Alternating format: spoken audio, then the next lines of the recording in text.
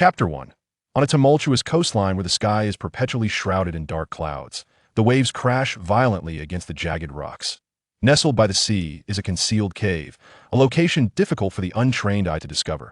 Yet now a glimmer of spiritual light emerges from within.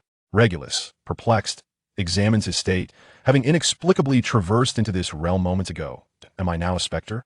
His hands emanate a faint white glow, and he finds himself in a state of levitation. He has indeed crossed over.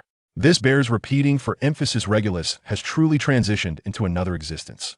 Before him lies the cave entrance, illuminated by the daylight despite the dense clouds above. The sun's radiance permeates everywhere, allowing one to discern day from night. The waves, laden with briny mist, crash against the cave's mouth, with only a mere sliver of seawater preventing an inundation of the interior.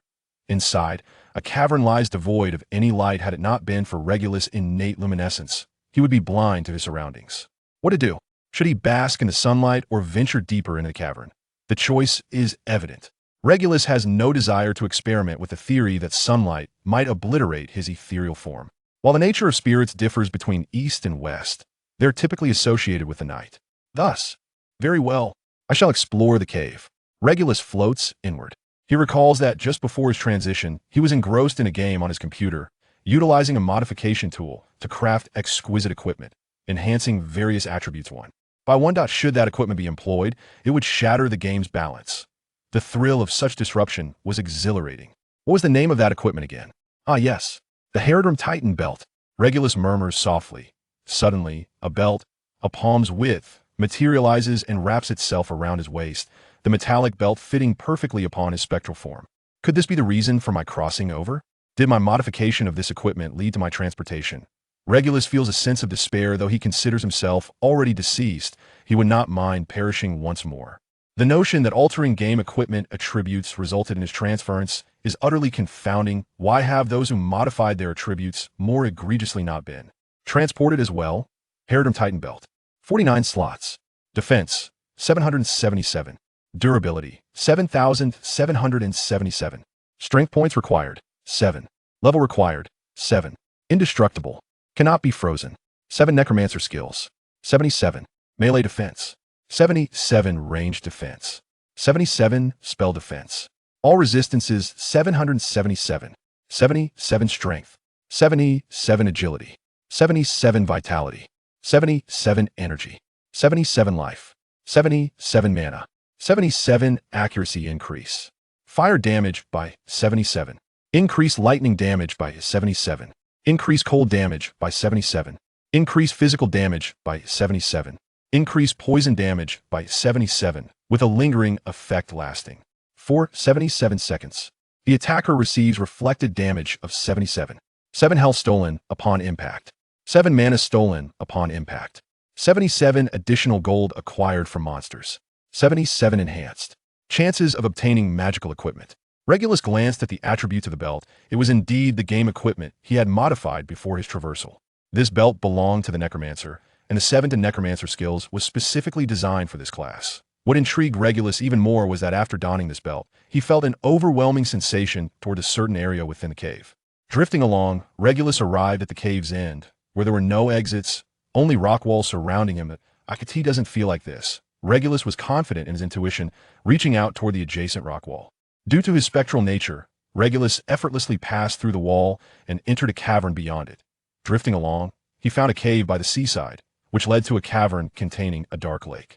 Upon gazing at the dark lake before him, Regulus finally understood where he had traversed it. The center of the dark lake was a small stone island, emanating a faint green glow, refracted by the surrounding crystals. From this series of scenes, Regulus realized he had entered the world of HP, and the location he now occupied was the secret place where Voldemort had concealed the Horcrux. Slytherin's locket. Some details in his memory were mistaken. The lying dagger was a concept from a fanfiction. If I drink these potions, I will obtain a Horcrux inside, Regulus recalled, attempting to extract the correct information. After all, he had perused plenty of fan-made HP works as a ghost. He remembered it was imperative for one person to consume all of the potions for Slytherin's locket to manifest. The individual who drank the potions would undoubtedly suffer an insatiable thirst, with the surrounding water serving as an irresistible temptation. However, The water here was forbidden to touch. Any contact would awaken the inferi beneath the surface, who would drag the person on the island into the depths, transforming them into guardians of the island alongside the inferi. The aforementioned elements were derived from the film and the novel, yet in fan works, authors devised various methods to unravel this predicament. The simplest solution was to find an animal and administer all the potions to it. Yet he recalled from a particular fan fiction that these potions were crafted by a witch enamored with Voldemort. Upon learning of Voldemort's Horcruxes and his intentions, this witch created potions that would automatically refill upon consumption, concealing a particular trait. These potions were capable of replenishing soul damage, as the witch believed that Voldemort himself would be the one to drink them. A clear misjudgment on her part. Are you here too? Then soul injuries? Let me give it a try. Regulus lowered his head and began to consume the potion tea first. He believed himself to be a ghost, incapable of directly interacting with the potion, much like how he could effortlessly pass through the stone door that required blood to open. However, to his astonishment, he felt a distinct sensation of liquid on his lips, prompting him to drink deeply from the potion. An invigorating force began to cleanse his soul, plunging Regulus into a state of bewilderment. Before he realized it, the potion had been entirely consumed. Once he reached the bottom of the basin, he lifted his gaze, and a decorative box suddenly materialized within the stone basin. Regulus understood that this was not a genuine Horcrux. Those familiar with the original text were aware that this was merely a false decorative box, the real one having been removed. The individual responsible for this act was now lurking in the Black Lake, having become one of its spectral guardians. Regulus Black, the younger brother of Sirius Black, had begun to question the righteousness of his allegiance to the Death Eaters upon sensing a shift in Voldemort. Ultimately, he replaced Voldemort's Horcrux, the Slytherin locket, such a striking resemblance in names. Perhaps this is one of the reasons for my transmigration. Regulus approached the water's edge, easily peering through the surface to behold a throng of specters standing below, one of whom struck him with an inexplicable familiarity. Wasn't your demise at the tender age of 18? Could it be that I am your reincarnation, now returned with the regrets of the past? Regulus mused casually, yet the sentiment, though not entirely accurate, was not far from the truth. It seems rather dashing. How outrageous that they cast an older man to portray Regulus Black in the film. From the realm of Diablo, there exist 7 distinct classes: Amazon, Assassin, Necromancer, Barbarian, Sorceress, Druid, and Paladin. At that moment, Regulus was immersed in playing as a Necromancer in Diablo 2. Having long since completed the game with various classes, he was now utilizing a mod to enhance his new Necromancer with exceptional equipment. The Heraldric Titan belt, boasting an astonishing 49 slots, was one such creation. But what on earth is 49 slots? Typically, a belt contains merely a single row of 4 slots, at most totaling 16 slots across 4 rows, 16 slots being the limit for belts. Regulus was keenly aware that he had traversed dimensions with a system, and this system manifested as his extraordinary belt. As he focused his attention on the belt, Regulus discovered it was an entire character equipment chart, the lower half displaying 4 rows of empty slots, each containing 10 spaces, while the upper half represented the character's equipment slots, currently vacant save for the belt in the center. Thus, these 49 slots comprised 40 empty spaces in the equipment slots, combined with 10 total positions in the equipment slots, and excluding the belt's position, it amounted precisely to 49 slots. In addition to the character equipment list and the panoramic exploration map, there is also a skill tree, all of which is attributed to Regulus. Modifications, specifically the 7 Necromancer skills. The Necromancer class possesses 3 skill trees, divided into summoning skeletons and toxin curses. Each tree comprises 10 spells, totaling 30 spells, all marked with 7. Moreover, since this is not a true gaming system, all original explanations have become somewhat ambiguous, meaning these skills will align more closely with the laws of this world, or rather, the magical principles of sorcery. In essence, is merely whimsical speculation. As long as the core concept remains intact, magical abilities will adapt according to the user's desires. For instance, if we were to cast a spell called Pulling Up Seedlings, would the effect be to literally uproot them or to accelerate their growth? Thus, magical capabilities, being of a mystical nature, are fluid and not as calculable as technological weaponry. Having grasped this, Regulus is now ready to employ the skills inherent to the exquisite belt, specifically the summoning spell that commands puppets. Come forth. Let me see if this body is still functional, Regulus declared, pointing dramatically at the shadowy corpse in the water. The shadowy corpse of Regulus Black responded swiftly, ambling towards the small island and climbing ashore. The ability to command puppets turned out to be merely a passive skill that enhances the basic attributes of other puppets. Now, Regulus utilized this magic to bring an unconscious shadowy corpse under his control, drawing it closer. Upon becoming a shadowy corpse, the eternally 18-year-old Regulus Black retained his original appearance. His body showed no signs of deterioration from prolonged exposure to water, devoid of any swelling or discoloration. Gazing upon the shadowy figure before him felt akin to looking into a mirror, though their features differed slightly, his visage leaning towards an Eastern Asian appearance, while the other bore more Western Caucasian traits, yet both shared the same dark hair. Next, Regulus prepared to cast his second spell, the summoning magic of body resurrection.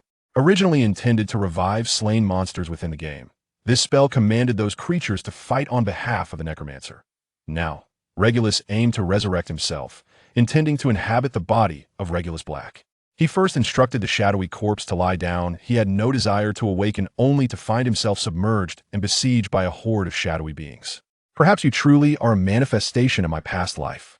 I hope this resurrection unfolds as I envision. Regulus' spirit reclined, perfectly merging with the body of the shadowy corpse. Now let us commence. Body resurrection. Regulus cast the spell upon himself. It would be impossible to claim he felt no apprehension, yet it merely resonated gently within him. Have I succeeded? Regulus abruptly sat up, or rather, Regulus Black rose from the dead in a startling manner. As I attentively sensed my surroundings, my body gradually regained warmth from its previous icy state. The rhythmic thumping of my heart resonated clearly in my ears, while my limbs felt the invigorating flow of blood coursing through them. Inhaling the long-forgotten cold air filled my lungs with a refreshing vitality that I have truly returned to life, shouted Regulus Black with fervor. His voice echoed within the cavern, yet the submerged wraiths displayed no response. Regulus understood that only by disturbing the water's surface would these specters emerge to assail all living beings, relentlessly seeking to claim their souls as companions in death. This realization elucidated why Regulus did not unite with the submerged wraith of himself for resurrection. Approaching the stone basin once more, he found the potion had vanished, leaving behind only a rectangular pendant box. This was a counterfeit that Regulus Black had previously substituted.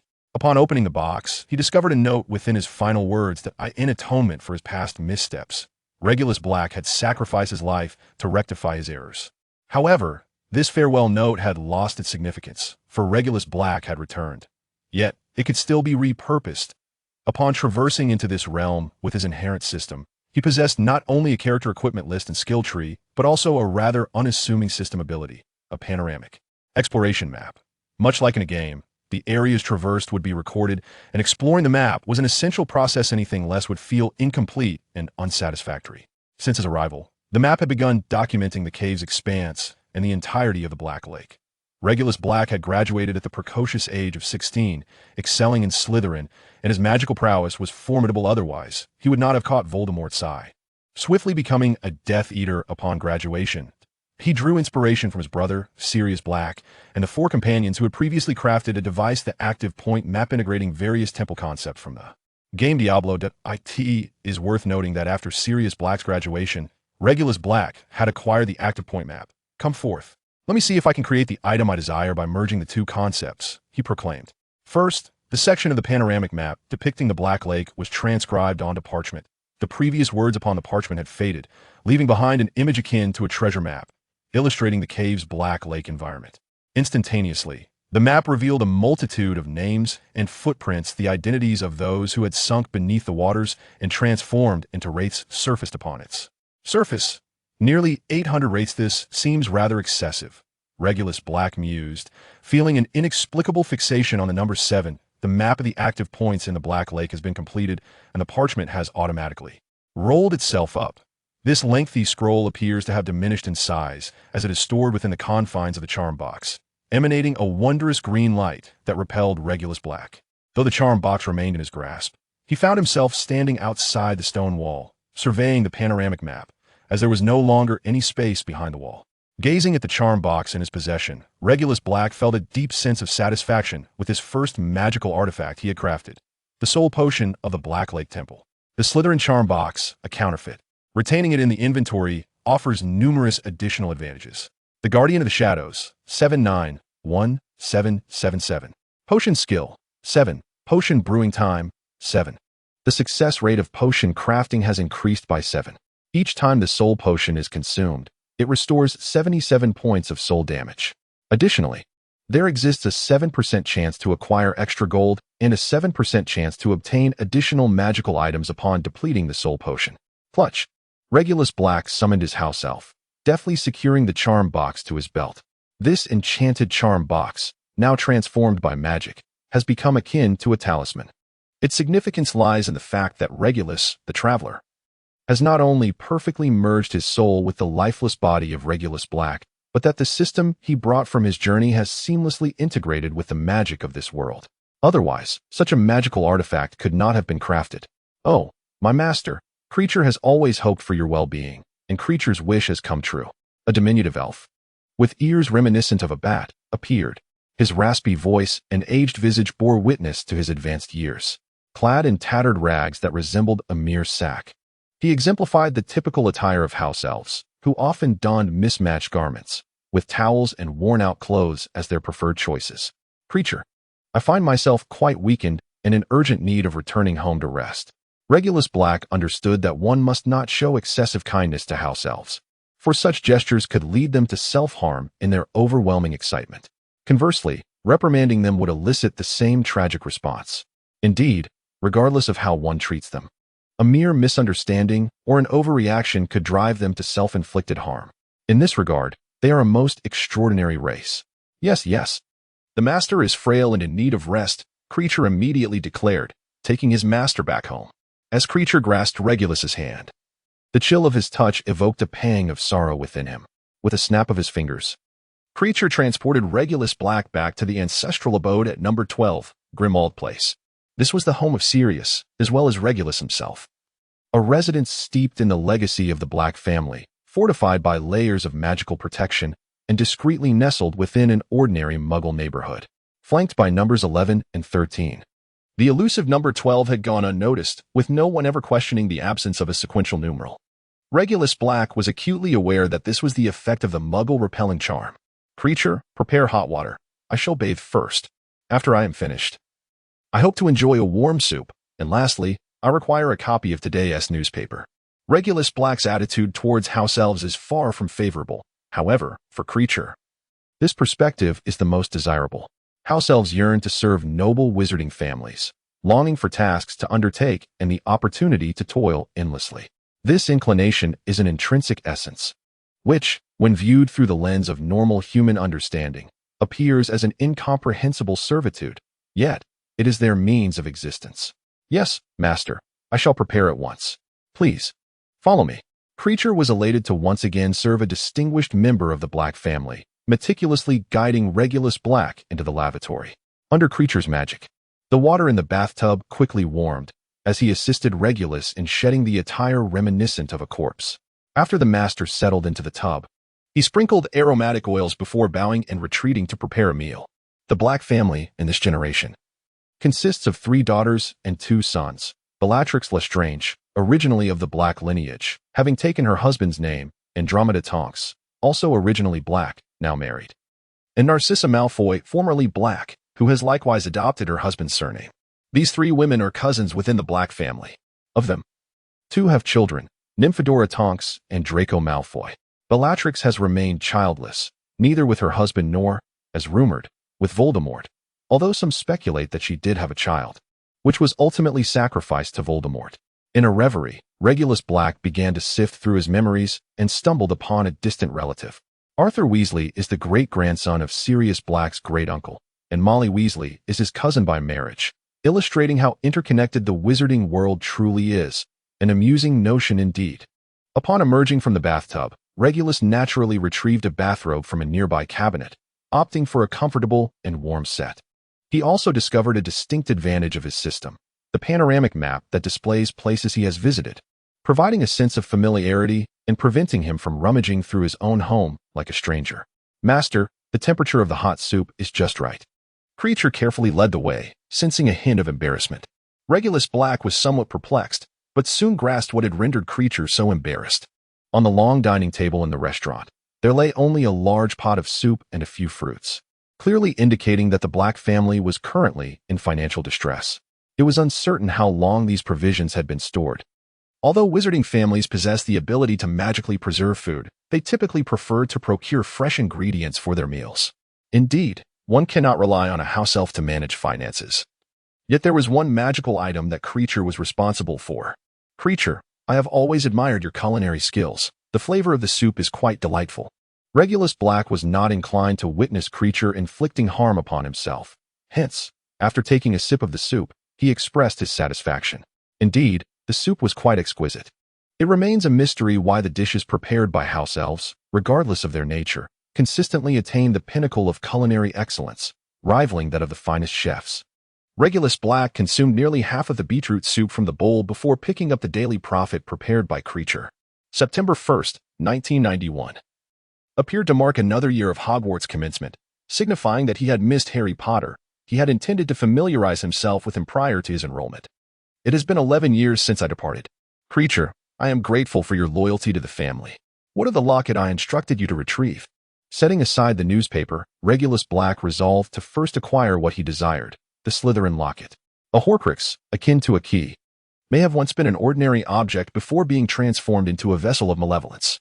Voldemort, however, seemed inclined to utilize precious items for this dark purpose. Once infused with a fragment of a soul, the object metamorphoses into one of the most sinister artifacts of dark magic in existence. The method of creating a Horcrux remains shrouded in secrecy, with no answers available even in the restricted section of Hogwarts. Yet, in the 7th volume of the original series, Hermione mentions that after Dumbledore's funeral, she summoned a book titled Secrets of Darkest Magic from Dumbledore's office to her dormitory using the summoning charm. This tome contained detailed instructions on the creation of Horcruxes. To forge a Horcrux, a dark wizard must shatter their soul through heinous acts such as murder, subsequently separating a portion of it from their body and encasing it within a vessel, the Horcrux. Thus, even if the body perishes, the individual cannot truly die, as a fragment of their soul remains intact in the world. However, the soul is meant to remain whole. Its fragmentation constitutes an act of malevolent defiance against nature. Discussions regarding Horcruxes are strictly forbidden at Hogwarts. It is known that Voldemort created 7 Horcruxes, committing heinous murders to sacrifice lives and fracture his soul, producing these supreme magical artifacts. My deepest apologies, Master. Creature is unable to destroy that object. Despite exhausting every possible method, it remains beyond his capabilities.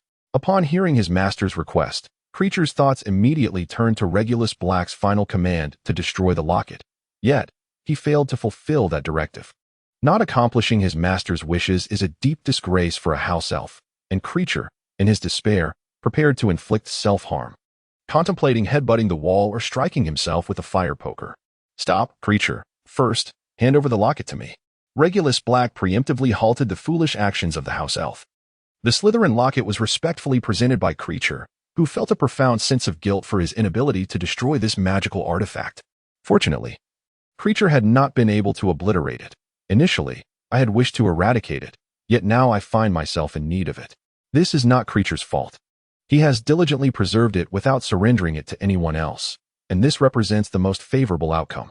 Regulus Black understood the necessity of providing an explanation to the house elf, lest it become ensnared in a relentless cycle of obsession, akin to a computer frozen in time. Such an elucidation could preempt the witnessing of its more gruesome self-destructive tendencies in the future. When the authentic Slytherin locket came into Regulus Black's possession, the penetrating darkness emanating from it was palpable, seeping into the very essence of his soul. Indeed, it was precisely due to this cursed artifact that, if carelessly discarded, the malevolent energy it exuded could lead to uncontrollable madness and chaos. This dark influence had a profoundly detrimental effect on the Black family, culminating in their near destruction following Regulus Black's disappearance and Sirius's subsequent capture. Regulus Black naturally wished to claim this Horcrux for himself, intending to refine it anew through the system brought forth by his own traversal. However, a significant obstacle loomed: the fragment of Voldemort's soul that resided within the Horcrux, albeit merely a shard, was not to be underestimated. Each endeavor to destroy the Horcrux resulted in either the protagonist's flight for survival or Dumbledore's transformation into a shadowy puppeteer, a role that undeniably suited his clandestine nature. The Titan's Belt, originally conceived by Regulus, was intended to possess the utmost capacity and the ability to synthesize alchemical items of the Herodrum. Naturally, if it were merely a set of data on a computer, such aspirations would be but a fantasy, for it must adhere to the rules of the system itself. A belt is a belt, limited to a maximum of 16 slots rather than 49. The Herodrum is the Herodrum, confined to 12 slots designated for synthesis, without encroaching upon equipment slots or additional backpack space. The inherent attributes of the Herodrum box within the belt are now manifested in its capacity to freely incorporate delineated properties. Much like a game modifier, as long as the added attributes align with the properties of the item, they may be seamlessly integrated. However, any incompatible additions will inevitably fail. For instance, defensive attributes cannot be appended to armor, nor can offensive attributes be affixed to weapons. Take, for example, the soul elixir of the Black Lake Temple, where all attributes are meticulously configured according to its original characteristics, selected after extensive experimentation to ensure the most fitting properties. Furthermore, it is a magical item crafted personally by Regulus Black, thus its essence is well understood. In contrast, the situation surrounding the Slytherin locket is significantly more intricate.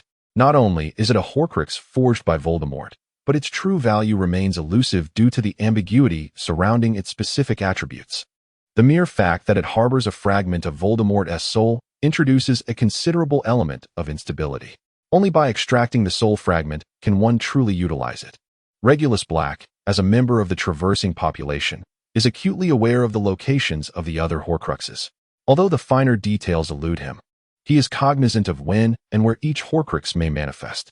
Thus, until he possesses the means to deal with the soul fragments within the Horcruxes, acquiring them is a matter of opportunity. If it is feasible, you will seize it. If not, you will not force the issue. Rather than obsessing over the collection of Horcruxes, it would be wiser to first engage with the system he inherently possesses. A veritable boon for someone of his status among the Traversers. It would be a waste to disregard such an advantage, as it represents a power more fitting than any form of magic. Since his arrival, Regulus Black has only utilized a single skill, the resurrection of corpses, to restore his own undead form, having not yet employed any other abilities. The Necromancer class boasts 3 skill trees, each comprising 10 skills divided into summoning skeletons and toxic curses. Thanks to the belt he designed, all of Regulus Black's skills are at level 7, indicating that his starting point is a level 7 skill, irrespective of rank. Consequently, when using the corpse resurrection skill, he is not bound by the game's requirement of achieving a level 30. Thus, as a hallmark of his Necromancer identity, let us summon a skeleton and witness the results. Regulus Black extended his hand to the side, summoning a skeleton. To his dismay, nothing materialized. Master, do you require assistance with the spell? Creature, utterly unaware of his master's recent magical failure, remained oblivious to the ensuing awkwardness. The basement, as it had always been, served as a sanctuary for magical training, meticulously maintained by Creature, who took great pride in his diligent cleaning. The house elf sincerely praised his own efforts while beginning to tidy the dishes on the table. Regulus Black cast a glance at the panoramic map, and indeed, this old residence possessed a fortified basement, specifically designed for the experimentation of magic, potion brewing, and the creation of alchemical artifacts. Surrounding walls were lined with various cabinets, stocked with essential materials. Thus, shifting his focus, Regulus Black refrained from engaging in further conversation with Creature and promptly descended into the basement. Upon the floor of the basement, a complex magical circle was inscribed, its ancient runes radiating a faint luminescence. Even after 11 years, it continued to pulse with arcane energy, serving the purpose of ensuring that experiments conducted here would not obliterate the old manor. It could even provide an illusory space for training. Regulus Black glanced over and first retrieved a corpse from the Slytherin charm box, deliberately selecting one with the most imposing stature, reasoning that the summoned skeleton would possess a more robust constitution. Summoned skeleton. This time, the incantation was successful, conjuring a skeleton of pure white bones, standing 2 meters tall, with thick, sturdy limbs. In its hands, it wielded a pair of double-bladed axes, its entire skeletal frame slightly swaying, while ghostly flames flickered in its hollow eye sockets. Regulus Black was acutely aware that he could effortlessly command it in battle. By merely providing a general objective, it would fight to the bitter end, determined to vanquish either the enemy or itself. With a skill level of 7, he was capable of summoning 7 skeletons. Regulus Black continued to extract the surplus corpses one by one, subsequently utilizing them as a medium to summon 6 skeletons in succession. With this incantation, Regulus Black discerned the underlying principle. His fixation on the number 7 became evident, as it coincided with the total number of character classes within the game. The summoned skeletons included an Amazon skeleton wielding a bow, an assassin skeleton equipped with dual claws, a necromancer skeleton brandishing a scythe, a mage skeleton holding a staff, a druid skeleton grasping a mace, and a paladin skeleton adorned with sword and shield. Together with the previously summoned barbarian skeleton with dual axes, they perfectly represented the 7 iconic classes of Diablo. During the experiment, Regulus Black uncovered a technique for skill utilization. The summoned skeletons could be integrated into the skill tree. This meant that future summons would require no magical energy, allowing for the simultaneous summoning of 7 skeletons to engage in battle. The skill display for summoning skeletons transformed into the notation of 77. Thus, he could summon an additional 7 skeleton mages, ensuring that the number of the spectral guardians would consistently maintain the impressive count of 777,777. Regulus continued to invoke the surplus of shadowy remains to summon skeletal mages, calling forth the undead. Summon the undead. Summon the undead. The 7 classes of skeletal mages emerged: the dominion over skeletons, the mastery of puppets, and the command of souls. While the first 2 merely enhance the attributes of the summoned entities and augment control, the latter passively elevates the various resistances of the summoned while simultaneously refining the quality of their souls. Thus, the skeletons and skeletal mages summoned by Regulus Black possess a commendable intellect, capable of comprehending the summoner's intentions, proficient in both offense and defense, and adept at executing tasks. Currently, the skills of Summon Skeleton and Summon Undead are both at maximum proficiency, each at level 77. Regulus Black surveyed the ground strewn with flesh and blood, contemplating how best to dispose of these remnants. As a former gamer, he swiftly analyzed the various game mechanics in his mind. The most fitting solution, of course, would be the abhorrent abomination with 3 hands, grotesquely fat and repulsive. While he could tolerate the sight of a skeleton swaying before him, a heap of putrid flesh was an entirely different matter. However, from the perspective of his skill tree, the blood golem appeared to meet the requirements quite well. Visually, it could resemble the character Zack from League of Legends, whose original hues of green and purple could now be replaced with a sanguine red. This ability, initially designed for sharing life with the summoner, was modified to be blood-centric.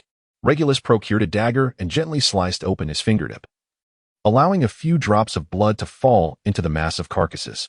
Arise, my blood golem.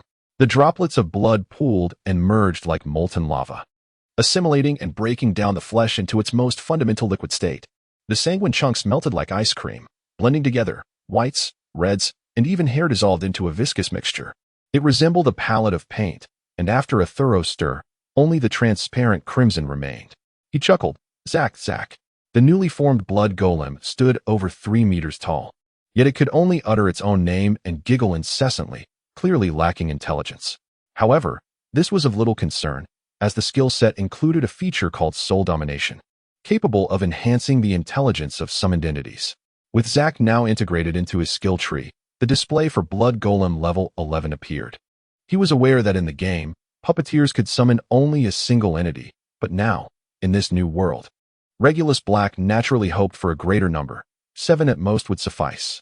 Yet, it seemed that such aspirations were unlikely to be fulfilled. Exhaustion weighed upon him. Both mentally and physically, he felt utterly drained. Regulus Black finally remembered that he ought to take a proper rest. That night, the young wizards of Hogwarts, exhilarated after the opening ceremony, nestled in their beds. In the late hours, a robust figure stood before the old residence at number 12, Grimmauld Place. His expression one of turmoil, with a prosthetic eye anxiously swiveling about.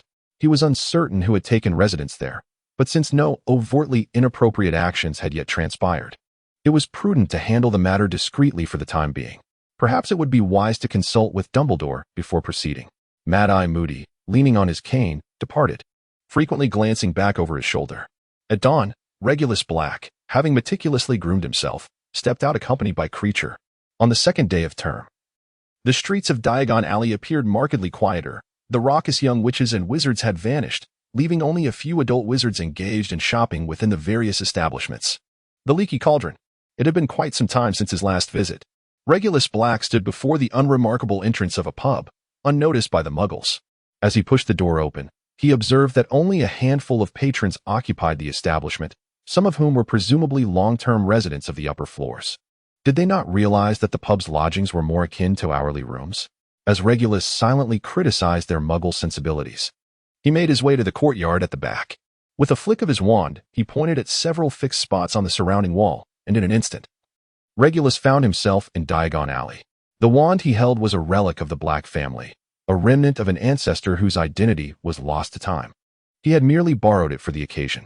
One of his purposes for visiting Diagon Alley was to acquire a new wand. Although Regulus had grown adept at utilizing system skills that rendered a wand unnecessary, traditional magic still required one.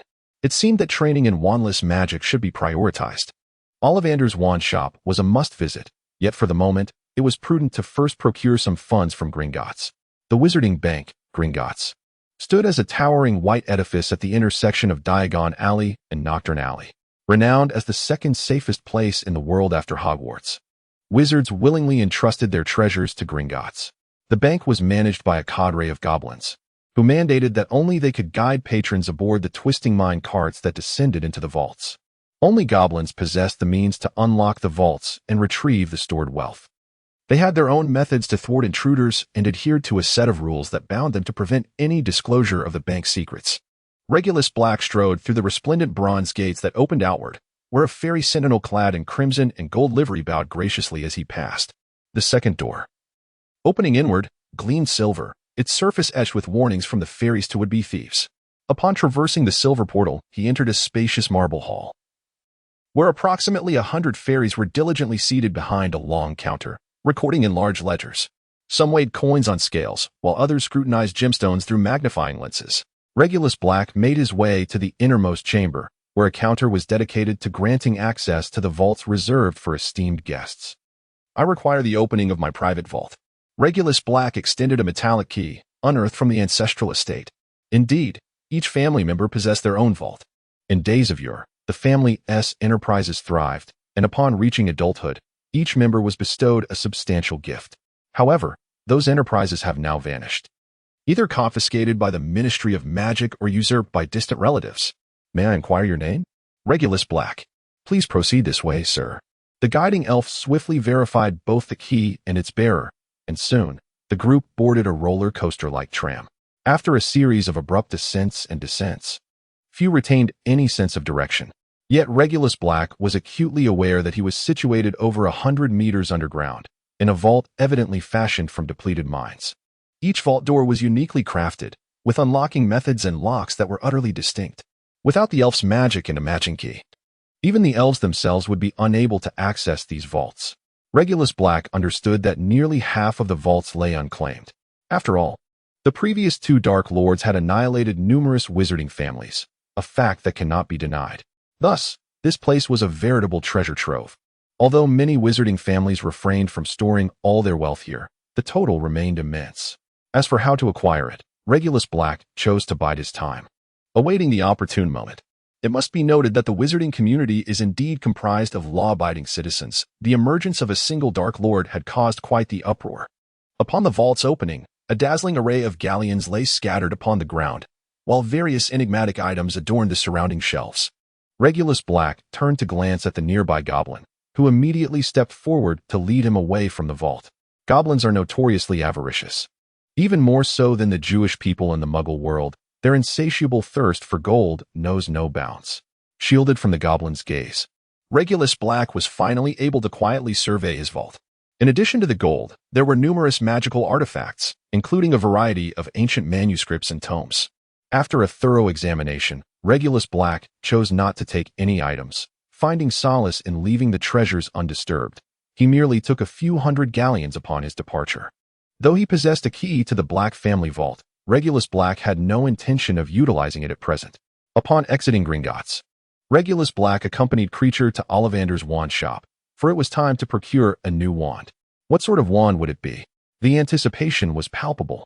Ollivander's wand shop was a cramped, narrow, and dilapidated establishment. In the window, a wand was displayed upon a faded purple cushion. The interior was lined with towering shelves, overflowing with thousands of wands encased in slender boxes. Mr. Ollivander would select from among them to find the perfect match for each customer. Customers wishing to purchase a wand were first required to measure their arm length, forearm length, height, and head circumference, among other dimensions, in order to select an appropriate wand. In truth, these measurements were unnecessary, merely a quirk of the shopkeeper's peculiar whimsy, a delight solely for his amusement. Each one is unique. Crafted from various cores such as unicorn hair, phoenix feathers, and the nerves of dragons or snakes, made from different qualities of wood, all of which are potent magical materials. Each wizard is suited to a different wand. Should one wield a wand meant for another, the desired effect would remain elusive. However, this is but a fabrication. It can only be said that the right wand may offer better assistance to novice wizards. Is anyone there? Regulus Black pushed the door open and stood for a moment. Yet the shopkeeper, Ollivander, remained conspicuously absent. Could it be that with the new students at Hogwarts having commenced their studies, there were no more children to tease him, prompting a lapse into indolence? After a while, Regulus Black resolved to seek out a wand for himself. With a flourish of his hands, a wave of magical energy swept through the entire shop, causing thousands of boxes to tremble simultaneously. Then, a box from a secluded corner leapt forward, revealing the wand that resonated most harmoniously with Regulus Black's own magic. Inside the black box lay a crystal wand. It was indeed unexpected for a shop typically favoring wooden materials to present such a wand. This is a natural wand, not one of my making. It was already a wand when it came into my possession. The elusive Ollivander suddenly materialized beside Regulus Black, seemingly sensing the visitor's bewilderment. It is said that a unicorn was attacked by a Necromancer. Although it ultimately escaped the fate of being consumed, it succumbed to the venom of the creature. In its final moments, the unicorn forced all its poison into its crystalline horn. Regulus Black gently rotated the wand, discovering indeed the presence of flowing violet veins within, accompanied by a vascular effect. Ollivander, with a mixture of confusion and fascination etched upon his face, gazed at the wand. It was a natural wand, one he could not replicate. The unicorn had severed its own crystalline horn, ensuring that it departed from this world devoid of toxins. Upon returning to his counter, Ollivander's demeanor became somewhat more composed, revealing the shrewdness of a seasoned merchant. A splendid bargain. 15 galleons. Regulus Black disdainfully brushed away the thick layer of dust from the box with his finger. This wand had evidently been languishing unsold for quite some time, and its material remained a mystery, leaving its efficacy uncertain. 7 galleons would suffice for a more suitable wand. For 15 galleons, I could also acquire a set of maintenance tools. Very well. As a seasoned customer, I shall assist you in selecting another wand. In truth, every wand in Ollivander's shop, regardless of its composition, is priced at 7 galleons, a policy that ensures fairness for all. The initial offer was merely a tactic to generate additional sales. After all, once a wizard purchases a wand, they typically use it for life, provided it remains undamaged. Thus, the frequency of such transactions is indeed quite rare.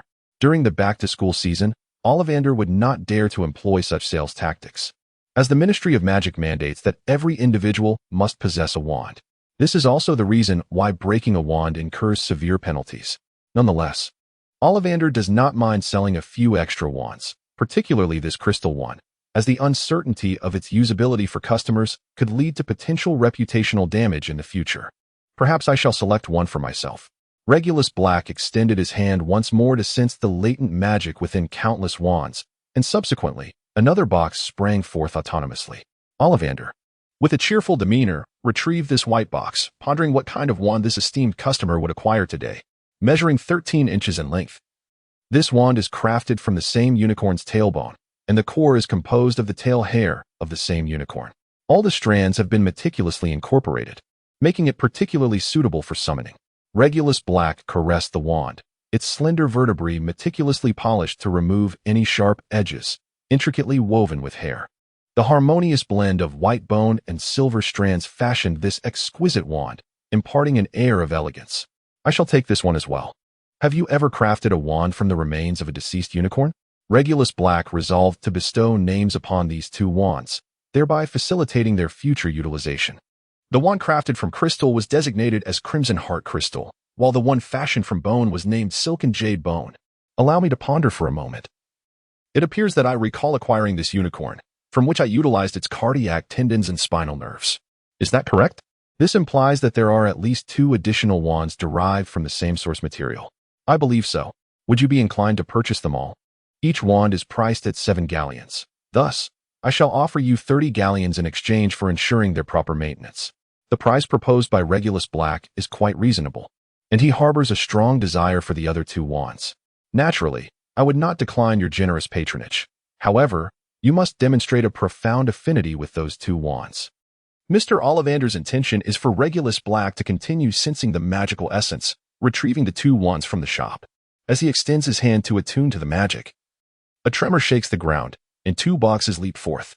Both wands measure 13 inches, crafted from the wood of the vine of Dionysus, with cores derived from the sinews of the same unicorn's heart, suitable for curses. Mr. Ollivander then opens another box and retrieves the wand. It is also 13 inches long, made from the wood of the corpse vine, with a core fashioned from the spinal cord of the same unicorn, suitable for toxins. Regulus Black directly handed over 30 galleons, securing 4 wands along with their respective maintenance kits.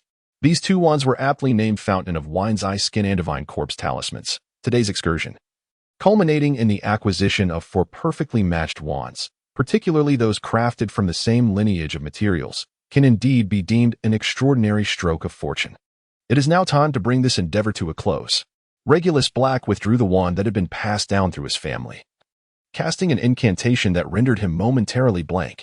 If the silver thread and jade bone were aligned with the summoning arts, the divine corpse talisman resonated with the toxic elements, while the frosted skin of the wine god corresponded with curses. The first one he had purchased, the bloodstone crystal, bore a striking resemblance to the dominion of Sauron's one ring over the other rings.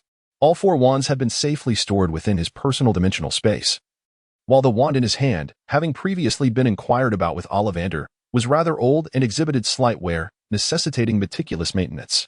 Welcome to the century-old establishment. How may I assist you?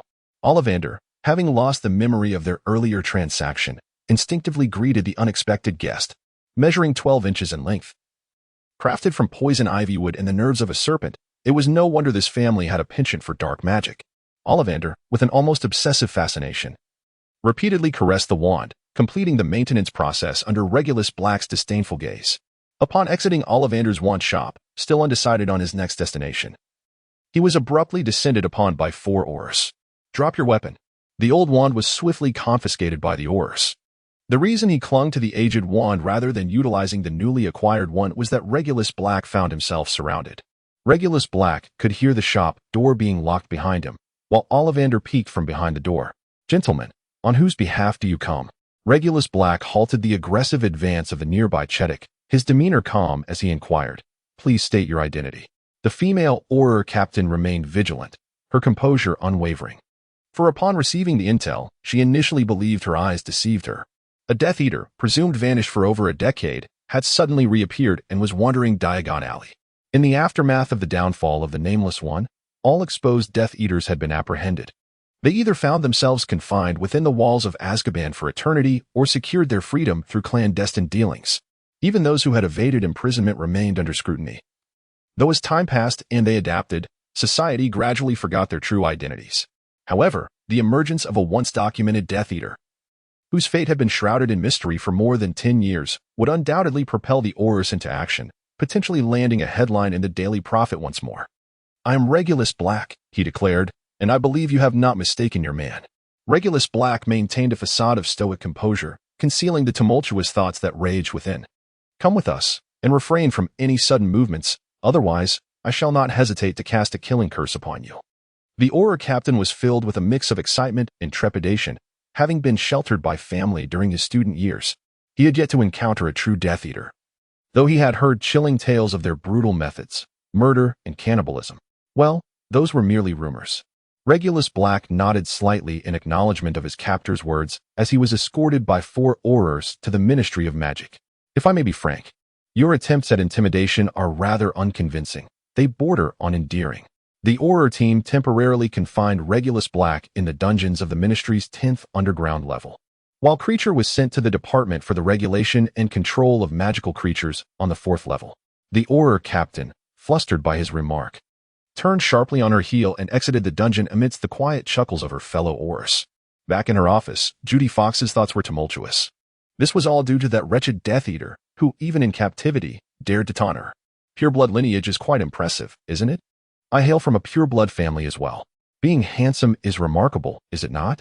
I too possess my own charm. Spotting colleagues passing by with smirks, Judy Fox crumpled a piece of paper and tossed it at them. She couldn't help but wonder how this rather cooperative Death Eater would be judged. An inexplicable sense of concern washed over her. In the headmaster's office at Hogwarts, Albus Dumbledore summoned Professor Minerva McGonagall. I have received an invitation from the Ministry of Magic to attend a trial at Wizengamot. Dumbledore's expression bore hesitation and confusion. It seemed he was reluctant to participate in this trial. Albus, you appear troubled. Is there an issue with this trial?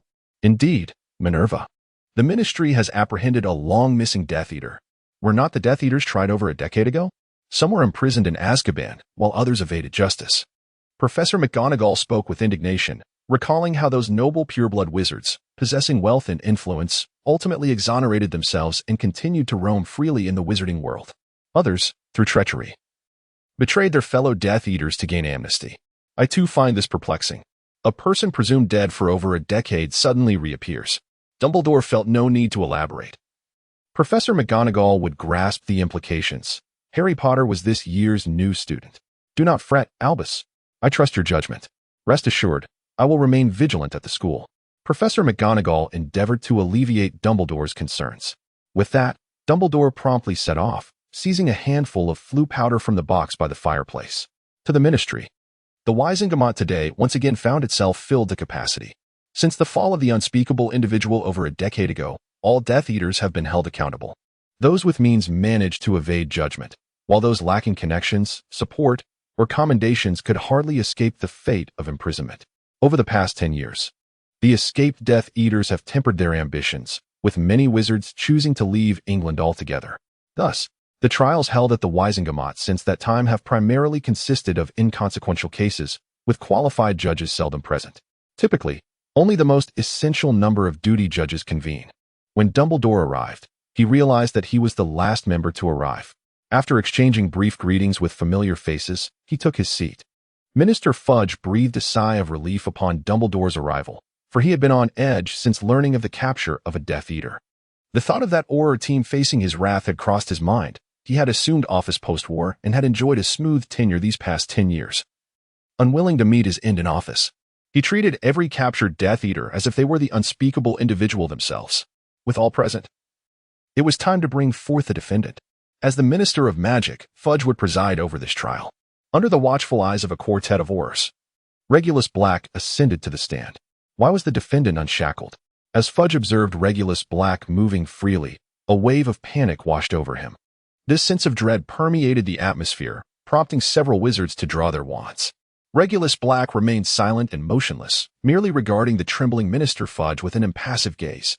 After a moment of uncomfortable silence, Minister Fudge finally summoned the courage to face the judgment seat, leaving one to ponder who the true subject of judgment was. Regulus Black surveyed the surroundings and, upon spotting Dumbledore, nodded slightly in acknowledgement. This gesture, however, only deepened Dumbledore's confusion. Was this truly the Regulus Black he had known? Please state your name for the record, came the request from the witness stand. Regulus Black, he replied, formerly a member of the Death Eaters. And I was resurrected just yesterday. Oh, heavens! He admitted to being a Death Eater. The first utterance of Regulus Black incited a stir among the gathered crowd. Do you admit to being a Death Eater? The presiding judge, a witch, bore a somewhat anxious expression.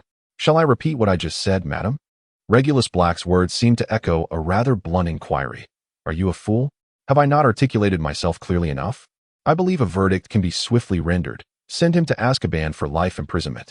At this moment, Fudge was eager to voice his opinion, perhaps hoping it would become a notable achievement during his tenure. However, the truth is that without Fudge's interference, the judges present might have acted impulsively and delivered an immediate ruling.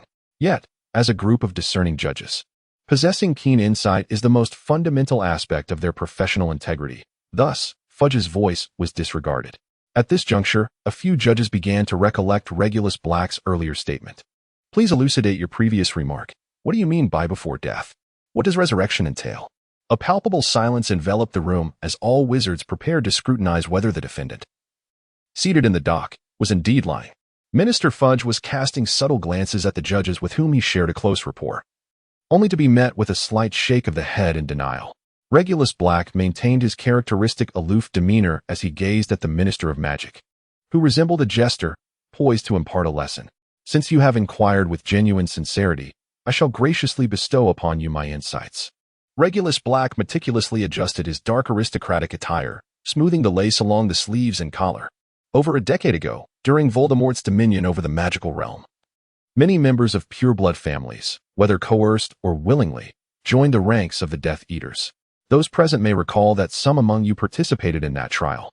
You should be aware that several Death Eaters joined for various reasons, not out of genuine malice, but rather as a desperate measure to safeguard their families.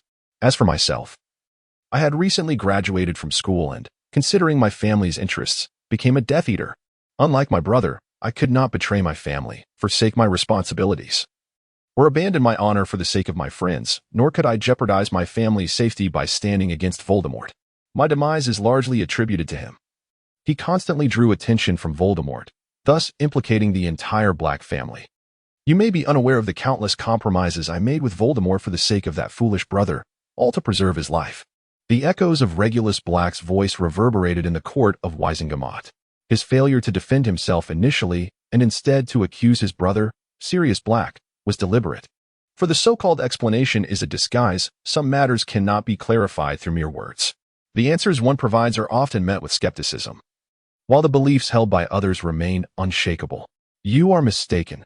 Sirius Black is a Death Eater, sentenced to life imprisonment for the murder of 12 Muggles in one street. Additionally, he also killed Peter Pettigrew, betraying his close friends, the Potters. Two distinct voices arose, evidently from judges who had participated in Sirius Black's trial. Regarding your claims, I regret to inform you that I am unaware of the events that transpired after my death.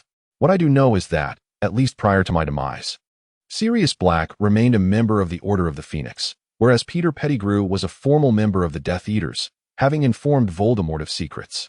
My foolish brother entrusted the position of secret keeper to him, which ultimately led to my death. I was left completely unprepared for the reasons behind Voldemort's decision to kill me.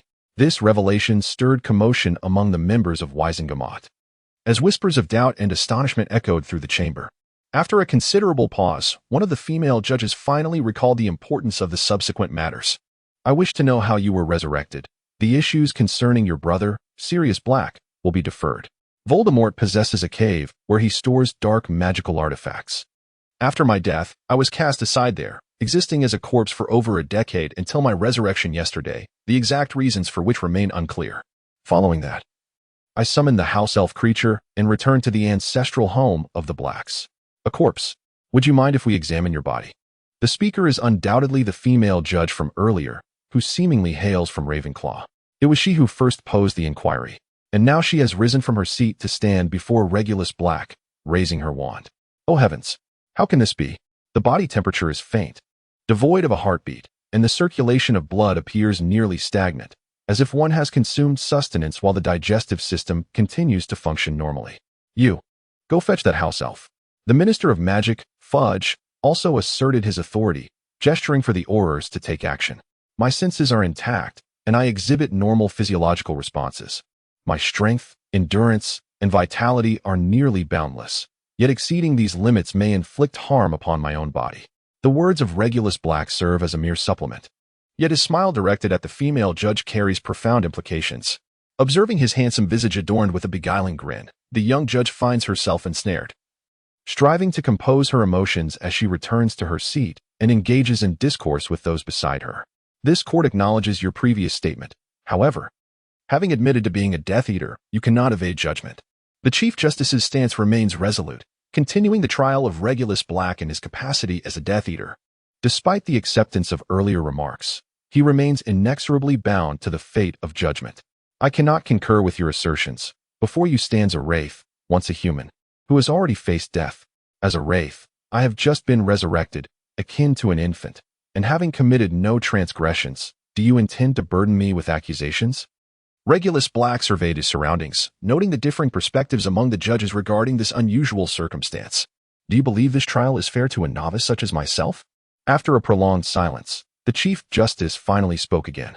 However one might argue, you remain Regulus Black, regardless of your resurrection. Your identity as a Death Eater renders this judgment logical. No, you are mistaken. Setting aside my initial reasons for joining the Death Eaters, I trust that over a decade ago, you heard numerous justifications from other Death Eaters. During my time as a Death Eater, I played a role on the sidelines, committing no heinous acts. Even now, I am actively cooperating with your investigation, for I have a clear conscience. I believe that today, over 10 years after Voldemort's downfall, the esteemed members of Wisengamot can view my situation with rationality. The Minister of Magic appeared increasingly restless, as the attendees seemed to disregard him entirely. While we are eager to uncover the secret of your resurrection, it does not absolve you of your inherent identity. All Death Eaters have faced judgment, and you should not entertain any illusions of escape. Following yet another lengthy discussion, the Chief Justice reiterated this sentiment. Regulus Black felt as though he were conversing with a group of antiquarians, despite the fact that many of the judges appeared quite youthful. Is there anything further the defendant wishes to elucidate? Regulus Black found himself contemplating the circumstances that had led to this moment. What should be a straightforward matter had devolved into a stubborn self-examination. As he surveyed the assembly, he noted the youthful faces among the judges. Yet there were also many seasoned individuals. In comparison to the political landscape of the Muggle world, it seemed that the younger generation was reluctant to bear the burden of blame, revealing an unsettling truth. Self-judgment was, in their eyes, not a misstep, while absolving oneself through self-deception offered a path to evade responsibility. In light of this, the need for a venerable figure to advocate on his behalf became apparent. I cannot align myself with your verdict. Physically, I am but a shadow of my former self, having already traversed the realm of death. This point deserves reiteration. On a spiritual level, I do not identify solely as Regulus Black. I was once another individual. During my time as a wraith, perhaps I bore the name Regulus Black. Yet I now find myself in a third incarnation. Am I truly to be held accountable for actions I did not commit? After a protracted discourse, the Chief Judge appeared to harbor reservations about the conclusions drawn. Nevertheless, he prepared to deliver the pronouncement. Should you succeed in substantiating your claims, this court may declare you innocent. I beseech Headmaster Dumbledore to employ the Patronus charm on my behalf, allowing you to render judgment on the matter. Regardless of the outcome, I shall accept it. Regulus Black directly posed the question to Dumbledore, who was observing from the sidelines. The judges present subsequently turned their gaze upon the elderly wizard, leaving Dumbledore somewhat speechless, as it appeared he would bear the burden of this inquiry. Given that Regulus Black had the audacity to make such a suggestion, it was evident he possessed considerable confidence that Dumbledore would ultimately advocate for him. One could only hope that this unfortunate young man would refrain from further mistakes that might implicate him. This is your own choice. I regret having to pry into your secrets, he uttered, invoking the spell to probe one's thoughts. The scene unfolded within the confines of the Black ancestral home, where Voldemort demanded a house elf from Regulus Black, leading him to believe that the Dark Lord intended to conduct some sinister experiment. With unwavering admiration, Regulus entrusted the task to Creature, instructing him to remember to return home. That evening, Creature returned to the Black residence in torment, recounting his harrowing experience to Regulus. Upon learning that the Dark Lord had collected an exceedingly significant dark artifact, Regulus, observing Creature's distress, resolved to uncover the truth. He accompanied Creature back to the cave, consumed a potion that wrought unbearable suffering, exchanged the cursed locket, and commanded Creature to destroy it. Ultimately, he met his demise, dragged into the depths of the water by the Inferi. The narrative then shifted to a newborn child, born to ordinary parents, leading an unremarkable life filled with commonplace experiences. Although situated in a different country, Dumbledore's understanding remained intact until the ordinary man's life abruptly concluded in an inexplicable death before his computer. He must have succumbed to exhaustion, Dumbledore surmised. Subsequently, the soul of this ordinary man materialized within the cave housing the dark artifacts, where, in spectral form, he consumed the potion. His essence merged with his corporeal body, enabling him to exit the cave, which subsequently vanished from existence. The final scene depicted Regulus Black, now an Inferius, standing before the cave's entrance, summoning Creature, after which they returned to the ancestral home. Following a period of preparation, they ventured out the next day to Diagon Alley, where they were apprehended by an Auror before Ollivander's wand shop. In the memories Dumbledore had acquired, he found no discrepancies, affirming that everything was authentic and credible. However, for Regulus Black, embodying the identity of this ordinary man amidst the technologically advanced age of consultation, he had encountered countless stories, films, and narratives, be they in Blu-ray, high definition, or 3D formats. Moreover, the adage that 9 truths accompany 1 falsehood served as the standard of deception. Thus, while Dumbledore believed he had discerned the entirety of the situation, he failed to uncover any additional layers, particularly those pertaining to the inherent system. The Necromancer system and its equipment were not elements meant for exposure, and thus Regulus Black harbored no guilt. Headmaster Dumbledore, you would choose to believe in me, would you not? At this moment, Regulus Black resembled a student who had erred, stubbornly convinced of his innocence, yet, in truth, he was not entirely at fault. Dumbledore pondered for a while, ultimately deciding to observe this student once more.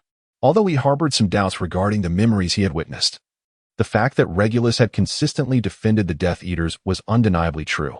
Furthermore, his testimony implicated Sirius Black, while familial ties undoubtedly influenced this. It was improbable that he would fabricate a lie on behalf of his brother, especially when he mockingly derided Sirius for betraying their family. I acknowledge Regulus Black's account. His words ring true.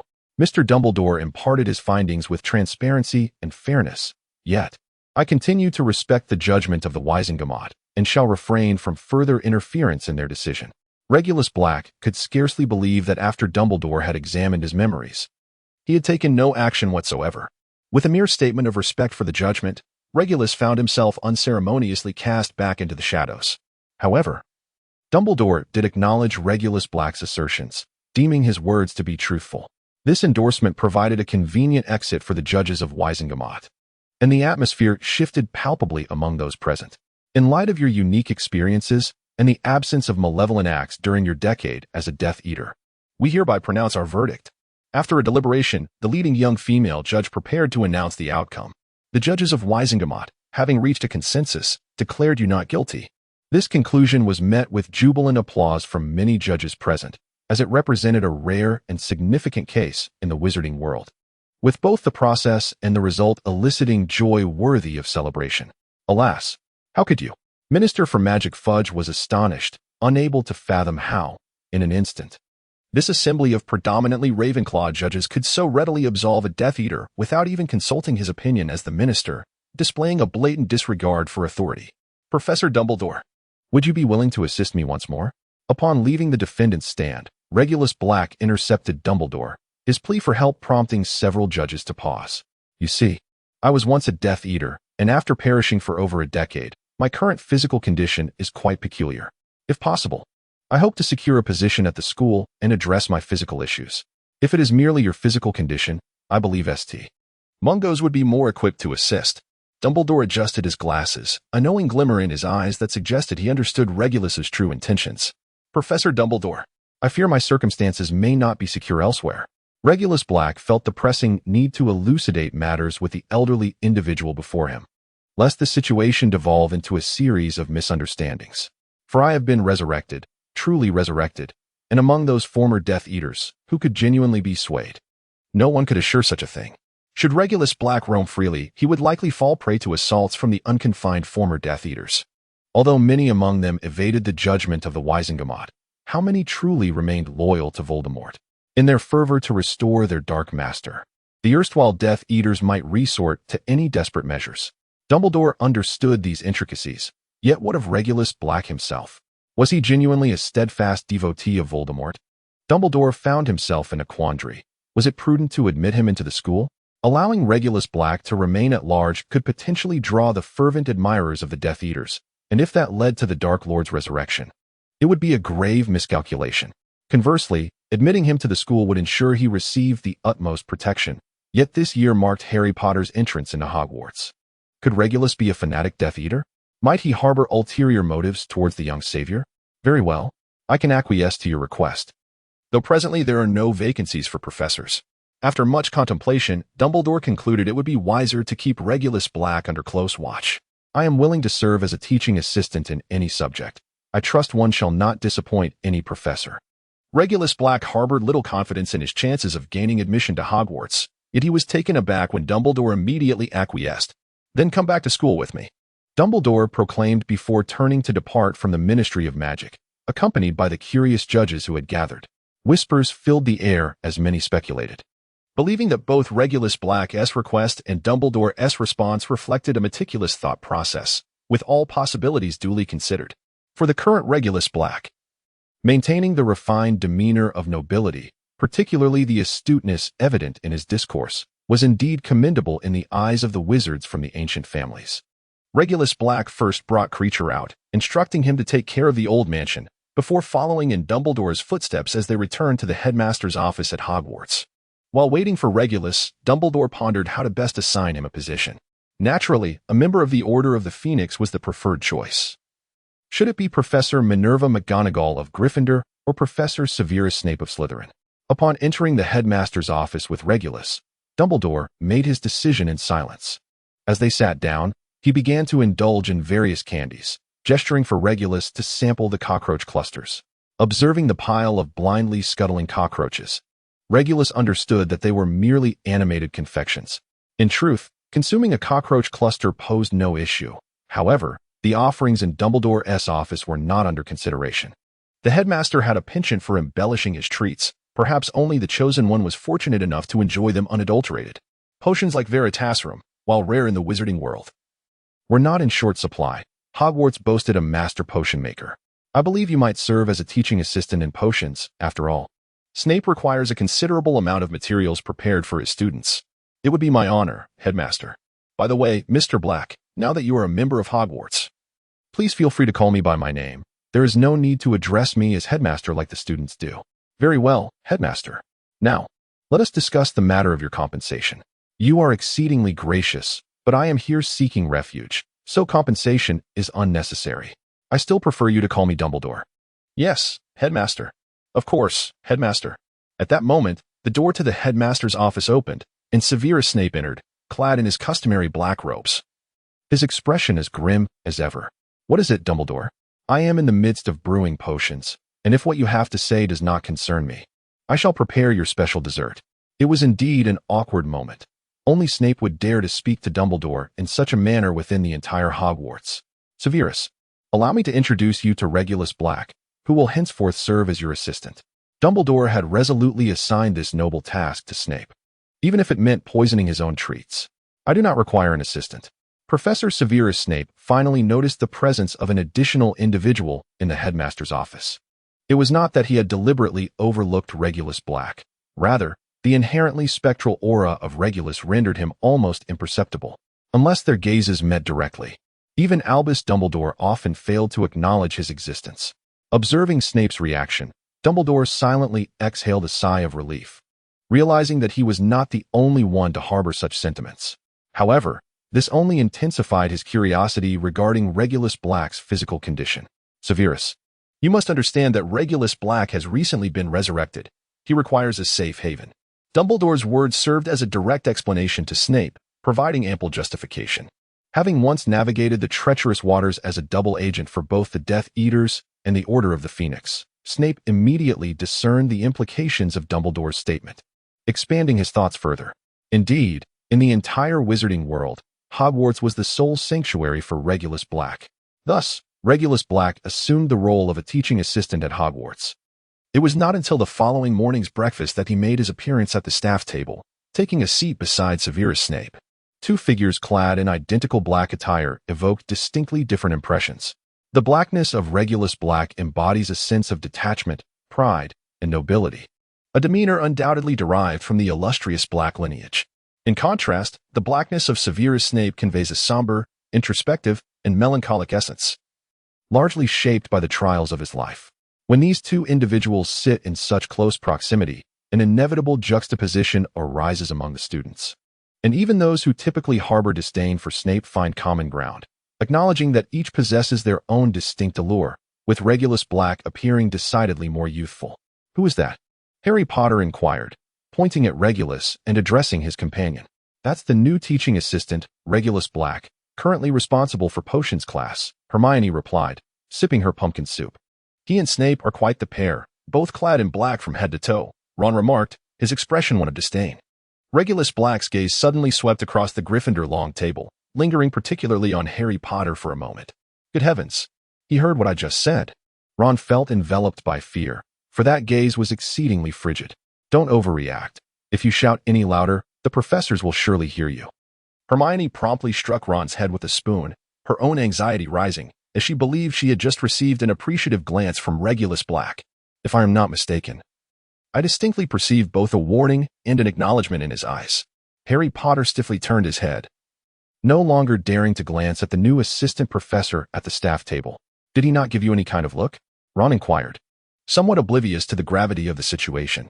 Harry found it rather peculiar, feeling as though he had been completely overlooked, which was quite disheartening. I am certain he didn't. He utterly disregarded me. Regulus Black, after casting a discerning glance over the trio from Gryffindor, began to meticulously observe the other students from the four houses.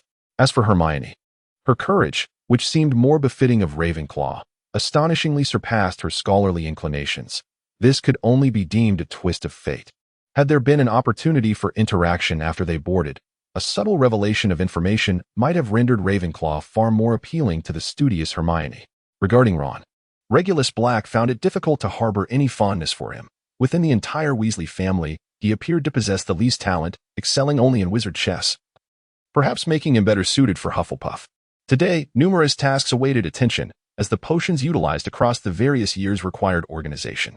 Severus Snape, unusually devoid of his trademark acerbic wit towards Regulus Black, treated him with a modicum of respect, considering they were colleagues, albeit with Regulus serving in a subordinate capacity. Frog's eyes, black spider legs, daffodil roots, wolfsbane, powdered dragon liver, and porcupine quills. Was that all for today?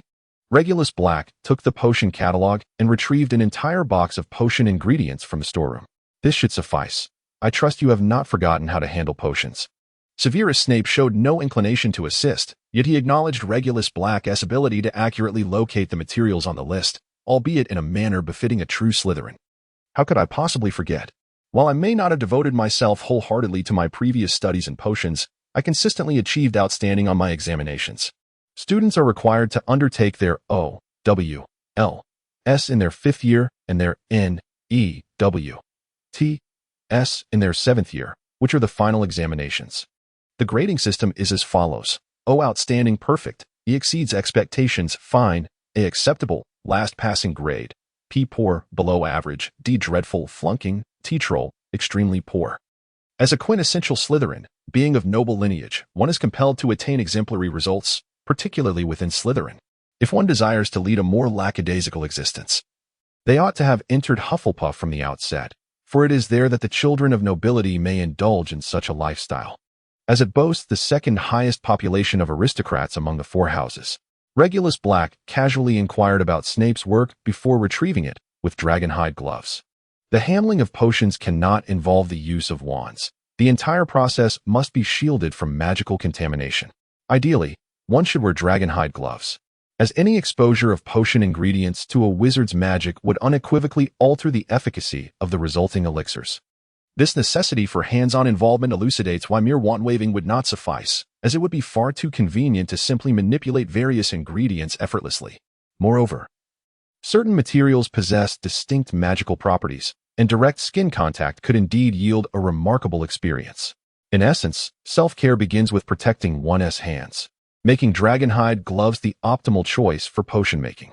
For over an hour thereafter, the potions professor and his new assistant engaged in silence, skillfully working on their respective potions with precision and care. Both displayed equal prowess in technique and thoroughness.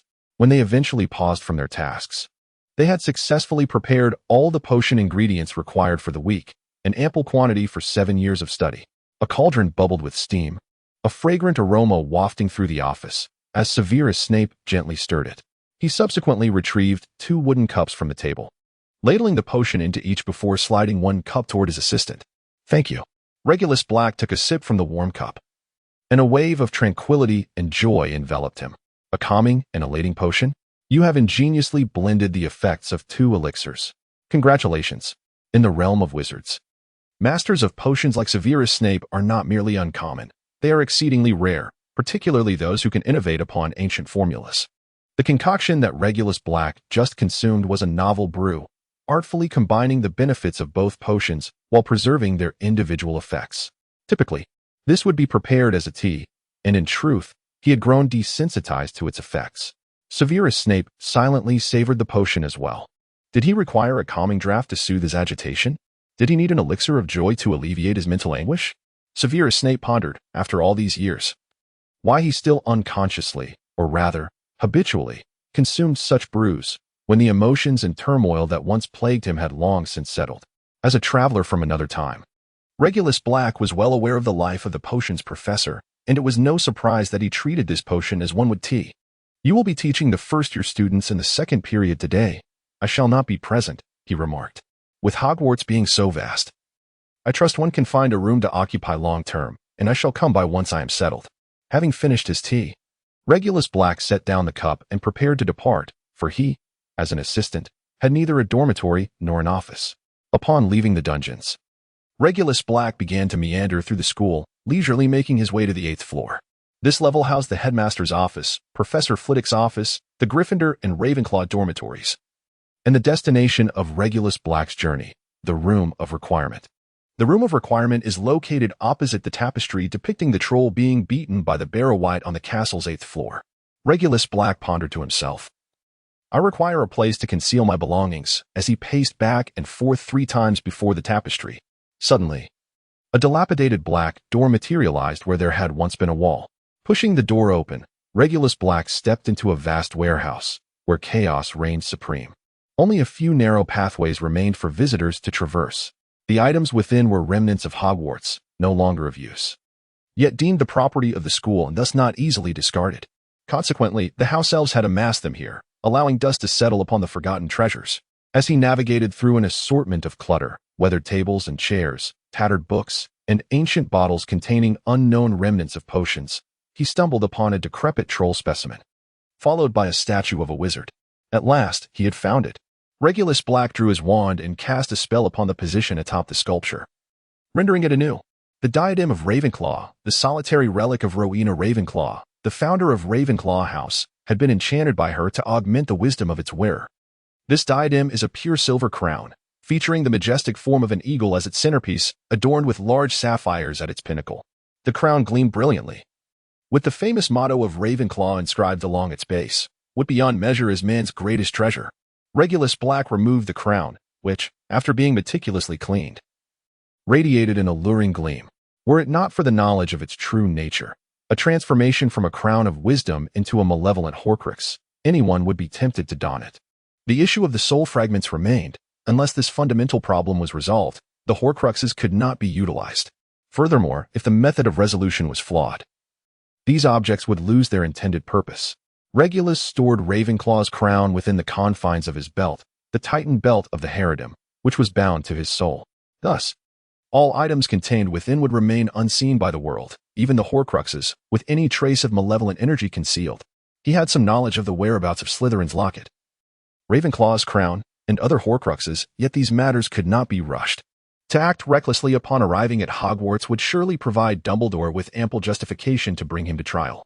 With this thought, Regulus Black prepared to depart the Room of Requirement. However, as he passed by a table, a scattered book caught his eye. How could a volume of Grimm's fairy tales be found at Hogwarts? Driven by curiosity, or perhaps an instinctive intuition, Regulus picked up the tattered book. After leaving the Room of Requirement, he wandered back and forth thrice, until a new door materialized. Henceforth, this would serve as Regulus Black's dormitory and office. It was only natural to occupy the Room of Requirement, aligning with the other travelers from different realms. Reclining into the soft embrace of a sofa, Regulus first restored the book to its original state, then began to peruse its pages. The tales within Grimm's fairy tales were filled with stories beloved by children. Although Regulus was aware of their content, being a scion of a prestigious wizarding family, he had never encountered such literature in his youth, having been surrounded instead by an array of tomes on dark magic. His newfound interest in a collection of fairy tales stemmed from his previous life, a life of utmost ordinariness, devoid of wizardry and magic. Yet, this existence taught the boy named Regulus many lessons, including the importance of viewing the same subject from varied perspectives. While Grimm's fairy tales are indeed fables, they contain numerous elements relevant to the world of wizards. Regulus Black was quite certain of his mundane existence. While he acknowledged the existence of wizards, he also recognized the fairy tales surrounding them, such as the beloved Harry Potter series, which had captivated his childhood.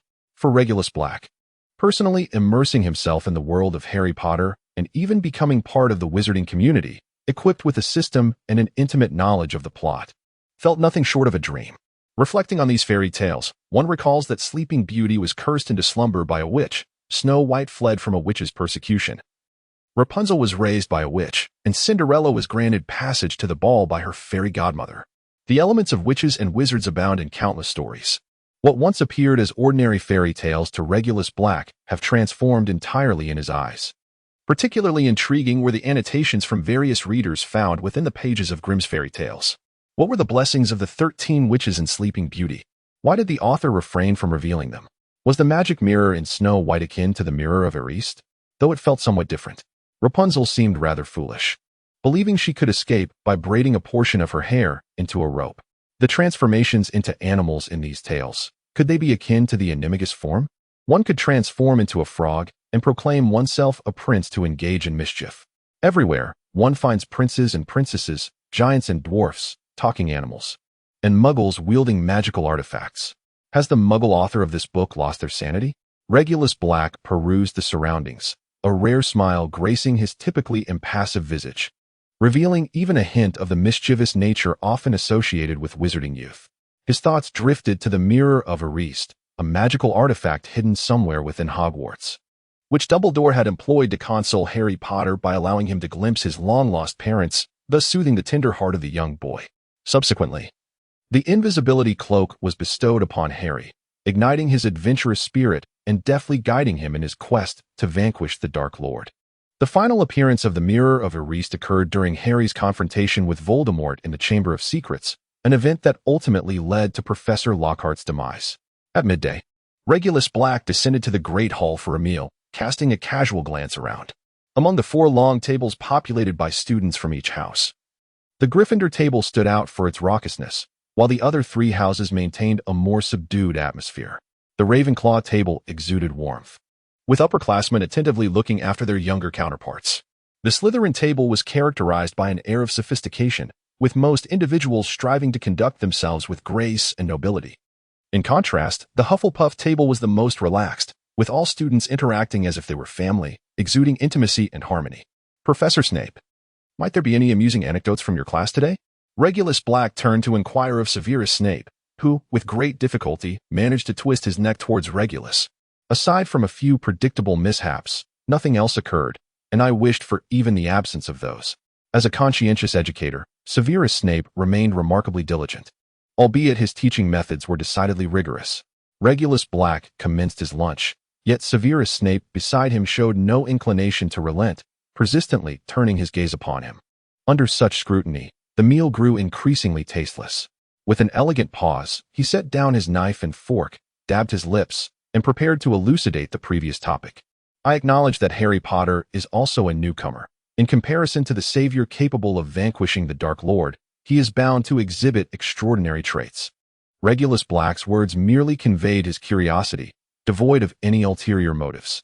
Severus Snape squinted slightly, observing for a moment before returning to his meal. A person of mediocre talent.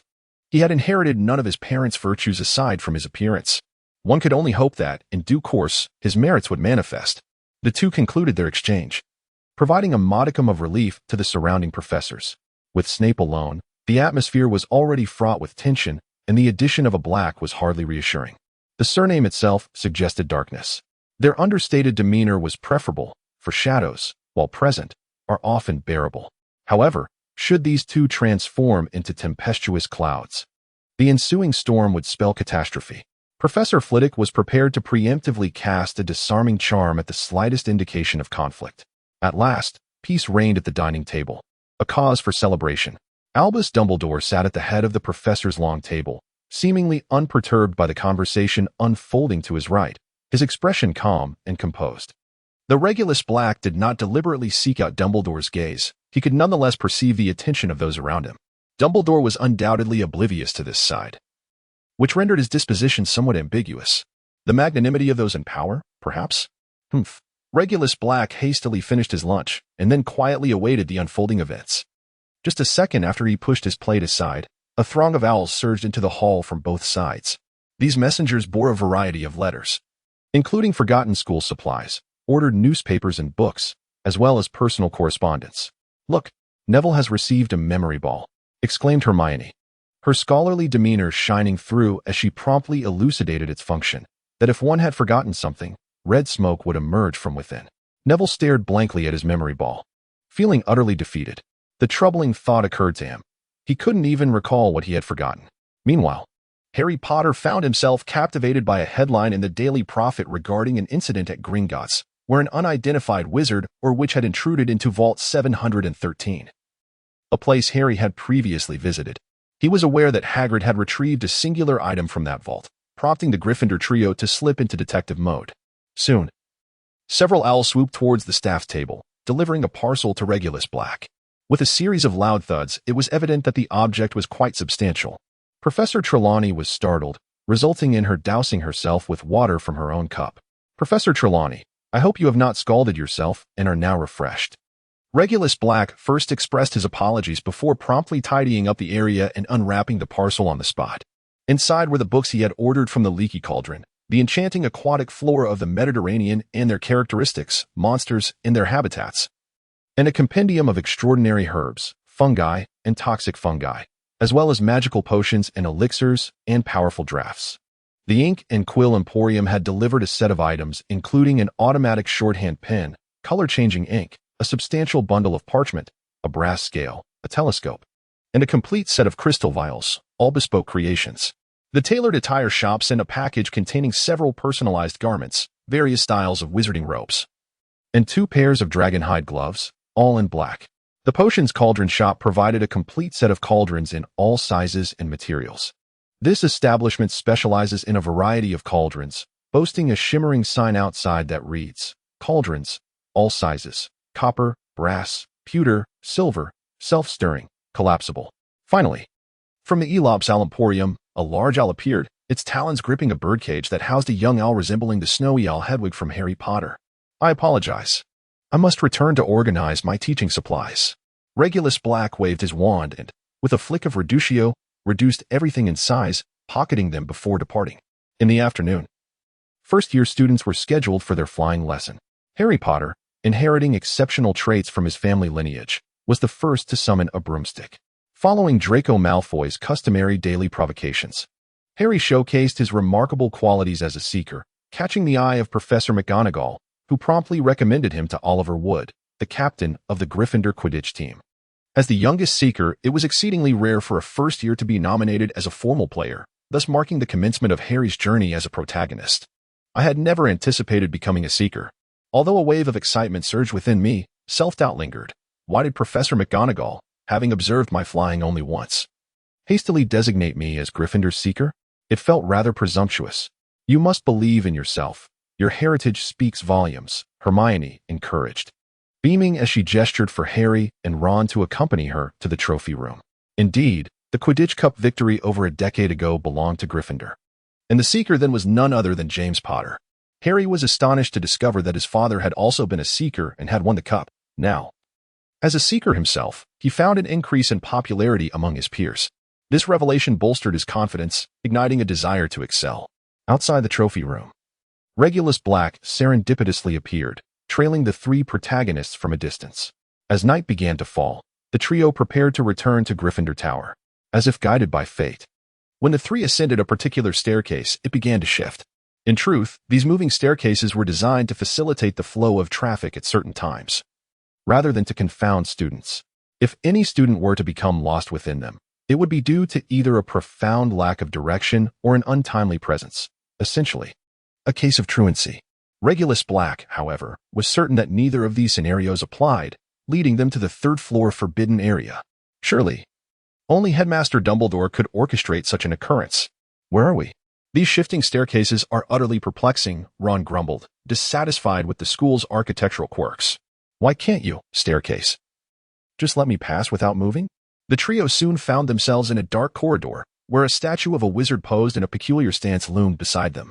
As they approached, the braziers ignited spontaneously, yet instead of warmth, they only amplified the eerie atmosphere. "I believe we should not be here. It would be prudent to leave post-haste," Hermione suggested. The 3 young lions were solely intent on escaping, unaware that the orchestrators of their entrance had ulterior motives at play. Meow. The school administrator, Mr. Filch, was suddenly confronted by Mrs. Norris, his cat. "Goodness, Had it truly become evening already? 3 young lions found themselves obstructed by a feline at the door, their minds racing in a flurry of panic. They promptly turned on their heels and sprinted down the dark passage until they encountered a wooden door barring their path. It was locked. Step aside. Alohomora. Under Hermione's advanced spell, they finally gained entry into the forbidden area, only to be startled by the sight of a 3-headed creature known as Fluffy lurking behind the door. In that moment, both Mrs. Norris and Mr. Filch seemed inconsequential. Their only thoughts centered on avoiding becoming a meal for the awakened beast before them. Once again, they fled the room, the trio of young lions astonished by their own strength, managing to push the enormous dog's head back and secure the door. Meanwhile, Mrs. Norris had already departed from the other end of the passage, and fortunately, the cat could not speak. Regulus Black, who had remained hidden throughout, was neither detected by the young lions nor by Mrs. Norris. He bore witness to the entire event, which was undoubtedly no mere coincidence. Mr. Filch had also come to investigate the commotion caused by the shifting staircase, which inadvertently imparted to the trio the significance of the forbidden area. After observing the situation on the 3rd floor, Regulus Black chose to leave the room without taking any action. He ascended to the 8th floor, where he arrived directly outside the headmaster's office. Chocolate frogs. The guardian gargoyle glanced up momentarily, after which the platform it occupied revealed a staircase that spiraled upward. Dumbledore.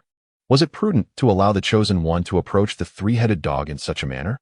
Dumbledore seemed unfazed by the criticism, remarking that at long last, he was addressed as Dumbledore rather than in the more formal title of headmaster. Let us not digress. Harry Potter is exceptional, and he is the sole hope to ultimately vanquish the Dark Lord. Regulus Black felt a twinge of anger. Although he was aware that the old man was watching over everything, he couldn't help but wonder if, in the event of misfortune, the old man would be able to intervene in time. Were there any privileges accorded to the headmaster of Hogwarts that could ensure such timely assistance? It seems you possess considerable knowledge. Dumbledore was not concerned about what Regulus might do. Rather, he feared his inaction. Yet, it appeared that Regulus had aligned himself with Harry Potter through 3 lifetimes of experience, particularly as an ordinary person or a muggle. He had acquired wisdom that encompassed viewing problems from various perspectives. Regulus Black pushed aside Dumbledore's confectionaries, his gaze fixed intently upon the headmaster, awaiting the answer he so desperately sought. Aren't you supposed to be protecting him? Dumbledore, unwilling to divulge his innermost thoughts, merely deflected with a jest. Who told you I was safeguarding Harry Potter? Of those 3 children, I hold a greater fondness for Hermione. If that 3-headed dog were to simultaneously attack them, and I could only save one, I would undoubtedly choose the girl.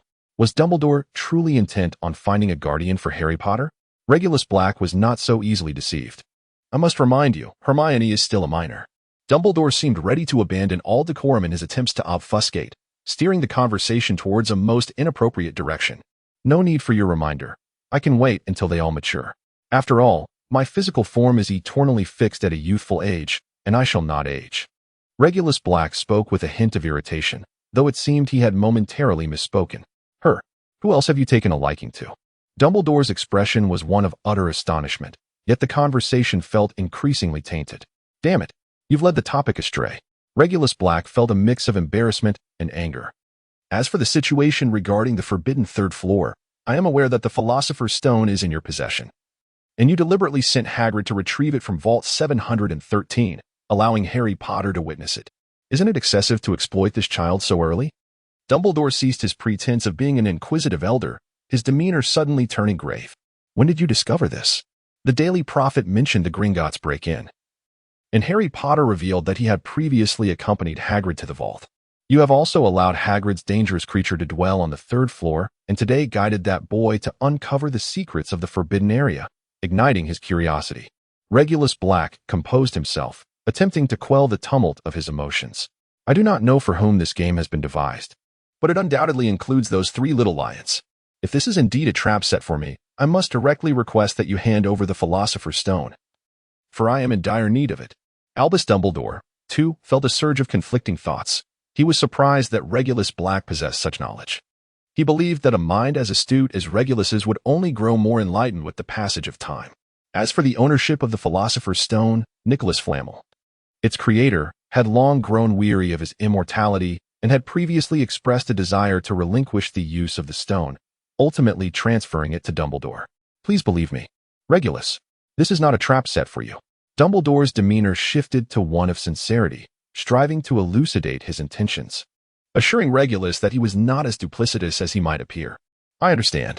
However, I still hope you will grant me the stone in due course. Regarding my own existence, I wish to study the Philosopher's Stone for comparison. Immortality is both a blessing and a curse. Regulus Black rose to take his leave, deeming the current topic unsuitable for further discussion. I can wait, indefinitely, until you feel comfortable with me. However, I harbor reservations regarding your methods, Headmaster. Good night. Exiting the headmaster's office, he left behind a contemplative Dumbledore and returned to his room of requirements. This room had become his sanctuary, configured to allow entry exclusively to himself. Upon entering, he found himself in an octagonal chamber, where the wall opposite the door displayed a Hogwarts crest of monumental proportions. By pressing the central hand pushing towards the four corners, the emblem would transform into the sigil of a single house, revealing the concealed passageways to their respective common rooms. The remaining 6 walls were lined with vacant bookshelves and cabinets, while an assortment of chairs was scattered along the perimeter, remnants from the cluttered room of requirements. What had once been a collection of dilapidated furniture, after careful restoration, now exuded a unique charm, radiating an air of antiquity and elegance. At the heart of the room stood a grand square bed, and as its corner posts elevated, a similarly sized basin emerged beneath. Thus, upon rising, one could simply stand at the edge of the bed, turn, and seamlessly enter the bathing chamber to refresh and groom oneself. Regulus Black approached the wall to his left, wielding his wand to shift the tables and chairs aside. He placed all the cauldrons he had received that day here, the largest of which was of the same size as the one used during Voldemort's resurrection. The cauldrons could expand rapidly. When laid flat, they resembled a plate, and with a simple tug upwards, the entire cauldron would unfurl. Regulus Black first set up the largest cauldron, flames roaring and clear water gushing forth like a spring. The creation of basic potions was not Regulus Black's true aim. Even he was uncertain about what would emerge from the cauldron. However, his intuition guided him on what steps to take. He recalled that upon returning to the ancestral home, he had utilized the soulless guardians from the Black Lake Temple of Soul Potions to conjure skeletal warriors and mages in groups of 7. The remnants of decayed flesh were transformed into blood fiends, drawing inspiration from a character named Zack from another game, League of Legends. Even the name of the system skill was altered to Blood Fiend of Zack. Now, Regulus Black was preparing to forge a clay golem from the Necromancer system's summoning branch. The clay golem was to be summoned from the ashes of earth and bone. The materials were also recycled. In the Wish Grandterror's chamber lay a troll specimen, which, once completed, would likely be foul and filthy, discarded as unusable teaching material. Egoatsum, Crest Celleriter, Frangier, with 3 incantations. Regulus Black chopped the specimen into small pieces and cast them into the cauldron. During his student days, achieving excellence meant precisely concocting potions, whereas as an adult potion master, success was measured by the discovery of new elixirs. Regardless of the outcomes, as long as the potion exhibited some efficacy and stable effects, it would garner immense acclaim, a sense of accomplishment, and rewards. It is worth noting that Professor Severus Snape, amid the various mishaps of student potion making, derived considerable inspiration, even leading to new potion recipes. It is said that on one occasion, a student's potion corroded the cauldron, piercing through multiple floors of Hogwarts, only to be consumed completely over 100 meters underground. The formula was subsequently collected and confirmed by Severus Snape, and under strict orders from Dumbledore, was sealed away. Consequently, the potion classroom was relocated from the 8th floor to the basement, guided by instinct and familiarity with the effects of various potion ingredients. Regulus Black carelessly tossed the materials into the cauldron. While it appeared haphazard and inattentive, every detail was meticulously recorded: the potion's name, quantities, timings, and even the number of stirs and the temperature of the flames were meticulously logged. As the potion simmered for an extended period, the initially foul odor dissipated, revealing a scene reminiscent of a desert within the cauldron. The flowing sands resembled a bubbling broth, occasionally releasing a bubble of sand. The color transitioned from white sand to yellow, then to gray, and finally to black grains. Using the troll's body as the primary ingredient, combined with hundreds of potion materials, this cauldron of black sand was finally ready before dawn. With his silver-threaded wand at the ready, Regulus Black was prepared to complete the final step. Thus, the last process involved heating it to a fiery intensity.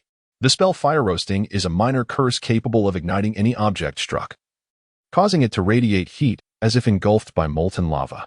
When applied to individuals, however, it merely manifests as a rash due to the limited magical prowess of students. Yet, when Regulus Black harnesses the full extent of his magical power to cast fire roasting, the effects resemble those of genuine magma. The potion, initially resembling a thick black sesame paste, becomes infused with the spell's energy, and tendrils of flame emerge from the flowing black sand. A large cauldron brimming with black grains surges toward Regulus Black, absorbed by the inherent system of his soul. The icon and designation associated with this position shift from Claystone Golem to Lava Behemoth Claystone Golem. This is the potion Regulus Black intends to concoct, serving as a means to summon a puppet. Although the system inherently limits Necromancer-related puppets to a single summon, this one manifests with a level 7 potency, offering a compensatory advantage. While the skeletal soldiers and skeletal mages are limited to a mere 7 in number, they remain perpetually at level 1. Despite the enhancements provided by the system, rigid constraints still apply, necessitating the establishment of a ritual space within a shell. The size of this puppet will far exceed the modest volume of the cauldron, given its association with the lava behemoth from League of Legends. It will embody the standard dimensions of such a creature. When Regulus Black eventually summons this puppet, the black sand will seamlessly integrate with the surrounding geology, giving rise to a colossal lava behemoth. Though dawn is still a while away, Regulus Black requires no rest. As a reanimated corpse, his endurance attribute is maximized, rendering sleep unnecessary. His body does not tire, though he does experience a sense of mental fatigue. Regulus Black lay quietly upon the expansive bed, contemplating his future plans and the upcoming Quidditch match in a few days. On that day, Harry Potter would seize the Golden Snitch, leading Gryffindor to victory, and thus igniting the misunderstandings between the trio of young lions and Severus Snape. Perhaps he could take some action. Harry Potter had received a Firebolt 2000 from Professor McGonagall, which had attracted the attention of students for quite some time. This broomstick was renowned as the fastest and most advanced in the wizarding world, proving to be the perfect complement for Harry as a seeker. The only individual likely to harbor discontent was Draco Malfoy, the platinum-haired youth from Slytherin house. The Firebolt 2000 boasted elegant lines and a lustrous finish, with its handle crafted from fine mahogany and a long tail composed of neatly arranged, straight twigs. The words Firebolt 2000 gleamed in golden letters atop the broomstick. Although it may not be as fearsome as Deathstick 3000, the name Firebolt 2000 was still quite commendable, especially considering its eventual fate at the hands of the Whomping Willow. As he enjoyed breakfast on this new day, Regulus Black admired the broomstick from a distance, internally critiquing it. During this period of relative calm, his role as an assistant professor had gradually gained the recognition of Severus Snape. Apart from relocating the vanishing cabinet from the Room of Requirement to the Room of Requirement, Regulus Black had simply retrieved the Marauder S map from Filch. Fortunately, this map had not yet fallen into the hands of the Weasley twins. He traversed the secret passageway through the Whomping Willow to reach the Shrieking Shack, and subsequently apparat back to the ancestral home, Kellic. Upon returning home, Regulus Black was greeted by his devoted house elf. "Master, you have returned. Shall I prepare a delightful luncheon?" The elf, Creakle, had not anticipated his master's early return, for had he not mentioned his extended stay at Hogwarts? "Creakle, I have matters to attend to. Please take me to the old residence of Marvolo Gaunt." Creakle was aware, indeed, of that place. The house elf grasped Regulus Black's hand, and in a whirl of motion, they arrived at an estate enveloped by lush greenery. At the heart of the estate stood a 4-story edifice, devoid of artistic merit, yet undeniably ancient. The walls were cloaked in moss, and many shingles had fallen from the roof's edge, exposing the timbers within. Surrounding the house was a dense thicket of nettles, towering high enough to reach the minuscule windows, which were thickly coated with layers of grime accumulated over the years. This seemingly ordinary old house bore but one mark of its wizarding heritage, a dead serpent nailed to the door. Regulus Black ventured here in search of Horcruxes, yet he exercised utmost caution to leave no trace. Voldemort would inevitably return to this place, and Regulus Black wished to avoid the Dark Lord's wrath. On the outskirts of the estate stood a small cottage inhabited by a Muggle elder, tasked with overseeing all that transpired here. Before embarking on his treasure hunt, Regulus did not forget to render the old man unconscious with a well-placed spell. He then meticulously proceeded to scour the old residence of Marvolo Gaunt, thoroughly rummaging through every room and hidden passage. With the aid of a self-provided panoramic map, no secret within that ancient house could remain concealed, and the locations protected by magic shone as brightly as stars in the night sky, captivating Regulus Black's interest. At last, in a seemingly feminine chamber, he discovered Marvolo Gaunt's ring nestled within a compartment of a vanity, a black gemstone ring that embodied both a Horcrux and a deathly hallow, now firmly in Regulus Black's possession. Now, he had secured 3 Horcruxes, the diadem of Ravenclaw, the crown of Helga Hufflepuff, and Marvolo Gaunt's ring. Other Horcruxes included Tom Riddle's diary, the Hufflepuff cup, Voldemort's beloved Nagini, and Harry Potter himself. The diary was hidden within the Malfoy estate, making it exceedingly difficult to locate unless, akin to other narratives, a heist could be staged with the cooperation of the household. After all, Lucius and Narcissa Malfoy had long been stationed there. Perhaps Regulus could pose as a distant relative to pay a visit. The Hufflepuff cup was likely secured by his sister, Bellatrix Lestrange, within the underground vaults of Gringotts. As for Nagini, due to the timeline not yet reaching the events of the 4th installment, it remained uncertain whether she had already become a Horcrux or remained merely a magical pet snake.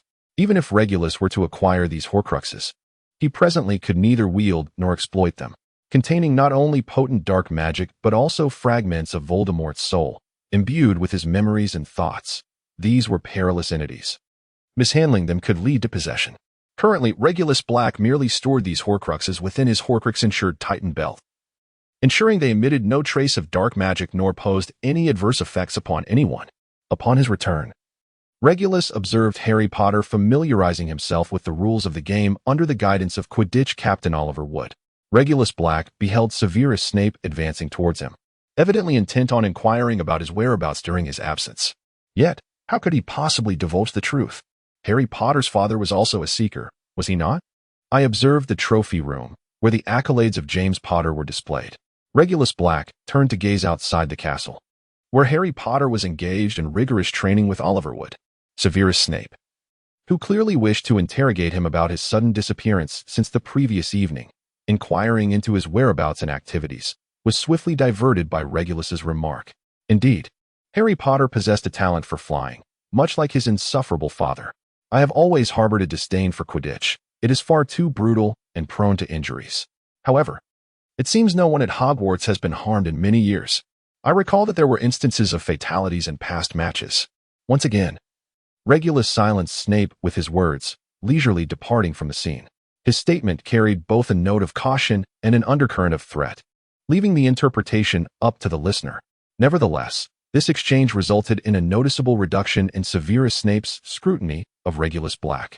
Upon returning from his outings, Snape merely delegated his impending tasks directly to Regulus, exhibiting no interest in inquiring about his whereabouts, which left Regulus feeling somewhat disheartened. The old bat is indeed difficult to communicate with. Regulus Black was not one to wander aimlessly. As a scion of a noble family within the wizarding world, the absence of wealth was indeed a lamentable plight. The Black family had not seen a member emerge for over a decade, rendering their lineage akin to that of an extinguished house. The enterprises once governed by the family had either been confiscated by the Ministry of Magic or fallen into the hands of distant relatives.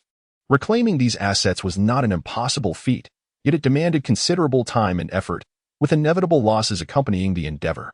During this period, Regulus Black frequented the Ministry of Magic as if he were employed there, meticulously reviewing various litigations and engaging in negotiations with the ministry's officials. One must understand that within the wizarding community, the judicial system either adjudicated with such astonishing swiftness that one could scarcely react, or, conversely, the proceedings were so severely delayed that they left one utterly speechless.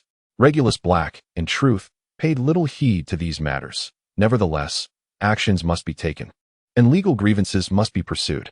As one who once belonged to the Death Eaters, such measures serve to dispel misunderstandings and to present oneself as a person of normalcy. Hagrid. Today is Halloween.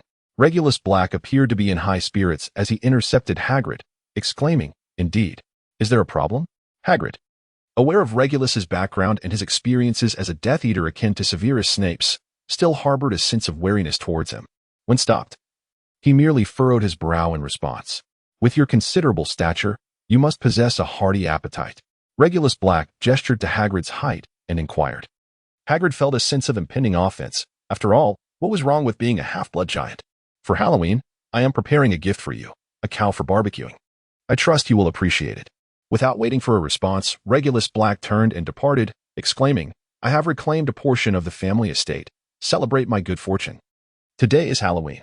The commencement of the Hogwarts term falls on September 1st, coinciding with the start of most schools across the UK.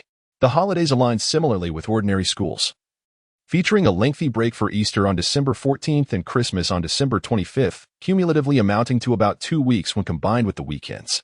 However, Halloween on October 31st must be spent at school. Of course, there are winter and summer breaks as well. The winter holiday is relatively brief, lasting from January 31st to February 28th, encompassing a full month. The summer break in the UK is notoriously extensive, which is why Harry often feels despondent, as he is off from school during June, July, and August, celebrating his birthday alongside the Dursleys. Regulus Black's ability to secure an estate before Halloween at the end of October can be attributed to his diligent efforts. Additionally, the assistance from certain noble families played a significant role without causing any disturbances. After a smooth journey spanning 2 months, he finally acquired a family estate, a cattle farm located on a small island in the Outer Hebrides, at the far northwest of England. It is indeed a pleasant feeling to occupy an entire island, where the Muggles employed there are indifferent to the change in ownership. Furthermore, Regulus Black joined the Beef Association, a subsidiary of the Ministry of Agriculture and Muggle Society, which welcomed the inclusion of a nobleman, a point emphasized repeatedly by the foundation that had previously managed the estate, the Ministry of Magic. The noble status within the wizarding community is not naturally bestowed due to historical longevity or magical prowess. Instead, it is recognized by the British monarchy throughout history. For wizards, possessing noble status alleviates many troubles. Even during the historical witch hunts, few wizards of noble birth were ever identified. Consider the plight of the fallen European nobility, who must rent formal attire to attend gatherings, clinging to their dignity despite dire circumstances. For wizards, acquiring wealth is exceedingly simple, and once they amass considerable riches, the pursuit of noble status and social recognition becomes a natural aspiration. Thus, if one could simply wave a wand to attain a noble title, why not take the opportunity? For instance, Salazar Slytherin, the Black family, and the Malfoy family clearly demonstrate a profound desire for aristocratic status, particularly within the Slytherin lineage. It is no wonder that Slytherins are said to comprise half of the Ministry of Magic's officials, while the other half luxuriates in Azkaban. To commemorate the reclamation of his estate, Regulus Black pledged to Albus Dumbledore to provide the school with a cow every day from Easter to Christmas, which left Hagrid with a sense of surplus provisions that he could not consume in time. These were high-yield dairy cows, if one were not eager for beef. A copious amount of fresh milk could be harvested daily, allowing the students to practically drink milk as if it were water during that period. Naturally, the excess from the Hogwarts kitchens found its way into Hagrid's belly, all for the sake of his health. Within the room of requirement, Regulus Black meticulously crafted an array of metallic components, capable of assembling into a female humanoid puppet adorned with Baroque-style patterns. The garments prepared were Gothic-themed lingerie and a maid outfit. Under Regulus Black's Level 7 puppeteering control, these metallic parts came together autonomously. For months, aside from visiting the Ministry of Magic, he dedicated the majority of his time to the fabrication of these intricate mechanisms, all in pursuit of augmenting his summoning skill to conjure an iron golem. However, Regulus Black chose not to pursue maximal purity in the core of the puppet. It was neither akin to the black sand of the lava golem nor the blood of the blood demon. When summoning puppets with black sand and blood, one could adjust their size and utilize them as cores, adding magical energy or various substances to increase their mass, ultimately creating a colossal puppet. In contrast, Regulus Black intended to craft the iron golem with a more refined approach, fully leveraging the skill S level to reflect in quantity rather than size. Given that Regulus Black's previous incarnation was an ordinary gaming enthusiast, the design of his puppets naturally drew inspiration from characters in the game League of Legends, as all his previous puppets were also derived from it. In League of Legends, there are robotic characters such as Steam Golem Blitzcrank, Deep Sea Titan Nautilus, and Clockwork Minx Oriana. If one sought to maximize size, both the Steam Golem Blitzcrank and Deep Sea Titan Nautilus would be suitable choices. However, if the focus was on quantity, aesthetics, and intricacy, Clockwork Minx Oriana would undoubtedly be the prime selection.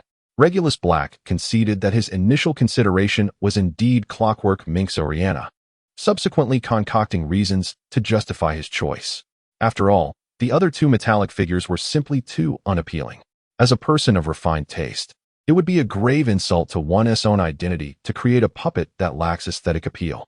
In truth, crafting puppets is not a challenging endeavor within the realm of sorcery. At the entrance of Hogwarts, there stands a multitude of stone statues serving as puppets.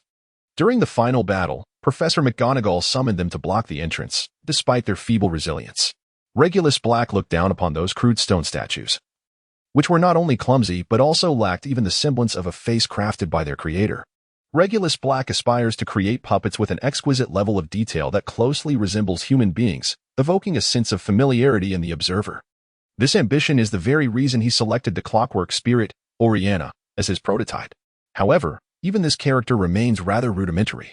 If the craftsmanship reaches a certain degree of refinement, any character's appearance could be so lifelike that, aside from those who are explicitly aware of its nature as a puppet, the unacquainted might easily mistake it for a genuine human. Regulus Black possesses an enigmatic confidence in this endeavor. Regulus Black, after drawing inspiration from films such as Inception, Ghost in the Shell, Terminator, Transformers, and the animated feature Angel Beats, has finally crystallized his desired character design, Rei Ayanami from Neon Genesis Evangelion.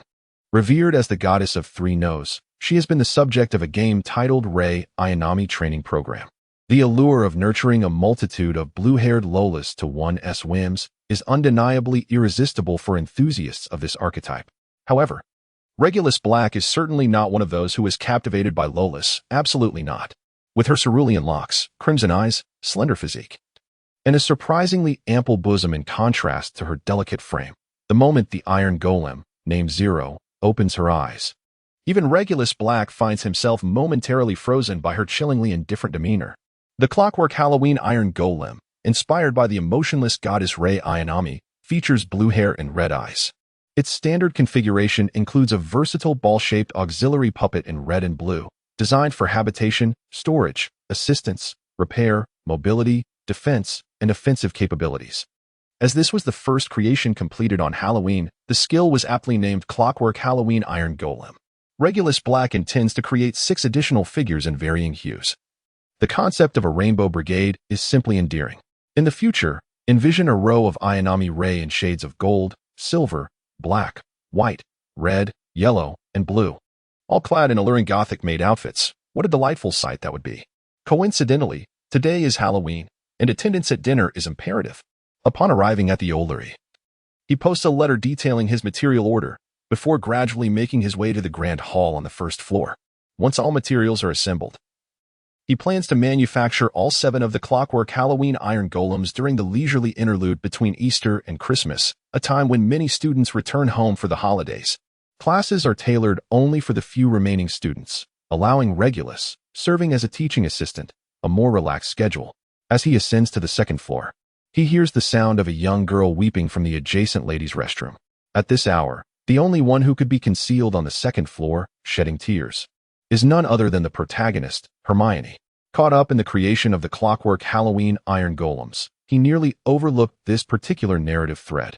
Regulus Black stood outside the door of the women's restroom, fully aware that a gentleman ought not to linger in such a place, even if it were unoccupied. However, it was not empty. A young girl was inside, making his presence there quite discourteous. Vanishing from sight, Regulus discreetly pushed open the door. Approaching the stall from which the sound of weeping emanated, he gently rapped on the door. "Who is it? Go away." The sobbing ceased abruptly. Hermione, reluctant to reveal her current state, felt humiliated at the thought of being seen like this. Although many were aware that she had secluded herself in the restroom to cry, they had collectively chosen to leave her be. Whether this was out of exclusion or indifference was inconsequential. Hermione herself felt the need for solitude, rather than consolation. "Are you finished yet? You cannot monopolize the restroom indefinitely." A teasing smile graced Regulus's face. Conventional comfort might not be effective for Hermione, especially since she was known for her composure. Given enough time, she would surely regain her equilibrium, but by then, he would have moved on. "Why are you in the women's restroom?" "You're a boy." "Because the men's restroom toilets are all clogged. There are plenty of vacant stalls nearby. Those are clogged too." Hermione felt an urge to scream. She had never encountered someone so shameless. And here he was, standing in the women's restroom, attempting to converse through the door. She felt her safety was compromised. "Someone please help me. Are you not planning to come out soon?" "No. I need more time. Why don't you find a restroom on another floor? It would take quite a while to find another one. And I'm afraid I want to hold out until then. Hermione had no retort. It appeared he was determined to remain outside. Very well. Since it seems you will not be emerging anytime soon, I shall stand here and chat with you. I believe there is no harm in my staying put. But I do have a problem. Your presence outside might extend my stay. Then let us converse, for I assure you that once you relax, time will pass swiftly. A heavy silence ensued. Hermione yearned to escape this situation. Perhaps her prolonged crying had been a grave error. Returning to the hall to indulge in the Halloween festivities. Engaging in light-hearted banter with her classmates, even encountering that insufferable Ron, seemed 1,000 times more appealing than being trapped in a stall with this man. Miss Granger resolved to remain silent, determined not to utter another word. Since you prefer silence, allow me to speak. I am aware of your accomplishments. During Professor Flitwick's charms class, you excelled, being the first to successfully execute the levitation charm. Consequently, it is quite natural for a less adept student to view you as a rival. Only the incompetent are devoid of adversaries. Your academic performance is the finest within the entirety of Gryffindor. It is truly unfortunate that you did not gain admission to Ravenclaw, which is undoubtedly the most esteemed institution for the pursuit of knowledge. Regulus Black could no longer hear Hermione's sobs. Evidently, the young girl was attentively listening to his words. Have you ever pondered why the Sorting Hat placed you in Gryffindor? Gryffindor is renowned for its bravery, while Ravenclaw is celebrated for its wisdom. You, however, are a diligent and ambitious learner. The reason you were sorted into the lion's den is due to your courage in the face of adversity. In simpler terms, you are a hard-working genius, distinct from the naturally gifted prodigies within Ravenclaw. Of course, there exists no hierarchy of superiority between the two. Thus, when confronted with the hostile gazes of those around you, the isolating attitudes, and the misconceptions voiced, the most effective approach is to counter these unfavorable circumstances with your own actions, your resilience, and your achievements. I firmly believe that a Gryffindor student possesses ample courage to accomplish this. So, please, cease your tears. Suddenly, Professor Quirrell burst into the hall, issuing a warning to Dumbledore about a troll lurking in the school's dungeons. This revelation instilled a sense of inexplicable terror among the students, reminiscent of the tale of a wolf preying on children, prompting many to flee the hall in panic. Under Dumbledore's calming presence, the upperclassmen escorted their younger peers back to their respective dormitories. Meanwhile, the professors departed the hall, each with their own intentions and objectives. However, Harry Potter and Ron, upon realizing that Hermione was alone on the second floor, broke away from the group to inform her of the troll's presence. The troll, a magical creature with considerable resistance to enchantments, is a humanoid magical being whose various body parts serve as essential ingredients for potion making. Regulus Black, with remarkable ingenuity, could repurpose even the most monstrous specimens to craft the black sand necessary for his skills. There was no reason to overlook a living, breathing repository of potions. A faint, unpleasant odor wafted in with the sound of footsteps as the large-eared yet visually impaired giant approached, drawn not by Hermione's sobs, but by the voice of Regulus Black. Meanwhile, in the corridor outside, Harry Potter and Ron had arrived just in time to witness the giant entering the girls' bathroom on the second floor. What should we do, Ron? It's heading towards the girls' bathroom. I don't know. Let's go take a look. The two audacious Gryffindors, in their reckless bravery, had not thought to inform the professors and boldly ventured forth on their own. If they did not act soon, they would surely miss the Halloween feast. Regulus Black turned to see the ogre that had just entered, a faint smirk gracing his lips, perfectly timed. Hermione, having composed herself and wiped away her tears, finally stepped out, only to find no one in sight. Instead, a hulking ogre stood at the entrance, gazing at her with a vacant expression, its tongue lolling out as if it had just encountered a sumptuous feast for Halloween. For this brutish creature, the tender young girl before it was nothing short of a delicacy. There was no need for small talk, no requirement for a date, no declarations of affections. With a single, powerful swing, it could take her home. What a splendid era this was. The ogre, embodying the most primitive notion of love, launched an ardent pursuit of the young girl. Hermione emitted a high-pitched scream, preparing to retreat back into the restroom stall to escape the ogre's gaze. Yet, she found herself helplessly ensnared in someone else's embrace, being pulled to the farthest corner of the restroom. Regulus Black whispered gently in Hermione's ear, urging her not to be afraid. Remember to utilize the levitation charm you have just learned. With his presence, Hermione was spared the humiliation that befell her in the original tale, a stain on the reputation of any gentleman with a penchant for young maidens. Draw forth your wand and concentrate your attention on the club of the troll. Regulus Black gently set the young girl down, encouraging her on what to do next. Although Hermione could not see Regulus, who had cast the disillusionment charm, she inherently trusted his words. Wingardium Leviosa. Seizing the moment, Hermione deftly aimed at the club raised by the troll, and with a well-placed levitation spell, the bewildered creature was disarmed. Hermione, we're here. Two young lions burst in, only to find Hermione disarming the troll, leaving them utterly astonished. An invisible hand assisted Hermione in controlling the floating club, and as the troll looked up in confusion, it accurately descended upon its face. As a creature of limited intellect, the troll's magical defenses were nearly non-existent, despite its formidable stature. While trolls pose a significant threat to children, to adult wizards, they are mere nuisances easily dealt with by a flock of birds. With a gentle nudge towards Hermione, Regulus made no effort to reveal himself. Though Hermione had no inkling of who was aiding her, it was evident that the unseen ally had their reasons for remaining concealed. Thus, she braced herself to accept full responsibility. When Professors McGonagall, Snape, and Quirrell rushed in, they were met with the sight of the fallen troll and 3 students. Professor, this is all my fault. My curiosity about the troll got the better of me, and I have already defeated it. Hermione confidently assumed all responsibility. Her declaration provided a timely escape for a flustered Professor McGonagall. The presence of a troll roaming the school was undoubtedly a matter of safety, even if it was initially intended as a minor obstacle in a puzzle game for Harry Potter and the Dark Lord. However, the troll's emergence from the dungeons changed everything, potentially leading to concerns among pureblood families that the school was unsafe, resulting in a flood of complaint letters inundating the headmaster's office. I must say, you are a brave young lady, but please do not act so recklessly in the future. The thought of the school shifting all blame onto this child weighed heavily on Professor McGonagall's conscience. I believe your bravery merits an additional 10 points for Gryffindor.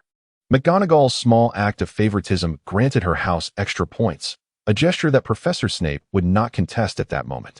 Professor McGonagall escorted her Gryffindor students back to their dormitory, leaving Professors Snape and Quirrell to handle the aftermath. Had Harry Potter been as impulsive and reckless as before, ultimately emerging victorious, Professor Snape would have meticulously detailed the steps to manage the troll.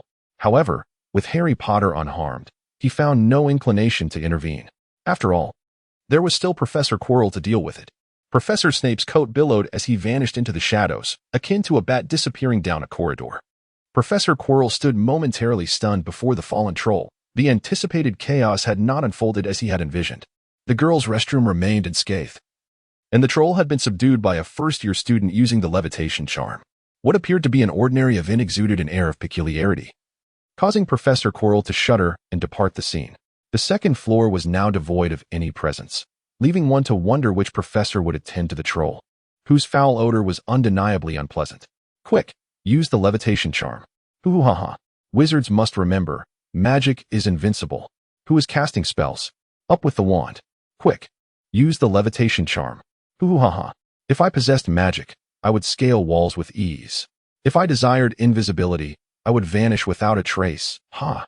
Regulus Black hummed nonsensically, altering the lyrics in a rather ungentlemanly manner as he dispelled the invisibility charm. In the original narrative, Hermione's cries had attracted the troll released from the dungeons by Quirrell. Harry Potter's reckless bravery nearly cost him his life, while Ron's fortuitous luck saved both companions, forming the foundation of their trio. Now, with Regulus Black's intervention, Hermione demonstrated her scholarly prowess, actively subduing the troll, while the two boys merely became spectators, deprived of any opportunity to participate. Would their dynamic ever revert to its former state? Hermione, the petite girl, truly possessed a commendable character. How should they handle the troll? Perhaps it could be sent to the Hogwarts kitchens to see what the house elves might conjure up. Yet, considering the troll's repugnant stench, perhaps not. Common fan interpretations suggest that in Harry Potter's game, one level is overseen by Quirrell involving the troll. However, this is absent in the films. And Regulus Black also speculated it would not exist, the reasoning being that if the troll were indeed a level, Quirrell would not need to navigate the first challenge involving Fluffy. As a magical creature, the troll also required sustenance, leading some fan theories to propose a dedicated passage for its care. allowing Quirrell to bypass earlier challenges altogether. The first challenge, Fluffy the three-headed dog, was tended by Hagrid. The second, the Devil's Snare, was managed by Professor Sprout. Plants do not demand constant attention, while subsequent challenges, Flying Keys, life-sized wizard chess, and Snape's potions, are all inanimate and require no ongoing management. Incorporating a troll into such a challenge would indeed be a farce. Thus, it follows that there would be no further dealings with trolls thereafter. After a thorough analysis, Regulus Black confidently declared the outcome. The colossal creature before him had risen, reclaiming its hefty club, and was now glaring furiously at Regulus Black. Very well. Let my lava behemoth-esque clay golem be infused with an extra spark of vitality. Regulus Black gestured, and a torrent of black sand surged towards the giant, frantically pouring into its 7 orifices. Before the naked eye, the once gray behemoth transformed entirely into a deep black hue. Yet, this was merely the beginning. As the creature fully succumbed to its obsidian transformation, its form began to evolve into that of a molten lava beast. Ultimately, when the lava giant stabilized, occupying the entirety of the restroom, it once again reverted into black grains of sand, absorbed by Regulus Black's skill system. Emerging from the ladies' restroom, several professors hurried to the scene after ensuring the safety of their students. Where is the giant? Professor Flitwick, waving his wand and scurrying on his short legs, was the first to arrive. You were late, Professor Flitwick. Surely you did not anticipate the giant being vanquished by students. Professors McGonagall, Snape, and Quirrell have already been here. However, they were unable to attend to the giant due to their concern for the students. I arrived shortly thereafter. There is no creature more foul than that giant. So I incinerated it with a single flame. Regulus Black maintained his characteristic elegance as he conversed eloquently with the professors who had arrived later. The foul stench that permeated the air, along with the remnants of black, ash-like granules scattered on the ground, served as undeniable evidence that the giant had been reduced to ashes. After exchanging mutual reassurances, the professors returned to their respective offices. Regulus Black also made his way back to his room, which was known for fulfilling every desire.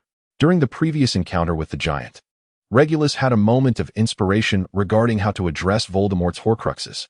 To effectively harness the power of the Horcruxes once more, he would need to manage the fragmented soul contained within, fragments belonging to Voldemort, a figure of unparalleled menace in the wizarding world, whose essence was something others would avoid at all costs. Regulus Black, equipped with an innate advantage from his traversal, draws upon the game mechanics of Diablo II.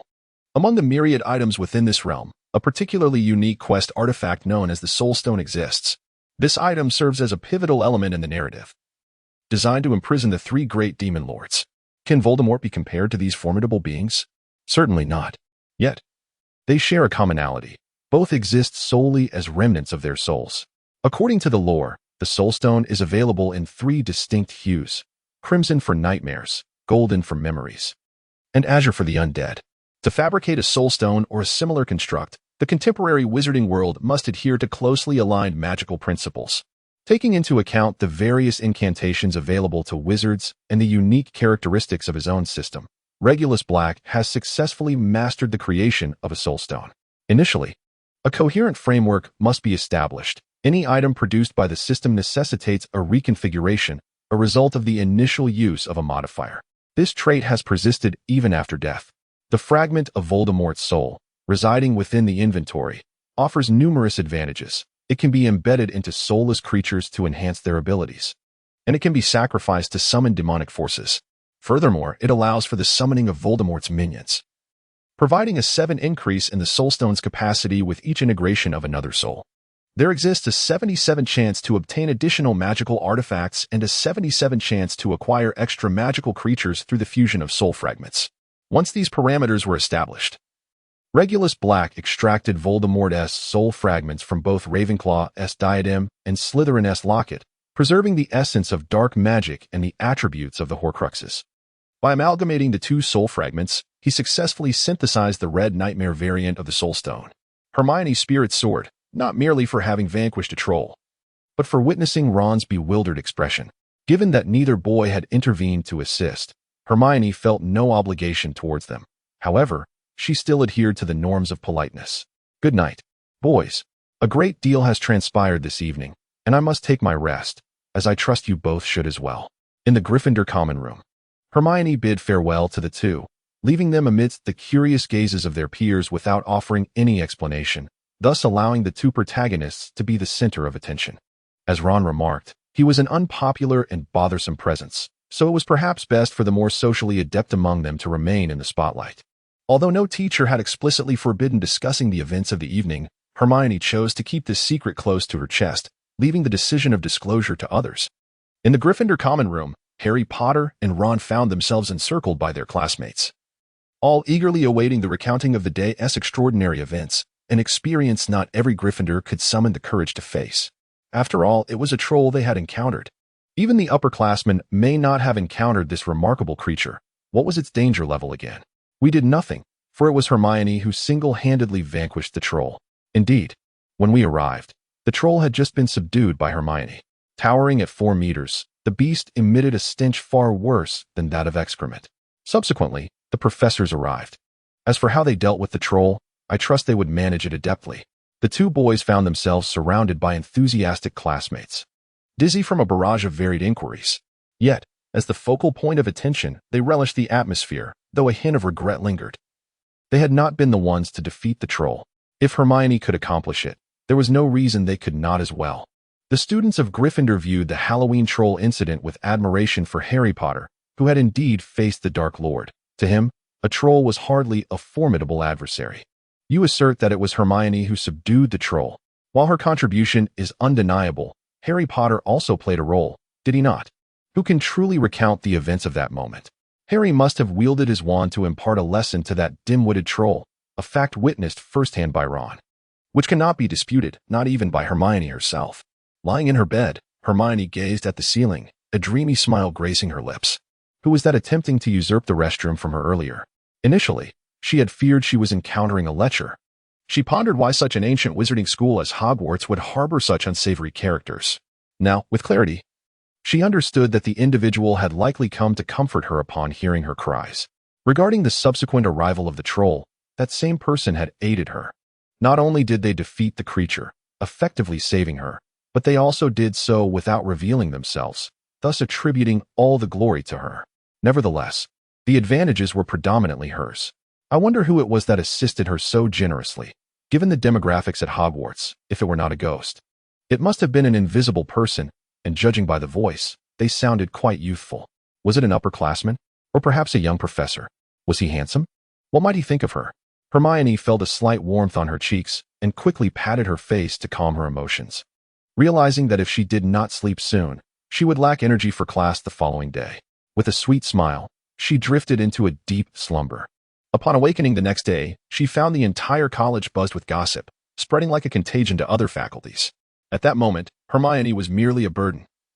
Fleeing from the giant's massive club, her only responses being terrified screams and tears. Meanwhile, the valiant knight Ron and the legendary savior Harry Potter bravely confronted the towering giant, engaging in a fierce battle of 300 rounds to rescue the vulnerable girl. Championing love and justice, Harry nearly fell prey to the giant, while Ron skillfully disarmed it with a levitation spell, seizing the club. In essence, Ron had saved the endangered Harry, and all their valiant efforts were aimed at rescuing Hermione, who was weeping in the girls' restroom. Upon hearing all this, Hermione's first instinct was to approach Ron from behind, brandishing a hefty tome above her head, prepared to deliver a swift reprimand to this shameless individual spouting nonsense. Aha! This book is intended for upperclassmen and is certainly not suited for a first-year student like you. Regulus Black happened to pass by and casually took the book that Hermione was holding. Upon flipping through it, he discovered it was Standard Spells, Level 3 by Miranda Goshawk. There are a total of 4 volumes in the Standard Spells series, indicating that Hermione was indeed studying a third-year text. Regulus Black perused a few pages, each marked with phrases annotated by Hermione, indicating that the young girl had indeed comprehended the text and even taken some rudimentary notes. Perhaps you would be better suited for Ravenclaw. In Gryffindor, you seem somewhat out of place. Hermione wholeheartedly agreed with this sentiment, as she had already felt isolated and rejected within Gryffindor, uncertain whether Hogwarts allowed students to switch houses. Suddenly, Hermione lifted her gaze to meet Regulus Black's eyes. His voice was reminiscent of the individual from the previous night. Am I attractive? Although Regulus had an inkling of her thoughts, he had no intention of admitting it. My apologies, Professor Black. Hermione's cheeks flushed as she quickly averted her gaze, realizing that her earlier directness had been rather impolite. To clarify, I am merely a teaching assistant and not yet a professor, so you may address me as Mr. Black. Thank you for your guidance. I will consider it. Do not hold your hopes too high, as transfers between houses have never occurred, at least not to my knowledge, though I can certainly inquire. Regulus Black engaged in conversation with Hermione, and naturally, those around them overheard. His intentions were not to assist her, rather. Such discourse would only serve to further isolate the young girl. Of course, the prospect of transferring houses was not without its merits, benefiting both Hermione and himself. While Hermione, blushing as she conversed with her savior, remained oblivious to the atmosphere surrounding her, the students nearby were already whispering about her desire to change houses. Regulus Black cast a glance around, feeling somewhat guilty for deceiving the little girl. Nevertheless, he brushed aside his reservations. After all, it was indeed worthwhile to create a pitfall for Dumbledore. Without Hermione, the brilliant strategist, by their side, the trio would struggle to form, rendering his scheme significantly simpler. It is often said that plans cannot keep pace with changes. But Regulus Black mused that this was merely due to the inadequacy of the plans themselves as he made his way toward the professor's seat. The public sentiment required time to ferment.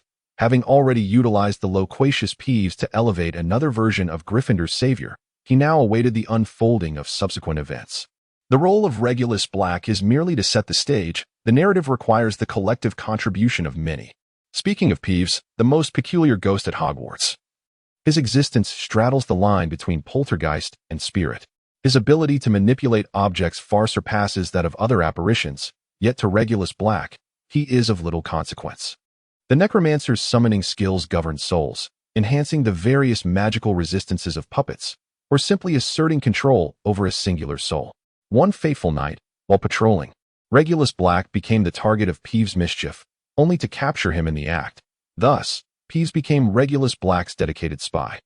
The latest iteration of the troll incident was disseminated by Peeves across the 4 houses, where he mockingly ridiculed 2 boys boasting about their prowess. Shortly after Halloween, the Quidditch Cup for Harry Potter's first semester commenced. Although the weather remained quite chilly, the students' enthusiasm was sufficient to ward off the biting cold, particularly among the Quidditch players. Today, the match featured Gryffindor versus Slytherin, and both teams had taken to the field. As the commentary began, the Quidditch players soared on their broomsticks, first circling the pitch before forming a circle suspended in the air. Madame Hooch appeared, carrying a box. She serves as both the referee for the Quidditch match and the flying instructor. It was hoped that this would be a fair contest, with all participants adhering to the rules. Madame Hooch kicked the box, and the quaffle soared into the air, followed closely by the Golden Snitch. Remember, catching the Golden Snitch awards 150 points, and the match concludes once a seeker grasps it.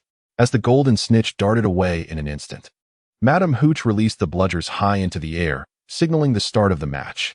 Regulus Black's attitude towards Quidditch mirrored the remarks he had previously made to silence Snape. He regarded Quidditch as a barbaric, brutal, and perilous sport, unbefitting of noble pursuits. Thus, when Snape extended an invitation, Regulus initially declined. However, under the incessant insistence and even threats from Snape, Regulus Black acquiesced and accompanied him to watch the match, or rather, to endure the chilling winds. Regulus Black understood that Severus Snape's insistence on having him accompany was primarily motivated by the desire to protect the Sorcerer's Stone. It was indeed a burden for him, as he originally only needed to keep an eye on Quirrell, but now had to include himself as an assistant. The brisk, refreshing breeze caressed his face as Regulus Black scanned his surroundings with a sense of ennui. Many of the students around him had neglected to cast warming charms, while numerous others were swathed like dumplings. Did they not consider that the 2 teams soaring above them were clad in far less? Had they not pondered the reasons behind this? The attire of the 4 houses was revealing. It was evident that Slytherin and Ravenclaw had predominantly employed warming spells, with their winter garments serving merely as a facade. Hufflepuff had also managed to cover about half of their members, while Gryffindor students were bundled up like bears. Despite their association with the Lioness House, their essence resembled that of unruly cubs. Beside them loomed the half-giant Hagrid, creating an atmosphere reminiscent of a bear den. As the 2 teams engaged in a back-and-forth exchange, Regulus Black found himself inwardly critiquing Gryffindor, who seemed to be leading in points. Then, in a sudden turn of events, their captain was struck down by a bludger, rendering him unconscious. Oh, what a misfortunate lad! Nevertheless, Regulus Black held a certain admiration for this Quidditch captain. I shall go and check on that boy. I hope his injuries are not severe. Regulus Black seized upon such a splendid opportunity, leaving no reason to refrain from using this matter as an excuse to depart. Upon stepping away from the professor's chair, Regulus did not hasten to visit the injured. After all, that was the domain of Madame Pomfrey, and the formidable reputation of Hogwarts' three most powerful witches was not to be taken lightly. In the sky, Harry Potter experienced the exhilarating sensation of galloping wildly, as his beloved Firebolt 2000 transformed into a wild stallion, wholly ungoverned by its rider. It bucked and swayed in all directions, freely engaging in Brownian motion. Just as the crowd's attention was drawn to Wood's exit, it was once again captivated by Harry's extraordinary predicament. No one quite discerned the nature of the events unfolding. It was certain that dark curses were being uttered, just as numerous protective spells were being cast. If one were to seek an apt analogy for this situation, it would be akin to an astronaut's stabilization training, where not only the protagonist, seated in their chair, endeavored to regain control over the tumult, but others also attempted to stabilize the chaos, inadvertently exacerbating the tumultuousness. In truth, even if Quirrell had ceased his dark incantations at that moment, Harry Potter would have continued to tumble with the aid of well-meaning souls around him. Regulus Black cast a malicious glance at the surface of the competition arena. Indeed, the intricate layers of protective enchantments had transformed the ground into something akin to granite. May Merlin bless Harry Potter. What is truly happening here? Who will come to Harry Potter's aid? Ron, witnessing his friend's evident distress, could only fidget anxiously from below. It was clear that someone was casting dark curses upon Harry Potter. Although Hermione was reluctant to engage with the foolish Ron as a fellow student, she felt compelled to share her observations. Handing her telescope to Ron, Hermione pointed towards one of the professors seated across the way, where Snape was intently focused on the sky, muttering incantations with a look of palpable tension. I've got it. That old bat is cursing Harry Potter. We must take action. Ron looked at Hermione with an expression that seemed to question her presence there, as if to say, what are you still doing here? Hermione longed to draw her wand and cast a spell on Ron, yet with Harry still in peril above. She recognized Ron's ineptitude and realized she must tackle the issue herself. In a hurried dash, Hermione approached Snape's seat. Just as she prepared to set fire to the bat-like robe, she was seized by a pair of arms. Good children shouldn't engage in mischief, Regulus Black remarked, shaking his finger playfully. Hermione, Professor Snape is casting dark curses on Harry Potter. Initially wishing to remain unnoticed, Hermione had intended to flee immediately after confronting the bat. However, now caught in the act, she had no choice but to reveal her discovery in hopes that the assistant professor might assist her. As far as I know, Professor Snape has no reason to harm Harry Potter. Regulus Black expressed his disbelief in her words. However, I witnessed Severus casting a spell with my own eyes. Young Hermione also stated her lack of faith in the other's judgment. Given this, let us come together to listen. Regulus Black waved his wand, casting a spell that produced an effect contrary to deafness, keen hearing, and sharp sight. Beneath the seats of the faculty, visibility was compromised, even if one were to peer through. The first sight would be merely posteriors. However, the sounds were crystal clear, allowing discernment of voices and discourse throughout the faculty area. It was evident that someone was invoking a malevolent curse, yet it certainly was not Professor Snape, as he was engaged in incanting a protective charm. Two others were similarly focused on protective spells, indicating that Hermione had indeed misidentified her target. Who was the caster of the dark curse? Hermione was certain she had never heard that voice before, and thus turned to look at the assistant beside her, who it was mattered little at this moment. Regulus Black brandished his wand and struck a fierce blow against the column beneath him, shattering it completely. The seats above immediately became unstable, and after a tumultuous upheaval, all present were affected. Quirrell and Snape found their curses and protective spells abruptly halted. Harry Potter's perilous tumble transformed into a safer roll, landing him upon a sturdy protective charm, albeit fracturing his left arm in the process. Slytherin seized the golden snitch, thereby concluding the match. In this edition of the Quidditch Cup, Gryffindor, at the cost of their injured captain and seeker, faced defeat, with victory claimed by Slytherin. However, Professor Snape appeared far from elated. It is because of you that Harry Potter fell. I did not cast a curse upon him. Nor was it Professor Snape who did so. You might as well join Slytherin. Faced with an unreasonable child, Hermione felt deeply ostracized, her tears threatening to spill forth as she yearned to cry. Yet, perhaps she could seek solace from the teaching assistant, who would surely comprehend her plight. In the hospital wing, several professors were tending to the injured duo. Madame Pomfrey administered a large vial of potion to each young Gryffindor, her face alight with a warm and affectionate smile amidst their expressions of pain.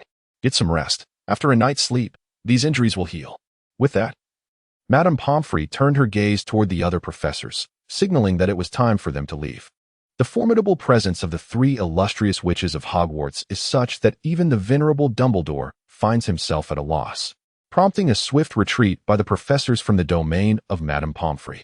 These three formidable figures are none other than Madame Pomfrey of the hospital wing, Madame Pants of the library, and Mrs. Norris, the feline companion of Argus Filch, the school caretaker. Within the hospital, any student daring enough to defy Madame Pomfrey would undoubtedly face an experience akin to a brush with death. As a healer born of Hufflepuff lineage, she would never resort to malevolence. However, subtle insinuations and a potpourri of ever-changing potions suffice to quell any unruly student. Madame Pants, the librarian, represents a different kind of authority. In the vast expanse of the library, she alone possesses the prerogative to admonish any student who dares to break the silence, brandishing her feather duster to chase away the intrepid few who challenge her dominion. Gryffindor students feel this truth most acutely. Their notions of bravery and rebellion are rendered utterly worthless in her presence, perhaps deemed as inconsequential as the dust upon the tomes, which she insists must be swept away. As for Mrs. Norris, during the daylight hours, she may not garner much affection, yet by night, she transforms into a spectral entity. Her silent, ghostly figure turns countless adventurous students into unwitting laborers, for Mrs. Norris possesses an uncanny ability to locate any student, rendering even Harry Potter's invisibility cloak ineffective against her approach. No one dares to show disrespect toward Mrs. Norris, for behind her lies not merely the mute caretaker, Filch, but the collective authority of all professors and the esteemed Dumbledore himself. She embodies the very essence of Hogwarts regulations. While Harry Potter recuperates quietly in the hospital wing, Hermione ascends to the 8th floor and knocks upon the door of Regulus Black's private chamber. The room of requirement, when occupied, cannot transform into another space. Thus, once a person has taken residence, it becomes inaccessible for storage or other purposes. Even when moving the vanishing cabinet, Regulus Black must first vacate his exclusive room before invoking the room of requirement to procure a place to conceal the cabinet, which he must then return to his chamber. The current occupant of the room of requirement can be discerned by the style of its door, as each new configuration alters its appearance. Additionally, the room can be designated for specific users unless the initiator has departed from Hogwarts or has concealed their private chamber. However, Regulus Black has not obscured his room. After revealing his private space, he leaves the door exposed. The door itself resembles a grand mirror, adorned at its corners with metallic, vine-like embellishments. This mirror permits passage for those outside as well as those within, but to enter through the mirror, one must know the incantation, which certainly is not as simple as open sesame. Bonnie Lahome. In Hermione's grasp lay a handkerchief, a token bestowed upon her by Regulus Black on the day the giant appeared, just as she emerged from the cubicle. Although at that moment no one was visible, it was instinctively accepted. Given Hermione's intellect, her curiosity would inevitably be piqued by the ornate script adorning the handkerchief. While the true significance of Ambonillahong eluded her, it did not preclude her from experimenting with its potential elsewhere, particularly after realizing that her savior was indeed Regulus Black. And knowing he resided behind the mirror door on the 8th floor, Hermione contemplated the utility of the handkerchief. However, unbeknownst to her, this handkerchief was effective solely in her possession. No other individual could utilize it to clean the mirror. Following the incantation, the mirror rippled with water-like undulations, and with great trepidation, Hermione stepped through. The octagonal, nearly circular chamber was spacious and luminous, with a grand bed that beckoned one to roll upon it. Aside from the mirror through which she entered, the only other feature was the enormous Hogwarts crest emblazoned on the opposite wall. The remaining 6 walls were partially draped with curtains, revealing a glimpse of books and magical paraphernalia. One wall was lined with cabinets filled with potions, while a corner displayed an array of cauldrons, some safeguarded by magic, brewing potions of unknown effects. Though the opportunity to enter was somewhat exhilarating, Hermione felt a greater sense of disappointment, for the person she sought was not present in this exposed space. Suddenly, an eerie mechanical sound echoed, culminating in a halt behind Hermione. Sensing an unseen gaze upon her, She stiffly turned to confront a puppet adorned in a Gothic maid's outfit.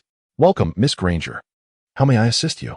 It intoned with a cold, emotionless demeanor, reciting the standard phrases of a maid, devoid of warmth. I am here to see the assistant professor. If he is unavailable, I shall take my leave," Hermione replied, attempting to circumvent the puppet to escape. However, the puppet extended a hand to block her path, its blade-like fingers gleaming ominously. "Mr. Black has instructed that if Miss Granger should visit, she must kindly wait a moment." The puppet insisted, guiding Hermione towards a set of tea tables, gesturing for her to select a seat of her preference. It was then that Hermione noticed the eclectic arrangement of the coffee tables and chairs surrounding her. None were identical, despite their disarray encircling a single coffee table. There was no sense of chaos. Instead, a casual comfort seemed to emanate from the scene. Selecting a sofa that was perfectly proportioned in height and size, Hermione sank into it, enveloped as if in a cocoon, and an overwhelming sense of security washed over her.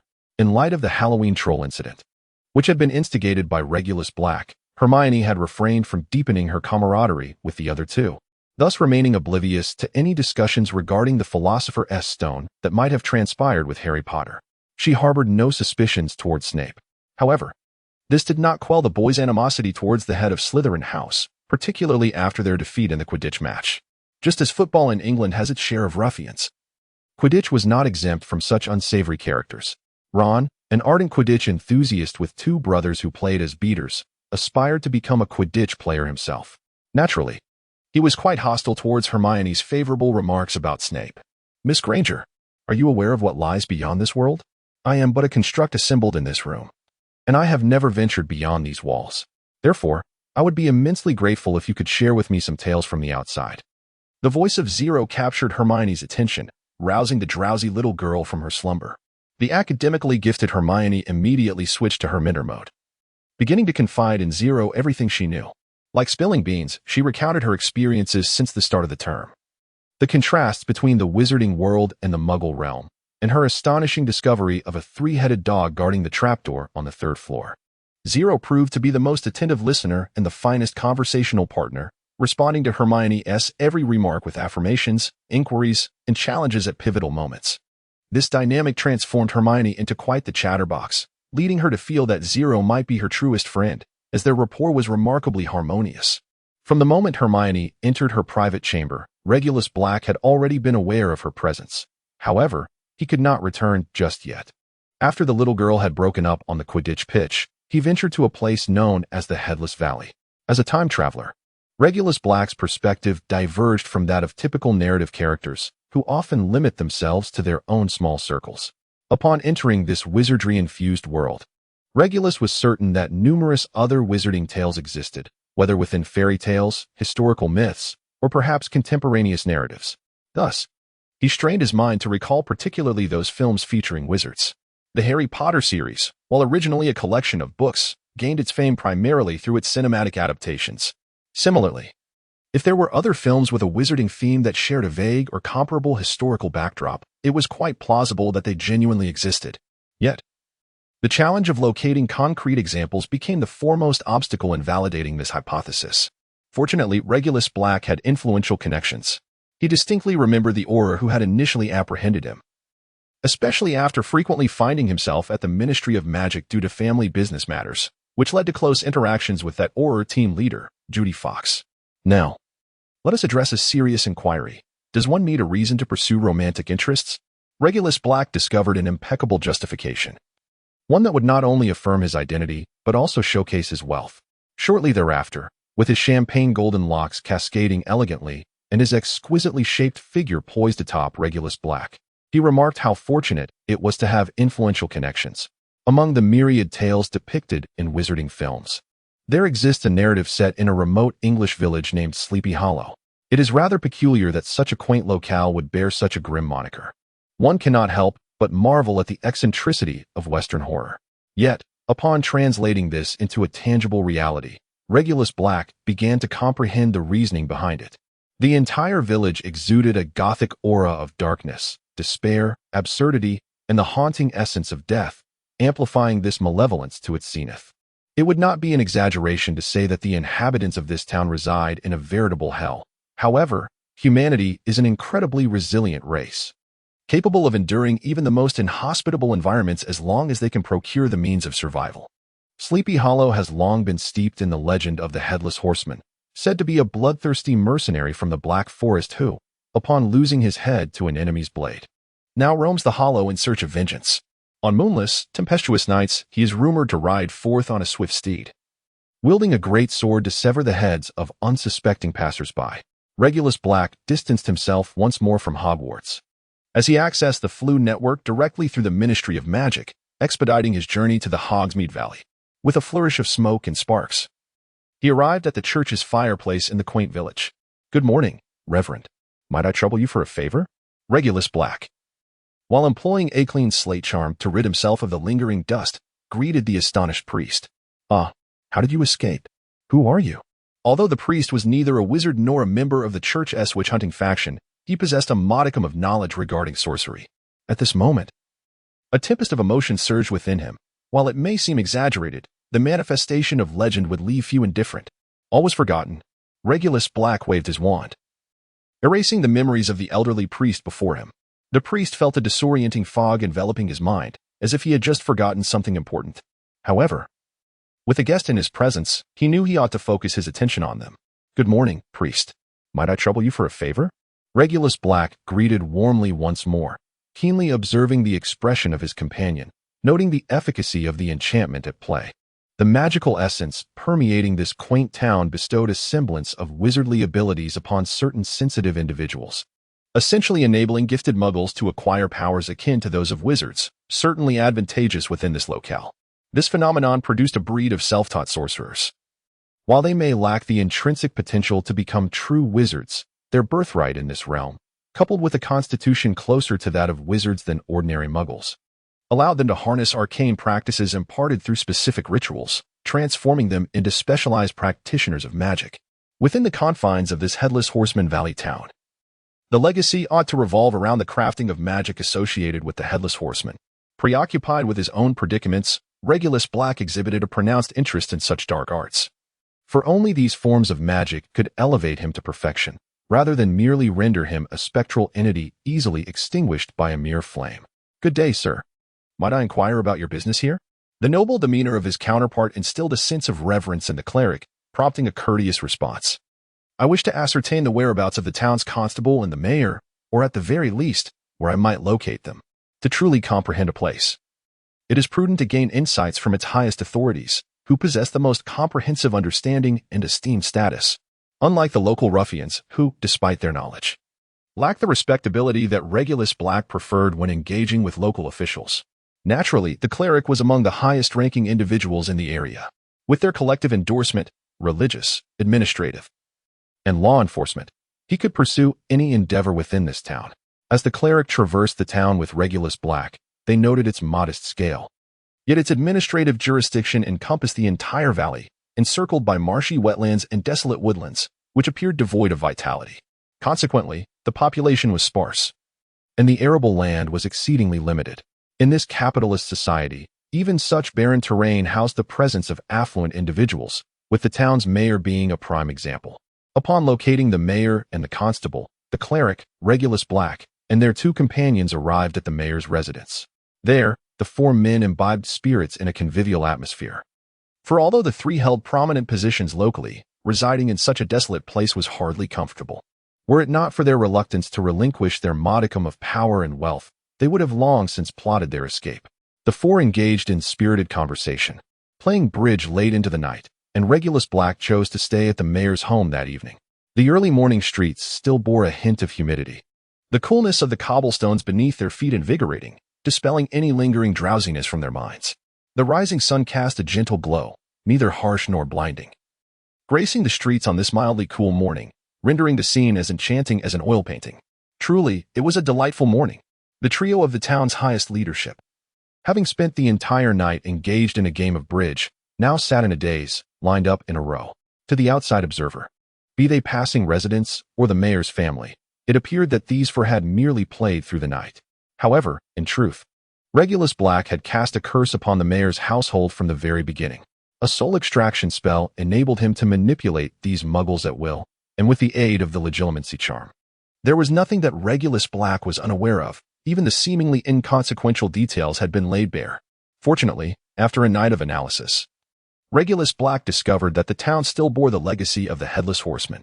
Adjacent to the cemetery in the Vale of Heads resided a woman who worked as a cook in the mayor's house. She had twin daughters, Corinna Cook and Catalin Cook, both of whom possessed striking silver gray and lavender eyes. No one dared to wander near the cemetery, for the atmosphere there was unsettling for ordinary folk. Yet, these two golden-haired little girls thrived in their prolonged presence among the graves, resulting in a lack of companionship. Traversing the entire town, Regulus Black finally arrived at the cemetery's depths. "Show me the way," he thought, focusing on the individuals and entities he sought, as the magic spell provided a guiding light. When the tip of his wand illuminated a certain direction, after walking a bit further, he finally laid eyes upon the two peculiar-eyed little girls. "Who are you?" one of them asked with a hint of innocent curiosity, while the other tightened her grip on a hatchet, displaying a wary demeanor. The sisters bore identical features, the only distinguishing trait being their differently colored eyes. Observing their contrasting reactions, Regulus Black felt a sense of amusement. There always seemed to be one twin who was more mature. "I am Duke Black, newly arrived here, and the entirety of the Vale of Heads is now my domain. Which of you, Miss Cook, is Corinna? And who is Catalin?" Despite Regulus Black's demeanor exuding an air of coldness, the townsfolk themselves were rather indifferent, making attitude paramount. And the Duke's demeanor was sufficiently cordial. "I am Catalin, and this is my sister Corinna." The innocent little girl pointed to her silver-eyed sister, who remained tense with her hatchet in hand. "In fact, I possess another identity. I am a very powerful wizard." Regulus Black deliberately revealed his identity, and the two young girls initially displayed expressions of astonishment, which soon transformed into an undeniable delight. It was evident that this step was indeed the right one. To further earn the trust of the two girls, Regulus Black drew his wand and gently tapped it against their garments. Instantly, they were restored to their pristine condition.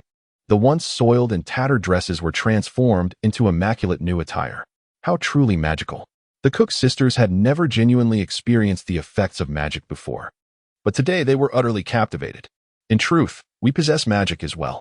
Wielding an axe, I divulged my deepest secret, and upon realizing the rudeness of my actions, Corinna bashfully discarded the axe from her hands, standing tall to affirm that every word she spoke was the truth. "Since my arrival here, I had merely heard tales of your uniquely colored eyes, and I never anticipated that you would indeed be remarkable, destined to become exceptional witches." Regulus Black did not directly inquire about their magical abilities. Instead, he bestowed compliments upon them. "In truth, we possess the capability to summon a Headless Horseman." The adorably naive Catherine interjected, only to fall silent, feeling a tinge of embarrassment. Observing her uncertain demeanor, Regulus Black glanced back and forth between the differing attitudes of the two sisters. "The reality is that we require a recently deceased corpse, which is why we have yet to attempt it. We are unsure if we can even succeed." Catherine shyly elaborated on her forthright sister, Corinna's words. "Are you not afraid of the Headless Horseman? It certainly piques one's curiosity. How did such a pair of little girls acquire their magical heritage?" Regulus Black noted that, despite their commendable physique, they were slightly less capable than a mere firecracker. This implies that they possessed no inherent magical power. Rather, the magic within them emanated from this headless valley, rendering them as wild, localized witches unable to venture beyond this region. It remains a mystery who left behind the legacy of the Headless Horseman, granting the children born here the ability to partake in the magical rites of its creation, contingent upon their acceptance of magic. "We are not afraid. From the moment we became aware, we recognized our differences from other children, and memories of the Headless Horseman have always been present, impossible to forget." "So do you dare to kill?" Regulus Black, once again, engaged in evasive discourse, seeking to ascertain whether this inheritance would influence human nature. "Without experience, there lies uncertainty. Without contemplation, there exists ignorance." "Very well. It is not a matter of fear, but rather an absence of trial and thought. Should the desire to experiment arise, the legend of the Forbidden Valley shall be rekindled. Now, please accompany me. I must converse with your mother." Regulus Black had yet to devise a solution to his predicament. Despite his fervent desire to seek out wizards beyond the confines of the magical realm, he found himself increasingly disillusioned upon discovering them. It was not that they lacked talent. Rather, their abilities were constrained and of little assistance to him, unless he were to radically transform such skills. Within the context of a Western fantasy, How might a wizard discreetly lead away two young girls without coercion? Would he dare to utter, "Come, let uncle show you a treasure"? Such a notion was utterly preposterous. One must expunge any discordant elements. In an era when feudalism had not yet crumbled, akin to the fantastical medieval times we often envision, much of the labor within a lord's domain was performed by serfs. While not slaves, these individuals had most of their personal rights tethered to their lords, who could buy and sell them at will, or even bestow them as gifts. An inappropriate analogy might liken this situation to the family dynamics often depicted in domestic dramas, where one's marriage is dictated by another's will, where life and death hinge upon the whims of the powerful, and where one's fate can be handed over to another. The daughters of serfs and tenants were essentially at the mercy of their lords, who could directly offer them to a wizard without much opposition. Free farmers were unlikely to dare defy their lords, or, more importantly, offend a wizard. Moreover, the aspiration of impoverished girls to ascend from their modest beginnings to a life of grandeur is a universal sentiment, transcending cultures and epochs, not merely confined to the realm of female-centric literature. With a flick of his wand, Regulus neatly bound 2 bundles of firewood, which then floated behind him. The simple incantations he employed rendered the young girl's eyes alight with eager anticipation. Upon arriving at a house not far from the cemetery, the girls set aside the levitating firewood and joyfully opened the door for their guest. Katerina, is it truly you back again? A woman busily toiled in the kitchen, preparing semi-processed ingredients, having learned of an important visitor at the mayor's residence, thus elevating the culinary offerings for the days ahead. Mother! Katerina and Karenna leapt into their mother's embrace, exuding sheer delight. Good morning, Mrs. Cook. Allow me to introduce myself. I am Duke Black, and I happened upon your daughters upon my arrival here. Regulus Black exhibited an unmistakable demeanor of aristocratic refinement, yet he garnered an even greater hostility from those around him. We reside at the far end of the village. How is it that you happened upon my daughter? The mother of the little girl instinctively gathered her 2 children behind her, adopting a protective stance akin to that of a hen shielding her chicks. I must visit the mayor's residence, where the sheriff and the clergyman await our meeting. I shall not intrude further. Farewell. In light of the young lady's antagonistic demeanor, Regulus Black resolved to offer no further explanation and took his leave. Observing their mother ushering the guest away, the 2 little girls found themselves in a state of bewilderment. After all, he was a wizard, a genuine wizard. Mother, that Duke Black is a wizard, just like us, exclaimed Catherine, anxiously clutching Mrs. Cook's apron. He must be a charlatan. There are no wizards in this world. Do not engage with him again. Do you understand? Mrs. Cook admonished her daughters in a tone that was both fierce and frightening. Good morning, Mr. Mayor, Mr. Sheriff, and Father, greeted Regulus upon returning to the mayor's residence, where the 3 gentlemen were partaking in their morning tea. A night spent playing bridge had indeed drained their energy, leaving them somewhat listless. Good morning, Your Grace, Duke Black. Please forgive our rudeness. We were utterly exhausted from our all-night card game. Regulus Black was acutely aware of their condition. Those who had been subjected to his soul-sucking curse and memory charm throughout the night could hardly be in good spirits. They were not like his own reanimated corpse, with stamina, physical strength, vitality, and magical energy at their maximum. There was no need for politeness. Among us, I am the youngest, and it was my oversight regarding the well-being of the 3 of you. I shall refrain from all-nighters in the future. In truth, I am rather delighted to engage in a game of bridge with His Grace. After downing a large cup of coffee, the mayor, feeling somewhat revitalized, hastened to express that this minor fatigue was nothing compared to the pleasure of entertaining the Duke. Indeed. The constable and the priest nodded in agreement. In Regulus Black's view, the effects of the memory adjustment were remarkable. We previously mentioned the 2 young girls, Catherine Cook and Karenna Cook. I have just visited them, and I find them quite charming. Upon hearing this, the 3 leaders of the town exchanged knowing smiles. Many matters do not require direct involvement. Once Regulus Black made it known to the townsfolk that he was the Duke of Black, and that the Headless Valley had become his domain. It was only natural that those he fancied would be presented to him by eager hands. If it is convenient, I would like to ride around the vicinity, after all. It is essential to familiarize myself with my territory. Regulus Black's intention was to borrow a horse for a leisurely stroll, a request that was met with enthusiasm. The mayor graciously lent his finest steed to His Grace, allowing Regulus to ride at his leisure. Mounted upon the horse, Regulus Black aimlessly began to wander, while the mayor promptly gathered the sheriff and the clergyman to persuade the cook to catch the eye of His Grace, even as a mere maid. would be a remarkable opportunity. Should the three of them succeed in this endeavor, it would undoubtedly leave a favorable impression. Regulus Black gazed silently at his panoramic mapping system, the entirety of the Headless Valley becoming increasingly vivid under his scrutiny. This secluded vale, save for the singular path that connects it to the outside world, was surrounded by treacherous cliffs, turbulent rivers, and chaotic rocky outcrops, interspersed with patches of peculiar woodland. Although flora continued to flourish within the valley, it exuded an air of decay. The pale, desiccated branches bore no leaves, yet grotesque gnarls protruded from them, some oozing pus and emitting a repugnant odor. Thus, certain cultivable plots emerged as exceedingly precious, representing the few areas untouched by the taint of magic. After surveying the entire environment of the Headless Valley, Regulus Black approached a tree. This ancient juniper, having fallen yet still thriving, emitted a ghastly pallor even in daylight. Under the moonlight, it appeared akin to a spectral skeleton. The trunk was fissured, revealing a dark crimson wood within. His arrival at this particular spot was not happenstance. It marked the origin of the Headless Valley itself. The fissures in the trunk served as a conduit to the underworld, allowing infernal magic to seep into the valley. However, the quantity of this magic was so minuscule that it had escaped the attention of the wizarding community, or perhaps it had been noticed but deemed inconsequential. The surrounding trees were concurrently affected and distorted. Within a radius of 100 meters from this juniper, those trees facing the center bore grotesque, mask-like patterns, their contorted faces seemingly voicelessly wailing in agony. Truly, it was a veritable treasure trove of geomantic fortune. So many magical plants and alchemical materials lay unexploited. What a lamentable waste! Regulus Black inhaled deeply, recognizing that the magical essence before him was nothing short of a panacea for his undead nature. To describe it as merely a tonic would be a gross understatement. Yet, he could not allow this rift to the infernal realm to expand unchecked. It was imperative to harness its power while simultaneously curtailing its proliferation. Suddenly, the rhythmic clatter of hooves echoed in the air. Beneath the somber sky, a headless horseman clad in a dark ensemble emerged, clearly intent on confronting Regulus Black.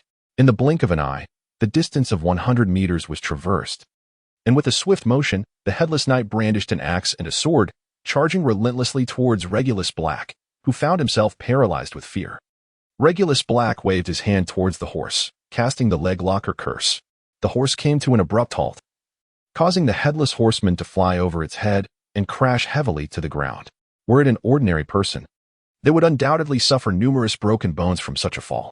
Yet, the headless horseman, a true exemplar of the undead, rose effortlessly, turning to continue his relentless charge towards his target. All shall be petrified. Regulus Black unleashed a petrifying curse, rendering his opponent's movements immobilized.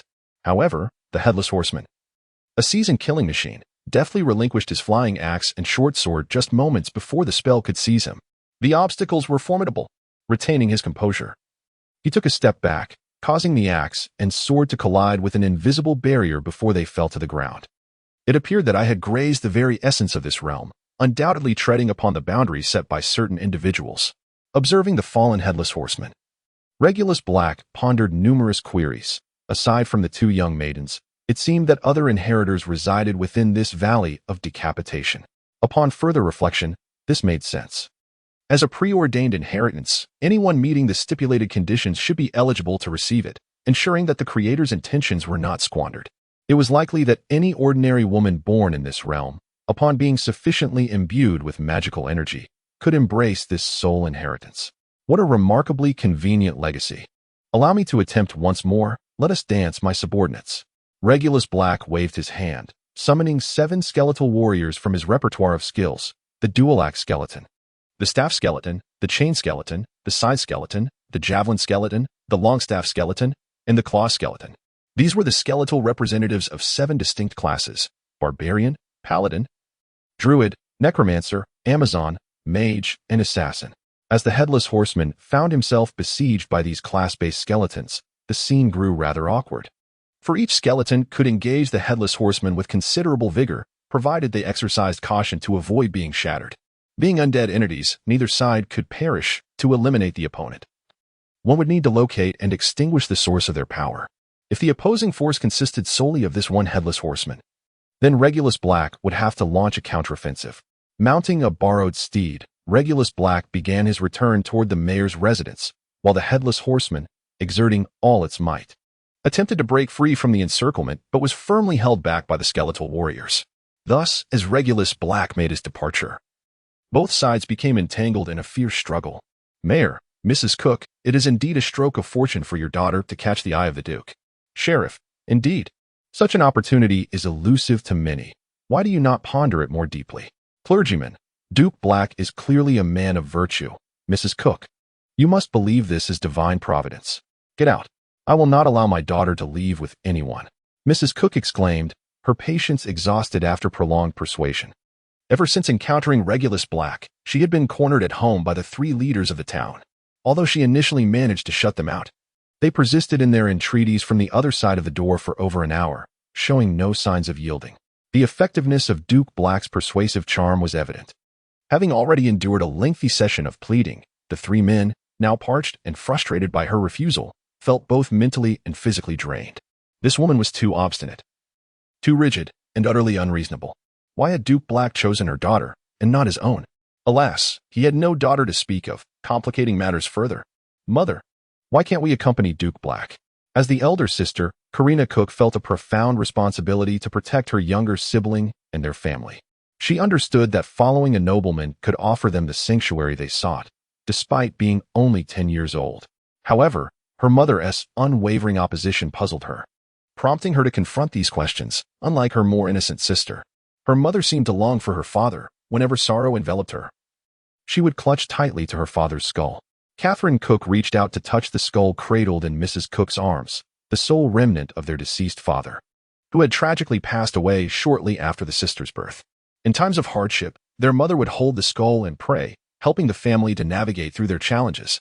It was also this very skull that inadvertently awakened the sisters' inheritance of the Headless Horseman's soul.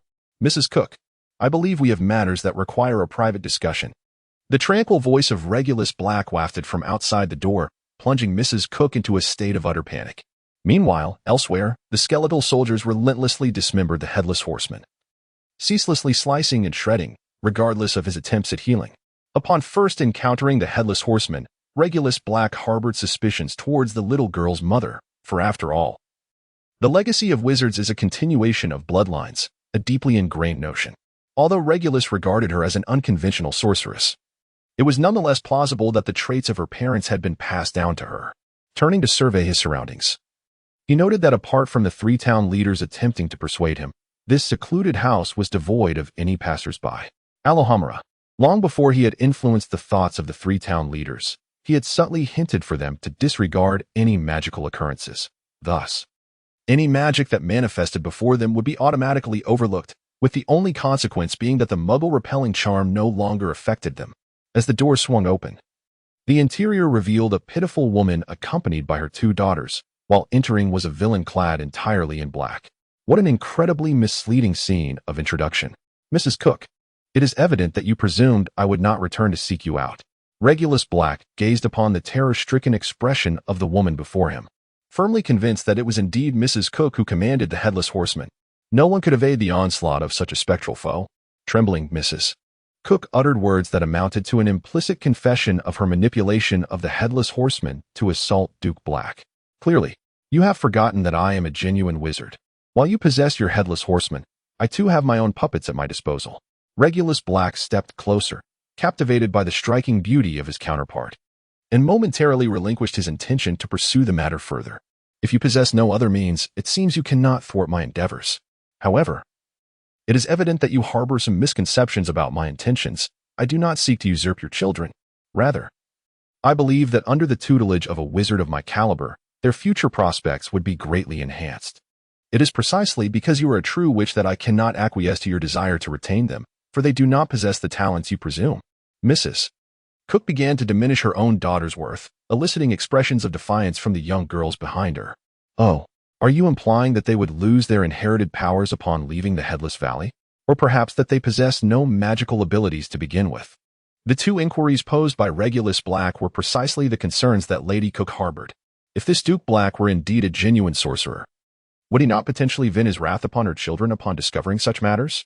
Rather than risk losing their lives in the future due to his ire, it would be wiser to refuse outright, whether through direct denial or by eliminating Duke Black altogether. Such actions could resolve the predicament. How fervently one wishes that this Duke Black were merely a charlatan, for then the Headless Horseman would surely succeed. Indeed, should you find that they lack the talents you desire, I implore you, do not take them from me, for they are my only daughters. As Lady Cook spoke, tears streamed down her face as she knelt on the ground. I shall not take them from you. However, in name, they must belong to me. Since this is my domain, I require the establishment of a permanent estate here, where they may reside and oversee the entirety of the manor on my behalf. Regulus Black assisted Mrs. Cook, gracefully waving his wand to cast Scourgify and Reparo, tidying her garments. He gently lifted her chin with his wand, scrutinizing her features. In her youth, Mrs. Cook was undeniably a beauty. However, years of toil and the burdens of her 30s had diminished her allure significantly.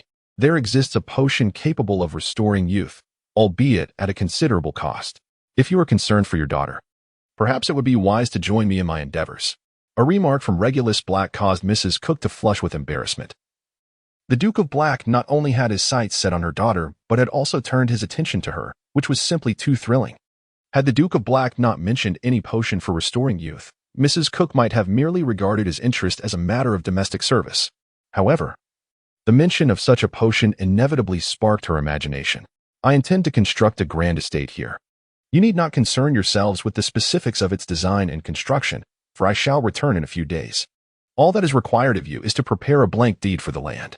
Regulus Black was aware that Mrs. Cook had misunderstood him. However, there was no need for clarification. He turned and departed from the Cook residence, proceeding to instruct the 3 town leaders awaiting outside regarding subsequent matters. After all, noon was fast approaching, and there were classes at Hogwarts to attend in the afternoon. Farewell to the 3 gentlemen and Mrs. Cook. Regulus Black bid farewell to the assembled individuals, vanishing from the Headless Valley with a mere flicker of apparition. Mother, I told you. The Duke of Black is a true wizard. He would never deceive us. Witnessing the abrupt disappearance of the dark figure, the 2 young girls began to showcase their insights. The 3 leaders of the town appeared utterly oblivious to this scene and seemed equally unaware of the skull cradled in Mrs. Cook's arms. Mrs. Cook. The Duke of Black has departed, so starting tomorrow, the menu will revert to its original form. As for today's prepared dishes, we shall adhere to the menu. We must celebrate the Duke's future residence in the Headless Valley. After all, it is the illustrious Duke of Black. To be his neighbor is indeed an honor. Mrs. Cook, astonished, failed to perceive any oddity in the 3 town leaders, who also disregarded the skull she held. Embracing the skull, Mrs. Cook sought to commune with her Headless Horseman. While the surrounding skeletal soldiers had vanished with the Duke's departure, leaving the Headless Horseman standing solitary. Return. Go back to your hell, my beloved. Mrs. Cook sensed that she would not need to summon the Headless Horseman frequently. The Duke of Black, a genuine wizard, with any of his identities, was more than capable of safeguarding her and her daughter, and perhaps all she would need to relinquish was her own corporeal form. Regulus Black returned to Hogwarts just before noon. Upon entering his personal room of requirement, he discovered a small figure peacefully asleep. Hermione had never imagined that one day she would confide in a magical puppet, speaking incessantly throughout the night, which directly led to her physiological sleep disruption. As an exceptional listener and the finest puppet maid, Zero refrained from reminding Hermione of the time, instead guiding the conversation and continually serving an array of delectable snacks and coffee, thus keeping Hermione in a state of spirited excitement. However, as a child, exhaustion would inevitably set in. Despite her vocal protests against sleep, she would eventually succumb when her limits were reached. Unbeknownst to her, Hermione slumbered deeply, with Zero merely standing watch, and as a result, Hermione ended up being late. Oh dear, I am late. I have missed the entirety of my morning classes. Upon being awakened, Hermione felt on the verge of a breakdown. For a top student, such behavior was inexcusable. Missing class was simply unimaginable, especially for a diligent scholar like Hermione. Stay calm. Stay calm. Regulus Black raised a cup of coffee, savoring its warmth, while Hermione before him began to tug at her own hair in distress. How am I to remain calm? Just yesterday, I indulged in an excess of coffee, resulting in an all-night conversation with your puppet until dawn. I had every intention of returning, yet I succumbed to slumber. Who among the professors would believe such a tale? The young girl, unusually vocal, was on the verge of attributing the entire ordeal to a conspiracy orchestrated by Regulus Black himself. Of course, should Regulus be willing to bear the blame, the girl would find herself in no trouble at all.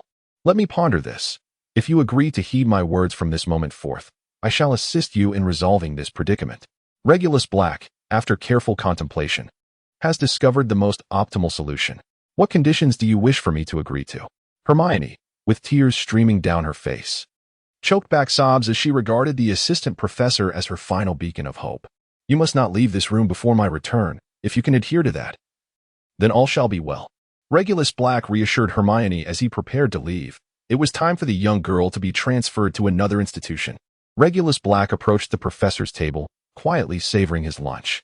This time, he did not sit beside Snape, but rather next to Professor Flitwick, a decision that undoubtedly captured Snape's attention. It was evident that Regulus Black sought to discuss a matter with Professor Flitwick. Professor Flitwick, there is a matter on which I wish to seek your counsel. After finishing his meal in silence, Regulus Black elegantly wiped his mouth and then began to engage with Professor Flitwick over a glass of wine. I wonder what brings you here, Black.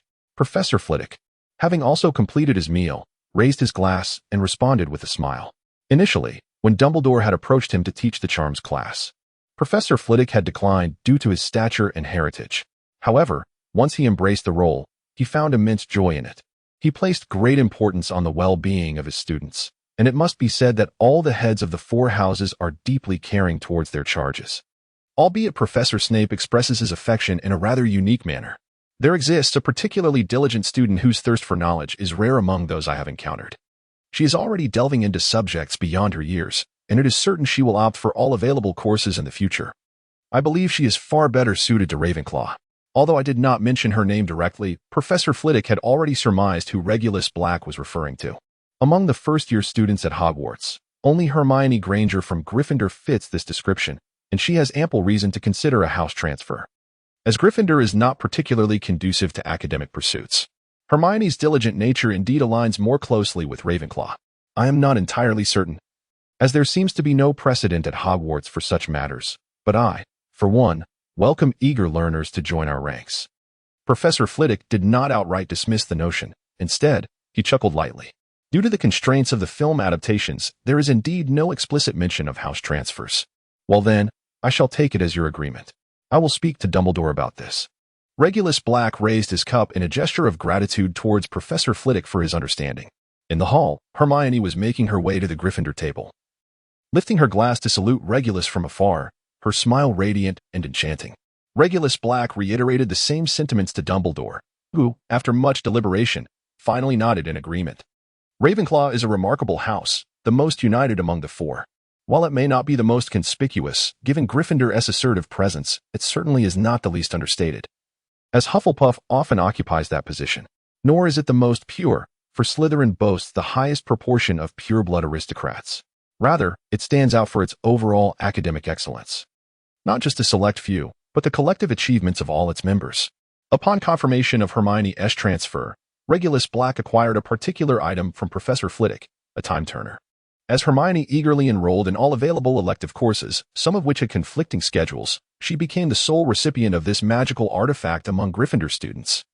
Given the unique nature of this item, if it were to fall into the hands of Gryffindor students, it could potentially lead to catastrophic consequences before Voldemort's impending actions. Hermione was the only Gryffindor to possess it, and even in the future, Harry Potter's children would come to possess this artifact, only to be frightened into abstaining from its use after numerous tumultuous encounters through the annals of time. As a consequence of the butterfly effect, an inadvertent action could alter the timeline, causing certain individuals who should exist to vanish. In the hands of Ravenclaw, however, the time turner could fulfill its intended purpose, serving as a tool to enhance the learning of the young eagles. Regarding the usage of this magical item, I believe you should heed the guidance of Professor Flitwick and your fellow students upon joining Ravenclaw. Regulus Black adorned Hermione with the time turner, its golden chain sufficiently lengthy to envelop both of them. 2 loops of metallic rings encircled a circular metal disc, within which lay a diminutive hourglass. Each rotation of the innermost layer signified an hour, while a complete turn of the second ring represented a day.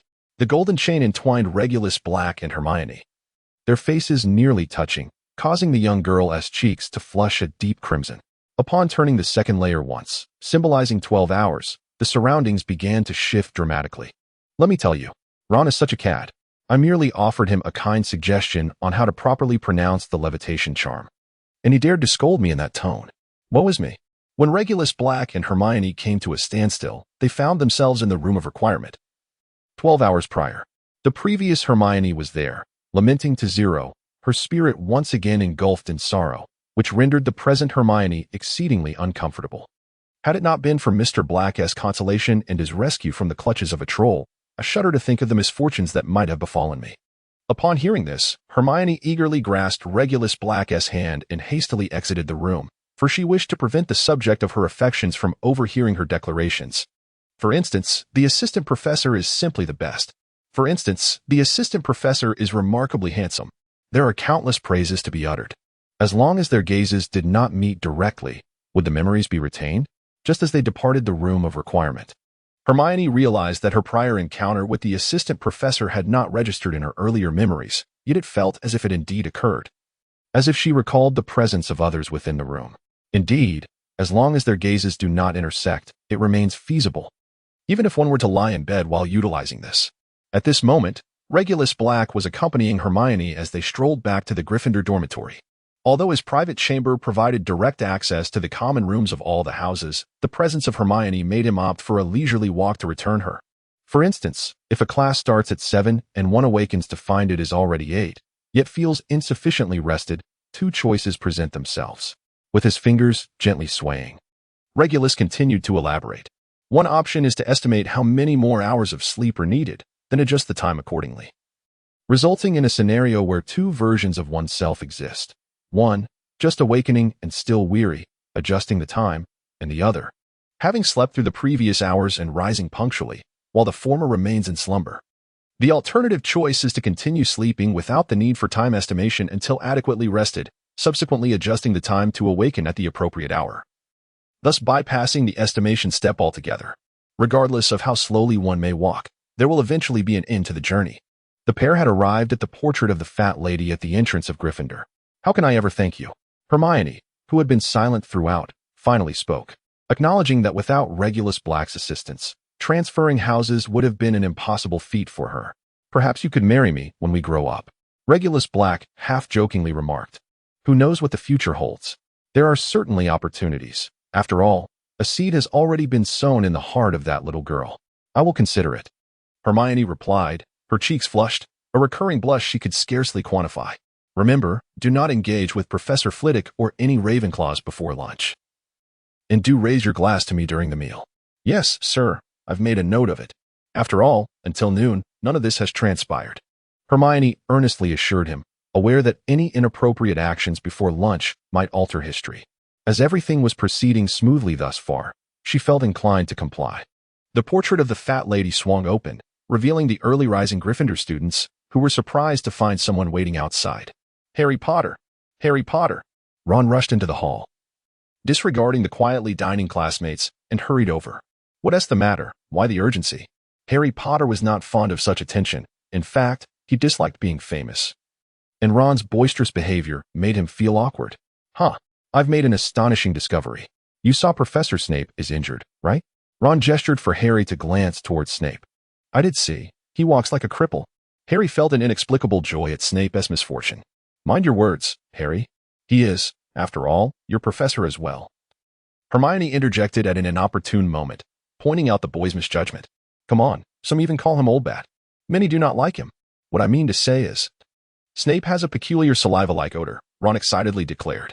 Harry looked at Ron oddly. Saliva? How did you discern that? Were you lying on Professor Snape? That's disgusting. Hermione exclaimed, her expression one of distaste, as if Ron had committed some unspeakable act. What are you all staring at me for? It's the smell of the three-headed dog. We have encountered it before, you should remember. Ron insisted, and both Hermione and Harry were well aware of their prior encounter. When the three of them had inadvertently stumbled into that room to evade the fat lady, Hermione reminisced fondly about their friendship back then. But the immature little girl discerned from the boys' expressions that they would not care about the loss of that camaraderie. Originally intending to remind them, she decided against it. It was amusing how the fearsome magical creature, the three-headed dog, was casually referred to as Fluffy by Hagrid, the half-giant.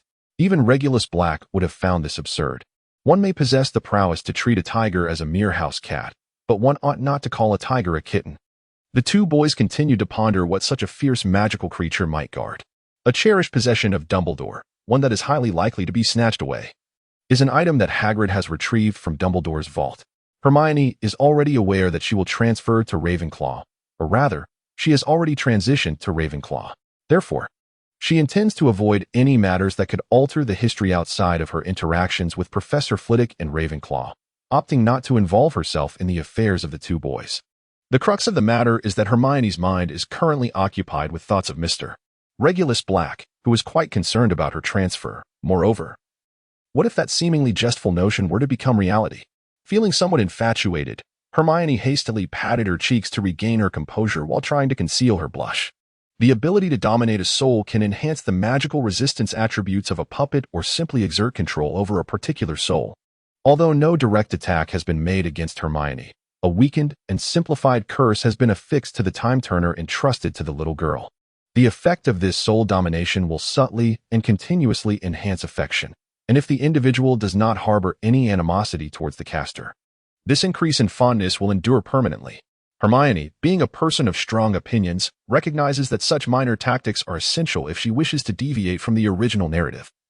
Otherwise, who knows when the plot might require a character to act foolishly in a manner that should not occur. Months have swiftly passed since the start of the school year, and the atmosphere in Potions class remains laden with tension and anguish. Professor Snape cast a languid glance over the students in the classroom, their expressions reflecting a suffering worse than death, which greatly amused him. Once, Gryffindor boasted a scholar striving to assert their presence, but now it is left with various unforeseen calamities and indescribable disasters, creating a stark contrast with the half of the classroom occupied by Slytherin. Since joining Ravenclaw, Hermione has finally grasped the correct usage of the time turner and has come to understand Ravenclaw's philosophy of handling matters, subtly acquiring knowledge to enrich oneself. She can disregard Slytherin's aristocratic ideals, encourage Gryffindor to sacrifice for certain perilous experiments, and enlist the goodwill of Hufflepuff to assist in resolving various issues. We are Ravenlaw, born solely for the pursuit of knowledge, forever immersed in the ocean of enlightenment. As a tradition of Ravenclaw, Hermione has also gained an elder sister. After her arrival, Cho Chang has assumed the role of her sister. That very night, Hermione was ambushed by Cho, who, clad in pajamas and clutching a pillow, climbed into bed with her.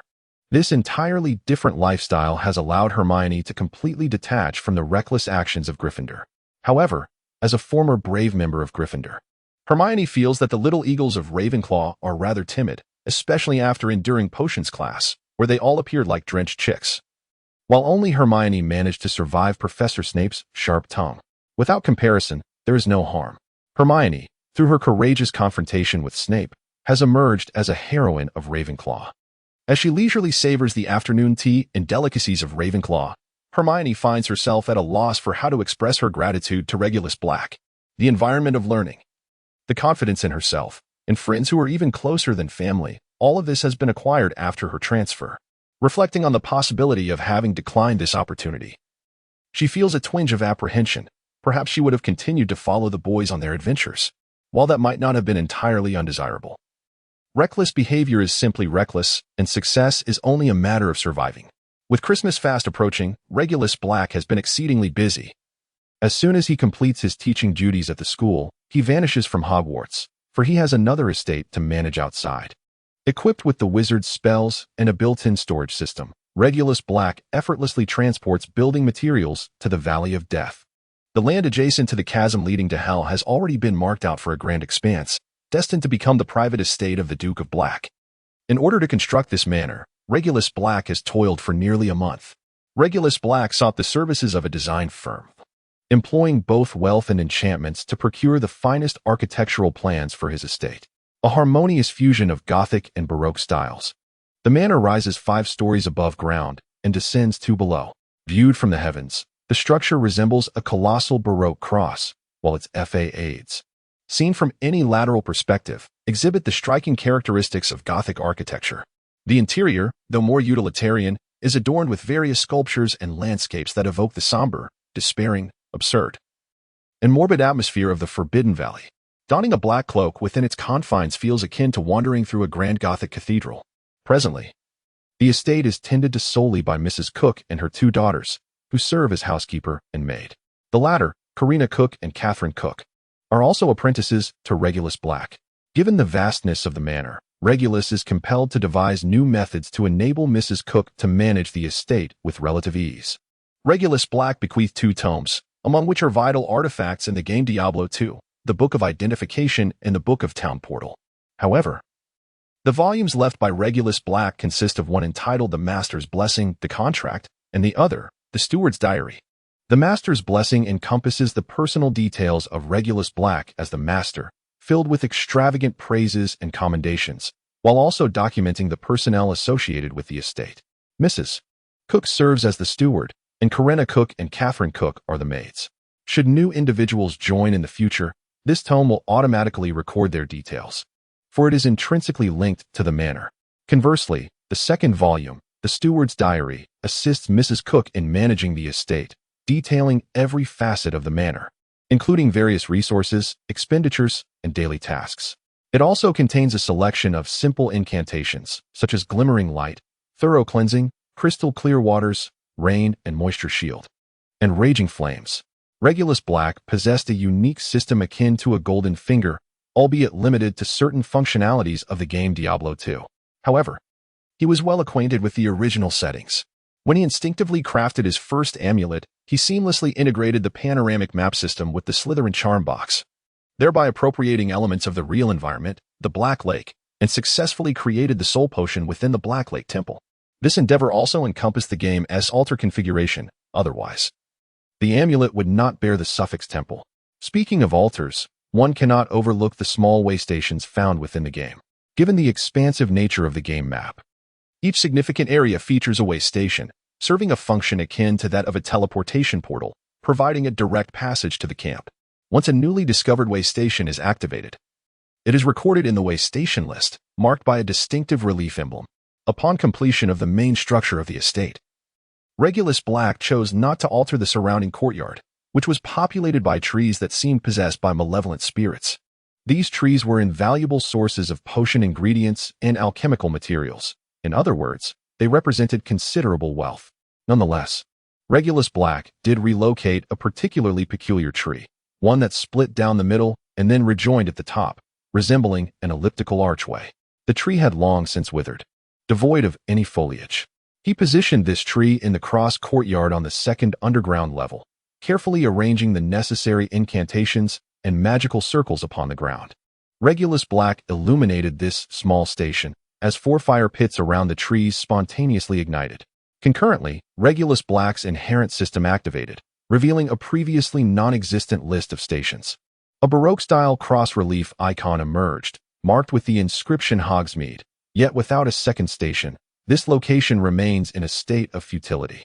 Regulus Black initially harbored significant doubts regarding the undertaking of tasks beyond the inherent capabilities of the system.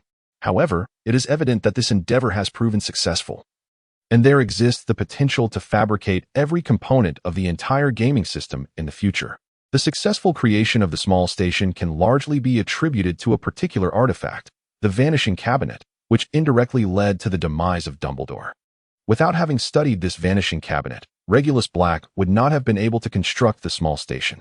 Regulus Black, having completed his tasks, once again departed from the Forbidden Forest via apparition, subsequently returning to the wizarding village of Hogsmeade through the Ministry of Magic's fireplace, and then making his way back to Hogwarts through the Shrieking Shack. It was time to establish a small station at Hogwarts, to be recorded in the station list. The incessant back-and-forth journey was undeniably cumbersome. Upon returning to Hogwarts, Regulus Black continued his methodical life, diligently engaging in his promising role as a teaching assistant. Occasionally, he would catch glimpses of Hermione rushing by, her cheeks flushed and her demeanor utterly charming. Equally flustered was the second-year student, Zhang Qiu, whose swift departure was perplexing. Regulus soon noticed that several Ravenclaw girls would steal glances at him, only to blush and flee when caught. Had his secret admiration for younger girls been uncovered? Regulus mused to himself. Meanwhile, Harry Potter and his companion Ron, despite lacking Hermione's support, gradually uncovered the truth about the Chamber of Secrets due to a series of fortuitous events. Recently, they could no longer resist inquiring with Hagrid about the three-headed dog.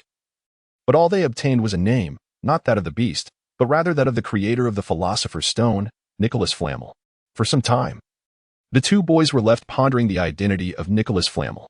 To their surprise, while indulging in chocolate frogs, they stumbled upon a trading card featuring Dumbledore himself, who recounted his friendship with Flamel and the origins of the Philosopher's Stone. Regulus Black found this blatant promotion of the savior rather distasteful. One evening, while patrolling the deserted corridors of Hogwarts, Regulus Black turned a corner and was suddenly confronted by Peeves the Poltergeist. "My master, at your command.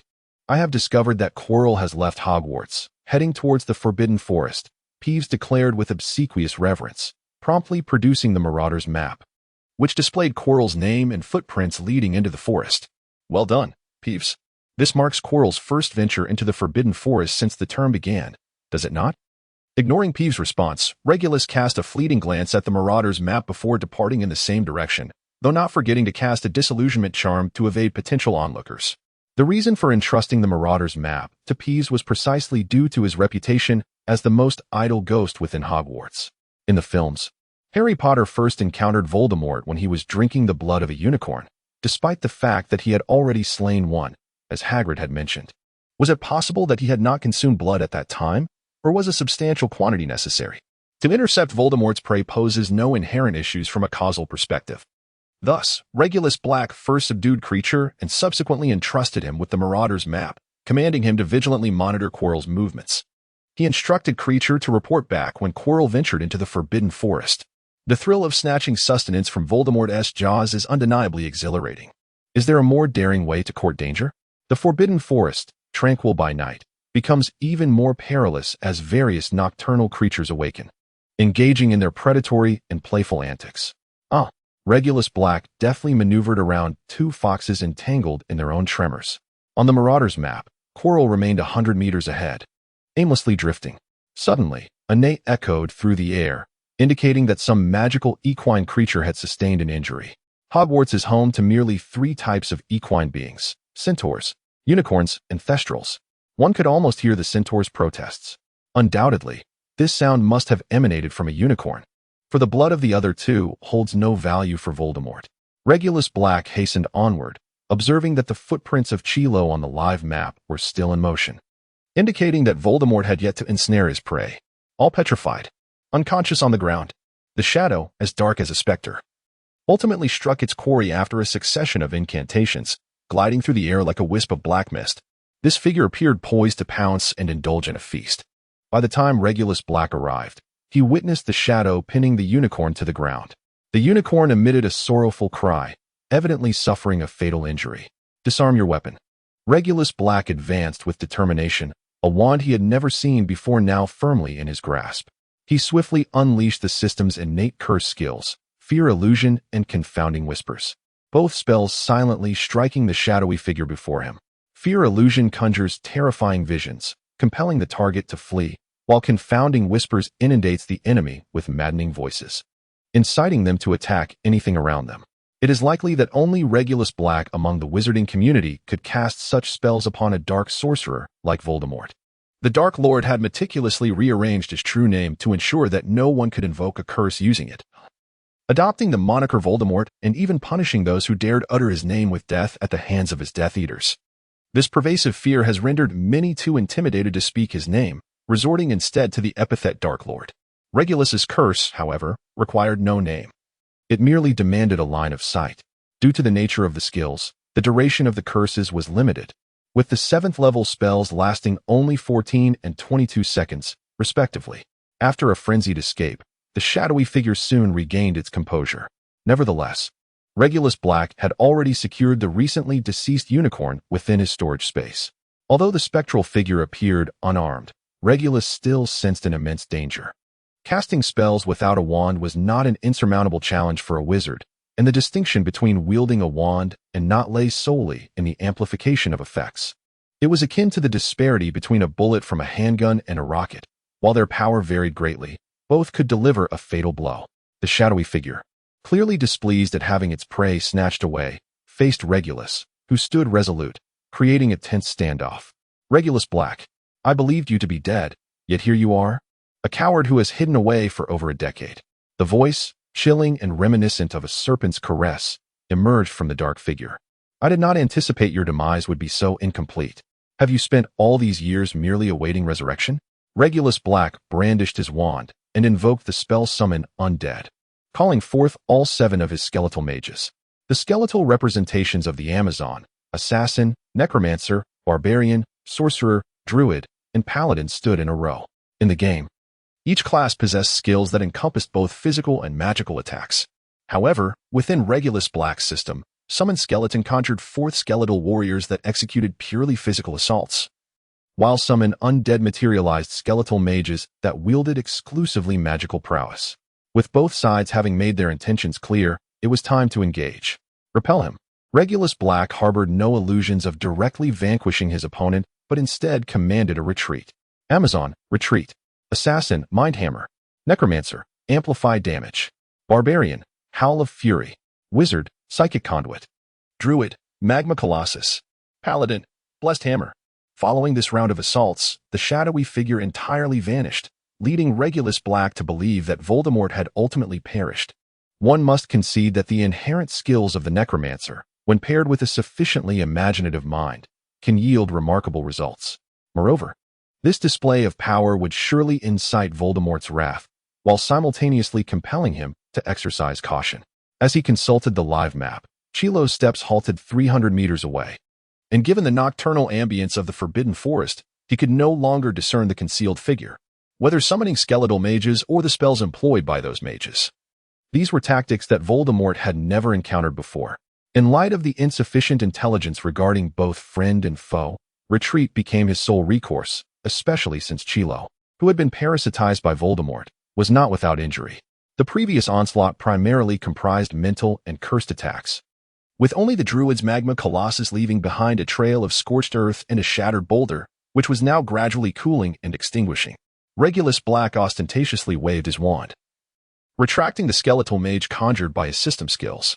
The commotion in the Forbidden Forest made it nearly impossible to remain unnoticed. Regulus could already hear Hagrid's voice echoing from a distance. After all, he was the guardian of the Forbidden Forest. With the cacophony of flames and the wild howls of beasts, it was only natural for him to investigate. "Ah, Mr. Black, what brings you here?" Hagrid approached, carrying a large lantern, completely disregarding the thorns around him as he bulldozed a new path, resembling a veritable bulldozer. "Hagrid, you must be aware of the unicorn population in the Forbidden Forest. Just a moment ago, someone took down one of the unicorns here. I attempted to intervene, but the assailant fled with their prize. Indeed, it is imperative that someone has been hunting unicorns." Regulus Black simply failed to apprehend the culprit. The remains of the unicorn might still prove useful, and he certainly would not relinquish them. What? Someone dared to attack a unicorn? Why would they do such a thing? Hagrid exclaimed, both astonished and pained, for he cherished all creatures of the Forbidden Forest, especially the sacred unicorns. "I believe it is to procure their blood. I thought you, as an enthusiast of various magical beings, would not find this situation surprising." After Regulus Black spoke, he indicated the situation at the scene and the positions of both parties to Hagrid. "I must report to Dumbledore. I leave this in your capable hands." Leaving the half-giant there to mourn for the unicorn that could not find rest in death, Regulus Black made his way towards the school. On the Marauder's map, Quirrell had approached while the two were conversing, and then followed Regulus Black back to the castle. Canary biscuits. Regulus Black arrived outside the headmaster's office on the 8th floor. The gargoyle, upon confirming the password for the day, allowed the staircase to spiral into view. Dumbledore, clad in a blue nightgown adorned with intricate patterns of moons and stars, awaited him. "Would you care for some fruit-infused tea, Regulus?" he inquired. "No. If you happen to have any fire whiskey, I would gladly accept a glass." Generally, a person of even modest common sense would refrain from indulging in any food within Dumbledore's office. It was well known that the old man had a penchant for adding peculiar ingredients to his cuisine. After all, who would wish to consume a truth serum disguised as honey? However, today Regulus Black needed to earn Dumbledore's trust, so he resolved to willingly partake in the truth serum. Dumbledore paused momentarily, then, with a hint of embarrassment, replied, "As headmaster, I have never partaken in alcohol, so I must apologize for that." Regulus Black raised an eyebrow and continued to insist, "If there is no wine, then please serve me a cup of the finest coffee, rich in aroma and with cream that is exquisitely smooth." Clearly, this was a strong indication of a desire for Dumbledore to take action. "Perhaps you could first enlighten me about everything encountered in the Forbidden Forest." Dumbledore was somewhat perplexed by Regulus Black's demeanor. What was troubling the boy? Typically, He wouldn't even sip water during these gatherings. I believe other professors will arrive shortly, so I shall refrain from recounting the details for now. Once they are all present, I will share everything at once. Regulus Black's demeanor was resolute, suggesting that he would not utter a word until he had sipped his coffee. Thus, when all 4 heads of houses had gathered, they beheld Dumbledore, smiling warmly as he poured coffee for Black. Could Dumbledore's delightful refreshments be overlooked? As for the other heads, they were less significant, but Severus Snape, who had long been supplying Veritaserum, felt as though a herd of centaurs was galloping through his mind.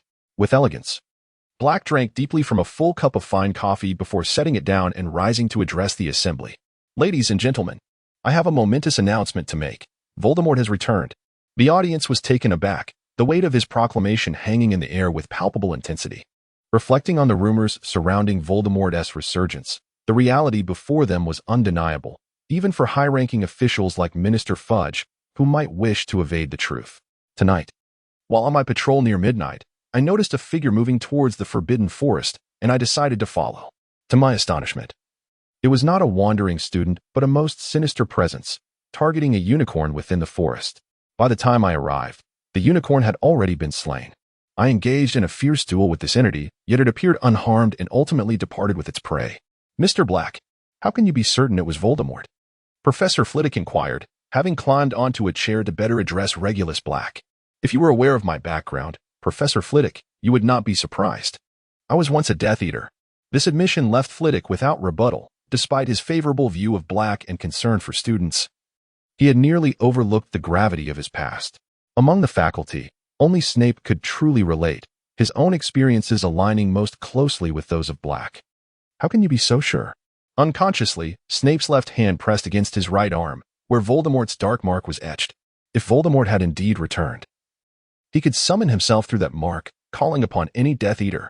You and I have both engaged in intimate conversations with him. As a core member of the Death Eaters, I can assure you that Voldemort's serpentine chill, coldness, and slickness are unmistakable. The words of Regulus Black sent a chill through the assembled professors, evoking a sensation of cold, dampness, and unease. I hope this news remains confined to us few, he expressed. Dumbledore's countenance, usually serene, bore an unusual gravity. The matter was still inconclusive, and such information was best kept from the ears of the uninitiated. Professors Flitwick, Sprout, McGonagall, and Snape nodded in understanding. Regulus, would you mind sharing your feelings from that moment? Asked the ever-playful Professor McGonagall, resuming her nonchalant demeanor as she sipped her tea. Of course, I don't mind, but it is challenging to convey the scene through mere words. I would like to borrow your pensive, headmaster. Without awaiting Dumbledore's response, certain of his acquiescence, Regulus Black drew his wand and tapped it gently against his temple, extracting a silvery memory. With a flick of his wand, the shimmering essence cascaded into the pensive, which then floated to the center of the room. The professors present, in turn, waved their wands, allowing their consciousness to merge with the pensive. Regulus Black was patrolling the halls of Hogwarts when, quite suddenly, Peeves the Poltergeist emerged from around a corner. A student has dashed into the Forbidden Forest. Hurry, apprehend him. Seize him and hang him up for a good thrashing. Ha. As the scene shifted, a dark figure was seen moving towards the Forbidden Forest, distinctly unlike any of the professors. Regulus Black swiftly departed from Hogwarts, pursuing the shadow that had entered the Forbidden Forest. The perilous depths of the forest, shrouded in darkness, posed a significant threat. However, for the professors, it remained a familiar domain to traverse. In the distance, a mournful cry of a unicorn echoed, prompting Regulus to hasten his steps towards the scene. There, he beheld the dark figure greedily draining the unicorn's lifeblood, employing magic to erase all traces of his actions, even consuming the blood that dripped to the ground. Who are you? Released the unicorn. Petrificus Totalis. Regulus Black withdrew his wand and launched an immediate attack. The shadowy figure effortlessly waved his hand, and a black robe deflected the spell. Who could it be? Regulus Black. I thought you had perished. I never imagined this coward would hide for over a decade. A chilling voice, reminiscent of a serpent's caress along the neck to the earlobe, emanated from the dark figure. A swirling cloud of black mist radiated from him, causing his entire form to enlarge ominously. Those who betrayed me shall perish. A deluge of shadow surged forth, targeting Regulus Black directly. Repel. Mind Hammer. Amplify damage. Hell of Fury. Mind Motion. Magma Titan. Blessing Hammer. Regulus Black wielded his wand, unleashing a series of spells imbued with various attributes, each one pushing back the dark figure time and again. Ultimately, upon employing mind transmission and discovering the adversary's material nature, he launched a devastating magma Goliath attack, severely injuring the foe. Then, with the divine might of the Hammer of Blessing, he shattered the immense dark silhouette. However, this was insufficient to vanquish the opponent. The shadowy form, akin to mist and cloud, swept up the lifeless body of the unicorn and made its escape from the scene. Behind Regulus Black, the voice of Hagrid resonated. I find it difficult to articulate the essence of that figure's presence. As Mr. Black himself stated, it is truly a challenge to encapsulate in mere words. Professor McGonagall appeared somewhat flustered. Was the wizarding world, having enjoyed over a decade of tranquility, on the verge of descending into darkness once more? Regulus, I noticed you employed several incantations I have never encountered before. Professor Flitwick shifted his attention elsewhere, not to interrogate Regulus Black, but rather to indulge in the spirit of academic inquiry. For any new spell to take shape, it requires countless experiments and applications. In the fleeting memory we just witnessed, Regulus Black executed an impressive array of 7 distinctly different spells with remarkable proficiency, truly a prodigy. Even if you were to label me a genius, it would not bring me joy, Professor Flitwick. I am no longer a student. Regulus Black seemed to anticipate what Flitwick was about to express and humbly interjected. What should we do next, Dumbledore? Professor Sprout inquired, visibly shaken after viewing the memory. Do not be anxious, Sprout. Steady your emotions, and ensure your respective houses are well prepared. Everything will become clear in due time. Dumbledore maintained an air of calm assurance, and the previously tense individuals found solace in his demeanor. I shall go to the scene and investigate.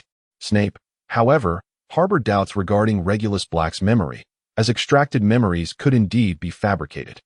He felt it prudent to examine the situation personally, as such an open declaration was also a means of urging Dumbledore to retain the individuals involved.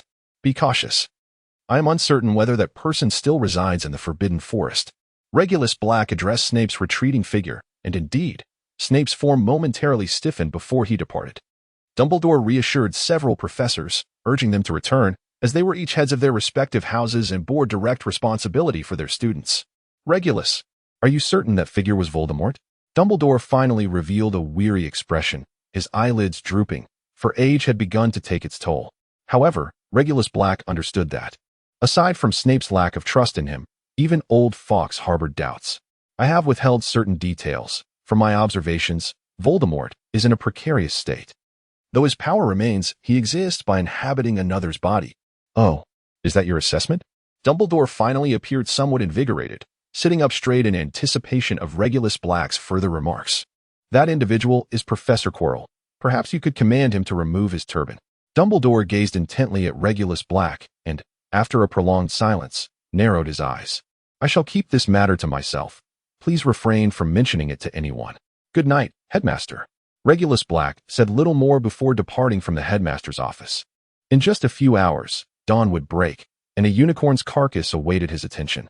Snape had meticulously examined the scene, and the findings aligned perfectly with the memories he had witnessed, thus confirming that Regulus Black spoke no falsehoods. Subsequently, Dumbledore summoned Snape once more, and the two engaged in a lengthy, private discussion. Peeves, the poltergeist, was eager to sneak into the headmaster's office to eavesdrop. Yet this was one of the few areas in Hogwarts where he was not permitted to enter. Regulus Black was the first to circulate the new rumor through Peeves. Hagrid had consumed a unicorn, leaving not a shred behind. This prompted Dumbledore to intervene personally, seeking clarification from various creatures within the Forbidden Forest. Regulus Black's recollections became pivotal evidence, and naturally, whispers regarding the Dark Spectre, Voldemort, began to circulate, though fortunately, it remained confined to the magical denizens of the forest. Hagrid bore the weight of such slander, while he could elucidate the situation. Anyone in his position would find it disheartening. The idea of bullying a half-giant was certainly not a source of delight for Regulus Black. However, when Hagrid ventured to Hogsmeade to drown his sorrows in drink, Regulus felt a sense of vindication. That evening, having indulged in copious amounts of butterbeer, Hagrid returned to Hogwarts in high spirits, having won a dragon egg in a wager. It appeared that Hagrid had inadvertently revealed information about the three-headed hellhound. Upon hearing Peeves' report, Regulus Black became convinced that, by now, Chilo must already be aware and would likely attempt to breach the barriers. With Christmas fast approaching, It was on that very day that Harry Potter received the invisibility cloak, before Harry could uncover the truth. Perhaps he ought to take some action to buy the saviors some time. One day, as lunch commenced, Peeves suddenly emerged from an unknown nook, wreaking havoc upon the professor's table with a barrage of cream cakes, leaving half of the faculty in disarray. "This is not my doing. My body is under control. Someone, please help me. Save me," he cried, all the while adorning several of the less prominent professors with cake hats, sparing only the headmaster and the four house heads. Regulus Black, with a mere flick of his wand, sent the cake tumbling to the ground. The deceased unicorn was placed by Regulus Black in the sanctuary of his own chamber, where the unique attributes of the Room of Requirement ensured its concealment. After all, he had already informed the professors that the unicorn's corpse had been taken by the Dark Lord. Regulus Black had long desired to procure a unicorn, as evidenced by the fact that all four of his wands were crafted from unicorn hair, signifying a profound affinity and destiny with these mythical creatures. However, he would not be foolish enough to directly slay one. The unicorn, a symbol of purity, bears a curse upon its death, bringing an unknown malediction upon its slayer. One that is notoriously difficult to identify and even harder to dispel. Yet, as a necromancer, Regulus Black possessed the means to circumvent this peril. His summoning skills were not merely ornamental. However, reviving a unicorn necessitated preliminary modifications to ensure that the resurrected creature would not pose a threat. No intricate magical circles were required. Merely augmenting its attributes would suffice. Through relentless experimentation, he would ultimately discover the most suitable enhancements. Furthermore, to treat a unicorn merely as a mount would be a grievous waste of its essence. The unicorn's greatest power lies in its inherent purity and susceptibility to corruption, which explains its preference for the company of maidens. As sentient beings, adults are often consumed by various desires. While only young girls embody the unicorn's ideal, possessing an innate wisdom alongside a pure body and mind. Should a unicorn be tainted by desire, it risks transforming into a nightmarish entity, a semi-phantasm that devours such cravings. Regulus Black had already resolved that acquiring a mere steed was inconsequential. After contemplating his overall situation, he decided to manage the unicorn through a system altar classification, akin to the soul potions found in the Blacklake Temple. Utilizing the unicorn's remains as a foundation, he would incorporate the system's altar configurations. When he embedded the red nightmare gem into the forehead of the unicorn, he considered the creation process complete, ultimately yielding a most satisfactory artifact. In simpler terms, the equation could be expressed as magical artifact altar shrine a protective charm. The red nightmare witch academy retained numerous additional benefits within its inventory: 777 to mental defense, 777 to poison resistance, 77 to electrical resistance, 77 to ice resistance, and 77 to fire resistance. There was a 77 chance that the Nightmare Clan would inherit an extra magical artifact, transformed from the deceased unicorn into a spectral nightmare. By establishing a nightmare altar, one could summon members of the Nightmare Clan, which included Nightmare Maidens, Nightmare Sisters, and Nightmare Bishops. This could grant one a lineage of professions such as Puppet Dancer, Deceptive Sorcerer, or Wraith Priest, corresponding to the three branches of necromantic skills.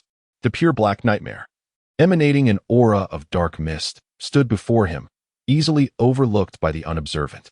The horn, adorned with the red nightmare gem, radiated an ethereal glow, and its eyes, aflame with hellfire, emitted a cold and ruthless gaze.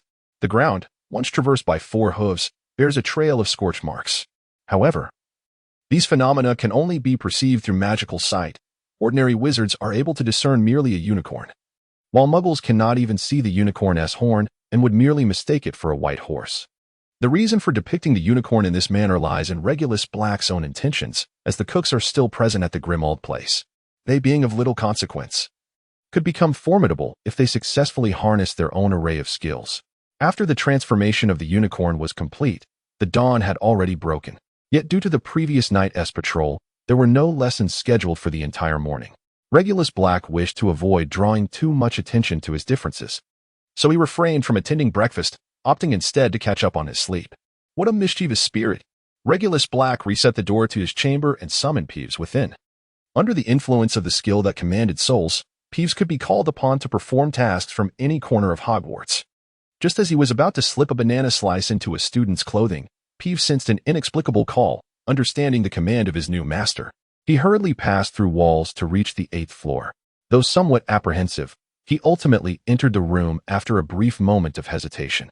Peeves, I have a task for you. But first, let me ask, have you spread word of last night's events? Regulus Black cast a cold glance at the most mischievous little imp. There was no being more irksome in all of Hogwarts. How could this be? Dobby, the house elf, was indeed the most obedient to his master. With exaggerated gestures and expressions akin to a clown, Dobby endeavored to convey his unwavering loyalty.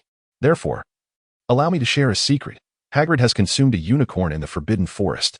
This so-called secret was, of course, a rumor to be spread by Dobby. Only under Dobby's guise could such a rumor be disseminated to obfuscate the truth, for indeed, one unicorn had gone missing, and Hagrid would never divulge the circumstances regarding Voldemort. However, this rumor could easily be debunked, which posed a considerable dilemma. Whether Hagrid explained or remained silent, he would find himself in a precarious situation. It was utterly incredible. Yet I found delight in such occurrences. Dobby could already foresee that once he propagated this rumor, the entirety of Hogwarts would erupt in commotion. While the unfortunate Hagrid would remain the subject of indifference, Dobby relished the thought of someone facing misfortune. Accepting the task, Dobby excitedly departed from the room of requirement. Embarking on a spree throughout the school, Hagrid had quite the appetite, capable of devouring a unicorn. A unicorn had vanished from the Forbidden Forest, and Hagrid had purchased a large cauldron. The burly Hagrid adored the creatures of the Forbidden Forest, and even more, he relished dishes made from them. These nonsensical tales originating from Dobby's ramblings spread throughout Hogwarts, much to Hagrid's chagrin, with even young Harry seeking him out to confirm the rumor, leaving Hagrid to discreetly wipe away his tears in sorrow. To make matters worse, the entire lower year of Slytherin, led by the illustrious Draco Malfoy, came to collectively congratulate Hagrid on his hearty appetite. The Slytherin snakes surrounded him, cornering Hagrid against the wall, smiling as they offered their faux congratulations.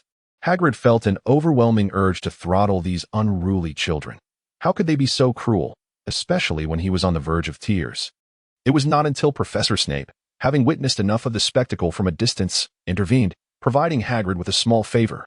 Hagrid, I believe it would be wise for you to change your environment for a few days' respite. During an unexpected encounter, Quirrell stammered out a suggestion to Hagrid. A vacation. I have never taken a vacation. Clearly, the good-natured Hagrid had no notion of such a luxury. Nor did he comprehend how much overtime Dumbledore had compensated him for his relentless efforts. This left Quirrell quite exasperated, as his original plan was to lure Hagrid out of Dumbledore's sight, enabling him to disguise himself. After all, he surely would not recognize him, to extract the information he desired, particularly regarding the three-headed hellhound drooling at the entrance. What I mean is, you see, the students harbor considerable misconceptions about you. If you could avoid them for a few days, perhaps they would settle down, and in time, everyone would forget this matter. Surprisingly articulating without a stutter, Quirrell explained his reasoning clearly, hoping fervently that Hagrid, in his naivety, would comprehend. Oh, very well, very well.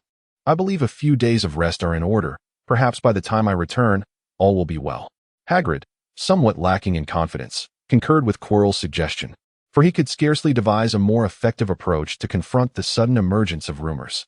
Given his ineptitude with words, it seemed wise to withdraw. He promptly made his way to the headmaster's office to express his desire for a leave of absence and to elaborate on Quirrell's perspective. Upon learning that the proposal originated from Quirrell, Dumbledore pondered for a moment before granting Hagrid his leave, permitting him to take as many days as he wished. He also remarked that the butterbeer in Hogsmeade was quite delightful, suggesting that Hagrid indulge during his time off. Numerous professors gathered to bid farewell to Hagrid, which left him with the impression that this departure might be permanent. Peeves wreaked havoc during lunch, and as expected, he received a lesson from Dumbledore himself. The headmaster, employing some spell, or perhaps utilizing his authority, expelled Peeves from Hogwarts. However, after several nights of Peeves persistently banging on the towers of Gryffindor and Ravenclaw, shouting for entry, the students of both houses unanimously agreed to allow him back. The crux of the matter, however, did not lie in Peeves' banishment or his nocturnal disturbances of the students' slumber. On the day when cakes were flying about, a large dollop of cream descended upon Quirrell's head, causing the turban-clad professor to resemble a walking confection. Yet, despite the comical and disheveled appearance, Quirrell adamantly refused assistance from others, even rejecting the offer of a clean slate, as he awkwardly clutched his turban and scurried away. Just as he was about to exit the hall, Peeves seized him, causing the turban to unravel and trail behind him. Yet he stubbornly clung to the portion atop his head as he fled. Thus, Quirrell became a source of amusement following Hagrid. And the entire Hogwarts community erupted in laughter at this spectacle. This incident sparked the curiosity of numerous students, who began to experiment with various inquiries regarding Professor Quirrell's turban, much to Quirrell's growing vexation, prompting him to hastily separate from the students after each class. Regulus Black harbored the belief that Chilo's exploration of the third-floor chamber would be postponed for an extended period, within the confines of the school library. Regulus observed on multiple occasions Hagrid engrossed in various tomes concerning dragons and the art of dragon-keeping. Perhaps this marked the first time since departing from his student days that Hagrid devoted himself so earnestly to learning. Furthermore, shortly after Peeves was returned, Regulus commanded the mischievous spirit to keep a watchful eye on Hagrid, particularly when Harry Potter intended to engage with him. As it was imperative to ascertain the nature of their discourse, Regulus Black seized the opportunity during Hagrid's absence to visit his modest abode, where he indeed discovered a Hungarian horntail dragon egg concealed within. However, this precious egg was soon relegated to a prolonged period of dormancy within a dry nook, continuously warmed by the flickering flames of the hearth. As the moment approached, Regulus Black made his way to the Ministry of Magic, expressing his desire to meet with his relatives imprisoned in Azkaban, primarily to see his elder brother, Sirius Black, whose aspirations had led him astray. Additionally, he sought to encounter his cousin, Bellatrix Lestrange, the fervent woman infatuated with Voldemort. Regulus had previously submitted numerous requests for visitation rights during his attempts to reclaim his family's assets after being spared by Dumbledore, though he had not previously pressed the matter with any urgency. This was indeed the proper course of action. When necessity beckons, one must strive to achieve their aims. Now, Regulus approached Minister Fudge directly, articulating his fervent request. Minister Fudge, I have applied multiple times, yet I must lament the ministry's disheartening inefficiency. They merely escalate matters to their superiors. Thus, I find myself compelled to seek your approval. I implore you to understand my heartfelt concern for my family. The essence of Regulus Black's words lies in the relentless evasion of responsibility among the various departments, and it appears that, as the Minister of Magic, Cornelius Fudge finds himself devoid of higher authority. Therefore, it would be prudent for him to acquiesce swiftly. Do you not have family? Such heartlessness, if revealed, would only chill the hearts of your own kin. Observing Fudge's indecision, Regulus Black urged him with unyielding insistence, even threatening to make the matter public. Very well. Very well. I shall grant your request for visitation, but it must be accompanied by an order. For Fudge, it would be far easier to confine Regulus Black to Azkaban than to allow him to visit his family. However, considering Dumbledore's assurances and Regulus Black's recent endeavors, it is evident that he is a pure-blood scion intent on restoring his family's honor. Upholding the law may be impossible, yet his actions, defending his brother immediately upon his release from imprisonment and later striving to reclaim his family estate, have garnered the approval of numerous pure-blood wizarding families. Thus, if Regulus Black's intention is merely to visit his relatives, then so be it. Minister Fudge signed the document and, as if expelling a plague, hurriedly urged Regulus Black to depart. Armed with the Minister of Magic's authorization, Regulus Black proceeded to the Auror headquarters, where Judy Fox, the Auror team leader, would accompany him to Azkaban. Surely Minister Fudge would not find fault with this arrangement afterward. Golden nails brushed against Regulus Black's face as Judy Fox expressed delight that this seemingly cold man had come seeking her once more. Judy, I come with official business. This is the Minister of Magic's authorization. Regulus Black endeavored to present himself with an air of seriousness as he extended the documents in his hand to the other party. Perhaps we could seek some excitement in Azkaban. Fox, flipping through the documents without even glancing at their contents, was solely preoccupied with the idea of relocating for a delightful escapade. If our actions would not attract the Dementors, I would be more than willing to partake. Regulus Black delicately twirled a strand of champagne-colored hair around his fingers. Dementors feast upon human joy, should an impassioned encounter unfold before them. The resulting fervor would likely attract every Dementor from Azkaban, a calamity for those involved. Well, you are right. I simply miss you too much. Judy Fox tightened her embrace around Regulus Black's waist, then stepped back to adopt a formal demeanor, signing documents and processing subsequent procedures. Having assisted Regulus with various tasks, she had become quite adept in every conceivable way. The Department of Magical Law Enforcement established a prison on a small island in the frigid waters of the North Sea, known as Azkaban.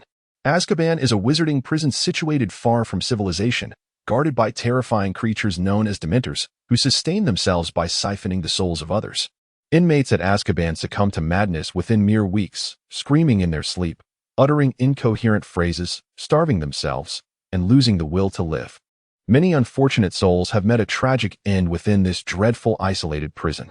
Even if they manage to escape, their minds, health, and youth have long been drained by this horrifying place. The guards of Azkaban, the fearsome Dementors, are capable of extracting all hope and joy from the prisoners, who endure relentless torment, with no one ever escaping, for the sea surrounds the prison.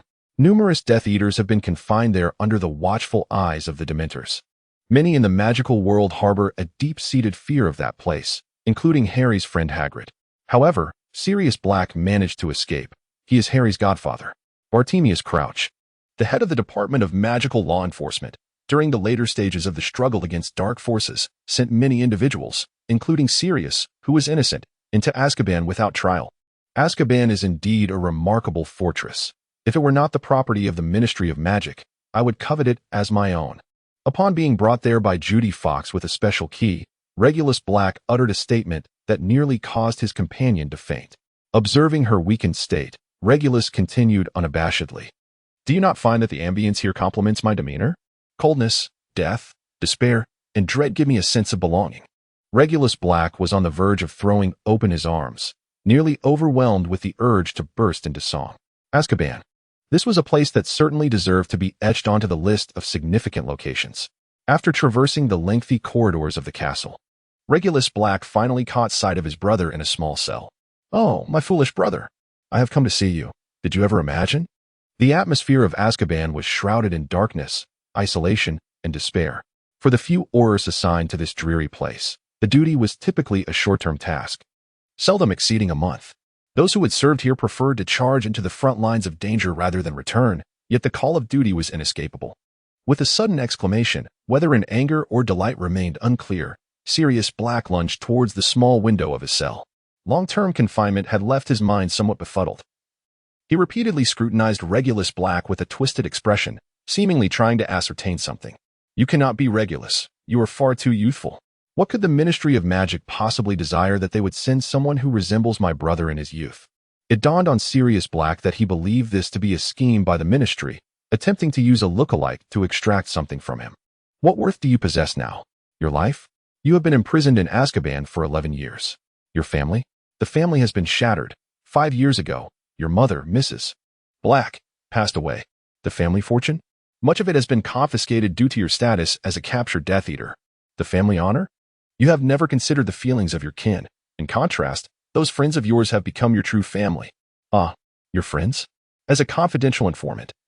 How could you relinquish that responsibility, allowing a treacherous rat to exploit the situation, and both parties involved are your friends? Regulus Black eloquently articulated Sirius's transgressions, ruthlessly exposing the scars of his past. This provoked Sirius, confined within his prison cell, to frantically pound against the bars, his cries resonating with anguish and remorse. If I were granted entry to that cell, I would undoubtedly deliver a severe lesson, shattering your canine limbs, prying away your fangs, and subjecting you to a thorough retribution with every archaic instrument of punishment at my disposal. Regulus Black was seething with indignation. His brother, who willingly confined himself to Azkaban out of guilt, resembled his animagus form, a foolish dog. What of your relationship with Dumbledore? Why not leverage it? What of your identity within the Order of the Phoenix? Why not proclaim it? Absurd. How could you know? After a bout of venting, Sirius finally settled into a despondent calm. What do you mean? Is it your identity within the Order of the Phoenix? Is it your role as a secret keeper? Is it your animagus form? Is it the animagus form of your friend? Regulus Black, despite having cast a silencing charm, spoke softly. I said it's just a guess. Do you believe me? Regulus Black regarded his brother with a sardonic smile. Is it truly necessary to unveil the truth? What difference would it make to know? Drawing his wand, Regulus aimed it at Sirius. This wand belonged to our grandfather. Who would have thought you would wield it to bring about my demise? Is this a sentence passed by our family upon me? Sirius recognized the wand commonly held by Regulus, yet his thoughts wandered elsewhere. Execute you? Huh. Must I involve myself in this? Clean slate. Long before Regulus withdrew his wand, an Auror distantly prepared to intervene. only to be halted by Judy Fox, who accompanied him. In that moment, Regulus's magic surged through the entire cell, cleansing it thoroughly, along with Sirius.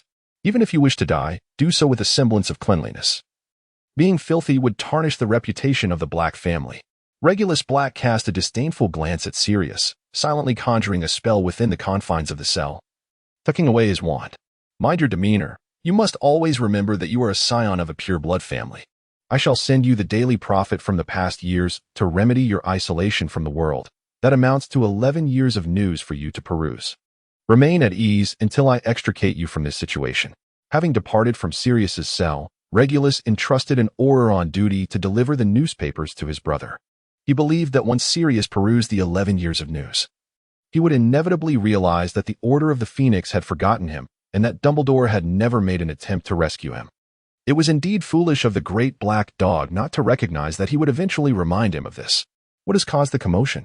You seem to harbor a certain fondness for Sirius, remarked Judy Fox, accompanying him toward another cell, intrigued by Regulus's attitude toward his brother. Despite his outwardly biting sarcasm, it was evident that he still cared for Sirius, as demonstrated by his insistence on delivering the newspapers. Just a fool, without the bond of kinship. I would care not if you perished. I have already encountered the foolish dog. It is time to meet another. Bellatrix Lestrange, her hair disheveled, exhibited extreme excitement upon the appearance of someone at the cell door. She displayed the demeanor of a madwoman, grinning at Regulus Black, allowing him to reach through the bars to caress her face, for a witch long deprived of joy by the Dementors. Such warmth was a rare treasure, and she paid no heed to the few strands of hair that had been pulled from her head. Take me away from here, no matter who you are. Take me away from this place. I would do anything for you. Bellatrix Lestrange resembled those enslaved women who, after prolonged confinement and conditioning, sought merely to escape their current environment. In pursuit of this desire, her morals and sense of shame had reached a nadir. It was no wonder that after Voldemort rescued several of his Death Eaters, Bellatrix exhibited a fervent infatuation with him, combining reverence with love, while entirely disregarding her own husband. The Black family stood on the brink of annihilation due to their missteps. They could not afford further errors. Thus, can you offer a final contribution to the legacy of the Black family? Regulus Black contemplated that rather than allowing his sister to perpetuate her villainy, it would be more prudent to terminate this cycle of malevolence at present. As an individual who has traversed dimensions, returning to his origin, Regulus Black embodies not merely an innate system of advantages, but also a profound transformation of thought resulting from repeated journeys through time and space. Much like the creation of those small protective talismans, fresh perspectives yield innovative spells and magical artifacts. Drawing upon his comprehension of curses, Regulus Black conceived a novel hex, ingeniously merging contemporary vernacular with the phrase "whoever is glared at shall conceive." This curse is aptly named the Conception Curse. You shall not witness the birth of your progeny. Regulus Black, through the meal slot of the cell door, lightly tapped the abdomen of Bellatrix Lestrange with his finger, uttering a particularly malicious curse. He inscribed a small magical circle centered around her navel, which would gradually expand and dissipate over time, marking the day of the child's birth. I have made the final contribution to the family. What will be the outcome? Feeling a powerful surge of magic coursing through her body, Bellatrix Lestrange experienced a flicker of panic, yearning for an answer. There is no need for a union between a man and a woman. As a woman, you can conceive a child through yourself, though the offspring shall only be female, and you are destined to perish in the throes of childbirth. Regulus Black succinctly articulated the effects of the curse. Imprisoned for over a decade, Bellatrix Lestrange harbored no fear of death, however. The thought of never witnessing the birth of her child rendered the curse particularly malevolent. How remarkable it is that my brother has become such a formidable wizard. Surely, the Black family will flourish under your stewardship? Bellatrix Lestrange extended her hand through the prison bars, gently caressing Regulus Black's face. Ruthless indeed, she spared no kin, yet possessed the remarkable talent to conjure such a new curse. Salutations to you, the master of the house. Bellatrix Lestrange felt immense pride for her brother. His assertive actions and mastery of dark magic unequivocally attested to Regulus Black's qualifications as the contemporary head of the family. From the depths of her soul, Bellatrix Lestrange revered such power. She had always admired the strong, even from a young age, although her husband shared a similar lineage from an ancient pureblood family. Renowned for their dark magic, his abilities merely matched her own, rendering their union devoid of offspring. It is often said that without toil, there can be no harvest. Yet, the mere thought of her husband being inferior to her instinctively prompted Bellatrix Lestrange to reject the notion that her future child could be anything less than superior, even surpassing the child's father. This was also the reason she devoted herself wholeheartedly to Voldemort after he rescued her, engaging in malevolent deeds without hesitation. But now, such concerns are alleviated. Regulus Black's curse severed this cycle of wickedness, yielding favorable outcomes through nefarious means. I shall visit you every month, and once the child is born, I will bring her back to the Black family. You will have ample time to name her. Regulus Black merely intended to offer her some comfort. However, his words seemed to have an unexpectedly profound effect. Bellatrix Lestrange began to genuinely consider names for the child, picking up shards of stone from the ground to etch upon the wall. The sister, lost in a daze, became utterly oblivious to her brother beside her after diverting her attention. Regulus Black, upon assessing the situation, realized it was time for him to depart. Yet, before his exit, he had unfinished business to attend to. He had successfully encountered 2 members of the Black family today. The affairs of other Death Eaters were of no concern to him, and the Ministry of Magic would not permit him to engage with them at will. Regulus Black had no intention of courting trouble. However, his visit to Azkaban was not without ulterior motives. The only guardians here, aside from the tormented Aurors, were the infamous Dementors. Would you be so kind as to accompany me on a stroll? It is my first time in such a unique place as Azkaban. Might you show me around? Regulus Black turned to his companion, Judy Fox, and inquired about her opinion. His inquiry stemmed not only from respect, but also from the acknowledgement of her status as an Auror. It was a requirement set forth by Fudge that an Auror accompany him on this excursion. To stray from the watchful eyes of the Aurors would indeed be a transgression. Even though Judy Fox shared a profound connection with him, both physically and spiritually, her presence ensured he remained informed of the taboos surrounding Azkaban. As his soulmate, Judy would not disrupt her partner's enjoyment. She merely signaled to the other Aurors that her company sufficed, and together they strolled through the desolate grounds of Azkaban. Before long, they ascended to the pinnacle of the prison, where the scenery was utterly dismal. The sky, perpetually shrouded in gloom and rain, was haunted by countless Dementors. The sea roared with relentless winds and towering waves, concealing treacherous reefs beneath its surface. From a geomantic perspective, this place was indeed a site of profound malevolence, where the very elements exuded hostility. So this is it. Regulus Black drew his wand and pointed it toward the ground, etching a small symbol of a cross enclosed in a circle. On the station list, a carved emblem depicting a Dementor emerged, beneath which was inscribed Azkaban. Judy Fox utterly disregarded her companion's actions. She had long forsaken her identity as an Auror in the presence of Regulus Black, finding a profound sense of happiness simply in his company. After Regulus Black had done all this, he showed no inclination to depart.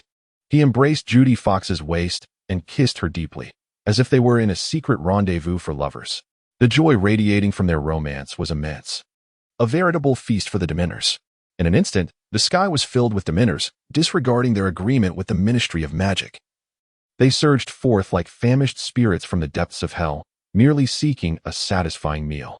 The sheer density of the Dementors made the experience akin to being packed in a crowded commute, yet the 2 at the center remained unperturbed. A flash of black light surrounded them, causing the approaching Dementors to vanish without a trace. The ones at the front, witnessing this phenomenon, attempted to flee but were propelled forward by those behind them, much like the relentless waves of the Yangtze River. At that moment, the amulet containing the soul potion within Regulus Black's belt shone brightly. Each flash of black light signified the arrival of a group of Dementors. Within the confines of the soul potion sanctuary, aside from the submerged race, the environment resembled a sealed cavern, with sufficient space on the water's surface to accommodate the Dementors. By the time the swarm of Dementors realized the peril, it was too late. A cry of alarm rang out, and they dared not linger, fleeing from the tower's summit. Judy Fox, startled by the chill emanating from the Dementors, quickly regained her composure, only to witness a multitude of Dementors disappearing. Every one that had attacked them vanished. Judy Fox was convinced that had the Dementors been any more foolish, this magical species would have faced utter extinction, erased from reality in the annals of wizarding history. This was undoubtedly the doing of her companion, which prompted her inquiry. Ordinarily, she would not have posed such a question. Just speak the truth, and for everything else, say you do not know. Regulus Black intimately clasped his companion's hand as they departed from the tower, whispering soft reassurances along the way. What actions would the Ministry of Magic undertake? Naturally, an investigation into Regulus Black was inevitable. The disappearance of such a significant number of Dementors was no trivial matter. The Ministry has always regarded Dementors as private property, and the loss of any, given their utility as guards and weapons, constituted a considerable detriment. They had never contemplated the possibility of these entities spiraling out of control. However, such concerns were matters for another time. When the occasion arose, Regulus Black would merely need to assert that it was a defensive charm aimed specifically at the Dementors, claiming he had not provoked these formidable beings. Behind the scenes, he could discreetly convey to the pure-blood families that this was a form of retribution against the Dementors, who had long feasted on the happiness of prisoners. Even if he could not release the incarcerated, what harm was there in retaliating against the Dementors that siphoned joy? Was there truly any wrongdoing? If so, it would be the Ministry's fault for failing to keep the Dementors in check. Confiding these thoughts to Judy Fox, Regulus Black was confident that his soul companion would assist in garnering support from the pure-blood families.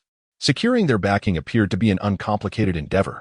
Upon tallying the number of Dementors, he discovered that their count exceeded that of the Inferi nearly threefold, and the Dementors were currently acclimating to their new environment. The Soul Potion, the Black Lake Sanctuary, and the Slytherin Trinket Box provided numerous additional benefits. Dementors: 1, 979, 197 Inferi Guards, 791.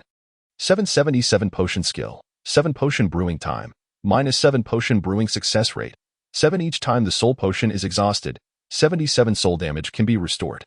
There is a 7 chance of obtaining extra gold upon exhausting the Soul Potion. There is a 7 chance of acquiring additional magical items upon exhausting the Soul Potion. Observing the automatically added attributes, Regulus Black recognized that his crafted talisman still held potential for enhancement. In the future, he could experiment with adding attributes one by one to discern patterns. This endeavor could not be rushed. Yet, contemplating the tasks ahead, Regulus Black aimed to capture a boggart, a magical creature that manifests through the absorption of fear. It is worth noting that boggarts serve as a counterpoint to Dementors. The former absorbs fear, while the latter absorbs joy. Despite their inherently weak abilities, boggarts can gain strength by materializing into forms that provoke fear, the more terrified the target. The mightier the boggart becomes upon transformation, rendering it seemingly an insurmountable foe. Nonetheless, a simple ridiculous can transform a boggart into a grand jest. Boggarts have thus become invaluable allies for wizards in bolstering their courage. Anyone who has studied magical creatures has likely captured a boggart for practice. Yet, despite months at Hogwarts, Regulus Black had failed to capture one. How had Lupin managed to catch one years later? In the Room of Endless Wishes, a pot of compound potion has been simmering for over half a month, capable of transforming one's visage into that of another. This time, during a day trip to Azkaban, Regulus Black successfully acquired a strand of Bellatrix Lestrange's hair. He is now poised to visit Gringotts' Wizarding Bank, having already instructed Creature to retrieve the vault key. This task consumed a considerable amount of Creature's time, and in the process of handing over the key, he nearly harmed himself. Creature, cease your foolish antics at once. Regulus Black resided in the old manor at number 12, Grimmauld Place. Creature lamented that it took him over 3 months to locate the key, an undeniable dereliction of duty that could potentially hinder his master's affairs. Thus, he felt compelled to impose a severe punishment upon himself. Consequently, Regulus Black had to issue a firm command to halt this self-inflicted chastisement. Master, Creature lamented his ineffectiveness, explaining that the Lestrange residence was fortified with protective enchantments, and it was through great effort that he discovered a loophole to gain entry. With a demeanor of contrition, Creature recounted the entire ordeal of his search for the key. Creature, I require your assistance in locating a small object. Are you familiar with a boggart? Retrieve it for me before Christmas. I trust you will not be deterred by the boggart transforming into my likeness. Regulus Black was acutely aware of the behavioral patterns of house elves. If left to their own devices, they would spiral into unfounded anxieties. Fearing abandonment by their masters, they often resorted to self-punishment, believing that such actions might elicit mercy from their owners, particularly in a state of unconsciousness. He understood all too well that the object of Creature's current fears was none other than himself. Yes, master, I shall immediately seek it out, he declared, knowing full well that a boggart favored hiding in cupboards or beneath beds, only to emerge and frighten children. Creature was delighted to have a task at hand, for it reaffirmed that his master would not forsake him, at least, not at this moment. With less than a week until Christmas, Regulus had faith in creatures' ability to locate the locket. House elves are indeed peculiar creatures, steeped in subservience. Regulus believed they were undoubtedly a creation of some wizard. This vast race of servants was birthed from the ambitions of a sorcerer intent on crafting minions. In the wizarding world of Harry Potter, it was customary for wizards to eschew culinary duties, as the flora and fauna of the natural world held an abundance of potion ingredients. Although the components for cooking may seem inconspicuous, wizards could conjure remarkable surprises from their cauldrons. Given a mind for experimentation, the existence of house elves would not be surprising. With the advent of these magical beings, wizarding culinary skills had regressed to a primitive state. Only a scant few wizarding families, such as the Weasleys, who lacked house elves, still prepared their own meals, illustrating that one must sometimes be compelled to realize their own worth. Having brought the concocted polyjuice potion back to the ancestral home, Regulus Black was prepared for transformation. Today, Gringotts Wizarding Bank welcomed a distinguished witch. Clad in Gothic attire, Bellatrix Lestrange arrived with the keys to her private vault, from which she extracted all her riches, leaving not a single galleon behind.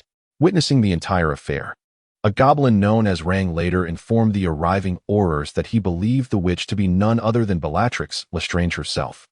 Each vault was secured with protective enchantments placed by goblins. Any would-be thief attempting to touch the treasures would trigger a spell that split the items into duplicates, effectively concealing the true valuables. The Aurors noted that Bellatrix Lestrange remained imprisoned in Azkaban and, upon magical investigation, confirmed her identity beyond doubt.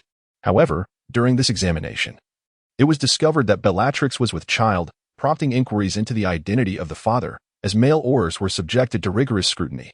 Regulus Black has asserted that as long as one refrains from directly touching those objects, and instead collects them discreetly into one's own small talisman, the protective enchantments will naturally dissipate once one has exited the confines of Gringotts Wizarding Bank. At that point, all treasures can be retrieved and utilized. The Daily Prophet has reported a severe theft incident at Gringotts, yet the bank has evaded responsibility. In another article, the Daily Prophet has unveiled a scandal at Azkaban, where an Auror has allowed a witch in custody to become pregnant. With 2 consecutive days of front-page headlines, the Daily Prophet has once again experienced a shortage in circulation. Such news events are indeed rare in the wizarding community, prompting the Ministry of Magic to deliberate on the human rights concerns surrounding the pregnancies of incarcerated witches. Mrs. Malfoy visited her sister and subsequently insisted on medical release, only to be unjustly denied by the ministry. Fudge has been overwhelmed lately, as a myriad of issues has disrupted the order within the Ministry of Magic. During inquiries regarding the Dementors, he reluctantly accepted Regulus Black's explanation, which he claimed to be merely an accident. The Dementor had collided with the protective enchantment, which has since been entirely eradicated. However, Regulus Black has refused to disclose the specifics of the enchantment, as it will remain a permanent secret within the Black family lineage. The ability to possess a charm that defends against Dementors is not akin to the widely known Expecto Patronum banishment charm. This has once again elevated the standing of the Black family in the eyes of other pureblood families. Regulus Black understood that revealing too much could potentially lead him down the same treacherous path as Voldemort. This was a fate Regulus Black wished to avoid. The role of the conspicuous bird was better suited for the Dark Lord poised for resurrection. Regulus Black has acquired several Horcruxes, including the diadem of Ravenclaw, the locket of Slytherin, Marvolo Gaunt's ring, and the cup of Hufflepuff. However, he still lacks Tom Riddle's diary and Voldemort's beloved Nagini. Moreover, Regulus has devised an effective method for handling the Horcruxes, extracting the fragments of souls contained within and merging them into a small talisman, a gem embodying Voldemort's soul fragment.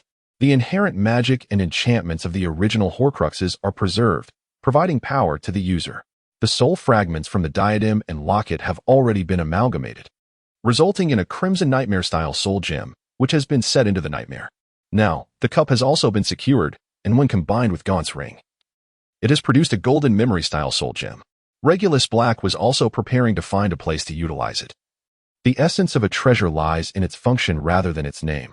Thus, Regulus Black patiently awaited the arrival of Christmas. The atmosphere in Hogwarts was filled with joyous laughter, as students engaged in various games amidst the snow, undeterred by the cold. After acquiring a dragon egg, Hagrid devoted himself entirely to the process of hatching it and learning how to care for a dragon in the future. The rumors regarding Hagrid having consumed a unicorn had subsided, much to the discontent of Peeves. Hermione had acclimated to life in Ravenclaw, and after her experiences with the Time Turner. She felt increasingly out of place among the students of the other three houses, which contributed to the strong unity within Ravenclaw. With Christmas just around the corner, Hermione, dragging her suitcase through the hall, chanced upon her house's head, Professor Flitwick, adorning the Christmas tree. Nearby, Ron and Harry Potter were engaged in a game of wizard's chess, where the pieces exhibited a rather savage nature, insisting on shattering those that were captured. Such barbarity was abhorrent to Hermione. Wizard's chess, if one is dissatisfied, one should refrain from playing. Ron harbored a poor attitude towards Hermione, whom he viewed as a traitor, even though she had chosen Ravenclaw over Slytherin. Her actions still felt treacherous to him, and Gryffindor sought to distance itself from her. I trust you have unearthed information on Nicholas Flamel. I apologize for the inconvenience. We have searched countless times, yet have found nothing. Surely, you have not ventured into the restricted section. Merry Christmas. Utilizing the wisdom of Ravenclaw, Hermione dug a substantial pit for the two boys before gracefully departing from the scene. The restricted section, what a mysterious place that is. It is an area accessible only to professors, harboring an array of extraordinary magical tomes. The two boys had contemplated entering it, upon first learning of Nicholas Flamel.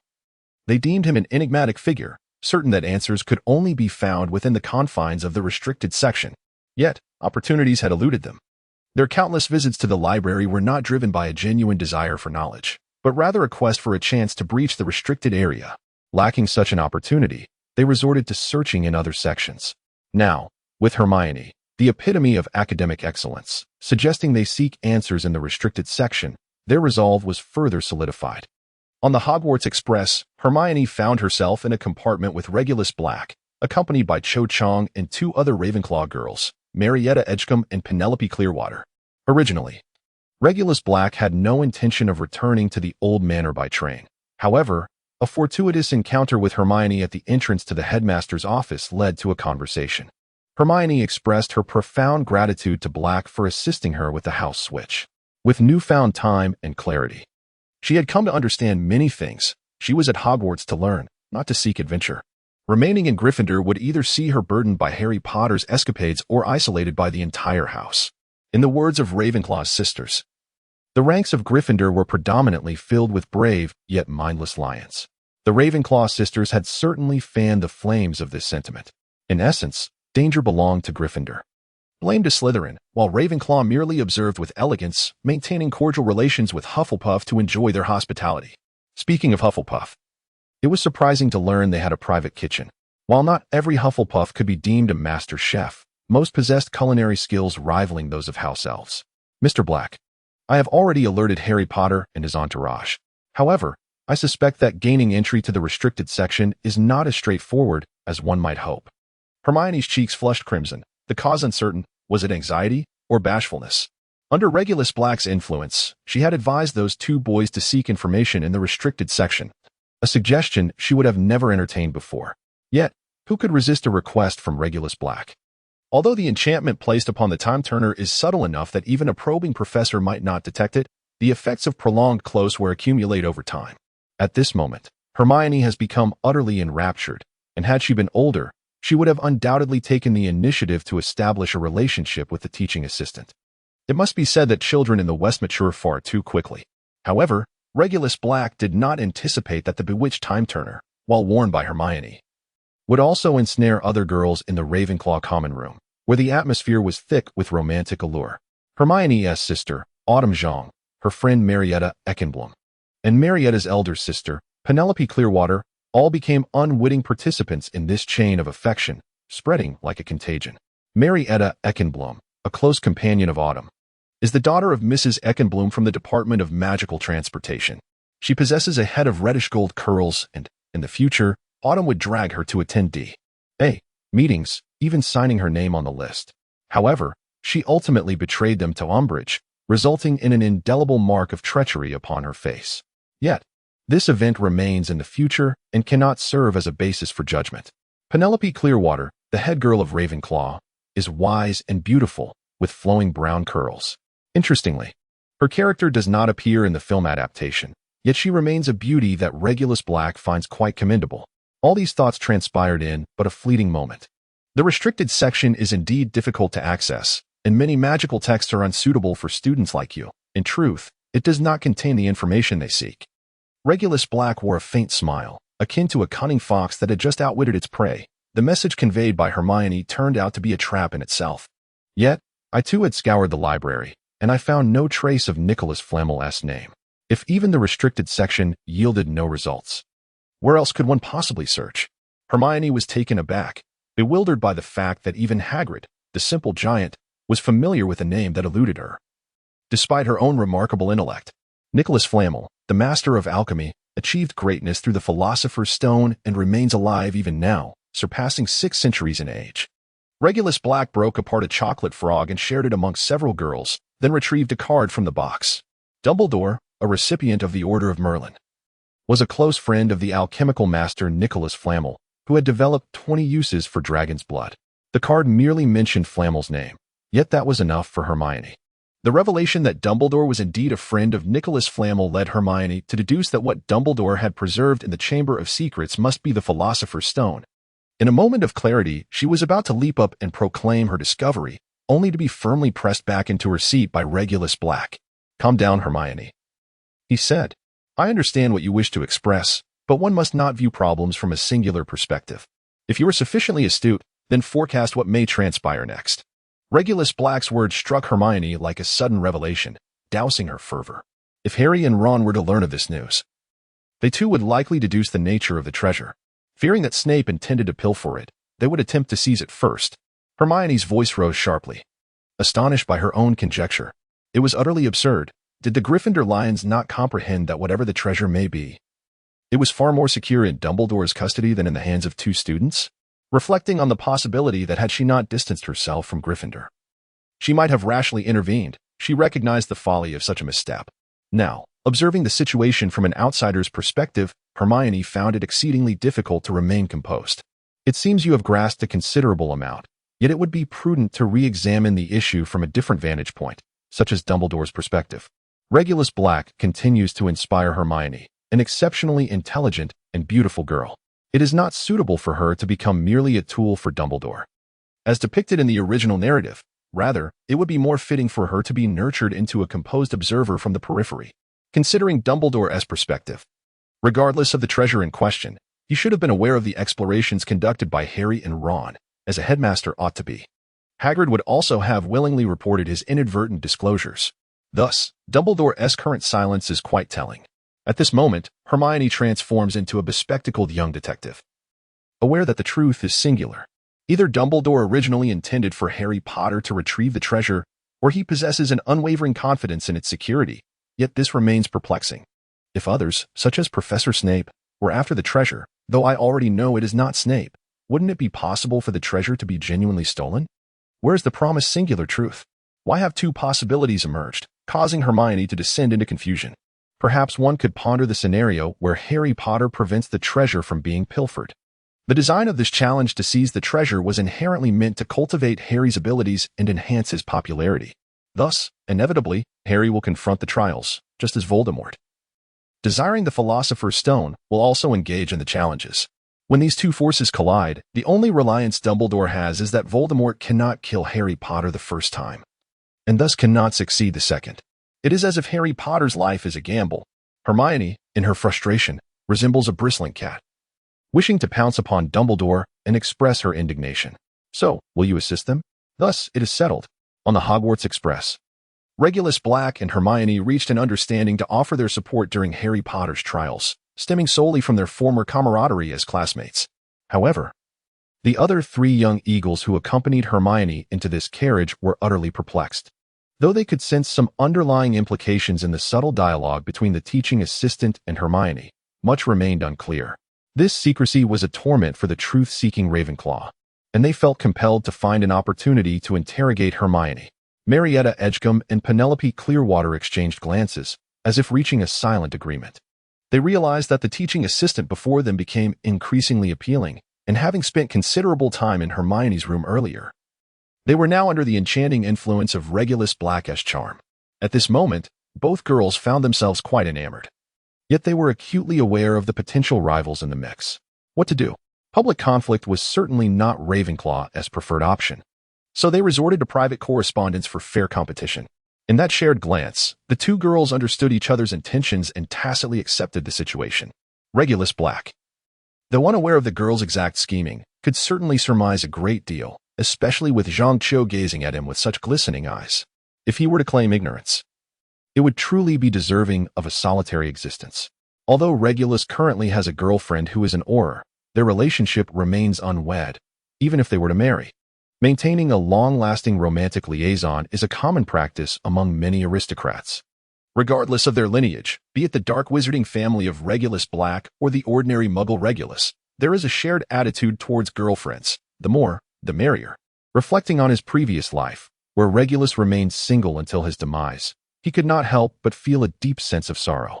During the several hours of travel, Regulus Black engaged in delightful conversation with the four girls, yet even the longest journeys must eventually reach their destination. As noon approached, the Hogwarts Express arrived back at King's Cross Station. "Ladies, our journey has come to an end. Please gather your belongings and return home to celebrate the holiday. Should you have any academic inquiries, do not hesitate to reach out, whether by letter or otherwise.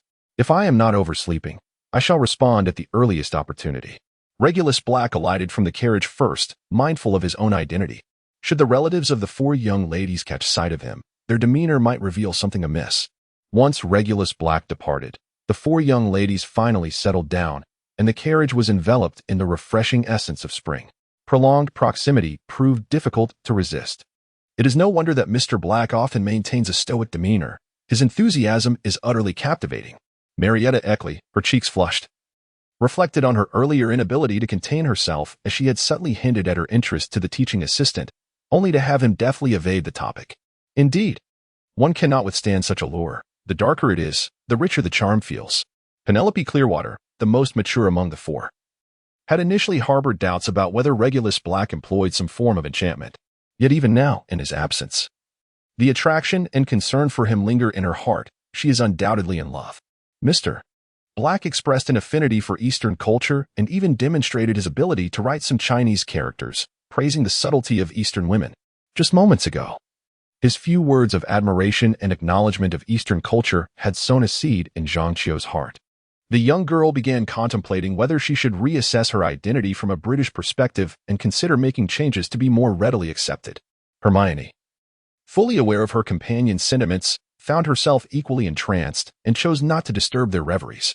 She busied herself with her belongings, eager to disembark and write a letter to Mr. Black upon her return home. Wait, don't run off. Hermione's actions alerted the others, and the four girls exited the train, laughing together. As soon as they alighted, Regulus Black used Fidelius' charm to return to the old residence at number 12, Grimmauld Place. "Creature, I hope you do not disappoint me. Time is of the essence." Regulus Black removed his coat and hung it up, casting a frosty gaze upon the excited creature that stood before him. "My esteemed master," Creature exclaimed, bowing his head in humility. "In accordance with your command, I have exerted every effort to locate the boggart, yet I have only managed to find a scant few." He bowed deeply, appearing utterly ashamed. "Oh, merely a few? It seems you have performed adequately. Lead me to them." Regulus Black was taken aback by the fact that Creature had managed to capture several, and it was no wonder that he had not specified a precise quantity from the outset. Originally, there were 13 boxes of varying sizes placed upon the table in the dining room on the ground floor. These boxes occasionally trembled and emitted a chilling sound of tearing, as if a cat were trapped within. Regulus Black drew his wand with a flourish, and through the feedback of magic, he confirmed the presence of 13 boggarts within. This quantity greatly exceeded Regulus Black's requirements. However, as a magical creature, keeping them posed no harm. He retrieved one of the music box containers and directly placed it into his storage space. Within that space, he opened it, extracting a boggart, and also summoned a Dementor from the Black Lake Temple. The Horadric Titan belt inherently possessed the attributes of a Horadric cube, along with the properties of a modifier. Thus, to avert any unforeseen incidents, it was safest to blend such alchemical elements directly within the storage space. The black, corpse-like Dementor was forcibly merged with a completely transparent boggart, ultimately forming a nebulous gray substance that seemed to waver between reality and dreams. At this juncture, Regulus Black infused it with the golden memory variant of a soul gem. The advantage of crafting alchemical items within the storage space lies in the ability to embed and merge attribute gems, allowing for their removal whenever they are no longer required. Now, everything was in place, awaiting the final catalyst. He merely awaited Hagrid to hatch the dragon egg. Regulus Black undertook various endeavors, from luring Dementors to Azkaban, commanding creature to capture a boggart, to embedding Voldemort's soul fragment into the amalgamation of two magical creatures. Yet, these were merely preliminary tasks. His true objective was the dragon egg, and not just any dragon egg, but specifically Hagrid's. There was no reasoning behind this. It was simply because it served as a vital prop within the narrative of the film, an integral part of the world's fate. This is akin to a group of time travelers collecting a harem that would inevitably seek out those renowned women, rather than diverting their attention to other beauties of that realm, which would be devoid of significance. There are numerous dragon eggs, and Regulus Black was well aware of this. Although trading in dragon eggs contravenes the Ministry of Magic's laws, the slight transgression is inconsequential given that dragons are essential magical materials in the wizarding world. However, as a member of the Time Travelers, Regulus Black yearned for that specific dragon egg, and it was imperative that he acquire it before it hatched, lest all previous actions be rendered futile. Creature, I must return to Hogwarts. You shall manage the household in my absence. And there is another task I must entrust to you. Upon returning home, Regulus Black sat briefly, having successfully fused the Dementor and boggart and embedded the Soul Stone, before preparing to return to school, where numerous matters required his personal attention, including the retrieval of his father's inheritance for Harry Potter. The invisibility cloak. Once possessed by Ignotus Peverell, one of the three brothers of the ancient Peverell family, is a legendary artifact.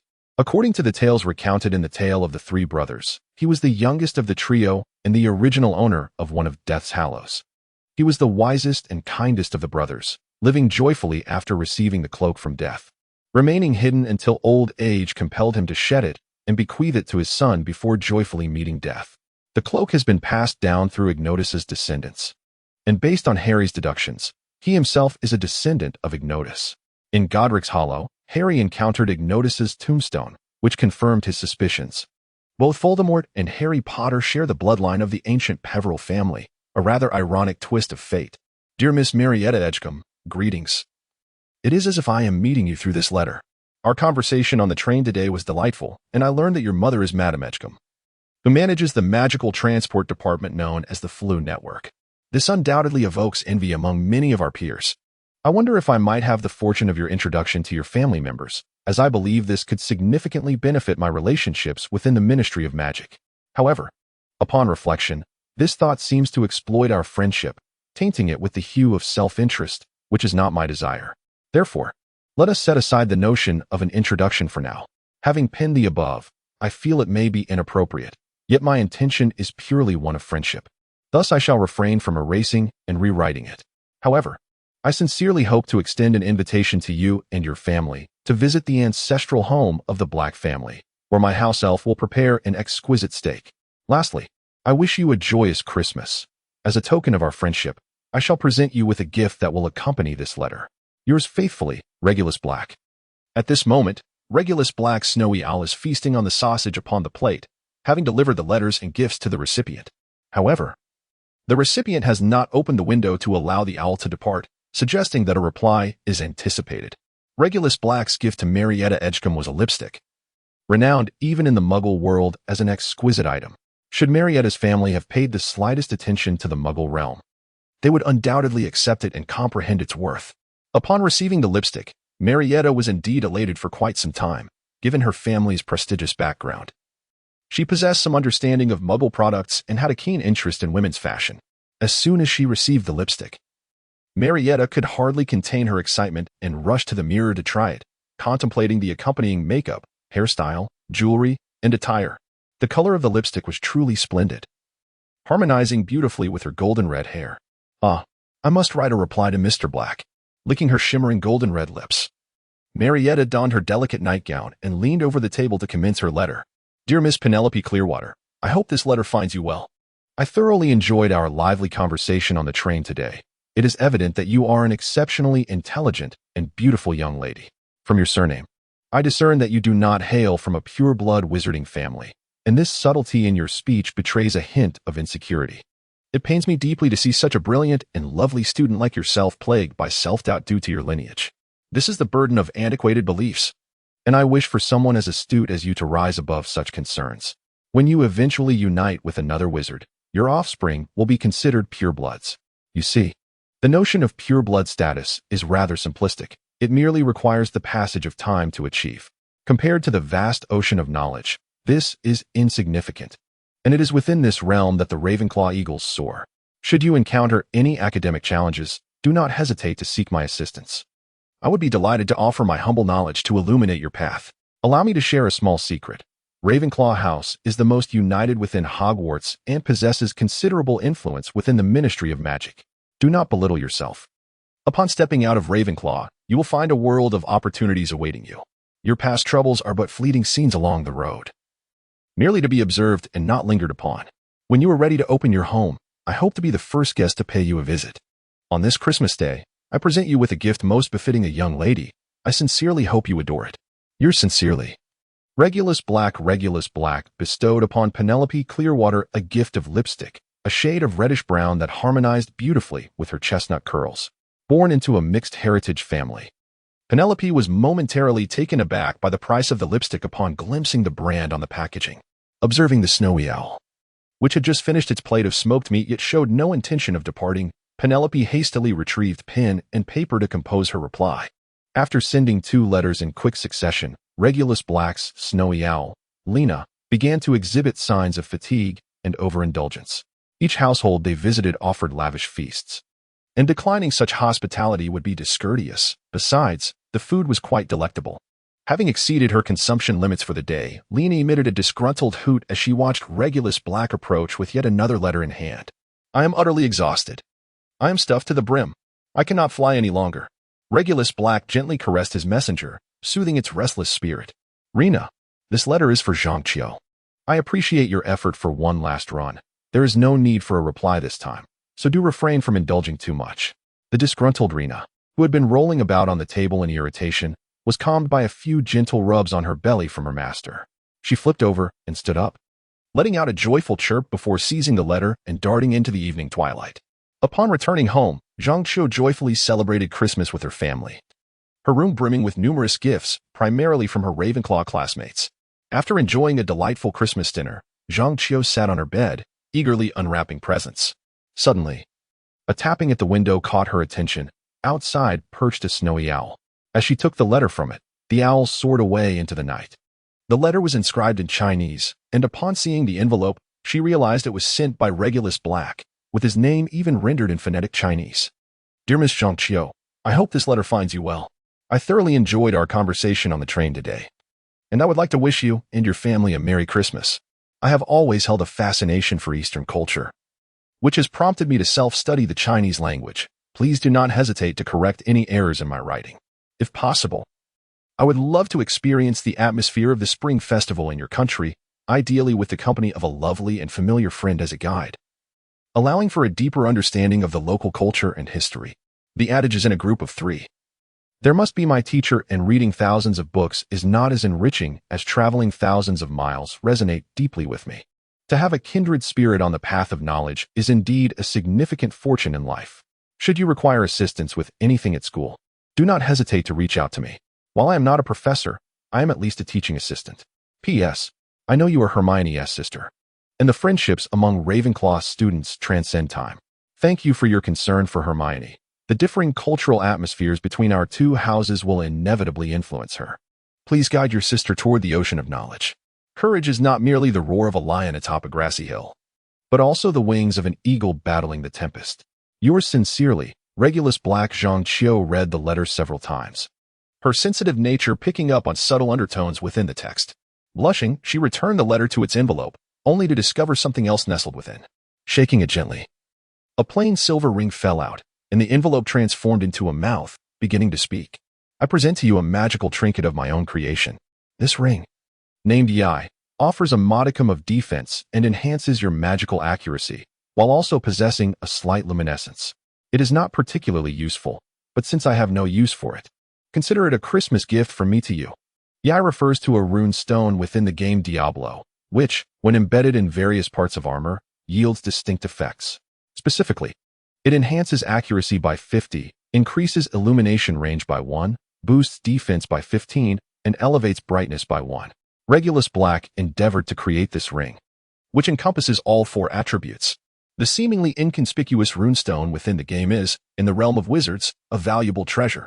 After all, in a numerical game, if translated into reality, those figures would be utterly extravagant. One must consider that in the later stages of Diablo, attribute values often soar into the hundreds of thousands. Love? Zhang Qiu felt a surge of anxiety, yet her body instinctively adorned her finger with the ring. Regulus Black dispatched these 3 letters, fully aware that they were under the influence of his enchantments, thus casting multiple baits. For a young maiden experiencing the stirrings of her heart, mere verbal insinuations sufficed to ensnare her affections. Moreover, Regulus Black had subtly interwoven delicate spells into the parchment and gifts. The fearful illusion, a spell that conjures terrifying visions, compelling the victim to flee. Targeted mockery, a curse that designates one individual as the object of collective scorn. These 2 incantations stem from the Necromancer's curse repertoire in the dark arts, and through Regulus Black's diligent research, he devised counterspells that were their antitheses. Consequently, the fearful illusion transformed into charming fantasy, while targeted mockery morphed into instant infatuation. The essence of these counterspells is clearly conveyed through their very names. Charming fantasy was inscribed upon the letter, while instant infatuation adorned the gifts bestowed. Regulus Black was unconcerned about the possibility of these spells being discovered, much like the innate abilities of the system that allowed for silent and wandless magic. These spells were equally difficult to detect. Essentially, the spells of the system and those wielded by wizards belonged to 2 distinct magical frameworks, each fundamentally different from the other, despite their ability to produce similar outcomes.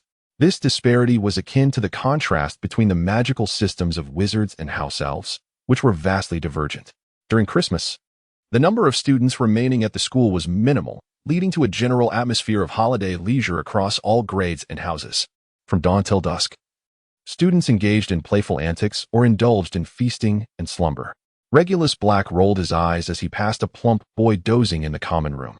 Earlier that morning, he had accompanied Hermione and her friends on the train, and upon arriving at the ancestral home, he had procured a boggart from Creature, which would soon be at the school. His time was spent either assisting Professor Flitwick in adorning the premises with festive decorations or collaborating with Professor Snape to prepare potion ingredients for the students' upcoming needs. Amidst this flurry of activity, he managed to pen 3 letters, which Rena delivered to the 3 girls, leaving him occupied until dinner time. It was Christmas Day, and the atmosphere was one of joviality and merriment. Dumbledore appeared resplendent, his magical robes embroidered with runes and motifs of the sun, moon, and stars, resembling a magnificent Christmas tree. Rena flew in through the window, gracefully alighting upon the back of Regulus Black's chair. "You've worked hard." Regulus Black extended his goblet to Rena, who peered into the vessel containing wine.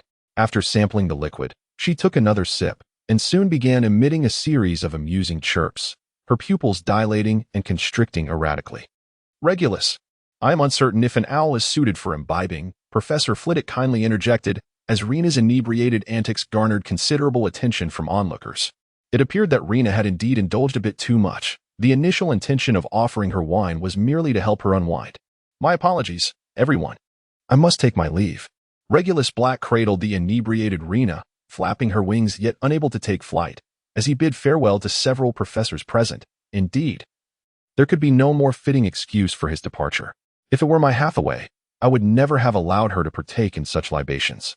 Below, Harry Potter witnessed this curious spectacle. Mr. Black, the assistant, had actually given his alcohol. "What a pity. I was just about to suggest that you let Hathaway have a try." Ron sighed half-heartedly from the side, feigning regret as if he had missed a splendid performance. In an instant, he began to tussle with Harry, and soon the chaos spread to the entire Gryffindor table, with cakes and creams soaring through the air, showing signs of spilling over to the other 3 houses. Frankly, Dumbledore found himself regretting his earlier remarks, as every student involved in the fray ended up losing 5 points for their house, a decree announced by Snape. However, none of this concerned Regulus Black. Within the room of requirement, numerous matters awaited his attention. Since his resurrection, events had unfolded in rapid succession, leaving Regulus feeling somewhat fatigued. Yet, as a traveler through time, to miss every opportunity presented within the storyline would be an irreparable regret. The Black family needed revitalization. Sirius must be rescued. Voldemort's Horcruxes required gatherings, and it would be prudent to collect the Deathly Hallows as well as various magical artifacts that had appeared in the narrative. such as the dragon egg in Hagrid's possession. The absence of these treasures would be a source of torment for a homebody accustomed to squirrel-like habits.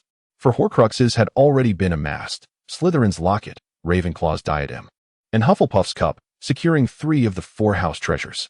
Marvolo Gaunt's ring was a black gemstone ring, a combination of a Horcrux and a Hallows. The black gem itself was the Resurrection Stone.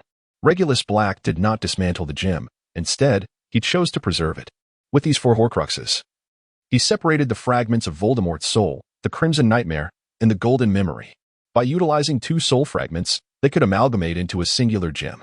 In the lore surrounding Regulus Black, there exists a clause stating that 7 increases the capacity of the Soul Stone with each additional soul fused. The surplus produced could be severed and repurposed for other uses. Thus, whenever Regulus Black ventured outside, he would keenly observe passers-by, often those on the fringes of society, beggars, scoundrels, and addicts. A simple identification spell would allow him to ascertain their identities with clarity. Therefore, utilizing their souls to augment the capacity of the Soul Stone posed no moral dilemma for Regulus Black. Frequently, it is not the act of brandishing a wand and uttering the killing curse that defines a villain. However, such actions must not be discovered by the Ministry of Magic. In a world of 6 billion people, countless lives are lost daily to accidents and illness. The demise of a few marginalized individuals would scarcely raise an eyebrow. It is important to clarify that the proliferative aspect of Voldemort's soul fragment gem differs from its original counterpart. The surplus of the Crimson Nightmare soul gem is not blood red, but rather a shade of pink. Conversely, the surplus of the Golden Memory soul gem is not golden yellow, but a bright yellow. When both soul gems have sufficient surplus, the Crimson Nightmare was embedded into the horn of a nightmare unicorn, while the Golden Memory was set within the fusion of a boggart and a dementor for future use. Incorporating additional souls into the soul gem can increase its proliferation, and reaching a quota sufficient for 7 souls could potentially allow Voldemort to resurrect. Calculating the total, each added soul corresponds to a 7 increase, allowing for a maximum of 10 souls, precisely reaching a limit of 98. With Voldemort's own 2 soul fragments equating to 4 souls. This contemplation indeed highlights the challenge Voldemort faced in achieving resurrection. After murdering Harry Potter's parents, he perished, leaving only 2 fragments of his soul to wander, while the remaining 7 had been crafted into Horcruxes. In addition to the aforementioned 4 Horcruxes, there are others, including Tom Riddle's diary, Voldemort's beloved Nagini, and Harry Potter himself. The diary could be directly requested from his cousin, Narcissa Malfoy, or alternatively, during the timeline of the 2nd installment, Chamber of Secrets, it could be delivered to Ginny by the Malfoys themselves. Should he directly ask, one cannot fathom what unreasonable demands Mr. Malfoy might impose. Patience is prudent. Countless time travelers have demonstrated that the inertia of narrative is a formidable force without uncovering pivotal points. The course of the story cannot be altered. The trajectory of the plot is, after all, the historical direction within this cinematic universe. Tomorrow, Harry Potter is likely to receive his Christmas gifts. From this moment forth, the invisibility cloak of the Potter family shall be liberated from Dumbledore's grasp. Regulus Black reclined unceremoniously upon his grand bed, feeling utterly overwhelmed. There were so many coveted treasures he desired. What was he to do, yearning for each one of them? Now, it is prudent to transform the 4 soul artifacts at hand into talismans or equipment, as they have been lying idle for quite some time. After meticulous calculations and arrangements, Regulus Black has finally finalized the utilization methods for the soul artifacts and sacred objects. Helmet, the Ravenclaw diadem soul artifact required level. 7 noble bloodline, 7 charm enhancement, 7 arithmetic divination effect, 3-piece set bonus, 7 phenomenal divination effect, 5-piece set bonus, 7 monster resurrection effect, 7-piece set bonus. 77 additional gold acquired from monsters, 77 enhanced chance of acquiring magical equipment, additional time, Turner, additional library contract necklace, the Slytherin trinket box soul artifact required level, 7 noble bloodline, 7 charm enhancement, 7 dark arts effect, 3-piece set bonus, 7 spell effect, 5-piece set bonus, 7 monster resurrection effect, 7-piece set bonus, 77 additional gold acquired from monsters, 77 enhanced chance of acquiring magical equipment, additional serpentine dominion, and dragon blood, additional forbidden forest contract and racial accord ring. The Hufflepuff chalice soul artifact required level, 7 noble bloodline, 7 charm enhancement, 7 herbology effect, 3-piece set bonus, 7 potionology effect, 5-piece set bonus, 7. Monster Resurrection Effect, 7-piece set bonus, 77 additional gold acquired from monsters, 77 enhanced chance of acquiring magical equipment, additional access to the secret kitchen wine cellar, additional house elf contract ring. The Marvelo Gaunt Ring Soul Artifact, Sacred Object Black Gem Ring, required level 7 Noble Bloodline, 7 Charm Enhancement, 7 Transfiguration Spell Effect, 3-piece set bonus, 7 Alchemical Spell Effect, 5-piece set bonus, 7 Monster Resurrection Effect, 7-piece set bonus, 77. Additional gold acquired from monsters, 77 enhanced chance of acquiring magical equipment, additional familiarity with magical creatures, additional disguise via Polyjuice Potion through Regulus Black's calculations. The 4 soul artifacts have been finalized for equipment, their attributes perfectly reaching the limits of these magical items. Moreover, upon fulfilling multiple set bonuses, they provide additional new attributes, reflecting the fragmentation of Voldemort's soul. Currently, Regulus Black's character interface displays more than just a single belt. It now includes 3 pieces of jewelry and a diadem. These items occupy no inventory space within the character interface. The inventory itself contains only a few talismans, with the majority being miscellaneous items. The soul potion crafted in the Black Lake Temple was among the first talismans created shortly after his arrival. To this day, Regulus Black maintains the habit of consuming the soul potion daily, though this practice has recently been curtailed due to an influx of Dementors.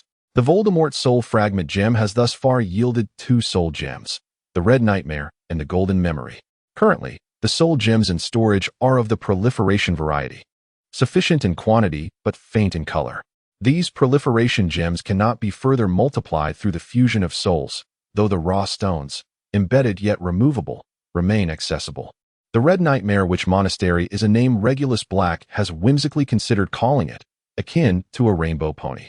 In terms of attributes, it serves both as a talisman and a true nightmare. Regulus Black has yet to find the time to take her to the Hollow, to transform the Cook family into nightmare beings and assume their tri-class roles within the nightmare race. Regarding the 3 primary professions, the skeletal warriors and skeletal mages crafted by Regulus Black are meticulously cataloged within his skill repertoire. The skills of the Lava Colossus's Claystone Demon, the Blood Demon of the Demon Lord Zack, and the Clockwork Halloween Iron Golem have long since been successfully developed, with their respective icons and the skill list transformed into exquisite relief representations. Now, only the 4 puppet-related skills of the Elemental Puppeteer remain to complete the ensemble.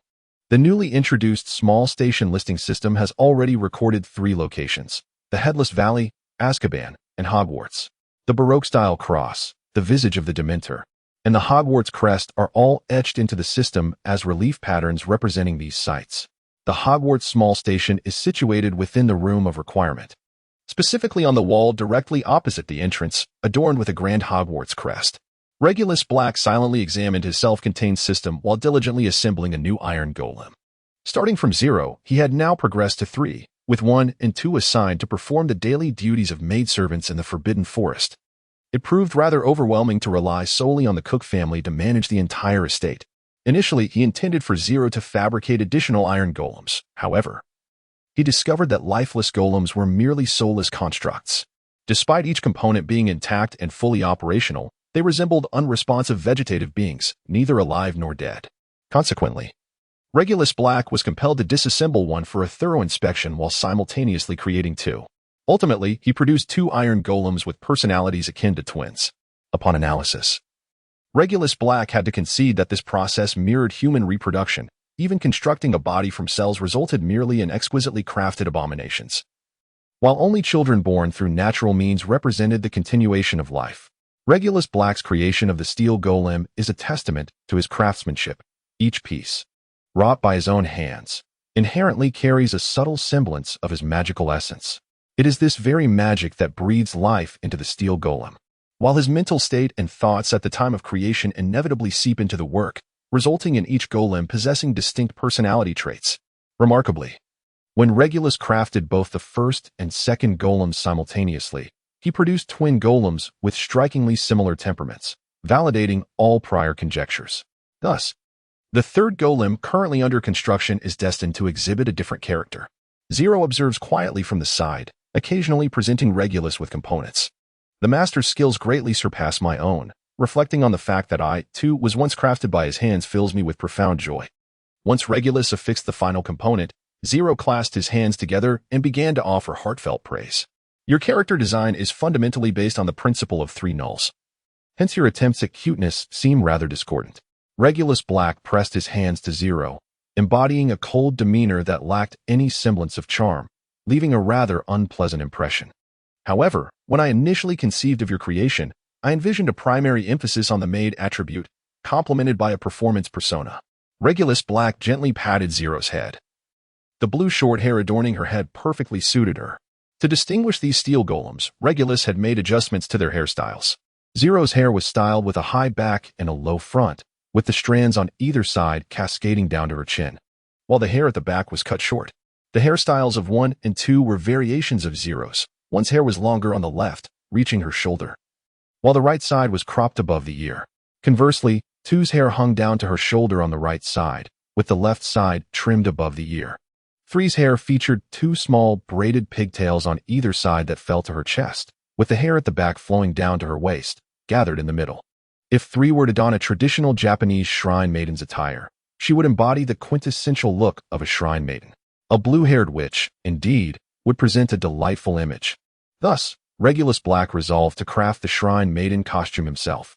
Harry Potter, a gift awaits you. At dawn, Ron called out loudly to rouse Harry Potter from his slumber.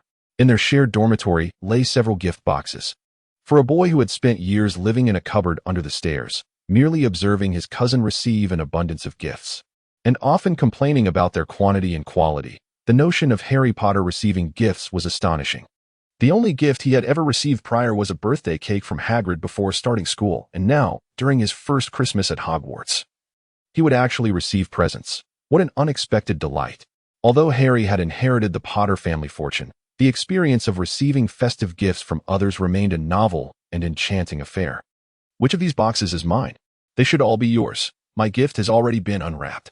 Among Harry Potter's Christmas gifts was, of course, the invisibility cloak, a present conveyed by Dumbledore himself. Upon reading the accompanying note, Harry recognized the familiar tone, confirming it was from the headmaster. One could not help but admire the headmaster's generosity. The invisibility cloak is one of the Deathly Hallows, and yet he so freely gave it away. However, one might also argue that the headmaster was rather stingy, as this cloak was a family heirloom of the Potters, not a personal gift from him. When not in use, the invisibility cloak resembled a black shawl adorned with delicate silver patterns, enveloping the wearer entirely, rendering them invisible from the outside while allowing them to see the world beyond. Currently, Harry was stuck on the name Nicholas Flamel in his quest regarding the Philosopher's Stone, and Dumbledore's timely gift of the invisibility cloak seemed to urge him to hasten his progress in the game. Another gift, naturally, came from Regulus Black, though it bore no signature. Well, this gift is absolutely amazing. Harry, quickly, see what the other gift is. Ron was utterly captivated by the invisibility cloak, while Harry Potter received this remarkable item, and he, in contrast, was left with only a woolen sweater. Though envy and jealousy simmered beneath the surface, he maintained a facade of happiness for his friend, for they were companions after all. Harry Potter set aside the invisibility cloak and opened another gift box. Inside lay a simple yet charming present, a small wooden box containing an exposed music box mechanism. As Harry wound the key a few turns, the ethereal strains of the Christmas classic Silent Night filled the air. Music is one of the earliest forms of art developed by humanity, and since neither dance nor painting could be encapsulated within a gift box, this handcrafted music box served as a heartfelt gesture. Here's a little secret. There exists a creature that becomes drowsy upon hearing music. The card nestled within the box bore a cryptic message. Yet Harry grasped that this music box was a labor of love from the giver, making it a truly sincere Christmas gift. What creature succumbs to slumber when serenaded by melodies? Ron took the card, puzzled by the final query. Was this gift perhaps from a certain professor? Harry chose not to dwell on the matter, instead planning to venture into the restricted section that very night. With the invisibility cloak in hand, it felt as though divine fortune had smiled upon him. How could he resist exploring that enigmatic area? The Hogwarts castle was particularly quiet that night as Harry navigated the deserted corridors, a solitary lamp held aloft in his grasp. Just then, Regulus Black, using the spell Disillusionment, nearly stifled a laugh. In the shadowy hallways, a single lamp floated, making it nearly impossible not to attract attention. How extraordinary it was that Harry could embark on such a perilous adventure unscathed. Perhaps it would be best for a mischievous child like him to meet an early demise and be reborn anew. Upon reaching the library, Harry successfully entered the restricted section, a domain forbidden to students, a place previously only glimpsed through furtive glances. Yet tonight, it lay before him like a slumbering beauty, inviting and unguarded. However, Regulus Black would hardly believe that a beauty could slumber in such a manner. If he were to encounter such a sleeping beauty, he would draw his wand and cast Stupefy to avoid any troublesome entanglements upon her awakening. Were the library doors left ajar? Was the restricted section unlatched? Did Madame Pants not reside within the library? It's worth noting that despite Harry being the protagonist, the multitude of absurdities throughout this escapade was simply overwhelming. The lights within the restricted section gleamed brightly, and Harry found himself aimlessly searching for the information he sought. The volume of research was considerable. Was Dumbledore truly expecting Harry to uncover it all before the term concluded? Harry Potter cast aside the invisibility cloak and lantern, embarking on a quest to locate books commencing with the name Nicholas, entirely unaware that concealed beneath the cloak lay a comprehensive tome on alchemy, replete with the answers he sought. Alas, it was a chance missed by Harry. The invisibility cloak, a legacy from his ancestor Ignotus Peverell, is one of the Deathly Hallows. It is not merely a cloak imbued with the disillusionment charm or crafted from the hair of a demiguise, which may render the wearer invisible for a time but eventually reveals their form. Harry's cloak possesses the extraordinary ability to grant true and everlasting invisibility, impervious to any spell. And many charms, such as the summoning charm, prove ineffective against it. Initially, Harry intended to preserve this artifact for future generations. However, it has now come into the possession of Regulus Black, who merely placed his hand upon it, thereby transferring the Deathly Hallow into his own storage, while another, a mere cloak made from demiguise hair and enhanced with powerful enchantments, was returned to its original location. As Harry diligently searched through the shelves, he flipped through several volumes before stumbling upon a book on the containment of supernatural creatures. A chilling, inhuman wail echoed through the library. Yet it did not summon Madame Pants. Instead, it attracted the attention of Filch. "Who is there?" "I see you," Filch bellowed, cautiously approaching. Aware of his own vulnerabilities as a mere squib, defenseless against any magical retaliation from wayward students. Yet, bolstered by his menacing demeanor and the support of the school, Filch often succeeded in apprehending those who roamed the halls at night. In a state of panic, Harry swiftly donned the invisibility cloak, grasped the lantern, and prepared to make his escape. Good heavens! This unruly child refuses to relinquish the lantern. Regulus Black expressed his frustration, feeling compelled to lend a hand to the young savior. With a silent spell, he cast Wadawasi, shattering the lantern in Harry Potter's grasp. Startled, Harry promptly discarded the remnants and, cloaked in invisibility, stealthily navigated out of the restricted section. He must have bumped into a table. Fortunately, the lamp's destruction spared him from being caught by Filch. Cautiously, Harry watched as Filch passed by, avoiding obstacles in his path as he exited the library. However, upon stepping outside, he was immediately scrutinized by the fat lady. The flaw of the invisibility cloak lay in its inability to mask sound and scent for adult wizards. These issues could easily be remedied with a couple of spells. Harry turned and dashed away, rounding two corners just in time to witness Professor Snape threatening Quirrell. Amidst the commotion, a faint sound alerted Snape, who made a futile gesture towards Harry's direction, grasping at the air with nothing to seize. It was peculiar. He sensed a presence behind him, yet Snape redirected his focus to Quirrell. One must admit, Voldemort was exceptionally skilled at concealment. Even Snape, a former Death Eater, failed to perceive the danger so close to Quirrell. "Professors, I found this in the restricted section. A student has trespassed," Filch complained, brandishing the broken lantern. Hogwarts' unruly children were quite the handful. While capturing them brought in joy, the effort required was considerable, and failing to catch them was disheartening. Immediately, Snape and Quirrell prepared to apprehend the nocturnal student. Once the three departed, the door at the end of the corridor opened and closed by itself. Harry, feeling hopeless about returning to the dormitory, decided it best to find a place to hide. Regulus Black, observing the invisibility cloak carelessly discarded on the floor, felt any lingering guilt evaporate. It was only fitting that Harry Potter's cloak had fallen into his possession. The place Harry entered was an empty room, the sole occupant being a grand mirror, the Mirror of Erist. This mirror revealed neither the past nor the future. It offered no knowledge or truth. Instead, it reflected the deepest desires of the heart, providing viewers with a sense of fulfillment and solace. Yet, those lacking self-control could easily become entranced, wasting time and even descending into madness. Screaming sugar rat. Regulus Black once again found himself in Dumbledore's office, displaying no interest in apprehending Harry Potter for taking Ron to view the Mirror of Erased. This evening, the duty fell to Snape and Quirrell, two individuals destined to remain inseparable throughout the night. Regulus, can you not empathize with an elderly man's need for ample rest? Dumbledore, clad in loose-fitting wizarding pajamas, emerged from his chamber with a yawn. Certainly, one ought to consider your well-being, yet it would be easier if you had not bestowed such peculiar gifts. Regulus Black casually picked up a chocolate frog, breaking off a leg and placing it in his mouth.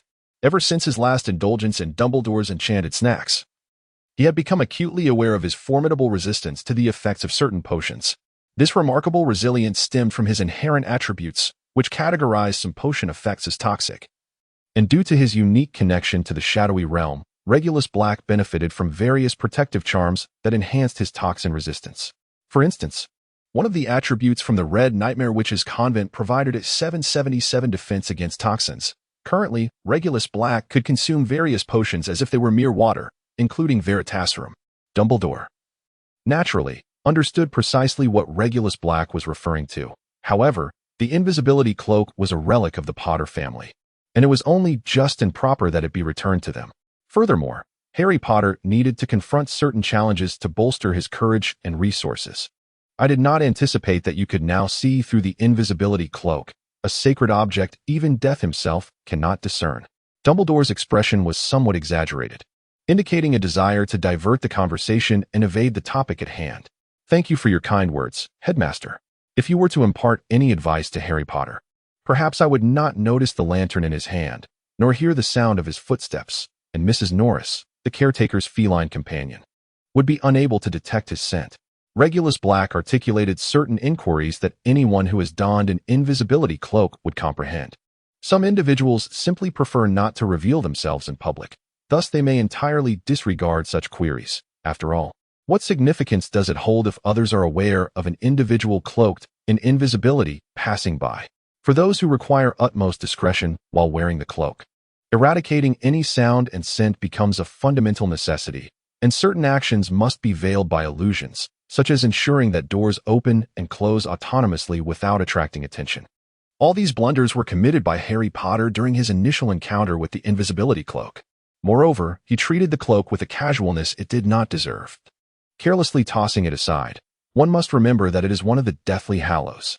However, at present, this invisibility cloak has found its way into Regulus Black's possession, and it is only natural that he will utilize it judiciously. The thought of returning it is utterly inconceivable, especially since Regulus Black has also provided an adequate substitute for Harry, sufficient for his needs until the time he no longer requires it. It is worth noting that cloaks fashioned from the fur of invisibility creatures are quite costly. It seems there are indeed complications. Dumbledore found himself somewhat exasperated, pondering why Regulus could not simply feign ignorance and act as though he had not noticed. Regulus, if you could kindly remind this child, I would be inclined to stun him and then directly employ the memory charm to inscribe the relevant spells into his memory. Thus, I have reached a delightful conclusion. Regulus Black brushed the chocolate powder from his hands and rose to depart. Regulus, could you be a tad gentler? I mean in your teaching approach, Dumbledore said, his expression earnest as he entrusted Regulus Black with the education of Harry Potter. You cannot be serious. I am merely a teaching assistant. I believe this responsibility would be better suited to a professor, or even more so, the head of the house. I am certain any of the four heads would be far more qualified than I. The implication of Regulus Black is unmistakable. It refers to Professor Snape, the potions master, the head of Slytherin house, and the admirer of Harry Potter's mother. Who could possibly care more for Harry Potter's safety than Snape? Dumbledore found himself in a predicament once more, realizing that the elderly should indeed not be disturbed from their slumber, as this had caused him considerable distress on several occasions. However, it is well understood that the heads of the four houses are burdened with responsibilities that likely preclude them from providing the child with individualized guidance. Dumbledore appeared to be contemplating relying on Regulus Black and continued to advocate for his cause. Thus, I would like to propose another professor, Professor Quirrell, the Defense Against the Dark Arts instructor. I believe no one is more suited for this role than he. Regulus Black, having spoken his piece, immediately turned away, offering Dumbledore no opportunity to continue the conversation. Dawn was approaching, and perhaps he should indulge in a brief slumber. Whether Dumbledore took a nap remains a mystery. But Regulus Black indeed retired to rest. Ah, the eeriest mirror. Once more, a prop from the cinematic realm makes its appearance. One that had not surfaced since the first installment. Thus, after the conclusion of the first film, acquiring this artifact should pose no challenge. It is arguably the easiest item to collect from that chapter. Reclining upon his grand bed, Regulus extended his hand into the void, as if he had already grasped the eeriest mirror. The following day unfolded as usual. Christmas had just passed, and students returning home for the holidays were once again present at Hogwarts. Unsurprisingly, Regulus Black received Christmas gifts from 4 young ladies. Although belated by a day, the gifts evidently reflected their thoughtful consideration. Hermione presented a dental care set, complete with a toothbrush, toothpaste, dental floss, and mouthwash. As the daughter of a physician, Hermione had clearly been influenced by her upbringing, truly a young lady who seizes every opportunity to promote her family's profession. The accompanying card expressed gratitude for Regulus's unwavering assistance and concern as a teaching assistant. Zhang Cho gifted him a set of Chinese chess, accompanied by a letter in elegant script that elucidated the gift's origins. This game hails from the East, distinct from the European chess and the wizarding chess of their world. The specific rules were outlined therein. Marietta Edgecombe presented a captive fruit, a rare potion plant rumored to yield peculiar effects upon consumption. The fruit, resembling a red heart, aptly symbolizes the essence of love's captivation. Its singular effect is said to rival that of a powerful love potion. Thus, this fruit is indeed a precious offering. The card that accompanied it bore no words, only a lipstick kiss, reflecting the simplicity of the young lady's sentiments. Regulus Black found great joy in the progression of this particular connection. Penelope Clearwater bestowed upon him a large crystal vial for potion making. The droplet-shaped vessel rested upon a wooden base, with a capacity of 1 liter. Its slender neck necessitated special techniques for filling it with potion. Such designs are typically reserved for unique applications. For instance, one might immerse the bottle in liquid, allowing gas to gradually displace the liquid into the vessel. Or seal the opening, permitting the liquid to flow in at its own pace, the latter being more suitable for oil-based substances, regardless of its contents. The primary purpose is to minimize air exposure, and when utilized, materials are measured in drops, thus rendering this style of bottle particularly fitting for its designated purpose. How fortuitous. Regulus Black procured the Fruit of Captivity, an enchantment that allowed it to hover gracefully in the air. With a gentle tap of his wand, he pierced the most delicate part at the base, causing a slender stream of crimson juice to flow downward. Below, a crystal vial awaited eagerly, poised to capture every precious drop without loss. What then shall be done with this vial of potion? Should it be utilized in the concoction of a potion? Or shall the entire contents be transformed directly into a small talisman? Regulus Black was compelled to consider maximum efficiency, a near instinct for him.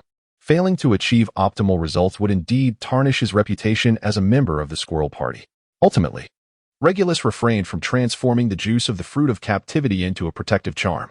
After all, despite being the fruit of a rare magical plant, it did not possess the unique properties of a magical artifact. While any charm crafted would undoubtedly exhibit extreme attributes, it was akin to Voldemort's pursuit of suitable Horcruxes.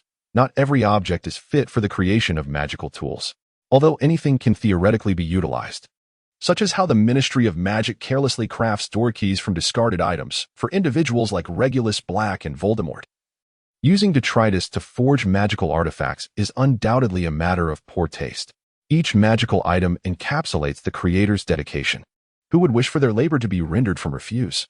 On an otherwise unremarkable day, the routine was disrupted towards the end of lessons due to a request from Dumbledore, which stirred a ripple among the Hogwarts faculty.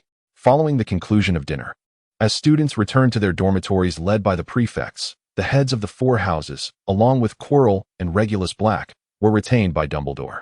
Dumbledore, I doubt you have much appetite left for more food.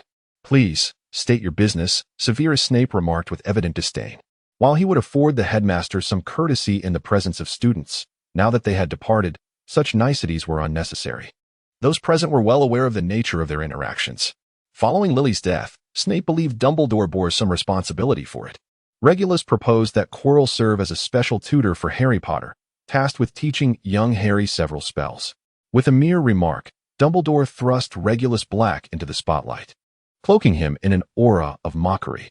Snape immediately turned, glaring fiercely at Regulus Black, as if ready to pounce should he fail to provide a reasonable explanation. "Since you, old man, show no mercy, do not expect my fairness in return." Regulus Black's movements remained graceful as he deliberately ignored Severus Snape's scrutinizing gaze, delicately wiping the corners of his mouth with a napkin. "It is as you mentioned, Headmaster, that the duties of the 4 house heads are fully occupied, which is why I have been appointed to this special tutoring position. However, I reiterate that I am not yet a professor, I am merely an assistant. Thus I have recommended the most suitable candidate.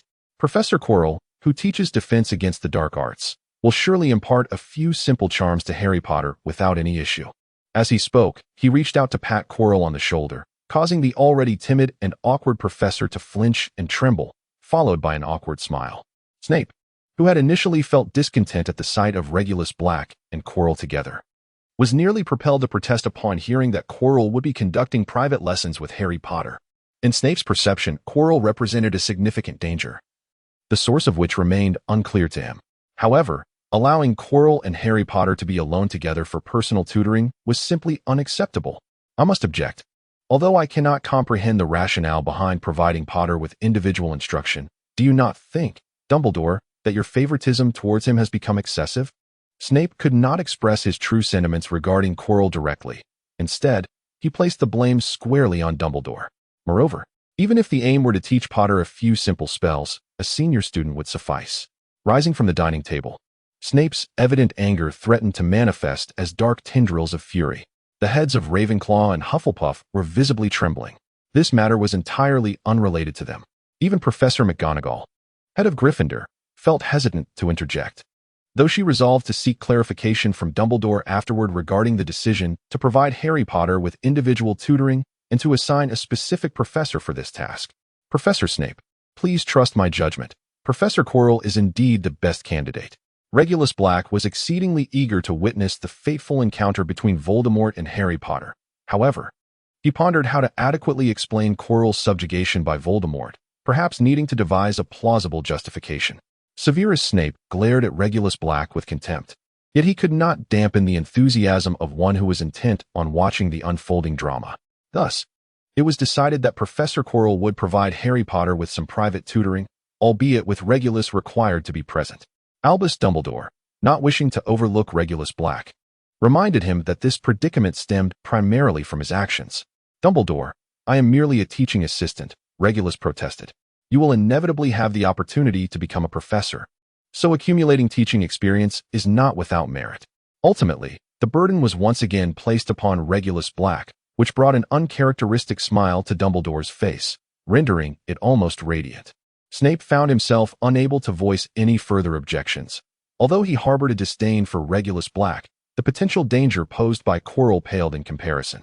Now, with Harry Potter under Quirrell's tutelage, albeit fraught with peril, the presence of our teaching assistant restored a peculiar sense of balance to the situation.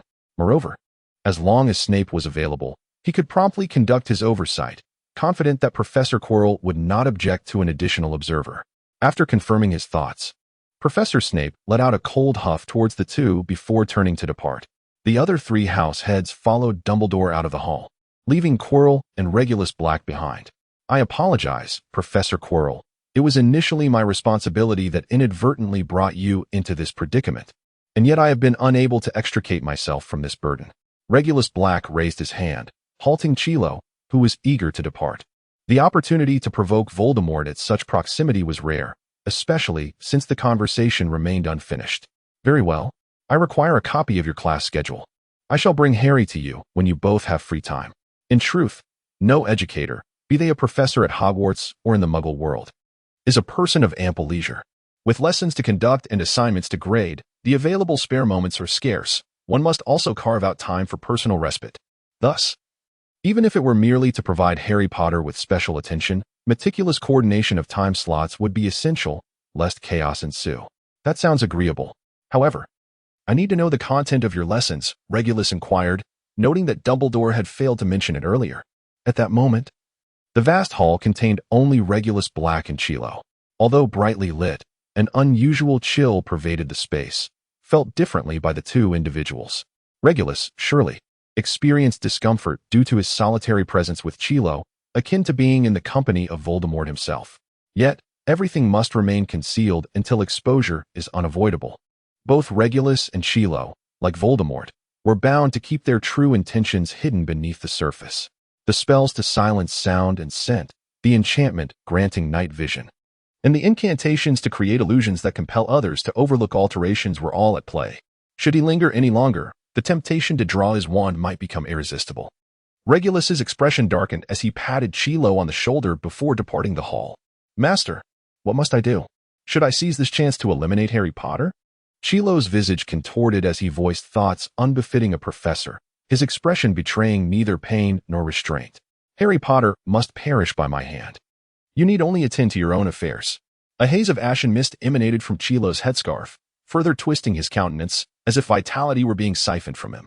The previous encounter with the unicorn had been thwarted by the Black Scion, which had rendered him increasingly feeble. "You ought to devote your thoughts to how you might capture another unicorn." The black mist coalesced into a skeletal visage, gradually morphing into a blurred human face.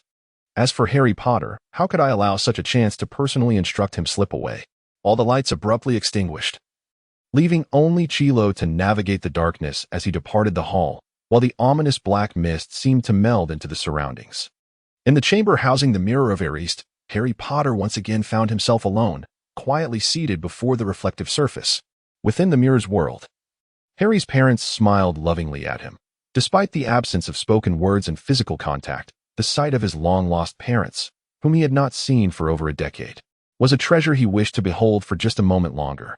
Ron had shared his vision of becoming a prefect, assuming the role of Quidditch captain, and even lifting the Quidditch trophy. From that moment, Harry understood that the mirror revealed the deepest desires of the heart, showcasing what one yearned to see. Knowing full well that his deceased parents would not appear beside him, but could only be glimpsed through the mirror's reflection. "You're here again, Harry," came the voice of Dumbledore after he had entrusted the pot to Regulus Black and Chilo. That evening, the headmaster sought out Harry personally. "Like some before you, you've discovered the allure of the Mirror of Erist. I trust you are aware of its purpose. Allow me to offer a hint. Only the happiest individuals can see their truest selves within the mirror."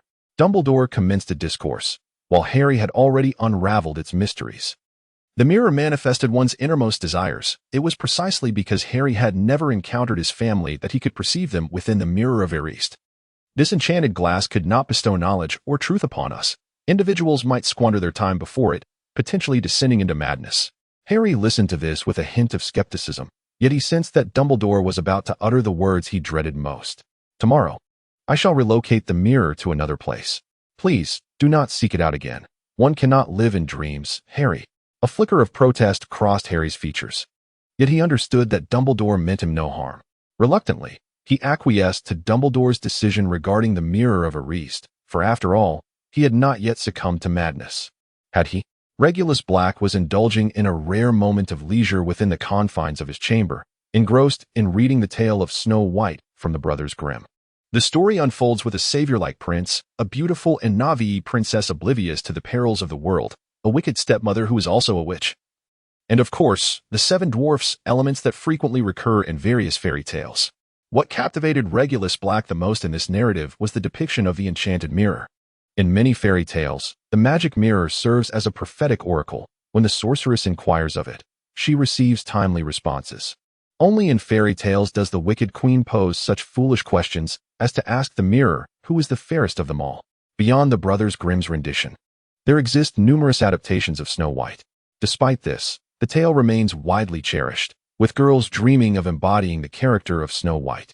If one were to pinpoint the most memorable magic mirror, it would undoubtedly be the round copper mirror from Snow White and the Huntsman. This mirror possesses the ability to prophesy and answer inquiries, to transform into a human form for direct communication, and to preserve its owner's soul for the sake of prolonging life.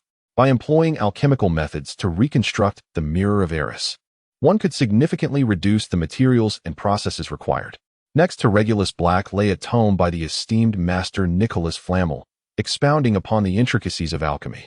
Strictly speaking, the alchemy practiced within the wizarding realm merely serves to fabricate superior foundational artifacts. Only by incorporating the appropriate enchantments can the original intent of the designer truly be manifested. Take, for instance, the series of iron golems crafted by Regulus Black himself. Indeed, models 0 through 7 have already been deployed. Each of these iron golems was meticulously handcrafted by Regulus Black, exhibiting numerous subtle variations that result in slight distinctions among them. Even the pair known as 1 and 2, which could be considered twins, possess their own nuanced differences, let alone the others numbered 3 through 7. These creations were produced under a standardized process akin to an assembly line. Thus, crafting merely one such artifact would not reveal any discernible discrepancies. As winter yields to spring, Hogwarts is soon to approach its final examinations, though several months still remain. During some of the bitterly cold nights of winter, Regulus Black would unexpectedly rouse Harry Potter from his slumber, escorting him to Quirrell's office to learn 3 specific spells. Each spell had been subtly altered to align with the preordained effects specified by Professor Quirrell. The spells included Freshen Up, which eliminates personal odors, Silent as a Whisper, which renders the caster inaudible, and Confounding Whispers, which obscures the perceptions of those in contact with the affected object. Each of these incantations varied slightly from their original forms, yet they were better suited for Harry Potter's personal application. Throughout this learning process, Harry exhibited commendable diligence, evidently disinclined to be yanked from his warm bed in the midst of slumber. Professor Quirrell demonstrated commendable dedication, particularly as Snape frequently dropped by, only to depart with a disdainful huff. Consequently, through the combined efforts of Harry and Quirrell, these 3 modified spells were soon mastered. One could only speculate whether Harry's proficiency would surpass that of his signature spell, Disarm, which disarms opponents.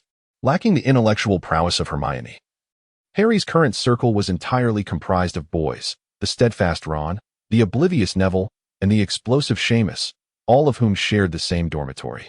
Thus, living amidst a cacophony of unexpected explosions, forgetfulness, and fervent adulation, Harry's intellectual growth seemed rather stunted. Nevertheless, the time spent studying under Quirrell marked the period of his most rapid advancement in spellcasting. One day, while immersed in the library, Regulus Black was hailed by Hermione. "Mr. Black, look here. I found the references you mentioned." Hermione exclaimed, struggling to open a hefty volume, as she pointed to a particular page. Regulus Black smiled faintly, for he had finally awaited this moment. The passage of time from winter to spring in the film was signified by Harry Potter releasing the Hippogriff. Shortly thereafter, one fateful day, Hermione unexpectedly approached Harry and Ron in the library, clutching a hefty tome, coinciding with the imminent hatching of Hagrid's dragon egg. As he grappled with how to determine this precise moment, Regulus Black contemplated a more circuitous approach. During a conversation on the train with Hermione and her 3 female companions, he urged Hermione to keep the information regarding Nicholas Flamel confidential, unless she could procure a more detailed written account. At that juncture, they could use the book as evidence to disclose the information to Harry Potter and his friends. The explanation regarding Regulus Black is that the rather uninformed boys surrounding Harry Potter will not heed your words unless you present genuine and compelling evidence. Merely relying on the fragmented information relayed by Regulus Black, as conveyed by Hermione, will utterly fail to persuade them.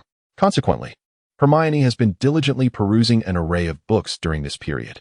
Regulus Black, however, is untroubled by her industriousness, confident that she will not unearth pertinent information prematurely. Given the trajectory of history, it is inevitable that Hermione will discover relevant material on the day the dragon eggs hatch, at which point the 3 of them will seek out Hagrid to verify their findings. Thus, you have succeeded, Hermione. May your research journey yield further insights, rather than merely serving to locate this old man. Regulus Black closed the book and gestured in the direction of the library, indicating for Hermione to take the book to Harry. Hermione, recalling their conversation on the train, confidently lifted the hefty tome and made her way over. "This is a book I borrowed for leisure a few weeks ago." She slammed the book down in front of Harry Potter, startling both boys. "You consider this leisure reading?" Ron remarked, his sarcasm met with a piercing glare from Hermione. "Look, Nicholas Flamel is the only person in the world capable of creating the Philosopher's Stone. The Philosopher's Stone is a legendary object endowed with incredible magical properties. It can transmute base metals into pure gold and can also create the elixir of life, granting immortality to those who consume it. The only existing Philosopher's Stone belongs to Nicholas Flamel, a renowned alchemist who just celebrated his 665th birthday last year. That is the treasure being guarded by Fluffy on the 3rd floor. Beneath the trapdoor lies the Philosopher's Stone." After a long day of classes followed by an extended dinner, The three children finally made their way out of Hogwarts. They hurried towards Hagrid's hut in the woods, eager to confirm their suspicions. Hermione felt a surge of adventurous spirit akin to that of Gryffindor, yet she still preferred Ravenclaw for herself. Upon knocking on Hagrid's door, the giant appeared, filling the doorway. "Children, I don't have time to play with you tonight. You should head back." "Head back." Hagrid shooed them away like chicks and began to close the door. "We know about the Philosopher's Stone," they chorused, halting his action. "Snape is trying to steal the Philosopher's Stone," Harry Potter blurted out as soon as he entered, leaving Hermione momentarily speechless. "Snape? You're still discussing him?" "Hagrid, it must be Snape who wants to steal the Philosopher's Stone. But we don't know why he would want it. Snape is one of the professors tasked with protecting the stone. He wouldn't attempt to steal it." "All right, I'm quite busy today," Hagrid said, preparing to usher them out again. Yet he had forgotten that seated guests are hard to dismiss. "Wait, you said he is one of the professors?" Harry's mind was swirling. If it wasn't Snape, who could it be? Exactly. There must be other ways to protect the Philosopher's Stone, right? Like spells, magical plants. Oh my, it's the four house heads. Hermione deduced that the four house heads must have designed the protections, and she was elated by her own discovery. "You're correct. But I believe this is a waste of time. No one can get past Fluffy." Hagrid exuded confidence regarding his pet. With its imposing stature, immense strength, formidable fangs, and three expansive mouths, it was undoubtedly the epitome of a secure guardian. Hagrid couldn't help but chuckle with pride. Only I and Dumbledore could contend with Fong. Oh, I may have inadvertently let that slip. Suddenly, a series of knocks echoed through the room. In the fireplace, which Hagrid had intentionally obscured, a pot was left to burn empty. From this pot, Hagrid retrieved a dragon egg and placed it upon the table. "Hagrid, what is this?" I exclaimed. I recognized it. Yet I wondered how it had come to be here. I had won it from a stranger at the pub, and it seemed to be quite the hazardous acquisition. Regulus Black was currently levitating outside Hagrid's hut, positioned just right to unobstructedly gaze through the window at the dragon egg resting on the table. Beside the window, a platinum-haired youth was crawling. By employing the sonorous charm in reverse, Regulus distinctly overheard the conversation within the room, though it was solely for his ears. When Hagrid uttered the words hot potato, it signaled the moment of the dragon egg's impending hatching. Raising his hand, a beam of golden light shot forth, followed by the shattering sound of the window. As the four occupants of the room turned to look at the window, the golden light struck the dragon egg on the table, creating a gash upon its surface. Subsequently, this golden hue, akin to fuel, enveloped the entire dark gray dragon egg, transforming it into a radiant golden color. The Norwegian Ridgeback, named Norbert, had perished even before its birth. "Oh no, my Norbert!" Hagrid exclaimed loudly, rushing towards the table, as if there was still hope for the egg. The golden memories of the dragon egg's secret realm soared forth. How could Regulus Black have seized the opportunity to acquire the dragon egg from Hagrid? With a mere summoning charm, he effortlessly grasped it in his hands. The summoning charm requires knowledge of the object's name or ownership, or at the very least, prior physical contact to summon it. Once Regulus Black infused the dragon egg with the golden memory soul gem, which was a fusion of a Dementor and a Boggart, the egg transcended into an alchemical creation, henceforth known as the Golden Memory Dragon Egg. The golden egg soared past Malfoy's face and flew out the window, traversing a considerable distance before plunging into the Forbidden Forest. A sight witnessed by all present. Who was outside the window? Malfoy was startled by Harry Potter and Ron's remarks, and he hastily retreated back to Hogwarts Castle. After offering Hagrid some words of comfort, the three children swiftly made their way back to school, fully aware that Malfoy had likely observed far more than they could imagine. "I saw it clearly. That person must be Malfoy. I fear we are in serious trouble," Harry Potter and Ron bickered as they walked, completely oblivious to the fact that they were wandering at night until Professor McGonagall, holding a candle, appeared, at which point they realized Hermione was no longer with them. Accompanying Professor McGonagall was none other than a smug-looking Malfoy. "Let me reiterate, under no circumstances should students be roaming about at such an hour. I shall impose penalties for your actions. Each of you will lose 50 points. To ensure you do not repeat this behavior, you shall also be assigned community service." Clad in her nightcap, Professor McGonagall was on duty for the first half of the night and had just arrived at the entrance hall to check the curfew when she encountered Malfoy. Before she could utter a word, she learned about the escapade of the two other Gryffindor students. How absurd. Why can't these children make things easier on themselves? Consequently, she deemed it necessary to impose a heavy penalty, deducting 50 points from each, and naturally, Slytherin would share in this fate, a rare opportunity that was undeniably fair. Malfoy had just mentioned Hermione, yet since she was not in sight, Ravenclaw seemed to have escaped unscathed. Just as the three children stepped through the school gates, Regulus Black suddenly appeared, covering Hermione's mouth and leading her aside. From a distance, they witnessed Professor McGonagall punishing the three boys. "You won't believe what I saw tonight. A dragon egg. Hagrid had longed to raise a dragon. He had mentioned it to me upon our first meeting." Hermione cast a knowing look at Regulus Black, convinced that the egg's disappearance was undoubtedly linked to him. "Raising dragons is illegal. I will send the egg to a dragon sanctuary in Romania." A casual lie sufficed to placate the little girl's grievances. Such reasoning seemed sound. "Could you please set me down?" Hermione shyly pushed against the chest of Regulus Black. The positioning of the two was somewhat ambiguous. After having just covered her mouth and captured her, Regulus had been holding Hermione close. The young girl, merely 11 years old and barely reaching half his height, instinctively crossed her legs around his waist to avoid detection by Professor McGonagall and others. This action resulted in Regulus's hands resting directly upon her hips. It is often said that young girls possess three admirable qualities: a gentle voice, a delicate form, and an ease of being overwhelmed. Only through personal experience can one truly grasp the essence of this saying. As they gazed into each other's eyes, Hermione's cheeks flushed crimson, and her breath became increasingly erratic. A warm, humid aura enveloped them, and even though Regulus was as cold as ice, it was difficult to quell the rising temperature. "This isn't right," Hermione murmured softly, her only rational thought being to vacate this open space. Regulus Black smiled faintly, still holding Hermione close, as he turned and revealed a hidden passageway in the wall. Hogwarts is rife with secrets, and the myriad of passageways connecting various locations is one of them. No one dares to claim they are familiar with all of them.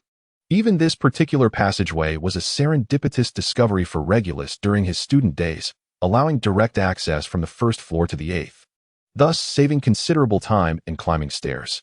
As they traversed the dark passageway, Hermione instinctively clung tighter to him.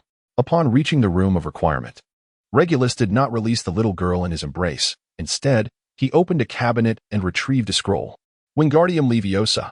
The scroll floated gracefully in the air, slowly unfurling to reveal an illustrated dossier on a magical creature, the Griffin. Regulus Black continued to embrace Hermione, gently turning her to face the scroll. "There exists a spell known as the Patronus Charm, and this is its variant, the Love Patronus Charm. As long as you declare that you shall love me for all eternity, this enchantment shall be yours." Regulus Black pointed to the contents of the scroll as he explained them to Hermione. Strong-willed Hermione understood that the moment had arrived for a choice: to vow to love but one person for eternity, or to declare, "Of course, I shall love only you. Here, I, Hermione, pledge to love Regulus Black for all my days." Regulus Black would certainly never contemplate the act of overpowering an 11-year-old girl, despite his inclination towards younger companions. Such transgressions of moral boundaries are beyond his character. He is not a devotee of the depraved cult of the goat god, whose so-called saint took a 9-year-old bride, an unfathomable notion regarding the slenderness of that individual's intentions. Hermione, having acquired the charm of the guardian of love, was naturally elated. Typically, the Patronus charm is taught in the 5th year, or perhaps imparted by family members. Among the Slytherin children, it is likely that some have mastered the Patronus charm even before reaching 5th year. She waved her wand to test its efficacy. Regulus Black gently set the young girl down and, with an encouraging gaze, signaled Hermione to summon her Patronus. Typically, the Patronus charm conjures forth ordinary animals, as magical creatures are not encompassed within its scope. However, Regulus Black's unique contract transcended this limitation, allowing Hermione to be the first to attempt a Griffin. Patronus charm. Hermione waved her wand, and a silvery light erupted from its tip, swiftly intertwining in the air to form the silhouette of a creature, with the head of an eagle, the body of a lion, and 4 powerful legs akin to those of a lion, complete with sharp talons. The griffin's tail was long and adorned with feathers. Notably, this griffin was of a size that matched its real-world counterpart, towering over Hermione as it stood before her. Observing the animated movements of her Patronus, Hermione felt that if she did not know she had conjured it herself, she would have believed it to be a genuine magical beast. Even without having studied the Patronus charm extensively, one could discern that a true Patronus would not be so colossal. The depth of love manifested in this love Patronus charm was as profound as the bond it represented. Nothing could convey the essence of love more vividly than witnessing it firsthand. Regulus Black's words caused the young Hermione to flush with embarrassment. With a few more attempts, she could master the control of her magical prowess. Typically, it sufficed to conjure a Patronus the size of her palm, and with smaller forms, their numbers could increase. The Patronus served to convey messages and safeguard its intended targets, rendering it a remarkably useful spell. Subsequently, Regulus Black instructed Hermione on how to manipulate the dimensions of her Patronus, how to ensure it could bear messages, and how to have it follow others for protection. After this extensive practice, dawn was approaching, and the two engrossed individuals finally recognized their fatigue. Regulus, I must return to my classes, Hermione lamented, reluctant to part ways. Yet she understood the importance of her studies, and the assistant Professor Black appreciated her diligence. If you leave now, you will have no time to rest. It would be wiser to take a nap here and attend your classes refreshed afterward. Regulus Black pointed to the chest of the other, where every Ravenclaw possesses a time-turner. Indeed, if one merely takes a nap, upon waking naturally, one could simply utilize the time-turner to revert time to before rising, could they not? Thus, the two lay side by side, fully clothed, as Hermione clasped Regulus Black's hand and succumbed to a deep slumber. Observing the cherubic face of the young girl, Regulus Black, despite his own sleeplessness, contemplated the Patronus charm. The essence of the original Patronus charm lies in conjuring joyful thoughts. While this notion holds some truth, it is not entirely accurate, for it is indeed one of the most effective means of summoning a Patronus. Other motivations may include the desire to protect, to cling to an obsession, or to defend. Each of these emotions possesses the capacity to evoke a Patronus. However, when Regulus Black approached the charm from a place of love, the Patronus summoned through affection proved unparalleled, eclipsing the efficacy of the other emotions. Furthermore, the results of this experiment exceeded Regulus Black's expectations and aspirations. To contemplate the essence of this world through the lens of the existing wizards reveals that idealism is a significant factor. When young witches and wizards are yet to master magic, their uncontrolled magical abilities manifest in peculiar phenomena. For instance, Harry Potter inflating his aunt into a balloon, an effect that no known spell could replicate. The mischievous savior, rather than fully grasping the workings of his magical prowess to affirm spells, merely indulged in naive amusement. The entirety of the Harry Potter universe's magic is rooted in idealism. Hogwarts merely imparts spells that have already been established. This is analogous to learning to drive. Pressing the accelerator and grasping the steering wheel is a task anyone can accomplish, yet the mischievous child could even make the car soar. Attending school serves the purpose of obtaining a driver's license while honing racing skills, transforming novices into seasoned drivers. Among this journey, a select few exceptionally gifted students develop an interest in the mechanics of vehicles. They may attempt repairs, disassemble automobiles, and reassemble them at whim, ultimately creating a new model with commendable performance. Regulus Black had already reached the level of designing new vehicles. With the experiences of 3 lifetimes and the advantages of his transmigration allowing him to tread more steadily and boldly than others. Upon deciding to elucidate the Patronus charm through the lens of love, Regulus Black was immediately reminded of a figure, or rather, a deity. This deity is the god of Catholicism, Protestantism, Judaism, and Islam, who proclaimed that God loves humanity. What if all his angels were the products of the Patronus charm? Upon deeper reflection, it is indeed a chilling thought, for it pertains to an army of 300 million angels. The term angel, derived from the Greek word angelos, meaning messenger, finds its roots in various religious traditions, including Christianity, Judaism, and Islam, where the concept of angels bears striking similarities. These celestial beings serve the divine, dispatched by God to assist those in need of salvation and to convey his will, acting as his earthly emissaries.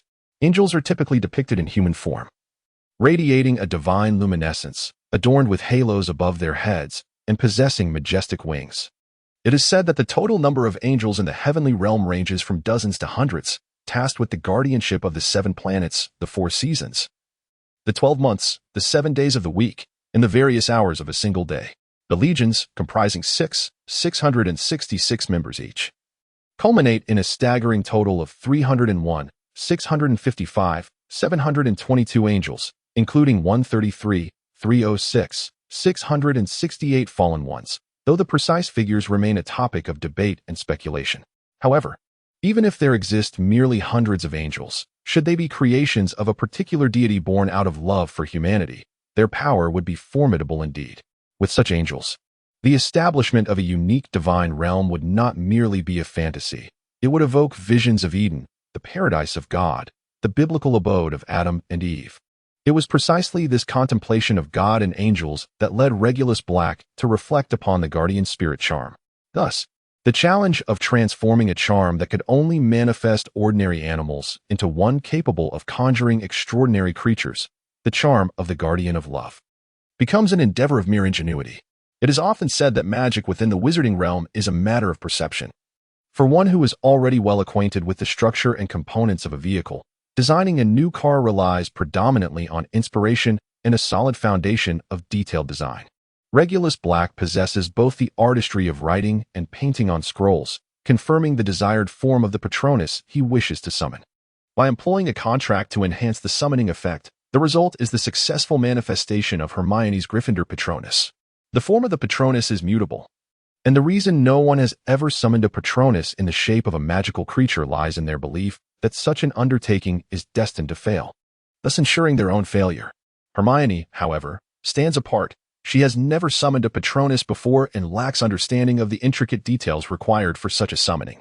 On the other hand, her unwavering faith in Regulus Black and her profound affection for this assistant professor instill in her a belief in his words and in her own ability to accomplish the task. Consequently, when an uninformed individual employs an untested spell contract, her magical essence self-corrects, akin to Harry Potter inflating a balloon, and the summoning succeeds naturally. Yet, the greatest beneficiary is not Hermione. Regulus Black, through his observant presence, has thoroughly refined the Patronus of love spell. Henceforth, he too will be able to summon a unique Patronus. Indeed, after creating this Patronus of love, Regulus Black himself finds that he cannot summon the desired form. At its core, this remains a question of belief. Awakening naturally, Hermione and Regulus Black utilize a time turner to return to the morning before everyone rises. At the entrance of Ravenclaw, the two bid farewell, Hermione's cheeks flushed, teetering on the brink of offering a parting kiss. However, the school is filled with ever-watchful portraits, whose ability to relay messages surpasses that of Peeves. Thus, Regulus Black merely offers a few parting words before sending Hermione back to her dormitory to freshen up.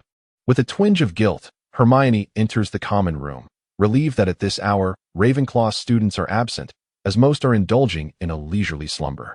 Even those who have overslept need not worry. A flick of the time turner can easily return them a few hours. Hermione promptly retreats to her private chamber, immersing herself in a warm bath, reflecting on the events of the previous day. She feels she has been exceedingly bold, having spent the night in the same bed as Mr. Black. Yet, the comforting atmosphere was undeniably real, and the thought of repeating such an experience fills her with anticipation for the next occasion. Talking to herself, Hermione splashes water on her face, striving to awaken her senses. Hermione, are you awake?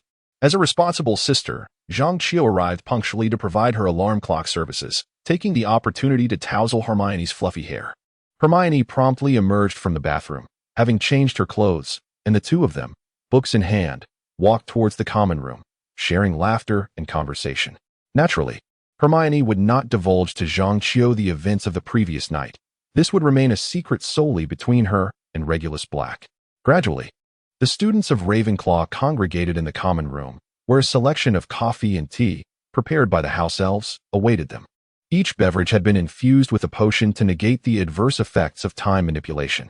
After enjoying their morning tea, Professor Flitwick made his timely entrance into the common room. Witnessing a group of spirited students each day truly brightened his mood, and Flitwick cherished this feeling, which is why, since becoming the charms professor, he had made it a point to visit the common room daily. Good morning, everyone. Today is another splendid day for learning. Good morning, Professor. Are we to have a holiday today? Forget the holiday. Let us just study in the library. The customary respectful greetings from the prefects towards the headmaster were accompanied by playful banter from the younger girls. Flitwick was thoroughly pleased with such a vibrant atmosphere, feeling rejuvenated by it. Let us not forget about the afternoon tea gathering. The exchange of ideas is always something to look forward to. With a cheerful demeanor, Flitwick dismissed the students' request for a day off and led the way to the first-floor hall. Fully aware that the children harbored no ill intentions but simply enjoyed rebelling against authority, Ravenclaw could be described as the most studious of all houses. Even if a holiday were granted, they would likely spend their time in self-study. Nonetheless, attendance in classes remained imperative. Typically, Ravenclaw students held a keen interest in all subjects. With the exception of Snape's potions class, as many had been reduced to tears by his acerbic tongue, and there had even been instances of collective emotional breakdowns. However, the presence of Mr. Black as Snape's new teaching assistant had completely altered the dynamics of the situation. Mr. Regulus Black, though appearing aloof, possesses an extraordinary ability to dispel the chilling atmosphere that Severus Snape often cultivates in the classroom. At this juncture, Snape has primarily entrusted him with the instruction of the lower year classes for both Ravenclaw and Hufflepuff. As Regulus Black, the assistant, aptly puts it, this experience is a stepping stone toward his eventual aspiration of becoming a professor. The outcome of this arrangement has seen a remarkable increase in the potion-making success rates among Ravenclaw and Hufflepuff students, with their concoctions consistently passing Snape's rigorous evaluations. This is far from an act of cheating. Rather, Regulus Black possesses the keen insight to identify and rectify any issues that arise during the students' potion-making processes, offering timely adjustments while simultaneously fostering their confidence. Even the Hufflepuff students, who may deem themselves lacking in skill, find it difficult to falter in the presence of Regulus Black. "Teacher, please challenge us relentlessly," the female students exclaim, gazing at Regulus Black with adoration. Snape, ever the detached observer, often regards this scene with a sardonic smirk, only to unleash his venomous critique when it comes time to assess the final potion results. The students endure the process. Indeed, they only face the brunt of his scathing remarks at the end. Surely, they can withstand such trials. The only occasion on which Snape and Regulus find themselves in significant disagreement pertains to their respective attitudes toward the art of potion-making. Potion-making is a discipline that demands precision, meticulousness, acute sensitivity, and ample patience. It is not a realm for foolish wand-waving or the erratic musings akin to those of a troll. These phrases are commonly uttered by Snape, and if one were to compile them, they could easily produce a tome of his acerbic wisdom. However, Snape's true intention is to instill in his students the necessity for accuracy, unmarred by external distractions, such as his own biting remarks. Potion-making is, in its essence, an emotive craft. Many potions are created through intuition and feel. Remarkably, some potions yield extraordinary creatures as unintended outcomes. Yes, you heard correctly. Numerous magical beings have emerged from the serendipitous results of potion-making. Once students have mastered the identification and analysis of potion ingredients, they are encouraged to craft potions based on their instincts and imaginations, fully aware of the potential consequences, be they fortuitous or misfortunate. On one occasion, when Snape was absent, Regulus Black took full charge of the potion class.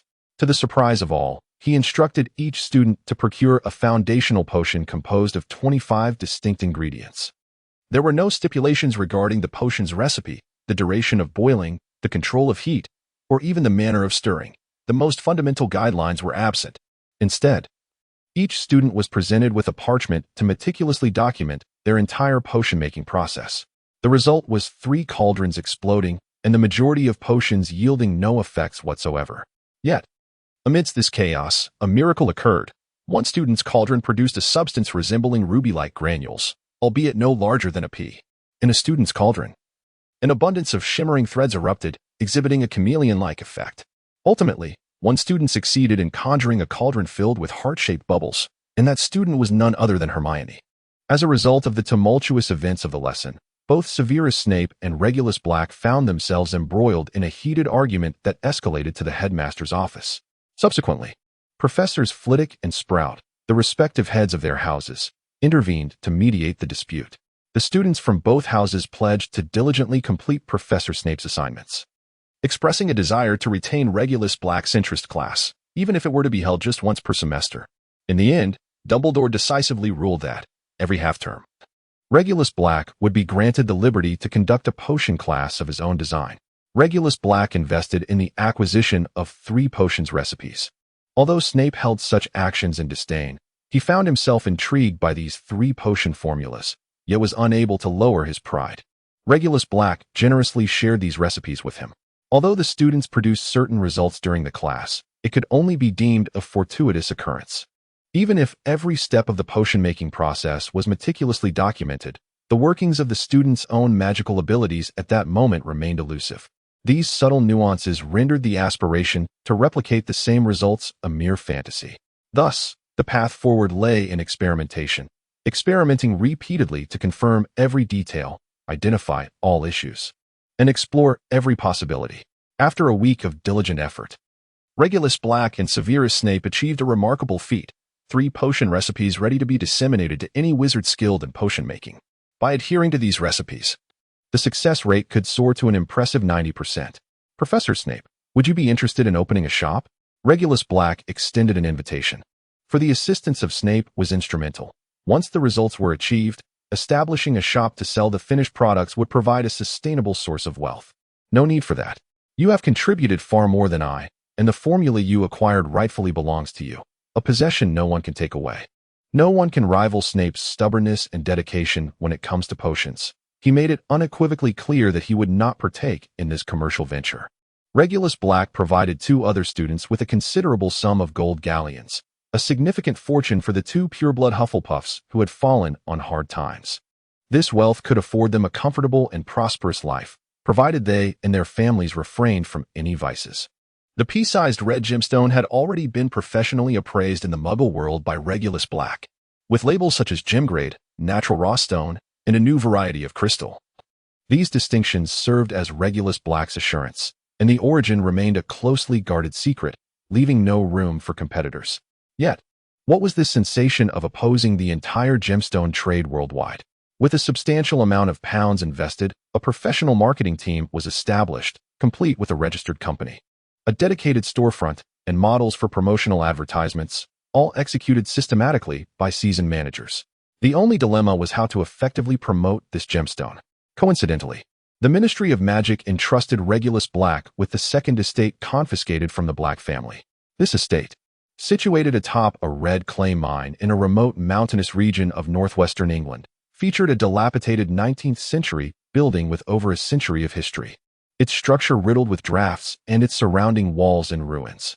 The red clay, known for its excellent plasticity, could be utilized for both cultivation and shaping, which was precisely why the original owner had purchased this mine to build the estate.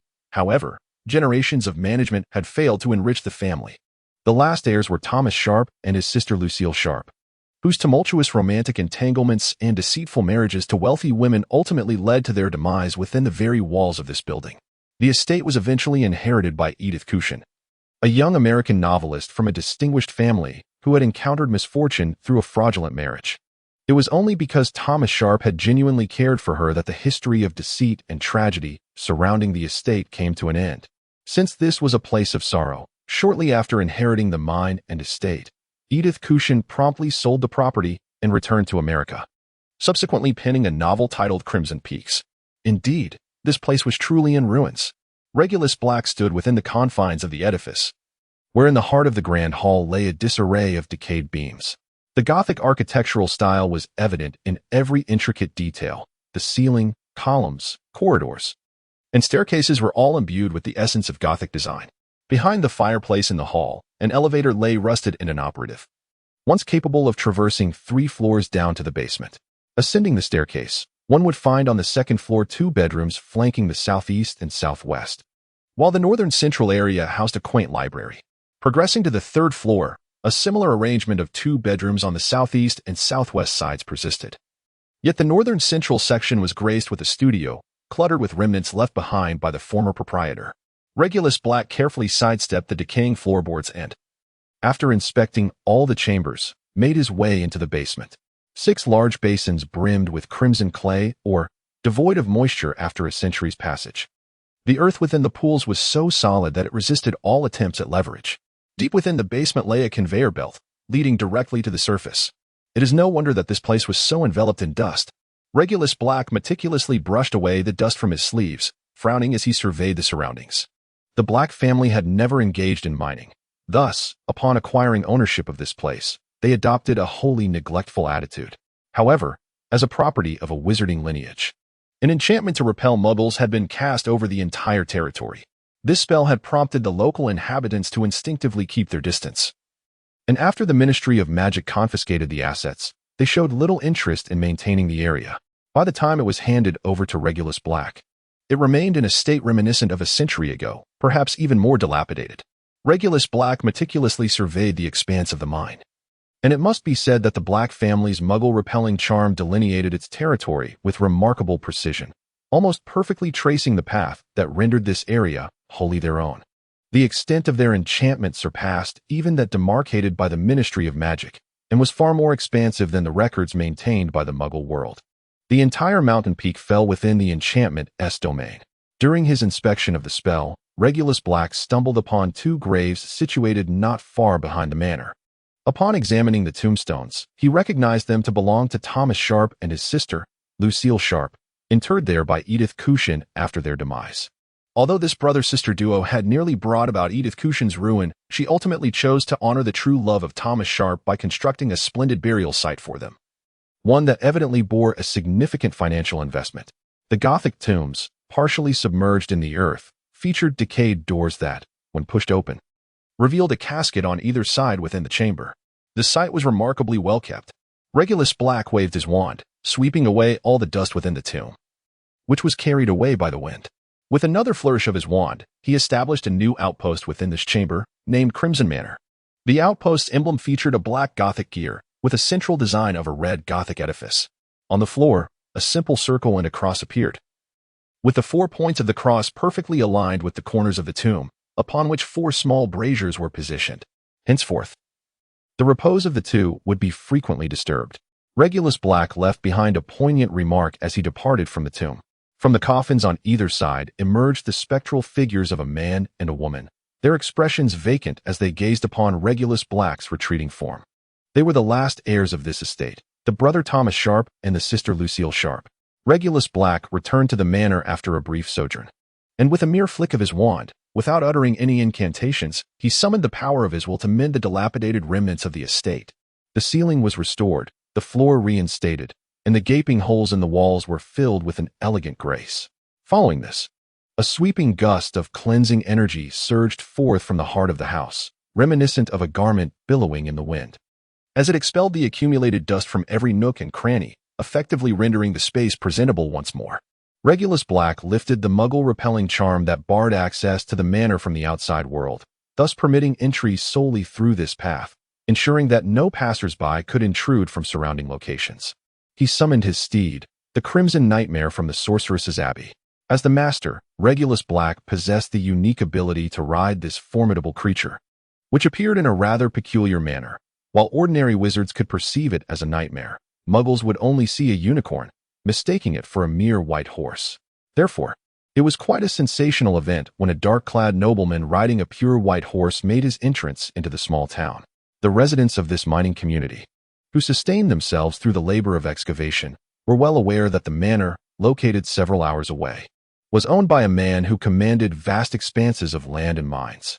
Yet, no one dared to covet their master's possessions. This had seemingly evolved into an unspoken understanding over the course of a century. "Pray tell, where might I find the judge or lawyer in this town?" inquired Regulus Black. Perched upon his white steed, his tone leaving no room for dispute. His noble demeanor, aloof expression, exquisite Gothic attire, and the striking appearance of his pure white horse instilled a palpable sense of trepidation among the townsfolk, with at least 10 fingers pointing in unison towards a single direction.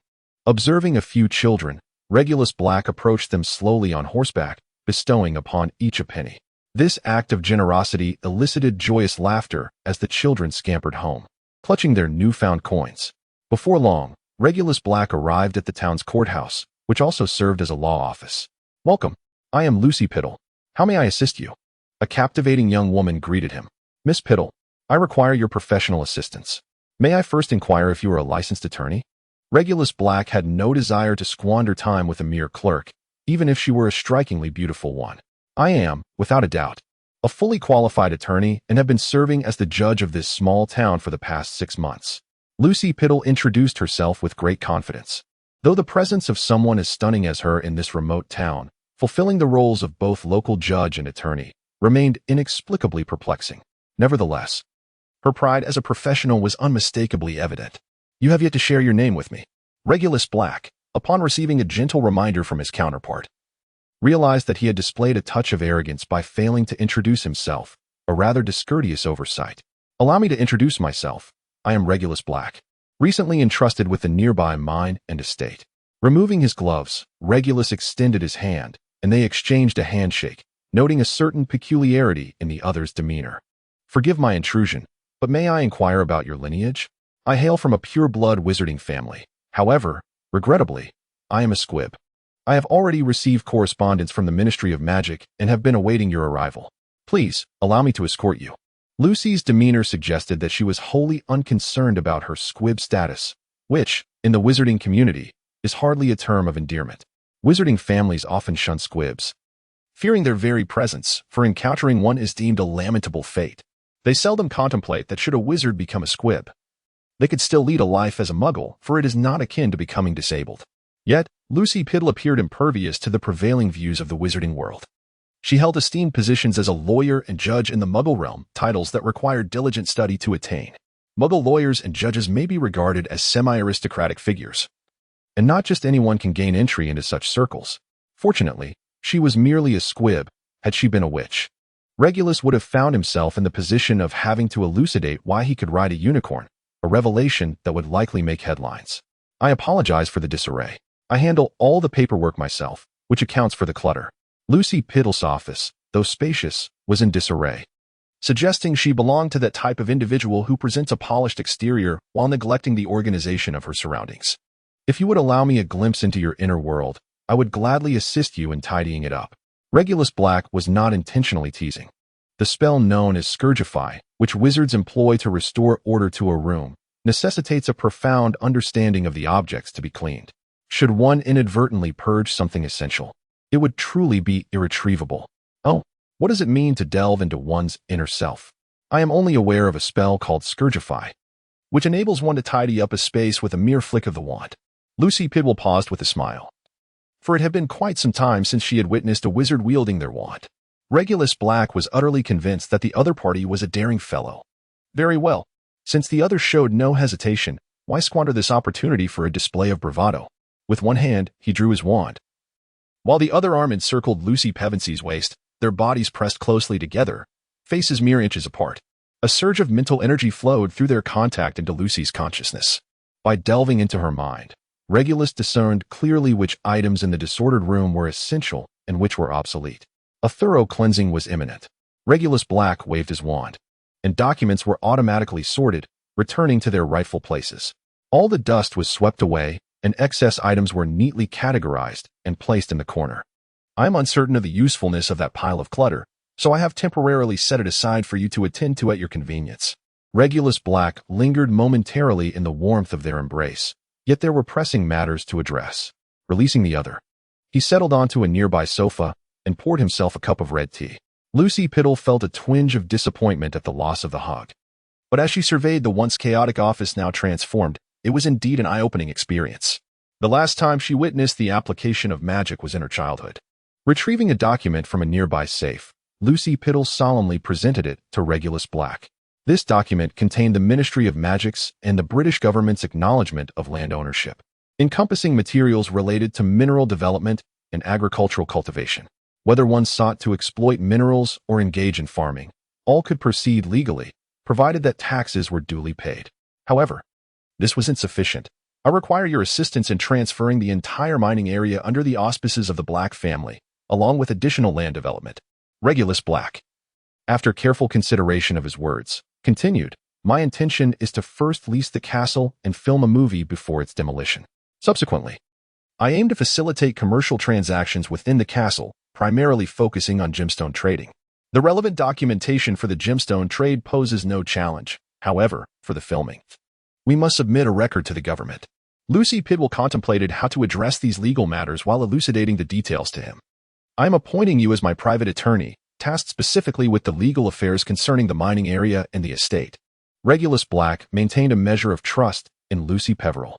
Upon delving into her innermost consciousness, he found no trace of malevolence. Rather, he encountered a fervent dedication to her ambitions and aspirations. Nevertheless, Regulus inadvertently instilled within her the concept of loyalty, a loyalty to the Black family and to himself. Consequently, Lucy Peverell adopted a remarkably agreeable demeanor, readily acquiescing to any request made by Regulus Black. Regulus Black set down his teacup, preparing to depart. I have matters to attend to, so I must take my leave. The path to the manor has been cleared. You may bring others to assess the finances and evaluate the value of the estate. Should any further issues arise, we shall correspond through letters. Very well, Mr. Black.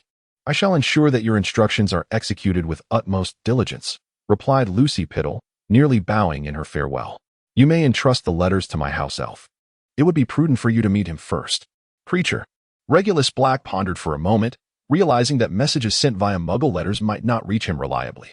Utilizing a wizard's owl would evidently only facilitate one-sided communication, resulting in delayed responses to important matters. It seemed he would need to station an owl here for the long term. However, for the time being, he would entrust the task of delivering messages to Creature. My esteemed master, Creature has heeded your summons. Upon his arrival, Creature prostrated himself at Regulus Black's feet, kissing his shoes. Creature. Enough. Regulus Black stepped back, continuing. From now on, each night you are to come here and collect the letters from Lucius Malfoy, which will be placed on the windowsill behind my desk. Ensure you bring them to me. Regulus Black gestured towards the office environment and elucidated to Creature, simultaneously allowing him to behold the presence of Miss Lucy Piddle. It is a great honor to meet you, miss. I am at your service, as well as that of Master Black. Creature managed to contort his face into a semblance of a smile, pondering how many women Master Regulus Black had entertained thus far. Who could possibly be his future mistress? Creature found himself in a state of perplexity. I must return to Hogwarts to instruct the children. Typically, you need only to record the general circumstances in a letter. Regulus Black is truly ready to depart this time, gesturing for Creature to proceed ahead. If you aspire to become a wizard, I may be of assistance to you. Regulus Black departed, leaving behind contact information and a promise of uncertain veracity. Nonetheless, this was sufficient to invigorate Lucy Peverell, who enthusiastically commenced addressing the legal matters bequeathed by Regulus Black. In pursuit of her employer's demands and her own aspirations, Lucy Peverell flourished. Regulus Black returned to the Crimson Manor and, via a small station, made his way back to Hogwarts, where classes awaited him in the afternoon. In the world of Harry Potter, everything appeared unchanged, yet it seemed transformed beyond recognition. Since the disappearance of the dragon egg, Hagrid had been frantically searching the Forbidden Forest.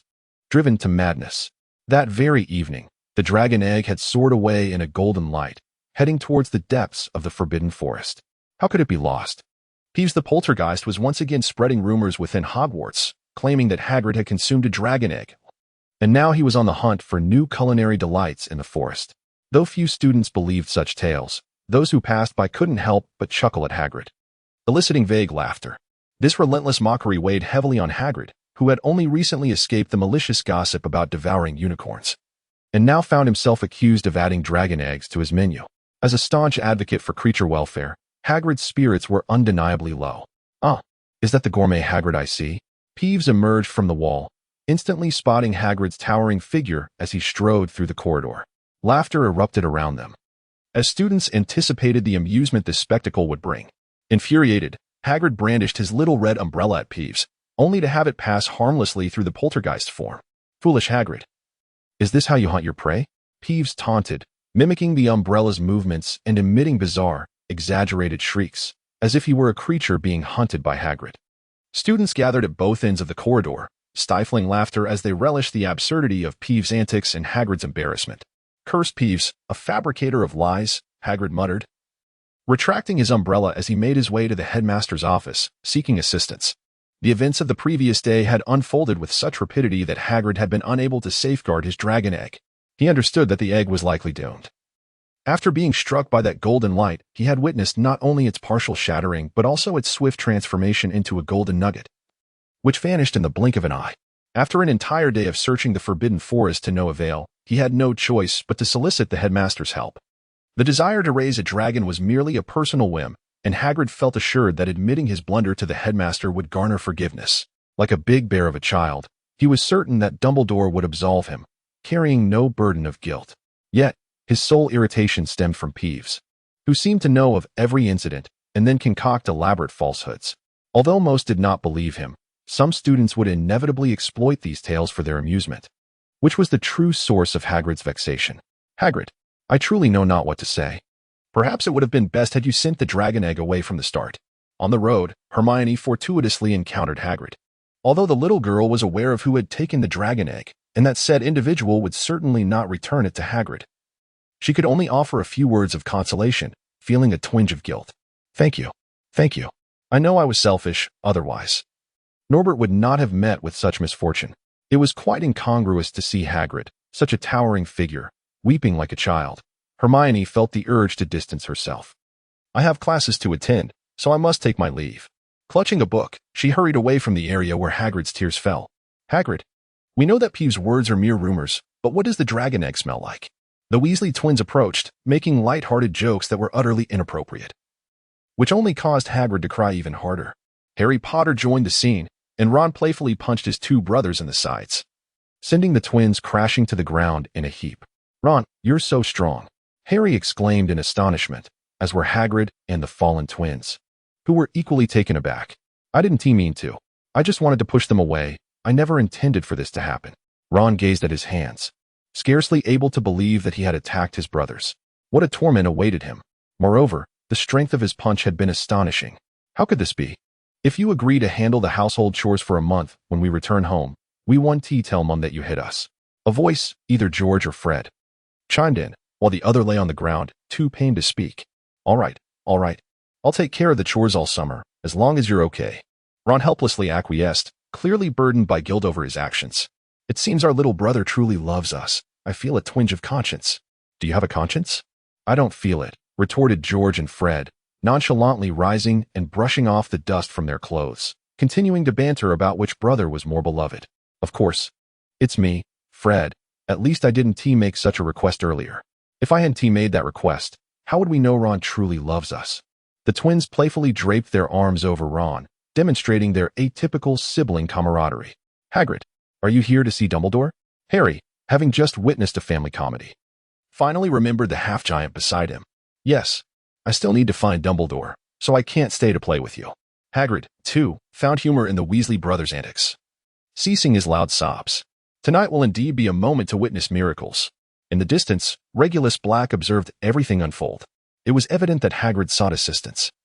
Yet Dumbledore would likely provide him with merely a handful of students for menial tasks, such as Harry Potter, Ron Weasley, and Draco Malfoy, who had each lost 50 points.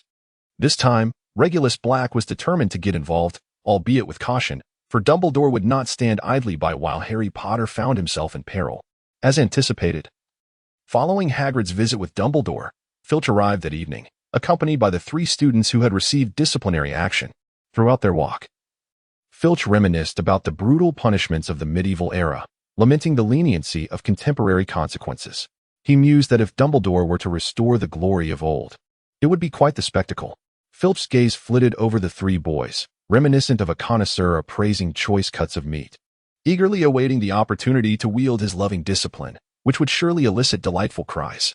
This look sent shivers down the spines of the boys, despite their disdain for Filch. The janitor, they were unaware of his role in administering student punishments. Upon reaching Hagrid's hut, they found him already clad in hunting gear, with his knife and crossbow considerably larger than standard size. Hagrid, I've brought the students for you. Tonight, you must remain vigilant. The Forbidden Forest is not a place to take lightly. Filch himself had no intention of entering the Forbidden Forest, fully aware of his own limitations. Even wizards faced peril within its depths, and he considered it prudent to keep his distance. What? You want us to enter the Forbidden Forest? I've heard there are werewolves within. Draco Malfoy, clearly familiar with the rumors surrounding the forest, mentioned werewolves just as a howl echoed ominously from within. I must inform my father. The pallor of the platinum-haired boy deepened, mirrored in Ron's expression, while Harry Potter felt an inexplicable courage welling within him, coupled with a faint anticipation for this task. You are to accompany me into the Forbidden Forest. A unicorn was found dead there a few weeks ago, and I've received word that another has been attacked, so we must investigate. Hagrid spoke with a tremor in his voice, which only served to heighten the unease among those present. Furthermore, should you happen upon a golden dragon egg, I implore you to inform me, even if it is merely remnants, for I must retrieve Norbert. Filch rolled his eyes dramatically. Even he found himself scornful of the blubbering Hagrid. Hagrid, I believe you ought to manage your emotions. Not wishing to linger any longer, Filch turned to leave, feeling the evening air of the Forbidden Forest, even at the fringes, was fraught with danger. In the distance, Harry Potter seemed to glimpse a shadowy figure gliding past. Regulus Black could wholeheartedly assure that the figure in question was not himself, but rather another cloaked individual, Severus Snape. This evening, Professor Snape had been tasked by Dumbledore to ensure the successful completion of the laborious task of patrolling the Forbidden Forest. The primary objective of protection was, of course, Harry Potter, but as a professor of the school, he was naturally obliged to ensure the safety of all students. Moreover, among those participating in this labor service was Snape's pupil, Draco, so Dumbledore had no doubt he would attend. Hagrid, accompanied by 3 boys and the large black dog Fong, slowly ventured into the depths of the Forbidden Forest. For Hagrid, this labor service was primarily intended to instill fear in these mischievous children. The quest for dragon eggs was of secondary importance. He had spent the entire day searching frantically without success, and the poor visibility of the night made the task all the more daunting, unless, of course, the dragon egg were to glow and illuminate the way. In truth, as long as one followed Hagrid in the Forbidden Forest, safety was generally assured. Hagrid possessed an intimate knowledge of the creatures within the forest. Intelligent magical beings would not attack him, and those devoid of such intellect would refrain as well, simply because they were no match for him.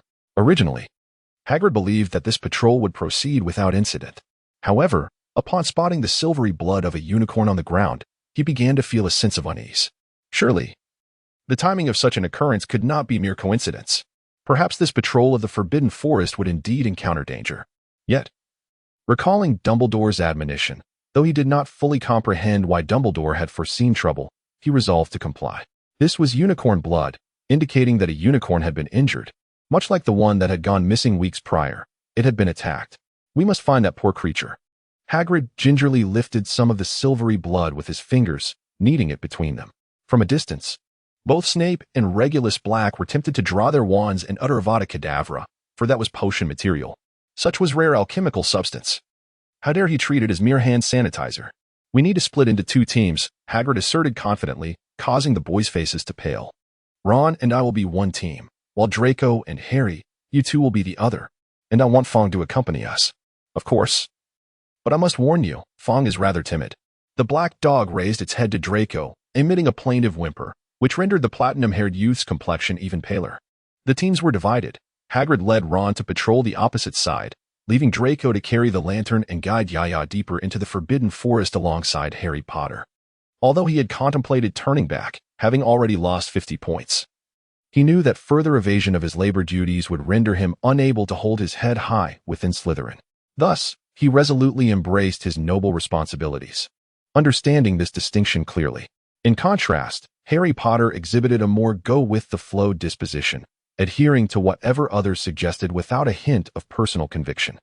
Even when these 2 cousins walked together, it was Draco who spoke to alleviate the tension, his words, however, only intensifying his own anxiety. Nevertheless, he showed no intention of ceasing his chatter.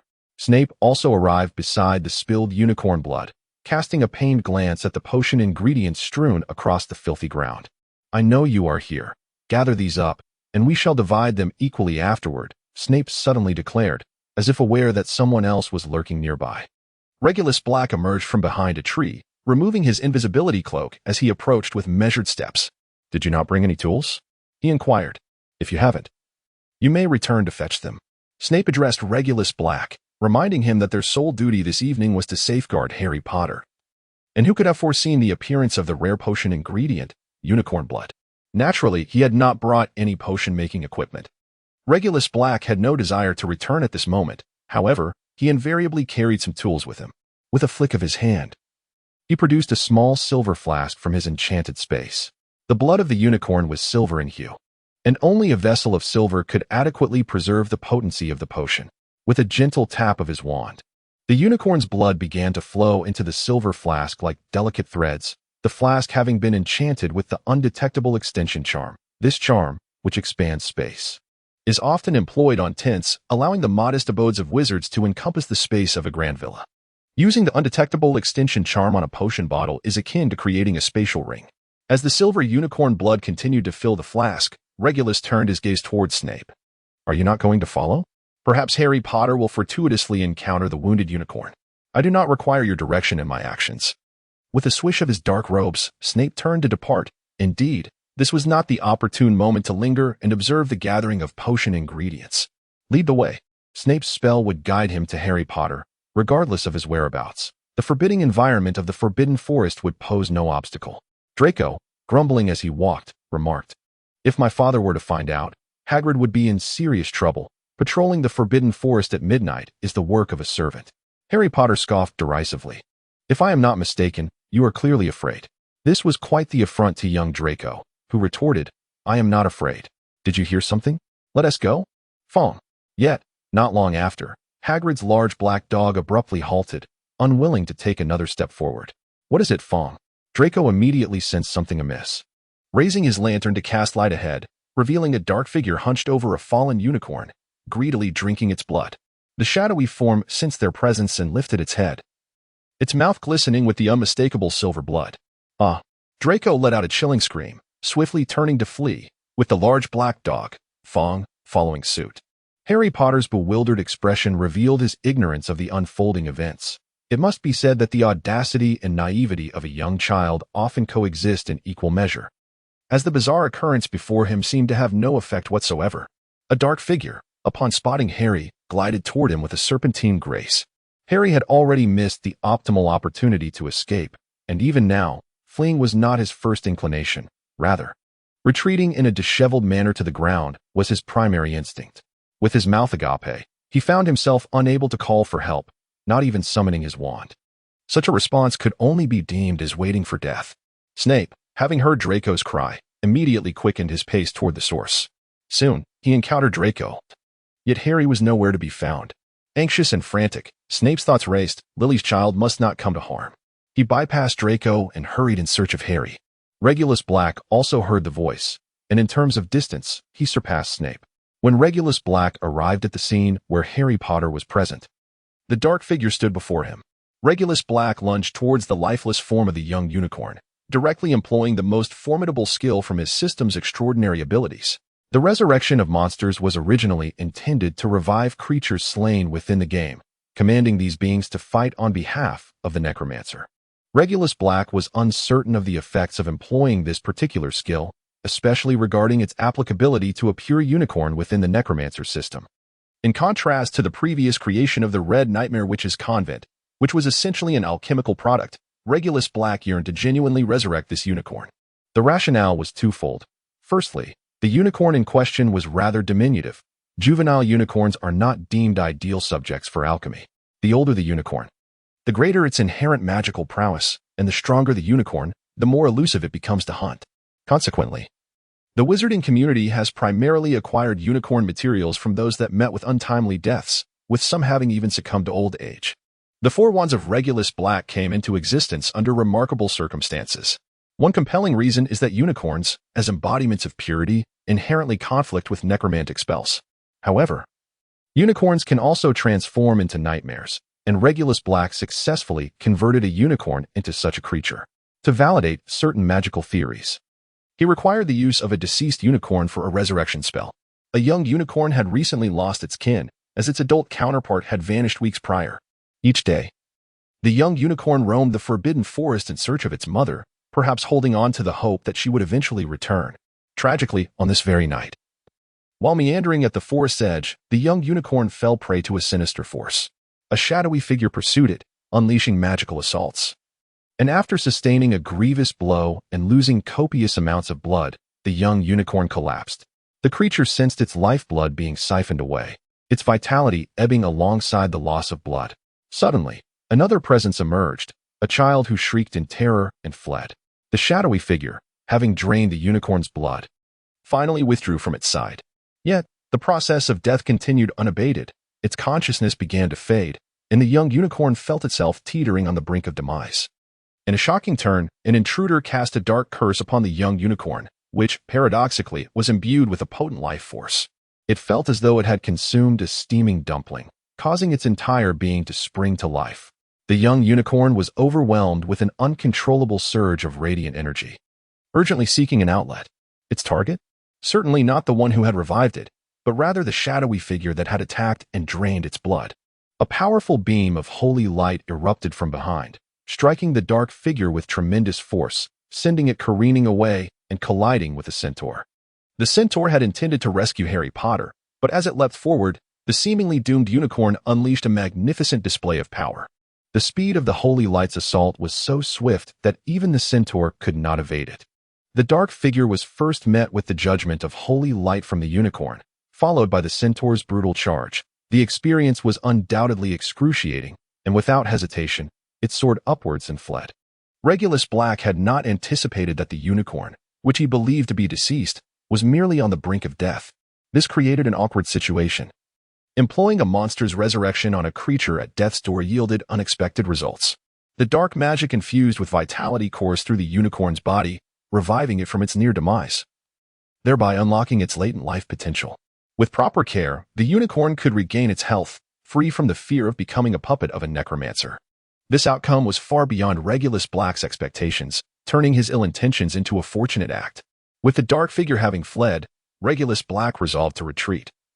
Recognizing the futility of engaging further with Harry Potter, much like Severus Snape, who lay hidden nearby, avoiding unnecessary encounters, the centaur Firenze, who had previously shielded Harry Potter, observed the retreat of the shadowy figure.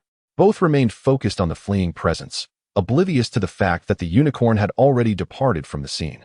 Firenze's form, half human and half horse, with disheveled medium-length hair and a scruffy beard, epitomized the image of a centaur, as did the other centaurs who appeared, all looking rather unkempt. Harry Potter, you must leave the Forbidden Forest. Many creatures here recognize you, and it is particularly perilous at night. Why was that creature intent on attacking me? How did the unicorn return to life? Why did it seek to drink the blood of the unicorn? Harry, now filled with curiosity, inquired of the centaur who was evidently protecting him. It is merely a monster. To slay a unicorn is an unforgivable crime. Drinking its blood can preserve one's life. And even the dying can be revived, but at a grievous cost. Unicorns embody purity, and from the moment their blood touches your lips, you become half alive, cursed with a wretched existence. Who would wish to live such a life? Firenze slowly elucidated part of the mystery, guiding Harry towards the truth. Can you not fathom who it might be? Are you suggesting that the monster who killed that unicorn and drank its blood is Voldemort? The young Potter finally grasped the implication. Do you have any idea what secrets are concealed within the school at this very moment? Firenze continued to steer the conversation. The Philosopher's Stone, Harry exclaimed. Greetings, Firenze. It seems you have met young Potter. Are you well, Harry? Hagrid, accompanied by Ron, Draco, and the large black dog Fawn, arrived at the scene. Harry Potter, we must part ways now. You are safe. I wish you the best of luck. With all that needed to be said clarified, Firenze had fulfilled his duty, leaving Harry Potter to determine his own path forward. Regulus Black wandered through the Forbidden Forest, accompanied not far behind by a young unicorn. Halt. Turn around. The young unicorn, trailing behind, immediately assumed a posture as if grazing. I am merely grazing, not following you. Regulus Black experienced a slight headache as he located several traces of unicorn blood. After collecting the liquid in a silver vessel, the young unicorn curiously observed how its blood was being gathered. As he strolled to the edge of the Forbidden Forest, Regulus felt it prudent to clarify matters with the young unicorn. I am pleased that you have survived. It is your fortune and my unexpected delight. Therefore, I hope you will continue your life in the Forbidden Forest rather than follow me. I have numerous responsibilities to attend to at Hogwarts. Thus, this must end here. Do not feign ignorance. Return. Gazing into the eyes of the young unicorn, he could distinctly sense its emotions. And it was rather amusing that it seemed poised to play the fool at the last moment. Regulus Black, devoid of any moral boundaries, would never lay a hand on a young unicorn. If it were deceased, it might be a different matter, as it could merely be regarded as a collection of potion ingredients, and dismembering it would pose no challenge. However, now that this young unicorn has returned to life, such an approach is no longer feasible. A living unicorn may lack material value, yet it possesses a significance far greater, the essence of life itself. Regulus Black gazed once more into the sorrowful eyes of the young unicorn. Damn it, I am not a babysitter. He turned and strode away from the edge of the Forbidden Forest, leaving Hogwarts without a backward glance, while the unicorn remained obediently in place behind him. Hagrid, that was the unicorn I had seen before, lying lifeless, yet somehow revived. Hagrid and his companions also emerged from the forest, and Harry Potter immediately recognized the young unicorn at the forest's edge. Contempt. Everyone discerned this sentiment in the gaze of the unicorn, which then displayed a thoughtful expression in the direction of Hogwarts, its rich array of emotions and expressions profoundly altering the perspectives of the three boys. Even Hagrid was in awe, exclaiming that this unicorn was destined for greatness. The four had not noticed Regulus Black's presence. The disillusionment charm was now a commonly used incantation, executed with the same ease as casual conversation, ensuring that they remained oblivious. However, this did not escape the keen eyes of the unicorn. It was not until Regulus Black stepped through the gates of Hogwarts that the young unicorn reluctantly departed from the forest's edge. Severus Snape was the last to return to Hogwarts, having closely followed Hagrid and his group. Although he could not ascertain Regulus Black's whereabouts, the sight of the unicorn inevitably reminded him of the young wizard. He pondered how well Regulus had collected the unicorn's blood. Lost in thought, Snape finally arrived at his underground chamber, inhaling the familiar aroma of potions in his office, which allowed him to relax his tense demeanor. He had indeed seen that dark figure. It was Voldemort, without a doubt. Little did he anticipate that Regulus Black had succeeded in reviving the unicorn. The surge of holy light must have been quite discomforting for Voldemort. This thought brought a flicker of satisfaction to Snape's heart. Lily, your son has navigated this night unscathed, and I shall continue to protect him. A figure entered, placing a silver pot upon the table. What of your last herbal tea? Bring me a large cup. I desperately need to calm my mind.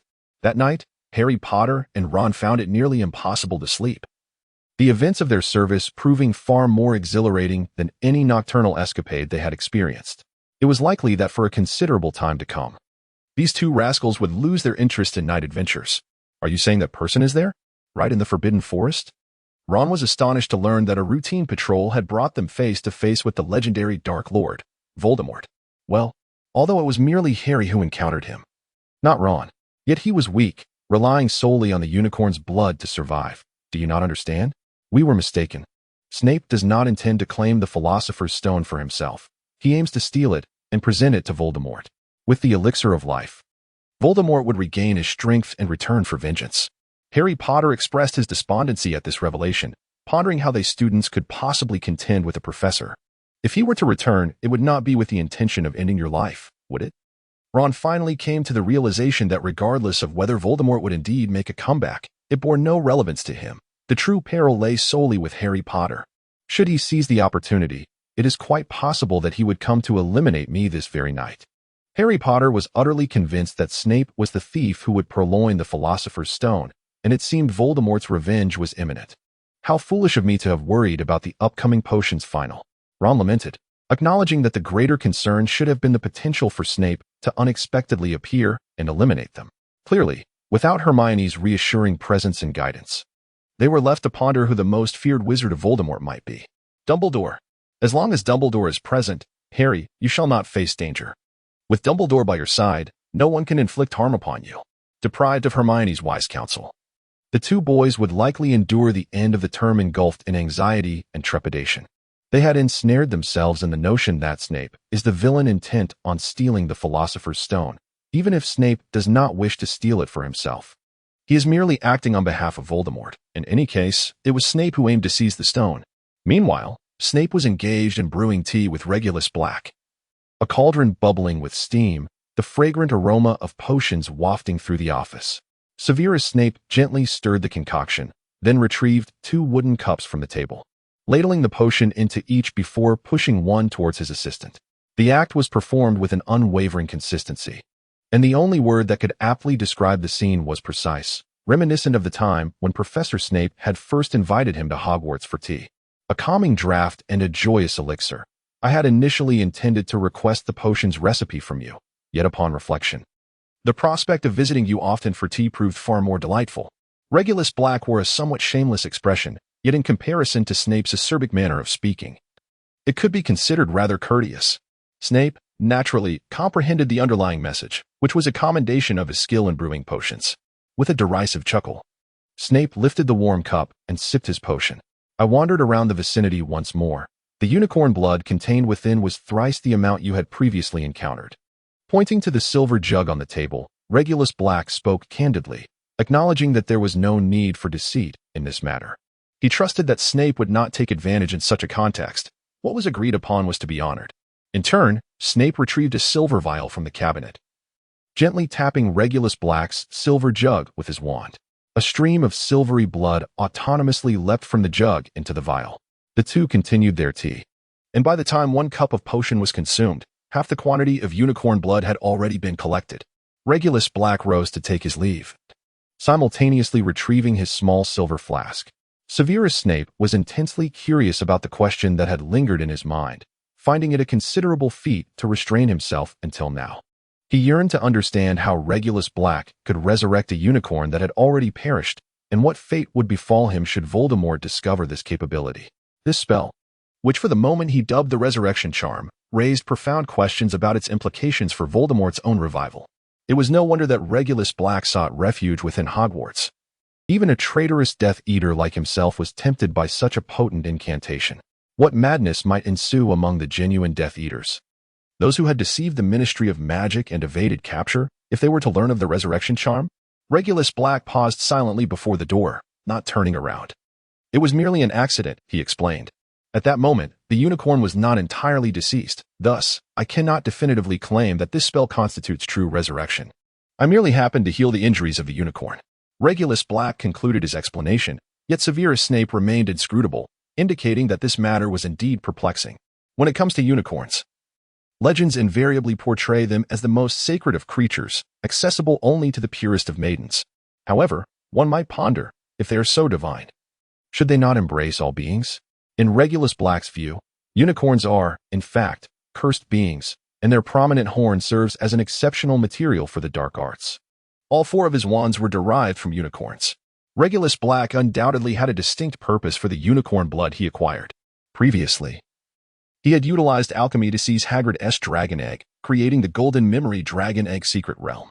However, he soon discovered that the power of the Soul Stone was far too potent for this dragon egg, necessitating the incorporation of another formidable magical material. Otherwise, the egg would truly become a dead egg. Wingardium Leviosa. With the levitation charm, Regulus Black elevated the Golden Memory Dragon Egg secret realm alongside the unicorn blood into the air. The unicorn blood coalesced into a shimmering pool, with the dragon egg bobbing uncertainly within it. Under Regulus Black's deft control, the egg began to tumble within the pool, its motion accelerating.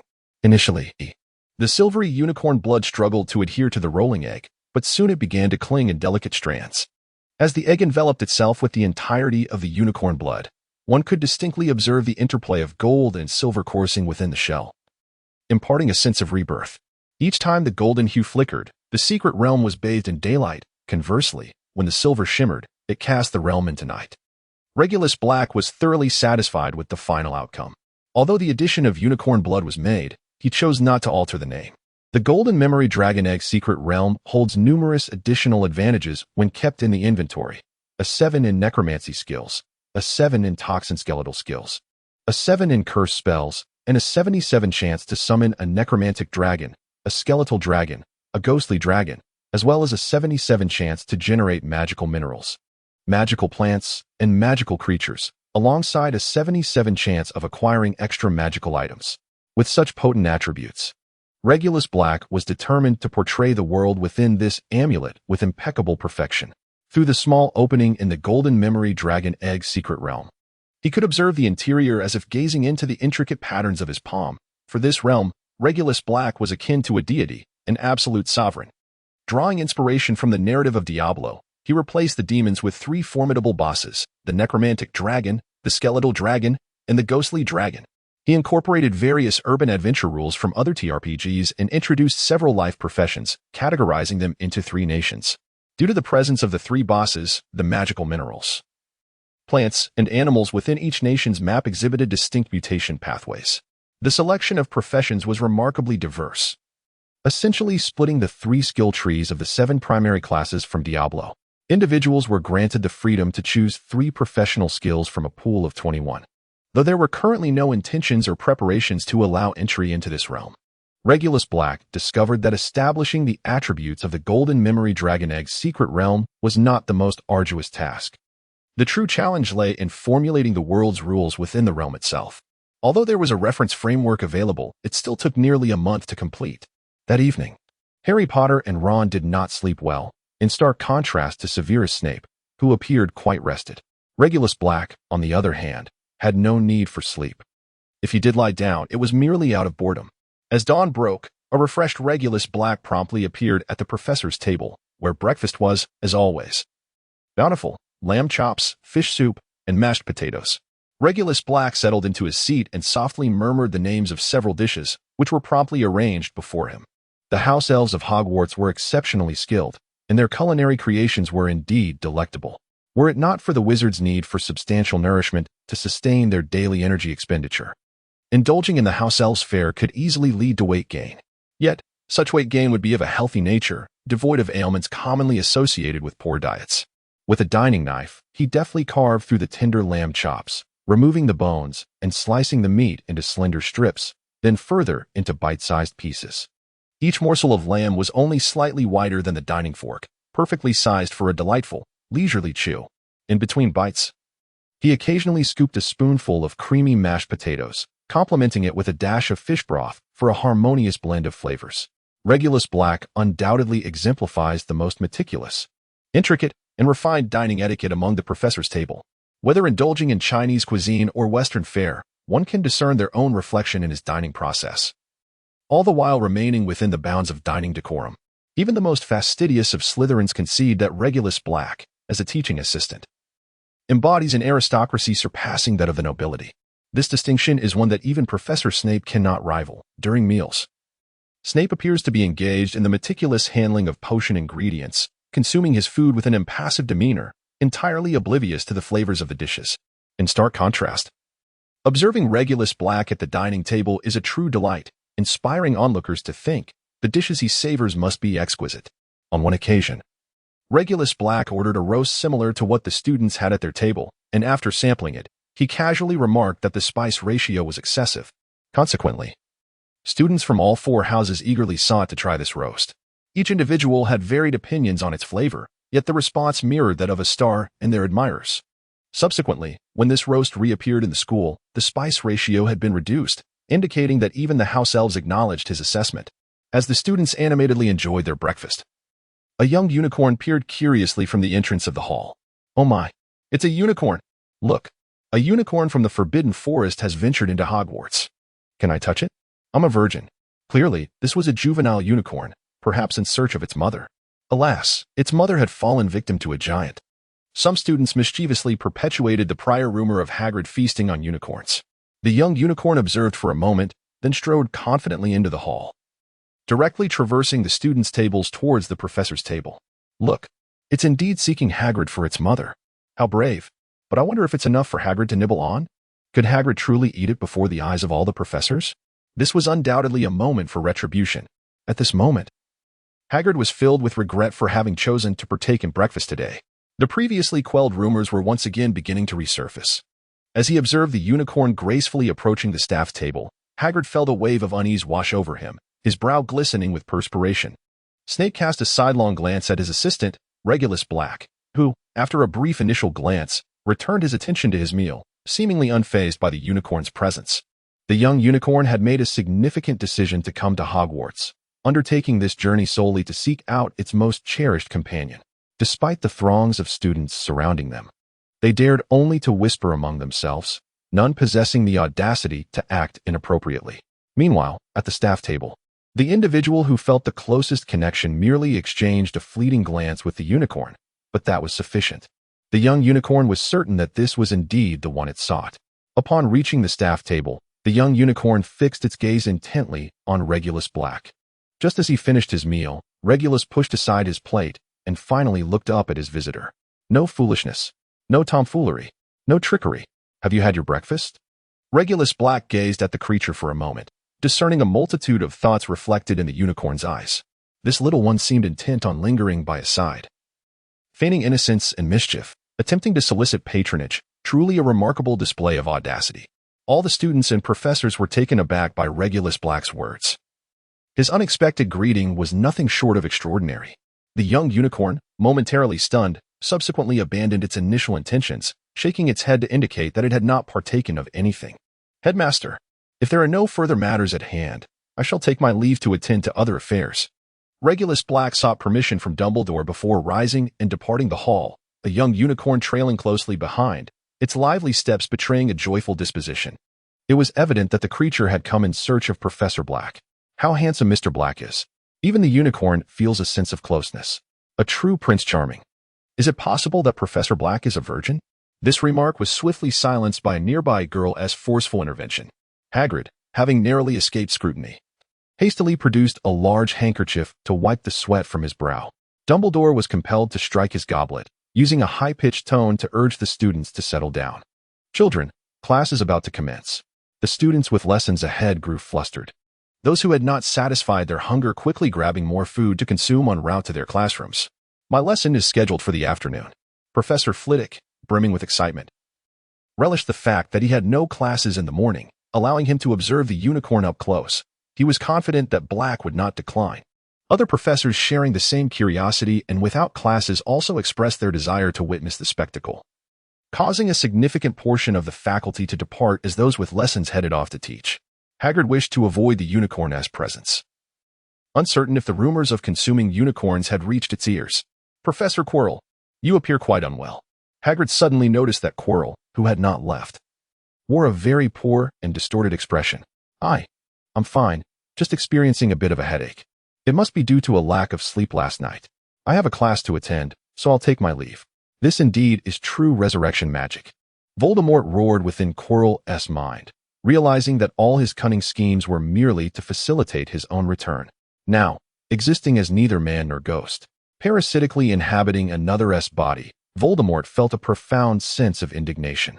Last night, whether the young unicorn had perished, Voldemort was the most qualified to comment.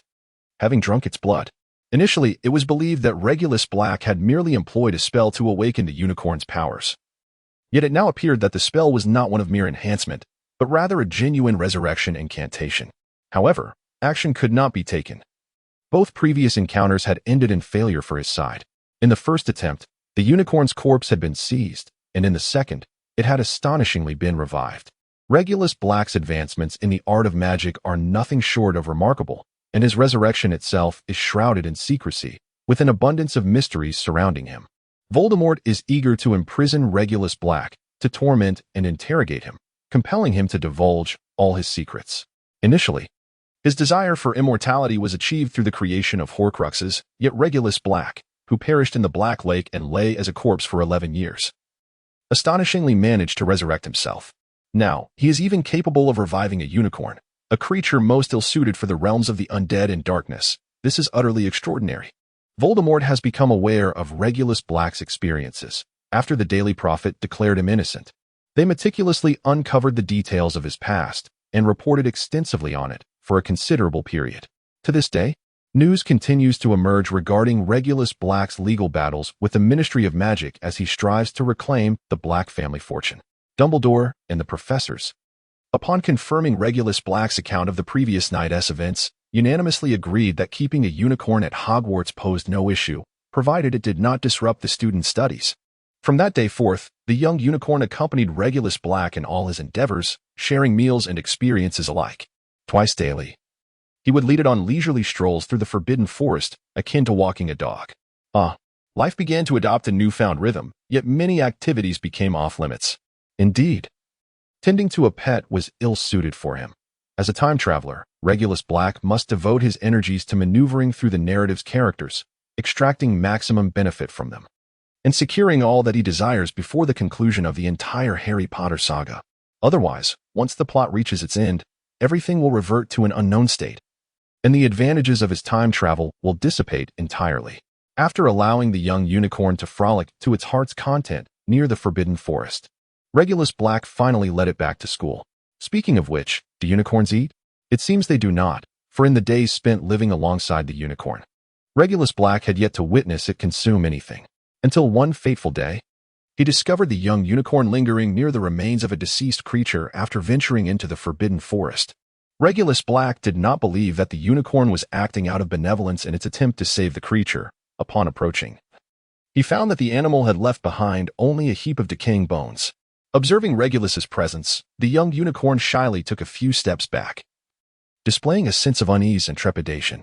Regulus Black meticulously examined the pile of animal remains, convinced that his eyes did not deceive him. Indeed, there had once been the carcass of a recently deceased creature. However, what had transpired with the unicorn transformed this once flesh and blood body into a mere heap of white bones, now decayed and putrid. Can you elucidate this enigmatic situation? Regulus Black has always been forthright with the unicorn that sought him out. This intelligent, yet innocent creature communicates in a manner devoid of superfluous subtleties, rendering it the most effective means of interaction. The young unicorn, without a hint of hesitation, rested its horn upon Regulus Black's head. Their consciousness intertwined, with the unicorn unilaterally imparting insights into its lifestyle, information not commonly found in numerous tomes on magical creatures. What does a unicorn consume? This splendid being possesses a horn imbued with healing properties, capable of filtering out dust and toxins to prevent poisoning and other ailments, and is even rumored to grant immortality. The horn is believed to test for poison, making it a coveted antidote in the Muggle world. The unicorn's horn, blood, and hair all exhibit potent magical effects. Its horn is known for its detoxifying abilities. It is said that a knife handle fashioned from a unicorn's horn can discern poison when slicing through food. Its tail hair can be crafted into wands, while its silvery blood is known to sustain life. However, it is wise to refrain from slaying unicorns for such purposes, as doing so would invoke a curse, an act one would surely come to regret. The unicorn's temperament starkly contrasts its gentle appearance. It is capable of engaging in combat with formidable beasts like elephants and dragons. Typically, it shuns human interaction, often preferring the company of witches over wizards.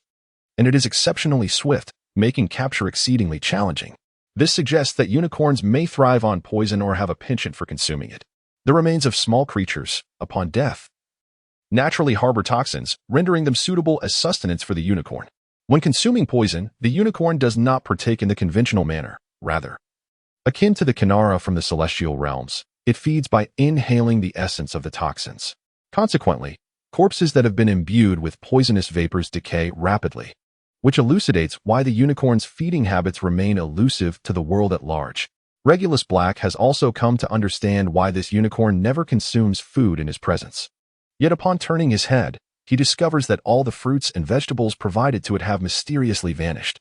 Furthermore, fully grown unicorns are a resplendent silver color, while in their youth, they are a vivid golden hue. So, it turns out you have already reached adulthood. Regulus Black emitted a laugh reminiscent of an eccentric uncle, startling the young unicorn, which promptly retaliated by nudging him with its horn in indignation. The unicorn, of course, was aware that Regulus was merely jesting. It reached out to grasp the spiral horn of the unicorn, and the two commenced their conversation. That evening, the unicorn had just shed its golden mane, having only recently transitioned into adulthood, and now it faced the unfortunate fate of death. The unicorn's ability to converse in human language felt rather awkward. It would likely require more time to engage in normal dialogue. Moreover, the unicorn possessed the gift of telepathy, which meant that physical contact was unnecessary. Communication could occur simply by being in proximity. However, this newly adult unicorn could only engage in conscious dialogue through physical touch, rendering its abilities significantly inferior. Thus, it could be said that you are a freshly minted young adult, a unicorn caught at the juncture between adolescence and childhood. Regulus Black could not help but express his frustration, nearly being toppled by the unicorn. All right, let us discuss other matters. Your choices are rather limited at present. One path is to maintain the status quo, to continue residing within the Forbidden Forest, sheltered by the protections of Hogwarts. I am confident that Dumbledore, or any future headmaster, would not expel you from the forest nor act against your interests. As a unicorn that may potentially be resurrected, this secret cannot remain concealed indefinitely. Even if the world perceives it as a revived unicorn, there will inevitably be a few who question its origins. This could lead to pursuits, hunts, and ultimately, dissection and analysis, all in the quest for the secret of resurrection. However, should you persist in living in the Forbidden Forest, as long as the unicorn does not cause any disturbances, Hogwarts would serve as the best sanctuary. Any assault on this place, under any pretext, would be an affront to the future of the wizarding world. The legitimate wizarding community would never allow such occurrences. Even when Voldemort's Death Eaters seized control of Hogwarts, they still regarded it as a school rather than a fortress. And they did not harm the magical creatures within the Forbidden Forest. I refuse to continue that monotonous existence. Living as a unicorn is dreadfully dull. Had I not encountered you, my life would have already concluded. It is you who has granted me a new lease on life, introducing me to an entirely new world.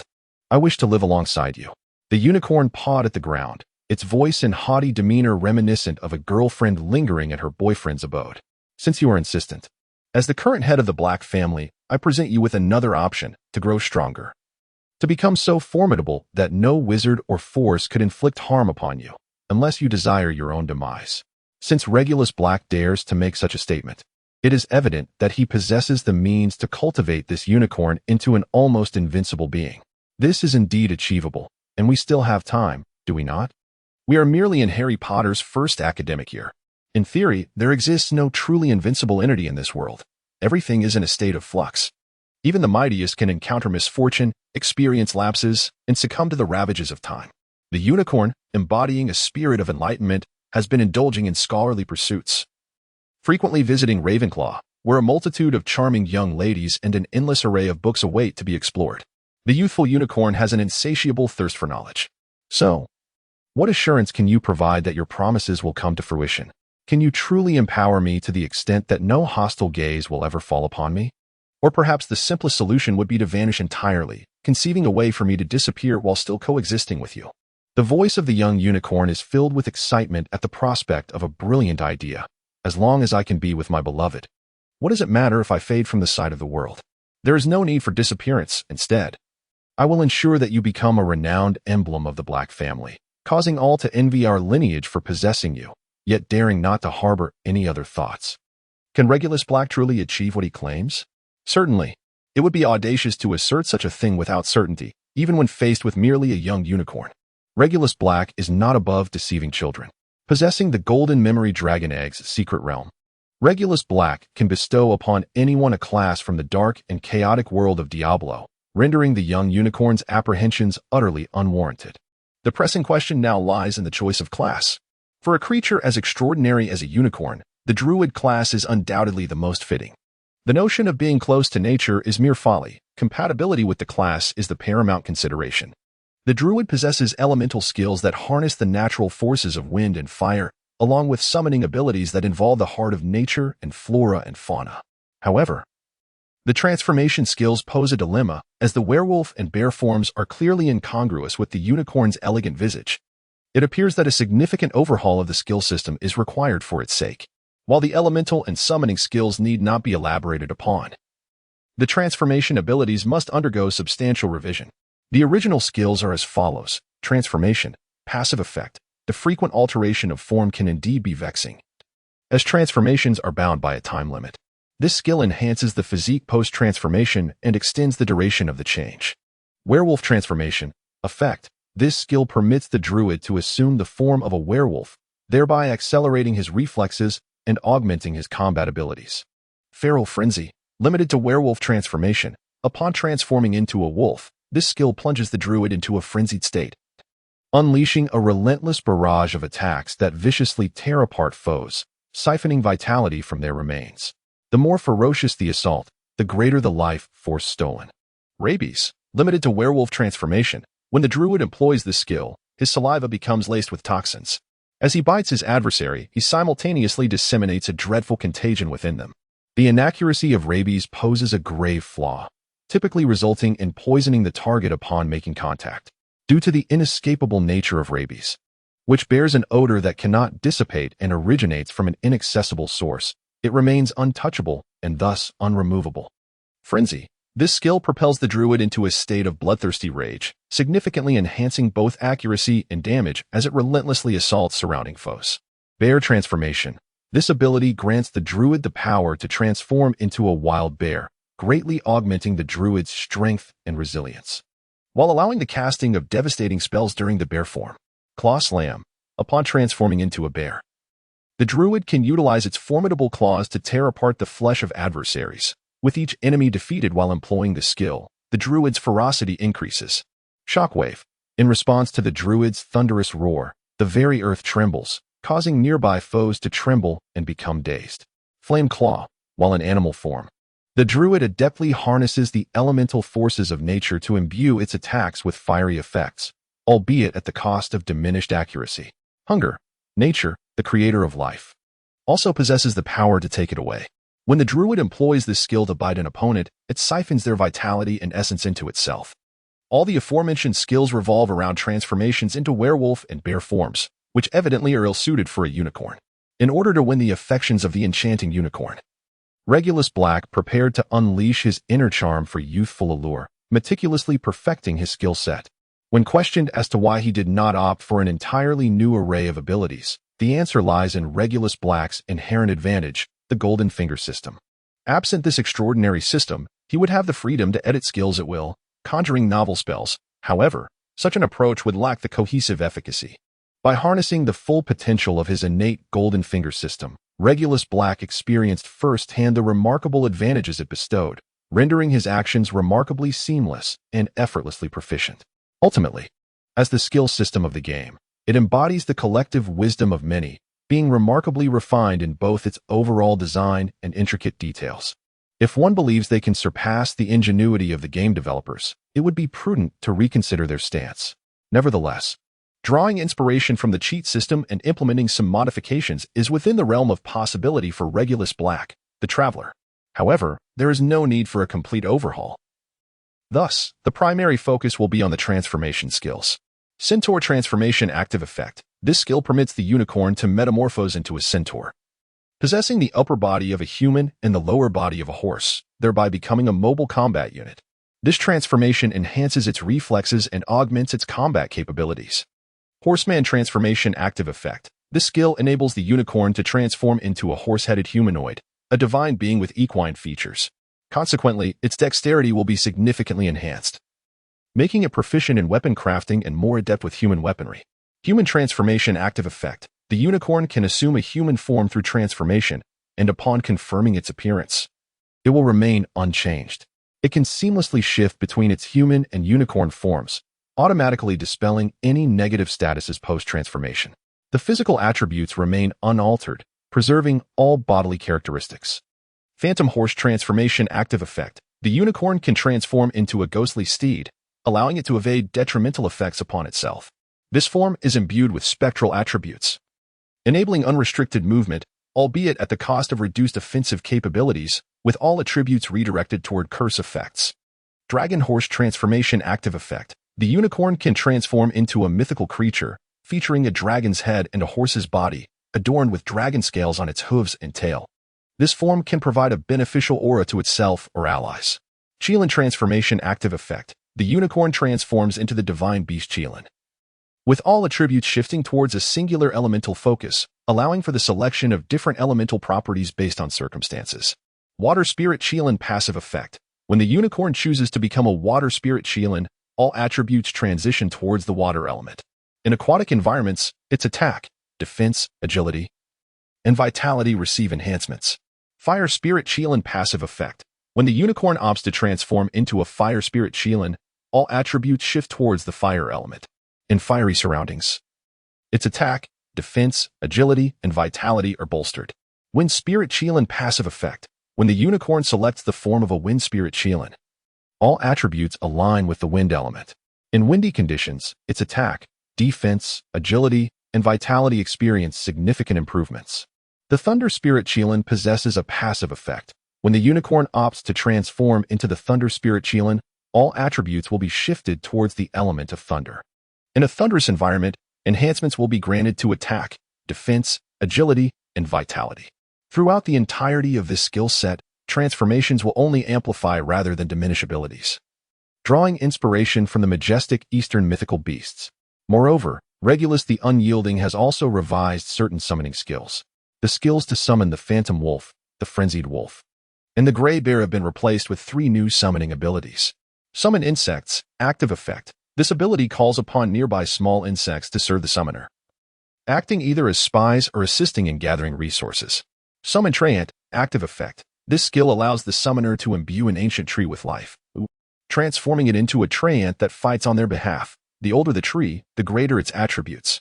Upon the skill's effect conclusion, the treant will take root in its original location, ensuring its continued existence. Summon Llama, Active Effect. When not situated within a forest, the summoner can evoke a llama from a patch of overgrown grass to combat on their behalf. This creature, crafted from soil and weeds, comes equipped with a knight and utilizes any available materials as weapons, employing a cunning and shameless tactical approach. Due to the low cost of summoning, it can be called forth in great numbers. Regulus Black casts the unicorn into the mystical realm of the Golden Memory Dragon Egg, allowing it to embark on the path of a druid. The newly revamped druid skills necessitate that the unicorn gradually comprehend and hone its abilities. Indeed, practical experience remains the most effective means to test the efficacy of these skills. The game-like map within the Dragon Egg realm offers an abundance of monstrous foes, serving as an ideal environment for experience farming. Having settled the unicorn, Regulus Black returned to Hogwarts alone, a sight that astonished both professors and students who had grown accustomed to the unicorn's presence. Even Dumbledore approached Regulus to inquire about the situation. Naturally, Regulus feigned indifference, claiming that the unicorn had merely returned to the Forbidden Forest, with more than half a month remaining until the end-of-term examinations. The atmosphere at Hogwarts shifted into a state of final urgency. Whether it be the graduating 7th-year students or first-year newcomers like Harry Potter, anxiety and tension were inescapable. Indeed, anxiety and tension. With Hermione absent from their trio, Harry's gaze towards Snape was fraught with terror, a sentiment that Snape found both loathsome and perplexing. However, this did not deter him from unleashing a barrage of sharp retorts, akin to a frenzied shepherd wielding a whip, driving the flock of Hogwarts students forward toward the finish line. I had feared that Snape might simply end my life within the confines of the classroom. Harry, donning dark circles under his eyes, shuffled through the corridors of Hogwarts like a zombie. Astonishingly, the normally wandless Professor Snape was now brandishing his wand during class. When he pointed it in my direction, I braced for an imminent curse to be unleashed upon me. Ron, having an especially unfortunate day, was called upon by Snape twice to answer questions with his wand. It had been quite some time since they had seen Assistant Black. Indeed, perhaps if he were present, Professor Snape would not treat them so harshly. The two boys exchanged weary sighs as they rushed off to their next class, facing an increasing workload as the final examinations loomed ever closer. Regulus Black remains diligently preparing for the final challenges that await Harry Potter. He finds himself intrigued by Hagrid's three-headed hellhound, Fluffy, Professor Sprout's Devil's Snare, Professor Flitwick's Flying Keys, Professor McGonagall's Wizard's Chess, and Snape's Riddle Potion. Each day, aside from performing some assistant duties, he drifts into a state of languid existence, leading Dumbledore and the professors to believe that he has been profoundly affected by the loss of the unicorn, a sentiment that resonates deeply with Hagrid. The dragon egg. The very dragon egg that was so close to hatching has vanished. In a moment of empathy, Hagrid, who had just patted Regulus on the shoulder in a bid to console him, found himself unexpectedly overwhelmed with tears and retreated to a restroom to wash his face. Unbeknownst to him, he had entered the ladies' room, and soon the sounds of moaning Myrtle's weeping echoed within. Drenched and disheveled, Hagrid fled from the restroom, acquiring a new nickname, Myrtle's Admirer. In truth, given Hagrid's considerable stature, finding a suitable companion proves to be a challenge, leading him to never contemplate a conventional romance. Instead, he has developed an affection for moaning Myrtle, who reciprocates his feelings. However, their expressions of love are rather unconventional, akin to Hagrid's fondness for creatures. The more ferocious the beast, the more it aligns with his tastes. This, of course, is a serious fabrication from Peeves, with an audience drawn from 4 distinct houses: the Unicorn Eater, the Dragon Egg Taster, and Myrtle's Admirer. Hagrid's nicknames have begun to soar into the ether. Lucy Piddle has relayed news to Regulus Black regarding the film adaptation. A rotund director named Guillermo del Toro has expressed interest in filming Crimson Peak. Originally, this director was quite captivated by the novel, only to find that Regulus Black had acquired the rights. Upon further investigation, he discovered that even the mansion depicted in the novel belonged to the Duke of Black, making collaboration with Regulus his only viable option. Are you familiar with the director's previous circumstances? Regulus Black currently sits in the Scarlet Manor, entertaining guests, when Lucy Piddle arrives bearing all the necessary documents and materials. From prior experiences, it is evident that Guillermo is a polymath in the realm of cinema, having donned numerous hats such as director, actor, assistant director, screenwriter, and producer. In the early 1980s, after nearly a decade as a makeup supervisor, he established his own company. At the age of 21, he produced his inaugural feature film, Dona Herlinda and Her Son, and subsequently produced and directed several Mexican television series while also imparting his knowledge through film courses. In 1992, he directed Kronos, which garnered 9 Mexican Academy Awards and earned the International Critics Week Prize at the Cannes Film Festival. Following this, he created a haunting narrative set during the Spanish Civil War, titled The Ghostly Orphanage. Lucy Piddle's report is undoubtedly comprehensive, yet it is constrained by the temporal limitations of what Regulus Black is already aware of. Regulus Black mentally calculated that Harry Potter was born on July 31, 1980, Consequently, the narrative recounted by Harry Potter, when translated into the timeline of the Muggle world, unfolds from the 1980s to the early 21st century. Although this director's subsequent science fiction films may not exist, his artistic foundation is undoubtedly substantial. European directors of this caliber tend to possess a profound appreciation for the so-called art. Therefore, do arrange an initial meeting.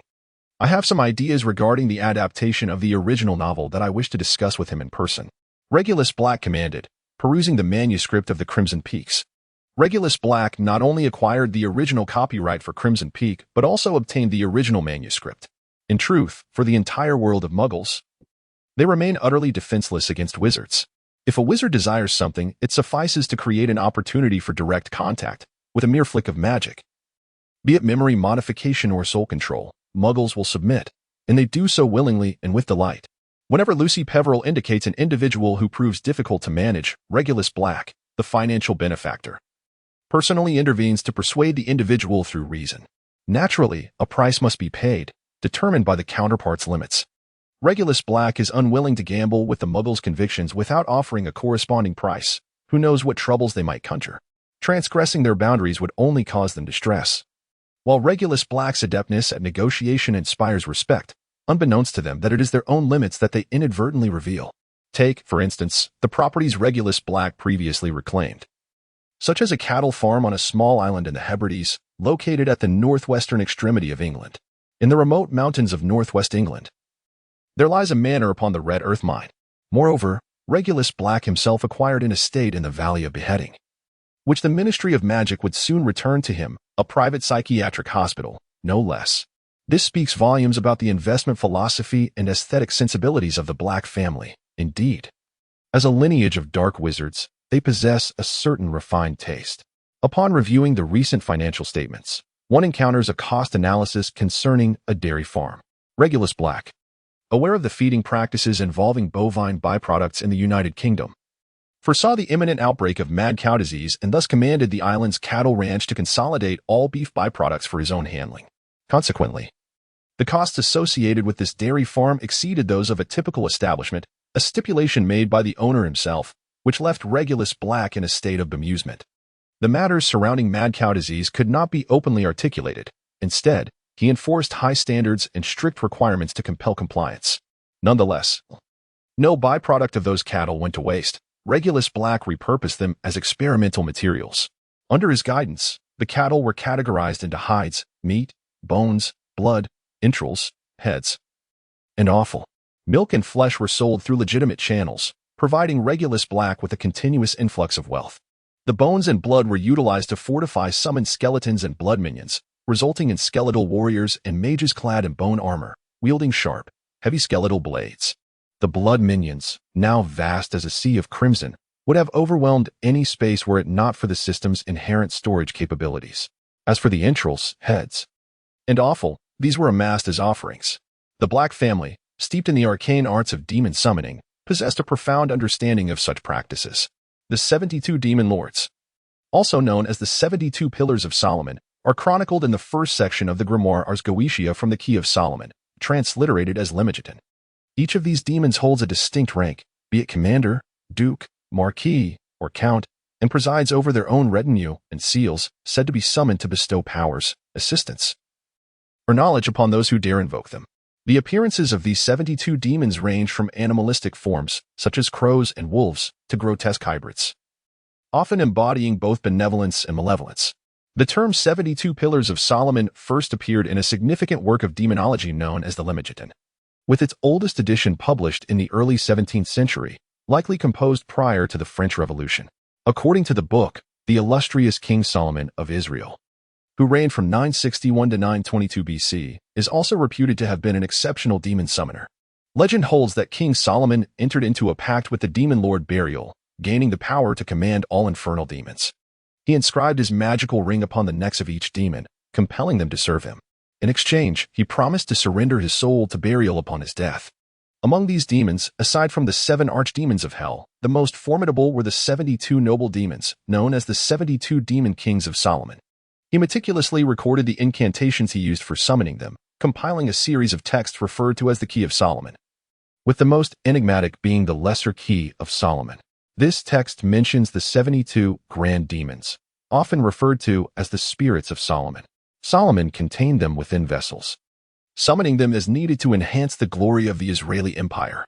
However, after Solomon's demise, the Babylonians invaded and, mistaking the sealed vessels of demons for treasures, unleashed these great demons upon the world. There were 72 in total. Reflecting on this information, Regulus Black conducted his analysis. If we consider the existence of wizards akin to that in Harry Potter, it is plausible that King Solomon was indeed an extraordinary sorcerer, particularly adept in the art of summoning and recognized as a master of demon summoning. However, Regulus Black harbored reservations regarding the notion of summoning. He posited that King Solomon resembled more an alchemical master, renowned for creating demons rather than summoning them. Those who labeled him a demon summoner, in his view, misunderstood his true nature. The reason Solomon himself refrained from clarification was likely due to the vast disparity in the moral implications of the two practices. Summoning demons to do one's bidding, regardless of the malevolence that ensued, could be attributed solely to the demons themselves, reflecting only Solomon's power. In contrast, the creation of demons would render him responsible for their actions, inviting scrutiny and disdain from others for possessing such a formidable skill. The family of Regulus Black is steeped in the dark arts, fully immersed in the study and application of various forms of dark magic without restraint. Growing up surrounded by an array of experiments in dark sorcery, Regulus harbored aspirations of creating his own demon, or perhaps a lesser spirit, or even a familiar. Yet, tragically, he met his demise in the Black Lake without ever achieving any tangible results in his endeavors. In truth, the Black family's long history of experimentation yielded no successes. However, in his third incarnation, Regulus Black adopted a different perspective on the summoning of demons. Arriving at a simple conclusion, the repeated failures stemmed from a fundamental lack of understanding of the demons themselves. Much like the summoning of heroic spirits in the Holy Grail War, a summoner must possess knowledge of the entity they wish to call forth. In the context of King Solomon's summoning of demons, it becomes evident that one must know the demon's name, form, attributes, and abilities. Essentially, the more detailed the knowledge, the better. The final step involves offering sacrifices that far exceed the minimum requirements for the summoning. While this approach may seem wasteful, it is akin to a wealthy individual investing lavishly. The more one invests, the greater the likelihood of success. Without expenditure, how can one hope to succeed? This is precisely why King Solomon was able to summon 72 demons. He was a sovereign, the steward of his nation's wealth, possessing ample resources, time, and expertise as a wizard, particularly skilled in the arcane arts of demon summoning. Consequently, Solomon, through the judicious application of wealth, time, and a touch of fortune, crafted 72 demons. It is likely that his desire to create more was stifled not by ambition but rather by a lack of imagination. As a closer examination of the attributes and roles of the 72 demon lords reveals numerous redundancies. Ultimately, even with a greater quantity, the limitations of the wizard's mind at that time confined them to these abilities, powers, attributes, roles, and appearances. Regulus Black's summoning of demons does not necessitate the grandiose number of 72. Rather, he utilizes the 12 zodiac signs as a foundation for his conjurations. Conveniently, an artist had previously illustrated demonic versions of these 12 signs, which Regulus Black promptly appropriated for his purposes. Since acquiring the dairy farm, he has made a personal visit to the premises every 7 days, overseeing operations while removing the meticulously categorized heads, entrails, and offal of the cattle. In some remote areas of England, Regulus Black has cautiously established magical circles, where tons of offerings are amassed, their sanguine essence rendering them prime candidates for alchemical pursuits.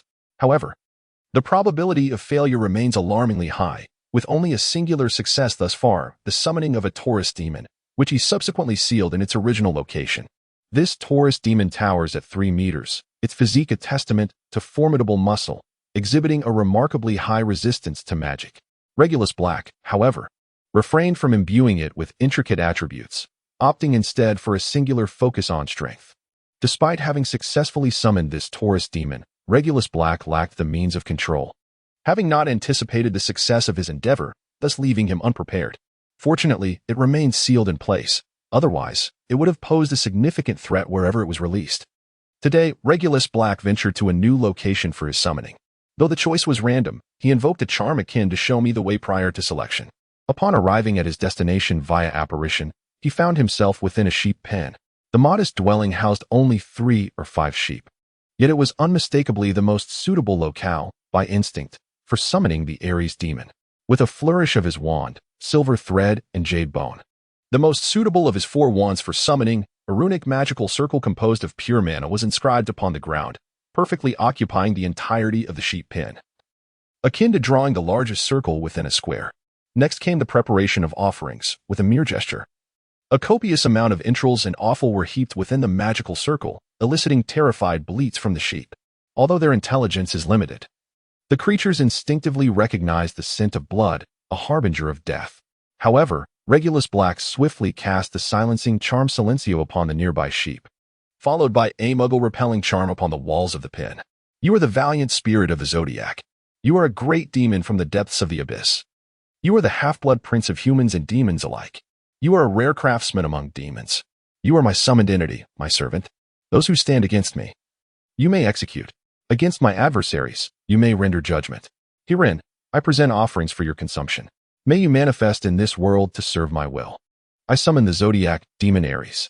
Mountains of offerings, akin to melting ice cream, plunged beneath the surface, centered around the magical circle, drawing even the nearby sheep into the depths, leaving behind a pristine magical circle shimmering with sanguine light. After a brief wait, Regulus Black felt a tinge of disappointment. It seemed he had failed.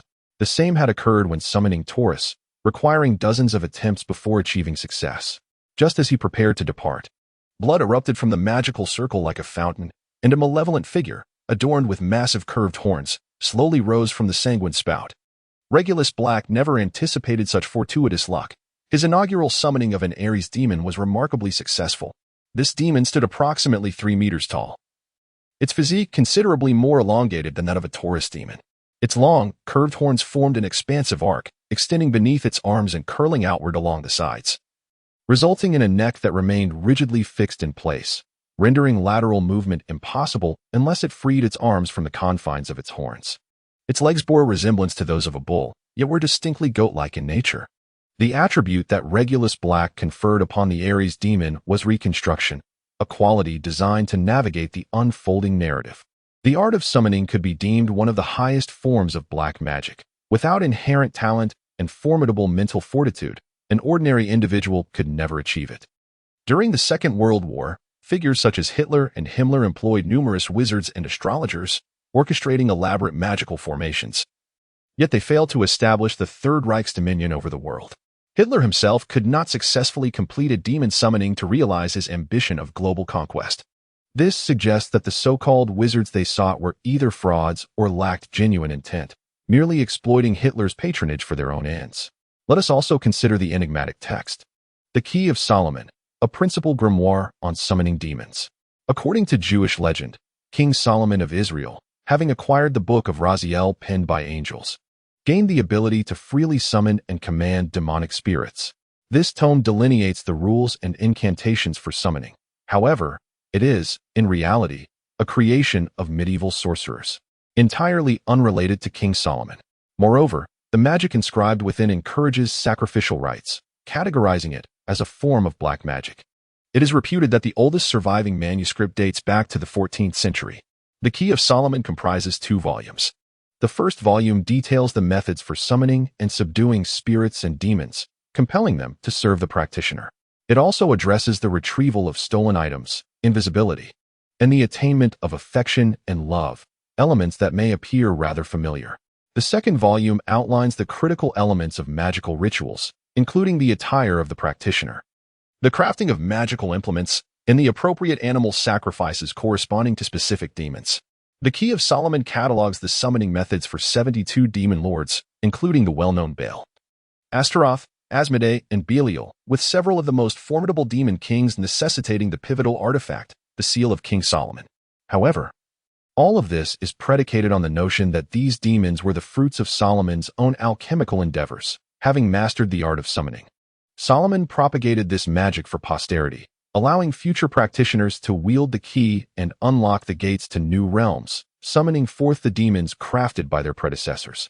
Regulus Black regained his composure and sealed the Ares demon in place. Having successfully created the attribute of reshaping within the Ares demon, the The salvation of Professor Quirrell was now within reach. I recall a particular fanfiction where Quirrell was also rescued.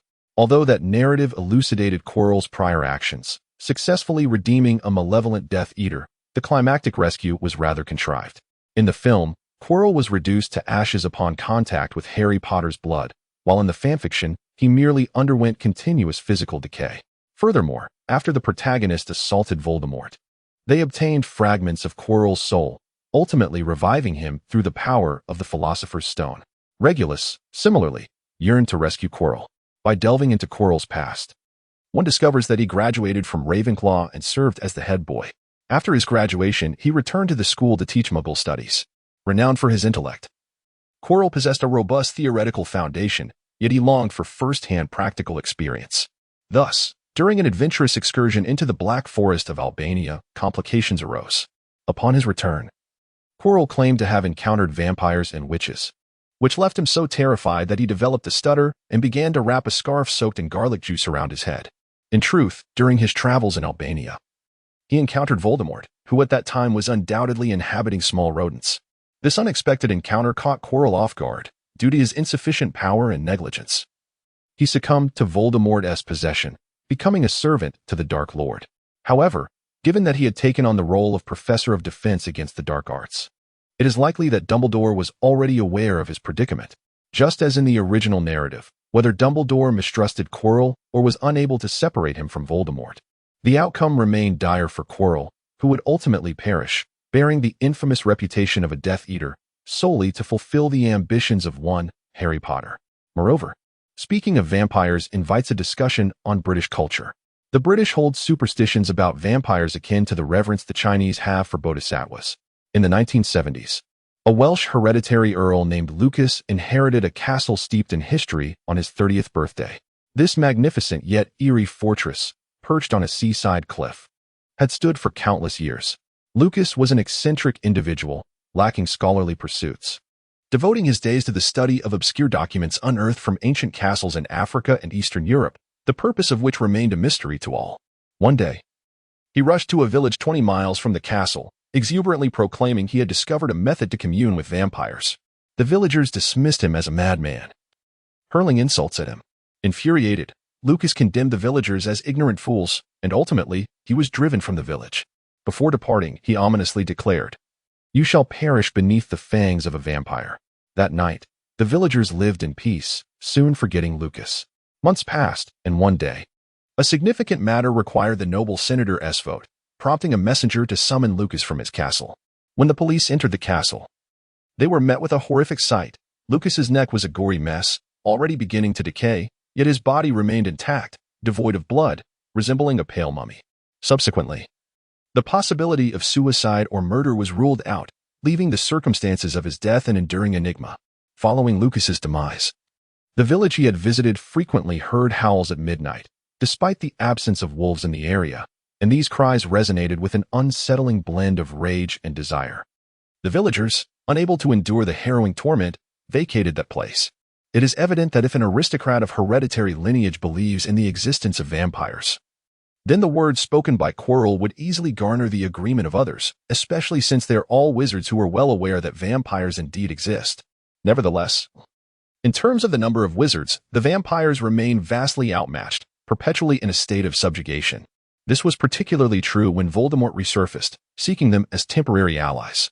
Within the context of the Harry Potter universe, vampires are more a manifestation of the downfall of dark wizards, who, in their quest for immortality, chose to transform themselves into beings superior to humans, thus giving birth to the vampire. However, before rescuing Quirrell, Regulus Black had several preparations to undertake, such as paying a visit to Dumbledore. "Dear Headmaster, what is your perspective on Quirrell? I mean, are you familiar with his character?" Regulus Black directly posed his inquiry to Dumbledore as he took a seat, simultaneously reaching for the assortment of sweets beside him. The chocolate frogs, licorice wands, Mars bars, ice cream balls, and eggnog. He artfully combined these into a grand ice cream concoction before Dumbledore. Finally, he poured in the fiery whiskey he had brought along, creating a magnificent flaming mountain of ice cream. "Headmaster, please share your thoughts." Regulus Black reclined comfortably in his seat, leisurely indulging in the confectionery in his hand. To his surprise, The various sweets he had savored had come together to create this magnificent spectacle, Mount Ice Cream. Albus Dumbledore mused internally, reflecting on the wonders one encounters over a long life. Yet, one couldn't help but wonder if young Regulus Black intended to prepare a serving for the headmaster as well. Upon Dumbledore's formal request, he finally received a Mount Ice Cream identical to the one in Regulus's grasp. The two of them quietly savored their treats in the headmaster's office, seemingly oblivious to the earlier inquiry.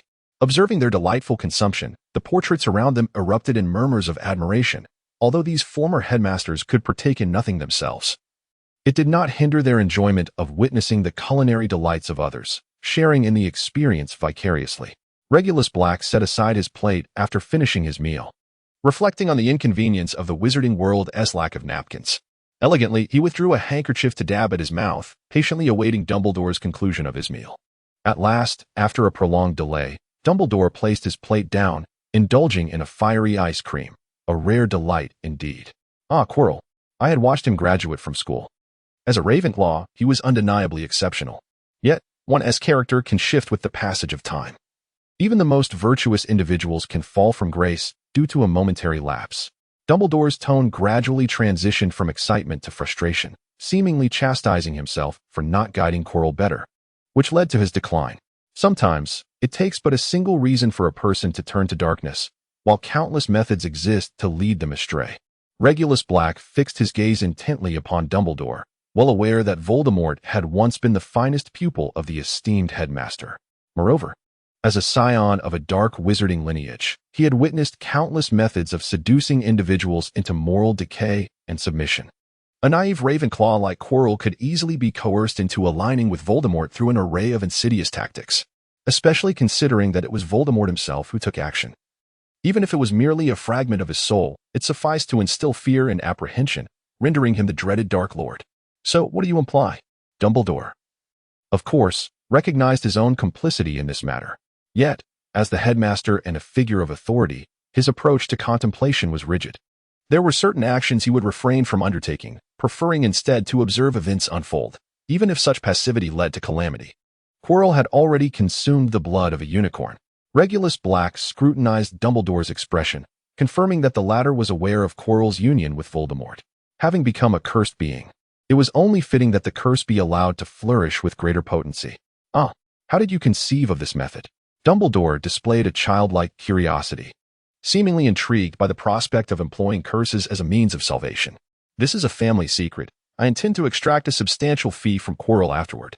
Regulus Black rose to depart, contemplating how he could possibly convey to Dumbledore that he currently lacked a solution. Indeed, Regulus Black was merely issuing a promissory note. While it would be splendid to discover a method to rescue Quirrell, should he fail, he could hardly bear the blame, for Quirrell's fate was his own. If salvation were attainable, it would afford Quirrell an immense debt of gratitude towards Dumbledore, which the Black family could leverage in their ascent. Observing Regulus Black's departure, a flicker of uncertainty danced in Dumbledore's eyes. Had he erred in allowing events to unfold, fully aware of the connection between Voldemort and Quirrell? Now, even Regulus had recognized the dilemma and sought to save Quirrell, while Dumbledore hesitated, questioning whether Quirrell had genuinely aligned himself with Voldemort. Dumbledore, do you trust Regulus's words? Severus Snape entered the headmaster's office through a side door, clearly having been present all along, listening to the entire exchange. However, he regarded this with skepticism. Having only just learned of Quirrell's association with Voldemort, a fact Dumbledore had never disclosed to him, the notion of Harry Potter and Voldemort sharing the same house was unfathomable to Snape, who could scarcely comprehend the peril that child faced. Should it be possible to vanquish Voldemort, Snape would not hesitate to strike out against Quirrell and Voldemort, even if it meant bearing the burden of murder and being imprisoned in Azkaban. Headmaster, I have another question. Regulus Black, who had seemingly exited, abruptly returned to the office. Catching sight of Snape and Dumbledore engaged in an intense discussion, nearly nose to nose. It seems I have arrived at an inopportune moment. Please, continue. Regulus Black raised an eyebrow and turned to leave the headmaster's office. Stop right there, Snape exclaimed, drawing his wand and pointing it at Regulus Black. It was evident that he understood the misunderstanding, and considering his own entanglement with the old bee, Snape felt a shiver of discomfort. I sincerely apologize, Regulus. Snape arrived here before you. It was I who instructed him to stay away.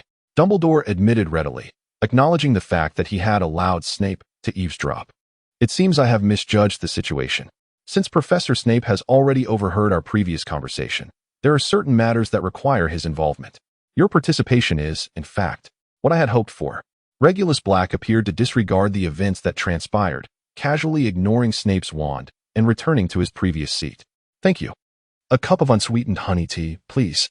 The ice cream from the Inferno Mountain was excessively sweet. A cup of unsweetened honey tea. Dumbledore looked somewhat bewildered. Pondering the notion of unsweetened honey tea, was there such a thing? Caught in his musings.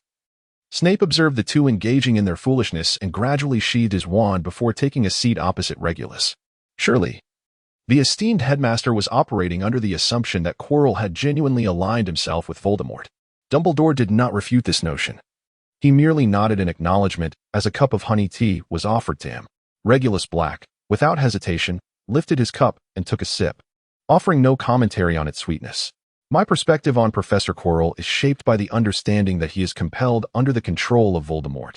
It is precisely because of this coercion that the previous disturbances occurred. However, each time, it was Quirrell who was signaling for our attention, or perhaps pleading for our assistance. Regulus Black found Severus Snape's demeanor rather peculiar. At that moment, it was marked by indifference. He neither expressed anger at the revelation of Quirrell's allegiance to Voldemort nor questioned the rationale behind such statements. Though the depths of Snape's thoughts remained elusive, Regulus could infer a fraction of his sentiments. The one he cherished stood with the Order of the Phoenix, while he aligned himself with the Death Eaters. For the sake of his beloved, Snape was willing to act as a double agent, striving to safeguard her even at a time when she belonged to another and had borne a child. Naturally, forgiveness was his only choice. This twisted form of love was destined for a sorrowful conclusion, and heart-wrenching heartbreak was an inevitable outcome. Yet, despite this turmoil, Snape ultimately lost his beloved, Lily, who became nothing more than a cherished memory. Regulus. Regarding Quirrell, I must express my regret. Dumbledore suddenly sighed. Regret? To Dumbledore's astonishment, Regulus smiled brightly.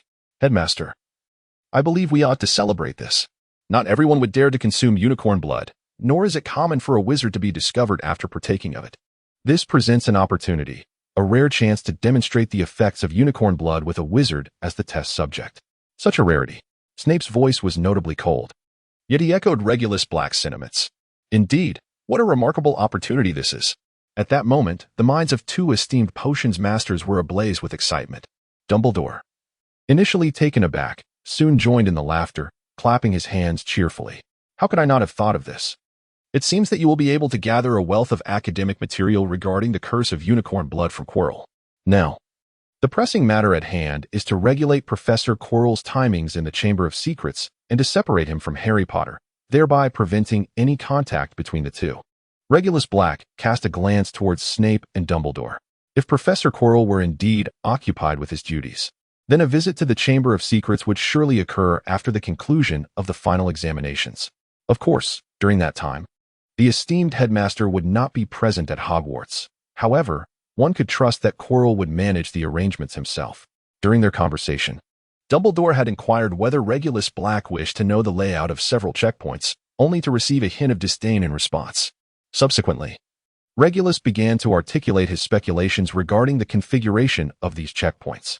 Given that the initial checkpoint was the three-headed hellhound Fluffy belonging to Hagrid, it was reasonable to surmise that the subsequent checkpoints would involve the four house heads.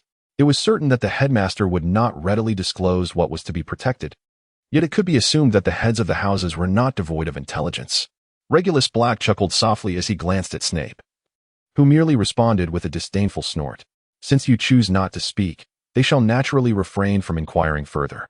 Moreover, in light of the exceptional talents of certain students who may gain entry, all thresholds will undoubtedly be established with a standard of delay. This way, once a student crosses the threshold, the pertinent professors will be notified in due time, thus allowing them ample opportunity to extract the students from the situation. Regulus Black initially contemplated the nature of the obstacles, compelled to continue under Dumbledore's watchful gaze. The first challenge was Hagrid's three-headed Cerberus, Fluffy. As for the subsequent trials, from the second to the fifth, they would consist of the herbology expertise of the Hufflepuff head, the transfiguration skills of the Ravenclaw head, the charms proficiency of the Gryffindor head, and the potions mastery of the Slytherin head. It is believed that any upperclassman with satisfactory grades would be capable of surmounting these challenges. The process articulated by Regulus Black precisely aligns with the arrangement of the challenges within the original narrative. However, due to an earlier remark suggesting that from the second to the fifth challenges, Dumbledore could not be entirely certain that Regulus Black had comprehended the nature of these challenges. Nevertheless, the ability to deduce that they were orchestrated by the four house heads, as well as to speculate on their possible types, is ample evidence of Regulus Black's discernment. Do you believe any senior student could navigate these trials successfully? Dumbledore mused with a hint of wry amusement. After all, these challenges were devised for Harry Potter, and thus posed limited obstacles for older students.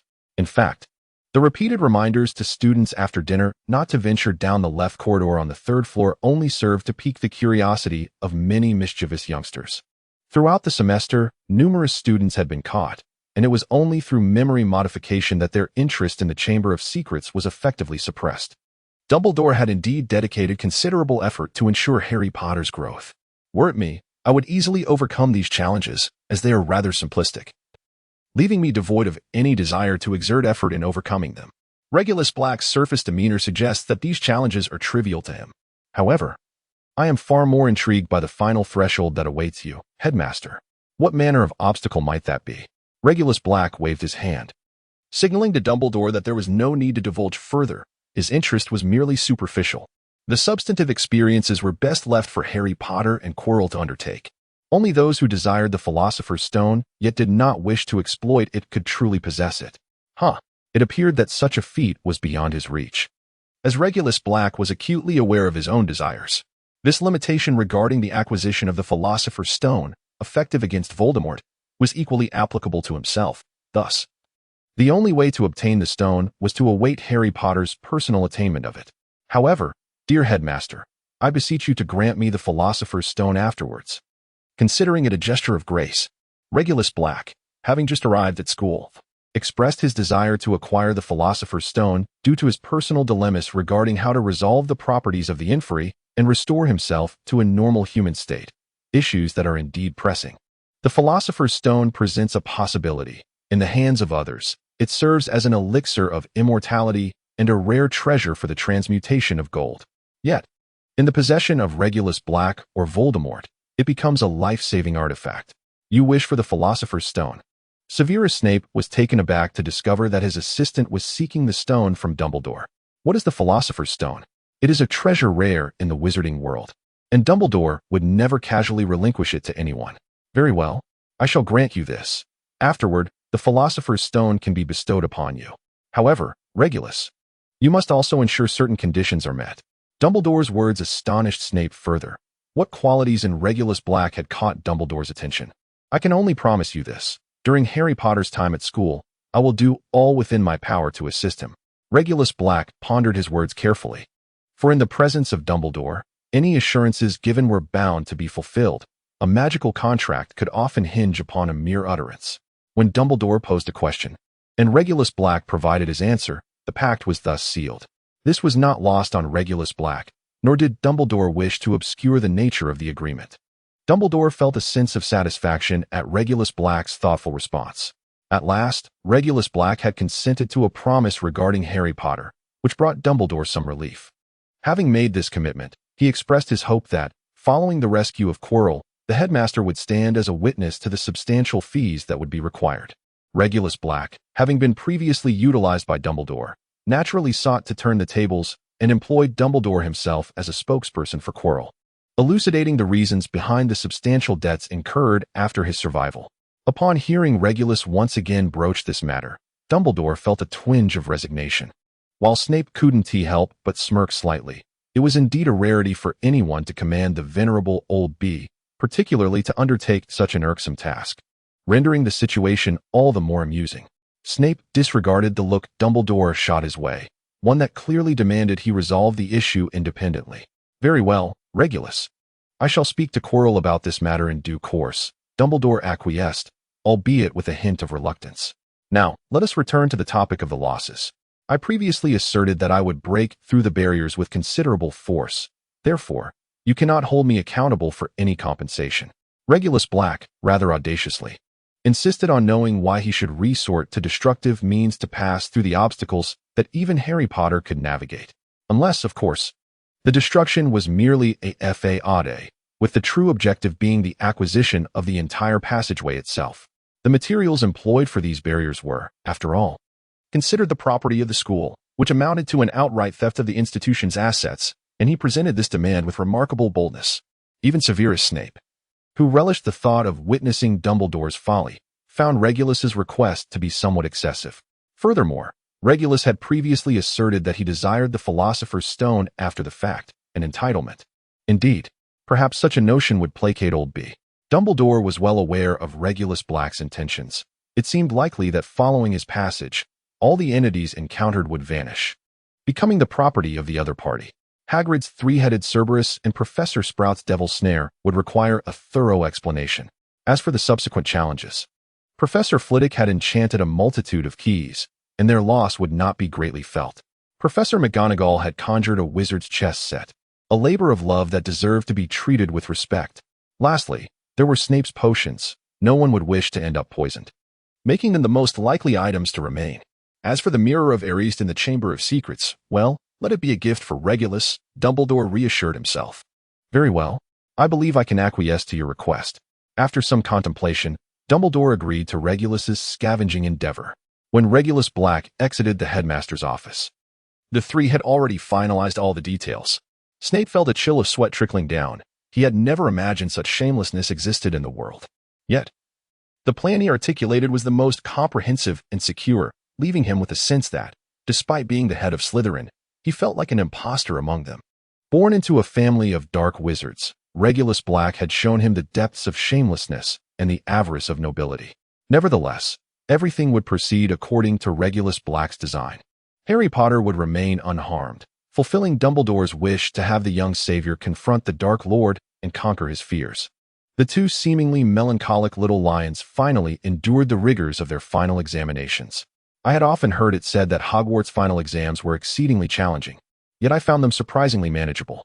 Ron felt he had performed quite well this time, and a sense of relaxation washed over him as he contemplated where to venture next. It was only because of you that I feel this way.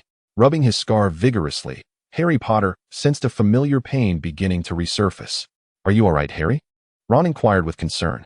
My scar has been burning like fire. It has occurred before, but never with such intensity. Just as he spoke, another wave of pain coursed through Harry's scar. Perhaps we should take you to Madame Pomfrey. Ron's reaction at this moment was indeed correct.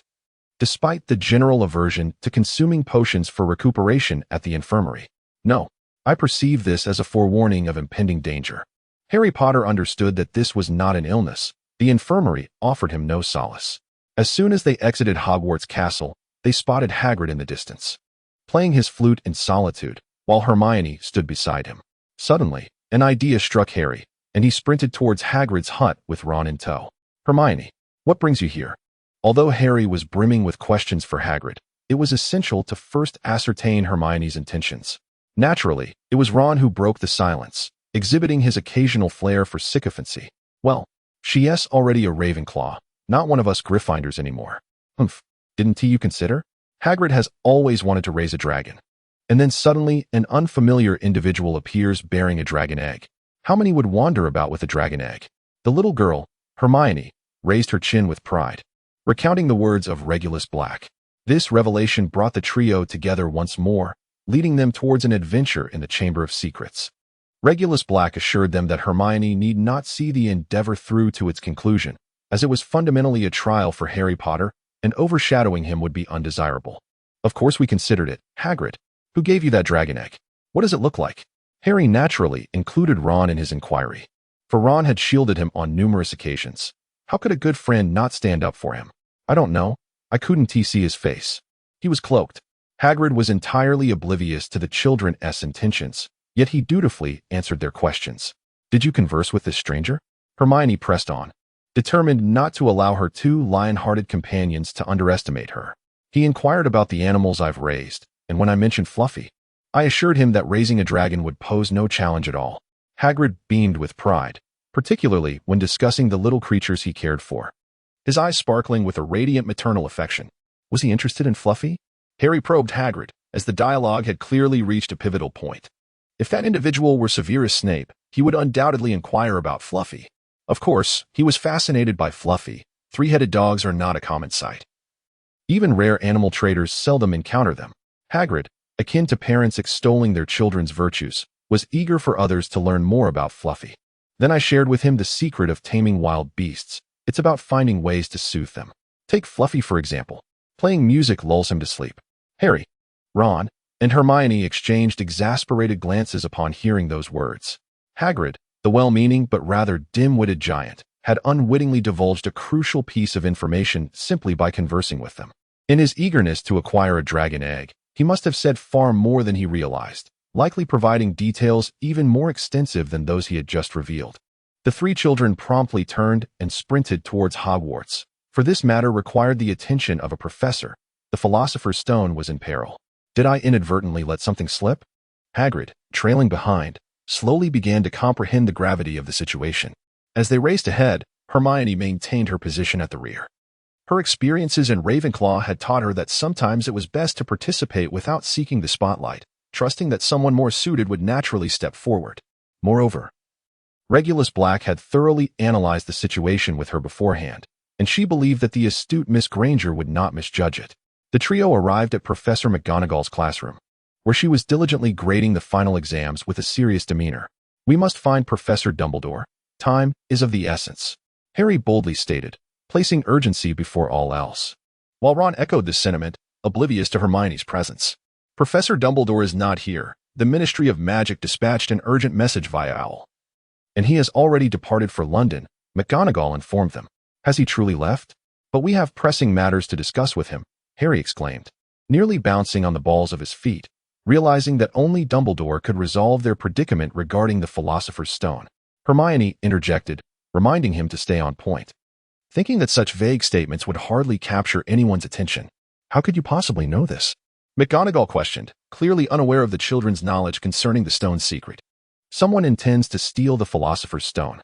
Harry had initially considered naming Snape as the culprit, but he hesitated, knowing that arguing with McGonagall would only waste precious time. "I am at a loss as to how you three came by this information. It has been kept confidential. Return to your dormitory and act as if you know nothing. Do not disclose this to anyone," McGonagall instructed, ushering them away. Nevertheless, she resolved to send an owl to Dumbledore to inquire about his plans. The three children felt a sense of disappointment. The secret they had painstakingly uncovered was being dismissed as inconsequential, despite the fact that they had spent the entire term investigating it. Meanwhile, Hagrid encountered none other than Snape and Hogsmeade, who had already figured out how to navigate the challenges posed by Fluffy. Harry Potter was utterly convinced that the individual in question was Severus Snape, completely unaware that Snape stood just behind the trio. These mischievous children were brazenly disparaging themselves, while Snape maintained an air of calm. After becoming the head of Slytherin House, he had faced ample slander from his own students. Nevertheless, Snape would not seek retribution for such behind-the-back disparagement. Deducting points was merely a supplementary educational tool. Besides, he had already conferred with Dumbledore and Regulus Black regarding a strategy, deciding to let the matter rest for now. "Good afternoon, you three young ones. With such splendid weather, why haven't you ventured outside to play?" Snape's gaze initially pierced through Harry Potter before sweeping over Hermione, while Ron was entirely overlooked. "We were just about to embark on an adventure." Hermione recalled Regulus Black's advice, upon encountering Snape, if Harry had already uncovered the truth. They should express a desire for adventure, as Snape was aligned with Dumbledore and could be trusted implicitly, albeit without divulging this to Harry. "Exercise caution. Others may misconstrue your intentions," Snape warned, casting another glance at Harry Potter, a look that served as a silent admonition, suggesting he suspected wrongdoing. Regulus Black once remarked during a discussion among three individuals that when Hermione was present, they could even include the little girl in their conversation, which would undoubtedly fortify their unity. Under Regulus Black's guidance, Hermione could assist Harry Potter in navigating the forthcoming challenges. "What, Dumbledore? Do you truly believe that Harry Potter can triumph alone? What more is there to discuss? Would it not be simpler to let him perish?" Reflecting on the conversation in the headmaster's office, Snape realized he ought to provoke quarrel, especially since Dumbledore had been urgently summoned by the Ministry of Magic. Such a farcical situation warranted that Quirrell be led to believe that Snape had lowered his guard, thereby facilitating Quirrell's descent into the Chamber of Secrets that night. "We shall descend through the trapdoor tonight." Harry Potter was resolutely determined to thwart Snape from acquiring the Philosopher's Stone, so he called upon his two companions. Ron and Hermione nodded in agreement, which greatly bolstered his confidence. They each returned to prepare. Hermione first escorted them back to Gryffindor before making her way to Ravenclaw, and she soon found herself in the room of requirement. Regulus. Everything is as you have indicated. Hermione had grown quite familiar with Regulus Black, having visited the room of requirement multiple times, and after parting ways with Harry and the others, she came directly to the room to commend Regulus. Regulus Black was seated opposite Zero at a chessboard, the pieces of the Chinese chess gracefully shifting in response to the commands of their wands. I truly appreciate your assistance. Hermione, only you possess the ability to communicate with them, as I cannot entrust this matter to anyone else. Regulus Black's counterpart, Zero, rose and poured a cup of black tea from a silver pot, then graciously offered it to Hermione to quench her thirst. Thank you, Zero. However, Regulus, this tea possesses a rather unique flavor. The young girl discerned other notes within the brew but paid them no mind, continuing to drink the entire cup. The black tea had been infused with a calming agent, capable of soothing one's anxious spirit. Regulus Black poured himself a glass and sipped slowly, while instructing Creature to refill Hermione's cup. After the examinations today, I followed your advice to visit Hagrid, and everything unfolded precisely as you had anticipated. Harry Potter indeed approached Hagrid to inquire about the matter of Riddle.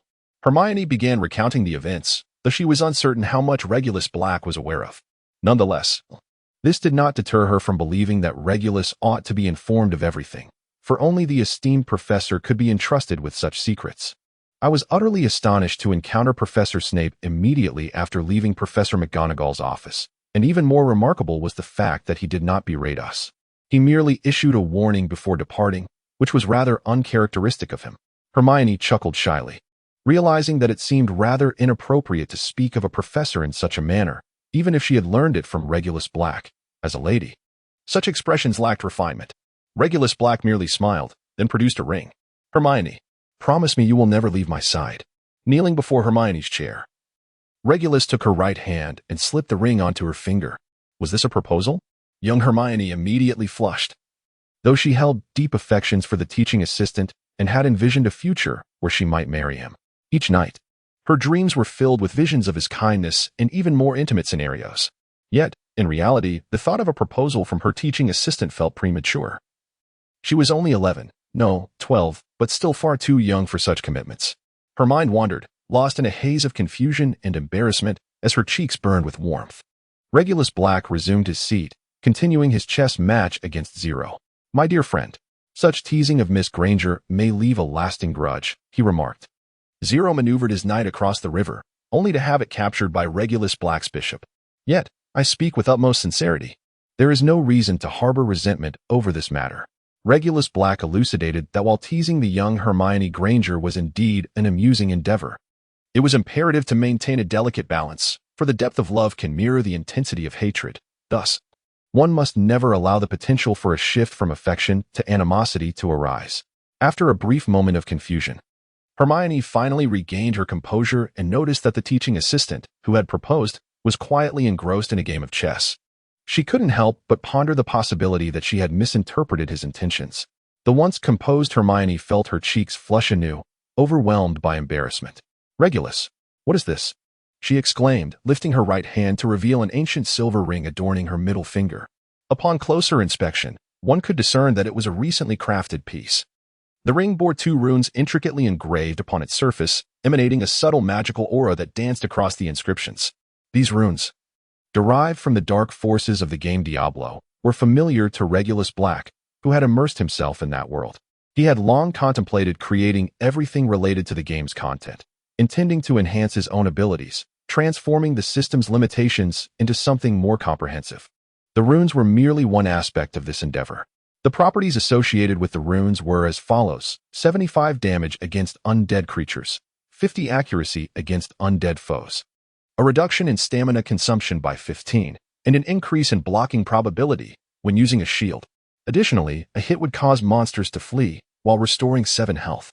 Originally, these attributes could only be manifested through specific equipment slots. However, the runes, now revived in Regulus Black's possession, retain their properties while eliminating the constraints of designated slots and the limitations of partial attribute offerings based on differing slots. The The runes on this ring possess the remarkable ability to inflict damage upon undead beings, enhance accuracy against them, reduce stamina expenditure, increase the likelihood of successful blocks, compel adversaries to retreat upon being struck, and restore health to oneself or others. Regulus Black succinctly articulated the attributes, leaving little Hermione gaping in awe. This was indeed a magical artifact. Unlike flying brooms, Quidditch balls, or other singularly characterized items, this particular object bore 2 runes, yet manifested a total of 6 distinct attributes. By donning this ring and uttering the runes inscribed upon it, one could unlock its powers. Remember, Eddol, Eddol, Hermione earnestly repeated, preparing to wave her wand as if seeking to conjure some sensation. The effect of this rune did not necessitate a specific wand movement. Merely pointing it at the intended target sufficed. Regulus Black hurriedly intervened to halt the actions of the little girl. For heaven knows the effects of those 2 runes and whether they would be applicable to his own corpse-like body. To be undone by his own creation would be a disgrace to the Black family. The little girl was brimming with excitement. Having received what she believed to be a wedding ring from the assistant professor, no, rather a magical artifact. If Regulus had no intention of reclaiming it, then it could be considered a gift to herself. Hermione, upon reflecting on this, found herself secretly delighted. As for the specifics of their actions, she trusted that one could adapt to circumstances, and she made a mental note to offer ample encouragement to Harry Potter. Hermione had spent a considerable amount of time with Regulus Black, and as curfew approached, she decided to head to Gryffindor to meet with her companions first. Regulus, will you be joining us? Hermione inquired just before she departed, for this was no longer the time of the original trio's voluntary adventures. Instead, Regulus Black had requested Hermione's assistance in keeping an eye on Harry Potter. Naturally, the little girl hoped for additional support, hence her question. Of course, I assure you I shall arrive shortly. However, the stage is yours until then. Regulus Black was undoubtedly determined to face the challenges ahead. Having already reached an agreement with Dumbledore that any losses incurred at the checkpoints would not be his concern, such an extraordinary opportunity could not be overlooked. Hermione arrived at Gryffindor, uttering the password to open the door. Upon entering, she was greeted by the sight of a toad lounging on the sofa. Trevor. Hermione instantly recognized it as Neville's pet, and soon spotted a plump boy seated in the common room, who rose upon hearing her voice. So, you intend to sneak out again, do you? I cannot allow you to do that. Hermione, you are no longer a member of Gryffindor. Why do you seek out Harry Potter? As a true Gryffindor, Neville held the honor of the house above all else. Although Harry Potter bore the title of the Chosen One, he had caused the house to lose far too many points. Seeing Harry and Ron return with unusual expressions, Neville knew they were plotting another nocturnal adventure. With the term nearing its end, he was resolute in his determination to stop them. He could not allow further points to be deducted from the house, even if the current score rendered the house cup unattainable. I want to allow you to go. Gryffindor will suffer greatly because of you. Just as Neville was speaking, Harry and Ron descended the stairs. Neville, I'm really sorry. Hermione swiftly drew her wand. Petrificus totalis. Neville's body became rigid, collapsing to the floor. Sometimes, I feel you are more terrifying than Snape, Ron remarked, swallowing hard as he gazed at the fallen Neville. Enough talk. Let us go. Harry, clutching an invisibility cloak and a small music box, urged them on. I'm sorry.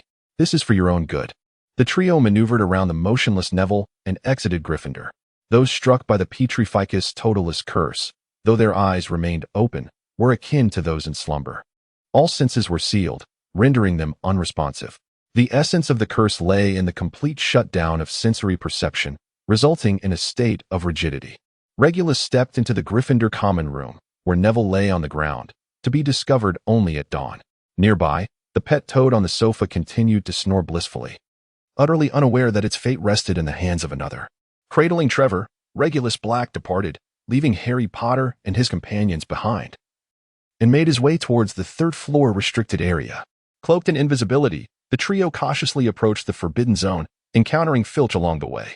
Fortunately, thanks to Harry's recent mastery of spells, he successfully cast charms to mask their scent and sound, effectively bewildering the caretaker. Filch, accompanied by Mrs. Norris, walked right past them, oblivious to their presence. The three of them managed to reach the entrance of the restricted area unscathed. Alohomora, Hermione recited once more, unlocking the door to the restricted chamber. A melodious harp echoed within, as the three-headed Cerberus slumbered soundly, its snores in sync with the harp's soothing notes. Fluffy was fast asleep, indicating that Snape had indeed left. Having placed a spell on the harp, Harry continued to harbor suspicions about Snape. It seemed that without Quirrell's confession, Snape's innocence would remain in doubt. Amidst the enchanting harp music, Fluffy breathed deeply, and an overwhelming stench wafted toward the trio. Oh my, what a foul odor. We must shift its paws. They're far too large. Together, they strained to move Fluffy's massive paw from the trapdoor, revealing a pitch-black void beneath. Harry, take out your music box. Hermione, guided by Regulus Black's insight, prompted Harry, who indeed had brought the music box with him. As Harry opened it, the harp ceased its melody, and Fluffy, roused from slumber, lifted its head only to succumb to the hypnotic tune of the music box once more, its three heads thumping back down as it resumed its slumber. The entire ordeal transpired in the blink of an eye, yet it left the three children profoundly shaken. Good heavens, we were but a note away from death, thankfully. The music box can play for a minute, as long as it remains wound. I shall leap down first. If all is well, I will call for you to follow. As the protagonist, Harry displayed a commendable spirit of leadership, yet Hermione countered his assertion. If we are here, we must ascend. It matters not who jumps first. With that, Hermione took the lead and leapt down, while Harry and Ron exchanged a glance, placed the music box aside, and followed suit. Shortly thereafter, Regulus Black entered the chamber, retrieving the music box he had gifted to Harry. Fluffy continued to sleep at the far end of the room, but once the final note of the music box faded, it would take mere seconds for the beast to revert to its original ferocity. Regulus Black had never entertained the foolish notion of battling a three-headed hellhound for 300 rounds. Even eliminating this dim-witted creature was merely a matter of casting a few spells. Subduing it would simply require a bit more time. He could easily confine it within his own system space, rendering the hellhound's futile struggles utterly ineffective. Alongside it, he also intended to capture the nearby harp and music box. Beneath the trapdoor, Ron's anguished cries finally ceased following Hermione's incantation of Lumos. Harry Potter helped Ron to his feet, inquiring Ron, "Are you all right?" Ron had initially feared he would perish in the devil's snare, only to be saved by Hermione, which left him bewildered at the idea of being rescued by her. I'm fine. Thankfully, I didn't panic." Even Harry was unable to suppress a grin, relieved that Hermione was diligent in her herbology lessons. Hermione observed Ron silently, while he averted his gaze to avoid further contact with her. "I owe you no gratitude." The atmosphere had grown exceedingly awkward, leaving Harry at a loss for how to ease the tension. "Did you hear that sound? It seems to be the flapping of wings." Harry's remark momentarily redirected their attention to the next challenge. They entered a chamber resembling a tower, devoid of windows, with only doors on either side and a skylight above. Within this room, hundreds of keys fluttered about. Each key was distinct, yet one stood out. An old, robust key was struggling to fly with its injured wings, mingling amongst the others for protection. As the trio pushed the door open, they beheld an antiquated flying broomstick hovering in front of them, accompanied by the incessant buzzing of the flitting keys. "How peculiar. I have never seen such a bird," Hermione mused, believing it to be a magical creature due to the key's natural flight, reminiscent of actual birds. "That is not a bird. It is merely a key," Ron reasoned simply, concluding that since the creature resembled a key, it must indeed be one. There must be a key that can unlock that door over there. Harry stood before the flying broomstick, contemplating how to navigate this challenge and the relationship between the broomstick and the flying keys. Having just been saved by Hermione, Ron felt compelled to prove his worth. Upon hearing Harry's words, he promptly drew his wand and approached the door opposite them, declaring, "Alhamara." The situation was undeniably awkward. Despite the loud incantation, it had no effect whatsoever. Not only was there doubt regarding the efficacy of his spell, but this door had been fortified with no fewer than 10 enchantments by Professor Flitwick. Even Dumbledore would require time to unlock it forcibly, and Voldemort would certainly take longer, while Quirrell would need even more time. "What are you looking at? It's worth a try, isn't it?" Ron turned around, catching sight of Hermione watching him from behind. It was the second time this evening he had embarrassed himself. "Well then, what shall we do now? Here lies a multitude of keys, numbering in the hundreds or even thousands." Hermione had no desire to quarrel with Ron, merely witnessing his blunders sufficed. "Our quest was for an antiquated, oversized key, one that bore the rust akin to that of a doorknob." At this moment, Ron displayed a flicker of brilliance, turning to discern the appearance of the keyhole and suggesting to Harry Potter, "I see it. Right there. It's the key with the injured wings." The three children comprehended the purpose of this enchanted broomstick. It was intended for the pursuit of the elusive key. What are you hesitating for? Mount the broom. If Snape can chase the key with an old broom, there is no reason you cannot. After all, you are the youngest seeker in a century. At this juncture, Ron made an astute decision. Since he could not assist in other matters, he offered spirited encouragement to Harry under Hermione's disparaging gaze. As for attempting to capture the key himself while leaving Harry, the youngest seeker in a century, idle, well, that was out of the question. Success would be commendable, but failure would yield Hermione's scorn a third time. The encouragement from his companions bolstered Harry's confidence, and he seized the broom, mounting it with determination. The entire room was set ablaze with the fluttering of keys, all rushing towards Harry in a frenzied manner. Wingardium Leviosa. Regulus Black lingered for a moment above, ensuring that Hermione and the others had successfully entered the next phase before descending with the levitation charm. The Devil's Snare, cultivated by Professor Sprout, must have required considerable dedication and time given its substantial size. This vine-like plant, when mature, is capable of extending tendrils that coil around any creature approaching it, potentially inflicting injury or even death. It thrives in dark, damp environments, rendering light and warmth its natural adversaries. Thus, when faced with an assault from the Devil's Snare, igniting a flame proves to be an exceedingly effective strategy. Furthermore, in certain instances, the Devil's Snare can camouflage itself, for instance, by transforming into a crab cactus. Nevertheless, the sap of the Devil's Snare serves as an excellent potion ingredient, which justifies its cultivation and nurturing by humans. This notion is reminiscent of invasive species in the Celestial Empire. Anything edible tends to be cultivated and proliferated, following a similar rationale. Regulus Black extracted the golden memory dragon egg realm, uprooting the entire Devil's Web and enclosing it within. The Dragon Egg realm comprises 3 distinct maps, each ruled by one of the 3 formidable bosses, the undead dragon, the skeletal dragon, and the phantom dragon. Due to its inherent nature, the Devil's Web was cast into the territory of the undead dragon by Regulus Black. Regulus Black descended to the ground and approached the door of the 3rd gate. Listening intently for a moment, with a series of resounding thuds, Harry Potter and his companions had already passed through this threshold. As Regulus Black pushed the door open, the keys that had been affixed to it began to detach themselves automatically. Even the ancient, oversized key was shaking itself free from the keyhole. With Harry Potter having taken the flying broom to the adjacent room, Regulus Black found himself devoid of tools.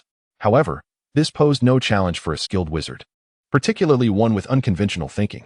While an ordinary wizard would adhere to the intentions of the gate's creator in overcoming the obstacle, perhaps demonstrating greater strength, Regulus Black's approach transcended the very design of the gate itself. It's up to you now. Go forth, Trevor. Regulus Black, wielding his wand, directed it towards Neville's pet toad. Trevor. In an instant, Trevor opened his wide mouth, and a long tongue shot forth, snatching at the keys suspended in midair, only to retract swiftly, consuming a dozen keys in one gulp. Thus began the peculiar spectacle. Although Regulus perched Trevor upon his shoulder, the toad's tongue extended all the way to the skylight. Time after time, Trevor devoured numerous keys, yet his physique remained unchanged, neither swollen nor distressed. He continued to flick out his tongue, ensnaring and retracting with remarkable agility. Gradually, every flying key was consumed, including even the ancient, oversized key. With a croak, Trevor obediently opened his mouth, regurgitating the old, large key. Thank you, Trevor. However, I must trouble you once more. Regulus Black held Trevor with one hand while casting spells with his wand in the other. Bubbles began to form on the toad's back, and the already grotesque pustules appeared to fester. After a brief moment, a uniquely shaped golden key was expelled from one of the swollen pustules. Shortly thereafter, a second golden key followed suit. One after another, a total of 12 golden keys emerged, and only then did Trevor's back start to gradually heal. Regulus Black continued to bear the weary Trevor upon his shoulder, his wand gracefully sweeping to retrieve 12 golden keys. Each key, adorned with the unmistakable symbols of the 12 zodiac constellations at both its head and tail, would serve as the means to command and summon the demons of the 12 zodiac. Within these keys lay the incantations for crafting the doorways, granting the bearer the power to reverse summon the zodiac demons to aid in battle. These demons would heed only the commands of their key holder. This bestowed upon Regulus Black the authority to control the zodiac demons. Upon reaching another door, Regulus Black inserted an old, large key into the lock and turned it gently. One wondered whether Ron had completed his game of wizard's chess on the other side. The general, Harry Potter, stood poised before the opposing king, having already captured the royal piece. Both Harry and Hermione rushed to the side of the unconscious Ron, fully aware that he had not been directly attacked by a piece. Rather, he had fallen from the knight's mount, rendered unconscious by fright. In light of his courageous performance in this round, Hermione resolved to forgive his earlier arrogance and prejudice. They would tend to Ron, and then seek out an owl to send a message to Dumbledore. Ron was right. She must press onward. At this moment, Harry Potter was ignited by Ron's spirit of sacrifice, preparing to face the challenges ahead alone. Although this was originally Dumbledore's plan, there remained the riddle posed by Snape, and a misstep could lead to drinking poison. Regulus Black, who had stealthily entered while cloaked, found himself struggling to suppress an eye roll. The situation was utterly lacking in elegance. Whispering softly, Regulus Black swiftly employed a spell he had devised from his acquired skills, gently transmitting his voice to Hermione's ear. This hushed whisper, adapted from the Necromancer's curse known as Confounding Whisper, perfectly bridged the gap between boisterous declarations and muted murmurs, enabling him to relay information directly to her without the risk of being overheard. Hermione, inform Harry Potter that Ron remains in place. He had already sent me a message before you entered. Regulus Black could not bear to see Harry Potter embark on an adventure alone, for such matters could easily go awry. Hermione's brilliance lay in her ability to react swiftly at critical moments. Harry, I must share something with you. I sent a message to Professor Black's assistant before my arrival. I believe they will arrive shortly, perhaps accompanied by other professors. So it is prudent to leave Ron behind. Harry Potter was taken aback by Hermione's apparent betrayal. It seemed that changing houses had indeed altered their unity. If this information were to reach any professor, our endeavor would be doomed to failure. Only Professor Black's assistant could aid us. Hermione's voice resonated fiercely as she defended her beloved, a sentiment that brought great solace to the concealed Regulus Black, affirming that his efforts were not in vain. Perhaps while we argue, the Philosopher's Stone has already been stolen. Hermione's words startled Harry, momentarily causing him to forget their purpose. Ultimately, Harry acquiesced, leaving Ron in place to await rescue as he and Hermione ventured forth towards the next challenge. As they entered a room, or a corridor, more accurately, their path ahead ignited in roaring flames. Upon a table lay a row of uniquely shaped crystal potion vials alongside a piece of parchment. Watching Harry and Hermione depart, Regulus Black finally dispelled his invisibility. With a flick of his wand, Ron was thrust against the wall, sustaining further injury, though not to a fatal extent. The school's medical services were certainly no mere formality. With Ron's exit, the chessboard began to transform. The previously chaotic arena commenced an automatic cleansing. Damaged pieces restored themselves, each returning to its rightful position, all within the span of a mere minute. Regulus Black stepped forward, reaching the center line, when the opposing row of soldiers unsheathed their twin blades. This scene was indeed quite intimidating. The wizard's chess set devised by Professor McGonagall presented a considerably intricate challenge for Regulus Black. Initially, he channeled his magical energy into several pivotal nodes, thereby assuming complete control over the entire board's operations. Once the board was commandeered, he employed the levitation charm to uproot the entire chessboard, suspending it in midair. At this moment, every piece was perfectly positioned, with not a trace of dust having been disturbed. Regulus Black unleashed a fusion of Dementors and Boggarts, ensnaring them within each chess piece. The chessmen began to exhibit signs of melting, gradually transforming into the forms Regulus Black desired. The altered pieces bore the visage of angels on one side and, naturally, demons on the other, both depicted as female figures. On the angelic side, the pawns were represented as female archangels, kneeling with their fists clasped in prayer. The back row consisted of the ruling angels wielding staffs, the warrior angels armed with bows, the mightiest angels brandishing swords, the archangels patrolling on horseback, the angels seated upon thrones, the angels of wisdom holding sacred texts, and the seraphim adorned with 6 wings, alongside the virgin goddess Lilith. Conversely, the demonic side showcased pawns depicted as succubi, chained at their hands and feet, kneeling in submission. The back row featured the 7 deadly sins: pride, envy, wrath, greed, sloth, gluttony, and lust, alongside the fallen seraph Lucifer.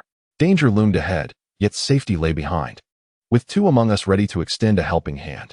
However, you must first partake of their contents. Among the 7, 1 will lead you forward. while another will guide you back to the entrance. 2 of the bottles contain ordinary nettle wine, while 3 are lethal, lying in wait amidst the ranks. Choose wisely. Unless you wish to remain here for eternity, I shall provide you with 4 clues to assist you in your decision. Firstly, no matter how cleverly the poison conceals itself, it always lingers quietly to the left of the nettle wine. Secondly, the contents of the bottles at either end differ, and neither will be your ally if you wish to advance. Thirdly, as you can see, the 7 bottles are distinct, yet neither the giant nor the dwarf awaits the Grim Reaper. Fourthly, the second bottle from the left and the second from the right appear entirely different at first glance, but upon tasting, you will discover their flavors are remarkably similar. This riddle inscribed on the parchment poses a considerable challenge for many a wizard lacking in logical reasoning. However, for the astute minds of Voldemort and Hermione, it presents no such dilemma. Hermione, come and interpret this for me. At this moment, the inquisitive Harry Potter unwittingly revealed his lack of logical training, yet he felt fortunate that Hermione had accompanied him. Had Hermione followed Harry's earlier suggestion to rescue Ron and report to the professor, Harry would have found himself ensnared in this predicament. Perhaps if I take a bit more time, I can figure it out. Harry mused as he stepped aside to let Hermione examine the parchment. Hermione scrutinized the contents of the parchment before carefully observing the potion bottles. Clearly, this was a challenge set forth by Professor Snape. Thus, he could not be the one you allege to be attempting to steal the Philosopher's Stone. Hermione did not hasten to find the potion. Instead, she first articulated her reasoning. Just as Regulus Black had informed her, this round of challenges was devised by the 4 house founders, with the presence of Louis merely serving as a deterrent for timid students. Hermione, Snape is inside stealing the Philosopher's Stone, and yet you claim he isn't. Harry Potter remained obstinately attached to his own conclusions, wholly rejecting Hermione's assessment. Very well, I shall not dispute with you.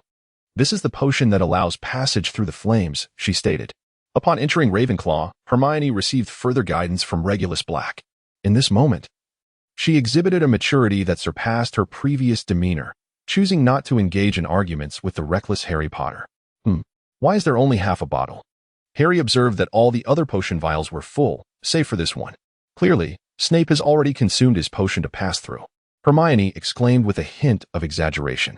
It was evident that Harry still did not grasp the implications. If this challenge had been set by Snape, why would he require the potion left at the entrance? He must have prepared his own in advance. The fact that the potion was now half empty suggested that it had been consumed by an outsider, and that quantity was just sufficient for one individual to traverse the fiery barrier. I will proceed. What will you do? Harry failed to detect Hermione's subtle mockery. Instead agreeing wholeheartedly, who else could it be if not Snape? Nevertheless, he was still mindful of his companion's safety, for no one would wish to linger in a corridor ablaze with fire. I shall drink the other vial and return swiftly with the professor to assist you, Hermione declared, shaking the vial of the return potion. Very well, I shall go ahead, Harry said, downing the half-filled vial in one gulp, nearly succumbing to the potion's chilling potency. As he staggered through the flames, the potion's effect waned immediately after he passed the fiery barrier. Casting a glance back at Hermione, Harry pushed open the door and advanced toward the final challenge. Shortly after Harry's departure, Regulus Black, having completed the wizard's chess, arrived at the same location. Upon opening the door, the flames on either side extinguished, a design intended to permit entry, yet it also presented a potential flaw. Regulus, you've come, Hermione exclaimed, bounding toward him and clinging to him like a koala on a tree. Regulus Black embraced the little girl and kissed her deeply. Although Hermione had been diligently assisting Harry Potter, she often found herself consumed by worry, uncertain of when the teaching assistant would appear or when danger might arise. However, the moment Regulus Black emerged, all her anxieties dissipated, and Hermione felt an overwhelming sense of relief. Why is Trevor here? As Hermione threw herself onto Regulus Black, Neville's pet, Trevor, leapt onto her shoulder. Ribbit, Trevor is the one I summoned for assistance. Regulus Black cradled the little girl in one arm while gently tousling her fluffy hair with the other. I don't believe you. You must have taken it from Neville. By the way, you visited Gryffindor after we left, didn't you? Hermione pondered for a moment before promptly exposing Regulus Black's deceit, though she wore a playful smile, seemingly unfazed. All right, you are truly astute. In truth, I brought Trevor along simply because I found him useful. Regulus Black intended to borrow without the intention of returning, and even if he were to return it to Neville, he would likely refrain from doing so. What purpose could Trevor possibly serve? Hermione was somewhat surprised. What could a young wizard's pet possibly do? The young girl, whose imagination had yet to take flight, found herself engulfed in curiosity. In truth, Trevor held numerous capabilities. For he was, in fact, a fire-dwelling toad. Regulus Black carried Hermione towards the small table in the room, where the flames instantly roared back to life. Alas, how foolish of us to have forgotten that we could have simply left when the flames extinguished. Why did this slip my mind? It is all the assistant professor's fault. Upon seeing him, I completely lost track of our escape. After gently setting Hermione down, Regulus cast a glance at the parchment's contents and proceeded to pour several vials of potions down Trevor's throat. Hermione was taken aback. Utterly unable to articulate her feelings at that moment. Was seeking Trevor's assistance merely an invitation for him to ingest all the potions? It is worth noting that while one vial contained an antidote and 2 were filled with nettle wine, 3 of them were indeed poisons. Regulus Black was certainly aware of Hermione's thoughts, yet this was not the time for explanations. On the small table, Trevor, imbued with a hint of fire resistance, a touch of intoxication, and a chill of threefold intensity, was undergoing a remarkable transformation. A layer of frost enveloped its body, followed by another layer of cold. And then yet another shroud of chill. At this moment, Trevor was yearning for hibernation. However, the effects of the alcohol within prevented it from succumbing to slumber. Regulus Black brandished his wand, and in an instant, Trevor inhaled deeply as if drawing breath, a mysterious force emanating from his mouth. The walls of flame on either side of the room twisted into 2 fiery dragons, plunging into Trevor's gaping maw. The relentless flow of these formidable fire serpents suggested that it would take some time before they were entirely consumed. The walls of flame were designed to regenerate, capable of burning for days on end without issue. However, under Regulus Black's command, the flames consumed at an astonishing rate. Hermione, do you believe Professor Snape would leave genuine potions here? As a faculty member, I doubt he would intentionally endanger the students who venture in. Astute. Now, for the next inquiry, what do you surmise these so-called poisons might be? Freezing potion, much like the frost we observed on Trevor moments ago. In truth, these poisons were merely byproducts of the creation of fire-resistant potions, and they too had their antidotes. Nettle wine. So it turns out to be nettle wine. The live teaching of Regulus Black was remarkably effective, and Hermione quickly grasped the configuration of this checkpoint. Professor Snape was tasked with both preventing intruders and providing a glimmer of hope for passage, all while ensuring no true harm befell those who ventured forth. To meet these intricate demands, 7 vials of potion were left behind, forming a self-sustaining cycle. 2 of these potions could pass through the flames on either side, while the so-called poison had the ability to freeze a person without succumbing to the prolonged scorching of the flames. Even the nettle wine, capable of dispelling this freezing effect, was conveniently available for immediate use. As Harry Potter entered the final stage of the challenge, the scar on his forehead throbbed increasingly with pain. Why must it be you? Where is Snape?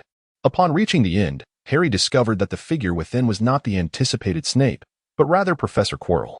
The room was laid bare, containing only the mirror of Ariste, which Harry had once been utterly captivated by. Unless Snape was clandestinely hiding behind the mirror, the only occupants of the room were Harry and Quirrell. Indeed, he bore the unmistakable visage of a villain, did he not? Thus, with him present, who would dare suspect the stuttering Quirrell? Quirrell rationalized his erratic behavior with a tale of being startled by a vampire in the forest of Albania, garnering understanding from everyone regarding his transformation. Yet, those who truly knew him could discern the truth within his peculiar actions as a Ravenlaw. His knowledge of vampires extended far beyond mere textbooks. The headscarf soaked in garlic juice was ostensibly a precaution against vampires. A ludicrous explanation unless the so-called vampire was indeed affixed to Quirrell's head, rendering the garlic scarf more akin to a seal. To Harry's inquiries, Quirrell responded with a candid admission, strikingly revealing, "I am the villain in your heart. Snape is but the good man I used as a cover." However, on that fateful day of the Quidditch match, Snape had indeed intended to bring about my demise. Harry remained incredulous, unable to fathom that the true villain was not Snape. Why was it not Snape? He appeared so malevolent. "You are mistaken, child. The one who sought to kill you was I. Believe me, had the stands not collapsed, preventing me from fixating on you, you would have perished, rather than merely sustaining a broken arm." Quirrell exacerbated his own predicament, albeit this was indeed his plight, and then he reconsidered and attempted to defend Snape, asserting that no amount of countercurse from Snape would suffice. Snape wished to save me? My worldview was once again shaken. Harry found himself tentatively believing Quirrell's words. Accepting the words of an enemy sometimes came more easily than trusting those of a friend. From the very beginning, I perceived that you would pose a threat to me, particularly after Halloween. Such reasoning is utterly laughable. However, considering that it is to confront the Voldemort concealed within the turban, even the most absurd justification can be uttered by Quirrell without a hint of embarrassment. I perceive your destiny is to be my adversary, hence it is only prudent to eliminate you at the earliest. So, you were the one who let the troll in?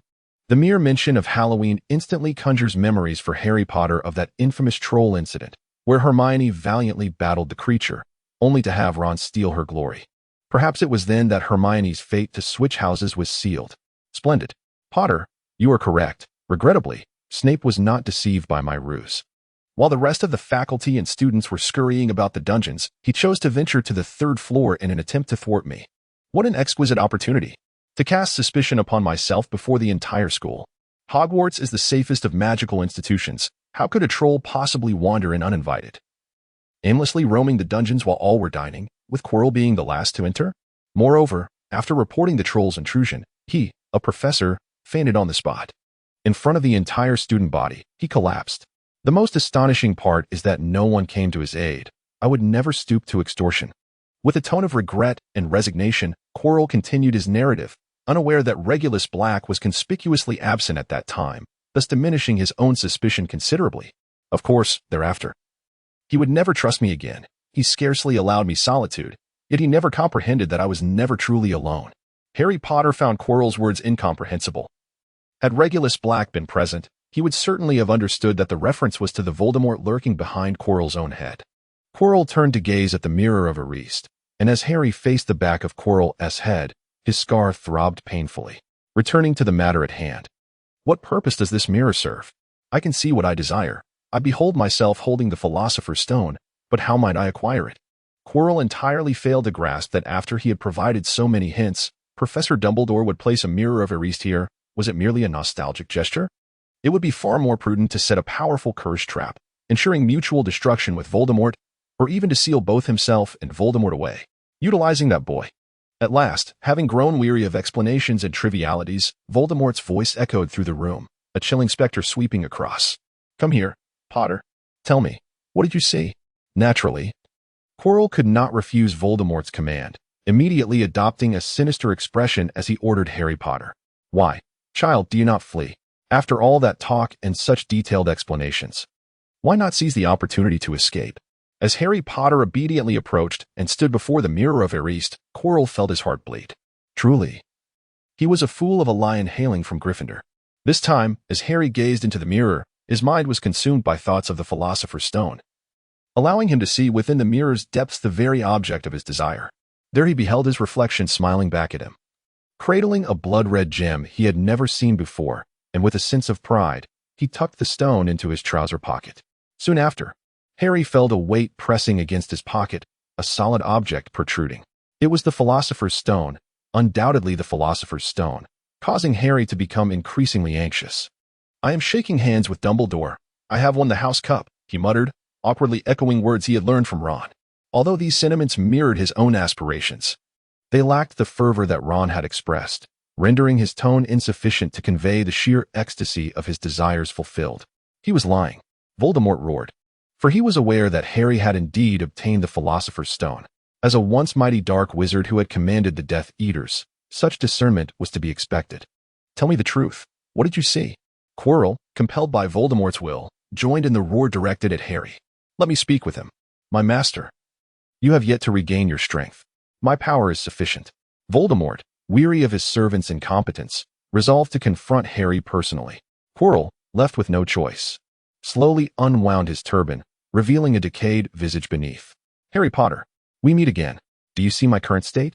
Do you comprehend how I must cling to life? I survive by relying on others, living like a parasite.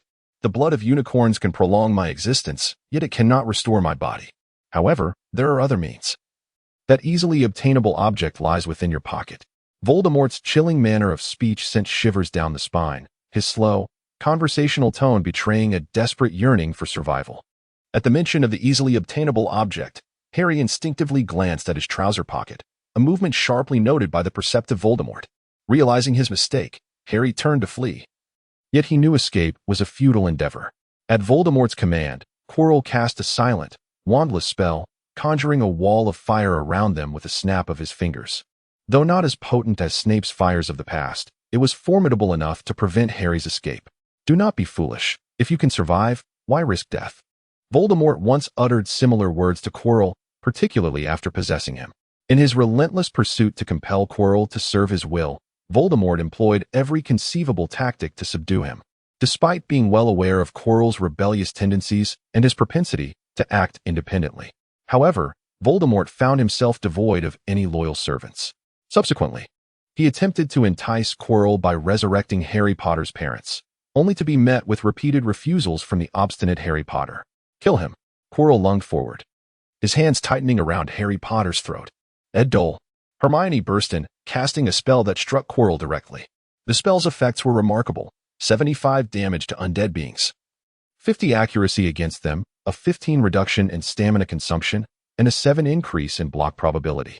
Each of these attributes played a crucial role, particularly the enhancement that increased Quirrell's blocking capability. A gray substance was forcibly expelled from Quirrell's body at that moment, coinciding with his assault on Harry. Had it been a moment longer, Harry, with his bloodied hands, would have obliterated Quirrell's form through mere touch. This gray essence represented Voldemort, who sought to re-enter Quirrell's body but was thwarted by the blocking enhancement. As Quirrell broke free from Voldemort's control, he immediately released Harry and sought refuge. Torn between his desire to resist Voldemort and his fear of him, Quirrell distanced himself from Voldemort, seemingly indifferent to Harry's plight. Ed Dole. Hermione once again struck the gray essence with precision. After being hit twice, Voldemort, under the influence of the spell that caused monsters to flee, opted to retreat. Yet, unwilling to accept defeat, Voldemort, lacking a physical form, could not acquire the Philosopher's Stone, even though it lay mere steps away.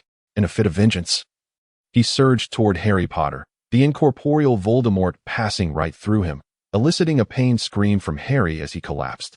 Voldemort then turned his wrath toward Hermione. Ed Dole. Hermione landed her third hit on Voldemort, the cumulative effect of the spell inflicting significant damage upon him, compounded by the repeated effect of causing monsters to flee. At this point, Voldemort chose to flee without a moment's hesitation. Confronting Voldemort was an ordeal that no one could endure as easily as Harry, and Hermione found herself collapsing against the wall in exhaustion. Regulus Black emerged from the shadows, poised to assist just as Voldemort lunged at Hermione. However, Hermione did not disappoint him. She struck Voldemort for the third time, successfully repelling him. Zero tended to Hermione. Regulus Black summoned the House of Requests directly, cradling the incapacitated Hermione in his arms. The firewall, previously controlled by Quirrell, was effortlessly dispelled by Regulus Black as he entered the chamber with Zero. There lay the unconscious Harry Potter, the trembling Professor Quirrell, along with the Philosopher's Stone and the Mirror of Erased.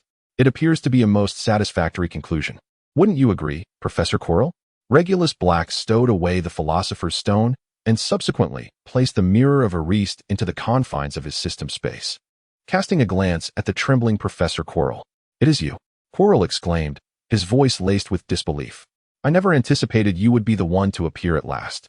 He collapsed onto the ground, an expression of profound relief washing over his features. It had been a long time since he felt such ease. Ever since Voldemort had possessed him, Quirrell had been on edge. Now, at long last, it seemed that everything could come to an end. Reveal your arm to me. Regulus Black looked down imperiously at Quirrell, his wand directed at him with an air of command. Although he comprehended the words spoken, Quirrell nonchalantly rolled up the sleeves of his robe. The man's arms were unremarkable, lacking even a striking skull tattoo. Very well. Regulus Black sheathed his wand. It seems you have endured quite a difficult period. Have you contemplated your future? Given circumstances akin to mine, it is unlikely that one could continue in the role of a professor at the school, is it? Quirrell replied with indifference, fully aware that a person once possessed by Voldemort could never escape the scrutinizing gazes of others, a plight far worse than that of a Death Eater. If you find yourself without a place to go, I could offer you a position. Regulus Black had long contemplated the burgeoning of his enterprises, recognizing that managing them single-handedly was becoming increasingly unfeasible. In pursuit of the ascendance of the Black family, he deemed it advantageous to rally every available resource. Did you know? I was once a professor of Muggle studies. Should the wizarding world prove inhospitable, I could always retreat to the Muggle realm, which offers a plethora of experiences distinct from those of our magical society, undeniably alluring. Chiral had never harbored concerns regarding potential ostracism from the wizarding community. If one could not thrive among wizards, then one could certainly find solace in the Muggle world. In this regard, he was decidedly more progressive than the later werewolf professor, Remus Lupin, and undoubtedly would fare far better in that environment. In truth, genuine noble wizarding families, provided they are not entrenched in antiquated traditions and resistant to change, often maintain a faade of venerable customs while clandestinely embracing new ideas. While Chiral may not be classified as an opportunist, his tenure as a professor of Muggle studies has afforded him a deeper understanding of Muggle society. Could a mere job truly pose a challenge to a wizard of Chiral's caliber? I am aware of your circumstances, and precisely because you once held the position of Muggle studies professor, I am convinced that this role is indeed more suited to you. Regulus Black confidently asserted that this task seemed destined for Chilo. This remark piqued Chilo's interest. If it is as you say, Regulus, please elaborate, he urged. Chilo finally rose from his languid position on the ground, no longer reclining lazily. Shall we discuss this in your office? I trust you wouldn't mind escorting Harry to the infirmary first? Regulus Black pointed to Harry Potter, who lay on the ground, and then proceeded ahead with his iron statue. 0. Quirrell lifted Harry Potter and followed closely behind, marking the conclusion of this magical challenge surrounding the Philosopher's Stone, leaving the scene immaculate. Hermione was commanded by Regulus Black to send 0 ahead to the room of requirement for some rest. Regulus Black, accompanied by Quirrell, escorted Harry Potter to the infirmary before departing to Quirrell's office. Madame Pomfrey, I must trouble you to attend to this child. What injuries has he sustained? Madame Pomfrey cast a spell to examine Harry Potter, finding no external wounds, nor any issues with his internal organs, which prompted her inquiry. I suspect it may be a matter of soul damage or perhaps a depletion of life force. Regulus Black understood that when Voldemort detached from Quirrell's body, he had indeed siphoned away a portion of Quirrell's vitality. However, in his quest for greater life force, he collided with Harry Potter, making it difficult to ascertain precisely how much life essence he had extracted. I have comprehended. Madame Pomfrey retrieved a vial of potion from the cabinet, pried open Harry Potter's mouth, and affixed a tubular apparatus, administering the potion directly into him. Regulus Black and Chilo exchanged a glance, noting that Madame Pomfrey's methods remained as ruthlessly efficient as ever, resulting in students recovering swiftly, yet suffering injuries just as quickly. Could anything be more agonizing than enduring the potions administered in the infirmary? Reflecting on the past, who among them had not experienced the trials of the infirmary? Speaking of those memories was an exercise in painful nostalgia. What are you still doing standing here? Let us go, Madame Pomfrey exclaimed as she noticed the two lingering, promptly ushering them away. This place, aside from the patients, was solely hers. The infirmary was her sacred domain, impervious to intruders. The two retreated to Chilo's office, where they began drafting a letter to be sent to Dumbledore via Owl, while simultaneously discussing the matters concerning Chilo's employment. Since you mentioned that this position involves the Muggle world, I demand that my salary consistently exceeds the average in the UK, that my working hours do not exceed 8 per day, that I have 2 days off each week, and that a lunch is provided. Furthermore, I expect transportation subsidies and an annual outing, for which I shall only cover 30% of the costs. Oh, and I require contributions to my social insurance and housing fund. Regulus Black gazed at Chilo, who was incessantly articulating his demands. These requests, commonplace within the Muggle realm, are typically expected by any job seeker, yet each individual's expectations vary. However, none of the aforementioned benefits were available. You are left only with a share of the profits. So exert yourself diligently in my service. Regulus Black appointed Quirinus Quirrell as the steward of his Crimson Manor, entrusting him with the marketing of future jewels, thus effectively integrating him into his family. This arrangement not only maintained connections with the wizarding world, but also provided access to the upper echelons of the Muggle society. Along with the management of a significant asset, there was nothing more enticing for Quirrell, especially as it kept him from wandering into perilous adventures, shielding him from the scrutiny of certain Death Eaters. One might ponder whether these gems were indeed products of alchemy, intended for a substantial profit within the Muggle realm. Quirrell, a former professor of Muggle studies with a profound understanding of human history, recognized the myriad of human transgressions, including deception and theft.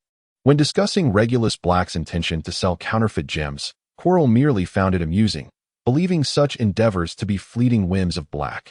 The wizarding community had not been averse to engaging in lucrative schemes. After all, the dark arts were rife with such exploits. Historically, during the bleakest periods in Europe, when dark wizards roamed freely, lords chose to reside in uncomfortable castles to evade assassination and theft, yet tales of malevolent witches and wizards persisted. The Muggle witch hunts revealed the fervor and resolve of the Muggles, who, though no wizards were harmed, effectively curtailed the rampancy of dark wizards with their fervent zeal. The Middle Ages witnessed widespread witch hunts, akin to a Muggle versus wizard war, where even minor wizards, unable to control their magic, faced execution, leaving the wizarding realm in shock. The International Statute of Wizarding Secrecy, enacted in 1692, catalyzed significant reforms in the British magical government, transforming the previously loose Wizarding Council into a more authoritative Ministry of Magic. This statute serves as a cornerstone of the Harry Potter universe, artificially dividing the world into the magical and Muggle realms. The magical world acknowledges the existence of Muggles without interference, while Muggles remain largely ignorant of the magical realm. Consequently, this separation has prevented large-scale conflicts between Muggles and wizards in modern times, ensuring that the Great Wizarding Wars did not encroach upon the Muggle world. Although many wizards have mused over trivial debates, such as the comparative lethality of automatic rifles versus the killing curse, the end of the witch hunts heralded a prolonged peace for the wizarding community. How could I possibly engage in such transactions? It is essential to recognize that the Black family bears the esteemed title of a duke. Regulus Black delicately placed a pea-sized ruby upon the table. This exquisite gem, a product of alchemy, transcended the ordinary. It had undergone rigorous evaluations by Muggle institutions and was recognized as a novel and genuine variety of gemstone.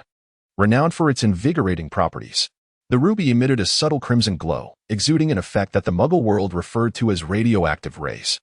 Have you infused it with a spell? Quirinus Quirrell inquired, intrigued as he toyed with the gem, feeling the ruby stimulate the flow of his blood. The stimulation was faint yet enduring, neither overwhelming nor inducing a lethargic response to prolonged exposure. Quirrell, upon sensing the energy within the gemstone, found Regulus Black's assertions to be accurate. While he was willing to acquiesce to Regulus's request, he was reluctant to engage in malevolence on his behalf. However, after experiencing the ruby's effects firsthand, his concerns dissipated, especially since he would soon take on the role of the primary facilitator for the gemstone's transactions, allowing for prompt identification and resolution of any issues. Very well, I accept your offer, Quirrell declared, placing the gem down as he began to discuss with Regulus the intricacies of their future endeavors, including the sales strategy and pricing of the gemstone. That evening, Regulus Black dispatched a letter to Lucy Pidwell, the legal advisor at the distant Crimson Manor, announcing that Quirinus Quirrell would assume the role of steward and sales director for the Crimson Ruby. Before dawn, Albus Dumbledore summoned Regulus Black and Quirinus Quirrell. Meticulously inquiring about the events of the previous night, Dumbledore displayed no surprise regarding Voldemort's appearance and remained cautious about Quirrell's explanations. After encouraging Quirrell to diligently serve Regulus Black, he dismissed him. Once alone, Regulus Black unabashedly sat down to reproach Dumbledore. Headmaster, it is evident that you still harbor doubts about Quirrell, which is quite disheartening. Regulus Black has once again begun to meddle with Dumbledore's desserts, constructing a visage of Voldemort from an assortment of candies. The effigy, fashioned from hard candy and animated cockroaches, is decidedly more terrifying than the original's back-of-the-head portrait. Even Dumbledore, upon seeing it, found himself devoid of appetite for the cockroach mound today. At times, I must contemplate various matters, Regulus. I must admit, you have tidied the place remarkably well. Dumbledore waved his hand to dispose of the revolting cockroach effigy, as it was simply too nauseating to engage in proper conversation. The old bee seems intent on reclaiming the school's property, yet it is rather unrefined to regurgitate what one has consumed. Regulus Black would undoubtedly never summon the three-headed hellhound Fluffy, the school's harp, Professor Sprout's devil's snare, Professor Flitwick's flying keys, Professor McGonagall's wizarding chess set, Professor Snape's potion bottles, or the school's property, the Mirror of Ariste. Even Neville's pet Trevor would not be returned to that little chubby boy. Regulus Black regarded Dumbledore with a defiant expression. Yet he resolved to extend a modicum of respect to the esteemed headmaster. The Philosopher's Stone holds great significance for me. I hope you will grant it to me. As he spoke, Regulus Black produced the stone, placing it before Dumbledore. It is worth noting that nothing previously offered could rival the value of the stone, and by presenting this most precious artifact, Regulus made a statement of intent. Dumbledore leisurely began to indulge in a sweet delicacy, savoring each bite, and took a considerable time to finish. Since it is of use to you, then you may keep it. I hope you will employ the Philosopher's Stone for noble purposes. To the outside world, I shall declare that the stone has been destroyed. Dumbledore came to a realization. Since Regulus Black had not surrendered the stone to Voldemort, he would likely not do so in the future. Fundamentally, while Regulus Black might stray into darkness, his interests did not align with Voldemort's. In fact, due to Regulus's unique circumstances, it was conceivable that they could become mortal enemies in the future. Regulus Black took the Philosopher's Stone, which Dumbledore had personally returned to him. And at that moment, the bond between the two men had undeniably strengthened. With this newfound closeness, Dumbledore began to revert to his playful, childlike demeanor. Regulus, it appears you have pilfered a student's pet, he quipped, winking mischievously. The implication was clear. It was rather disgraceful for a teaching assistant to steal a student's beloved companion. You might as well bring it forth quickly. Are you certain you wish to return it to Neville? Regulus Black cast a provocative glance at Dumbledore, then pressed his palm against the table, instantly conjuring a surge of black flames. With each breath and every movement, the elementalized Trevor emanated a fierce blaze. This was truly astonishing. Dumbledore was taken aback. Never had a wizard managed to fuse a living creature with the incantation of fiendfire. Surely, Neville would find it quite warm in his embrace. Regulus Black smirked, curious to see what Dumbledore would say. Dumbledore, indeed, found himself at a loss for words. Was he truly expected to return the fabled Trevor to Neville? Such an act would be tantamount to murder. It was better left for him to handle. I shall visit young Harry in the infirmary. He is likely on the verge of awakening. Dumbledore's willingness to entrust the Philosopher's Stone to Regulus Black was not without ulterior motives. To understand this, one must consider the nature of the stone itself. In essence, after Nicholas Flamel created the Philosopher's Stone, he, as its master, became ensnared by its powers. He could only experience joy and similar positive emotions, despite being acutely aware that at times, he ought to feel pain and sorrow, emotions he could not genuinely perceive. Moreover, he was compelled to engage only in actions that would bring joy to others or partake in benign endeavors, entirely incapable of committing malevolent acts or even harboring ill thoughts. The price paid for these benefits was the ability to harness the joy of all those whose fates he had altered, including the impoverished he had aided, the patients he had healed, the students he had taught, and the many who had benefited from his alchemical inventions. Perhaps, should the Philosopher's Stone fall into Voldemort's hands, such constraints might be lifted. Even Dumbledore himself could potentially negate them. However, regarding Regulus Black, although Dumbledore could not fully discern his character, he believed that Regulus lacked such capabilities. Nicholas Flamel, being the creator, was inherently bound by this unbreakable limitation. In simpler terms, the joy of one pales in comparison to the joy of many. If Nicholas Flamel could bring happiness to those around him, Dumbledore hoped that Regulus Black could follow suit. Transformed by the Philosopher's Stone into a joyous and benevolent individual. The Philosopher's Stone, crafted by Master Nicholas Flamel, offers numerous additional benefits when retained in one's possession. There is a 100 chance of obtaining the elixir of life through immersion in liquid and a 100 chance of acquiring gold through direct contact with metal. Note, anyone who has partaken of these elixirs of life and gold shall remain in a state of eternal joy. Regulus Black placed the Philosopher's Stone within his own spatial system, observing its attributes in this manner. To avoid being constrained by the influence of the stone, he must either adjust its properties or refine it into another entity, thereby reconfiguring its attributes anew. Regulus Black, after traversing the entire passage, directly refined the flying key of Professor Flitwick. At most, one could consider the consumption of the fiendfire set by Snape through Trevor as a semi-finished product. The fiendfire remains in the inventory, offering numerous additional benefits. One can consume any type of flame, and the refined material will be expelled from the body. It is worth noting that the properties of the refined material can be adjusted according to the user's specifications. Regulus immediately conceived the idea of combining the Philosopher's Stone with Trevor, intending to concoct an immortal toad. Come now, Trevor, obediently swallow the Philosopher's Stone. Although the Philosopher's Stone and Trevor resided within the confines of the system space, Regulus Black could not suppress his exhilaration as he spoke to himself. Trevor consumed the Philosopher's Stone, and under Regulus Black's magical influence, its size grew increasingly larger. By the time Regulus Black released it, Trevor had expanded to the dimensions of a circular table, measuring 2 meters in diameter. The Black Lotus Sacred Flame three-legged golden toad retained numerous additional advantages in the inventory: a 77 success rate in alchemy, a 77 immunity to flames, a 77 capacity to consume flames, a 77 ability to expel liquids in the form of eggs, and a 77 chance of expelling consumed metals as gold. It was also capable of transmuting any item or creature through alchemy, and consuming the eggs of the three-legged golden toad could grant longevity, with each egg providing an additional year of life. At that moment, a black lotus pattern adorned Trevor's head, with a constellation of red gemstones arranged in a 7-star formation behind it, its entire body enveloped in a chilling sacred flame. Its hind legs had fused into one.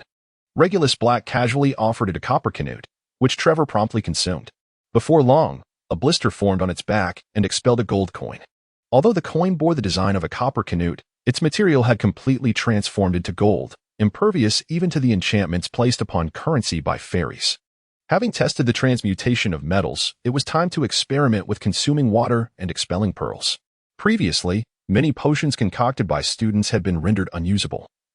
Yet Regulus Black had meticulously preserved them, and now was the moment to utilize them. Large barrels of discarded potions were consumed, causing Trevor to swell to double its size. However, shortly after, it returned to its original form, and from its abdomen emerged an egg of the three-legged golden toad. This egg, upon magical examination, was found to be alive, yet Regulus Black understood that it could never hatch. Nevertheless, it represented a year of life, which he believed could fetch a handsome price in the black market of Nocturne Alley. The House Cup ultimately awarded victory to Gryffindor, as Dumbledore, through dubious means, granted points to Harry Potter, Ron, and the brave Neville, thereby depriving Slytherin of this year's triumph. Regarding Hermione's points, Regulus Black, after discussions with Dumbledore and Professor Flitwick, chose not to mention her, leaving the young girl somewhat disheartened. As the semester came to a close, all the students had departed, leaving only staff members like Regulus Black on campus. This provided a pleasant experience for him, as a school devoid of unruly children became a tranquil sanctuary for study. Aside from occasionally tending to his family's business, Regulus Black primarily resided in the library, occasionally visiting the Ravenclaw common room to read. Today, Regulus Black was engrossed in the 5 exceptions to GAMP's fundamental laws of transfiguration, a topic from the 7th-year curriculum. The 5 exceptions to GAMP's fundamental laws of transfiguration was a significant thesis proposed by the renowned wizard, Sirius Black, 3 centuries ago, after a lengthy career of experimentation. The text mentions 5 notable exceptions within the realm of transfiguration, outlining instances that are inherently unattainable. The first exception pertains to the limitations of transforming food. A wizard cannot conjure exquisite dishes out of thin air, nor can they transmute other objects into food. Even if consumed, such transformations would not yield nutritional value, leading instead to indigestion. However, if one possesses existing food, it may be transfigured to enlarge its form. The meals appearing on the tables at Hogwarts are not conjured, but rather prepared by house elves and subsequently transported to the dining where via the portkey spell. The second point asserts that living beings cannot be permanently transformed into inanimate objects. While one may transfigure a button into a beetle, it cannot remain animated indefinitely. Once the magical essence dissipates, it will revert to its original form. Additionally, while the transformed beetle may exhibit signs of life, its essence remains that of a button. Thus, feeding it to a bird would not satiate the creature, but rather pose a choking hazard. The third exception highlights that transfiguration cannot create magical items, such as self-writing quills or adjustable cauldrons. Even galleons, the currency exchanged among wizards, are enchanted by goblins to prevent oxidation and destruction, while also possessing automatic identification and counting capabilities. The fourth point emphasizes that transfiguration does not alter quantity. One cannot transform a table into 2 deer, nor 3 quills into a shovel. However, there exists an exception for connected objects that can be treated as a whole, allowing for overall transfiguration, even when reverted. The original arrangement of the objects remains unaffected. For instance, if a clothed individual were transfigured into a stag and then reverted, their clothing would not adhere to their body like fur. Lastly, and most crucially, the fifth point asserts that transfiguration cannot create something from nothing. While one may have witnessed a wizard conjuring a flock of birds or a bouquet of flowers, such phenomena are not the result of transfiguration. They are likely summoned as temporary manifestations through spells or merely objects that have been reshaped and concealed within one's grasp. Reflecting on this, Regulus Black is assured that he has never transgressed these 5 exceptions, although alchemical creations occasionally surpass these boundaries. For instance, imbuing certain objects with magical properties to produce spirits. Akin to Japan's SHJ, raises philosophical questions about whether the object possesses life and if its transformation into another being or inanimate object would maintain its effects. Similarly, alchemical products like the Black Lotus Holy Fire 3-legged golden toad, which upon consuming the Philosopher's Stone produces eggs that exhibit life yet cannot hatch, present inexplicable phenomena.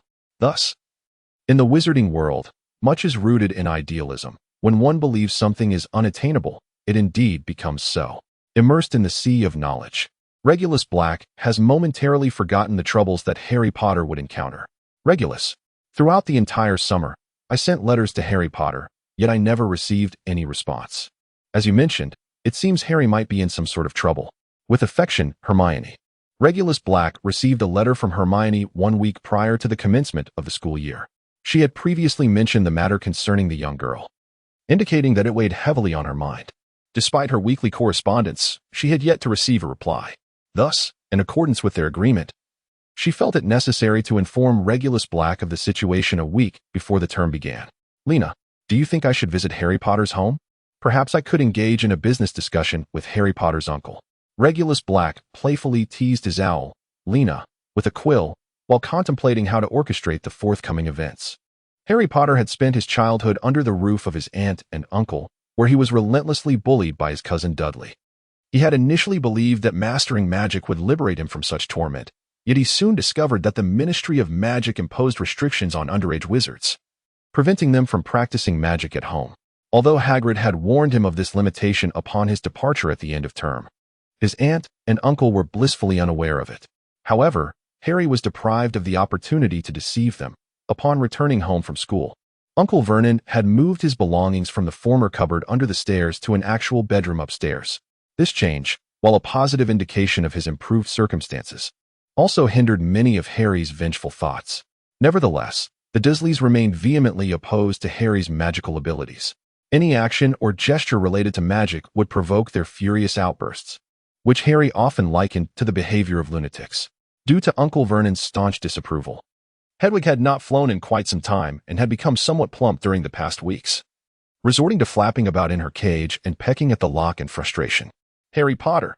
Uncle Vernon bellowed once more from downstairs.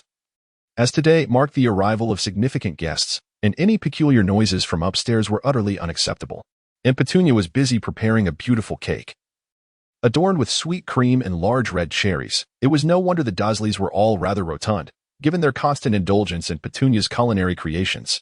I warn you, if you do not manage that stupid bird, it will have to be sent away. She is merely bored. If you would allow her to fly for an hour or two, so you can send secret messages to your odd friends, dream on. Uncle Vernon meticulously adjusted Dudley's outfit, for tonight's guests were of considerable importance, rumored to be a noble of the highest rank. Yet, Harry felt a profound sense of despair. Having received no correspondence from his friends throughout the entire summer, who would want to be friends with you? Dudley sneered as he brushed past Harry, jostling him with his elbow. I think you should be grateful. We raised you, provided for your needs, and even allotted you Dudley's small bedroom. We have made every effort to be kind to you. Uncle Vernon, who had intended to continue lecturing Harry, suddenly remembered that their guests would soon be arriving and needed to rehearse their welcoming routine. The guests could arrive at any moment. Let us practice. Petunia, will you be ready to greet our guests in the living room with the utmost cordiality? Very well. And you, Dudley? I will be at the door to welcome them. Dudley replied eagerly. What about you? The Dursleys all turned their gazes toward Harry Potter, the most peculiar individual in the room. Observing the Dursleys' theatrical manner of speaking, Harry felt an overwhelming desire to withhold his cooperation. I shall remain in my chamber, silent and invisible, as if I do not exist. You must understand. If fortune smiles upon me today, this could culminate in my most significant deal yet. You are absolutely forbidden from causing it to falter. Having said all that needed to be said, Harry reluctantly retreated to his room, only to discover, upon opening the door, an unfamiliar creature frolicking on his bed. The house elf Dobby, upon seeing Harry, immediately expressed his reverence. Harry Potter, what an honor it is to see you. And Lord Regulus Black, how fortunate I am to encounter you.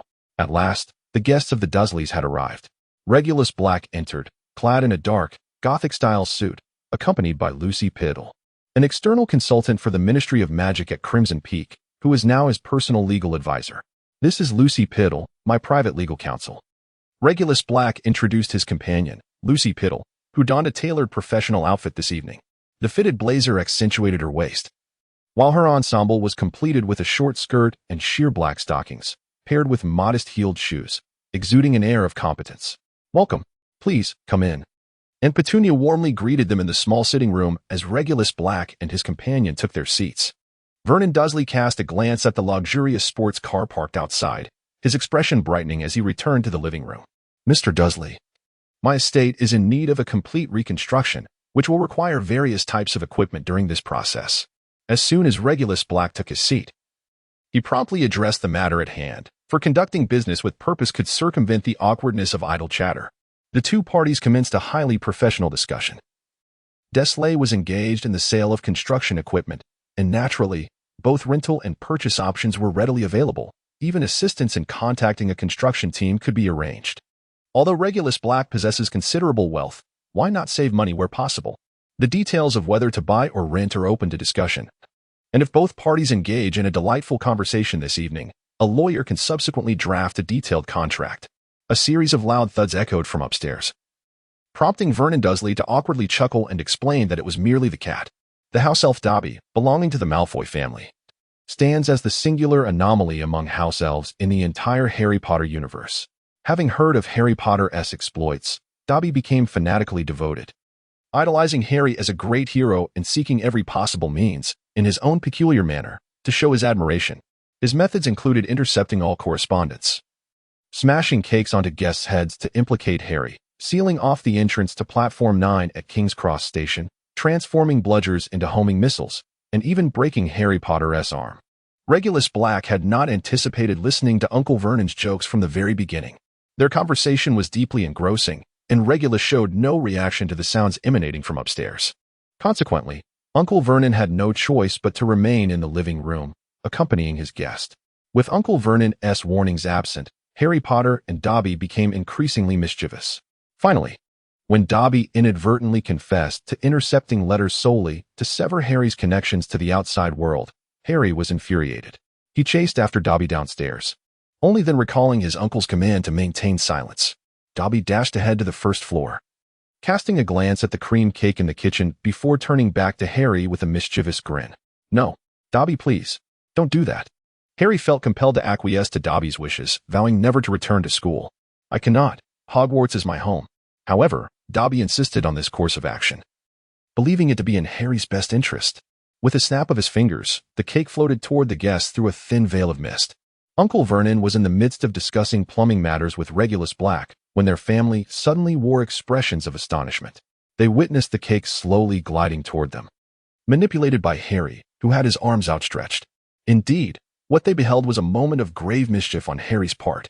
This would jeopardize a significant business deal for the evening. Suddenly, a black, gold-trimmed three-legged toad appeared behind Regulus Black, conveniently obscuring the Dursleys' view. With its mouth agape, it flicked out its tongue, devouring the entire cake. "Ribbit!" Trevor proclaimed his ability to adjust his size, noting that only by shrinking could he satiate his hunger. "I have a nephew, rather dim-witted, who becomes overly excited at the sight of strangers." Although the Dursleys had witnessed the cake's disappearance, Harry had already approached the guest from behind, particularly with his arms raised, a motion that initially controlled the cake but now threatened to grasp the guest's hair. To prevent the startled guest from being frightened by the suddenly appearing Harry, Uncle Vernon had to intervene immediately. Fortunately, upon seeing the cake crisis averted, Harry straightened his posture and turned to look at Dobby. Dobby trembled like a leaf. The presence of an adult wizard in Harry's home terrified him. With a shriek, the rebellious house elf vanished without a trace. Hearing such a loud scream, Regulus Black, as the guest, could no longer feign ignorance and turned to meet Harry's gaze, asking, "Who is this young gentleman?" Regulus Black appeared not to recognize Harry Potter, his expression sour as he addressed Uncle Vernon. "He is the nephew I just mentioned. Due to his mental instability, he tends to create chaos whenever we have guests," Uncle Vernon explained, nearly on the verge of tears, as the situation was exceedingly embarrassing. A lucrative business deal was at stake. He maneuvered his corpulent form around the furniture in the living room and approached Harry, seizing his clothing and forcibly dragging him away from the gathering. "Listen closely," he warned. "Whether you ruined the cake or made a racket upstairs, I shall remember it all. If tonight's negotiations fall through, I swear I will not spare you or your wretched bird." The cake's sudden disappearance had left the Dursleys utterly perplexed. Although the immediate crisis of cake being hurled at the guests had been averted, the vanishing of the cake was undoubtedly Harry Potter's fault. As they could not perceive the dark toad, Uncle Vernon locked Harry's room, knowing full well that this would likely be futile against a wizard. Yet he felt compelled to secure it nonetheless. How could the Black Tutor possibly come to my house, or rather to the Dursleys?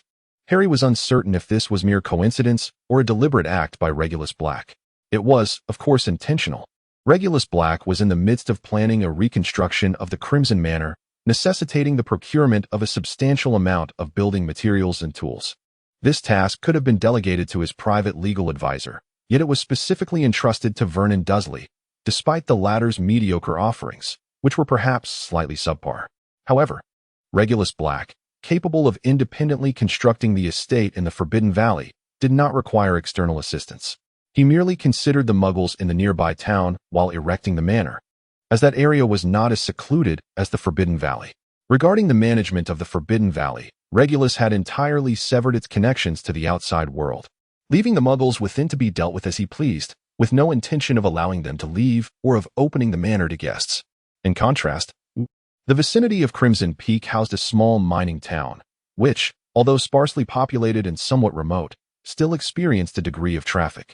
The peak itself was a vast expanse, and even the Black family's Muggle-repelling charm was merely laid along the roads, failing to establish any form of closure in the area. After filming outside the Forbidden Valley, the entire estate would be dismantled, and by continually rotating construction crews and revising architectural plans, the construction of Crimson Manor would be expedited while remaining discreet. Thus, the acquisition of building materials and tools was genuine. It was simply a calculated decision to engage the Dursleys for this business venture. Regulus Black engaged in a lively discussion with the Dursley family, preliminarily confirming a lucrative business deal worth millions of pounds.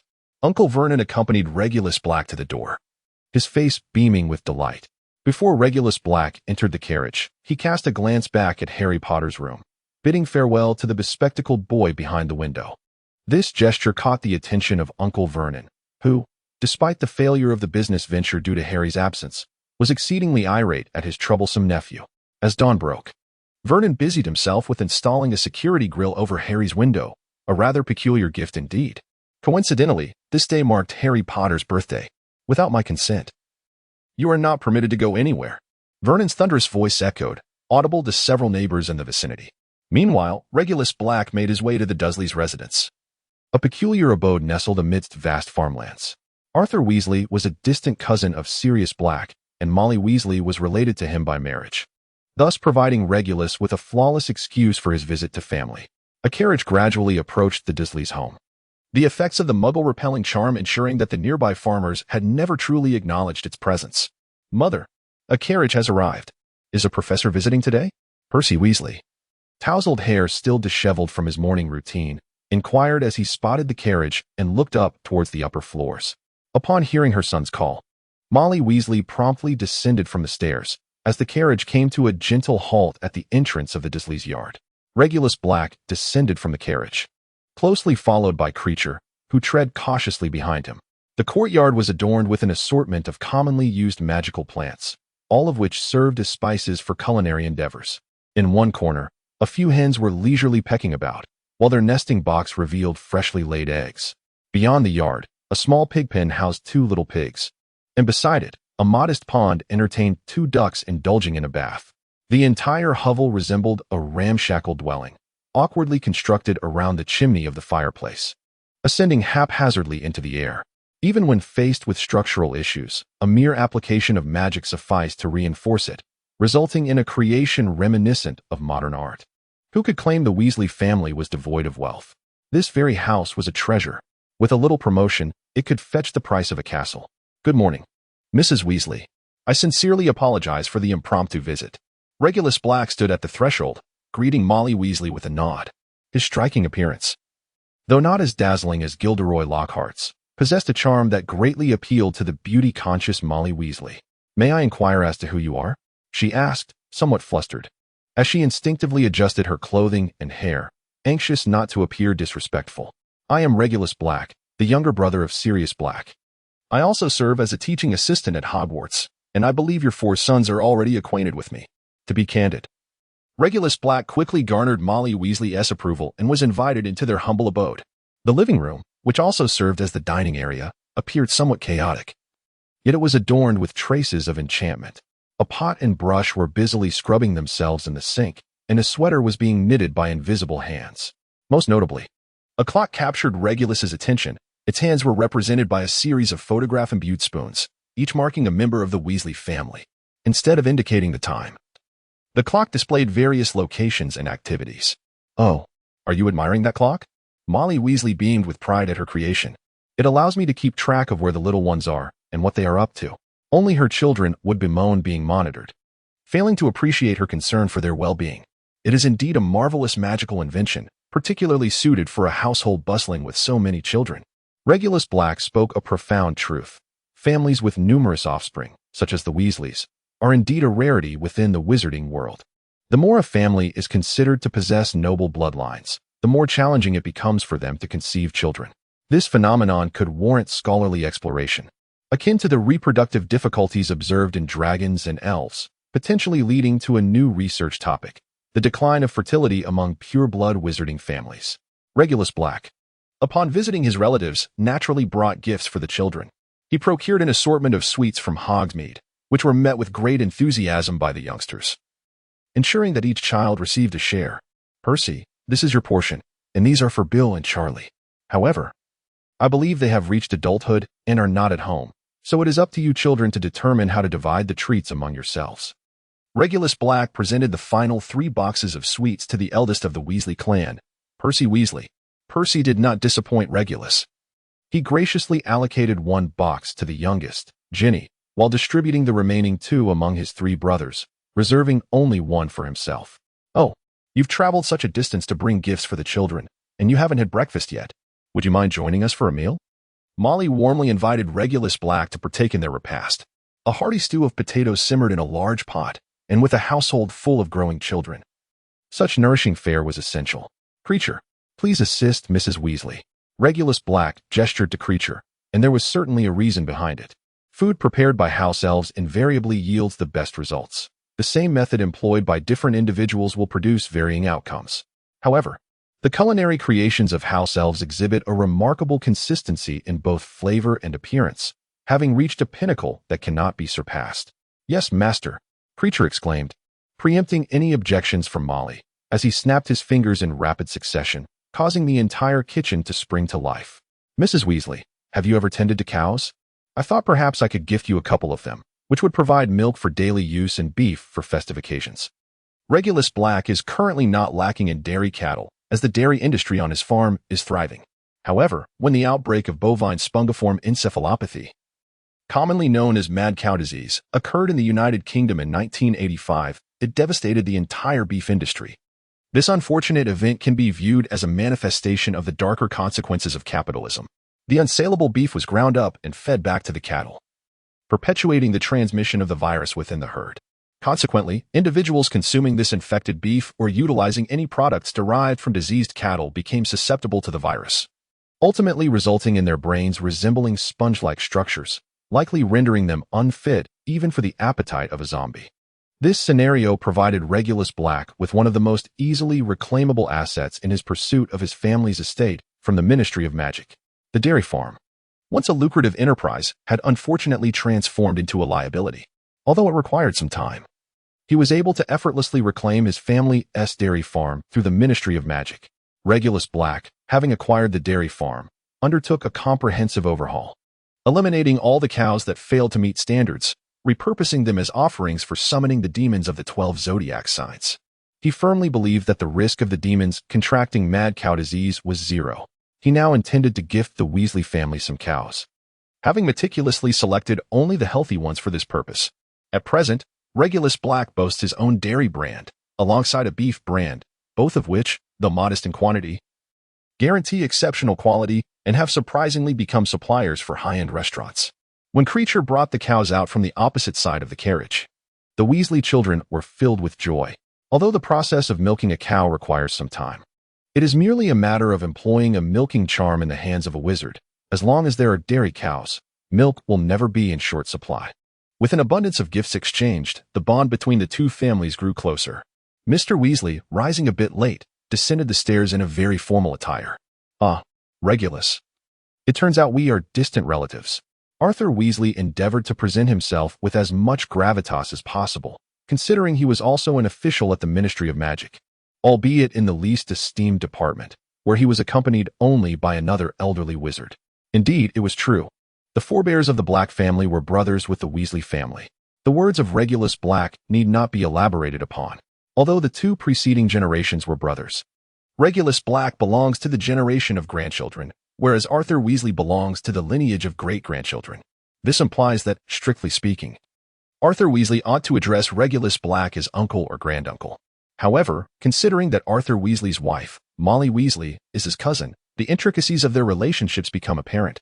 In the wizarding world, familial ties are abundant, and further explanation is unnecessary.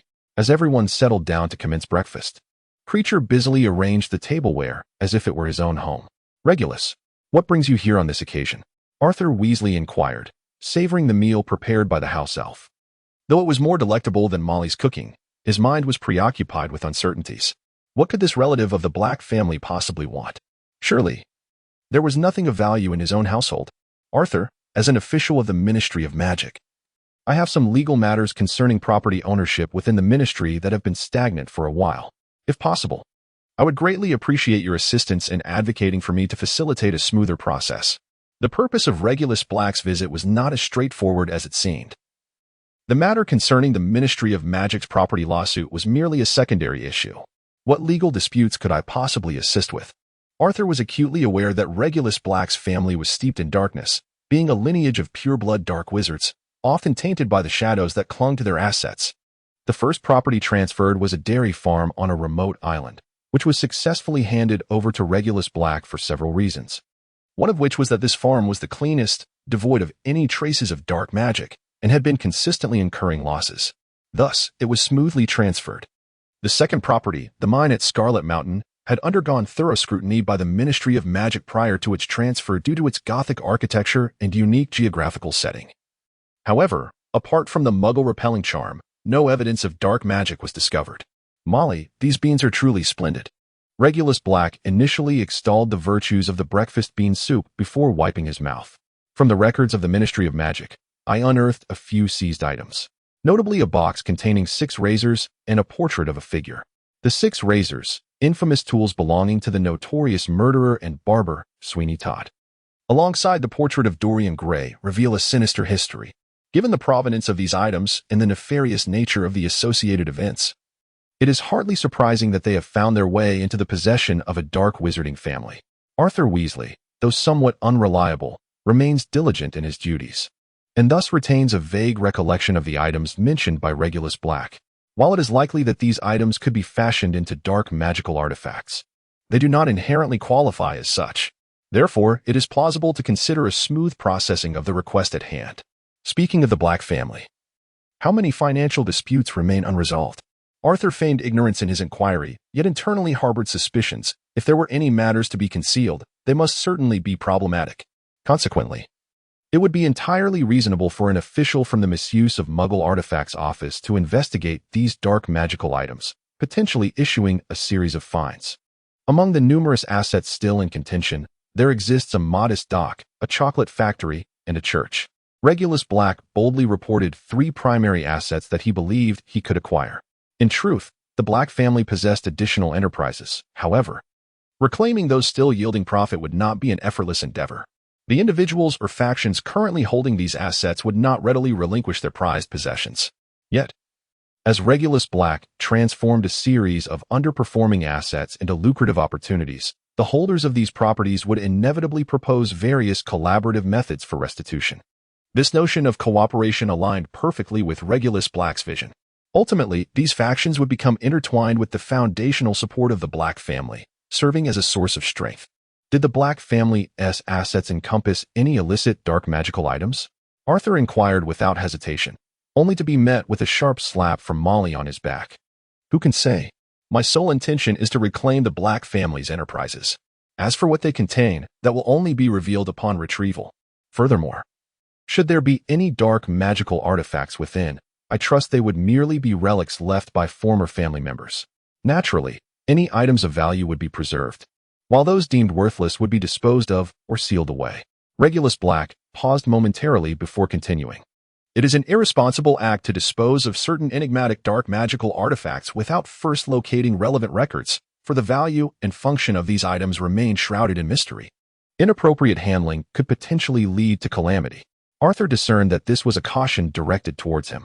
As Regulus Black articulated, certain dark magical items, if left undisturbed, are unlikely to provoke untoward incidents. However, any unwarranted interference could trigger unknown spells, curses, or traps. Oh dear, how terrifying! The Weasley twins exclaimed in unison. For these two mischief-makers, the mere presence of an ambiguous object was an irresistible temptation. Their insatiable curiosity would undoubtedly lead them into trouble should they encounter such dark magical artifacts. For instance, which one of you is Fred and which is George? Never mind. If it were indeed the two of you, your boundless curiosity would significantly heighten the chances of an unfortunate event occurring should an unidentified dark magical item fall into your possession. Regulus Black turned to warn the Weasley twins. Indeed, it is a common occurrence for ancient pure-blood wizarding families to possess certain dark magical artifacts, some of which even their descendants are unaware of in terms of origin and effect. These items are often kept in the household more as a tradition than for practical use. Clearly, it is quite rare for the Weasley family, with their esteemed lineage, to be devoid of such dark magical objects. Perhaps it is due to the abundance of children, which inherently invites danger. Or perhaps it is simply because they all possess the Gryffindor trait. Mr. Black, what must I do to become a prefect? Percy Weasley, the most ambitious and fortunate member of this family, was not yet a prefect at that moment. However, with the new academic year approaching, he would soon ascend to that position, followed by becoming the head of the student council and subsequently gaining experience within the Ministry of Magic, ultimately rising to a high-ranking official. You have come to the right person. There is a particular book that is exceptionally well suited for your aspirations to become a prefect, one that I have perused in the past. Regulus Black had long prepared this book, an ancient tome. Upon receiving it, Percy Weasley's fondness for Regulus Black significantly increased. Even his family remarked upon his newfound admiration. Yet, it was the understanding and support from the assistant professor that truly resonated. Would this book be enchanted? Indeed, it would. Every gift crafted by Regulus Black bears a subtle enchantment, designed to enhance the mutual affection between the giver and the recipient. Regulus Black, of course, was mindful not to inadvertently sway someone's inclinations. Thus, the enchantments designed to enhance mutual affection were distinctly categorized, with a strict differentiation between the genders. As we aspire to establish a business in the future, do you have any esteemed recommendations? The Weasley twins have also joined in, eager to seek your guidance. Regulus Black held a favorable view of the twins, as it was indeed rare for those from wizarding families to engage in trade, much like the old-fashioned aristocrats. Numerous pure-blood wizarding families regarded the act of conducting business themselves as beneath their dignity. They preferred to employ proxies or invest directly instead. The quantity of merchandise one possesses greatly influences the approach one might take. Should you have a single item, it is advisable to promote it through another's establishment. In the case of possessing 10 items, one might consider setting up a stall or engaging in door-to-door sales to interact directly with customers. If your inventory expands to 100 items, the prospect of opening a shop emerges, albeit a modest one. The size of the store required is dictated by the number and variety of the goods. This, of course, hinges on the assumption that all your merchandise is appealing and marketable, enticing customers to part with their coin. Regulus Black's words plunged the twins into deep contemplation. Their previous trivial pursuits of selling knickknacks had indeed squandered their innate talents. Furthermore, I shall add, should you manage to present 100 commendable items, I would gladly invest 1,000 galleons to establish a physical store for you. Regulus Black turned to face Arthur Weasley. Your parents can attest to my commitment, he said. I recall that the Black family once owned a shop in Diagon Alley. Although modest in size, it was perfectly suited for selling various trinkets. However, to fill the entire store, one would certainly need no fewer than 100 items. Regulus Black's words elicited an eye roll from Arthur Weasley, as it appeared he was being drawn into this predicament as well, coupled with Regulus's earlier complaint regarding the sluggishness of legal proceedings. It seemed he was subtly requesting Arthur's assistance in advocating at the Ministry of Magic. The Weasley twins were nearly leaping with excitement, their gazes directed towards their father, their expressions unmistakably conveying a plea. Please help Mr. Black reclaim his shop so we can open ours at the earliest opportunity. And what of meet Mr. Black? I am eager to become a Quidditch player, and I excel in wizard's chess as well, Ron observed as Regulus Black assessed his brothers one by one, eagerly wishing for his own moment of critique. Quidditch demands both innate talent and extensive practice, along with a fine broomstick, whereas proficiency in wizard's chess relies solely on one's natural aptitude. In fact, if one excels at wizard's chess, one could likely master chess in the Muggle world. As the rules of both games are fundamentally the same, save for the absence of physical confrontation in chess, it is worth noting that in the Muggle realm, chess is regarded as an elegant sport, enjoying considerable popularity and admiration. Before his arrival, Regulus Black had contemplated the circumstances surrounding the Weasley family. To aid a few of the children at the expense of Ron would undoubtedly be an ungracious act, likely inciting the ire of the entire family. In truth, even previous kindnesses would amount to naught. Thus, Regulus Black had already devised a strategy to win Ron over. He would begin with Ron's affinity for wizard chess. If he could not shine in the wizarding world, he would seek fame in the Muggle realm. If you are prepared, we can embark on your journey to renown during the winter break, and I shall arrange everything for you. Regulus Black offered Ron a reassuring gesture, instilling in him a sense of anticipation for the future. Mr. Black, and what about me? Ginny shyly stepped forward to face Regulus Black, clearly aware that the teaching assistant was extending his support to the Weasley family, especially since her brothers appeared exceedingly pleased. It seemed prudent to inquire. Ginny, I must admit I am not yet well acquainted with you. Therefore, let us wait until you enroll to discern the path that suits you best. As the sole daughter of the Weasley family, you shall receive special consideration. Regulus Black spoke as he placed a small pouch of coins into Ginny's hand. The little girl opened it to discover 10 golden galleons, sufficient to procure an entirely new set of attire for the upcoming school year. Mr. Black, this is unacceptable, Molly exclaimed, preparing to retrieve the pouch from Ginny in order to return it to Regulus Black, while Ginny was on the verge of tears. Please, Mrs. Weasley, do not be disheartened. A new wand costs 7 galleons, and an entire set of books, supplies, and new clothing are essential. We cannot allow Ginny to be burdened with an old wand that is ill-suited for her, just like Ron. Consider this a loan to Ginny herself. She may repay me upon reaching adulthood, without any interest. How does that sound? Regulus Black, observing Molly's unwavering refusal, concocted an utterly implausible excuse. I have some matters I wish to discuss privately with Arthur, all pertaining to the disputes over assets. Regulus Black took Arthur upstairs for a clandestine conversation. That evening, Arthur conducted 9 surprise inspections on the Malfoy residence under the guise of the Ministry of Magic's misuse of Muggle artifacts office. This urgency to rid themselves of Voldemort's diary became a driving force for the Malfoys. Regulus Black, upon his departure, divulged to Ron and his twin brother the current circumstances surrounding Harry Potter. He cautioned them that if they intended to seek out Harry, they must refrain from employing any magic, as the Ministry of Magic would detect such activities, which could jeopardize their friend. Ginny, have you contemplated which house you would wish to join upon your entrance to Hogwarts? Regulus Black ultimately succumbed to the allure of the young girl. He contemplated his choice, and naturally it was to join Gryffindor. The young girl replied with a smile, stating that her brothers were all in Gryffindor and that Harry Potter was also a member of Gryffindor. Was there any reason not to join Gryffindor? However, if he were to join Gryffindor as well, what difference would it make from being at home? The essence of Regulus Black's existence lies in the monotony of facing family at home and encountering them once again at school. My brothers will shield me, she asserted with a hint of defiance. Upon hearing her words, her brothers behind her displayed expressions of pride. Students at Hogwarts are undeniably secure. It is far safer than any wizarding family's abode. Moreover, instances of bullying are rare, reserved only for those particularly unlikable. Even when Harry Potter faced misunderstanding and exclusion, no one overtly bullied him. Gryffindor is home to individuals whom I cherish, the young girl murmured softly, lowering her gaze. Trust me, such matters will only detract from your studies. Regulus Black, from the perspective of an educator, delivered a decisive critique on the perils of youthful infatuation. As an individual with a penchant for youthful allure, Regulus Black seemed to have entirely forgotten his own transgressions, his insidious intentions having long since reached the tender form of young Hermione. Molly, perplexed by Regulus Black's remarks, offered solace to Ginny, who cast a somewhat hostile glance towards him. "Mr. Black, I believe it is Ginny's prerogative to choose which house she wishes to join, and ultimately, it is the Sorting Hat that decides, is it not?" Such a fiercely protective mother, yet she refrained from utilizing her broom to chase Regulus Black away, thus retaining a semblance of rationality. Firstly, Mrs. Weasley. Each house possesses its own unique atmosphere. The Weasley family, already predominantly Gryffindor, would not find Ginny's presence particularly consequential.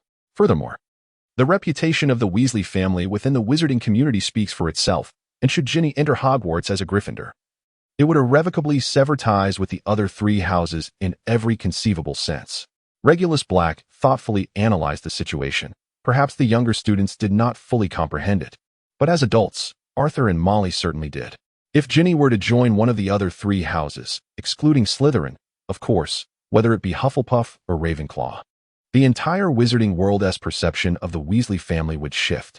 Hufflepuff enjoys the patronage of ancient noble wizards, while Ravenclaw possesses formidable connections within the Ministry of Magic, which would undoubtedly benefit both Arthur and Percy. Please excuse my Slytherin-like reasoning in this matter. Having said all that, the atmosphere was no longer conducive to lingering. Regulus Black took his leave in his carriage. "Mrs. Weasley," he added one last piece of advice. "Sometimes the most brilliant presence often draws the fiercest attacks. The enemies of the Savior are frequently the most numerous." As the carriage distanced itself, the Weasley family remained engrossed in Regulus Black's final words. Percy Weasley, the most ambitious of the children, grasped the meaning behind Black's message more clearly than the rest. "Mom, I believe Mr. Black has a point. Ginny can be cared for in any house. It is not imperative that she enters Gryffindor. However, Ginny, the choice ultimately lies with you." Percy affectionately ruffled Ginny's hair before heading back to their quarters. "We will support your decision, whether it be Hufflepuff, Ravenclaw, or even Slytherin. Let them know that you have us behind you." The Weasley twins echoed Percy's sentiment, playfully tousling Ginny's hair before preparing for their evening plans. "What are you all talking about? Ginny must join Gryffindor," Ron exclaimed, baffled by his brother's words. Naturally, his little sister should remain under the protection of her brothers. Arthur and Molly refrained from hurriedly offering their opinions. Arthur gave Ginny a gentle pat and returned to their humble abode. As he still had work to attend to at the ministry, including some overnight inspections, he was confident that Molly would communicate effectively with their daughter. "Mom?" Ginny felt confused by her family's attitude, which seemed at odds with her previously held beliefs. "You actually have more options, Ginny.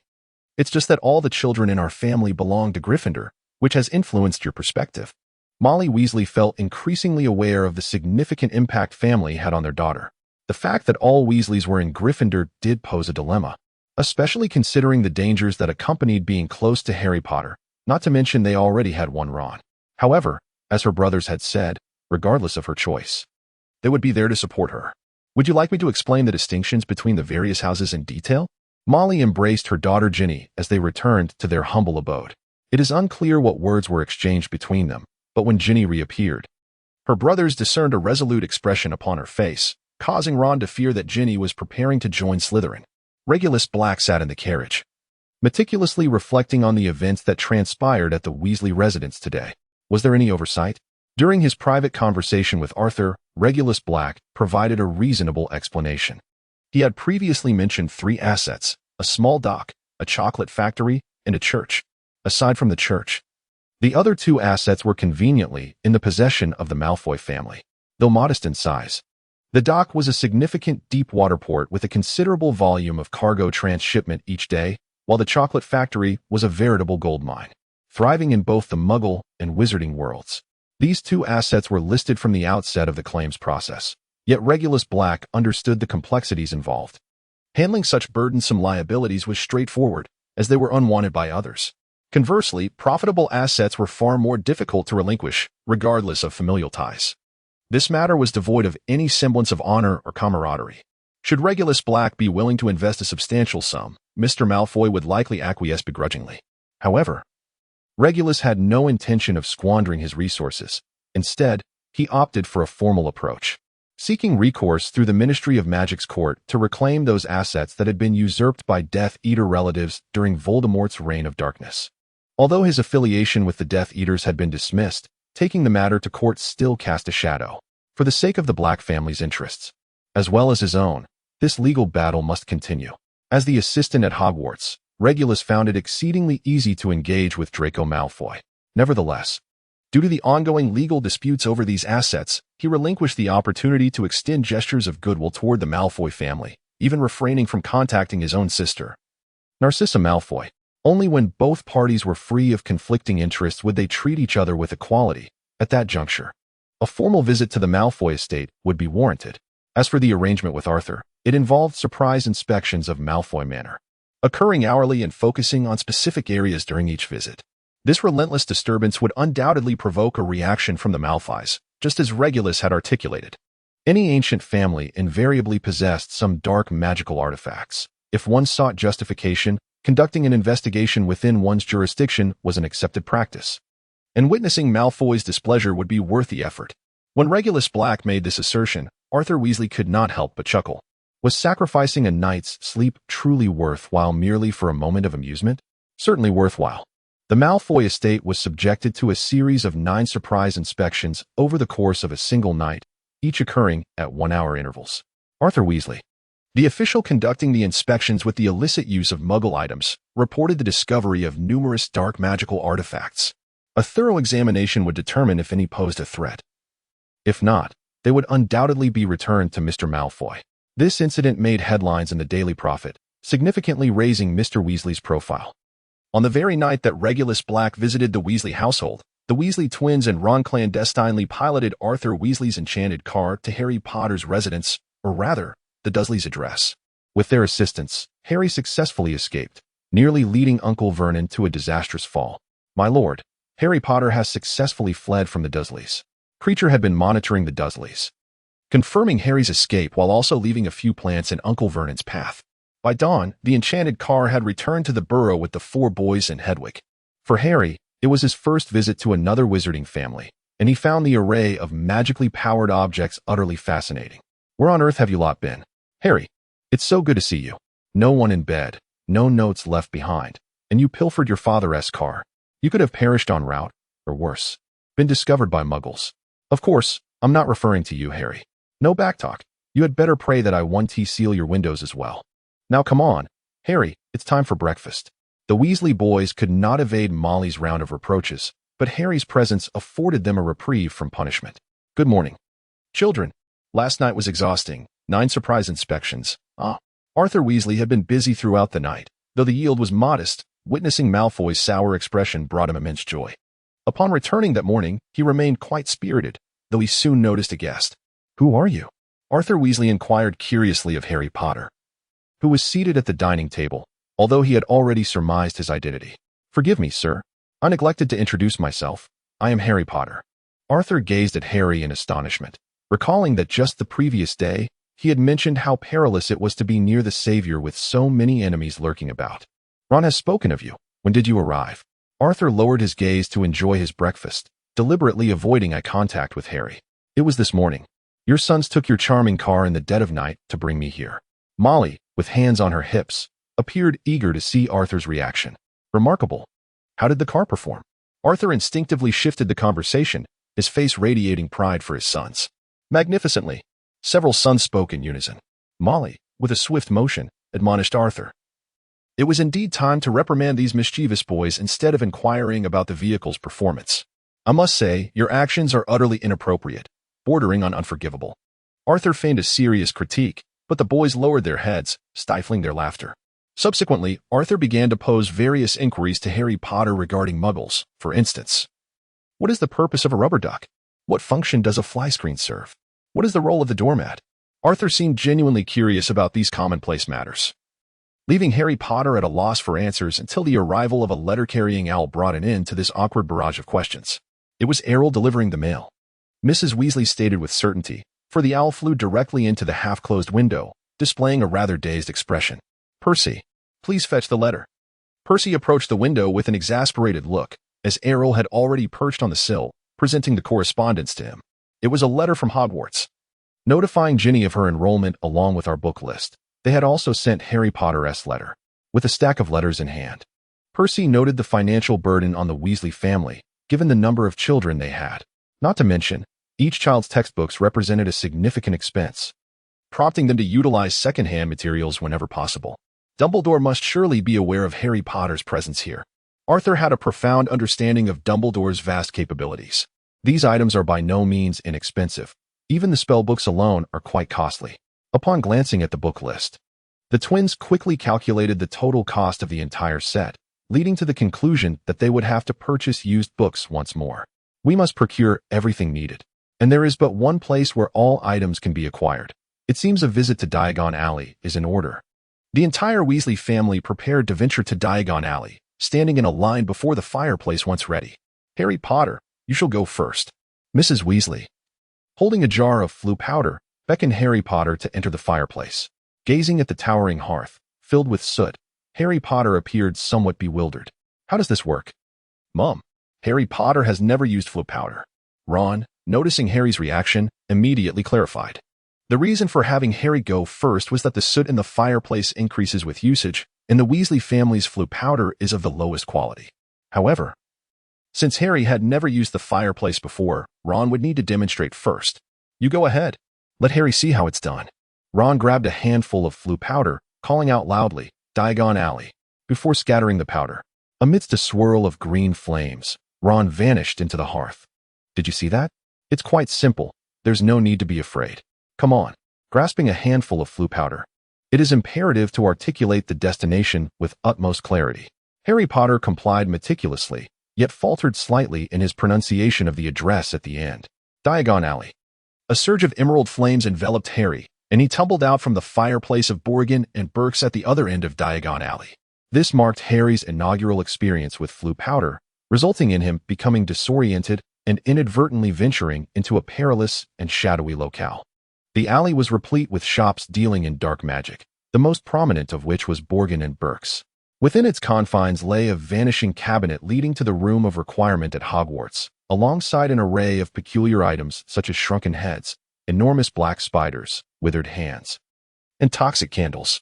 As Harry curiously surveyed his surroundings, an unexpected figure emerged before him. Regulus Black may have missed the commencement of Harry Potter's first year, yet he managed to make his presence felt in the second year.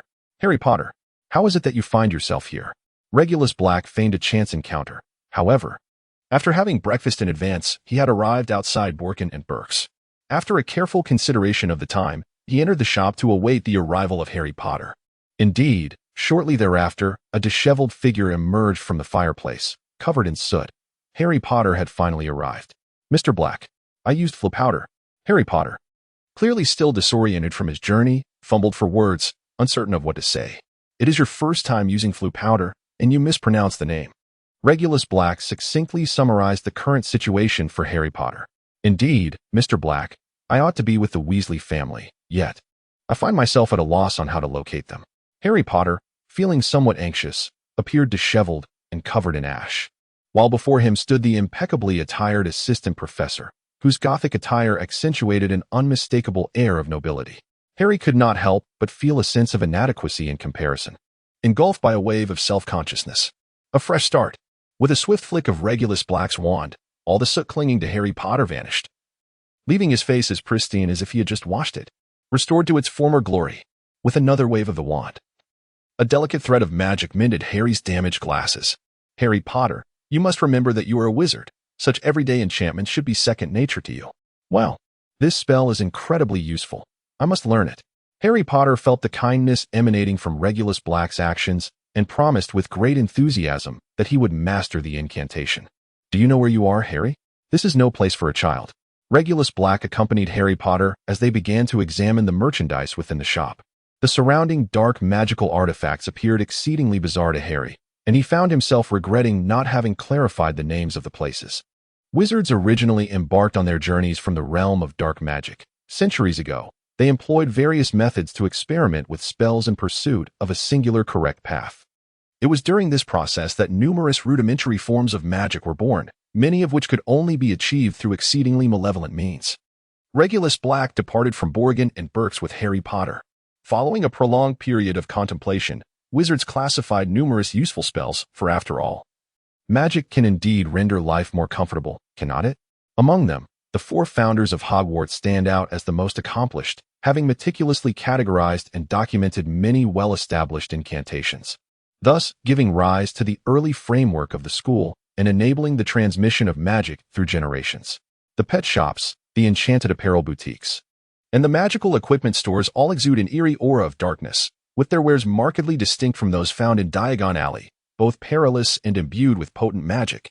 Here one can procure items unattainable in Diagon Alley, though such acquisitions may only prove useful after graduation. As Regulus Black passed by a shop, he shielded Harry Potter's gaze with his hand. The establishment was one that dealt in human remains, its wares more macabre than those found at Borgin and Burke's. The clientele here could be categorized into several distinct groups: the Fallen, a collection of impoverished wizards willing to do anything for survival; the Outcasts, those forsaken by the wizarding world for various reasons, or cursed in ways from which they could not recover; the traders, who frequented this place to resell an array of magical materials, some of which could not be procured in Diagon Alley; the adventurers, who ventured into Nocturne Alley in hopes of serendipitously discovering something of interest, representing the most innocent among these groups; and lastly, the customers, ordinary patrons compelled to visit solely for the acquisition of a specific item. Regulus Black guided Harry Potter along the winding path, just a few steps away from the exit leading to Diagon Alley. Today, the bloodstained alley had welcomed yet another category of individuals: lost children like you, defenseless young wizards ensnared in peril. Regulus Black had already spotted the towering figure near the exit. Indeed, Hagrid had come to Nocturne Alley today. I believe the final few steps no longer require my company, for Hagrid has arrived. Regulus Black gestured towards a direction, and Harry Potter looked up to see Hagrid's figure, seemingly departing. Turning around, Regulus Black had vanished as if he had never existed. Harry Potter spun around, searching for him, but found no trace. Even Hagrid's towering silhouette was gone. Surrounding him were individuals with peculiar expressions, and some witches passed by, casting eerie smiles in his direction. Harry made his way towards Hagrid, but before he could take more than a few steps, he was halted by an ominous-looking witch and a brutish wizard who seized his arm. "Child, are you lost?" the witch inquired. "Fear not, we shall escort you home." As she reached out to touch Harry's face, he found himself incapable of even calling for help, clearly ensnared by her enchantment. "Harry, what are you doing here?" Hagrid's imposing figure re-emerged, casting a shadow that momentarily shielded Harry from despair. Hagrid approached swiftly, waving away the witch and wizard who had grasped Harry. They recognized him, and, after being thrown to the ground, dared not voice their grievances or resistance. Hagrid grasped Harry's clothing and hoisted him towards Diagon Alley. Indeed, just a short distance away lay another world, with sunlight illuminating the cobblestone streets of Diagon Alley, contrasting sharply with the dark alley behind him, which appeared nightmarish in comparison. "You possess quite the audacity, albeit lacking discernment," Hagrid remarked. Regulus Black intercepted the pair of wizards who had just passed by. "Might I inquire what business you have, esteemed gentlemen?" The two fallen souls, long accustomed to the shadows of Nocturne Alley, were acutely aware of the significance embodied in Regulus Black's attire. Their earlier actions, tantamount to an assault on a first-year student from Hogwarts, had not gone unnoticed by these noble wizards, and now they found themselves confronted. "I happen to be in need of 2 servants. May I have the pleasure of your names?" Regulus Black refrained from mentioning the recent events. Even if he were to eliminate these fallen ones, the Ministry's orders would undoubtedly come for him, regardless of the fact that these wretches were regarded as the scum of the wizarding world. To his surprise, he encountered such an advantageous situation. The 2 wizards among the fallen immediately pledged their fealty. "Jacob Jones, at your service, my lord," proclaimed the bald wizard, introducing himself first. "I am Katie Raven," the witch added, adjusting her tattered gown and executing a curtsy. The display of etiquette from the 2 fallen was as awkward as one could imagine. Yet it was unreasonable to expect them to possess refined manners. Had they done so, they would not have found themselves in the depths of Nocturne Alley. "I require you to accompany me. Is there anything you need to prepare? For instance, arranging matters with your families." "We have no families." The 2 fallen exchanged glances and replied in unison. Clearly, they, too, bore their own stories, but Regulus Black had no desire to delve into them. "I am Regulus Black. I trust you have heard of the Black family." Regulus Black introduced himself, exuding an air of haughtiness. Since there was nothing of significance to bring along, he extended his hand, ready to perform the disapparition. Regulus Black, perceiving that the two had no lingering attachments, promptly escorted them back to the ancestral home of the Black family. Within the confines of number 12, Grimmauld Place, Creature was diligently tidying up. Ever since Regulus Black's return, he had instructed Creature to clean the house daily. Given Creature's proficiency in house elf magic, a mere snap of his fingers could suffice to complete all tasks. However, Creature still meticulously attended to every detail with his tools. He was preparing 2 sets of servants' attire. Upon Regulus Black's return home, he promptly commanded Creature to attend to his tasks. The previously leisurely house elf sprang to life with a newfound vigor, eager to serve his master once more. Regarding the 2 wizards brought back by his master, Creature was certain of their identities, discerning their measurements with a mere glance. Although the household had not originally prepared any fabric, some provisions had been arranged since Regulus took command. Creature hastened to the storeroom to select materials, ready to craft garments in a Gothic style for the male and female servants. You too may enter as well. First, we shall proceed to the basement, which will serve as your workplace. Jacob Jones and Katie Raven were momentarily taken aback as they surveyed the estate's decor. This was a quintessential abode of a dark wizarding family, adorned with decorations reminiscent of Nocturne Alley and filled with dark magical artifacts. The walls at the corners of the staircases displayed numerous heads of house elves, symbolizing the family's profound history. Upon arriving in the basement, Regulus Black prepared to commence his work. Bone cage. Regulus Black confined the 2 wizards he had brought back into a cage. Personally, I find it challenging to place my trust in others. However, I possess a method to unequivocally ascertain a person's loyalty, one who is undeniably worthy of my trust. As he observed their struggles and desperate pleas from within the cage, Regulus Black continued with his subsequent tasks. He commanded their souls. The souls of the 2 individuals drifted forth, gazing blankly at Regulus Black. Wailing spirits. He intended to transmute these 2 into wailing spirits, ensuring their absolute obedience to his commands, a far more comprehensive control than mere enchantments. He thrust the 2 tormented, lamenting souls back into their bodies, while Creature presented 2 servant garments. Those imprisoned within the bone cage temporarily forfeited their freedom. Any offensive actions would be absorbed by the cage, preventing any release through its interstices. When these 2 wizards were initially confined, they had fought fiercely, their wands extended in an attempt to assault Regulus Black. However, all their spells were absorbed by the cage. Of course, had their magical prowess been sufficiently potent, they might have had the opportunity to shatter the bone cage, for as a summoned entity, it has a threshold for damage. Yet, Regulus Black did not grant them this chance. He directly invoked the soul domination skill, extracting their souls from their bodies, plunging them into a state akin to death. The effect of the wailing spirit skill allows a painful soul to be directed towards an enemy, capable of automatically tracking them, inflicting damage upon the adversary's soul upon impact. The question, however, is the origin of this wailing spirit. In the game, it is inherently linked to the profession, and the wailing spirit skill can be deemed infinite, provided there is enough magical energy. In contrast, in reality, one must concoct their own wailing spirits. Fortunately, the souls of these 2 wizards were available for this purpose. Once their souls metamorphosed into wailing spirits, they would be entirely at the mercy of Regulus Black. For all eternity, they would be bound as servants. After all, the most unpredictable element in this world is the human heart. At one moment it may bow in submission, and the next, it may rise in treachery. Such occurrences are ever present. Thus, how can one circumvent such eventualities? One approach is to implement a sufficiently rational system to constrain all members within the institution, compelling them to contribute to its welfare. Yet betrayal and complacency may still arise. Alternatively, one might consider the Necromancer's undead legions, utterly loyal, unfailingly reliable, and obedient. The sole drawback is their lack of intelligence, rendering them suitable only as cannon fodder in warfare, albeit the more they are slain, the more they multiply. Regulus Black's method was to elevate the wretched of the wizarding society from the depths of despair, positioning them against the walls to fortify the foundation of the Black family's edifice. He sought to transmute their very souls into a spectral essence, allowing him dominion over their existence while preserving their intellect. For what good are numerous subordinates devoid of wisdom? Observing the 2 individuals within the bone cage, one can see them both kneeling in abject submission, their souls wailing in torment. My master, please end my suffering. I beseech you to grant me mercy. I am willing to do anything for you. Tears, mucus, and saliva flowed uncontrollably, as the two wizards, akin to addicts deeply ensnared by their addiction, pleaded for reprieve. Regulus Black retreated silently, his gaze coldly fixed upon them, or rather, upon their very souls. Their souls appeared ensnared in an endless inferno, emitting desperate wails of anguish, perpetually engulfed in boundless suffering.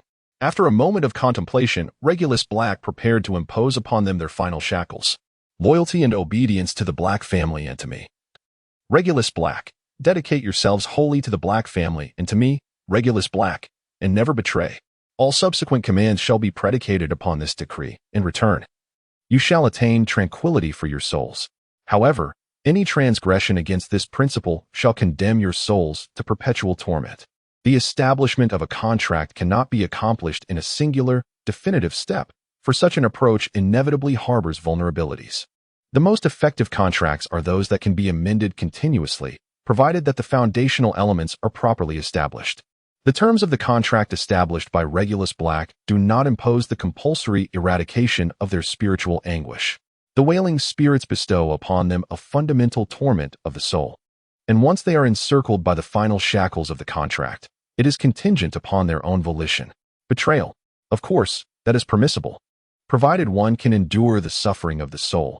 Yet, genuine submission emanating from within can exempt them from such torment. The path forward rests solely upon their choices.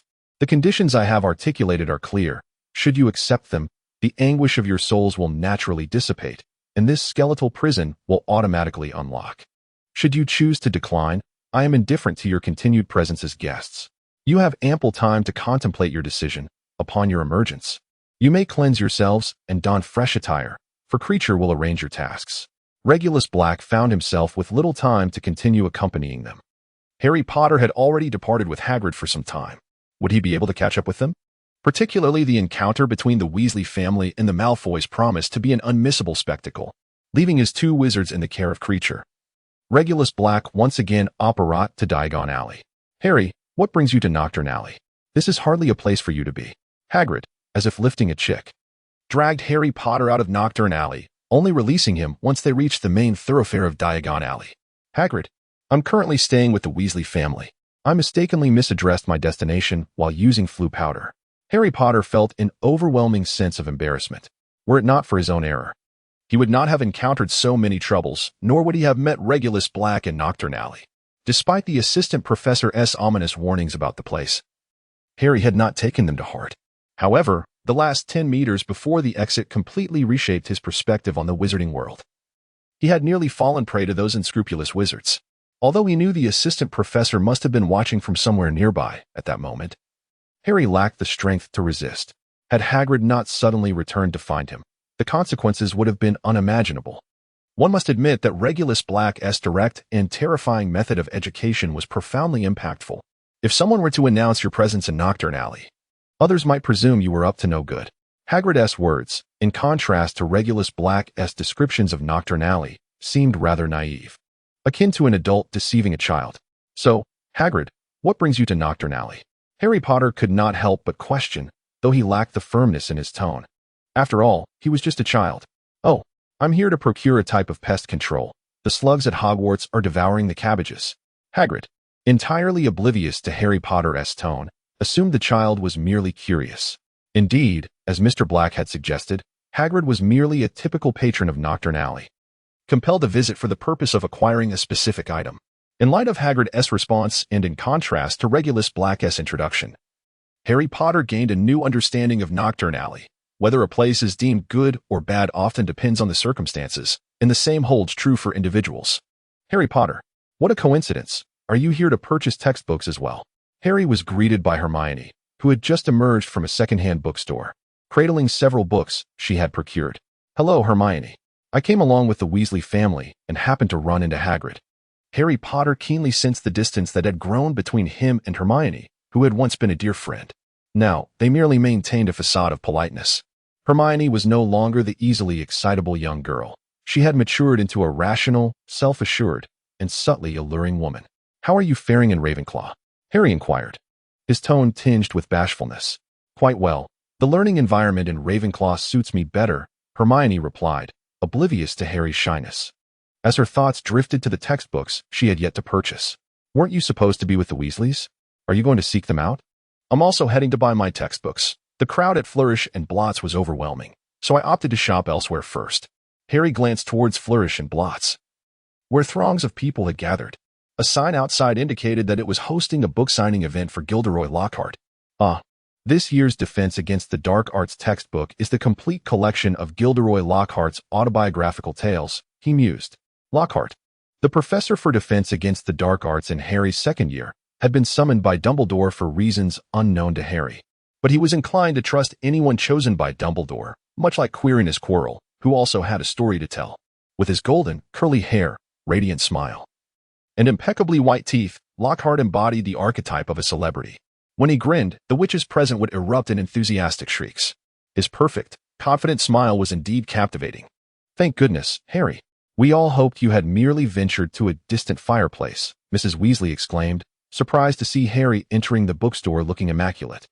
The Weasley family had just arrived through the fireplace to Diagon Alley, only to find Harry missing. Molly promptly sent Arthur to search for him while she took the children shopping. To their astonishment, Flourish and Blotts was hosting a signing event for Gilderoy Lockhart's new book, Magical Me, and the curriculum for this year's Defense Against the Dark Arts class comprised Lockhart's complete autobiography. As a romantic figure appealing to women of all ages, Gilderoy Lockhart left male wizards feeling inadequate. There were hardly any adult men to be seen in the bookstore, in stark contrast to Harry's pristine appearance. The Weasley family looked rather disheveled, their condition aptly described as dusty and grimy, a common sight in the wizarding world, a consequence of using the cheapest flu powder. When Hagrid, Hermione, and Harry entered Flourish and Blotts, Gilderoy Lockhart, poised at the back of the store for his signing event, immediately spotted young Harry. He gestured to a reporter from the Daily Prophet who had followed him, beckoning Harry to come closer. Give us a bigger smile, Harry. Our photograph will grace the front page. Gilderoy Lockhart, with his wealth of experience, reminded Harry Potter of the significance of the moment. Ladies and gentlemen, this is indeed an extraordinary occasion, as Harry Potter has graciously come to Flourish and Blotts today to purchase my autobiography. I must mention that this book has just ascended to the top of the Daily Prophet's bestseller list for the 27th week. Harry Potter would never have imagined, nor would he believe, that he would receive a complete set of my works entirely free of charge. Gilderoy Lockhart gestured for his assistant to fetch a set of autobiographies, which he then presented to Harry Potter, all in the name of promoting his literary endeavors. With Harry Potter in attendance, the advertising benefit far surpasses the value of a mere set of books. Now, ladies and gentlemen, let us commence the book signing. After posing for photographs and presenting the books, Harry Potter, having served his purpose, was gently pushed aside by Gilderoy Lockhart, who settled down to begin the signing event. Do not underestimate the challenge of signing books. It is not a task for the unpracticed. Molly encouraged the children to leave their books for signatures, while a few waited with Harry Potter at the entrance of the bookstore. I imagine you must be quite thrilled, Potter. Even a visit to a bookstore can land the famous Harry Potter on the front page. Draco had been silently observing everything from upstairs, consumed by jealousy over Harry Potter's fame, and he descended to confront him. Keep your distance from him, and stop bothering him. Originally, these words would have come from Ginny, yet they were uttered by Ron instead. It seemed that Ginny's affections for Harry Potter had diminished, likely due to the Sorting Hat incident. Isn't that Ron, Harry Potter's knight? What's this? Showing loyalty to Harry Potter? With a swift turn of his head, Draco spat words at Ron. Don't be like that, Draco, be nicer. A silver serpent-headed cane appeared on the shoulder of the platinum-haired young man. It was Lucius Malfoy, Draco's father, impeccably dressed in black attire, exuding an aristocratic air that rendered the Weasley children speechless. Harry Potter, I am Lucius Malfoy. It is a pleasure to finally meet you. Lucius Malfoy seized Harry Potter's hand in a firm grip, his serpent staff lightly parting Harry's hair to reveal the lightning-shaped scar on his forehead, and then he jested. Your scar is quite legendary, a memento from a certain wizard. Voldemort killed my parents. He was merely a murderer, nothing remarkable, Harry Potter retorted defiantly, harboring a deep-seated disdain for one who regarded his scar as an honor bestowed by Voldemort. To dare speak his name, you must be either exceptionally bold or exceedingly foolish. Lucius was somewhat irked by Harry's retort, but maintained his noble demeanor. To refrain from uttering his name only deepens your fear. Hermione, unable to tolerate Lucius's remarks, interjected. You must be Miss Granger. Indeed, Draco has mentioned you to me, as well as your parents. They are muggles, are they not? Lucius Malfoy's disdain was palpable, as he deemed a young wizard from a Muggle family unworthy of standing against one hailing from an aristocratic lineage. This left Hermione momentarily speechless, reflecting on the red hair, the vacant expression, and the tattered second-hand books. It became evident that you must belong to the Weasley family. Lucius Malfoy picked up the books from the wooden bucket Ginny was carrying, feigning to peruse them, before launching into scornful derision, leaving the Weasley children unable to respond. Children. It seems a bit chaotic here. Let us step outside. Arthur Weasley, having searched for Harry Potter throughout, was finally guided back to Flourish and Blots by the spell, Give Me Directions. Upon entering, he overheard Lucius Malfoy's comments and recalled the 9 surprise inspections he had conducted at the Malfoy residence the previous night. Arthur believed it unwise to involve the children in adult matters. Is that not Arthur Weasley? The Ministry of Magic must have been quite busy last night. With so many inspections, I hope they compensated you for your overtime. Yet, judging by your current state, it seems they did not. If the Ministry cannot even offer a decent wage, why sully the reputation of wizards? Having been disturbed 9 times throughout the night without a moment's rest. Lucius Malfoy was seething with pent-up frustration. His earlier reprimand of the Weasley children was merely a small warning, and now, confronted with Arthur Weasley, his blood was boiling. Weasley, I believe we hold differing views on the matter of tarnishing the wizarding reputation. Arthur Weasley was unafraid of Lucius Malfoy, otherwise he would not have been swayed by Regulus Black to conduct 9 consecutive inspections at Malfoy Manor. Engaging with Muggles. It appears your family has truly descended to the lowest depths. Lucius Malfoy suppressed his emotions, tossing Ginny's old book along with another into the bucket, feeling his heart race. He had successfully transferred the hot potato of the diary, and to the Weasley family no less. Now he awaited the ensuing spectacle. Arthur Weasley, you shall pay for your actions, Lucius Malfoy thought to himself, secretly reveling in his triumph, while maintaining an outward facade of restrained anger. We shall see each other at work. Both Lucius Malfoy and Arthur Weasley were employed at the Ministry of Magic, and this phrase implied a readiness to thwart one another, an indication that the true contest lay in their professional dealings. At that moment, Regulus Black entered Flourish and Blots, having just dealt with the 2 fallen wizards, and spotted Lucius Malfoy turning to leave. The 2 passed each other, and Regulus made his way directly to Ginny, retrieving the black notebook from her bucket. Is this not precisely what I have been searching for, Tom Riddle's diary? Thank you, Arthur, for assisting me in uncovering this. Regulus Black grasped Tom Riddle's diary, expressing gratitude to Arthur as he stored the diary within his system space, a realm impervious to theft. Lucius Malfoy, who had already reached the threshold, halted abruptly, a look of utter shock plastered across his face, as he stiffly turned to Regulus Black, rendered speechless. Regulus Black, do you comprehend the gravity of your actions? Lucius Malfoy was acutely aware of what he had just done and the significance of what he had lost. Tom Riddle's diary. A Horcrux of Lord Voldemort bestowed upon Lucius Malfoy the dubious honor of safeguarding such a dark artifact, being one of Voldemort's closest Death Eaters. However, the Dark Lord had refrained from explicitly labeling it as a Horcrux, merely stating that it was a dark magical object that the Malfoy family was to preserve with utmost care. The fact that this dark artifact was indeed a Horcrux was a truth that Lucius Malfoy had verified himself. Initially, Lucius Malfoy had been indifferent to the diary hidden within the chamber, but after Arthur Weasley's relentless 9 inspections the previous night, which turned Malfoy Manor upside down, Lucius found himself compelled to account for numerous dark magical items left by his ancestors. Yet, Arthur Weasley had taken nothing, merely returning time and again with unyielding determination. Why was this so? What precisely was Arthur Weasley searching for? The paranoid Lucius Malfoy suddenly discerned the reason, a cold sweat breaking out upon him. The Horcrux of Voldemort. The Dark Lord's diary. As dawn broke, having confirmed that Arthur would not return for another timely inspection, Lucius Malfoy resolved to dispose of the diary immediately, determined to sever all ties to it and perhaps even strike a blow against his enemies. While contemplating which political adversary to ensnare, he fortuitously encountered the Weasley family in the Leaky Cauldron, their arms laden with an assortment of second-hand books. Ah, a serendipitous opportunity, as Lucius Malfoy casually taunted the children. He deftly slipped the diary unnoticed into Ginny's collection of used books. Perfect.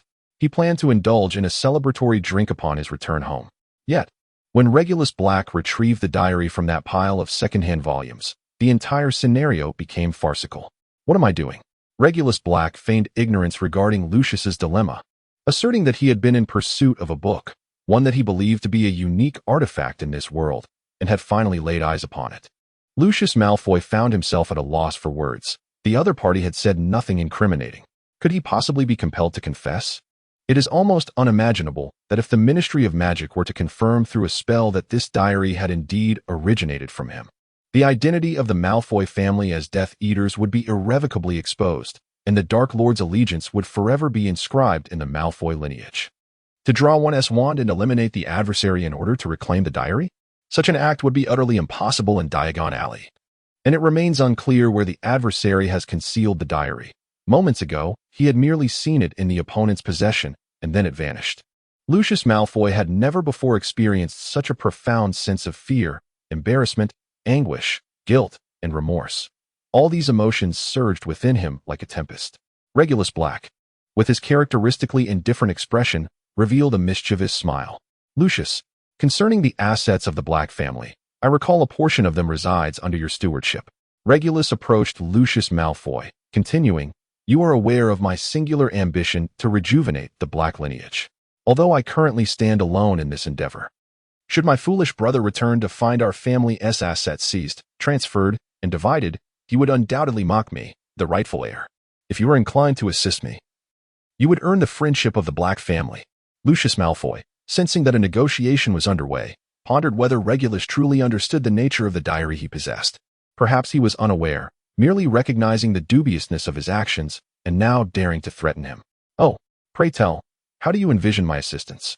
Lucius inquired, discreetly wiping away his cold sweat, eager to discern the demands Regulus Black might propose.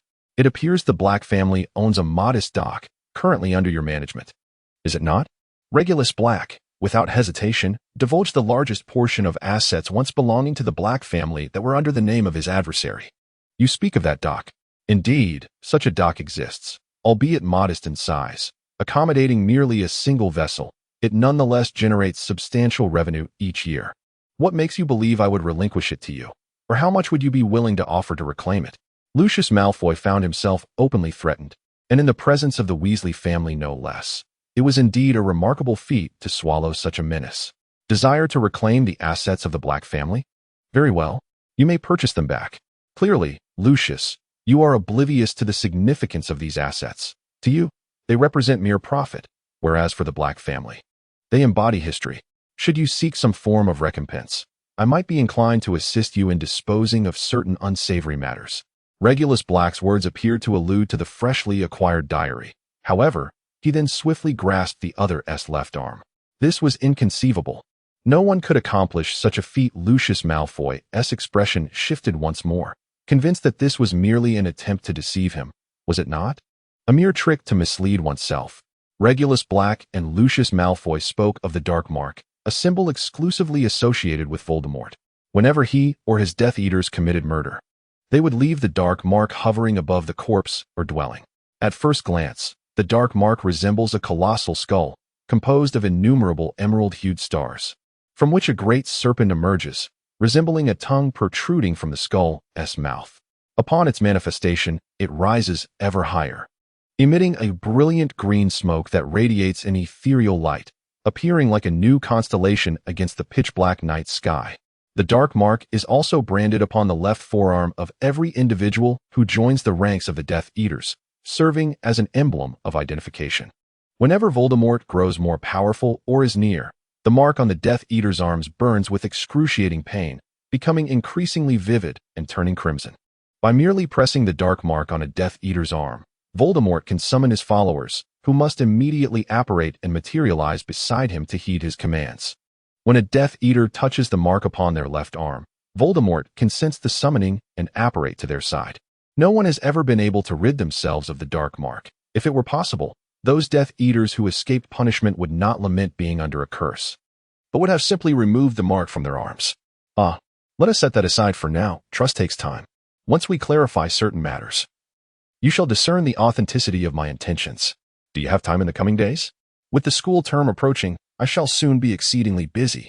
Regulus Black yearns to expedite the transfer of the dock's assets. Of course, Lucius Malfoy may delay the process, but at that point, merely returning the assets will not suffice to absolve him. The thrill of having leverage over others is quite delightful. Father, I can hardly believe that Mr. Teaching Assistant is in cahoots with Lucius.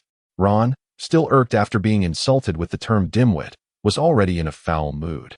And upon witnessing Regulus Black conversing with Lucius Malfoy in hushed tones, his irritation deepened, particularly since Draco Malfoy was blocking their approach, which was exceedingly aggravating.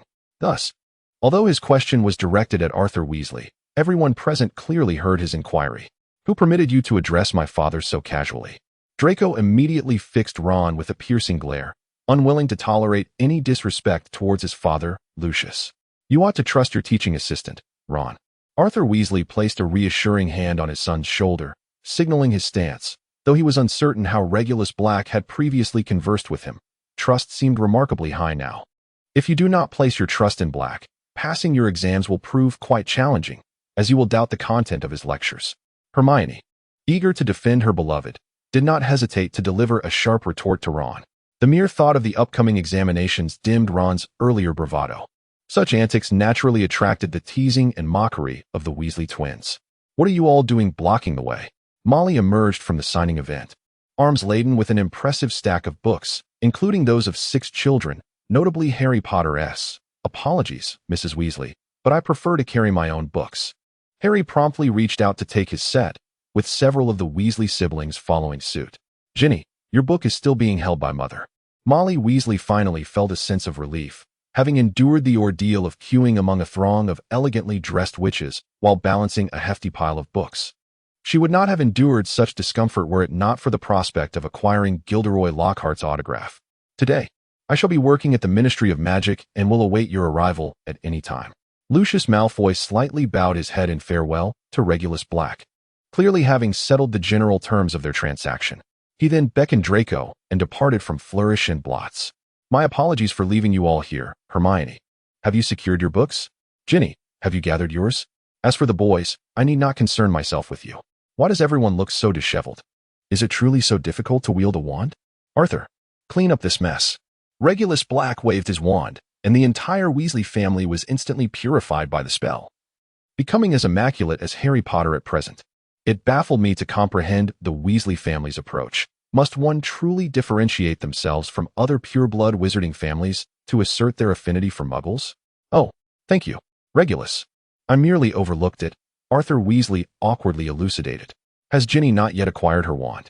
Regulus Black could not see Ginny's wand, nor was there a box, indicating that it had clearly not been purchased. Their mother had spent all the money on textbooks, which were particularly expensive this year. Regulus Black gave Ginny 10 galleons, which were promptly taken by Mrs. Weasley to purchase textbooks, leaving only Harry Potter with a complimentary set. Is that so? Well, Arthur, Molly, I shall take Ginny to procure a wand. A young lady deserves a little special treatment. Hermione, does your wand require any maintenance? You should join us as well. After exchanging pleasantries, Regulus Black intended to escort Ginny and Hermione. This simply will not do. How could I allow you to make such a purchase? Arthur rejected the notion without a second thought. After all, it would be quite humiliating to rely on others to buy for one's own children. Please rest assured and entrust Ginny to me. Regulus Black insisted on leaving the leaky cauldron with Ginny and Hermione, making their way to the wand shop. His words bore the weight of a marriage vow. To alleviate the awkwardness, Arthur Weasley chuckled, lamenting his lack of funds. In truth, as a formal official of the Ministry of Magic, Arthur's income was quite substantial. However, the Weasley family, burdened with numerous children and lacking in entrepreneurial acumen, often found themselves financially strained. Most notably, Arthur's hobbies were rather extravagant. In pursuit of crafting a flying car, he initially exchanged galleons for pounds to purchase an old vintage vehicle. The subsequent transformation required a plethora of materials exclusive to the wizarding world, necessitating further exchanges of currency back and forth, compounded by the costs of the modifications. The Weasley children were not starving, thanks solely to Molly's diligent efforts. Later, the Weasley twins shared this tale with Ginny, causing the young girl to blush profusely. Ollivander's wand shop remained as crowded, narrow, and dilapidated as ever.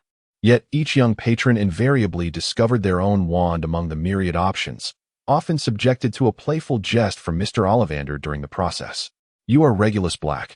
I recall you visited not long ago, just last year, for a wand maintenance.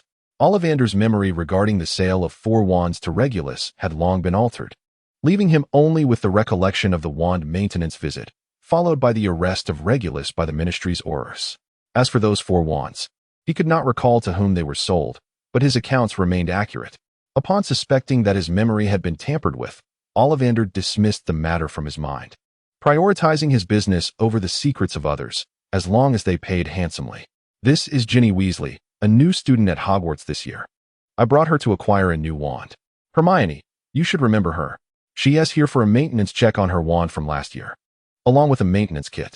Regulus Black gently ushered 2 young girls forward as Ollivander donned his spectacles and accepted Hermione's wand. The wand, measuring 14 inches in length, was crafted from vine wood, with a core made of dragon heartstring. Typically, it was handled with great care, exhibiting no signs of damage. However, regular maintenance was still essential. Mr. Ollivander, employing his unique technique, meticulously smoothed over the wand, eliminating any minor imperfections. He then retrieved a maintenance kit from behind the counter, tailored to the diverse materials of various wand bodies, each requiring distinct care products. A modest price of 13 silver sickles was announced. Ollivander cast an inquiring glance at Hermione and Regulus Black, suggesting, "I shall cover the cost. We can settle it later." How could Regulus Black allow the little girl to pay for herself, especially considering he was the one who brought her here? "Thank you, Regulus." Hermione lowered herself to Regulus Black and, rising on her toes, kissed his cheek. "Indeed, your chivalrous demeanor is greatly appreciated by the young ladies." Mr. Ollivander, ever pragmatic in his dealings, seldom refrains from sweet words, particularly upon witnessing such a charming scene. "Now, Miss Ginny, I wonder if you have a preference for your left hand or your right. Either will suffice. Perhaps the left hand then. Rest assured, we shall find the wand that is most suited to you."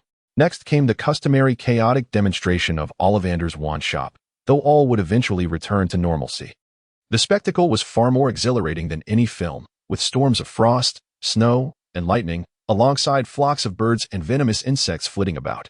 After trying over 30 wands, Ginny finally discovered her destined wand, 13¼ inches, made of yew, with a core of vampire bat nerve, possessing extraordinary power. Due to its toxic sap, yew is often associated with magic and death. When the outer layer of the ancient yew dies, new trees continue to grow from the center. Thus it is regarded as the tree of immortality and symbolizes the reincarnation of the soul. The Celtic priests revered yew as a symbol of eternal life and immortality. As Ginny wielded her purple wand, the entire Ollivander's wand shop seemed to plunge into darkness, the silhouettes of bats swirling around in a magical illusion. These bats being mere phantoms, magic flowed steadily into the wand, which then released it in various forms, depending on the individual, be it flowers, light, fire, or any other phenomenon.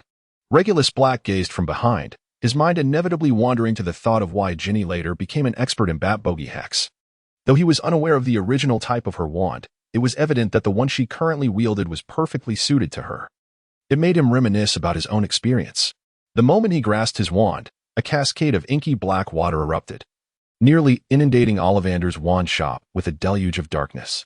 He recalled how Sirius had accompanied him that day, only to leave in a fit of rage. Resembling a drenched dog, entirely indifferent to their mother's calls. Both he and their mother had to employ spells like Scourgify and Rejuvenate before departing the wand shop. How foolish his brother was. In his 3 lifetimes, Regulus Black procured 4 wands at Ollivander's, each corresponding to his unique system skills, an effect only he could perceive, leaving no outward signs of peculiarity, much to Mr. Ollivander's slight disappointment. Regulus Black accompanied Hermione and Ginny to procure their wands, subsequently leading them to the sweet shop in Diagon Alley, where he graciously covered the expenses. The 2 young ladies departed with a small basket each in hand.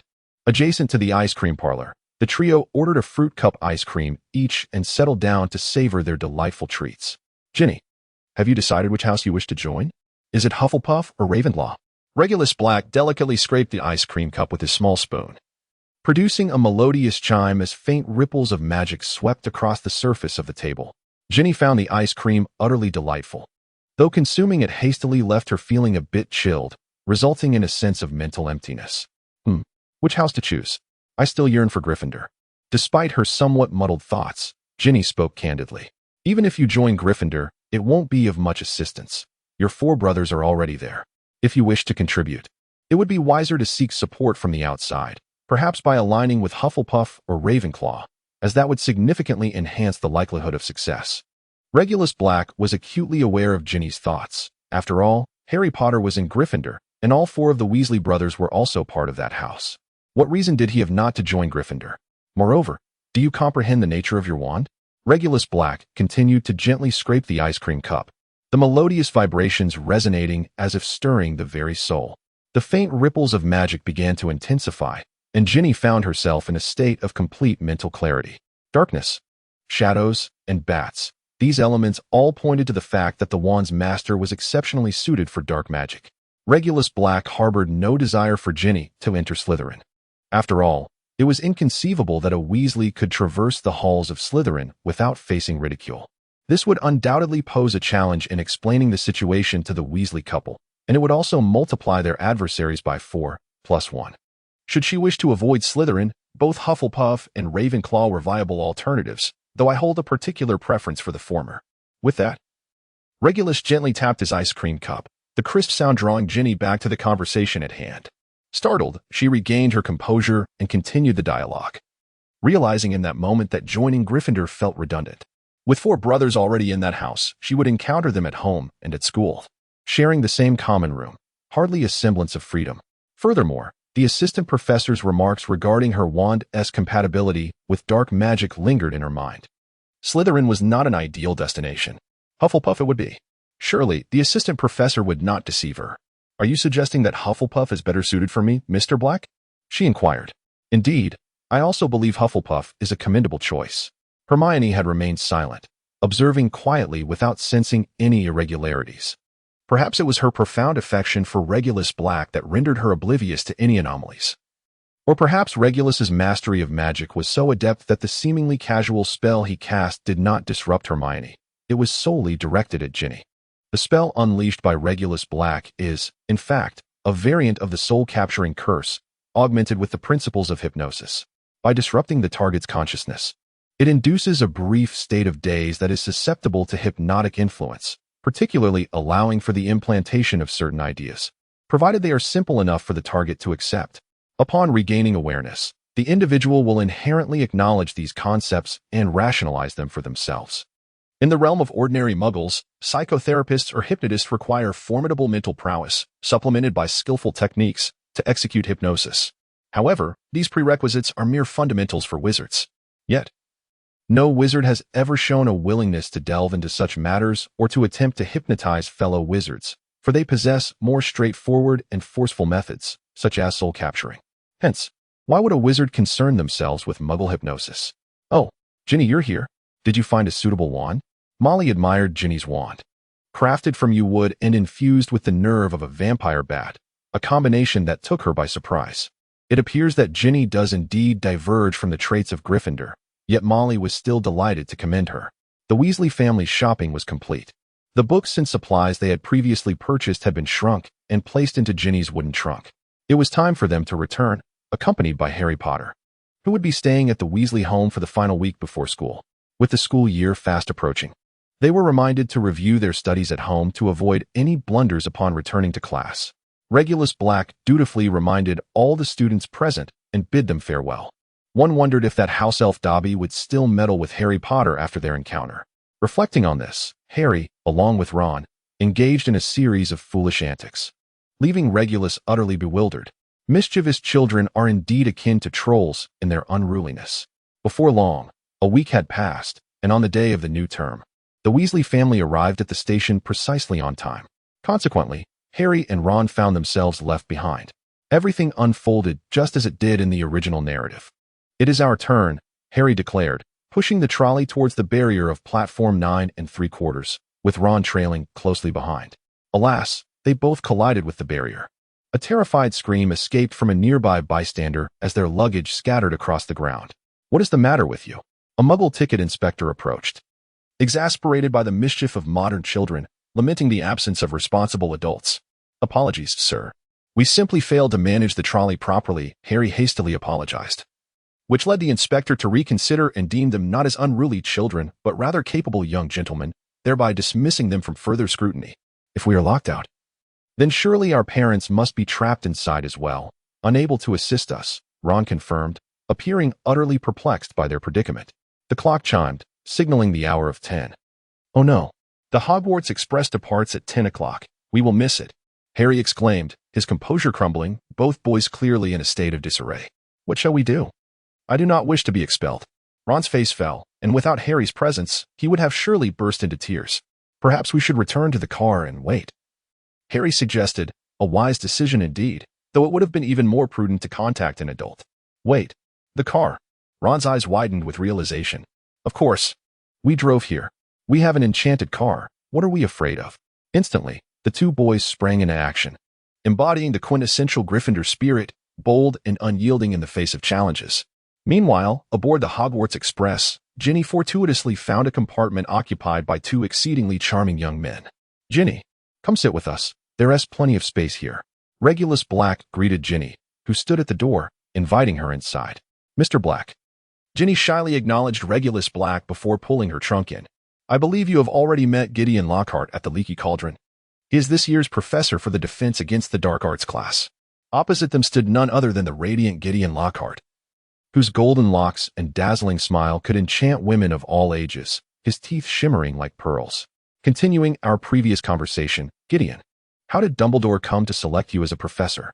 I trust you are aware that the position of Defense Against the Dark Arts professor is notoriously short-lived." Regulus Black showed no inclination to evade Ginny's presence and directly posed such inquiries. Should Ginny be summoned by Dumbledore, it is highly likely that she would inadvertently divulge the contents of their conversation. It was precisely due to the temporary nature of this position that I accepted it. The charming me cannot endure prolonged stasis in one location. Furthermore, after my tenure, I intend to pen an account of my teaching experiences at Hogwarts, thereby enriching the tapestry of my extraordinary life. Throughout the journey on the Hogwarts Express, Regulus Black discerned that he had encountered a rival. Gilderoy Lockhart, within all fan creations, is portrayed as a buffoon, and even the original text holds him in contempt. However, in one particular fan fiction, Gilderoy Lockhart is bestowed with a unique status as the highest authority in the Department of Magical Intelligence. Initially, Regulus Black approached Gilderoy Lockhart out of sheer boredom, seeking to ascertain whether he might be that one-in-a-million figure, the supreme leader of the Department of Magical Intelligence. Yet, the more they conversed, the more Regulus realized the enigma that Gilderoy presented. The demeanor that emanated from someone who had long occupied a position of power and wielded extensive intelligence resources gradually became apparent amidst Regulus Black's endless inquiries. Regulus Black was certain that this was indeed a deliberate act on the part of the other individual. Despite Gilderoy Lockhart revealing not a shred of useful information, his demeanor unmistakably betrayed his identity. With Regulus allowing Ginny entry, the discourse between the two men was steeped in insinuation, rich and multifaceted, akin to two informants exchanging intelligence to save a few coins. This left Ginny, seated nearby, utterly bewildered, unable to grasp the profound philosophical musings exchanged by two professors. "I fear you shall be disappointed. Hogwarts is not a sanctuary for adventure, and it shall not provide the thrilling escapades you seek." Indeed, the pivotal artifact from the second installment of Harry Potter, Tom Riddle's diary, had now fallen into Regulus Black's possession. Once the Horcrux was in his grasp, it would never be relinquished. Instead, he aimed to transform this dark object, harnessing its power for himself. Using the diary to coerce Lucius Malfoy into surrendering the Black family assets was merely a secondary concern. Without the Horcrux diary, Harry Potter's second year would be rendered an exceedingly mundane learning experience. Rest assured, in my usual haunts, various unforeseen events tend to unfold, and I have grown accustomed to such surprises. Gilderoy Lockhart ostentatiously proclaimed, as if every twist of fate were merely a means to accentuate his own protagonistic presence. Much like the protagonists in novels, who are often flanked by irritating side characters, allowing them to showcase their prowess and level up through these encounters, culminating in a rise to greatness, marrying the affluent and beautiful, and ultimately reaching the pinnacle of life. Such notions were enough to stir a slight thrill. Yet little did he know, in numerous fanfictions, he had become synonymous with incompetence. Gilderoy Lockhart. Regulus Black silently berated the other, while Gilderoy Lockhart began recounting various adventurous tales to Ginny. To ascertain his identity, Regulus Black merely needed to consult a few individuals at the Ministry of Magic. Outside the Hogwarts Express, Harry Potter and Ron were embroiled in a reckless escapade of unlicensed driving. As the two mischievous boys wreaked havoc on the vehicle, They themselves were subjected to its numerous malfunctions. The car narrowly avoided being crushed by the Hogwarts Express, and Harry nearly plummeted from the sky. Yet, these incidents were trivial. When the enchanted automobile finally arrived at Hogwarts, it broke down. It crashed headlong into the Whomping Willow, receiving a thorough beating from the tree. Had they not fled swiftly, the two boys would have become the first and second students to be killed by the Whomping Willow. At that point, Dumbledore would have had no choice but to resign, rendering the opening of the Chamber of Secrets unnecessary. The flying car, battered and bruised, delivered the two children to the school before ejecting them from the vehicle via the seats, discarding all their luggage in the process, and then driving off into the Forbidden Forest. "My father is certainly going to kill me," Ron lamented, resigning himself to his fate. However, since they had already arrived at Hogwarts, attending classes was inevitable. In my room, a house elf appeared, and we found ourselves unable to access platform 9 3/4. The car ended up lodged in a tree, nearly costing us our lives. It was evident that someone did not wish for us to return to school. As they made their way, they missed the welcoming feast for new students and inadvertently entered during curfew, resulting in them being caught by Filch. "Oh, look at the mess you've created. This may very well be your last day here. You're in serious trouble," Filch exclaimed, relishing the moment as he captured the two on the very first day of school, having witnessed them damage the school-less property, the Whomping Willow. What a delightful day it was. Let Dumbledore expel these two troublemakers. Filch escorted them to the professor on duty that night, who was, of course, Snape. When Harry and Ron arrived in the dungeons, Snape was engrossed in the special edition of the Daily Prophet. "At least 7 muggles saw you. Do you realize the gravity of this situation? You nearly exposed our world to the public, not to mention the severe damage you inflicted on the Whomping Willow, a tree older than you both." The front page of the newspaper featured a photograph of a flying car streaking across the sky, with Harry and Ron's faces faintly visible. However, the Ministry of Magic was quite adept at handling such matters. The Aurors had already modified the memories of those 7 muggles, leaving their testimonies as chaotic and riddled with inconsistencies as the countless reports of UFO sightings. Thus, what truly pained Snape was the damage to the Whomping Willow. The entire tree was a valuable source of potion ingredients. Without a proper method for harvesting these materials, how much would be wasted? Moreover, it is imperative to properly care for the Whomping Willow, which incurs yet another expense. To be frank, Professor Snape, the Whomping Willow poses a greater threat to us. Ron could no longer contain his grievances, recalling the severe thrashing he and Harry endured from the tree. "Silence. I assure you, were you both students of Slytherin and I possessed the authority to determine your fates, you would undoubtedly be boarding the train home tonight." The two boys were thoroughly frightened, failing to recognize that Snape's words were merely hypothetical. They were not to return home. Dumbledore had arrived, accompanied by Professor McGonagall, to collect Harry Potter and Ron. "Headmaster, these two children have shown blatant disregard for the Underage Wizardry Restriction Act. Based on our school's regulations, Snape decided to impose one final scare tactic on the two miscreants, recalling the school rules. I am aware of all the regulations, many of which I myself instituted." Dumbledore interjected, though he too believed in teaching a lesson to wayward students. It was evident that this did not pertain to Harry Potter. "Oh, the privileges of the Chosen One. As Professor McGonagall is the head of Gryffindor House, she holds the authority to determine the appropriate punishment." The two boys, oblivious to Snape's hypothetical scenario and unable to discern Dumbledore's defense, were now resigned to the decision to leave the school. "Perhaps you will have your day to depart, but it is not tonight. However, you must comprehend the severity of your transgressions. I shall write to your families this evening, and you will also be assigned community service." Professor McGonagall's handling of the situation was undoubtedly a delicate balance of severity and leniency. Nonetheless, this allowed Snape to breathe a sigh of relief. Had he been the one to decide, he would have administered justice without bias, just as he had asserted that if they were Slytherin students, they would indeed remember to return home on the train tonight. Regulus Black harbored no interest in the affairs of Harry Potter and his companions. As soon as the welcoming feast for the first-year students concluded, he retreated to his room of requirement to continue his modifications on the Horcrux. Choose Tom Riddle's Diary Horcrux required level 7 Noble Blood 7 Charisma Enhancement 7 Soul Snatching Spell Effect 3 set items 7 Cruciatus Curse Effect 5 set items 7 Resurrection Effect 7 set items 77 additional gold acquired from monsters 77 Enhanced Opportunity to obtain magical equipment, additional favor and secrets from nobility, additional loyalty and recognition from Death Eaters corresponding to the 4 Horcruxes previously acquired. Along with Harry Potter's invisibility cloak artifact, Regulus Black continued to race forward in enhancing his set attributes as he completed more sets in the future. The cumulative benefits of these attributes would prove immensely advantageous. In addition to the 5 Horcruxes at hand, Harry Potter's invisibility cloak had also been transformed into a unique piece of equipment.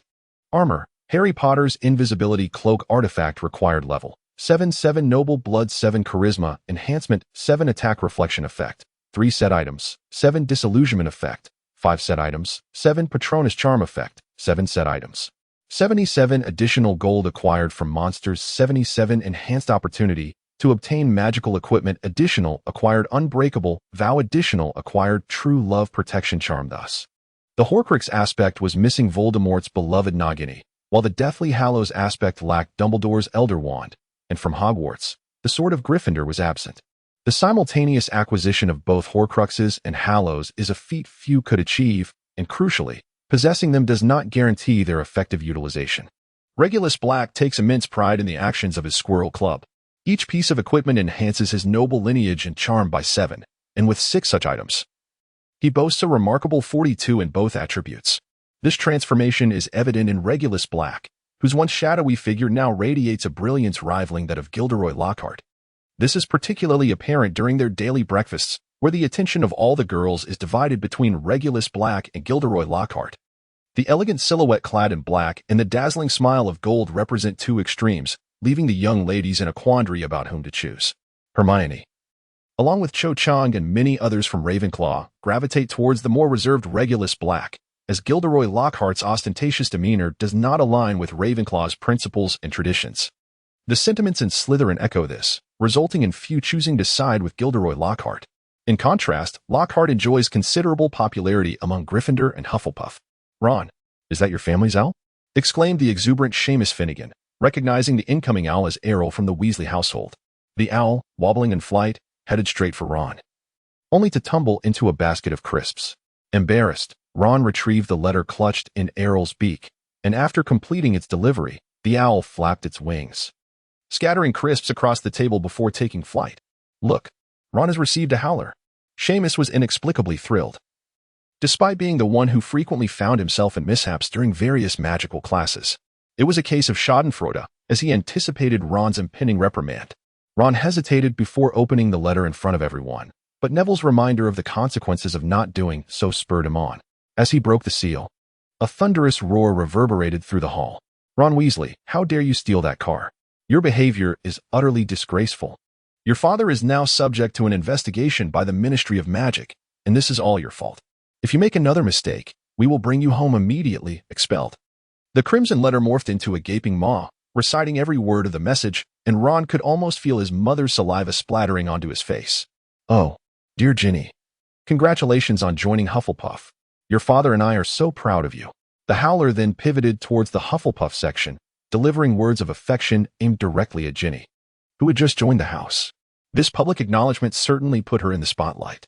Finally, the howler turned back to Ron, sticking out its tongue in a final act of reproach before tearing itself to shreds. An apology made public through the medium of a howler. Regulus Black leisurely observed Ron's expression from the professor's seat, seemingly amused that this mischievous boy was only afraid of his mother. It appeared that this was the last remnant of wisdom within the Weasley family. Snape, unimpressed, continued to slice the steak on his plate, convinced that Slytherin would handle such matters with greater finesse. A Slytherin compelled to apologize would do so discreetly, preserving their dignity while ensuring the other party felt satisfied. In contrast, the Weasley family's method of scolding their own child to apologize to Dumbledore was rather crude. "I, Gilderoy Lockhart," he proclaimed, pointing at his own photograph.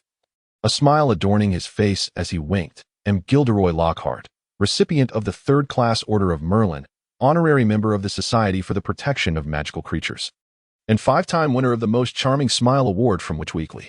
However, I do not boast about it, for I am not merely a charming face who banishes banshees." Upon entering, he greeted the girls with a dazzling smile, his long wizarding robe swaying gently, reminiscent of a courting animal. Lockhart seemed thoroughly pleased with the situation. "I see you have all purchased my complete works. Excellent. Today, we shall commence with a little quiz. Fear not. It's merely a way to gauge your reading comprehension. He announced as he distributed the test papers, returning to the podium. You have 30 minutes, starting now. In truth, the questions were few, and their content, particularly in relation to spells and potions, was rather simplistic. The first question, what is Gilderoy Lockhart's favorite color? The second, what are Gilderoy Lockhart's secret ambitions? The third, what do you consider to be Gilderoy Lockhart's greatest achievement to date? Lastly, when is Gilderoy Lockhart's birthday, and what is his ideal birthday gift? Yet, even for those who had perused his entire series of adventure autobiographies, recalling the so-called significant information that appeared only once was indeed a tall order. However, for a true fan, this posed no challenge. The tales of adventure were secondary. What truly mattered were the words, deeds, and preferences of Gilderoy Lockhart, the protagonist of these escapades. Only a genuine admirer could extract those answers from the entirety of the texts. Half an hour later, Gilderoy Lockhart collected the papers. The answer to the first question is lavender. Wow, so many of you remember that my favorite color is lavender. My year spent with the Yeti in Tibet was quite amusing, wasn't it? Lockhart winked at the students. Indeed, the entire class was cheating. Students in the back even had their books spread open on their desks for reference. It seemed that they had diligently read about his weekend with werewolves. In Chapter 12, I mentioned that my ideal birthday gift would be harmony between magical and non-magical folks. I am proud of you all, Lockhart feigned wiping away a tear. One must admit, as a pureblood wizard, Gilderoy Lockhart's dream was quite the antithesis to the anti-wizarding society. You are truly remarkable.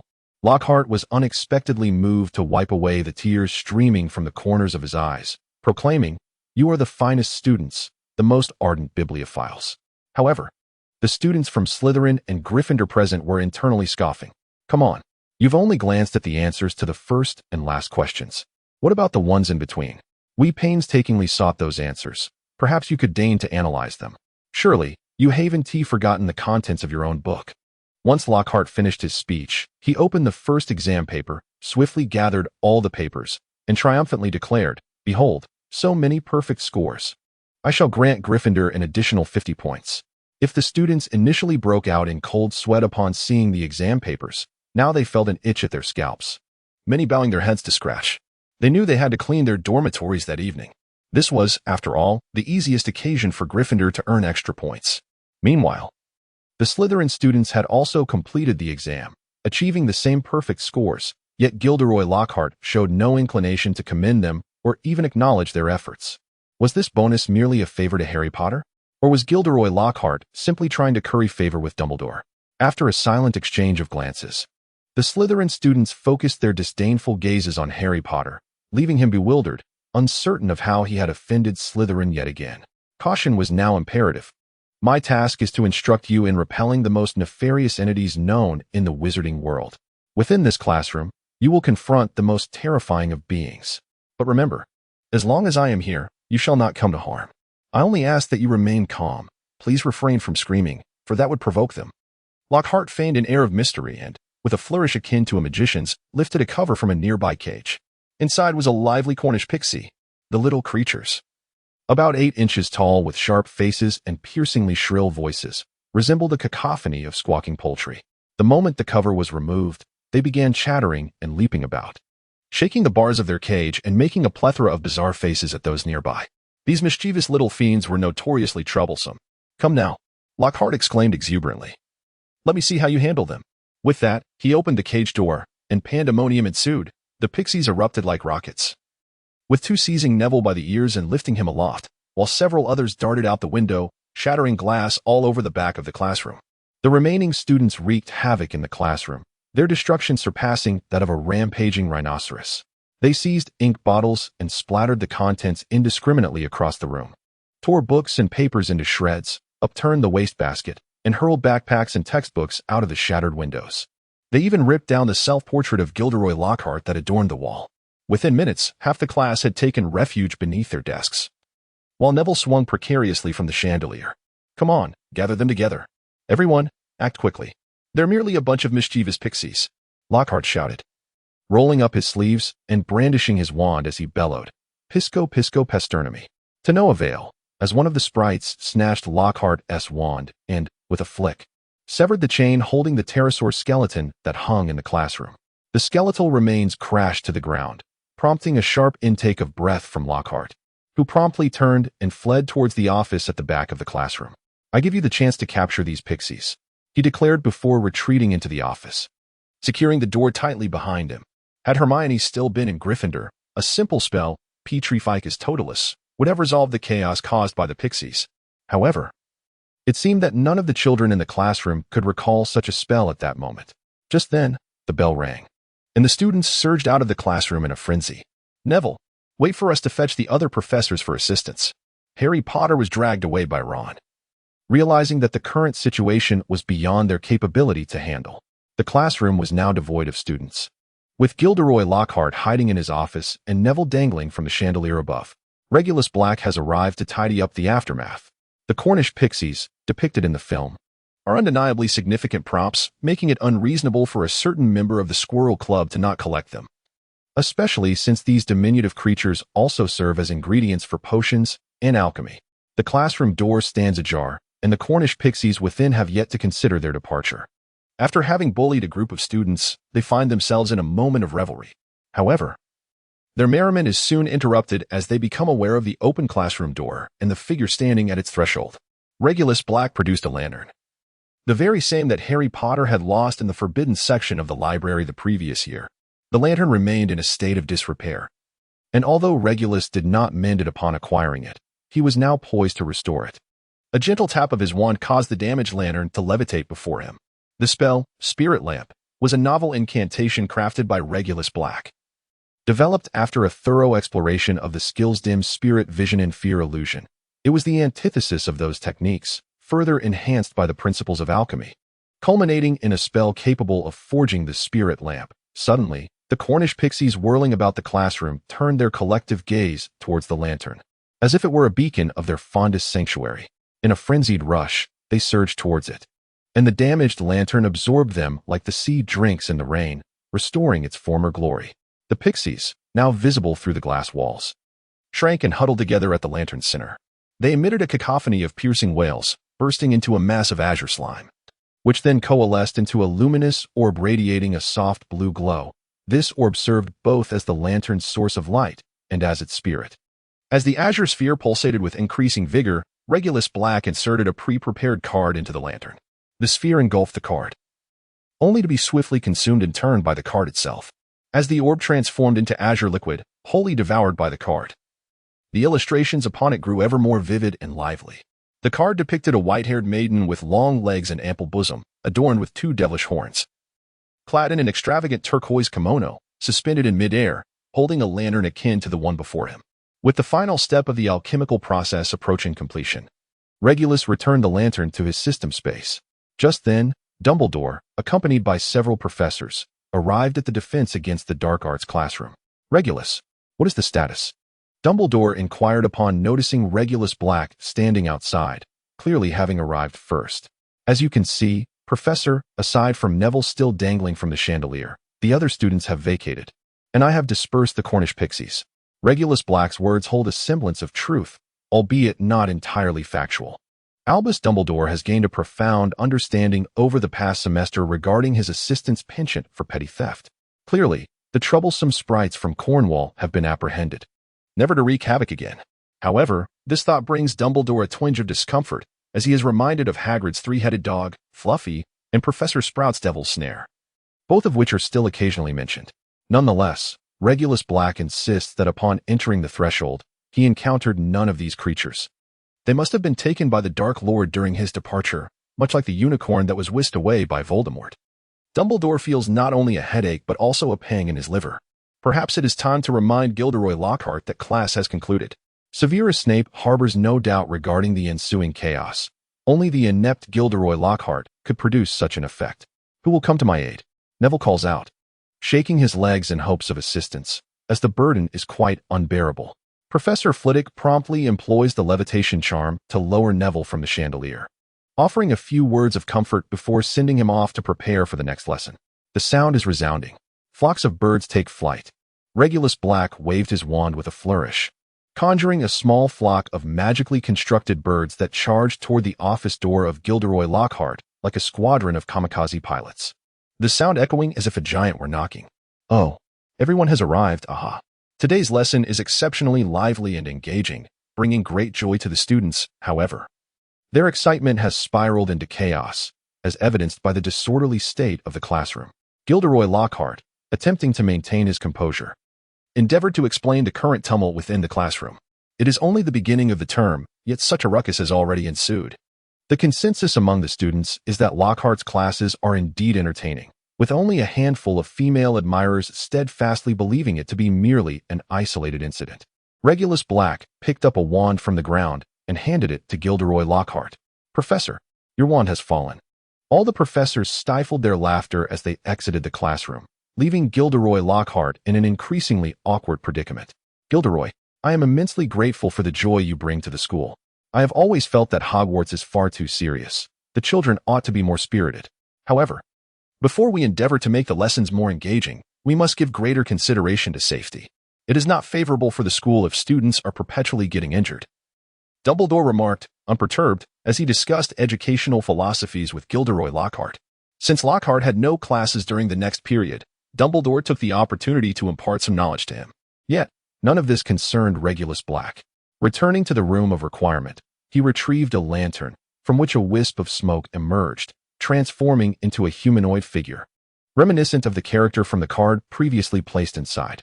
As she reached out to touch the lantern, it transmuted into a lamp that matched the image in the card. The elfin lamp of Cornwall has been forged. The name of the lamp suggested a similarity to Aladdin's lamp, but in truth, it was more akin to the lantern of the Waikai from traditional Japanese folklore. The spirit within this lamp embodied the whimsical style of anime. And Regulus Black had meticulously conceived and calculated many designs to experiment with Western fantasy elements in creating Eastern magical artifacts. Judging by the outcome, everything had proceeded smoothly. The idealistic principles of the wizarding world afforded him the confidence to pursue even bolder designs in the future. Throughout the summer, I dedicated myself to devising entirely new Quidditch strategies and training regimens. To familiarize ourselves with the new tactics, we needed to commence training earlier. The members of the Gryffindor Quidditch team were summoned by their captain today for the new tactical training. However, as they approached the pitch, they encountered the Slytherin team, fully equipped and present on the field. "What on earth is this?" Captain Oliver would immediately intercepted the Slytherin team. "Where are you going, Fudge?" "To the Quidditch pitch." "Of course. I have booked the field for today." "Calm down. I have received permission."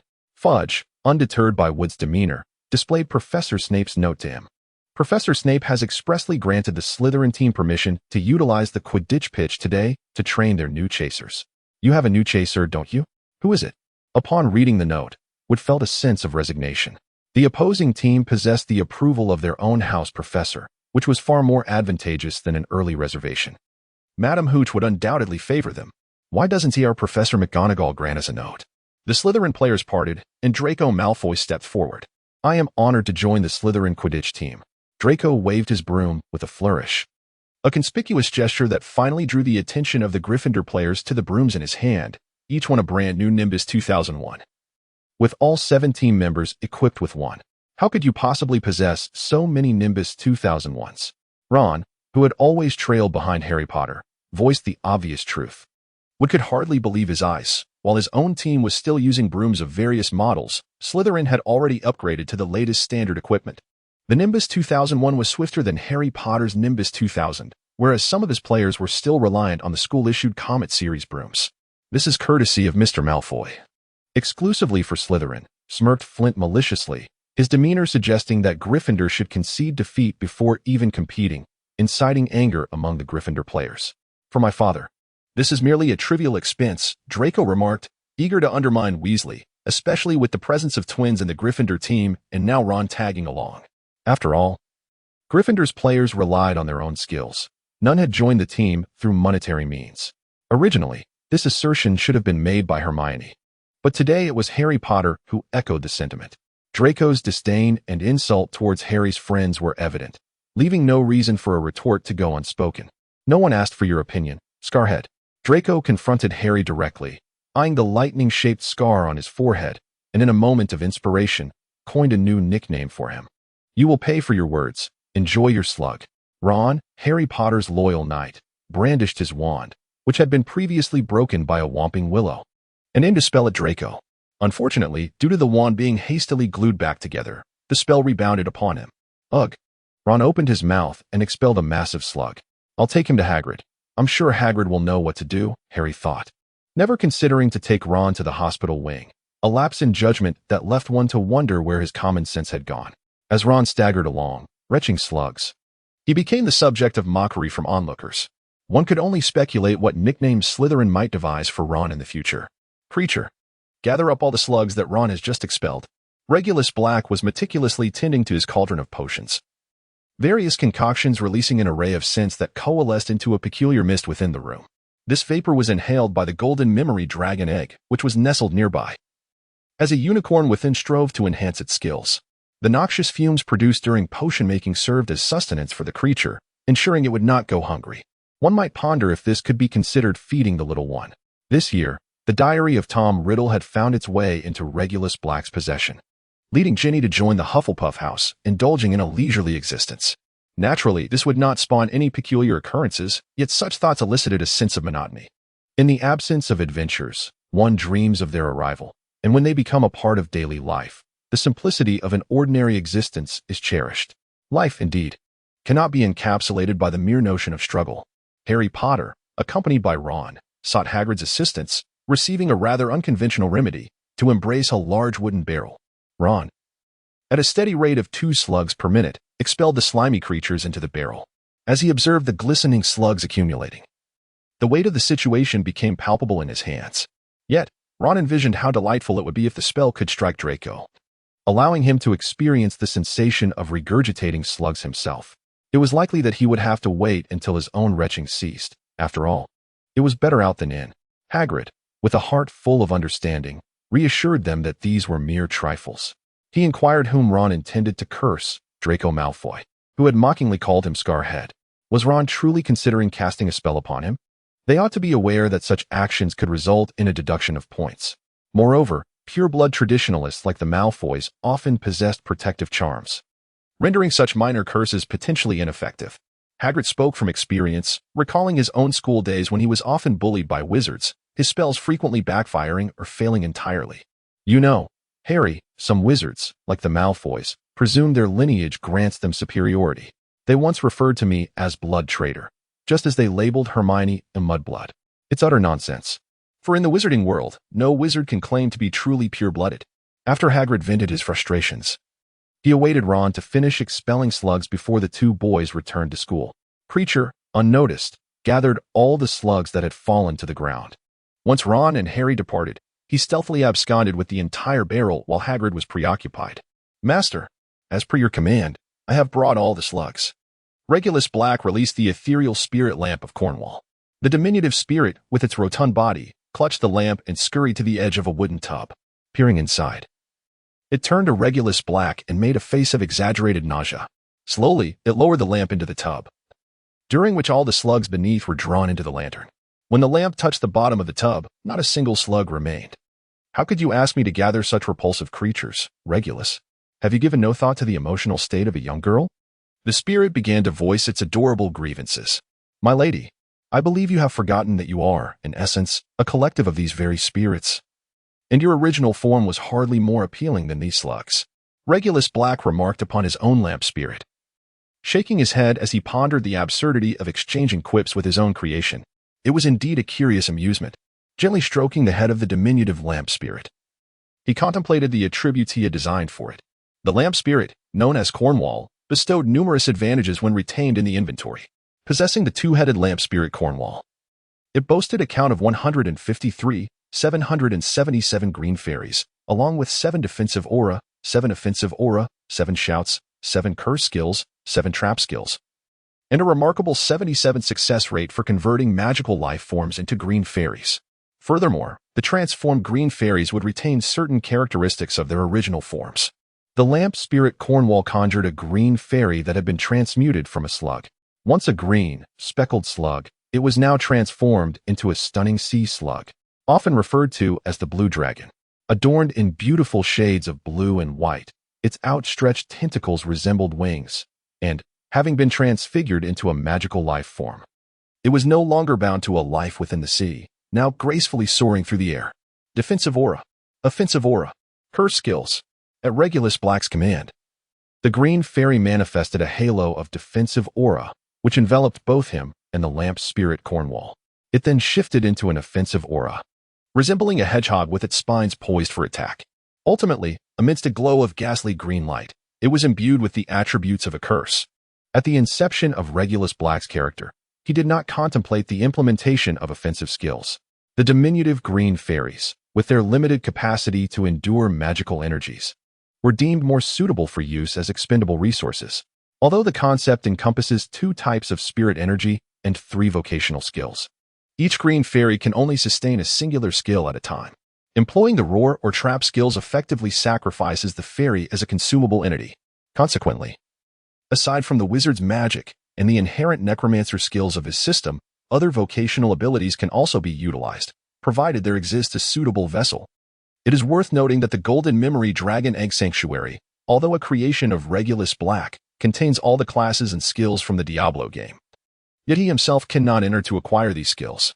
The ability to send a unicorn within for learning, while he remains an outsider, is indeed a lamentable circumstance. However, the successful creation of the Cornwall Fairy Lamp can alleviate this regret, while it does not allow for direct use of the 7 primary vocational skills. This alternative approach proves to be a commendable option.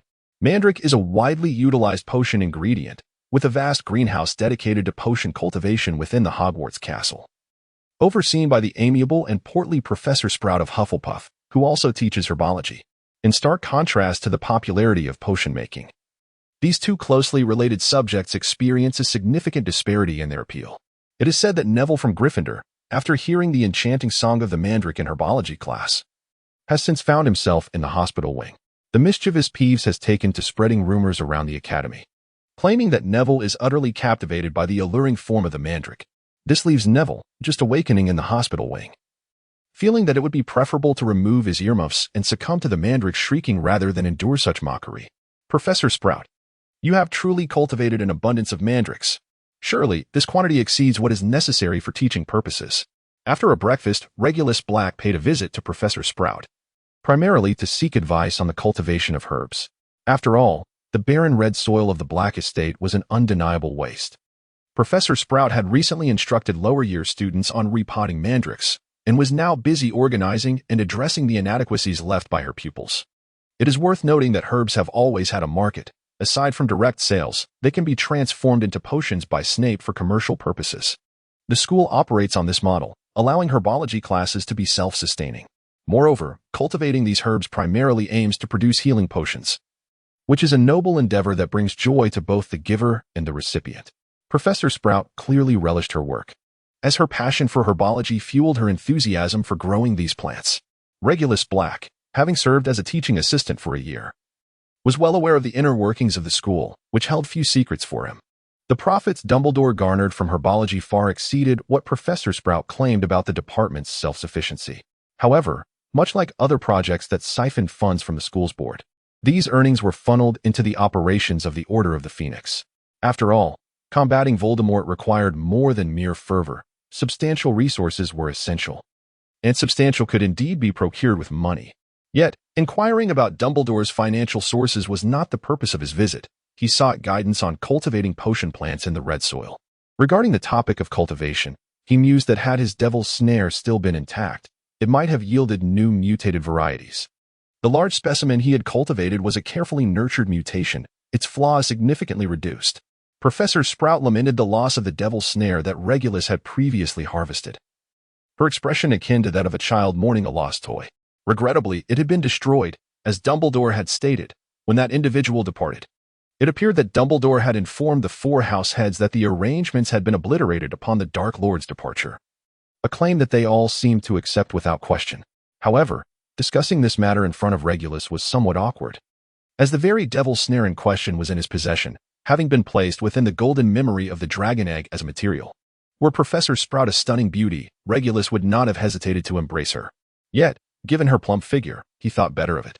Could mandrakes continue to grow after reaching maturity? In the wild, once a plant matures, no one comes to harvest it, and it continues to thrive. One must wonder, could mandrakes ultimately grow to the size of a human? Regulus Black merely posed a hypothetical question, yet Professor Sprout turned around, utterly bewildered. As for the situation you described, I too am uncertain. Generally, mandrakes are harvested once they reach maturity, and I have not heard of them growing to adult size in the wild, unless, of course, one can address the issue of premature aging in mandrakes. Professor Sprout appeared to steer the conversation toward a peculiar topic. Does premature aging even affect mandrakes? Professor Sprout. I must confess, I do not quite grasp your meaning. It seems that premature aging occurs solely in humans. Regulus Black was somewhat taken aback, as it was the first time he had encountered such a notion. I am aware that in the Muggle world, there exists a condition where children age at an accelerated rate from the moment of their birth. This is not a natural progression of growth. Their bodies remain in the state of infancy, yet their constitution has already deteriorated, leading to their untimely demise in their teenage years. Similarly, mandrakes suffer from this affliction. I have never encountered a mandrake of adult size. Each one is merely the size of an infant. However, upon examining their appearances, do any resemble a child? They all bear the visage of aging faces and skin. What we refer to as the maturity of mandrakes is, in truth, the moment of their decline into death. Professor Sprout expresses profound sympathy for those precocious children, even though they are muggles. Thus, if it were possible to prevent mandrakes from aging, could they grow to the size of an adult? Regulus Black continued to inquire, a spark of inspiration illuminating his mind. While I am not entirely certain about the answer to this question, I encourage you to explore it on your own. For herbology is a discipline that thrives on practical experience. Professor Sprout stacked the used pots, presenting the repotted mandrakes with a flourish and without hesitation. Handed Regulus a young mandrake. I believe you must have some thoughts on this matter, so why not give it a try? Perhaps you could indeed succeed. Having graduated from Hogwarts and subsequently taught there for a year, Regulus Black felt as though he had been transported back to his student days. It is worth noting that Professor Sprout has taught herbology for as long as Professor McGonagall, and both had taught Regulus Black, as well as Severus Snape and Harry Potter's father. Although Regulus was not particularly fond of the subject during his time as a student, he still achieved exemplary grades. Returning to the room of requirement with the young mandrake cradled in his hands, Regulus Black attracted the curious gaze of numerous students. Yet he had no intention of concealing anything. As he traversed the corridor, he pondered the proper care and nurturing of this young mandrake. A fleeting moment of inspiration indicated that there must be a method to address the issue of the premature aging of the mandrake. However, upon reflection, the specifics eluded him. Nevertheless, this matter was not pressing. Regulus Black did not feel compelled to transform the pot of mandrake immediately. He could afford to wait. He first placed the mandrake within the confines of his golden memory dragon egg sanctuary, where it seamlessly integrated as a member of that enchanted realm. Being a magical plant, under the nurturing laws of the golden memory dragon egg, it birthed new magical creatures, humanoid beings capable of emerging from the soil and fleeing. With a 77% chance of producing magical plants and an equal probability for magical creatures, these attributes played an undeniable role in the emergence of new species. Regulus Black observed with a hint of mischief as a young unicorn inadvertently succumbed to the screaming mandrake, rendering it unconscious. Continuing his observation, under Regulus Black's mental influence, the mandrake began to spread towards the domain of the devil's net. The mature mandrake extricated itself from the earth, its head splitting to give rise to several new seedlings, typically 3 to 5. Amidst a cacophony of cries, the larger mandrake would roughly detach the smaller seedlings and cast them away. The seedlings were left to root themselves in the soil, quietly growing in their new locations, while the mature plant, having completed its task, met its demise. This constituted a simple cycle of life and death. The mature mandrake produced offspring, and upon discarding them, it would naturally perish. Some mature specimens, however, would embark on a frantic dash, screaming as they ran far afield, yet the act of scattering their seedlings remained consistent. This entire process transpired without any mutations. However, once the mandrake's range encroached upon the devil's net, transformation began. Under Regulus Black's mental impetus, the devil's net consumed the deceased mature mandrakes as sustenance, and after feasting sufficiently, a familiar entity emerged, Zyra, the Thorned One from the League of Legends universe. Subsequently, this newly birthed magical plant was once again steered by Regulus Black's consciousness towards the territories of the other two bosses, reminiscent of a queen bee swarming. The original devil's net remained in place, while the newly mutated entity, Zyra, sought out its own domain. Within the Golden Memory Dragon Egg Sanctuary, 3 distinct territories existed. each fostering unique mutations among various species. The territory of the undead dragon would yield exceptionally robust forms, while the realm of the skeletal dragon produced skeletal anomalies. And the domain of the ghost dragon enhanced attributes related to the soul. Originally, the Devil's Net had been situated within the territory of the undead dragon, which augmented its already formidable presence. Upon the birth of Zyra, this entity also belonged to the realm of physical strength. The first Zyra ventured into the territory of the skeletal dragon, as Regulus Black consciously endeavored to replicate several Zyra skins from the game, perhaps ultimately resulting in a Dragon Witch Zyra. In a locale where volcanic magma flowed, Thorn Zyra took root, quickly adapting to her surroundings after a series of piercing screams. Before long, a fiery version known as Wildfire Zyra emerged from the magma. Her charred exoskeleton enveloped a smoldering form, with bony protrusions resembling twisted horns sprouting from her arms and legs. Fiery red locks cascaded like flames, and her eyes radiated fervor and an insatiable desire for destruction. As Wildfire Zyra appeared, the Devil's Net birthed another Thorn Zyra, which Regulus Black guided into the realm of the ghost dragon, amidst a toxic mist swamp. This Zyra transformed into a spectral version, albeit lacking the raw power of Wildfire Zyra, yet significantly enhanced in special effects. Her alluring emerald form possessed an irresistibly captivating allure, boasting attributes that combine beauty, fragrance, and danger, alongside the ability to control soul attributes. Twining vines, reminiscent of tentacles, blossomed with luminescent flowers, their luminescence fueled by the flames of departed souls, now repurposed as illuminating fruits. The three Zyra showcased diverse possibilities, and even the dispersed mandrakes underwent mutations, eventually giving rise to a more robust variety after countless generations. In the territory of the skeletal dragon, mandrakes donned exoskeletal armor, while in the realm of the ghost dragon, they became entirely ethereal, floating gracefully through the air, resembling true infants, as if cradled in a maternal embrace, exuding tranquility. Throughout the ensuing month following the commencement of the school term, Regulus Black immersed himself in the affairs of the mandrakes. While the mutations and arrangements had been completed earlier, he deliberately prolonged the process for a month before finally presenting a robust mandrake, encased within a box measuring 1.5 meters in all dimensions. The curled form of the sturdy mandrake was evident, with its distinctive coloration and shape at the top affirming its identity. This endeavor even caught the attention of Dumbledore, who convened several professors to gather in Professor Sprout's garden. Regulus, you have truly performed a miracle. Dumbledore, through the perceptive use of his wand, ascertained that the mandrake within the box was indeed alive and in a state of continued growth, verging on its prime. Thank you for your acknowledgement, Headmaster Dumbledore. I also possess a paper regarding cultivation, and I hope to receive your guidance on it. Regulus Black presented a scroll of parchment to Dumbledore, which meticulously detailed the cultivation and growth of the mandrake, followed by insights into the unique characteristics and medicinal properties of this remarkable plant. It turned out that dragon's blood was to be employed in the nurturing process. Dumbledore marveled at the ingenuity of Regulus Black, recalling how he himself had once compiled 12 uses for dragon's blood, even including its application for cleaning floors.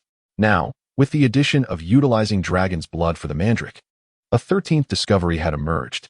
Just as Regulus Black favored the number 7, Dumbledore had an affinity for the number 12. What a wasteful endeavor. Severus Snape took the report from Dumbledore's hands and, after a thorough examination, rendered his critique. As the potions master, he was well versed in the sources of potion ingredients and the final market for potions, and he understood the necessity of calculating production costs against selling prices. However, Regulus Black's cultivation formula, in both method and materials, surpassed the intrinsic value of the mandrake itself. The efficacy of the resultant potion would ultimately determine its worth. If the effects were remarkable, then the selling price could indeed recoup the expenses. Yet, even so, a marketing dilemma loomed.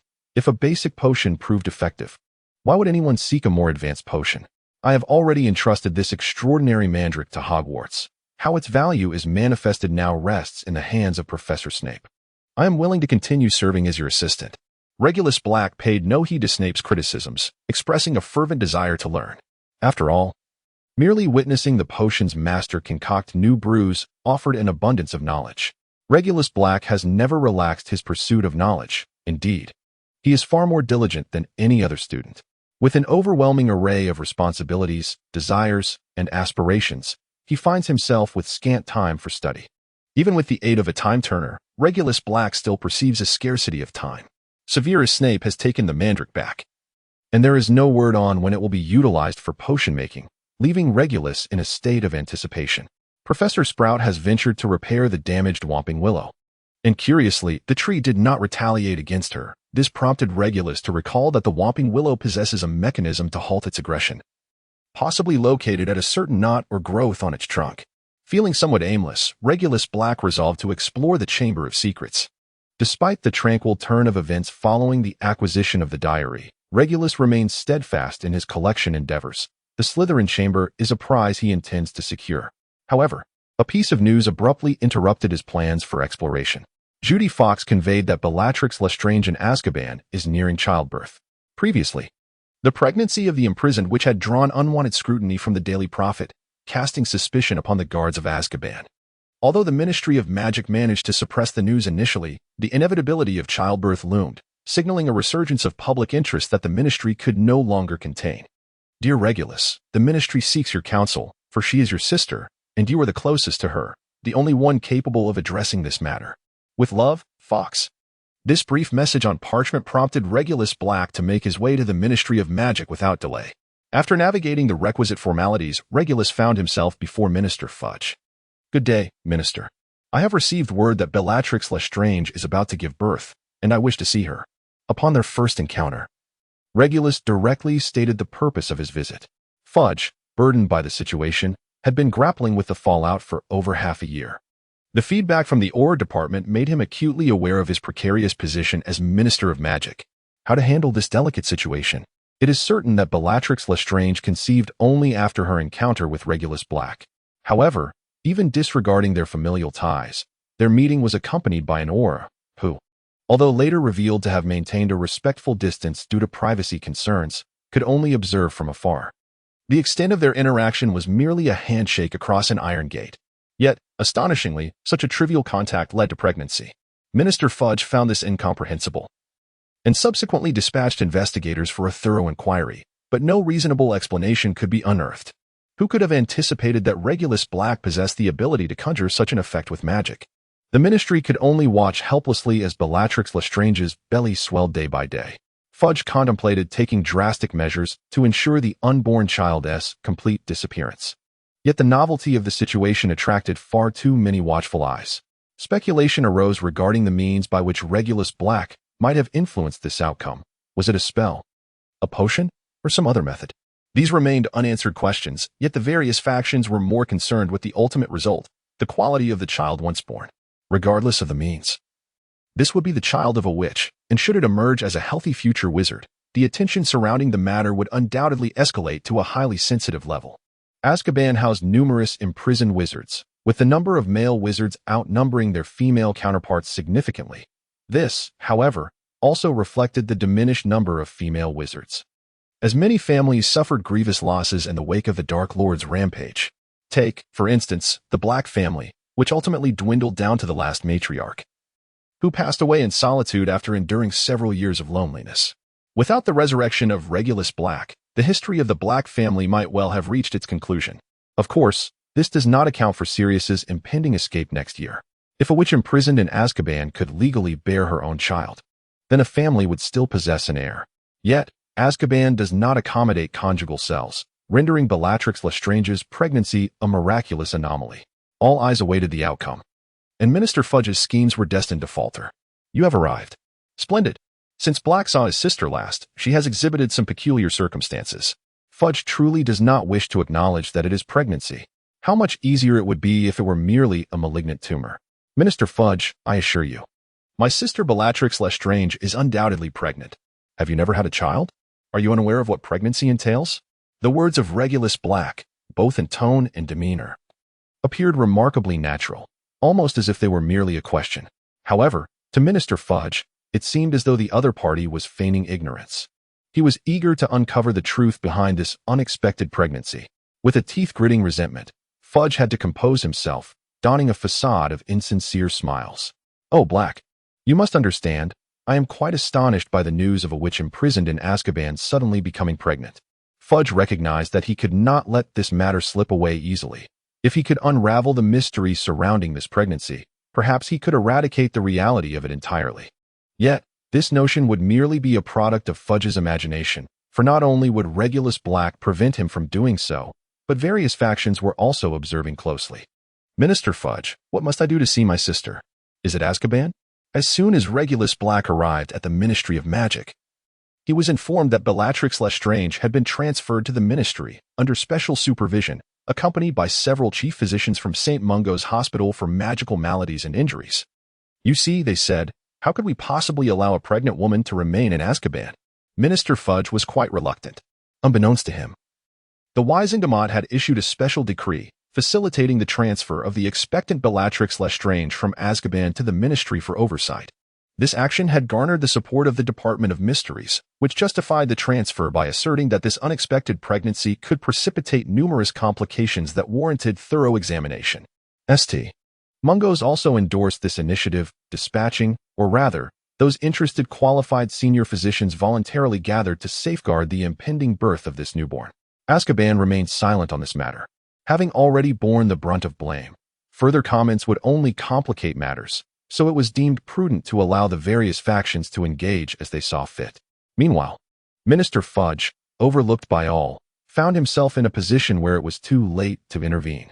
He had no opportunity to ensure that both mother and child perished during a difficult labor, watching instead as the doctors from St. Mungo's circled around the pregnant woman, with no chance for him to assert his influence. In light of this situation, Fudge had even conferred with Dumbledore, for without Dumbledore's signature, the Wizengamot would not have issued such a special decree. However, Dumbledore had maintained that this matter bore no relation to Regulus Black.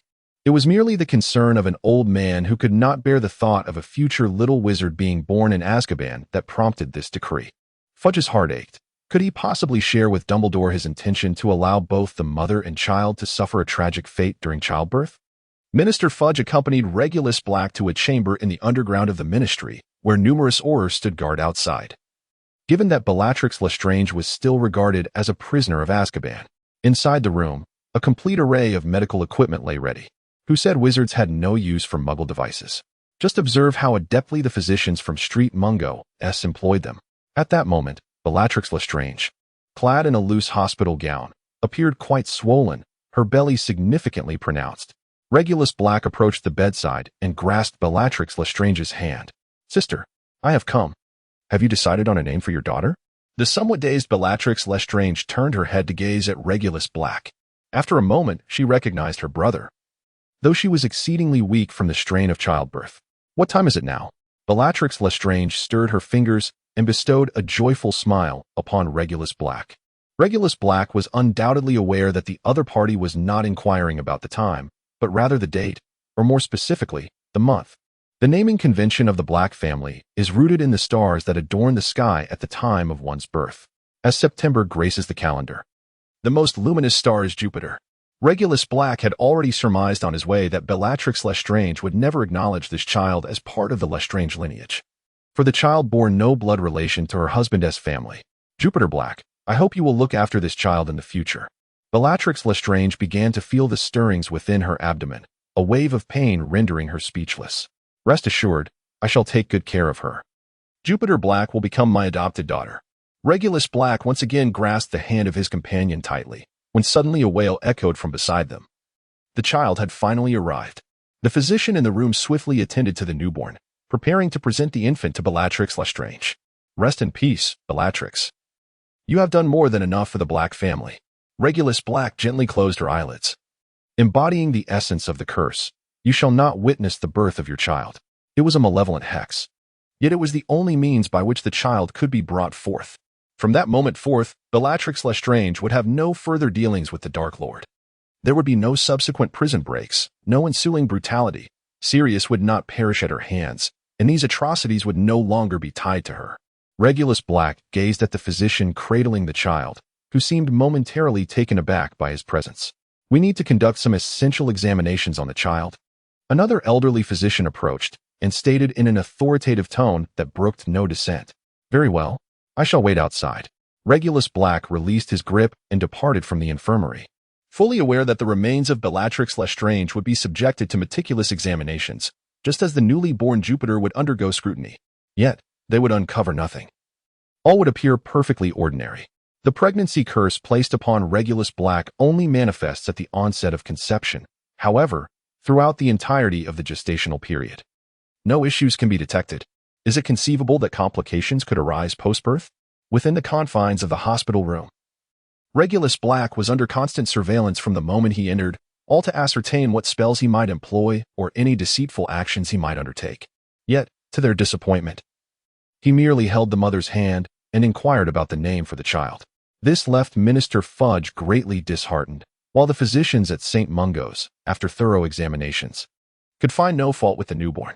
After several hours of anxious waiting, the door to the room finally swung open, and a female physician emerged cradling the child, while simultaneously, the bed of Bellatrix Lestrange was wheeled out.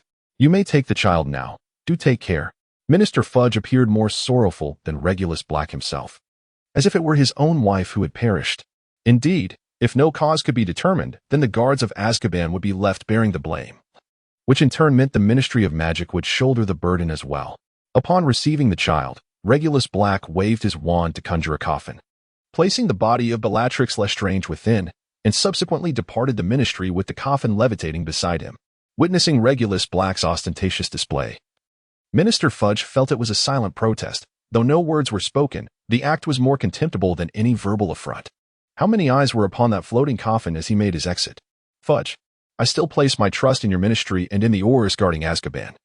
The oldest physician approached and patted the minister's shoulder. "Have you discovered something?" Fudge grasped at this glimmer of hope, eagerly seizing the physician's hand. "In terms of magic, we found nothing, hence our belief in you." The elder physician left Fudge's grasp and exited the room with his colleagues, leaving behind an air of mystery. Even the two representatives from the Department of Mysteries passed by Fudge with enigmatic smiles. "What the hell does this mean? Are you mocking my intelligence?"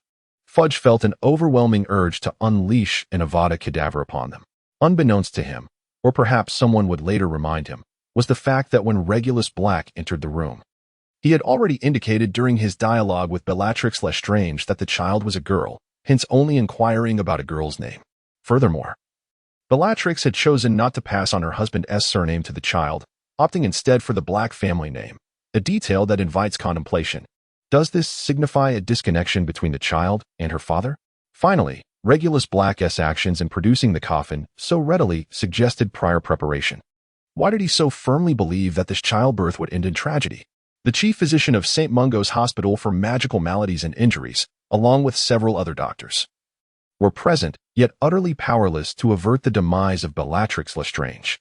At the very moment a new life was born, another life extinguished.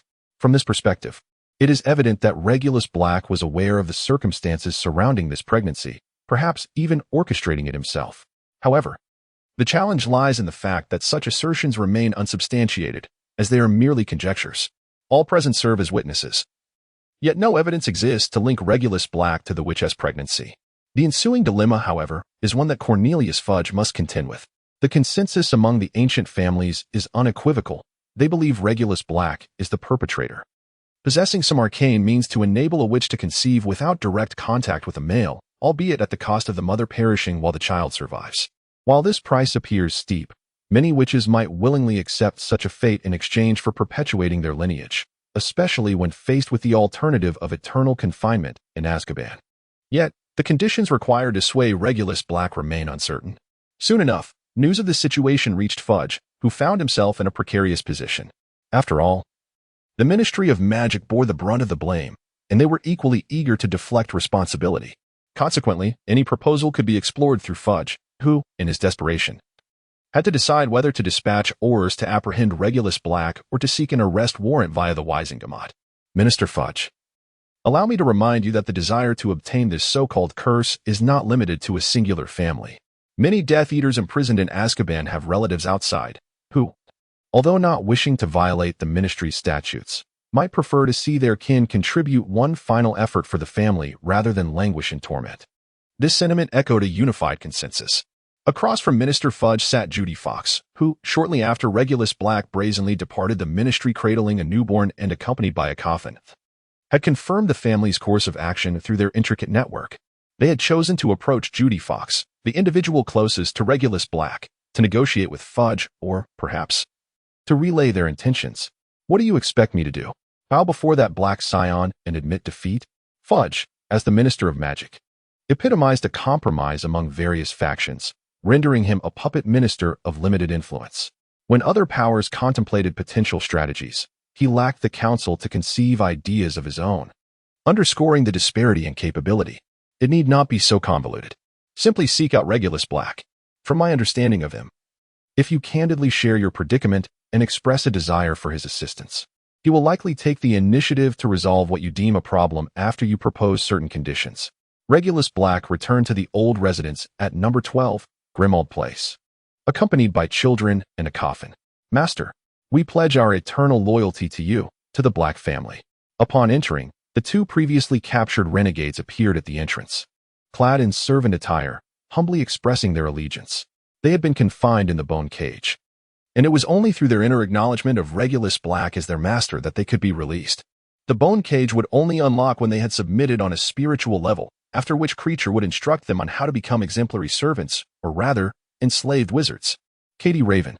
Regulus Black cradled the child, casting a sidelong glance at the witch servant. Yes, master, I shall adhere to your commands, she replied, her nerves palpable as she pondered what she might have done amiss upon his recent return.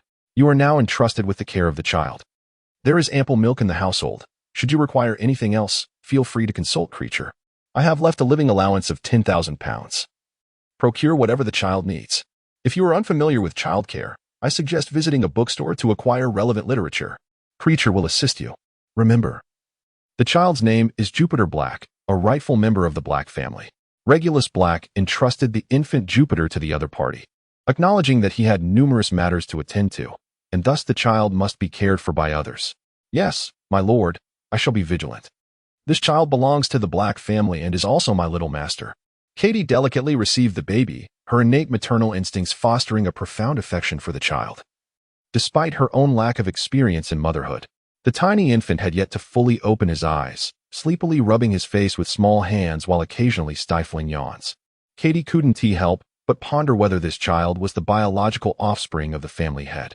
Yet, since the child bore the Black surname, the question of parentage seemed inconsequential. Her sole responsibility was to care for him. Jacob, please place this coffin in the basement for safekeeping. I shall attend to it upon my return. Regulus Black had tasked Jacob Jones with this assignment, for he had observed an owl approaching and believed he would soon be departing. The Ministry of Magic's owl bore a letter from Minister Fudge, extending a most courteous greeting.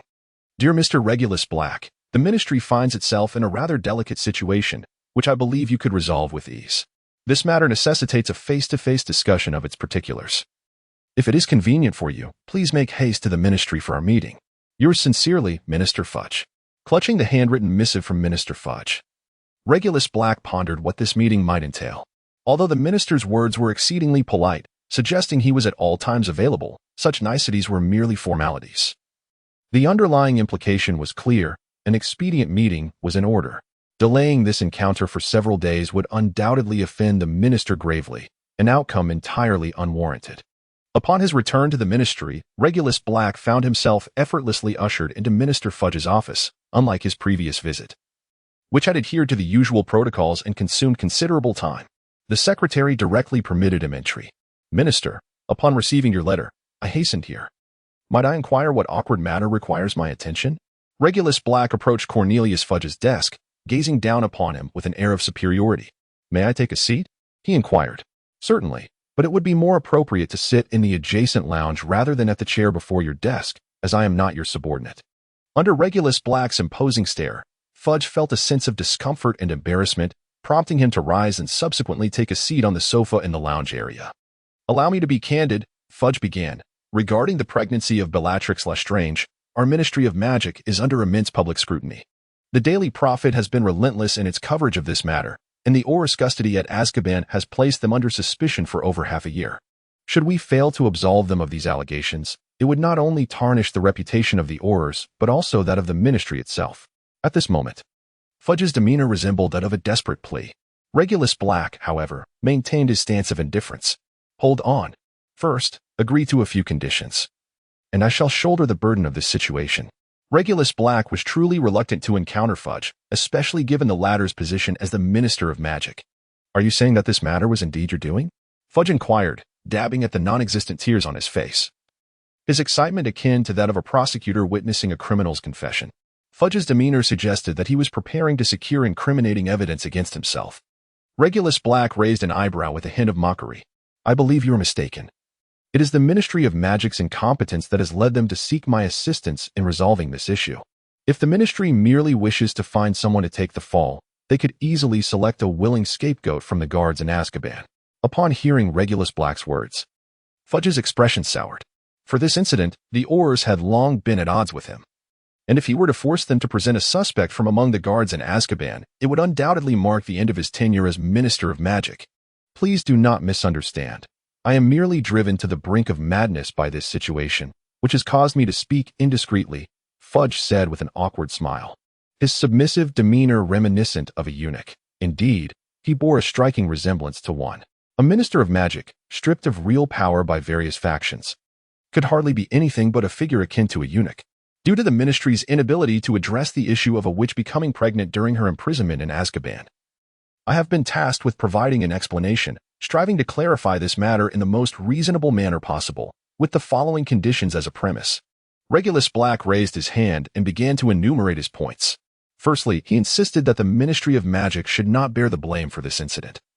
Yet he excluded himself from any culpability.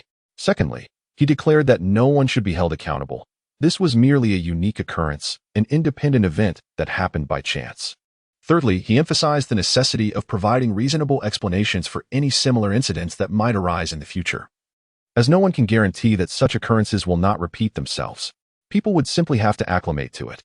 Lowering his hand, Regulus Black pondered for a moment before continuing. The information I disclose publicly will reflect the genuine outcome.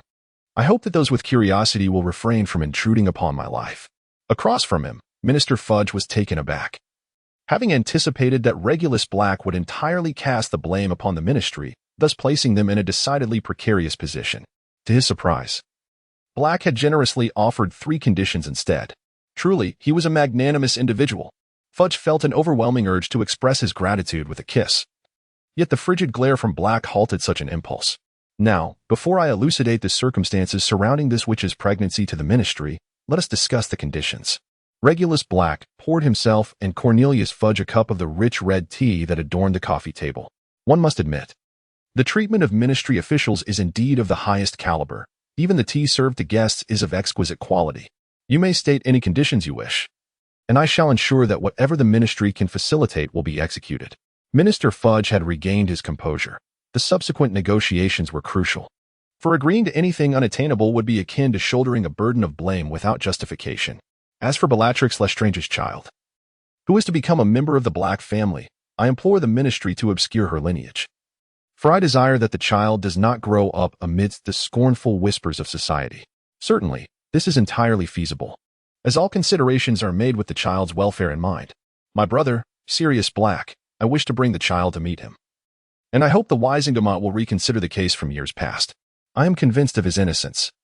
He has unjustly borne the blame for the betrayal of the Potters and the murder of Muggles due to his foolishness and inexplicable circumstances. Meetings can indeed be arranged at any time and as often as necessary. Regarding the re-examination of the case, I will promptly initiate the process. It is merely a procedural matter, and within a week, the review can commence, though I cannot guarantee the outcome. If the result cannot be assured, let it be a discreet re-examination. Should his innocence remain unproven, then let the foolish dog remain imprisoned. In light of recent events, I, Regulus Black, wish to disclose certain facts. Following Minister Fudge's enthusiastic agreement and the formalization of a decree, Regulus Black convened a press conference alongside him. The Daily Prophet and several minor reporters were present. A sweeping glance revealed none other than Luna Lovegood's father, the contrarian editor Xenophilius Lovegood. This individual possessed a curious allure. With fluffy white hair cascading over his shoulders, a hat adorned with a tassel that dangled before his nose, and a striking canary yellow robe that dazzled the eyes. Around his neck hung a golden chain, upon which gleamed an eccentric symbol resembling a triangular eye.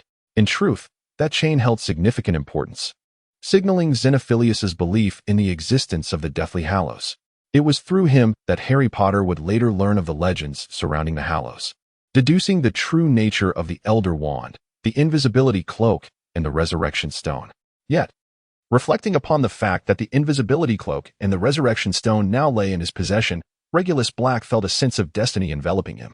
My cousin, Bellatrix Lestrange's pregnancy, is entirely her own decision, unrelated to any external influence. I urge you all to place your trust in the integrity of Azkaban's guards and the stringent regulations of the Auror Department. Regulus Black commenced his narrative by positing that his cousin's pregnancy was a matter of her own volition, thereby absolving the Ministry of Magic and the Aurors from any culpability. This opening statement garnered nods of approval from Fudge and the head of the Auror Department, effectively disentangling them from a scandal that had persisted for over 6 months, allowing them to breathe a sigh of relief from the burden of blame. Having been confined in Azkaban for over a decade, her mental state was far from stable. This, of course, was a consequence of her own actions, a punishment for her past transgressions. During her time as a Death Eater, she inflicted considerable harm upon many, distinguishing herself fundamentally from those who mistakenly aligned with the Death Eaters. Her profound admiration for a certain individual led her to emulate their brutality, malevolence, and madness. It was this person's teachings and example that transformed her, as well as many other wizards. Those with divergent viewpoints suffered grave consequences, enduring harm or even death. Regulus Black initially expressed concern for his cousin's mental state to elicit sympathy. However, which wizard confined within Azkaban could be considered mentally stable? The Demise arrived nightly to siphon away joy, and countless wizards have succumbed to despair and taken their own lives due to this torment. Only Sirius seems to regard this treatment as a twisted form of pleasure, or perhaps as a means of self-punishment. Yet, who can say whether he might transform into a foolish dog in moments of unbearable anguish to escape his plight? Perhaps he would not. Undoubtedly, Regulus Black would not place the entirety of the blame upon his cousin, even if he criticized her for reveling in her role as a Death Eater.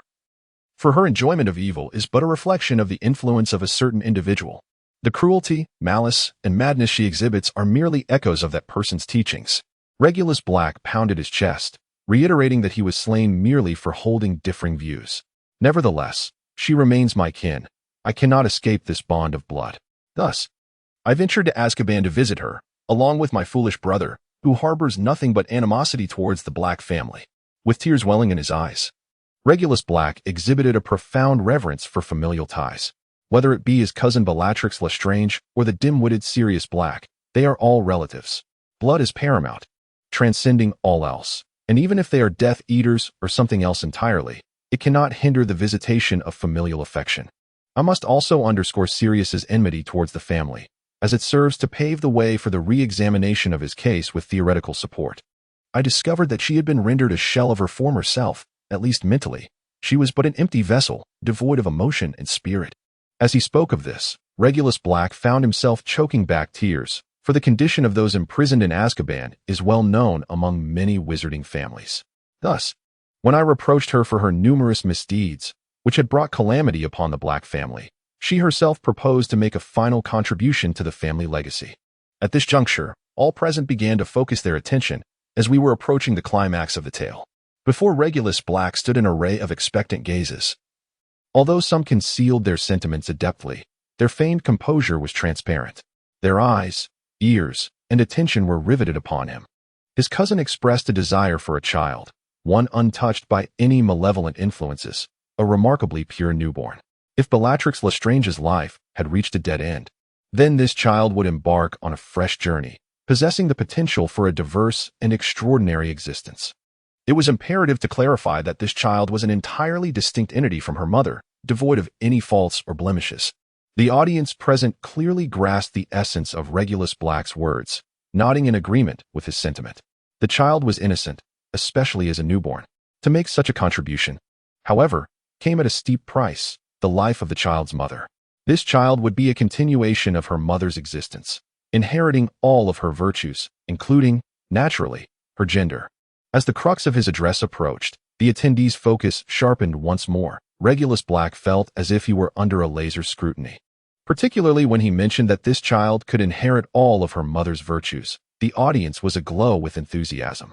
Was such exaggeration necessary? Did they not fear that Regulus Black might be deceiving them? Thus, this child bore no connection to any male. Nor did she share any blood ties with Bellatrix Lestrange's current husband. She was solely Bellatrix Lestrange's child, rendering her merely a member of the Black family. Was this insinuating that the method was achieved through bloodline? A child born in this manner, even through a unilateral maternal lineage, would undoubtedly be a pure blood, ensuring her capability to become a witch without question. In conclusion, this is the public statement I wish to make today. Bellatrix Lestrange's pregnancy was her own choice. And the child has been born, a healthy baby girl named Jupiter Black. Regulus Black had scarcely uttered the name of the child when a formidable wave of magical pressure surged forth, invoking the system skill known as fear illusion in an imperceptible manner. Those present could scarcely anticipate that Regulus Black would exhibit such a reaction at that moment. An overwhelming dread enveloped the room. The curse, typically potent enough to send individuals fleeing, was significantly diminished due to its silent and wandless manifestation. Nevertheless, it still evoked the sensation of facing a dragoness wrath, instilling a chilling terror in all who stood before it. In that instant, those who had harbored intentions of exploiting this witch for their own gain extinguished their selfish thoughts. The Black family possessed far more than a solitary means of influence. Clearly, they had an array of formidable resources at their disposal. It was no surprise that the illustrious Black family, steeped in the dark arts and rich in history, concealed innumerable such methods. However, it soon dawned on some that Regulus Black had revealed nothing at all. The intricacies of how to induce the witch to conceive and bear offspring remained entirely shrouded in mystery. Whether it was a spell, a potion, or some other means, not a single detail had been disclosed. This individual was a veritable trap, a vast abyss waiting for the curious souls to leap into its depths. Regulus Black gazed at the myriad of changing faces, acutely aware that he could not permanently conceal this secret. Rather than fall victim to manipulation, he opted for an open proclamation. I am aware that certain families also have female members incarcerated in Azkaban. The Black family is willing to extend assistance, albeit not out of altruism. I am prepared to exchange this aid for commensurate benefits. Upon hearing this, several representatives of parents began contemplating methods to elicit further disclosures from this member of the Black family, ideally securing a commitment to collaborate.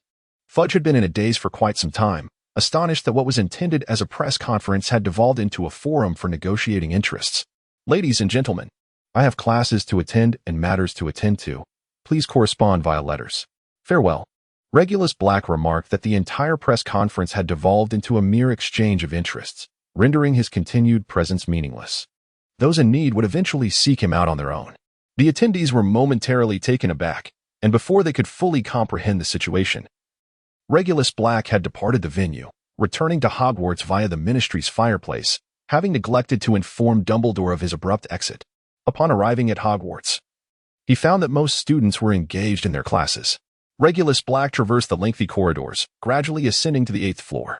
Honey lemon tea. The spiral staircase materialized automatically upon uttering the password, and Regulus Black ascended the highest step to reach the headmaster's office. Headmaster. As Regulus Black stepped through the door, he called out, yet received no reply. It was evident that Dumbledore had not yet returned.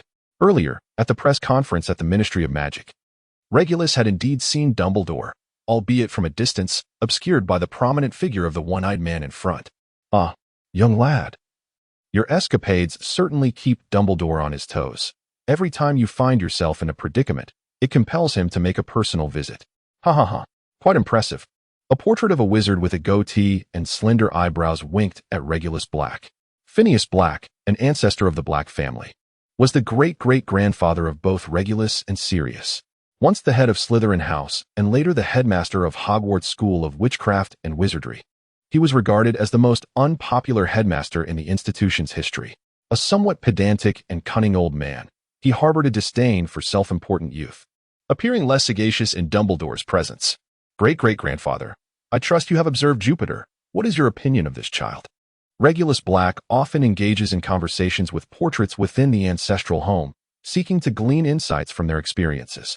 Phineas, whose likeness resides in various locations including number 12, Grimmauld Place, and the Hogwarts headmaster's office, is free to traverse within these frames. Oh, what an adorable child, strikingly beautiful. Reminiscent of Bellatrix in her youth. The mere mention of Jupiter Black, the youngest scion of the Black family, sends Phineas, that long-deceased gentleman, into a fervor of excitement. It is noteworthy that not long ago, the Black family faced extinction, with members perishing and others imprisoned. Thankfully, Regulus Black has returned, and within less than a year, Bellatrix has bestowed upon the family the gift of Jupiter Black. This has ensured the continuation of the Black lineage rather than its demise. Phineas holds Regulus in high regard, acknowledging him as a capable head of the Black family, one who can restore its former glory. Given your fondness for young Jupiter, it would be prudent for the Ministry of Magic to expedite the process of returning the family's estate, particularly a chocolate factory. A venture for which I have yet to submit an application. Indeed, I have not even been able to file the request. Regulus Black was aware that the portrait of Phineas Nigellus and Cornelius Fudge shared a pleasant rapport. In consideration of the child Jupiter, presenting her with a chocolate factory as a gift seemed most fitting. The negotiations with Fudge now rest upon your shoulders, Phineas. Regulus Black had already devised a plan for Phineas, leaving it to Phineas to determine the depth of his rapport with Minister Fudge. Among the former enterprises of the Black family, the chocolate factory stood as a paramount establishment. Wizards, constrained by their magical essence, are unable to create food at will. Many plants, perceived as ordinary ingredients by Muggles, serve as potion components in the wizarding realm. Thus, aspiring chefs among wizards are destined for a series of calamities. As one never knows what might emerge from the cauldron, many magical creatures have been known to spring forth from a mere pot of stew.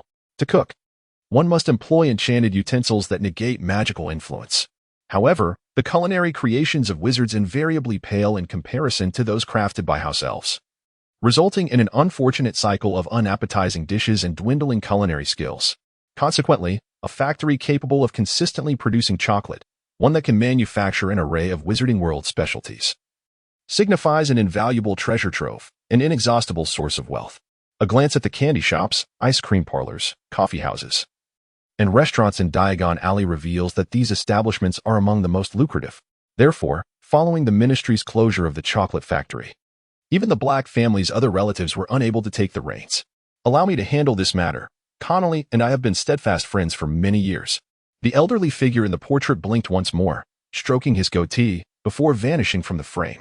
Regulus Black was acutely aware that, in the absence of the Black family, Phineas Nigellus' favored successor, the Slytherin headmaster Severus Snape, remained. Although Phineas was not particularly distinguished in his role as headmaster during his lifetime, his portrait in the original narrative provided invaluable assistance to Dumbledore, Harry, Hermione, and Ron. He offered Harry Potter a wealth of information while persistently seeking to inform Snape of Harry's whereabouts, for Snape regarded Harry as his own child, and Phineas perceived Snape as akin to his own grandson. However, with Regulus Black still present, Phineas' attention and affection naturally gravitated towards his own family, especially considering that Regulus represented the direct lineage of the Black family. Regulus, it appears you have secured a rather challenging position for Phineas. Dumbledore had returned to Hogwarts and overheard the conversation between Regulus and Phineas. Regulus Black wore a satisfied smile. Initially, it was merely a matter of sufficiency for myself. The responsibilities of reclaiming the Black family's estate felt burdensome. He pulled up a chair and began to sift through Dumbledore's collection of desserts. However, with the presence of an additional child, I must now actively plan for her future. If certain matters elude my generation, the next will find themselves in an even more precarious situation, perhaps entirely devoid of hope. Honey lemon tea, Dumbledore announced, and a large jar of honey lemon tea materialized on the coffee table. Regulus took charge, conjured 2 large cups, chilled the honey lemon tea, and poured generous servings for both of them. Just as in Snape's office, they sat in silence, sipping their tea, lost in thought.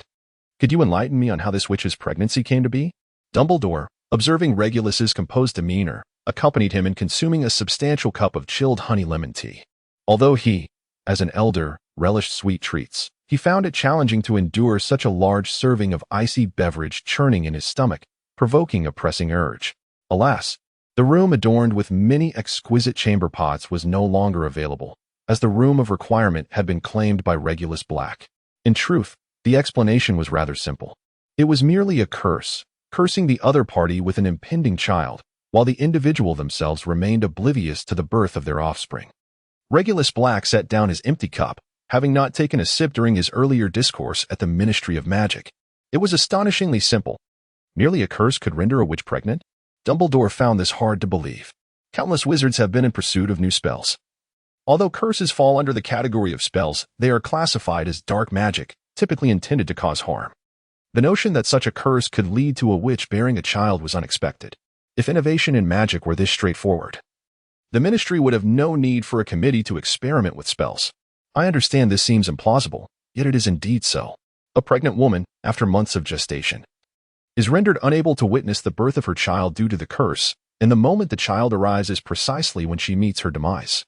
This outcome is profoundly tragic, aligning perfectly with the curse's intended purpose, thus validating its existence. Although Regulus Black confided in Dumbledore regarding the composition of this curse, he refrained from elaborating on its application, akin to the autobiographies of affluent individuals, where readers glean insights into their experiences and revelations, yet remain oblivious to how they manage various affairs. The assertion that my success can be replicated by you is utterly nonsensical. Consequently, Regulus Black could converse with Dumbledore regarding this conception curse but would not impart the means to wield it. All that needed to be said had been articulated. What remained were unspoken truths. Regulus Black fell into silence, while Dumbledore contemplated further inquiries. He had considered employing Veritaserum or Legilimency. Yet he understood these methods would be ineffective against his assistant. Allow me to congratulate you. The Black family shall rise under your stewardship, Dumbledore mused, unable to devise a method to elicit the desired answers. He reluctantly shifted the conversation elsewhere. Dumbledore recognized that many families would be willing to pay a price for this curse, a price that would ultimately elevate the Black family to great heights. Regulus Black raised his glass in joyous salute, as if he were on the brink of ascending to the pinnacle of the wizarding world. He discerned Dumbledore's intent to eliminate him, yet he had no intention of acquiescing to such a fate. Instead, he resolved to remain at Hogwarts as an assistant. For how could he relinquish such a promising position? I apologize for my previous abrupt departure. I hope, esteemed headmaster, that you will grant your approval. Although I receive no salary to forfeit, I trust this will not hinder my future prospects of being promoted to professor. As he exited the headmaster's office, Regulus Black's words conveyed a clear determination. He wished to continue his tenure at Hogwarts. The future held great promise: promotions, salary increases, becoming a professor, ascending to the role of headmaster, and perhaps even marrying a young lady. Such thoughts stirred a sense of excitement within him. However, upon leaving the headmaster's office, Regulus Black collided with Harry Potter in the corridor. Harry Potter, it must be dinner time now. Why are you wandering on the 8th floor instead of heading to the Great Hall? Regulus Black apprehended Harry Potter, who was evidently preoccupied with his thoughts. At this juncture, even Dumbledore had already descended through the secret passage, yet Harry remained, which was decidedly unusual. Was he perhaps seeking an audience with Dumbledore? Mr. Black, I am here to inquire about the nature of tonight's labor service. Harry Potter harbored lingering apprehensions from last year's ordeal and was uncertain about what this year's newly commenced labor service might entail and what awaited him. If I recall correctly, it was Gilderoy Lockhart who requested your assistance, presumably to attend to some personal matters. I trust it will be a rather uncomplicated task, so there is no need for you to worry. Regulus Black wrapped his arm around Harry Potter as they began to walk towards the hall. I believe you are concerned that a repeat of last year's events may transpire. However, there is no need for such apprehension. Voldemort's emergence was merely an unforeseen incident. No one could have anticipated that he had possessed Professor Quirrell, thereby compelling him to carry out numerous actions against his will. Regulus Black did not mind assisting Quirrell with his tasks, for he held no disdain for speaking ill of others behind their backs. On several occasions, he nearly took my life. Upon hearing praise for Quirrell, Harry Potter felt a twinge of discontent as Regulus Black embraced him. Thus, I remarked that Quirrell was under the control of Voldemort. I recall he had already penned an apology letter to you. Did you not read it? After saving Chilo, Regulus Black arranged for him to work in his enterprise, and he did not forget to have Chilo write a letter clarifying the events that transpired, especially regarding Chilo's multiple confrontations with Harry Potter, providing a detailed explanation. Unless this mischievous child tore up the letter upon receiving it, he should understand that those instances were Chilo's oblique way of reflecting the shortcomings of the school's teachers.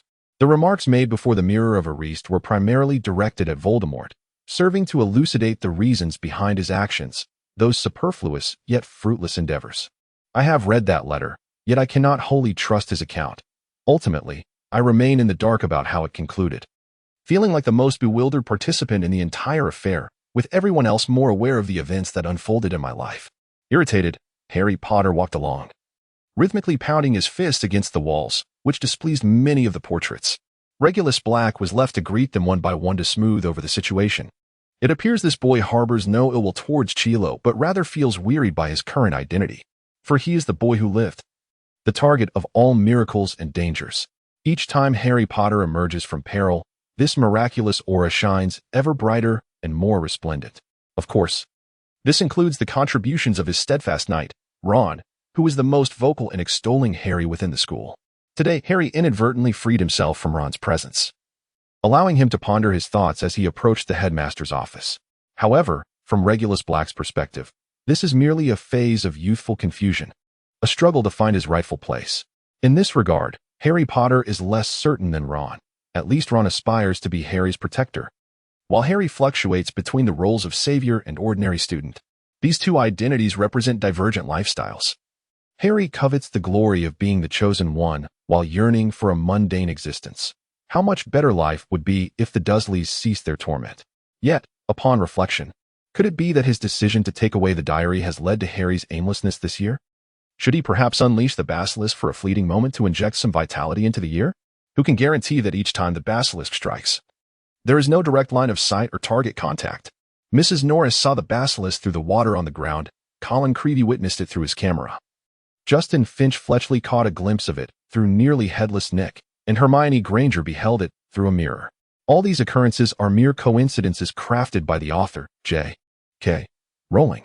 In the current reality of Regulus Black, who can assure us otherwise? To see the basilisk indirectly is akin to falling victim to a powerful petrifying curse, and direct sight guarantees no salvation. Thus, the notion of releasing the basilisk through a diary was categorically rejected by Regulus Black from the outset. Consequently, it would be impossible for Harry Potter to embark on a year filled with surprises and adventures. After dinner, Regulus Black observed Harry Potter being led away by Gilderoy Lockhart. The young boy's expression was far from pleasant. However, such a risk-free labor service is rare to find, and Regulus Black chose not to intervene. Harry Potter, what could be more delightful and effortless than being with me, signing autographs for my admirers? Gilderoy Lockhart had already sung this refrain several times with evident glee. Harry Potter could hardly recall how many photographs he had signed since his arrival. Every so often, Lockhart would gaze at him with uncontainable joy, repeating the same phrase as if it were the greatest of blessings. Indeed, sir, you were quite right, Harry Potter thought, unable to remember how many photos he had signed. If those who idolized Gilderoy Lockhart discovered that someone else had signed on his behalf, would they not feel disheartened? Professor, if a photograph I signed were to be found, and it differed from your own signature, would it upset your admirers? Harry Potter shook his hand, feeling a throbbing ache throughout. Of course not. You must understand that even an original signature cannot be guaranteed to remain constant. Celebrities do experience fatigue. Gilderoy Lockhart beamed with a broad smile, his reasoning impeccable. Moreover, if it were to be revealed that Harry Potter had pinned part of the photographs, the admirers would surely go wild in their pursuit, as it would signify the acquisition of memorabilia from two celebrated figures. Regulus Black awaited, acutely aware that since the press conference at the Wizengamot, many families had remained largely unresponsive. However, he understood that this silence was merely temporary. The families with witches imprisoned in Azkaban would not remain indifferent for long. After all, with their loved ones unable to be rescued, it was preferable for them to ensure the continuation of their lineage rather than allow them to languish in Azkaban until death. Thus, although these families had not directly reached out to Regulus Black, they had already submitted requests to visit their relatives in the prison. After all, consent from the individual was necessary. It was not long before an owl arrived, delivering a letter. The Lestrange family, the in-laws of Bellatrix Lestrange, sent a note of gratitude. Dear Mr. Regulus Black, the Lestrange family holds profound admiration for Bellatrix's unwavering resolve, a commitment to the perpetuation of her lineage that is nothing short of heroic. Although, as you have articulated, this child bears no direct connection to the Lestrange family and is solely of black blood, it remains a fact that Bellatrix, until her last breath, was indeed a member of the Lestrange clan, forever carrying their surname. We harbor no intention of contesting the guardianship of the child with the Black family. Rather, we earnestly implore you to consider Rodolphus's sentiments. Despite the absence of blood ties, this child is nonetheless the offspring of his beloved wife. During his incarceration in Azkaban, his sole request has been the opportunity to gaze upon this child. Your kindness shall surely be rewarded. The Lestrange family stands united with you, and our doors will always be open to Jupiter Black, welcoming you and the child to visit at your leisure. Furthermore, enclosed are the heirlooms left by Bellatrix within the Lestrange family, a legacy that rightfully belongs to Jupiter Black. Yours faithfully, Rita Lestrange. Accompanying this letter is a small parcel containing a property transfer document and a jewelry box. The document indicates that all possessions belonging to Bellatrix have been bequeathed to Jupiter Black by the Lestrange family. The jewelry box holds trinkets from Bellatrix's lifetime, including pieces gifted by her husband post-marriage. Observing these treasures, Regulus Black could not help but muse that Jupiter Black is indeed a fortunate child, already a little wealthy individual before even reaching adulthood. As for visiting Azkaban to see her nominal father, it appears Regulus will once again need to seek leave from Dumbledore. Regulus has become quite the frequent visitor to Azkaban, although he does not reside there. His periodic visits have led the guards to suspect he is merely checking up on things. The supervisor of the Auror department does not exhibit such enthusiasm. Aside from bringing newspapers from the past decade for Sirius, Regulus Black has never engaged in any untoward behavior. Following the last incident on the rooftop involving Judy Fox, which resulted in substantial losses for the Dementors, Regulus has refrained from returning to the rooftop. Regulus Black greeted the guards courteously, accompanied by Judy Fox, who was cradling little Jupiter, while their servant Jacob carried a hefty bundle of newspapers. After inspecting the items they brought, the guards allowed Regulus Black and his companions to enter. You shall remain here, hand the newspapers to the Auror present, and they will ensure they reach Sirius. Regulus Black instructed Jacob, who stood behind him. Yes, master, I shall obey your command. Jacob, with a fierce demeanor suggesting villainy, appeared to be more of a rogue than Regulus himself. One might ponder that if this evidently nefarious individual is a subordinate, then Regulus, as the elder, must indeed be far worse. Are you not going to visit Sirius today? After all, you brought Jupiter along. It would be a pity to keep them apart. Judy Fox manipulated little Jupiter's hand while beckoning to Regulus Black. Not a chance. Every encounter leads to his incessant accusations. What right does he have to judge me? If he wishes to see Jupiter, he should emerge himself. If he so enjoys his time in Azkaban, then let him revel in it. Over the past year, Regulus Black frequently frequented the Ministry of Magic, not only to reclaim his family's assets through legal proceedings, but also to investigate Sirius's case from years past, all in hopes of achieving a retrial that would grant his brother freedom. This determination did not go unnoticed. Those aware of his endeavors held Regulus Black in high esteem, for family was of paramount importance. Many within the ministry admired his spirit, yet as a bureaucratic entity, it adhered strictly to its regulations, often stalling progress and complicating matters. Extracting favors from the ministry was no simple feat. As for Sirius's case, the latter's unwillingness to cooperate resulted in a dearth of evidence to counter the accusations, leading to numerous heated exchanges between Regulus and Sirius through the iron bars of Azkaban. In time, their meetings dwindled to mere exchanges of newspapers, and direct confrontations ceased altogether. Even with little Jupiter in tow, Regulus had no intention of facilitating a reunion. The child needed only his uncle, while the imprisoned uncle could meet his demise for all he cared. In a visiting room, the gaunt figure of Rodolphus Lestrange entered, clad in prison garb.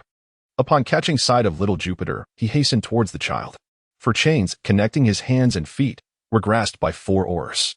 Once inside the room, the chains were secured to the wall behind him, a calculated distance allowing Rodolphus to move only within a meter of the visitor's chair. Unable even to extend beyond half the table before him, across which sat Regulus Black and his company, with the chains secured. 2 Aurors stationed themselves at the back while 2 flanked the sides, wands at the ready, prepared to respond swiftly to any situation, particularly concerning the prisoner. This must be Bellatrix's child. Rodolphus longed to reach out and touch the child's face, yet his hand could only extend halfway across the table. Indeed, her name is Jupiter Black, though not by blood. You are, in name, her father. Regulus Black pondered for a moment before gently pushing the infant to the other side of the table, allowing Rodolphus to cradle the child. This action instantly heightened the tension among the 4 Aurors present. Although the inmates of Azkaban were bound by powerful enchantments that suppressed their magic, the thought of entrusting a newborn to their care raised a chilling concern. What if they inadvertently harmed the fragile life? Surely, this child could not be Regulus Black's own flesh and blood. Rodolphus Lestrange cautiously embraced the infant, overwhelmed by a rush of emotions as tears streamed down his face.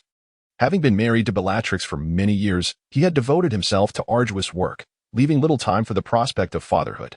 Yet, cradling his wife's child in his arms filled him with profound joy. It seems you have a fondness for Jupiter, he remarked, as the child's nominal father. How about selecting a middle name for the little one? Regulus Black proposed a suggestion that greatly intrigued Rodolphus Lestrange. Indeed, as the nominal father of the child, he would essentially assume the role of a godfather. Bestowing a middle name upon the child would symbolize a bond that transcends mere blood relations. Excellent. But what middle name should be chosen? Rodolphus Lestrange was utterly unprepared for this proposal and found himself momentarily flustered. It could be a variant of your name or an abbreviation of the surname Lestrange. Regulus Black possessed a profound understanding of the other's reaction. It was akin to those unprepared individuals who unexpectedly find themselves in the role of a father, where joy is laced with panic and surprise is tinged with dismay. Despite the child not being his own, they could easily become ensnared in a state of utter bewilderment. Might one use the surname Lestrange as a middle name? I implore you. Of course not. That is utterly preposterous. Regulus Black would never consent to adopting that surname in its entirety. How about naming him Jupiter Strange Black? What do you think? Rodolphus Lestrange recognized that this was the other's limit, yet it exceeded his expectations. Initially, he had thought that merely meeting the child was an extravagant wish. He never anticipated being able to bestow a middle name upon him. Returning the child to Regulus Black brought a significant sense of relief to the four Aurors present, as well as to Rodolphus Lestrange himself. For no one could predict which of their actions might lead to misunderstandings that could mar this rare encounter. The Lestrange family now consisted of but one individual, his aunt. Rita Lestrange. Once she married, the Lestrange name would be definitively extinguished. Rodolphus Lestrange had once been a remarkably robust young man, but after over a decade in Azkaban, he had become gaunt beyond recognition. Such is the heavy toll of consequence. What? Do you regret following Voldemort? Regulus Black inquired of Rodolphus, seemingly indifferent to the expressions of the surrounding Aurors. The Aurors, who had previously relaxed, now appeared ashen, evidently struck with fear. It is worth noting that just a year prior, Regulus Black had only recently extricated himself from the stigma of being a Death Eater. Observing their conversation now evokes a sense of two Death Eaters conspiring in secrecy. He chuckled softly, reflecting that there was little to regret. His choices from years past were certainly justified in their own right, yet the aftermath bore its own consequences. Rodolphus Lestrange, confined for over a decade, had long since forgotten notions of loyalty to Voldemort and the chance of long live the Dark Lord. What remained was an interminable wait, yearning for the day his family might rescue him, or perhaps the day despair would compel him to end his life within the prison walls. Surely, in the end, a Dementor would come to bestow upon him a farewell kiss. Do you wish to leave behind your offspring? Regulus Black nonchalantly uttered these words. What did you just say? Rodolphus Lestrange, convinced he must have misheard, perplexedly tapped his head. I mean, do you desire a child of your own? A child from your direct lineage? Regulus Black gazed intently at the other, as if a captivating devil were presenting a contract. Surely, you jest. You must be jesting. I am a wizard, not a witch. How could I possibly acquire a child of direct lineage? Rodolphus Lestrange felt a deep sense of affront, tears streaming down his face even as he laughed foolishly. To undertake such a task, one would require a woman willing to bear a child. A muggle could suffice. If lineage is of concern, perhaps a squib would be a more suitable choice, as I doubt any witch would consent to such an arrangement. Regulus Black spoke with utmost seriousness, as if it were the most commonplace endeavor he engaged in daily. I trust you are not jesting. If your words bear truth, what sacrifice must I make?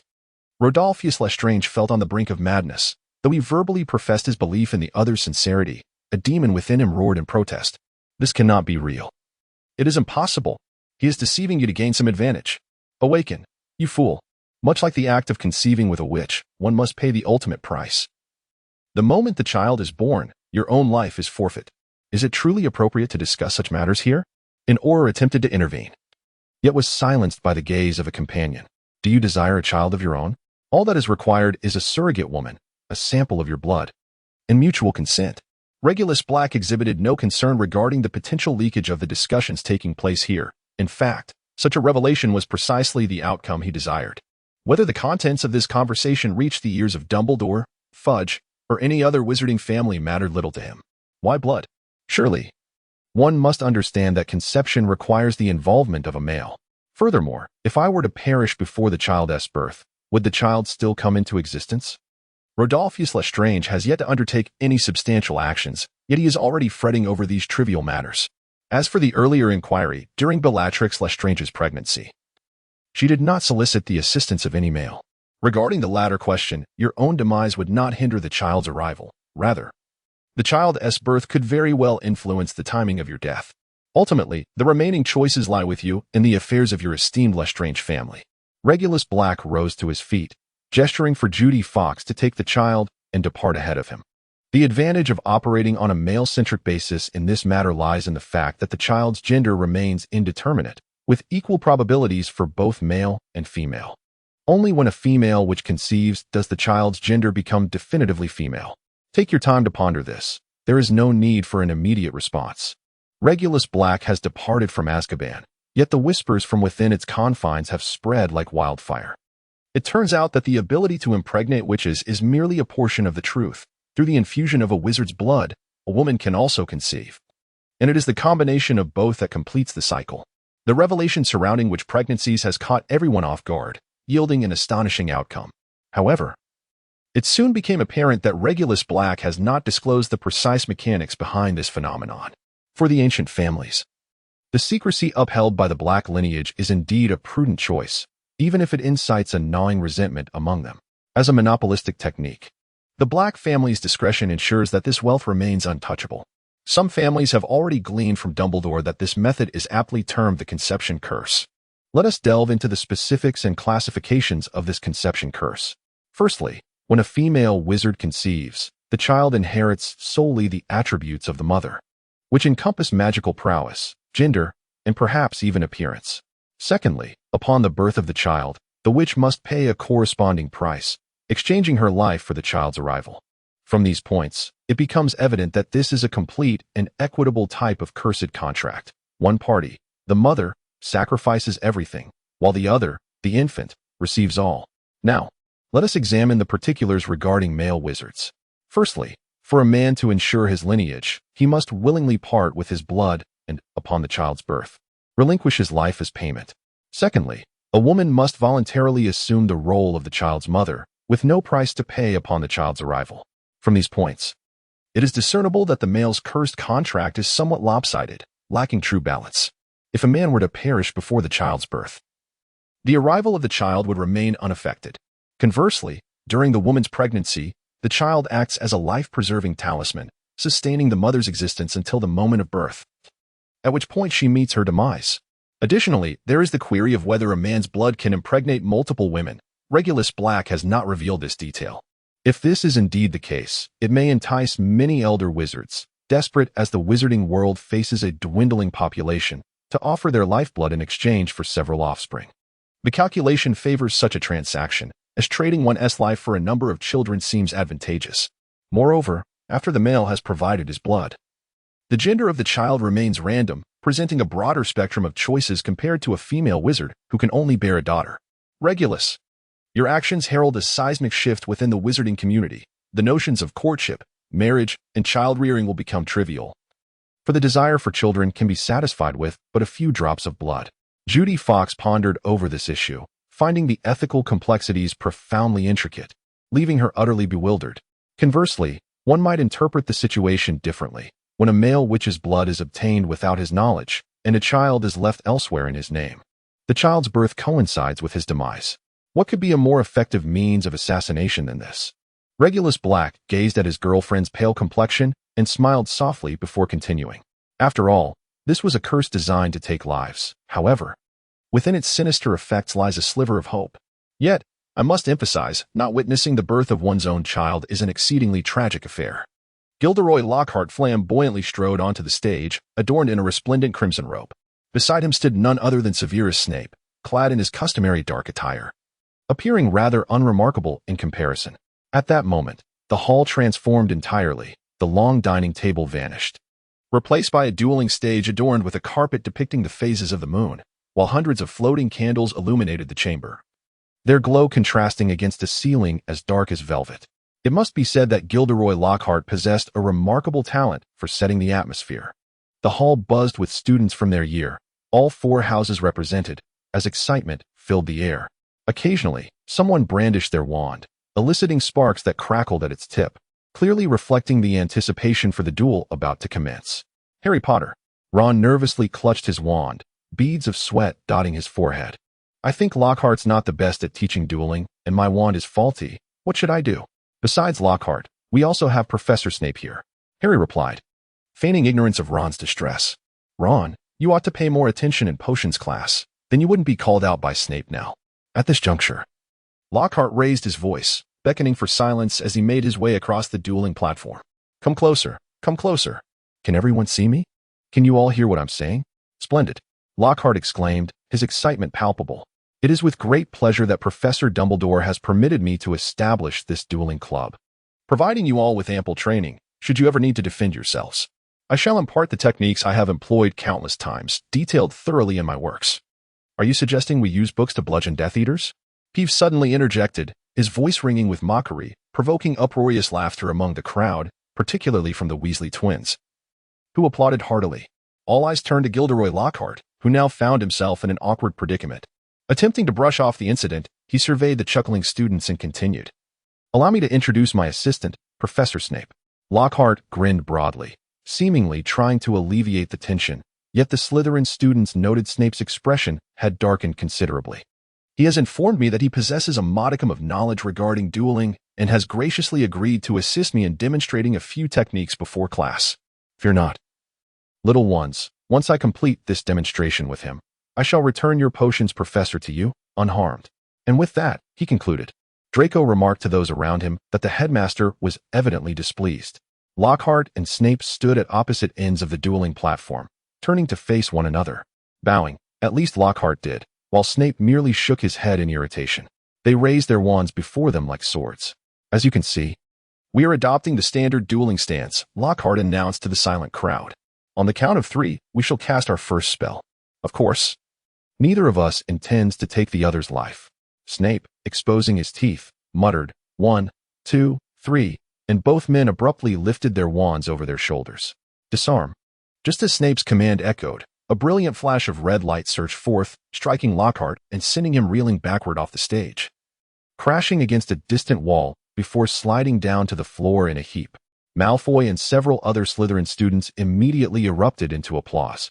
Do you think he is all right? Some girls anxiously inquired. Well, everyone witnessed that, right? Lockhart staggered back onto the dueling platform, declaring that was a disarming charm. As you can see, I have lost my wand. Thank you, Miss Granger. Indeed, Professor Snape has demonstrated this spell quite effectively. However, do not take offense, but your intent was quite clear just now.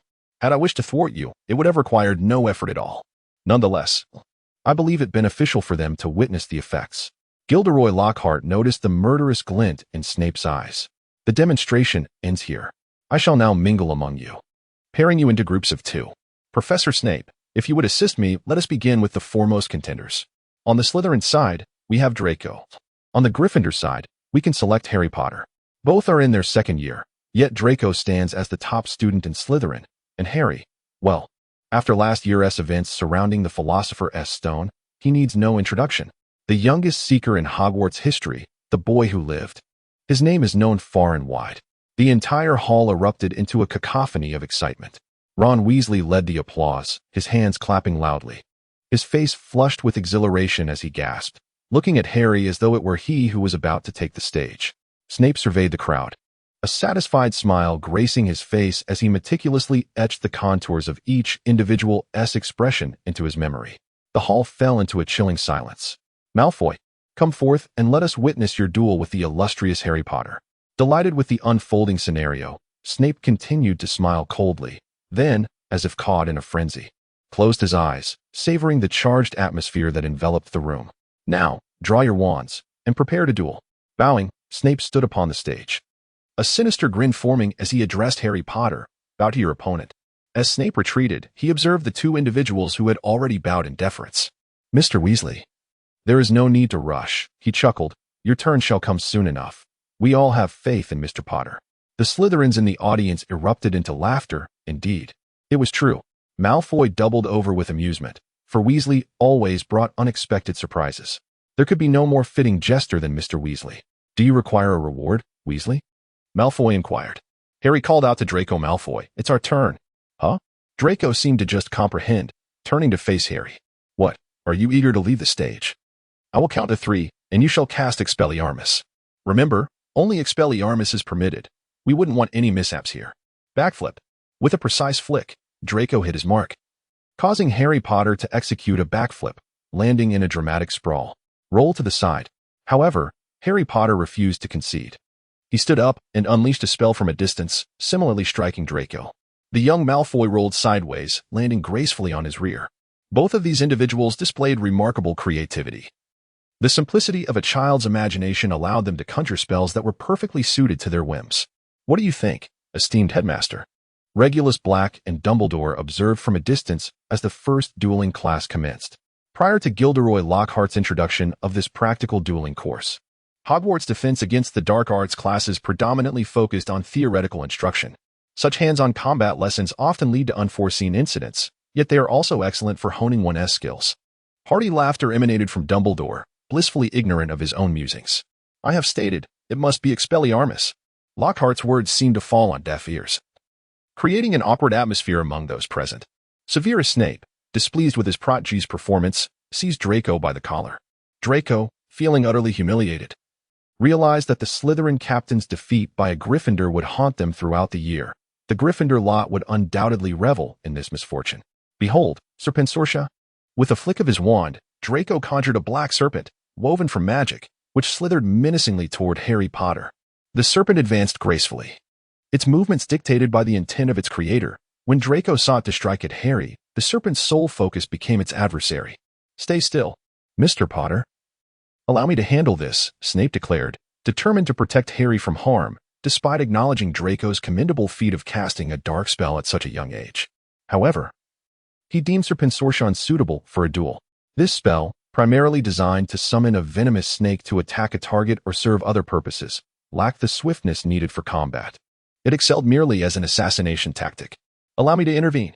I am quite adept at managing such matters, Gilderoy Lockhart interjected, halting Snape's advance before waving his wand to cast an incantation unheard by anyone present. The advancing serpent was struck by this spell, not vanishing, but instead being propelled into the air before crashing back down. Nevertheless, the spell's effect was evident.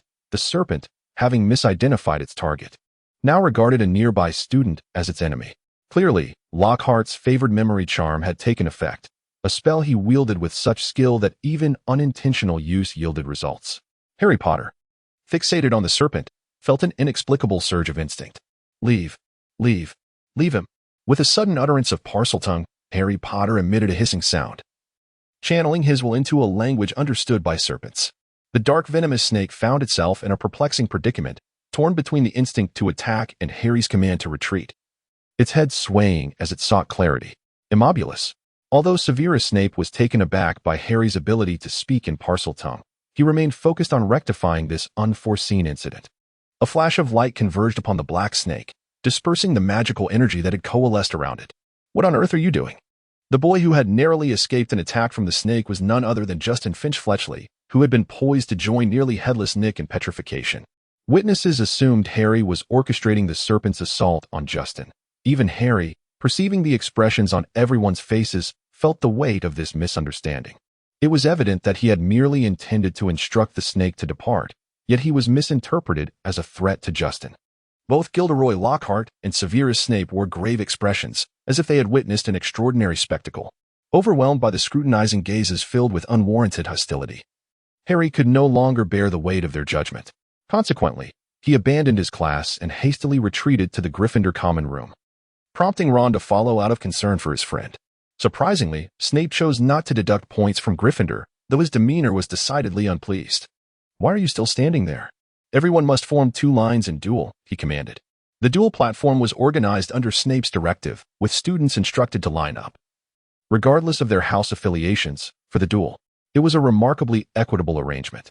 The children were reminded that only the spell Expelliarmus was permitted. Lockhart reiterated this warning, and this time, very few students dared to disobey. They had all witnessed the consequences of reckless spellcasting moments earlier. It seemed there was little left to behold. Yet the dueling club proved to be quite effective. Regulus Black addressed Dumbledore, intending to turn away. Hermione is about to take the stage. Do you not plan to stay and observe? Dumbledore replied with a faint smile, clearly aware of his assistant's penchant for charming the young girls at Hogwarts. It seems the opponent is Draco. How fortuitous. Regulus Black was taken aback to find that the young dragon was once again facing a member of the Triad. Was it true that, just as in the original narrative and the films, Draco Malfoy's destiny was to oppose the Triad? Wasn't this the lioness that fled from Gryffindor? Draco looked at Hermione with contempt, clearly dismissing her presence. You could always switch houses. I'll gladly leave a spot for you in Gryffindor. I believe that old girl's dormitory is still vacant. Under Regulus Black's guidance, Hermione had grown increasingly articulate, and her remarks struck Draco with such force that he felt utterly humiliated before Slytherin. Not only did she suggest that Draco transfer houses, but she also insinuated he should reside in the girls' dormitory, which infuriated him. Shut your mouth, you filthy mudblood. Draco's wand waved angrily, as if he longed to cast the killing curse upon her. Your grades are even worse than mine. Are you saying you can't even surpass a mudblood? Hermione was acutely aware of the derogatory connotation of mudblood. While she might have once been reduced to tears by such an insult, the Hermione of today was resolute. Retorting effectively, my grades are superior to yours. Thus, you are even inferior to a mudblood. It was likely that Draco would refrain from calling Hermione a mudblood in the future, at least until his academic performance could surpass hers. However, at this moment, Draco felt a renewed sense of insult. Instead of continuing the verbal spar, he brandished his wand. Expelliarmus. Barricade. Draco's spell was thwarted by a thick, transparent wall that gradually absorbed its energy. Expelliarmus. Armor of protection. This time, the spell struck Hermione directly, yet was mitigated by the enchantments surrounding the petite girl. Most of its power deflected. Expelliarmus. Patronus. In a final flourish, Hermione summoned her Patronus, a magnificent griffin materializing upon the dueling platform. Draco's spell was rendered utterly ineffective. The silver-threaded griffin, majestic and regal, surveyed the gathered students, exuding an aura of nobility and authority. How is this possible? Draco, confronted directly by the griffin, found himself paralyzed on the dueling platform. He was aware of the spell Patronus charm, yet the fact that Hermione, merely a second-year student, could conjure it was utterly beyond his expectations. Given Draco's illustrious lineage, he understood that such a spell was typically taught in the 4th or 5th year. In the original narrative, Harry Potter's ability to cast it in his 3rd year was already considered remarkable. The griffin appeared with astonishing swiftness and vanished just as quickly. Within moments, the silvery creature dissipated entirely, transforming into threads that returned to Hermione's wand. This spectacle once again moved the observing professors and Dumbledore. Previously, Harry's utterance of parcel tongue had been astonishing, but now Hermione's execution of the extraordinary Patronus charm, with her magic flowing back to her, was even more astounding. Expelliarmus. Let me teach you the proper way to wield your weapon. Hermione lectured Draco, who lay prostrate. She then waved her wand. Draco shut his eyes, unable to fathom the outcome. Having earlier unleashed a potent display of magic with Expelliarmus, he harbored no good intentions, now with the tides turned. He could scarcely imagine the extent of Hermione's power. In a flash, Hermione disarmed Draco, seizing his wand, yet he sustained no harm.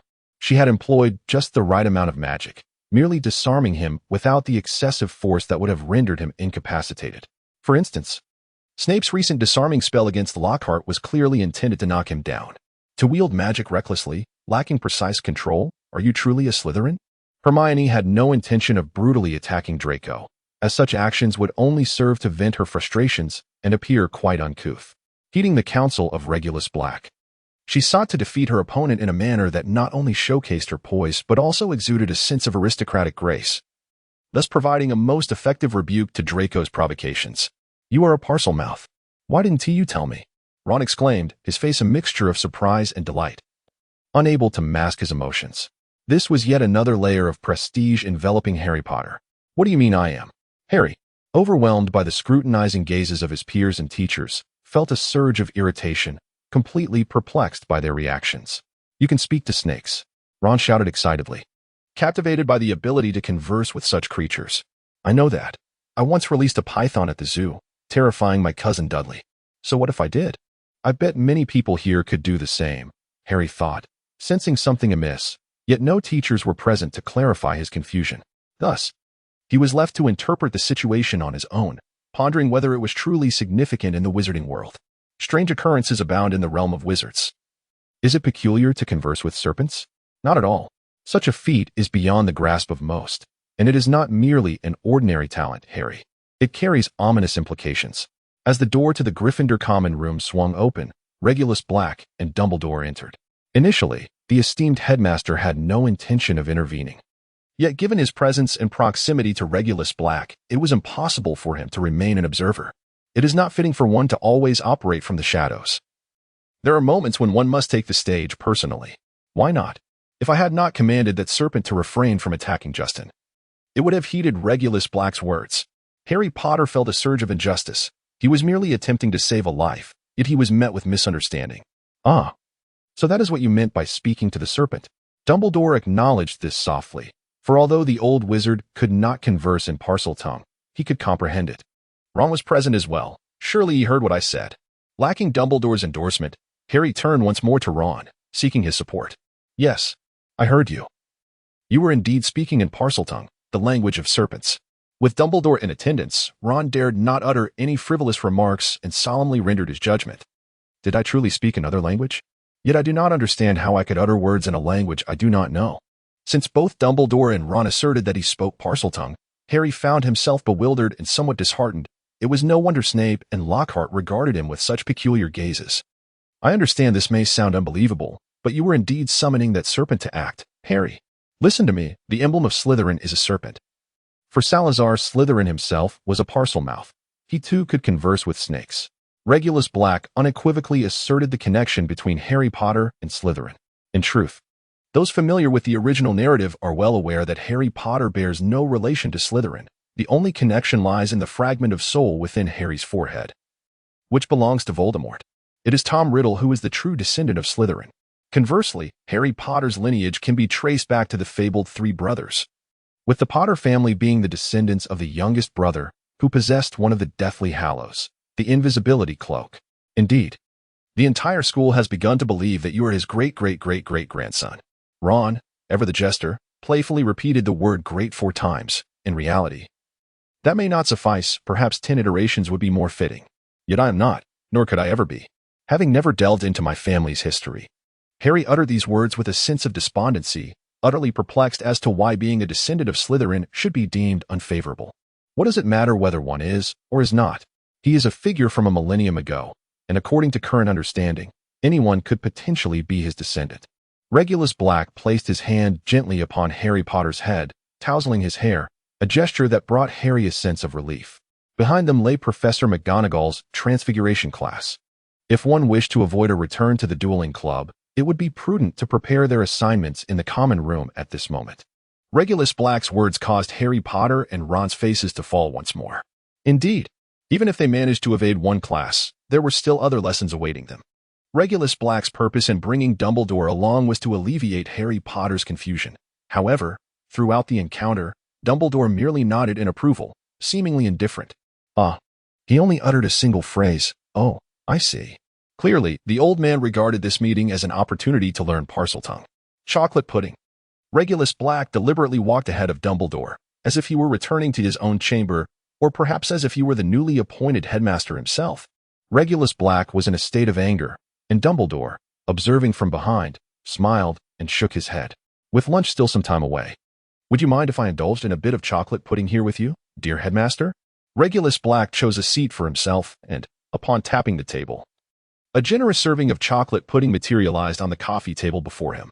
Dumbledore observed Regulus Black with keen interest as he savored his dessert, displaying no inclination to hasten him along. Headmaster, do you not think it falls upon you to elucidate to Harry Potter the intricacies of Parseltongue? Regulus Black set down his cup and turned to await Dumbledore's response. There is no need for me to elaborate. Whenever a situation arises, someone invariably comes to clarify matters for Harry Potter. Even if it is not you, there will certainly be others. You are being overly cautious, Regulus. Dumbledore began to retrieve his box of sweets. If it had been a box of cockroaches, it would have been a signal to leave. For few could bear the sight of an elderly man, resembling a zombie, gnawing on such creatures. Thus, when he produced the box of confections, it indicated that Dumbledore was inclined to engage in a lengthy conversation. Legend has it that Slytherin possesses a hidden chamber within Hogwarts. Regulus Black slightly organized his thoughts before preparing to outsmart Dumbledore. Indeed, it is said that the 4 founders of Hogwarts had their disagreements, and Slytherin established the Chamber of Secrets before his departure. Dumbledore's gaze was fixated on the box of sweets. hesitating over which piece to indulge in. For each one appeared utterly delectable. Perhaps it would be prudent to let Harry Potter uncover the chamber. This way, his second year would not be so mundane. The unscrupulous Regulus Black broached this topic, clearly with ulterior motives. Regulus, are you serious? The chamber is not merely a chamber, it harbors a monster. And sending young Harry to seek it out is perilous. Dumbledore seemed not to oppose the notion too vehemently, evidently, as long as Regulus Black agreed to protect Harry. Embarking on a few more adventures was not out of the question, for each adventure would hone Harry Potter's skills and add another layer to his aura of honor. A monster. How curious, Headmaster, that you would be concerned about a monster. If there is indeed a creature within Slytherin's chamber, it would surely be serpent-like. And among all serpents, the most fitting would undoubtedly be the basilisk. Regulus Black bore an expression that suggested he was on the verge of amusement at Dumbledore's expense. How could one attain the esteemed position of headmaster without possessing such knowledge? Dumbledore merely wished for Regulus Black to articulate these facts. The earliest recorded basilisk was bred by the nefarious Herpo the Foul, a Greek dark wizard fluent in Parseltongue. It is said to have emerged from a magical egg laid by a 7-year-old rooster under the constellation of Sirius, subsequently hatched by a toad. Legend has it that its gaze serves as the most perilous weapon. Any creature meeting its direct gaze would perish instantly, while those encountering it indirectly, such as through a mirror, would be petrified. Provided that sustenance is ample, basilisks are known to live for an extensive duration. Regulus Black recited the contents of the book verbatim, a fact that Albus Dumbledore was undoubtedly aware of. You see, Harry Potter possesses Parseltongue. Prior to the emergence of the so-called heir of Slytherin, he was the sole heir. As a serpentine magical creature, the basilisk, too, wields its deadly gaze and venomous fangs as weapons, and its poison can only be countered by the tears of a phoenix.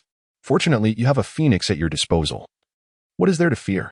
Ultimately, Dumbledore rejected Regulus Black's proposal, deeming it too perilous for Harry Potter to uncover the Chamber of Secrets. Snap!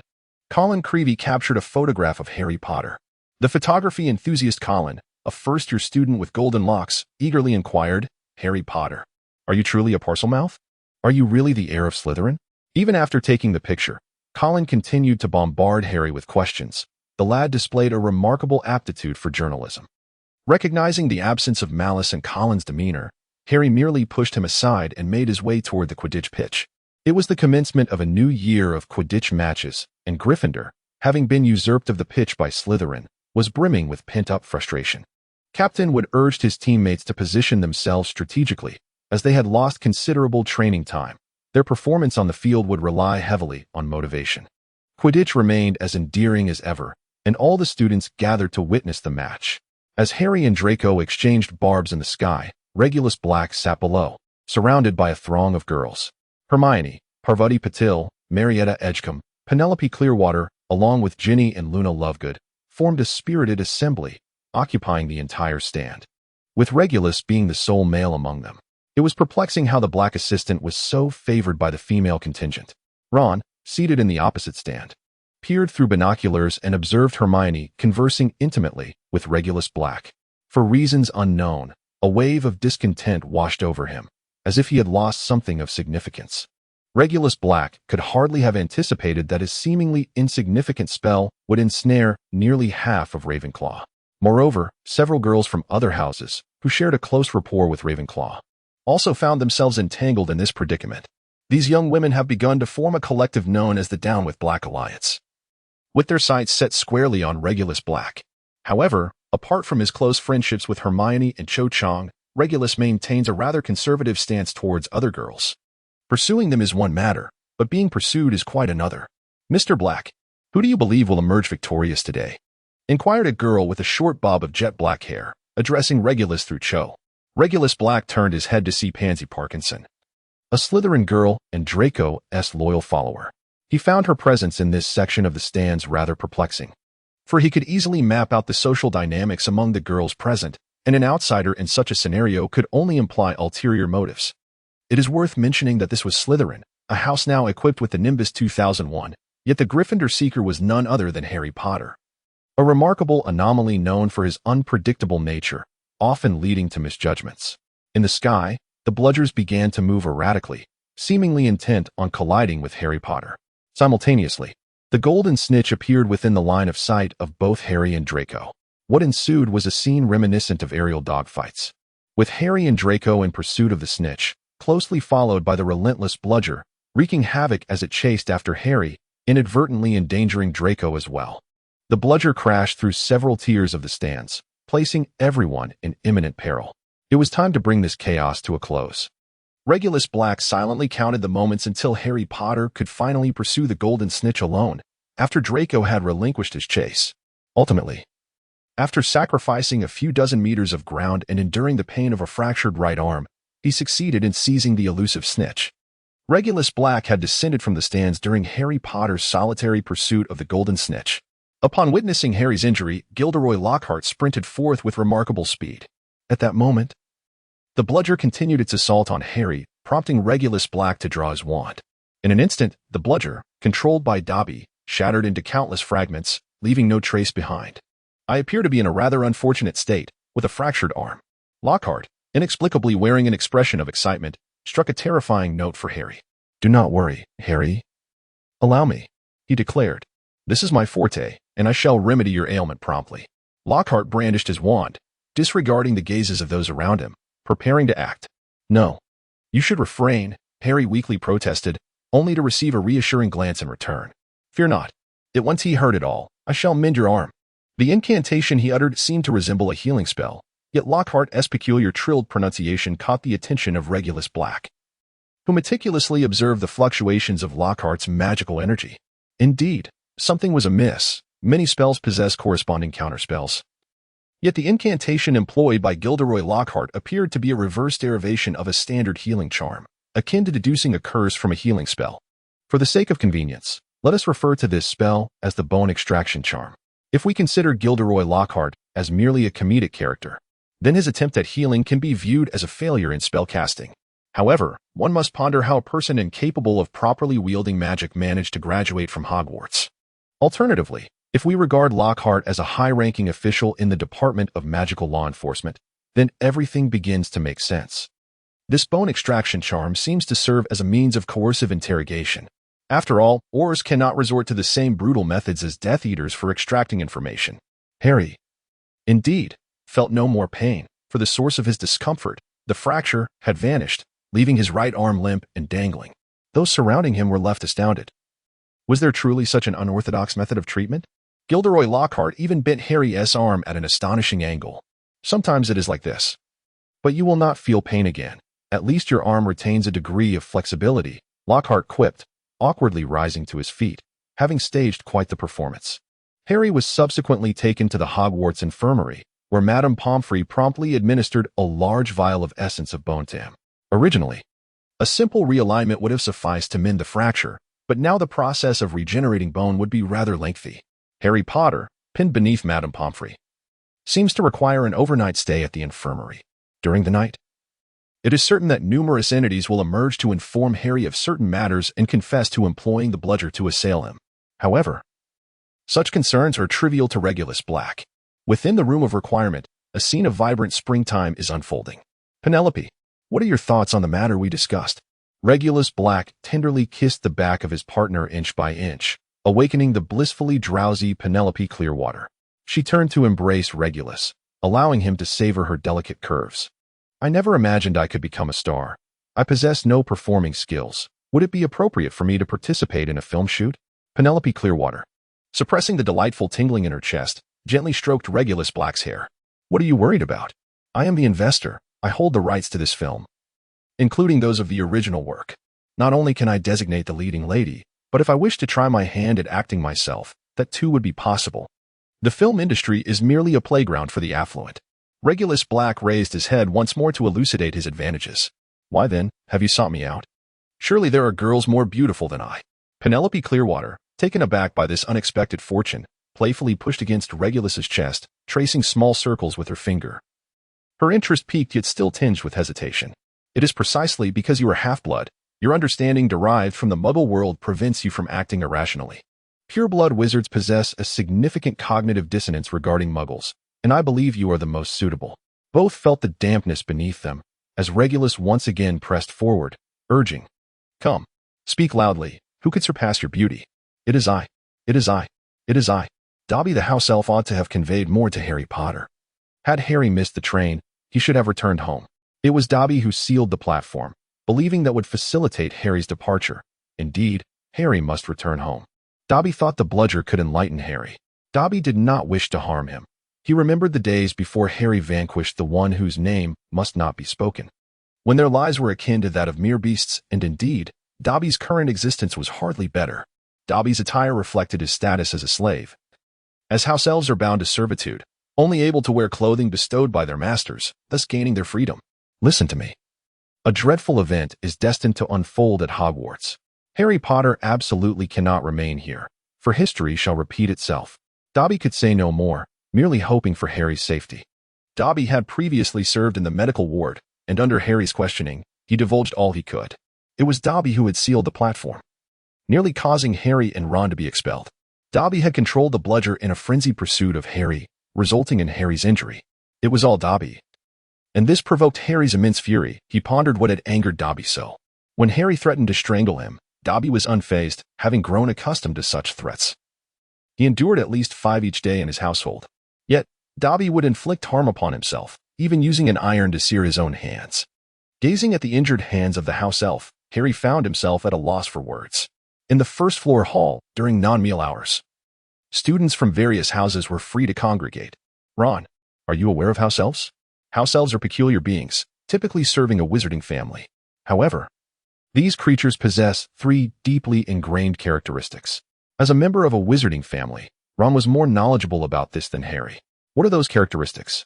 Hermione, who had been seated elsewhere, leaned in with curiosity. First, house elves cannot take the lives of humans, nor can they stand idly by while human lives are extinguished. Ron rubbed his nose, reveling in the ability to impart knowledge to his classmates like a professor. What a delightful feeling it was. Isn't it wonderful? One cannot commit murder, and yet possesses an instinct to save others, much like dolphins, Hermione inquired softly. Not quite dreadful, for killing and harming are not synonymous. If it meant saving your life, a house elf would not hesitate to incapacitate you, Ron continued, a sense of unease creeping over him as he scratched his head. The second principle is that, without contravening the first, a house elf must obey the commands of the wizard they serve, with the wizard's orders taking precedence above all else. Of course, one cannot command a house elf to kill, but if it were the master issuing the command, they might be compelled to obey even the most extreme orders, including those leading to their own demise. Are you certain this is innate? Harry Potter questioned, uncertainty in his voice. This is nothing but malevolent slavery. Hermione suddenly erupted, her voice rising dramatically. No creature that has evolved normally would possess such inexplicable instincts. This must be the result of some wicked magical distortion. What is evolution? Ron scratched his head again. The third principle states that, without violating the first 2 tenets of their nature, house elves cannot stand idly by while others inflict harm upon them. This one at least bears some semblance of sense, Hermione retorted indignantly. However, if a master were to command them to take their own lives, they could indeed comply. Generally, though, a house elf's master would issue commands that allow them to disregard any orders that might endanger the elf, thus preventing others from harming them through commands. As this would conflict with the second principle, Ron explained. So, considering Dobby's situation, do I possess the means to command a house elf? Harry pondered. Well, I'm not sure. If you are confident that your command will be heeded and does not contradict their master's commands, then it would be valid. However, typically, family-bound house elves are instructed by their masters not to accept commands from anyone else. Thus, due to issues of priority, house elves will only heed their master's orders. Of course, if you employ other methods, such as requests or inducements, to persuade them to willingly perform certain tasks, that would be acceptable, but that would not be termed a command. Why do house elves inflict harm upon themselves? Harry thought of the inexplicable self-torment exhibited by Dobby, never having considered that house elves were such beings, and he asked with a tinge of concern. This is due to those 3 intrinsic tendencies and the nature of the elves themselves, which sometimes leads them into baffling situations. Ron replied, somewhat uncertainly. I suppose that might be the case. What exactly are house elves, then? Such peculiar instincts are indeed remarkable, even within the realm of magic. Hermione glared at Ron, as if he were the source of all this confusion. Actually, there is nothing particularly strange about it. Ron chose to disregard Hermione's demeanor, yawning before resting his head on the table to sleep. It was perplexing why the spirits of Ravenclaw were so exuberant. The reason could be quite simple. There are potentially two scenarios leading to this outcome. Either they have succumbed to their irredeemable nature and become slaves, or they have been endowed with such peculiar traits by being treated as slaves. Clearly, both possibilities are viable. Zhang Qiu approached Hermione, fulfilling her duty as an elder sister in Ravenclaw to enlighten her younger peers. Could magic truly alter the very essence of a race, rendering it so absurd? Hermione clenched her teeth in frustration, exclaiming that it was simply outrageous. How could it not be possible? The examples of the moon and werewolves are well known to you, Hermione. They serve as one of the most straightforward instances.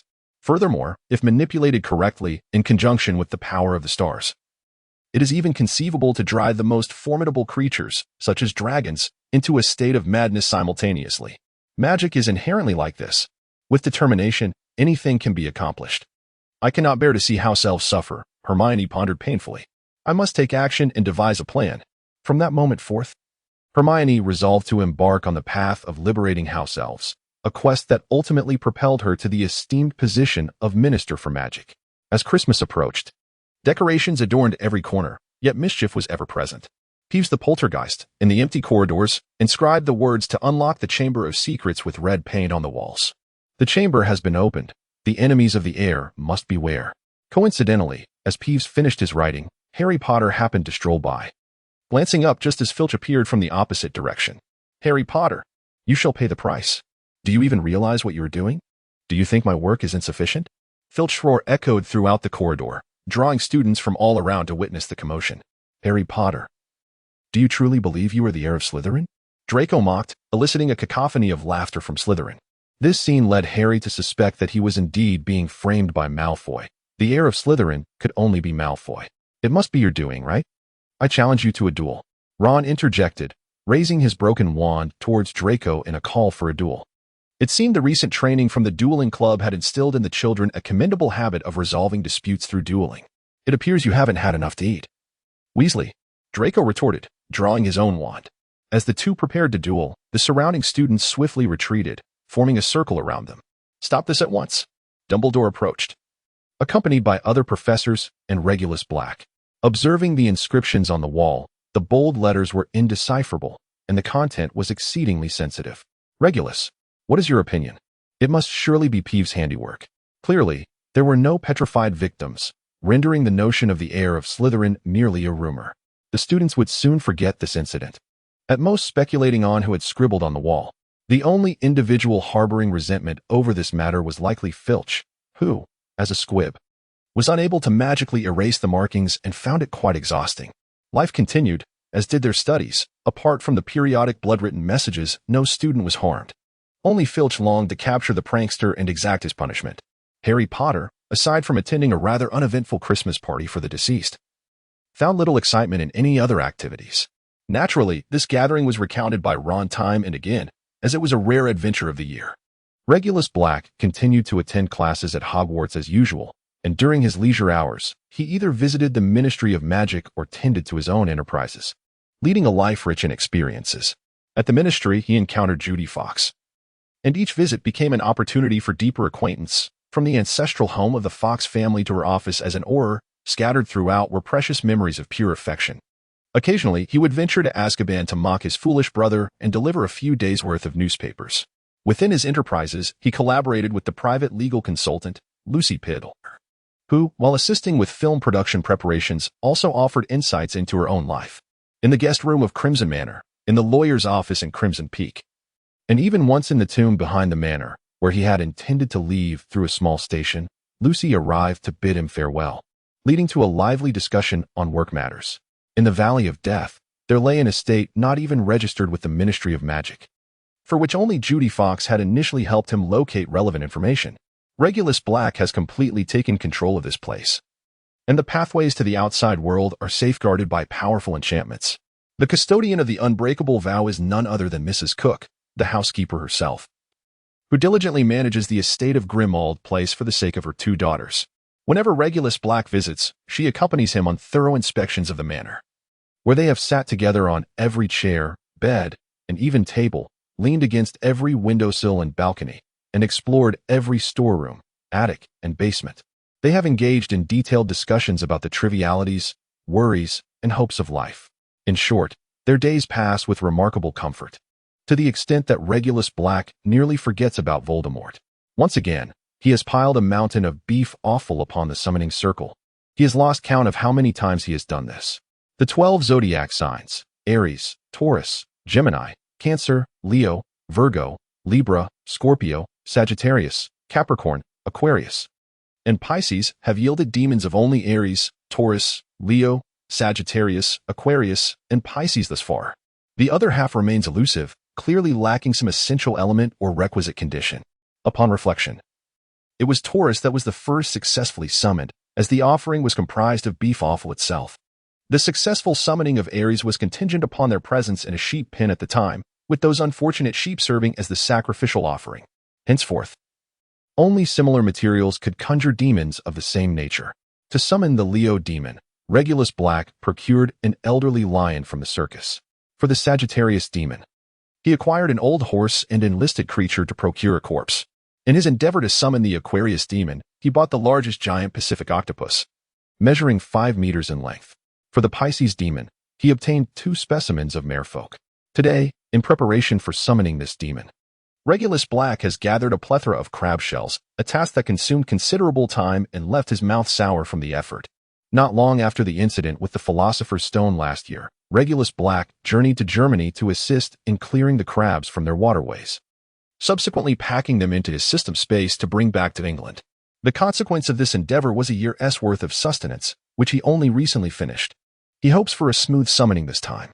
Regulus Black silently encouraged himself, patiently awaiting the outcome. A multitude of offal was cast into the earth, followed by over half a ton of crab shells. Before long, a creature emerged. Its lower half was that of a colossal crab, while its upper half bore the features of a human demon. It moved with 8 crab legs, and its 2 formidable claws glimmered with a hint of metallic sheen, as its human torso was similarly adorned in armored plating. To his surprise, everything proceeded rather smoothly this time. Regulus Black retrieved a box from the depths of the system's space, revealing a row of 12 keys. These keys were procured during the trials of the Philosopher's Stone, acquired from Professor Flitwick's enchanted keyhole, and subsequently forged anew through alchemical synthesis into the Zodiac Palace keys. One particular key, that of Cancer, sprang forth spontaneously. After a mutual recognition between the key and the demon, Regulus Black commanded the demon to descend into the earth. This marked the 7th creation, if all proceeded smoothly. He would complete the 12 Zodiac Palace demons before Voldemort's resurrection. Each manifestation of the Zodiac Palace demon occurred in a random locale, and Regulus employed the incantation Guide Me as a prophetic precursor. By combining apparition with Guide Me, he could identify a suitable location for his spellcasting. The chosen sites were predominantly desolate and uninhabited, making it challenging for someone of Regulus's rational disposition to discern them automatically. The magical circle for Cancer was situated by a pond, likely teeming with crabs. However, today's venture was not solely dedicated to the creation of the Zodiac Palace demon. Rather, it was spurred by a letter from Lucius, confirming the transfer of the dock. Originally, Tom Riddle's diary, which was destined to incite turmoil during this academic year, had fallen into Regulus's hands early on. Subsequently, rumors circulated within the school that Harry Potter was a Parselmouth, and Lucius was promptly informed by Draco, as he held great faith in his son's word regarding such matters. Thereafter, someone began scribbling nonsensical warnings in the corridors about the Chamber of Secrets being opened and the heir needing to beware of enemies. Lucius understood that since the diary had already come into Regulus Black's possession, such occurrences were unlikely. However, their emergence suggested a potential warning. Lucius perceived this as a caution from Regulus Black himself. Thus, Lucius faltered out of concern for his only son. It was merely the return of the Black family estate, nothing to fret over, especially since even Narcissa had acquiesced. Consequently, a family gathering awaited Regulus Black. Upon concluding his dealings with the Zodiac Palace demon, Regulus executed several consecutive apparitions to arrive outside Malfoy Manor.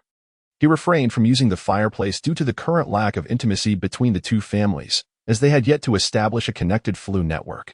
However, he believed that this would change in the future. Regulus valued his kinship with the Lucius family. Narcissa Lucius, originally a member of the Black family, had adopted her husband's surname upon marrying into the Malfoy lineage. Previously, there had been some discord regarding Bellatrix Lestrange's pregnancy, causing tension between her and Regulus. Yet, upon their meeting now, Narcissa's demeanor radiated the warmth of a savior's embrace. Regulus Black was undoubtedly aware of the reasons behind it. The birth of Jupiter Black and the disappearance of the diary exemplified the remarkable execution capabilities of the current head of the Black family. Even the Weasleys could be summoned. With 9 inspections conducted in a single night, an undeniable display of prowess. Upon being invited to take a seat by Lucius and Narcissa, Regulus discerned that the family gathering was, in fact, the brainchild of Narcissa. Therefore, prior to the meal, I believe it is imperative that certain matters be clarified. Regulus Black placed Tom Riddle's diary upon the table. Surely, Lucius must recognize it. Indeed, Lucius Malfoy's emotions were profoundly complex. To possess this diary once symbolized honor, a supreme faith, and a mark of status. However, on that fateful night over a decade ago, when the Dark Lord vanished, this diary transformed into a veritable hot potato. A damning piece of evidence of his allegiance as a Death Eater, an instrument of malevolence, a vessel of darkness. Lucius had contemplated discarding the diary countless times. Yet aware of its formidable powers, he dared not do so, instead sealing it away in the hidden chamber of Malfoy Manor, ensuring that if no one touched it, no one would be ensnared by its allure. On that night, when the Weasleys had conducted their 9th search, Lucius felt a surge of panic and inadvertently recalled the diary. It was the only object that could incite such frantic searches by the Weasley family, though they never uncovered it, always grasping at trivialities. Lucius was acutely aware of their true target, Tom Riddle's diary, Voldemort's Horcrux. As the night drew to a close, Lucius resolved to open the long-sealed chamber, intending to find an opportune moment to dispose of the diary. By some twist of fate, he encountered the Weasley family in Diagon Alley. What a perfect refuse bin. Seizing the opportunity to mock their inability to purchase new books, Lucius discreetly blended the diary into their midst. Everything seemed flawlessly orchestrated. He could exact a measure of revenge against the Weasleys through this act. Yet, when Regulus Black appeared, the entire scenario shifted. Lucius found this brother-in-law perplexing. How could he possibly know of the diary? How could he have foreseen that Lucius would bring it forth today? Upon witnessing Regulus Black engaged in jovial conversation with the Weasleys, Lucius began to comprehend the truth. This was all a trap, contrived solely to compel him to reveal the diary, which had driven the Weasleys to their frantic searches of Malfoy Manor. Yet, it was too late to grasp the implications. The diary was now in Regulus Black's possession, leaving Lucius acutely aware that he had unwittingly surrendered a leverage point to his adversaries. Regulus Black. Do you comprehend the gravity of your actions? Lucius recalled exclaiming in a state of anxiety, only to have his concerns dismissed under the guise of searching for old books. He distinctly remembered Regulus hinting that he could erase the dark mark from his arm. This diary, belonging to the Dark Lord in his youth, was also a Horcrux. Present were only the Malfoy couple and Regulus Black. Now that the diary had been produced, there was naught that could not be discussed. So, Lucius, do confirm this. Regulus Black gestured for Lucius to pick up the diary. Although Lucius was perplexed by Regulus's intentions, he felt little influence from the Horcrux. He was entirely unafraid of being ensnared or manipulated by the diary. Upon grasping it, Lucius sensed something peculiar, the former aura of darkness, akin to an abyss and as malevolent as a demon, had entirely dissipated. What remained was a profound magical darkness, devoid of the frenzied and obsessive thoughts and memories. The Horcrux was still a Horcrux, yet it lacked any semblance of personality. Lucius was astonished by this conclusion. How could this be possible? No one had ever managed to recreate another's Horcrux. Although Lucius could not visually perceive the properties of this item, he could feel the changes within it. For instance, he sensed an elevation in his noble lineage, an enhancement of his charm, and a newfound proficiency in the 3 unforgivable curses. Most notably, he felt a remarkable ability to engage with other aristocrats and uncover their secrets, as well as a capacity to lead the Death Eaters and earn their loyalty and recognition. Item: Tom Riddle's Diary Horcrux required level 7 Noble Lineage 7 Increased Charm 7 Effect of the Soul Snatching Curse 3-piece set bonus 7 Effect of the Cruciatus Curse 5-piece set bonus 7 Effect of Monster Resurrection 7-piece set bonus 77 additional gold from monsters, 77 enhanced opportunities to acquire magical equipment, additional favor and secrets from nobility, additional loyalty and recognition from Death Eaters overwhelmed by this cascade of sensations. Lucius found himself disoriented. The line between confidence and arrogance, pride and haughtiness, was merely a letter apart. Yet this Horcrux had the astonishing capacity to transcend that distinction. making Lucius feel both arrogant and proud. His gaze towards Regulus Black transformed, as though he were looking at a mere insect. Why was this happening? Moments ago, he had not regarded Regulus in such a manner. Lucius suddenly realized that this disorientation stemmed from the diary in his hands. Alarmed, he hastily cast the diary back onto the table. Its current potency exceeded that of its predecessor. Lucius himself was on the brink of being controlled. If even the slightest trace of the creator's personality remained within, Lucius would no longer be himself. He would become an entirely different individual. How could this be? At that moment, Lucius could no longer maintain his composure, his expression betraying terror as he looked towards Regulus Black. Narcissa, witnessing the transformation in Lucius's demeanor, observed a fleeting aura of superiority that surged forth only to vanish without a trace. The source of this phenomenon was undeniably linked to Lucius's engagement with the diary. Maintain your composure, Lucius. Only those who can remain level-headed may wield the power contained within this diary. Regulus Black picked up the diary, exuding none of the imposing aura that Lucius had just displayed. However, the enhancement of his own charm was equally pronounced. Regulus Black had yet to utter a profound truth. Those who harbor the most fervent desires are often the most susceptible to the influence of Horcruxes. Presently, the collection of 6 Horcruxes remains incomplete, with Nagini still absent, and the Deathly Hallows lack the Elder Wand, while the coveted Sword of Gryffindor also eludes us. However, the multitude of pressing matters weighs heavily upon us, and there are numerous complexities to navigate. Furthermore, the time is not yet ripe, necessitating a postponement of our pursuit for the other artifacts. This particular Horcrux has already undergone my modifications, having eradicated the persona of the Dark Lord contained within. What remains is the essence of the Horcrux itself. Regulus Black incorporated the diary into the system, which would undoubtedly keep the Malfoy couple in a state of constant apprehension. However, his statement sparked a glimmer of hope in their eyes as they realized that Horcruxes could indeed be altered. The reason I present this to you is to convey that I possess the ability to eradicate the mark left by Voldemort. It merely depends on your willingness. After all, without the dark mark, when Voldemort returns, your family, the Malfoys, would be branded as traitors. Regulus Black rolled up the sleeves of his garment, revealing his smooth, unblemished arms devoid of any tattoo marks. Lucius was aware that Regulus had joined the Death Eaters. During those years, nearly all of Slytherin had aligned themselves with them. Driven by a shared ambition, these fervent youths embarked on a revolution, yet none of them truly comprehended the nature of their leader. Upon recognizing his selfishness and brutality, those who had joined found themselves unable to withdraw. As Sirius remarked in the original text, being a Death Eater is not a position one can simply resign from. One must either serve until death or face death itself. This is something I must ponder. Lucius not only bears the dark mark himself, but Narcissa does as well.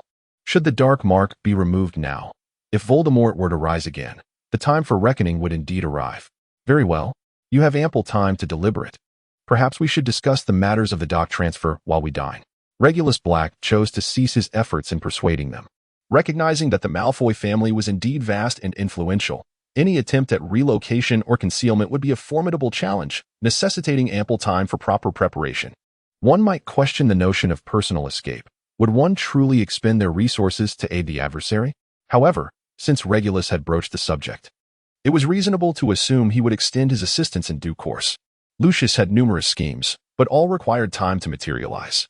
Of course, let us converse over a meal. Today, we are graced with a fruit platter prepared by Narcissa, while the other dishes were crafted by the house elf, Dobby. Dobby, set the dining area promptly. Observing Lucius's reprimand towards his house elf, Regulus found himself pondering the uniqueness of this particular creature. What distinguished this house elf from the rest? It was not merely a matter of Aunt Rowling's predetermined destiny. There ought to be a reasonable explanation for such anomalies in reality. The ingrained servitude of house elves makes the notion of betraying their masters utterly implausible. Thus, regardless of Dobby's explanations, the rationale for Harry Potter's departure from Hogwarts fundamentally constituted an act of betrayal. The peculiarity of the situation lay precisely in this contradiction, as Aunt Rowling contravened her own established norms for the sake of her protagonist. Lucius, is this your soul house elf? Regulus Black's seemingly casual inquiry momentarily left the Malfoy couple and the house elf Dobby in a state of surprise. Are you referring to Dobby? The Malfoy family possesses house elves in their other enterprises, yet only Dobby resides within Malfoy Manor. Is there an issue? At this juncture, Lucius had comprehended that Regulus Black would not speak so lightly. It must be that his house elf had ventured beyond and engaged in some activities. Perhaps you want to issue him another command. I believe I have seen him elsewhere. Regulus Black refrained from specifying where he discovered Dobby. A detail Lucius could inquire about later. Is that so? Dobby, from this day forth, you shall not leave Malfoy Manor without my express command, Lucius declared. Aware of the guests present, Lucius recognized it was not the opportune moment to interrogate Dobby. However, since he had mentioned an additional command, it was effortless to enforce the stipulation that Dobby must not venture outside without being accompanied by his master. Regardless of how disobedient house elves may be, their inherent contract compels them to comply with their master's directives. Thus, a potential ally for Harry Potter was effectively eliminated. Regulus Black was eager to observe how far he could alter fate. After all, Dobby was neither the first nor the last to have his destiny transformed. Regulus, may I inquire why you are so intent on that, Doc? Lucius raised his glass in invitation, and Regulus Black graciously sipped a small amount. Because that dock belongs to the Black family. If I do not reclaim our family's assets, how can we discuss revitalizing the family? As he deftly cut through the lamb chops, a bowl of creamy cod chowder rested beside him, both dishes evidently crafted with care, as Lucius had gleaned from Draco's correspondence. Nonetheless, Regulus Black's response was clearly not what Lucius wished to hear, as it bore an air of evasion. Let me be candid. I have thoroughly examined the entire dock and found no traces of magic. I do not believe your intention to reclaim the dock is solely about recovering family assets. As far as I know, the Black family possesses a property that includes a church. Although you have applied for arbitration, your enthusiasm appears lackluster. Lucius preferred to avoid further riddles, recognizing that their future exchanges would require greater openness from both parties. After finishing the last piece of lamb chop, Regulus Black took another sip from his goblet, contentedly dabbed his mouth with his napkin. In truth, the most valuable aspect of the dock was not the dock itself. Beneath the waters of this deep-water dock lay treasures from the last century, the submerged vessel of Captain Nemo, a marvel of technology devoid of any magical power. Perhaps now reduced to mere remnants. Regulus Black shrugged, indicating that even if there were treasures to be unearthed, they might merely be worthless debris, a collection of scrap metal. Although Lucius did not fully comprehend why Regulus remained intrigued by the docks despite the apparent insignificance of the items, this explanation sufficed to satiate his curiosity. Dobby arrived to collect the dishes, and the three wizards proceeded to the study.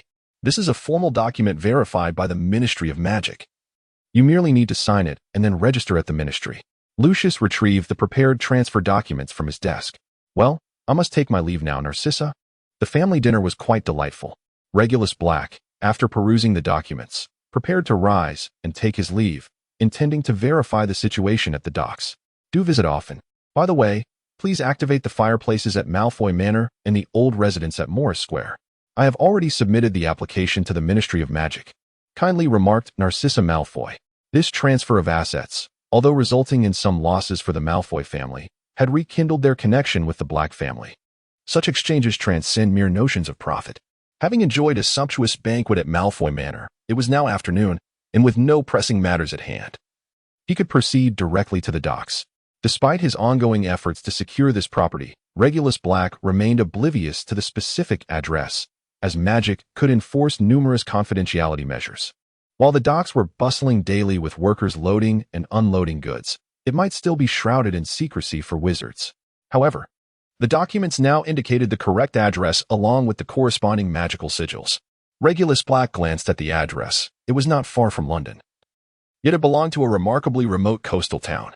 Disillusionment. Regulus Black materialized at the dock, where the morning fish market had concluded. Workers were meticulously clearing the area, and the freshly washed ground emanated a cool breeze. Treading upon the remnants of water and shards of ice, Regulus sought out the overseer, Mark, an elderly professional manager. Mark was employed by wizards to oversee the dock, yet he remained blissfully unaware of the distinctions between wizards and muggles. As a diligent worker, he was solely accountable to his employer. Thus, when Regulus extended the documents in his hand, Mark swiftly accepted the reality of a new master.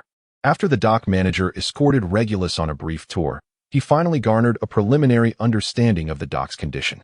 Through magical scrutiny, it became evident that a ship lay beneath the harbor, corroborating the records of the Black family.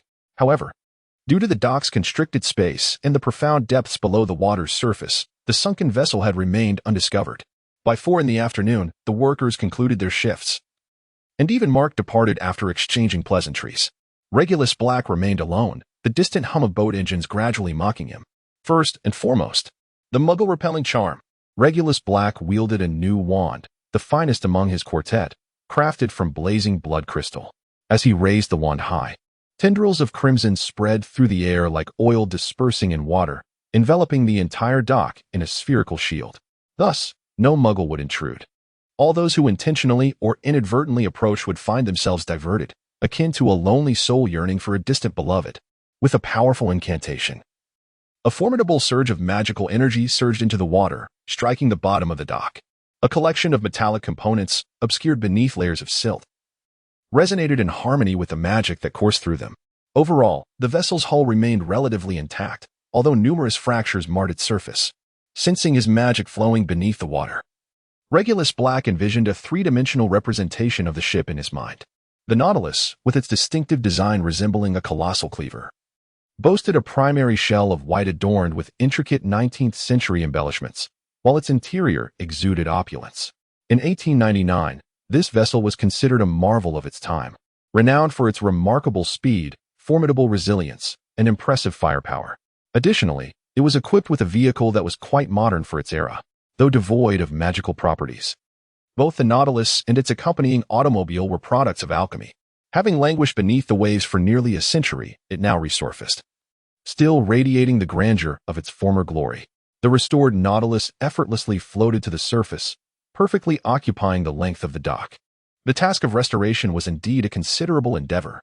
Regulus Black raised his hand, drawing the entire vessel, the Nautilus, into the realm of spatial systems. Regulus Black returned to Hogwarts just in time for dinner. Did I miss something? The student table, usually filled with raucous chatter, was remarkably silent today. Such an unusual occurrence surely hinted at something amiss. Regulus Black inquired of Severus Snape, as he was, after all, Snape's assistant. Allow me to inform you, Regulus. Gilderoy Lockhart interjected from Snape's other side, having overheard Regulus's question. It appears that someone has been defacing the walls once again. This very day, it has re-emerged. Snape, caught between the two, continued to partake in his dinner, although one could discern that his expression was darkening. We shall converse further at a later time. Regulus Black had no desire to serve as Severus Snape's outlet for frustration, promptly interrupting Lockhart's discourse. After the meal, the students dutifully returned to their respective house common rooms. Lacking the usual enthusiasm to sneak out and partake in Filch's ghost hunting game, Regulus Black returned to his private chamber, where several girls were already seated, some from Ravenclaw, others from Hufflepuff, and a few from Slytherin. Could someone enlighten me on the events of today? I have no desire to endure Gilderoy Lockhart's exaggerated recounting. The girls exchanged glances, and then the raven-haired Pansy Parkinson took the initiative to narrate. Recently, rumors of the Chamber of Secrets had been inscribed upon the walls, and now another such occurrence had transpired, indicating that the heir of Slytherin had begun to investigate the identities of all students, with intentions to eliminate the Muggle-borns one by one. Pansy Parkinson began to enumerate with a stern demeanor. While the backgrounds of the professors remained uncertain, the students' familial circumstances were readily ascertainable: pure-blood wizarding families, half-blood wizarding families, and those whose parents hailed from Muggle backgrounds. The latter group, it seemed, was to be the target, constituting approximately 1/10 of the total population. Upon the mention of Muggle parents, Hermione's expression darkened, for she had been subjected to Draco's taunts of mud-blood, thus she understood the sting of discrimination all too well. Despite Pansy having circumnavigated the derogatory term, Hermione remained incensed. All right, I understand. You need not worry. Hogwarts is capable of handling these matters. Focus on your studies. And know that you are always welcome here. Regulus Black consoled the group of girls, for it was he who had orchestrated the blood writing by employing Peeves, all the while feigning ignorance. After much persuasion, he finally managed to lead the young ladies away. The entrance to Ravenclaw was just around the corner, while those from Slytherin and Hufflepuff required an escort downstairs. The journey from the 8th floor to the 1st was a lengthy one, and should they fall prey to Filch, it would spell disaster. Regulus Black accompanied Pansy Parkinson as they descended the stairs alongside Ginny Weasley. Miss Parkinson, I am quite intrigued as to what inspired you to seek my company. Regulus Black inquired as he walked, and after a moment of silence, Pansy Parkinson began to speak candidly about the matter at hand. My family, the Parkinsons, has 4 members imprisoned in Azkaban, my father's cousin and my mother's cousin among them. The family has conveyed that, Mr. Black, you possess the means to secure their legacy. They hope that I can negotiate with you, willing to pay any price, including my own involvement." At this juncture, Pansy Parkinson paused, tears glistening in her eyes as she cast a defiant gaze upon Regulus Black. "Mr. Black, if you would agree, I am prepared to do anything." Regulus Black stepped forward, gently using his handkerchief to wipe away the tears of the other. "The best reward you can give me is to study diligently and graduate with top marks. Before graduation, do not let your thoughts wander elsewhere. As for aiding your family, that is their affair, and naturally, they must bear the cost." After leaving the handkerchief with Pansy Parkinson, Regulus Black continued on his way. The ancient wizarding families should not be underestimated. It was alarming that they had uncovered even his slightest hobby. It is not the well-known and named lowly who would take an interest. You, Pansy Parkinson, certainly qualify, and I shall reserve you for now. Pansy Parkinson clutched the handkerchief, which exuded a faint and pleasant fragrance. Initially intending to scorn it, she soon realized that Regulus Black was not as bad a person as she had thought. Then, "Miss Weasley, what brings you to the 8th floor in search of me?" Regulus Black gestured for Pansy Parkinson to follow and then posed the same inquiry. "It was Ron who had sent me to gather information." Ginny, showing no hesitation regarding her brother's sentiments, promptly pushed Ron forward. "So, it seems Ron believes I might possess some insights, does he?" Regulus Black smiled faintly, pondering whether there was something amiss in his demeanor that allowed the mischievous child to perceive a flaw. "Ron held you in the highest regard, however. Your expression was rather stern, leading him to believe that apart from Professor Dumbledore, you were the most enigmatic figure at Hogwarts." To his surprise, Ginny's words conveyed an entirely different meaning. It was precisely due to Ron's trust that Ginny sought to uncover the truth. "Given your statement, how could one justifiably withhold any information from you?" Regulus Black crouched down, whispering softly into Ginny's ear. "Tomorrow, inform them that they may follow this lead." He gestured for them to follow, and a sense of relief washed over him. "Mr. Black has instructed us to proceed." Pansy Parkinson tugged at the dazed Ginny, who blushed immediately upon regaining her senses. "What did Mr. Black tell you just now?" Pansy inquired, seizing the opportunity while Ginny was still momentarily distracted. "Mr. Black mentioned that the Chamber of Secrets was opened once 50 years ago." Ginny divulged this secret without reservation. Both girls harbored a degree of skepticism about the revelation. Yet it was indeed conveyed by a teaching assistant. It would be prudent to verify the information, as it was quite late. Regulus wished Pansy a pleasant dream as he escorted her back to Slytherin, and then proceeded to guide Ginny back to Hufflepuff. "I hope you have sweet dreams as well. Good night, Ginny." As Regulus Black was about to depart, he was unexpectedly halted by Ginny, who seized the fabric of his clothing. "Does Mr. Black harbor affection for Miss Parkinson?" Ginny's eyes shimmered with anticipation. "Why do I ask? I have an affinity for all delightful students." Regulus Black gently caressed Ginny's auburn hair, its softness reminiscent of the comforting sensation of petting a cat. "So, Mr. Black, if I were to discover the Chamber of Secrets first, would you hold me in higher regard?" Ginny suddenly conceived the notion of uncovering the truth behind the chamber, aspiring to liberate Hogwarts from its shroud of fear. It was curious that such a thought had surfaced, considering the inherent dangers that the chamber harbored. Regulus Black found himself quite troubled by Ginny's insistence on retracing historical paths. "The diary is in my possession. You have yet to fall under Tom Riddle's control. Why would you wish to seek out the Chamber of Secrets on your own? I am determined to uncover that chamber, and when I do, the so-called heir of Slytherin will be unequivocally exposed." Ginny confidently declared her intention to dispel such unfounded rumors. "Very well. However, you must prioritize your studies and keep me informed of your progress at all times." Regulus Black could not directly impede Ginny's actions. He could only exert influence through indirect means. The entrance to the Chamber of Secrets resided within the girls' restroom on the 2nd floor, where a weeping Myrtle lingered, a victim from 50 years past. Although locating the entrance was a relatively simple task, unlocking it required Parseltongue, a challenge beyond Regulus Black's capabilities. He could do naught but await Harry Potter's assistance. As a mere observer, he resolved to partake at the opportune moment, deciding to craft a script for their impending adventure. Christmas was fast approaching, and the gentle snowfall had graced the night in an unbroken tapestry of white.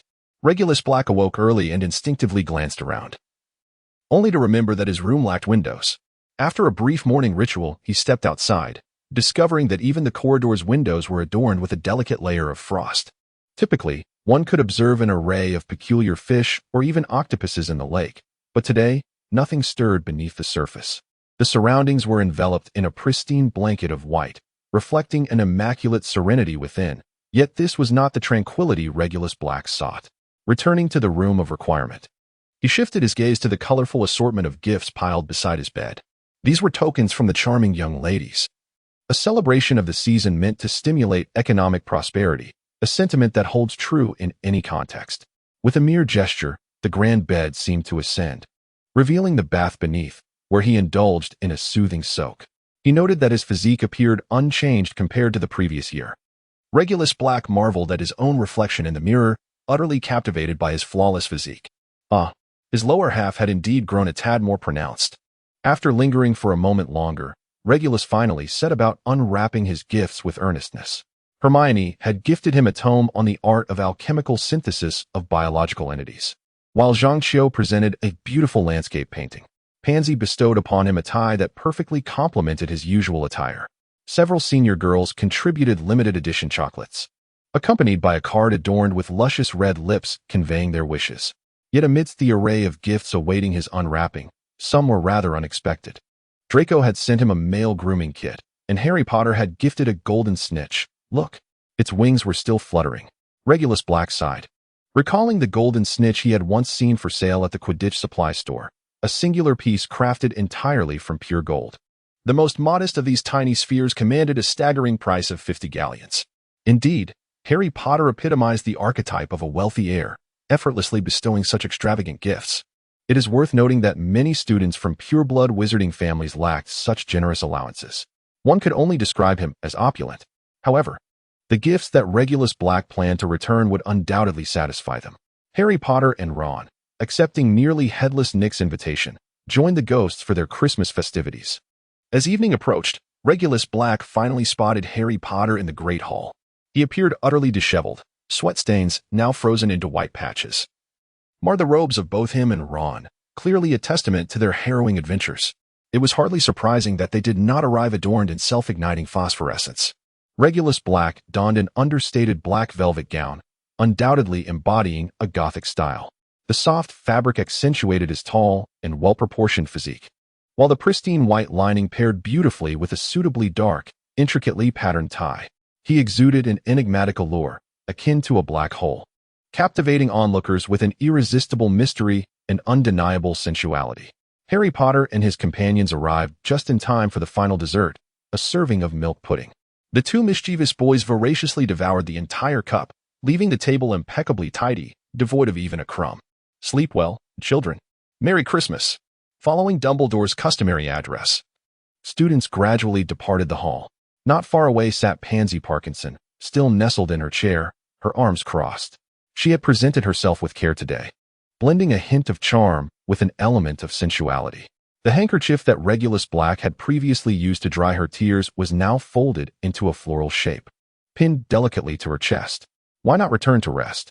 Regulus Black casually inquired as he passed by Pansy. While awaiting Draco, our platinum-haired gentleman has established a romantic liaison. Pansy Parkinson lifted her chin, indicating Draco and Astoria, who were seated not far away, engaged in an intimate conversation. However, Draco wore a faint smirk, slightly leaning towards Astoria to utter something. Perhaps it is merely young Malfoy threatening someone once again. Regulus Black understood that this couple, both on and off the stage, were indeed a pair destined to be together. Draco had once expressed in the original narrative that the partner he sought would be someone whose ideals aligned with his own. Lineage, wealth, and bloodline were mere trifles in comparison. Astoria's normally radiant golden hair shimmered even more brilliantly today, cascading in voluminous waves down to her waist, elegantly secured with a silver hairband. She donned a deep blue dress, its skirt flaring out charmingly, exuding both cuteness and sophistication. With a smile that seemed oblivious to Draco's rather impolite demeanor, she leaned in to listen intently to his words. I foresee that they will ultimately find their way to each other. Pansy Parkinson felt a twinge of melancholy. Draco had always been her aspiration, a fact that had never wavered. However, ever since receiving the unsettling message from her family, this young girl had been caught in a prolonged state of uncertainty under immense pressure. Regulus Black, having rejected the conditions imposed by his family, inadvertently fostered a vague affection in Pansy Parkinson, which, coupled with the long-term companionship of a shared handkerchief, has blossomed into what could be described as love. On the other hand, Draco Malfoy has found a new romantic interest in the recently enrolled daughter of the Greengrass family, Astoria Greengrass. A charming little sprite who clings even more than her sister, Daphne Greengrass. In comparison, Pansy Parkinson, while reluctant to acknowledge her feelings, has come to a rational understanding that she holds no hope with Draco. Regulus Black harbored little interest in the young girl named Astoria. As she appeared much older than her 7 years, perhaps she was better suited for Draco. However, her sister Daphne presented a far more appealing prospect. I truly appreciate the tie you gifted me. Your taste is commendable. Should you find yourself troubled, feel free to confide in me. Regulus Black softly commended his counterpart before departing the hall. Meanwhile, Astoria exhibited a greater eagerness to join the Malfoy family than her sister, which placed Draco under considerable pressure. Although he was aware that his marriage was likely beyond his control, Draco genuinely yearned to find someone with whom he resonated closely within the limited scope available to him. It is worth noting that Draco had never been devoid of female companionship, with long-term companions such as Pansy Parkinson and more distant acquaintances like Daphne Greengrass. Initially, Draco harbored a fondness for Hermione, which led to various antagonistic behaviors. However, the differing nature of their respective houses gradually transformed this antagonism into outright hostility. Yet, when Hermione switched houses, those juvenile grievances lost their validity. By that time, Draco recognized that Hermione had already pledged her heart elsewhere. And no matter how exceptional he might be, he could never compete with a faculty member, even if that individual were merely a teaching assistant. Now, an individual who openly declared her willingness to be subservient to him, Astoria Greengrass, had emerged. Could she be Draco's ideal partner? Would she truly share a meeting of minds as she professed? Draco was uncertain, but time would reveal all, with 6 years remaining at Hogwarts to explore their relationship. For now, he concluded his conversation with Astoria, departing with his 2 loyal companions, Crabbe and Goyle. Astoria, taken aback, did not anticipate Draco's abrupt departure without so much as a farewell. However, observing the silent Pansy Parkinson trailing behind, she hastily followed suit. In a main corridor of the school, a pile of skeletal remains lay discarded, drawing a crowd of students and professors who flocked to witness the scene, effectively blocking both ends of the passage. Professor Snape, along with several other faculty members, was examining the remains. Among the bones were numerous small animal skeletons. Yet there were no human remains. With a sigh of relief, Snape rose to report to Dumbledore. After all, if any students had been devoured, leaving only bones behind, Hogwarts would be forced to close its doors, as it would no longer be safe. So, Severus, can you ascertain which creature is responsible? It is likely a serpent, Headmaster. A murmur of speculation arose, for although there were no blood-red inscriptions this time, the presence of animal remains expelled by a serpent was indeed a chilling revelation. This situation was truly horrifying. It is imperative for one's family to be informed that, at this very moment, both pureblood wizards and those hailing from Muggle households share similar sentiments. Observing the scene, a considerable mound of skeletal remains lies strewn across the ground, encrusted with viscous digestive fluids. The mere thought of potentially being devoured by a serpent, only to be regurgitated in such a grotesque manner, causes even the most audacious of students to feel queasy, while the more timid among them have succumbed to tears. This evening, all individuals congregate in the hall on the ground floor to rest, with the heads of houses and several professors taking turns to stand watch. As Hogwarts necessitates a thorough search, Dumbledore cannot allow these children to feel at ease. Persuading them to return to their dormitories would only breed chaos, and various means of contacting their families could exacerbate the situation beyond control. To instill a sense of security among the students, they are gathered together, huddling for warmth. While professors scour the entire school, regardless of the outcome, such actions speak more powerfully than any words. The heads of the 4 houses organize their respective younger peers, and soon, all proceed in a grand procession to the hall on the ground floor. With a flourish of his elder wand, Dumbledore illuminates the hall, and with another wave, the tables and chairs magically arrange themselves to the sides. Finally, with yet another gesture, sleeping bags in the colors of the 4 houses are neatly aligned in 4 rows. This is the first occasion for Regulus Black to behold the elder wand, stirring a sense of excitement within him. Legend has it that this wand, crafted from elder wood by Death himself, is the mightiest of all wands, yet also the most treacherous to its master. Should its owner suffer defeat once, subsequent usage may prove problematic. Voldemort, having failed to grasp the intricacies of the Elder Wand, found it unyielding after seizing it, ultimately inflicting damage upon it through forceful use. Now is not the time for such aspirations. To claim the Elder Wand, one must await Dumbledore's demise. This matter cannot be rushed under any circumstances. The hall, arranged by Dumbledore, may appear to be a simple task of moving furniture and laying out sleeping bags, yet the residual magic has formed a barrier.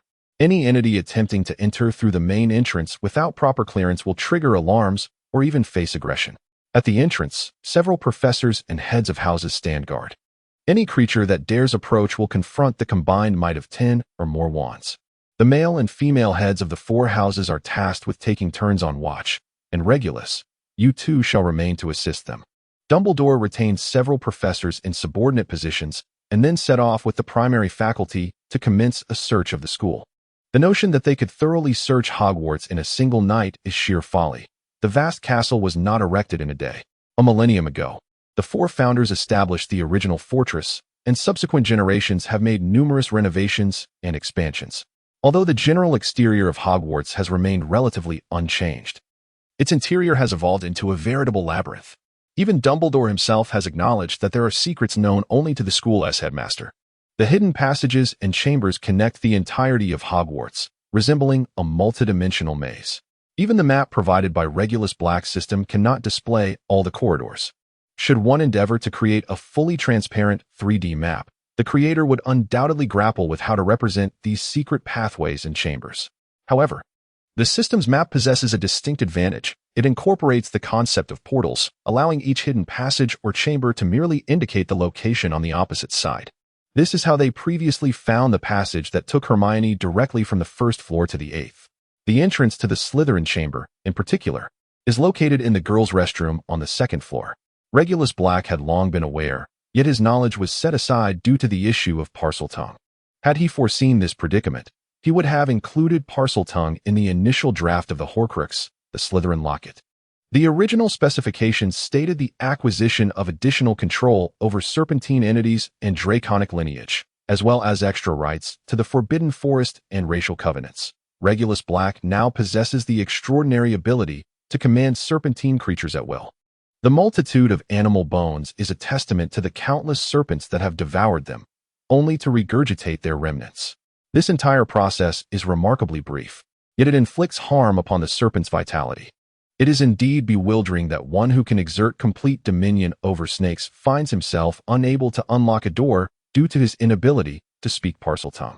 What a perplexing predicament. Regulus Black found the situation amusing. Black, look, there are many children unable to sleep. Why not gather them together for some merriment? Gilderoy Lockhart, adorned in a golden robe, one of the professors left behind by Dumbledore, noticed Regulus seemingly lost in thought and approached him with a rather foolish suggestion. It was a call for mischief. Unable to sleep, let's liven things up. How absurd. I know some of you are awake. Please raise your hands if you're among them. Regulus Black's lips curled into a faint, sardonic smile. He was eager to ascertain just how many were inclined to stir trouble. Almost immediately, numerous hands were raised within the hall. Although they were all nestled within sleeping bags, the count revealed over 30 hands. The majority belonged to Gryffindor, with a smattering from Hufflepuff and Slytherin. Excellent. Let the chaos commence. Regulus Black waved his wand, and a surge of magical energy erupted from its tip, striking precisely the owners of the outstretched hands. The once raised hands now drooped limply, accompanied by the sound of deep, slumbering snores. This startled the other students, who, unable to sleep themselves, peeked over to glance at their slumbering classmates. Gilderoy Lockhart's smile froze upon his face, an expression both awkward yet polite. You see, children are all asleep. Clearly, they are exhausted and have been startled today. Let us focus on our own responsibilities. Regulus Black slapped Gilderoy Lockhart with considerable force before striding towards the 8 prefects, both male and female. The group of prefects stood transfixed by Regulus Black's bold action, their wands raised towards the assistant professor, uncertain of his intentions in approaching them. Regulus Black sheathed his wand, flipping his hand to reveal 4 cards. The reverse bore the emblem of Hogwarts, while the front displayed the words sleep and duty. Each house was to send forth a representative. Those who drew sleep would retire for the night, while those on duty would awaken their peers after midnight. With a flick of his wrist, The cards seemed to shuffle in midair as if guided by an unseen hand, ultimately presenting themselves face-up towards Regulus Black. The 8 prefects exchanged glances, collectively adhering to the principle of ladies first, allowing only the female prefects to draw cards. Consequently, Slytherin and Ravenclaw were assigned the first watch, while Gryffindor and Hufflepuff would take over in the latter half of the night, having just witnessed Regulus Black's indiscriminate casting of the Stupefy spell. The 4 who drew sleep eagerly nestled into their sleeping bags, leaving the remaining 4 prefects to find their own spots to sit. The hall was now adorned with a constellation of stars above, as if the ceiling had vanished, revealing the celestial heavens. Aside from a few students unable to find slumber and the occasional soft murmur, the hall was enveloped in silence. Ron, what do you make of today's events? Harry Potter, unable to sleep, reached out from his sleeping bag to nudge Ron beside him. I believe those are the remains regurgitated by the creature from the Chamber of Secrets. Ron replied, also sleepless. He had contemplated raising his hand earlier, unaware that such a fate awaited those who did. Regulus's indiscriminate use of the Stupefy spell had left them all in a deep slumber, making it difficult to rouse them should a relocation be necessary. This implies that someone has indeed opened the chamber and released its creature. According to the professors, it should be a serpent, Harry pondered, piecing together the situation with his limited intellect. The only uncertainty now was the specific type of serpent. Dumbledore seems quite anxious, suggesting it must be a formidable serpent. Well done, Ron. You're quickly arriving at the correct conclusion. Make sure to read more. Otherwise, your mind will wither. Came a light chuckle from the Slytherin side, as the quiet of the hall made even hushed conversations audible. After a night of inspections, every accessible area of Hogwarts had been thoroughly examined, including the dormitories of all 4 houses, in fear that a student's room might connect to the chamber. However, by dawn, Regulus Black observed from Dumbledore's weary visage that nothing had been discovered. All students were granted permission to return to their dormitories to freshen up. Those who had managed to rest, appearing far more spirited than the professors, hurriedly rushed off, for their appearance upon waking was hardly presentable.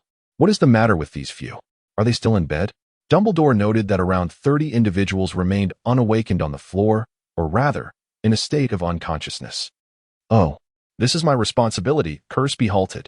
Regulus Black, with a mere flick of his wand, simultaneously revived the throng of approximately 30 unconscious students, who promptly returned to their respective houses to freshen up.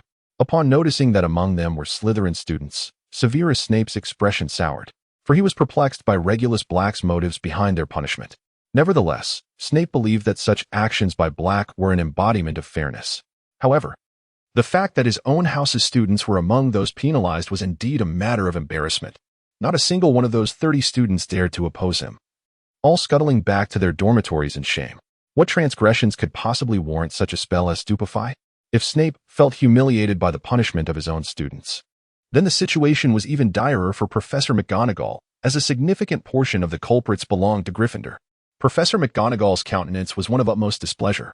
Professor McGonagall, I harbor no intention of punishing any student. My sole aim is to ensure they can rest more effectively. Regulus Black was once a student of Professor McGonagall and held a profound respect for this esteemed transfiguration professor. It is rather inappropriate for an educator to employ spells against their students.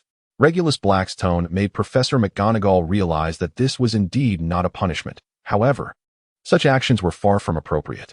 It resembled the corporal punishment observed in the Muggle world, where students might report their teachers to the educational authorities, especially in a society that champions human rights.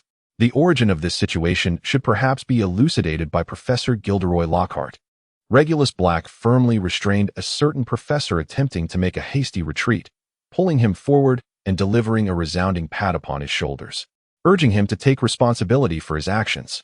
Severus Snape wore an expression of resigned acknowledgement, had it not been for that flamboyant, golden-haired fool's incitement. Perhaps the students from his own house would not have been drawn into this affair. Even Professor McGonagall bore a countenance that anticipated an explanation from Gilderoy Lockhart, given that her house possessed a greater mastery of defensive arts. Indeed, it appears that as night fell, rest eluded everyone, prompting me to suggest we engage in some activities. However, before any specifics were announced, Mr. Black had already gathered students for participation and subsequently rendered them all unconscious. Lockhart awkwardly elucidated. His words were not deceitful. The silence from Regulus Black behind him confirmed the validity of the entire sequence of events. Snape allowed a faint, sardonic smile to grace his lips. Indeed, had it not been for this imbecile's foolish suggestion, Regulus Black would not have resorted to such drastic measures. If even a small faction of the students had caused a disturbance, how could the others possibly find rest? Would the professors present be able to maintain order amidst the chaos? Regulus Black's judgment proved astute. Only by swiftly extinguishing the source of the unrest from the outset could all students be compelled to obediently retire for the night. Regulus Black once again patted Gilderoy Lockhart on both shoulders, commending him with a "well done, I have faith in you." He then departed the hall alongside Snape, leaving Lockhart alone under Professor McGonagall's scrutinizing gaze. "Professor Gilderoy Lockhart, I believe your intentions may have stemmed from goodwill, yet they significantly disrupt the students' rest. Today is not a holiday. They have academic obligations to fulfill." The fact that Professor McGonagall addressed him by his full name underscored her profound displeasure. Dumbledore, standing nearby, offered quiet consolation to McGonagall. Even the venerable headmaster harbored a certain sentiment, for since Voldemort's curse upon the defense against the dark arts position, each professor had been unable to remain long, invariably compelled to resign for one reason or another. However, that was merely an additional inconsequential role. Each year new candidates could be recruited, and once Voldemort was definitively vanquished, the curse would surely dissipate. Yet, in a moment when the Chamber of Secrets might be opened and all students gathered in the hall, Lockhart had managed to create chaos. A mere sigh could not encapsulate Dumbledore's current sentiments. The headmaster bore the responsibility of tidying up the aftermath, as sleeping bags and furniture lay scattered about, awaiting the students who would soon come to breakfast after their morning routines. Through the events of the night, Regulus Black's approach to matters was conveyed back home by many students. Admittedly, some expressed grievances, claiming that the teacher's actions amounted to corporal punishment. Yet a greater number of students and their families viewed this incident as an opportunity to assess Regulus Black's character. The essence of the situation was unmistakably clear. He conducted his affairs with utmost decisiveness and precision, demonstrating remarkable magical prowess. He had successfully targeted over 30 individuals without error, and the subsequent dispelling of the spell, witnessed by students who had completed their morning preparations, further showcased his skill. This proficiency and method of operation reflected both maturity and a certain ruthlessness. Indeed, the predominant impression among students regarding Regulus Black was that the teaching assistant possessed a notably cold demeanor. However, some astute students observed that Regulus Black only targeted those who raised their hands or drew attention to themselves. The remaining students were permitted to converse softly without interference, while he insistently patrolled until dawn, allowing the 8 prefects to take turns resting. As for Gilderoy Lockhart, he had dozed off several times during the ordeal, his sleep marked by poor posture and incoherent mutterings about his own daring escapades. In truth, whether Regulus Black required sleep was inconsequential. The price of his resurrection as a wraith was boundless energy. Upon returning to the room of requirement, Regulus refreshed himself and then appeared in the hall, invigorated. Many students who had come for breakfast greeted him, to which Regulus merely responded with a subtle nod. "Do you not find Assistant Black to be exceptionally cool?" a young girl exclaimed in surprise, garnering unanimous agreement, including from the boys.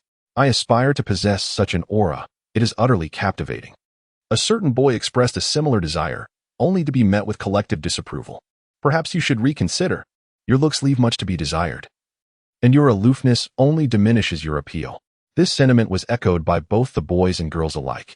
Suddenly, the blond boy, Clint, sprang forth, raising his hand to unleash a flurry of flashes from his camera, the sound of click, click, click resonating at least a dozen times to the ears of Regulus Black.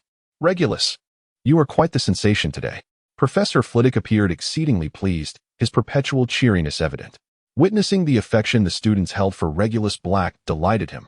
After all, any teacher who enjoys the favor of their students is undoubtedly a good one. "Thank you. I hope this is not merely a reverse reaction born of their trepidation." Regulus Black took a seat, noting that several professors were absent today.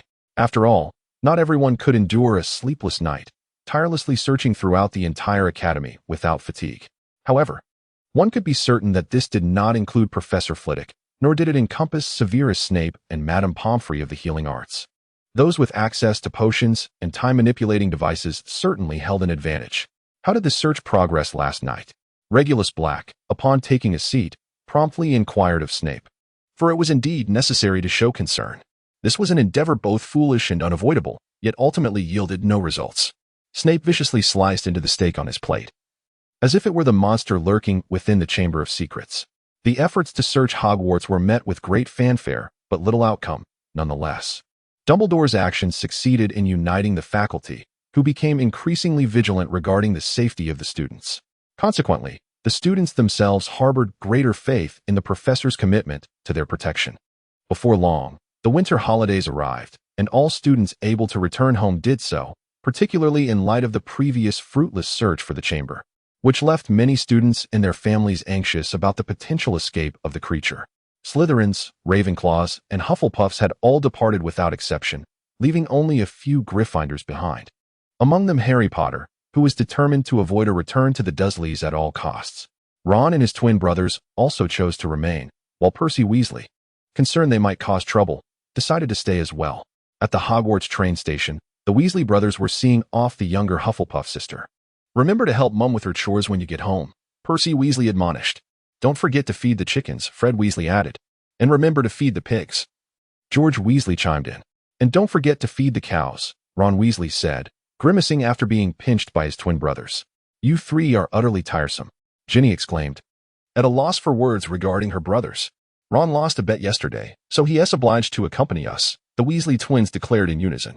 Ginny, carrying her small suitcase, boarded the train and, after traversing several carriages, finally located her seat.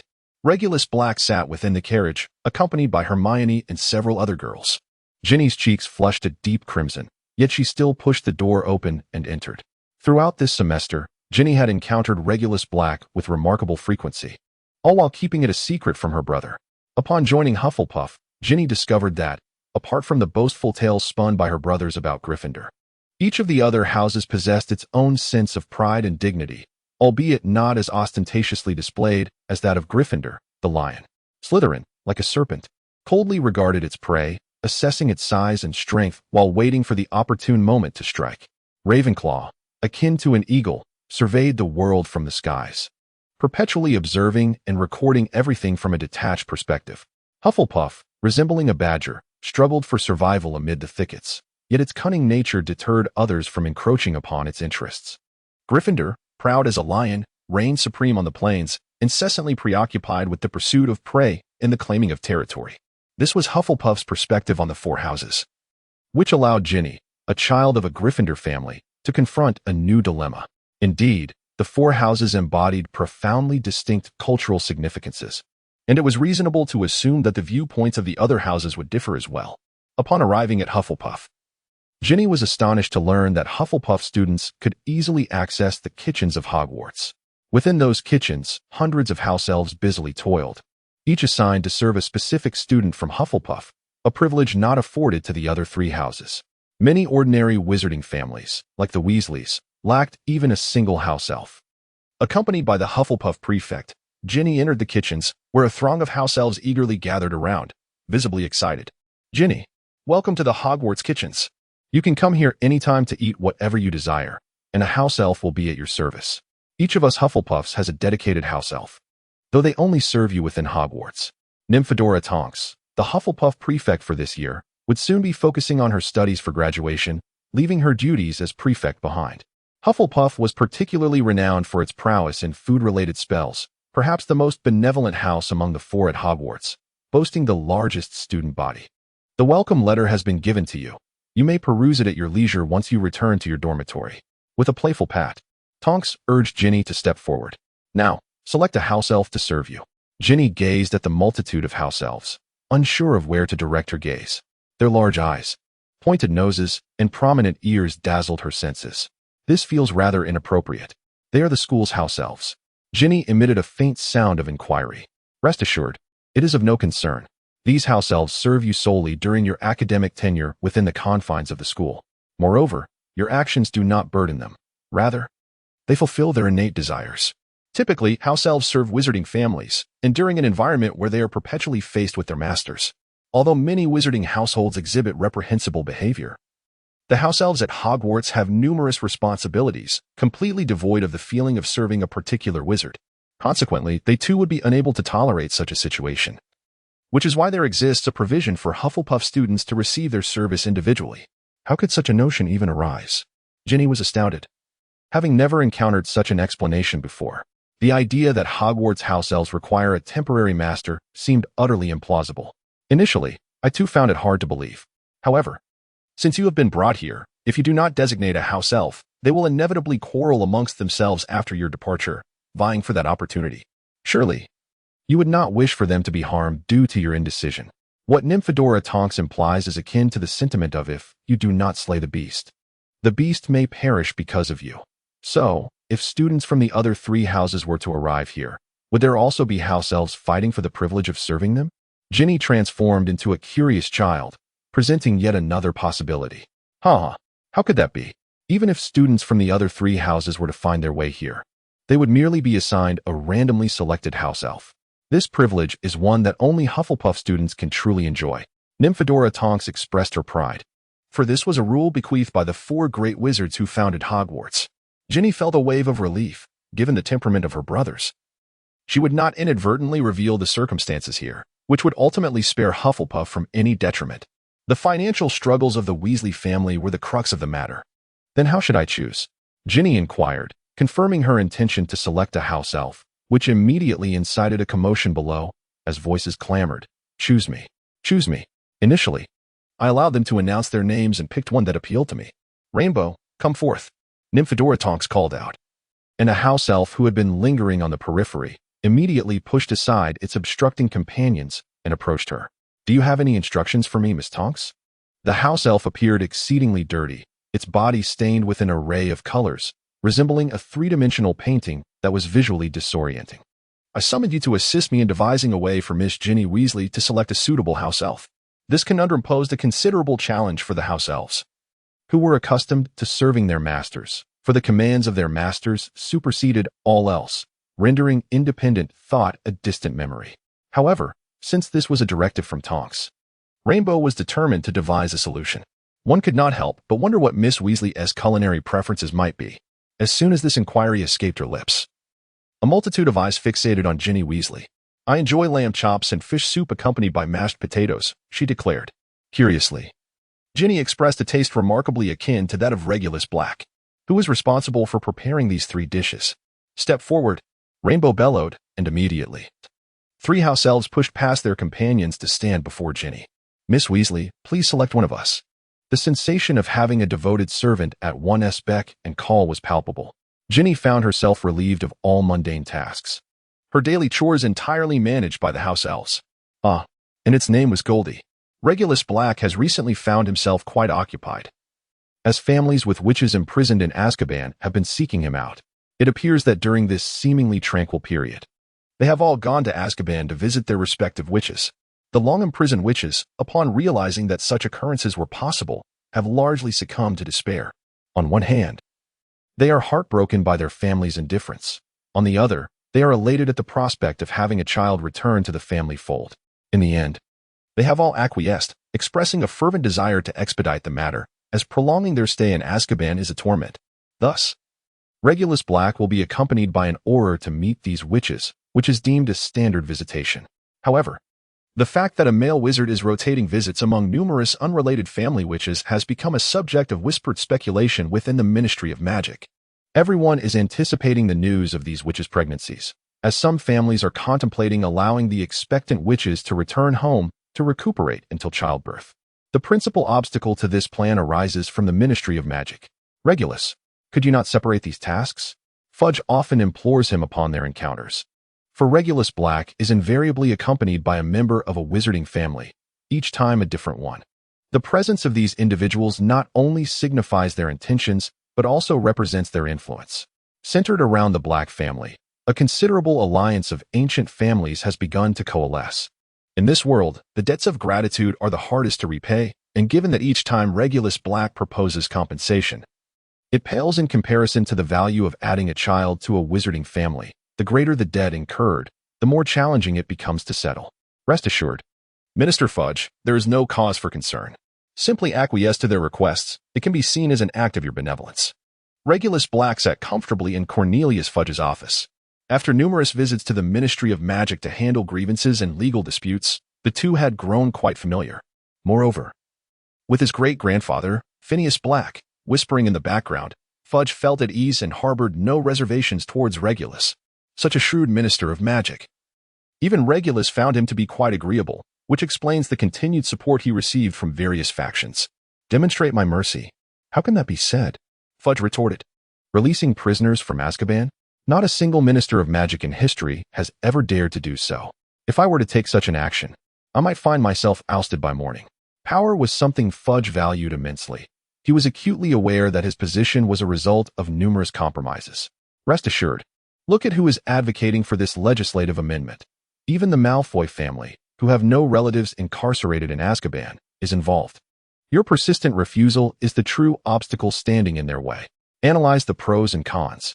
Regulus had invited Lucius to partake in this endeavor, and after careful consideration, Lucius readily agreed. In the wizarding world, there is no death penalty. However, being confined in Azkaban is akin to a living death, perhaps even more agonizing.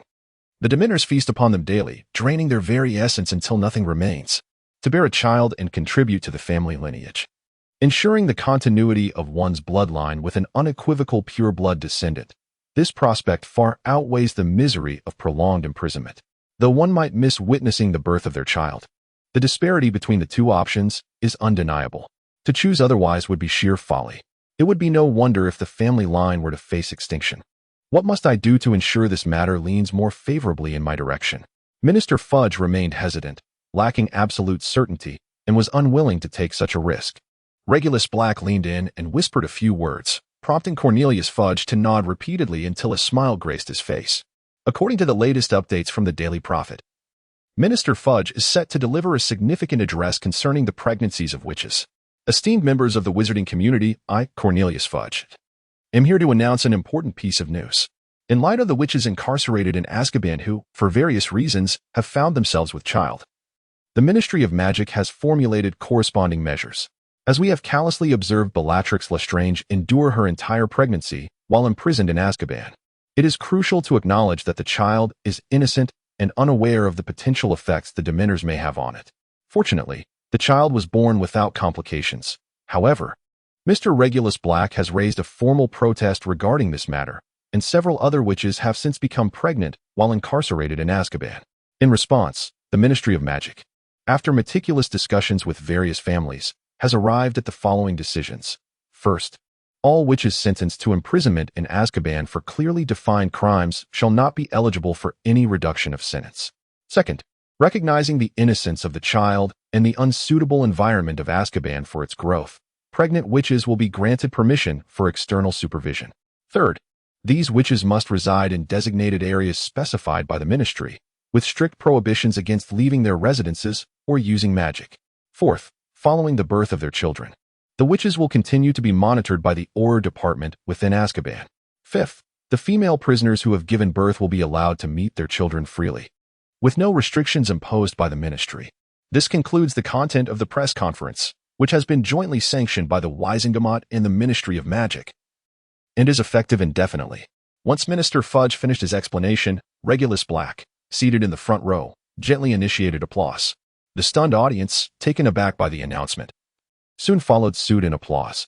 Minister Fudge was greatly pleased by the scene, the reactions, and the incessant flashes of camera lights, all thanks to his old friend Sirius Black's great-grandson.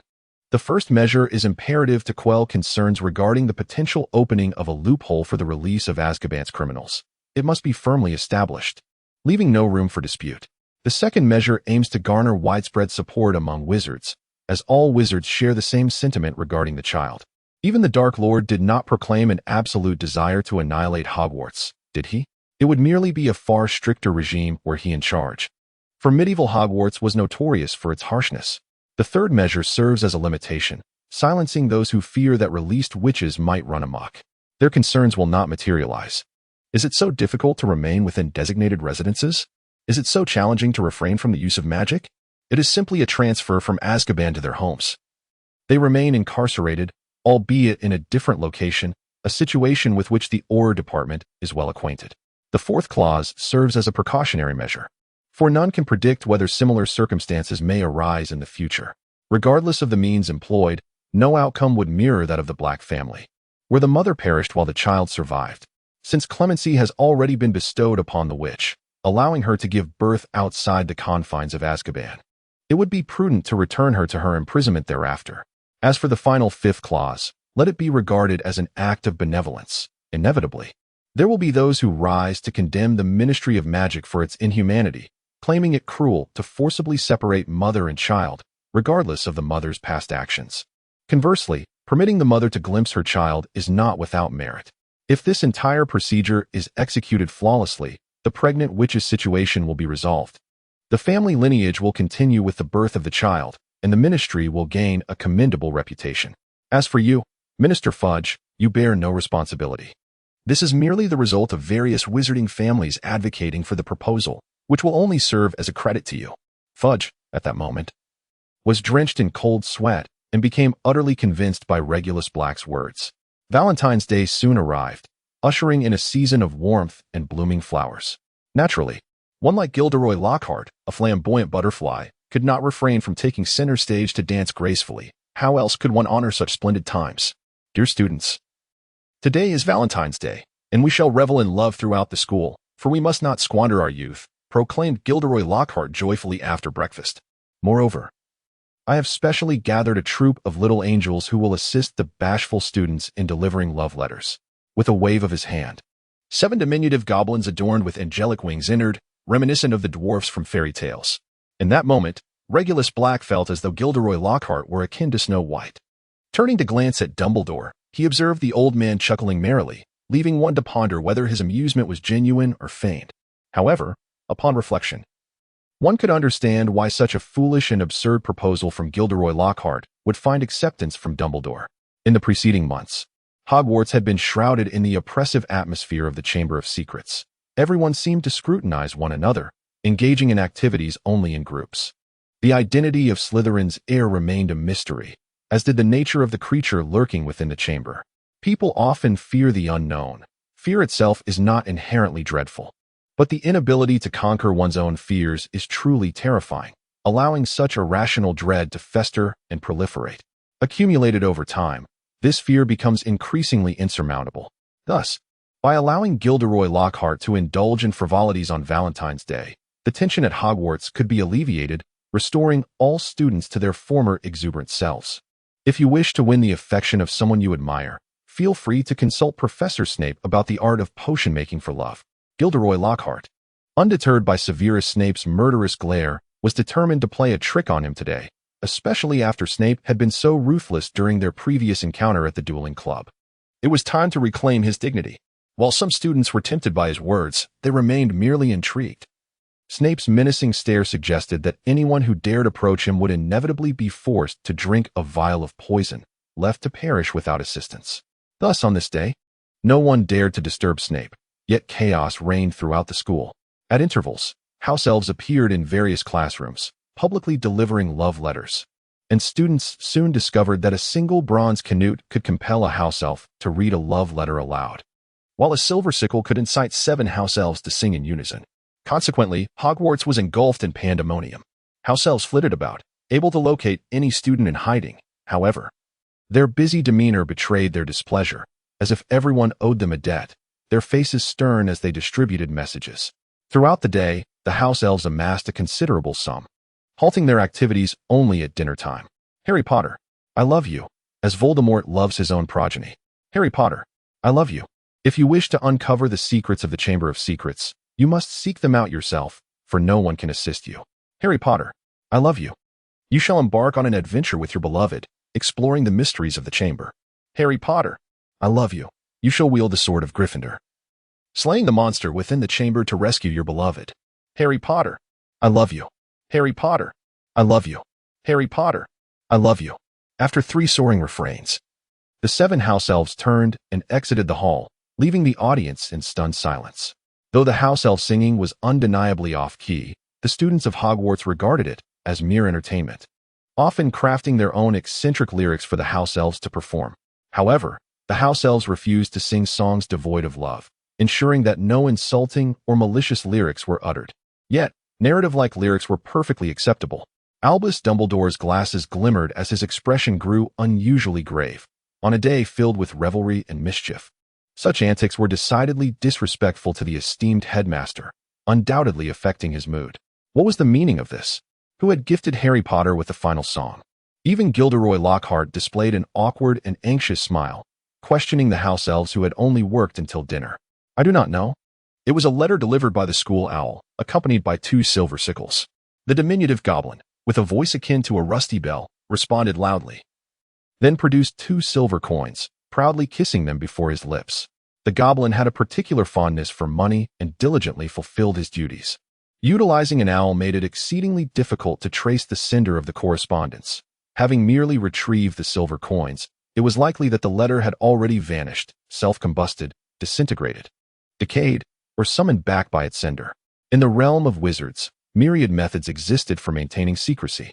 However, the content of the lyrics suggested that the letter was intended as a warning for Harry Potter, yet the implications within the lyrics hinted at something more sinister. Harry Potter could not possibly be the heir of Slytherin. The valiant knight Ron, observing the strange atmosphere in the hall, promptly stood up. Yet, judging by the expressions of those around him, not even a handful of Gryffindors seemed to support him, let alone the other 3 houses. Ron anxiously glanced toward the professor's table at Dumbledore. Mr. Weasley, remain calm. No conclusions have been drawn regarding this matter. Let us continue to enjoy our dinner and retire early, for we have studies to attend to tomorrow. Do not linger in bed, Dumbledore suggested with a warm smile, alleviating the tension in the room. The students resumed their meal. Though the atmosphere had grown considerably more subdued, they conversed in hushed tones as they dined. One could not help but wonder about Harry Potter's progress in locating the Chamber of Secrets. Regulus Black spoke softly, savoring each word, his voice barely above a whisper. Yet both Professor Snape and Professor Flitwick caught his utterance. It was a peculiar notion to expect Harry Potter to uncover the secrets of the Chamber of Secrets. Such a task seemed to align only with the whims of Headmaster Dumbledore. At that moment, all believed the song was orchestrated by Dumbledore. Yet he was aware that this was far from the truth. One by one, the professors present had been ruled out by Dumbledore, leaving only Regulus Black and Gilderoy Lockhart in attendance. Could it indeed be Regulus Black? He had always been shrouded in mystery. Characterized by a blend of greed and caution, this was Dumbledore's assessment of him. If Regulus were the one behind this, what secrets might he have concealed within the lyrics? Or could it be Gilderoy Lockhart, who had staged a performance with Dobby the house elf merely to create a distraction, ultimately aiming to target Harry Potter and turn the boy into a scapegoat? After all, Harry had already been marked as such before Valentine's Day. He had become the most recognized heir of Slytherin within Hogwarts. For among the entire school, Harry was the sole Parselmouth, with no one else possessing that ability. During this period, Harry had matured significantly, burdened by immense pressure. Regulus, what do you think lies within the chamber?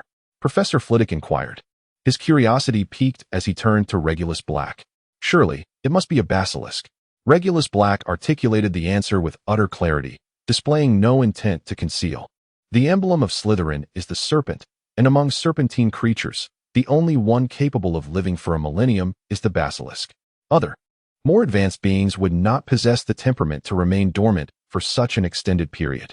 Those imbued with divine or magical essence would have long since emerged to wreak havoc. It is implausible that one would vanish following an incident 50 years prior. Indeed.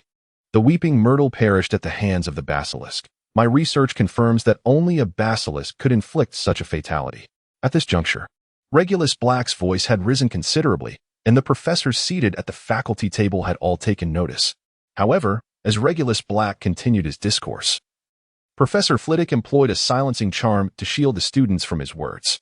Consequently, the students were left to observe the astonished expressions of the professors at the table as they listened to Regulus Black's revelations. So it was thus. After absorbing Regulus Black's analysis, Dumbledore remarked, clearly, while everyone else was preoccupied with questions regarding the whereabouts of the chamber and the nature of the creature within, Regulus Black had long known the answer and patiently awaited the unveiling of the enigma. This contemplative disposition and profound depth of character led Dumbledore to ponder further. Although distinct from Tom, should events continue along this trajectory, the emergence of another Dark Lord would not be surprising. Were Regulus Black to be aware of Dumbledore's assessment, he would undoubtedly harbor no regrets regarding his actions, but would rather find amusement in Dumbledore's perspective. Not everyone aspires to be a Dark Lord. For there are myriad revolutionary paths. Those reckless revolutionaries, akin to the likes of the Dark Lord, are better off meeting an early demise. Regulus Black embodies the archetype of a clandestine puppeteer wielding control from the shadows. Is it truly necessary for one to personally engage in murder? Must one negotiate the terms of their own gain? Should one alone bear the burden of loss? Once one assumes the role of the unseen orchestrator, countless minions will instinctively rise to fulfill these tasks, allowing the master to revel in the fruits of their endeavors. Is it not enough to recognize the basilisk, and yet allow Harry Potter to persist? Regulus Black turned to Dumbledore, and Snape immediately cast a glance in Dumbledore's direction. An unmistakable urgency reflected in his eyes.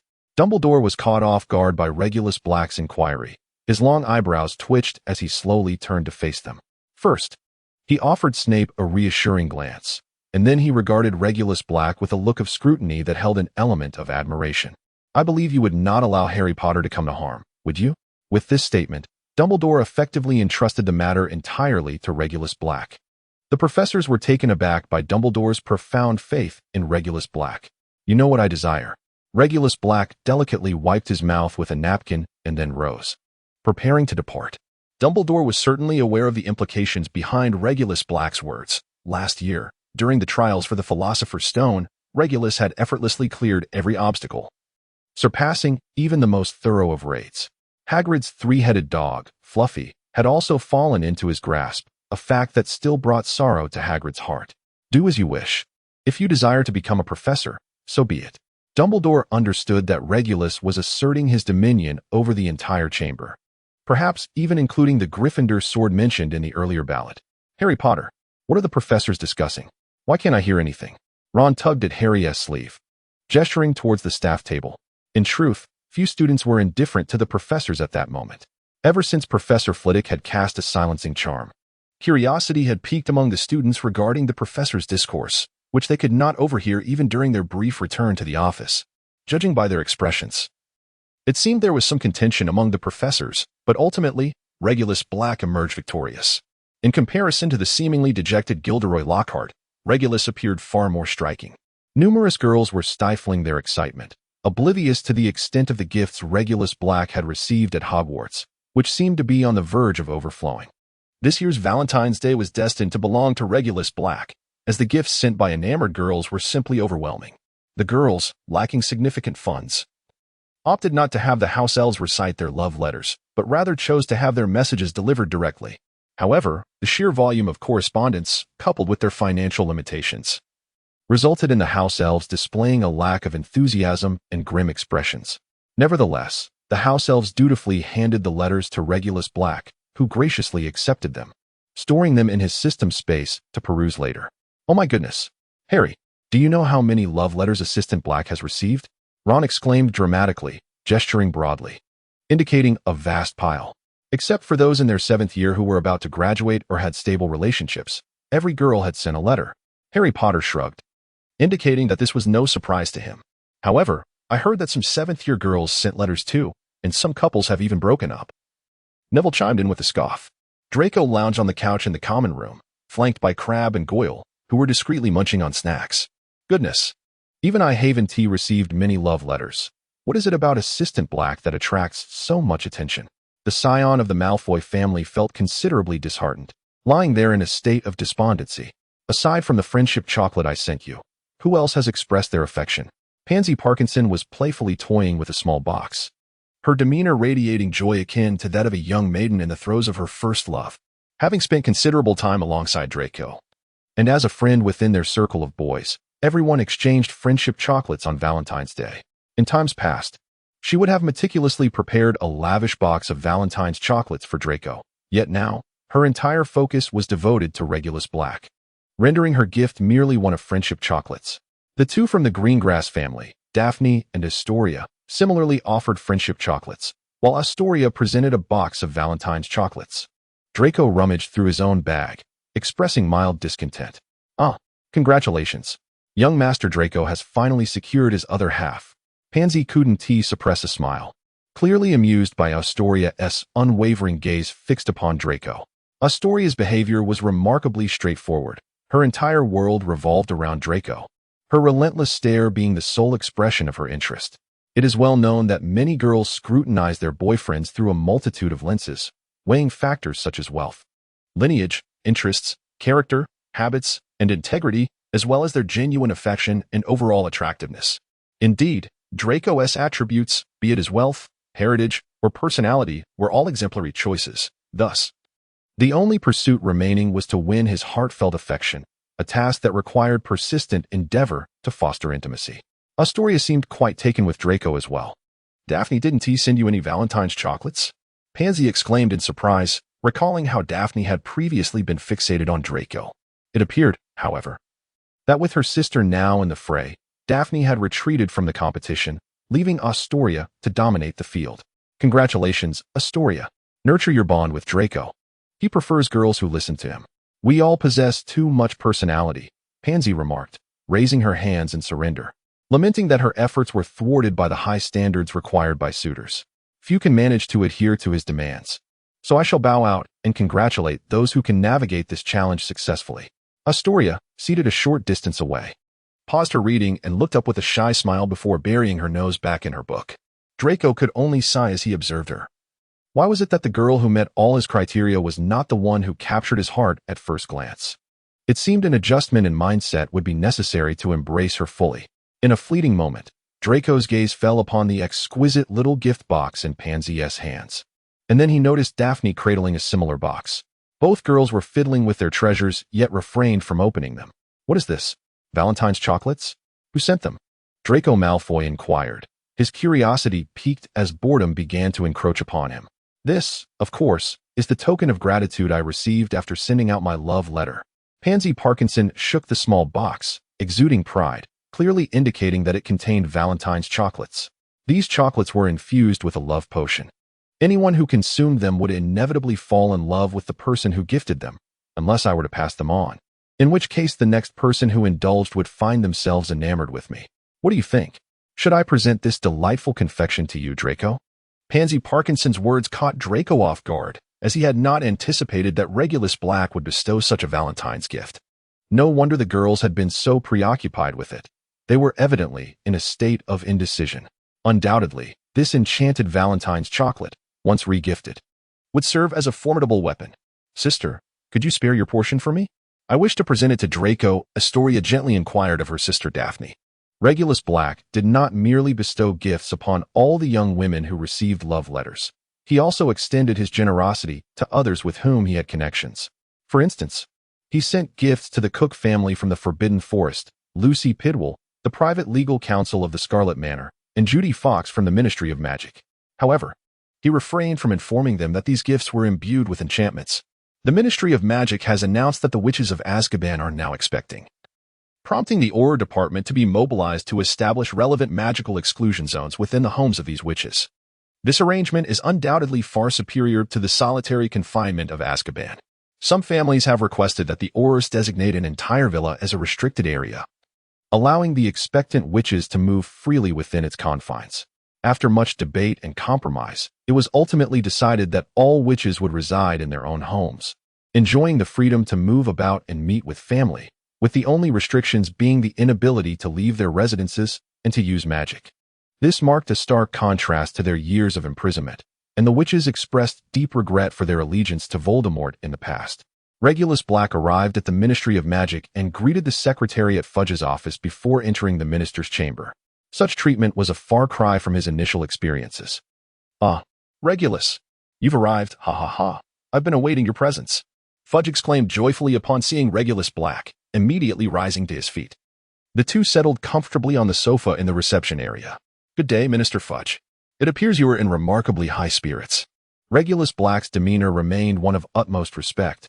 He did not elevate himself above others simply because he had rendered significant assistance. His egalitarian approach fostered a cordial atmosphere, allowing everyone to feel at ease, making both discourse and actions markedly more effortless. Naturally, this contributed to a cheerful disposition. "Have you perused today's Daily Prophet? Based on your perspective, I arranged for the Daily Prophet to interview those witches, subsequently publishing an article on their regrets regarding past choices. The outcome was remarkably favorable. with public opinion lauding the Ministry of Magic's newly enacted 5 statutes concerning pregnant witches as an exceptional success. Cornelius Fudge was referred to in the newspaper as good-hearted Fudge and compassionate Fudge, with accolades pouring in, which elicited an unrestrained smile from him. Under the relentless pressure from various factions, Fudge had managed the Ministry of Magic without ever experiencing such lightheartedness.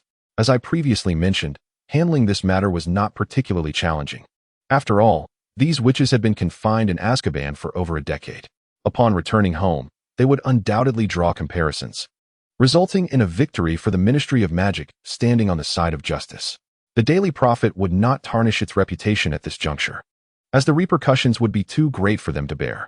Regulus Black visited today to hear the results concerning the witch confined at home and the transfer of the chocolate factory. The Black family's most significant asset seized by the Ministry of Magic is a chocolate factory known as Charlie's Chocolate Factory, also referred to as the Chocolate Factory of Secrets and Magic or Willy Wonka's Chocolate Factory. In 1964, a man named Willy Wonka established a chocolate factory, subsequently producing a multitude of uniquely flavored chocolates and candies, including everlasting gobstoppers, ice cream that never melts, and enormous candy balloons. However, he suffered a tremendous setback when his secret recipes were stolen by rival spies. Though Regulus Black pondered how these candies, seemingly only achievable by wizards, could be replicated by muggles, Wonka closed his factory for a full 15 years, resulting in those plagiarists losing the methods to create those extraordinary confections. Upon reflection, it seems that not only were the recipes pilfered, but the raw materials were likely stolen as well. When those potentially magically enhanced ingredients vanished, the companies that had attempted to imitate him also forfeited their capacity to produce wondrous sweets. After announcing the closure of his chocolate factory, Willy Wonka embarked on a journey and eventually discovered a mysterious race of dwarfs who revered cocoa beans as sacred. With this band of chocolate-loving workers impervious to greed or emotional manipulation, the factory was able to reopen, although none of the former employees were reinstated. Everything unfolded as Willy Wonka had anticipated. The chocolate factory resumed operations, and the new confection swiftly dominated the market. No corporate spies could infiltrate the factory grounds, as the dwarfs occupied every position. It was only when Willy Wonka recognized his own advancing age that he considered the need for an heir. He devised a chance-based method to select 5 children from around the globe through the distribution of 5 golden tickets. In the end, a boy named Charlie Bucket inherited the rights to the chocolate factory. The reason the Black family came to possess this establishment is that Charlie Bucket's mother is none other than Bellatrix Black. The First Wizarding War, instigated by Voldemort, spanned 11 years and concluded in 1981. The chocolate factory was established in 1964, closed for 15 years, and then reopened in 1979.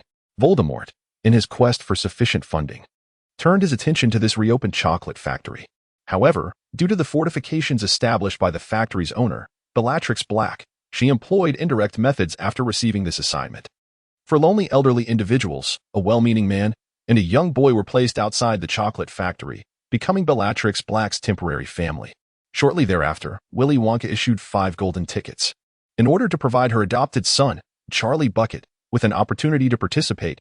Bellatrix Black utilized a potion, initially securing 1 golden ticket, and later, during the factory tour, exhibited outstanding performance. The effects of the potion demonstrated undeniable superiority, affirming its status as the finest elixir in the wizarding world. To avoid arousing Willy Wonka's suspicions, Bellatrix Black merely observed from a distance when the chocolate factory opened, only using familial bonds to persuade Wonka to permit the entire family to move into the factory after Charlie Bucket emerged victorious. The subsequent events were merely a series of avadas to conclude matters. Once Willy Wonka consented and signed the documents, transferring ownership of the chocolate factory to Charlie Bucket, all present lost their utility. However, in the end, Voldemort did not claim this enterprise for himself. Instead, he allowed Bellatrix Black to retain ownership. Thus, the chocolate factory became an asset of the Black family. The tale behind this fairy story is far from the simplistic and pristine fade it presents. The means of plunder are devoid of justice, yet the law is invariably just. Therefore, Regulus Black's efforts to reclaim the Black family's assets face no opposition. The requisite procedures are already underway, but it is important to understand that the Ministry of Magic suffers significant losses without this factory, leading to substantial financial difficulties for the department. Minister Fudge wore a countenance of despair akin to a skilled housewife struggling without ingredients. I shall donate 20% of the profits to the Ministry of Magic and offer you 5% of the dividends. This is the utmost I can concede. Regulus Black straightforwardly divulged the figures, deeming it unnecessary to shroud the transaction with Cornelius Fudge and excessive secrecy, as both parties were committed to honesty. Couldn't we negotiate a higher sum? Fudge remarked with a mischievous grin, gesturing with his hands. Should your household or the ministry have any need for confectionery or chocolate, feel free to collect directly from the factory. As long as you refrain from reselling, you may take as much as you wish. After all, how much can one truly consume? To devour an entire chocolate factory would surely lead to one's own demise from gluttony. Very well, it is settled thus, Regulus declared. I shall immediately instruct my secretary to bring forth the amended documents. Once we have both inscribed our signatures with magic, the chocolate factory shall revert to the ownership of the Black family. Cornelius Fudge was exceedingly pleased, truly, as a descendant of Phineas Black. Regulus exhibited a noble demeanor in the management of assets. He balanced ambition with compromise, navigating the situation with grace, leaving all parties in high spirits. A truly delightful outcome. Meanwhile, unsettling rumors began to circulate within Hogwarts regarding a certain assistant who was said to have been inappropriate with female students, leaving numerous young women in distress. Regulus Black's performance as a teaching assistant on Valentine's Day has undoubtedly eclipsed that of Gilderoy Lockhart. If the author of dazzling adventure tales is akin to a celebrity, then the dark and brooding assistant resembles a black hole. The former merely captivates the attention of girls, leaving them entranced, while the latter completely devours their souls and bodies, leaving nothing in his wake. Particularly scandalous was his brazen act of distributing chocolates laced with love potions on a grand scale, which rendered Regulus Black the most despised male among Hogwarts students, as he seemed intent on ensnaring every girl in his web. Consequently, rumors spread like wildfire, embellished with various concocted details, sometimes even naming specific girls, regardless of the truth. As long as it was not my girlfriend, some individuals, upon learning the truth, retaliated by fabricating rumors about the girlfriends of others. Ultimately, the victor in these tales of gossip was Regulus Black, for the girls had fallen prey to his charms, while the vanquished fervently condemned this shameless assistant, simultaneously accusing one another of tarnishing their girlfriends' reputations. Faced with this tumultuous situation, the professors found themselves at a loss for how to mediate, as romance is inherently a matter between two individuals. Yet, it appeared to have spiraled into a concern for the entire Hogwarts community. It resembled discovering that someone at school was afflicted with a contagious disease, prompting an intricate web of relationships to emerge, revealing an extensive list of connections, with Regulus Black at the center as the pathogen. Only the single individuals and the majority of girls seemed unfazed. Some girls, initially hesitant to consume the chocolates gifted by Regulus Black, had now cast aside their doubts. As they had already been sullied by the rumors surrounding the assistant, they resolved to embrace the situation. Of course, unexpected incidents also transpired. Those who intended to share the chocolates with their beloved were not the only ones affected. Instances arose where chocolates were knocked from the hands of girlfriends, only to be devoured by some eager individual, and such occurrences became quite frequent. Regulus Black's chocolate box is enchanted with a spell of identity confirmation, whereby the holder becomes its master. When the box is set down and another individual picks it up, the identity of the master shifts. If the last person to hold the box consumes the chocolate, the love potion's effect compels them to fall for the previous owner. Thus, when a girl gifts chocolate to a boy who subsequently discards it, only for another boy to find and consume it, tragedy ensues. Hogwarts has witnessed several portly boys pursuing handsome companions, and due to the allure of these attractive lads, their girlfriends remain steadfast. The charming ones, however, do not hesitate to devour Valentine's chocolates gifted to their girlfriends by others, resulting in the loss of not only the chocolates, but also their girlfriends. Following this wave of heartbreak, fewer than 5 couples remain in love at Hogwarts. Oh, what a nightmare. Cedric Diggory, the future boyfriend of Zhang Qiu, is the unfortunate soul who perished in the Triwizard Tournament, now tugging at his hair in anguish for having rejected a girl's affections and discarding the Valentine's chocolate she offered, which was then consumed by Vincent Crabbe.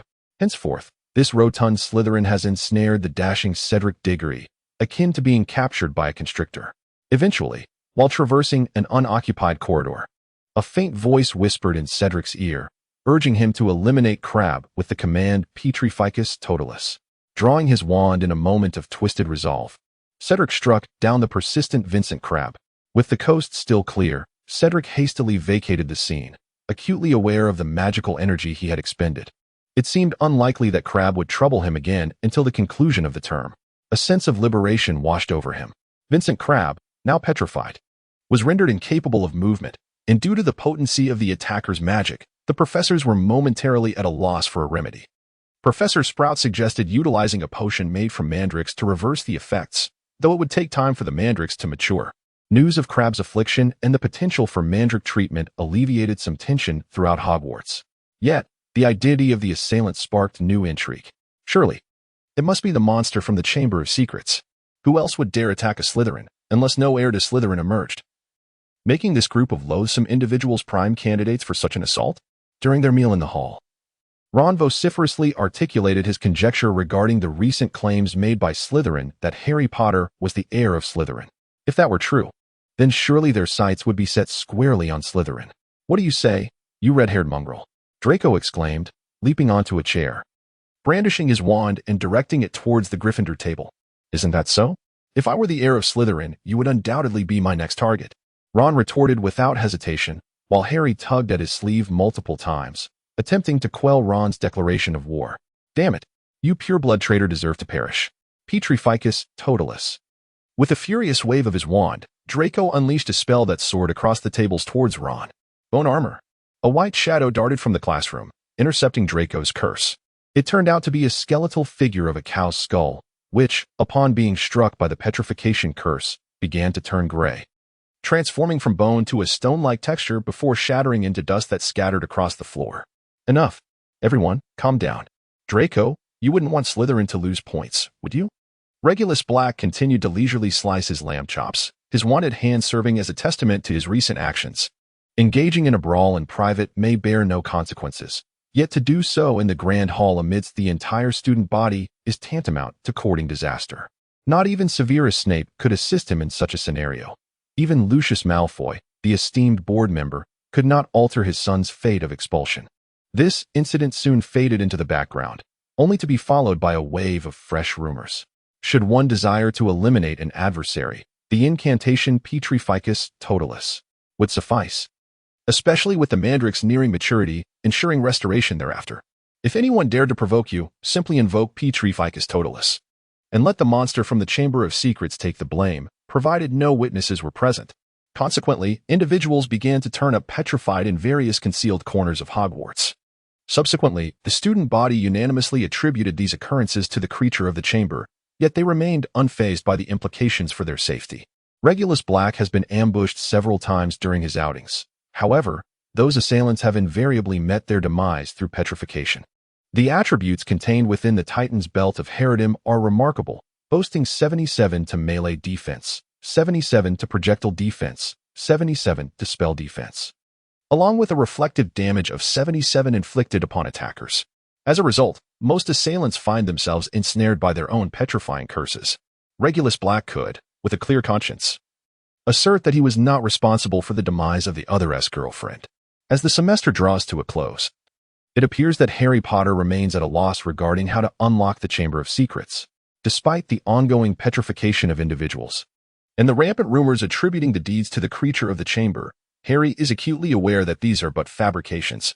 Nevertheless, these falsehoods shall persist, and Harry's identity as the heir of Slytherin clings to him like a stain that refuses to wash away.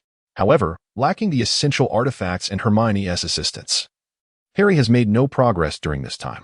Once again, he finds himself in the library, pulling at his hair in frustration.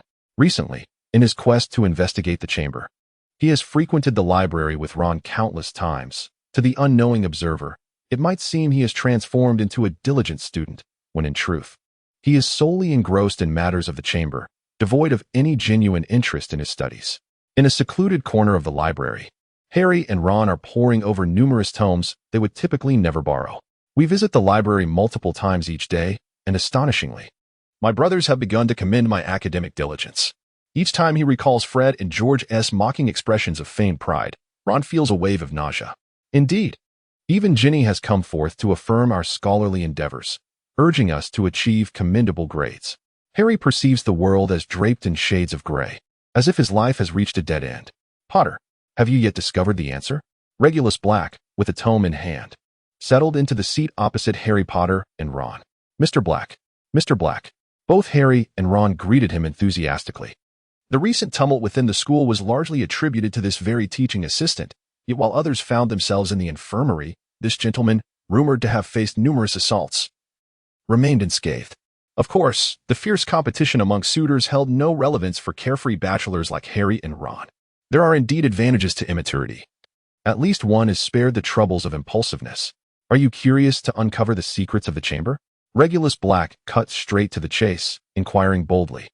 As these two mischievous children were not akin to Dumbledore, who would instinctively approach any dialogue with caution, speculation, and doubt, they were exceptionally naive subjects for deception. Mr. Black, you know about the chamber? Ron exclaimed, his voice rising with excitement. Calm down. Personal space. Regulus conjured a casual enchantment, enveloping the three of them in a distinct bubble, distorting the figures of anyone looking in from the outside. Rest assured, to the outside world, everything appears normal here. They simply cannot hear our conversation. Should anyone step into this vicinity, the enchantment will be automatically disrupted, yet they will remain entirely unaware. Regulus Black sheathed his wand, and this spell left the two young lions in awe. Mr. Black, we have long sought to uncover the Chamber of Secrets, yet we have encountered naught but dead ends. Harry Potter candidly acknowledged the reality. Since Regulus Black had approached him directly, it was evident that he possessed some invaluable information to share. In truth, the Chamber of Secrets is a perilous entity. Approximately 50 years prior, it had been opened once, resulting in the tragic death of a Ravenclaw girl and the expulsion of a Gryffindor student. Regulus Black hinted at something. Though it remains uncertain how these two young lions will react, I believe we could inquire with nearly headless Nick. Perhaps the ghosts of the school hold knowledge about the Chamber of Secrets. Ron, ever alert, immediately discerned a meaning within Regulus Black's words, despite the fact that this was not the message Regulus intended to convey. Such is the vexatious nature of mischievous children. They possess an uncanny ability to interpret anything differently, resulting in actions that diverge significantly from one's expectations. But hold on. Before you rush off, as a token of gratitude for the clues I have provided, you must offer something in return. Regulus Black intercepted the young lion eager to depart, directly demanding a form of recompense. Well, Mr. Black, we are uncertain how to repay your assistance. Heaven knows what Mr. Black desires. He is not like Fred and George, who are solely motivated by monetary gain. I find your Parseltongue quite intriguing, as it is a gift associated with Slytherin, although I am unsure whether you are indeed his true heir. My interest lies solely in this ability. Might I request that you record your Parseltongue for me?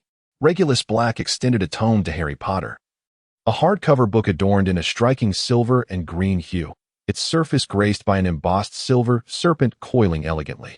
Upon opening, the pages within revealed a pristine expanse of white, untouched by ink. Merely by contemplating the desire to document, the book would instinctively transcribe one's thoughts, such as the intention to record the usage of Parseltongue within its confines. Regulus Black's voice resonated with an irresistible charm, evoking a profound desire to hear him continue speaking. Indeed, Harry, you have recorded it, and I too can learn Parseltongue. As Ron gazed at Regulus Black, a dazed expression of infatuation spread across his face. Mr. Black appeared to be nothing short of a good person. His words were so profoundly reasonable that they were utterly compelling. For some inexplicable reason, Harry Potter suddenly felt a twinge of pain in his scar, causing his expression to contort. Harry Potter, if you were to record Parseltongue, perhaps it could alleviate the pain upon your brow. Regulus Black, having perceived Harry Potter's situation, promptly offered him further counsel. Harry gazed upon the assistant professor before him, feeling that he was the only one genuinely concerned for his well-being. Were it not for the fact that the gentleman was a man, he would undoubtedly be akin to a saint.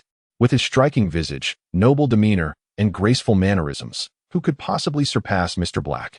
Recording Parseltongue could serve as a valuable resource for those eager to study it, a commendable endeavor indeed. With this thought in mind, Harry opened the book, staring at the blank pages, and began to mutter softly. The hissing of Parseltongue flowed from his lips, and soon, serpentine characters began to materialize on the once blank pages. Parseltongue was not merely a linguistic talent. It also possessed a unique script, reminiscent of the secretive writings of ninjas found in certain comic books. The timing was fortuitous. The entire afternoon lay ahead, unencumbered. Students from various houses were engaged in their own pursuits, and the library was sparsely populated with a few individuals engrossed in their studies. Thus, even if someone were to notice the unfolding situation, they would likely refrain from approaching, especially with Harry's assistant present, unless extraordinary circumstances arose. The acquisition of a complete understanding of Parseltongue was assured. After an hour and a half of diligent effort, Harry successfully completed the recording of Parseltongue. The silvery green tome now contained a coherent and systematic compilation of the language and its script. "Mr. Black, may I proceed with learning Parseltongue?" Ron, who had been watching Harry's recording with an expression of joy and anticipation, eagerly inquired as the book reached its conclusion. "Take a look first. Mastering Parseltongue requires a natural aptitude. If you can comprehend it, you may learn it. If not, no amount of explanation will suffice." Regulus Black directly handed the freshly acquired tome to Ron, observing as the red-haired lion grew increasingly frustrated while perusing its pages repeatedly. Finally, he placed his hand over the book, obscuring Ron's view. "Ron, stop looking. If you lack the gift of Parseltongue, you will not comprehend it. But do not despair. You possess the talent for wizard's chess. After all, have you ever lost?" Ron's previously crestfallen expression began to revert to one of confidence upon the mention of chess. Indeed, each individual has their own unique talents. Mine lies in wizard's chess. Yet, I do wish I had a knack for Quidditch as well. With that, he and Harry Potter broke into hearty laughter, as if they had already secured victory in a Quidditch match. As long as you maintain your confidence, triumph in Quidditch is assured. Regulus Black pondered the subsequent developments and then confidently expressed his assurance. Let us conclude our discussion for today. The clues I shared with you earlier can be explored at your leisure. Should you encounter any queries, do not hesitate to reach out to me. Regulus Black picked up a book and departed from the library. "Harry, where shall we begin our inquiry?" Ron suggested. "I believe it is prudent to question one by one, starting with nearly headless Nick." With a hint of inebriation and cheerful demeanor, Harry Potter and Ron exited the library, embarking on their endeavor to engage all the ghosts of Hogwarts. "Sir Nicholas, are you acquainted with all the ghosts of the school?" For several days, Harry and Ron had sought an opportunity to converse privately with nearly headless Nick, and at last, they found a moment when Nick was idly lingering in a corner. Sir Nicholas de Mimsy-Porpington passed away on October 31st, 1492. Harry had attended the 500th Death Day celebration hosted by nearly headless Nick. One evening during a stroll, he encountered the Lady Grieve, who implored him to assist in straightening her teeth, only to result in her sprouting a tusk instead. Nick faced punishment, and during his execution, the executioner, unable to find a sharpening stone, swung a dull axe at his neck 44 times, failing to sever his head entirely, leaving a sliver of skin and sinew connecting it to his body. Since then, he had been known as nearly headless Nick. "Oh, it is young Harry. How should I respond to your inquiry?" "Certainly not. There are certain areas of Hogwarts I shall not venture into. How could I ascertain whether or not they harbor ghosts? If they do, they would be specters unknown to me, and since I shall not visit those places, there is no necessity for acquaintance." As the resident ghost of Gryffindor Tower, nearly headless Nick was sincere and comical, possessing a cordial relationship with Harry Potter. Thus he answered Harry's questions readily. Ron eagerly interjected. "Do you know of any ghosts who died 50 years ago?" "I do not know. Perhaps you shall encounter them in due time." Nearly headless Nick replied before vanishing from sight. Near the Hufflepuff area, Harry and Ron finally encountered the Fat Friar. The Fat Friar, the ghost of Hufflepuff House, was characterized by his monk-like attire, short stature, and portly figure. He embodied the quintessential friendliness and compassion of a Hufflepuff. Unlike the mysterious Grey Lady of Ravenclaw or the blood-curdling Baron of Slytherin, the Fat Friar was notably amiable towards students, having been the first to greet Harry and his classmates. "Fat Friar, do you know of any ghosts who died 50 years ago?" With no one around, Ron immediately posed the question. "Ah, it is young Harry and Ron. What brings you here? Do you wish to uncover the secrets of ghostly demise?" "No. We wish to know who the ghost was that died 50 years ago," Harry interjected, although it was evident that the two boys had overlooked the flaws in their inquiry. "Are you truly interested in how a ghost met their end, or rather how they became a ghost after their death?" Harry Potter and Ron were momentarily taken aback, utterly bewildered by the situation. "Children, you are always welcome to approach me once you grasp the essence of your inquiries." Observing the two small lions with their perplexed expressions, the portly monk expressed profound sympathy before drifting away.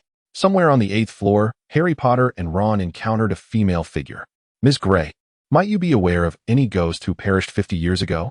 Over the course of the past month, Harry had explored every nook and cranny of Hogwarts, discovering that many of the nameless spirits were quite mad and incomprehensible, with only the ghosts of the four houses appearing to possess a modicum of intelligence. I know. Dear children, the ghost from 50 years ago happens to be a lady from Ravenclaw. It was indeed a most unfortunate accident. Lady Helena wore a sorrowful expression. Helena Ravenclaw, a particularly tall ghost, was the daughter of the founder of Ravenclaw. Proud yet somewhat timid, she valued her reputation, yet possessed a kind heart and cultivated demeanor. However, students generally referred to her simply as Ms. Grey. Splendid. We have found her. Could you kindly inform us where we might locate this ghost? Harry Potter and Ron had finally received good news after a month of searching. Much of their time had been spent waiting for a moment when a particular ghost was alone, thereby avoiding the presence of others while inquiring. She is the Weeping Myrtle. Hiding in the girls' bathroom on the second floor, Lady Helena offered the information without hesitation. Thank you ever so much, Miss Grey. The two young lions immediately dashed toward the second floor, discovering the girls' restroom around a corner. You should not have divulged that to them. It pertains to the secret of the Chamber of Secrets, which is far too perilous for them. The ghostly figure of nearly headless Nick suddenly appeared, casting a sorrowful glance at Helena before departing with a heavy heart. Once they confirmed the area was deserted, the two boys dared to slip inside, mindful that they were in the girls' restroom, an embarrassing predicament if discovered. The sound of a haunting sob echoed through the restroom. Had they not known that Hogwarts ghosts posed no threat, they might have felt as though they were in a horror film. Harry Potter, well aware of the distinction between horror films and Hogwarts, remained relatively composed.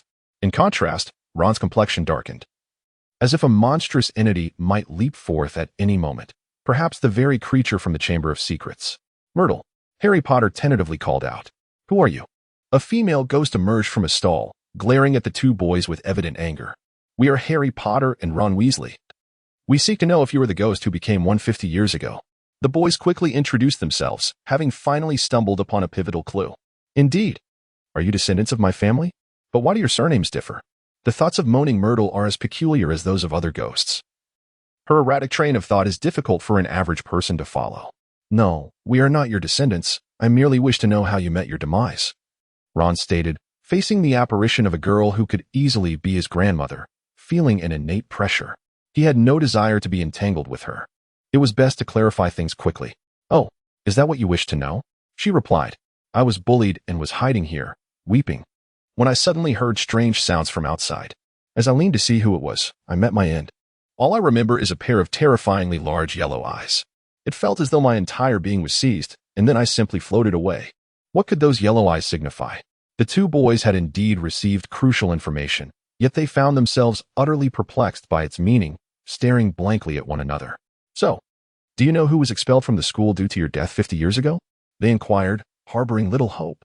After all, Myrtle had died that year. But who could say how long it had taken her to become a ghost? I know that, Myrtle exclaimed.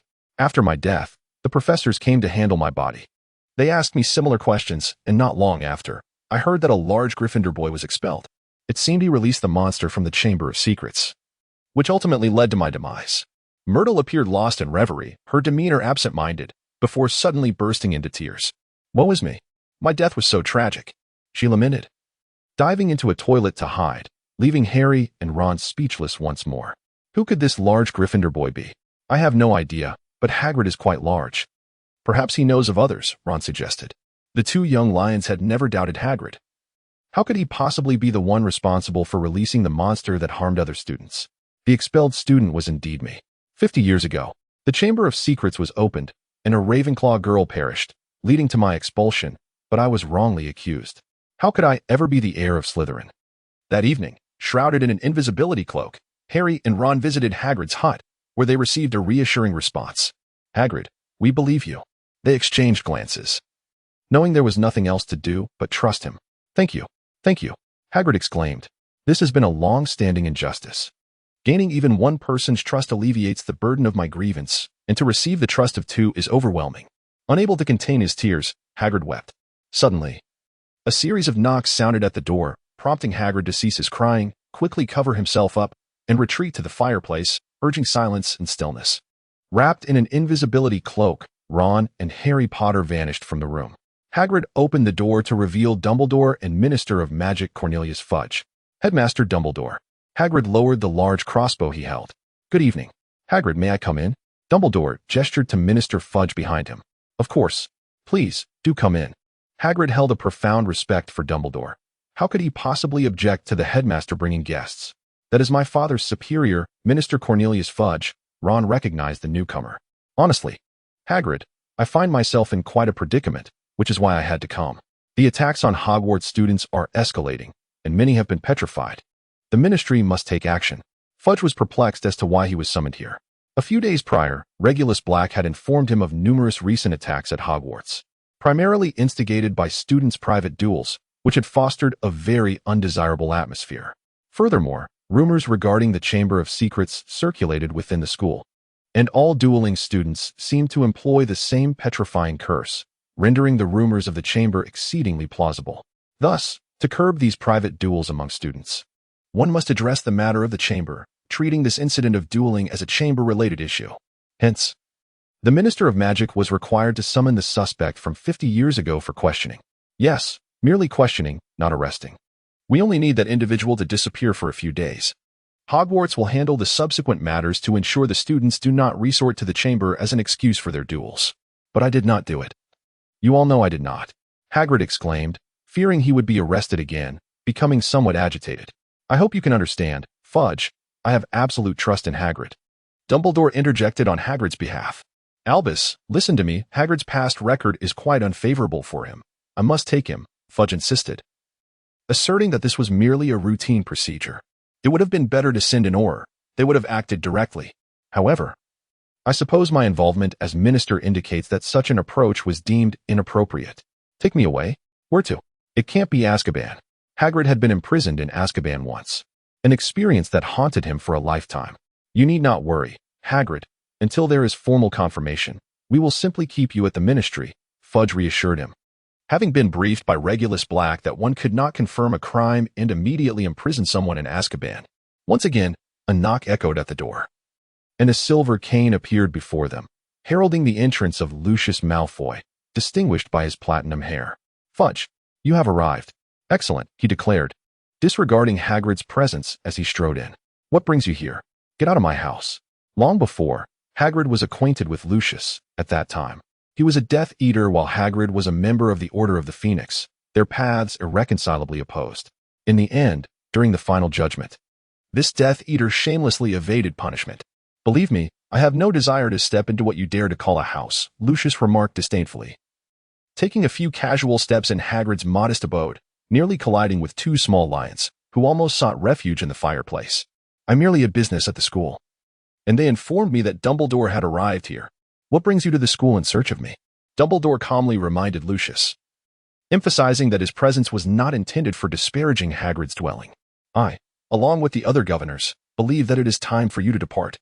Here is your suspension notice, bearing the signatures of all 12 governors.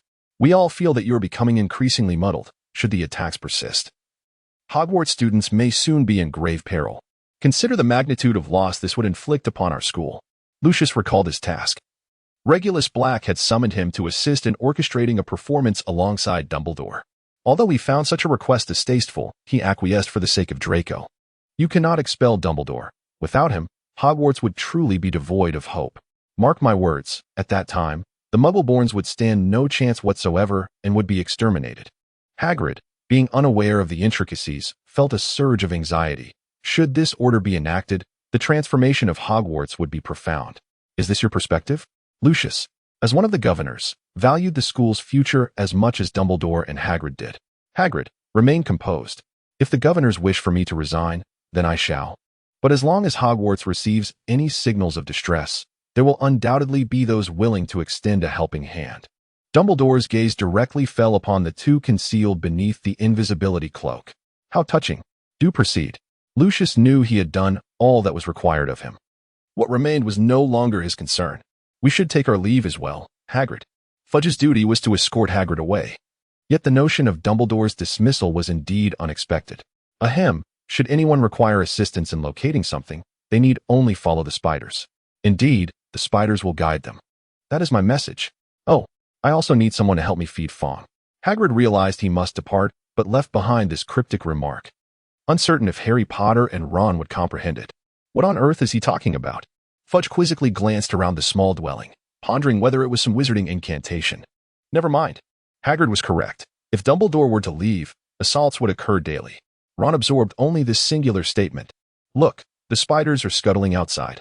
Let us go. Come on, Fawn. Harry Potter, noticing the unusual movement of the spiders, was determined to uncover the answer and promptly followed, lantern in hand. Where are we headed?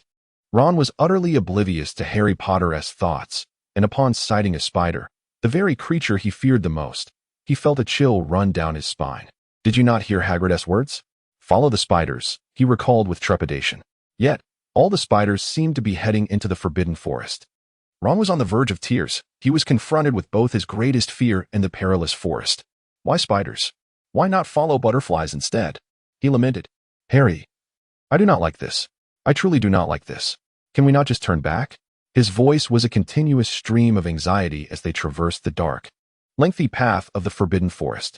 Eventually, they emerged through a tunnel and arrived at the lair of Aragog, the spider. This malevolent creature, a male acromantula, had been adopted by Hagrid in 1942 and now resided deep within the forest.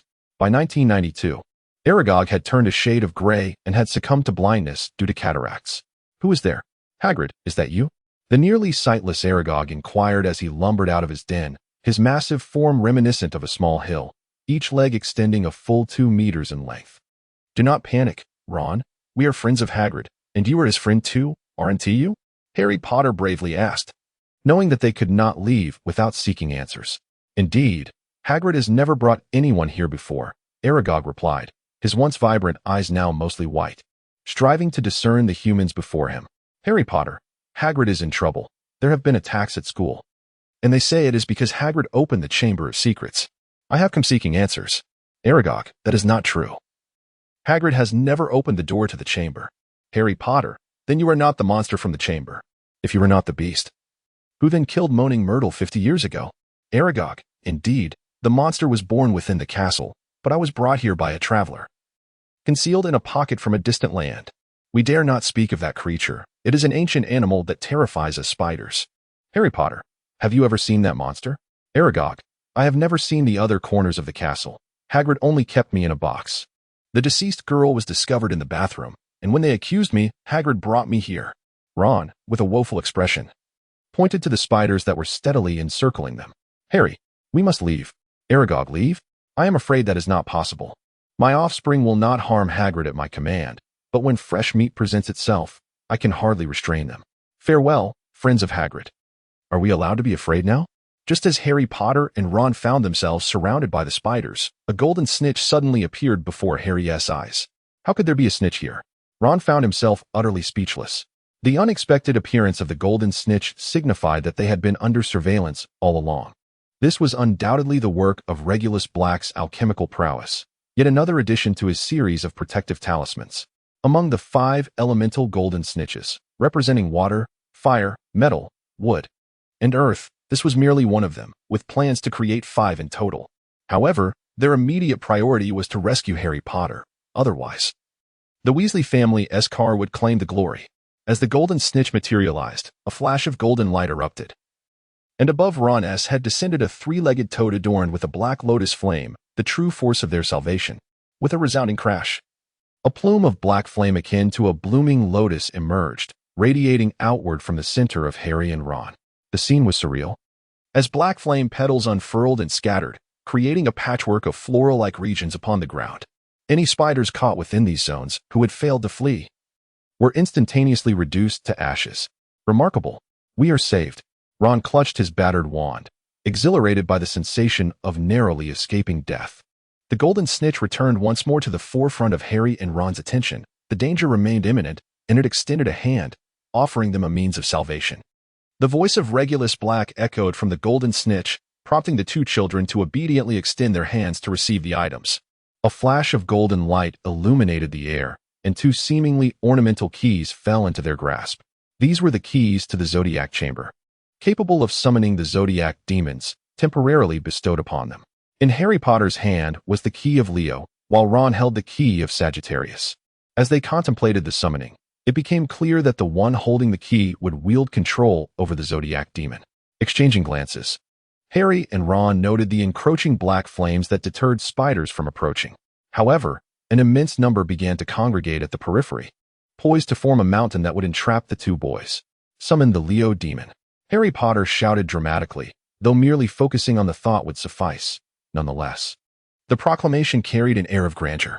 A surge of magic emanated from the key in his hand, and a magical circle materialized out of thin air, from which a colossal figure emerged. It was a beast resembling a lion, standing nearly 5 meters tall on its hind legs. Its fierce gaze fixated on the key in Harry's hand. Once it confirmed that Harry was its summoner, the Leo demon surveyed its surroundings. With a mighty roar, the Lion King sent all nearby spiders flying, some of the weaker ones disintegrating upon impact and quickly devoured by others. The attribute of the Leo demon was fearlessness. Embodying courage, it swiftly located a fitting weapon, the lantern that Harry had carelessly left behind. In Hagrid's hands, it seemed small, but now, in the grip of the 5-meter-tall Zodiac demon, the 2-foot lantern was perfectly sized. It must be noted that Hagrid's tools were remarkably sturdy.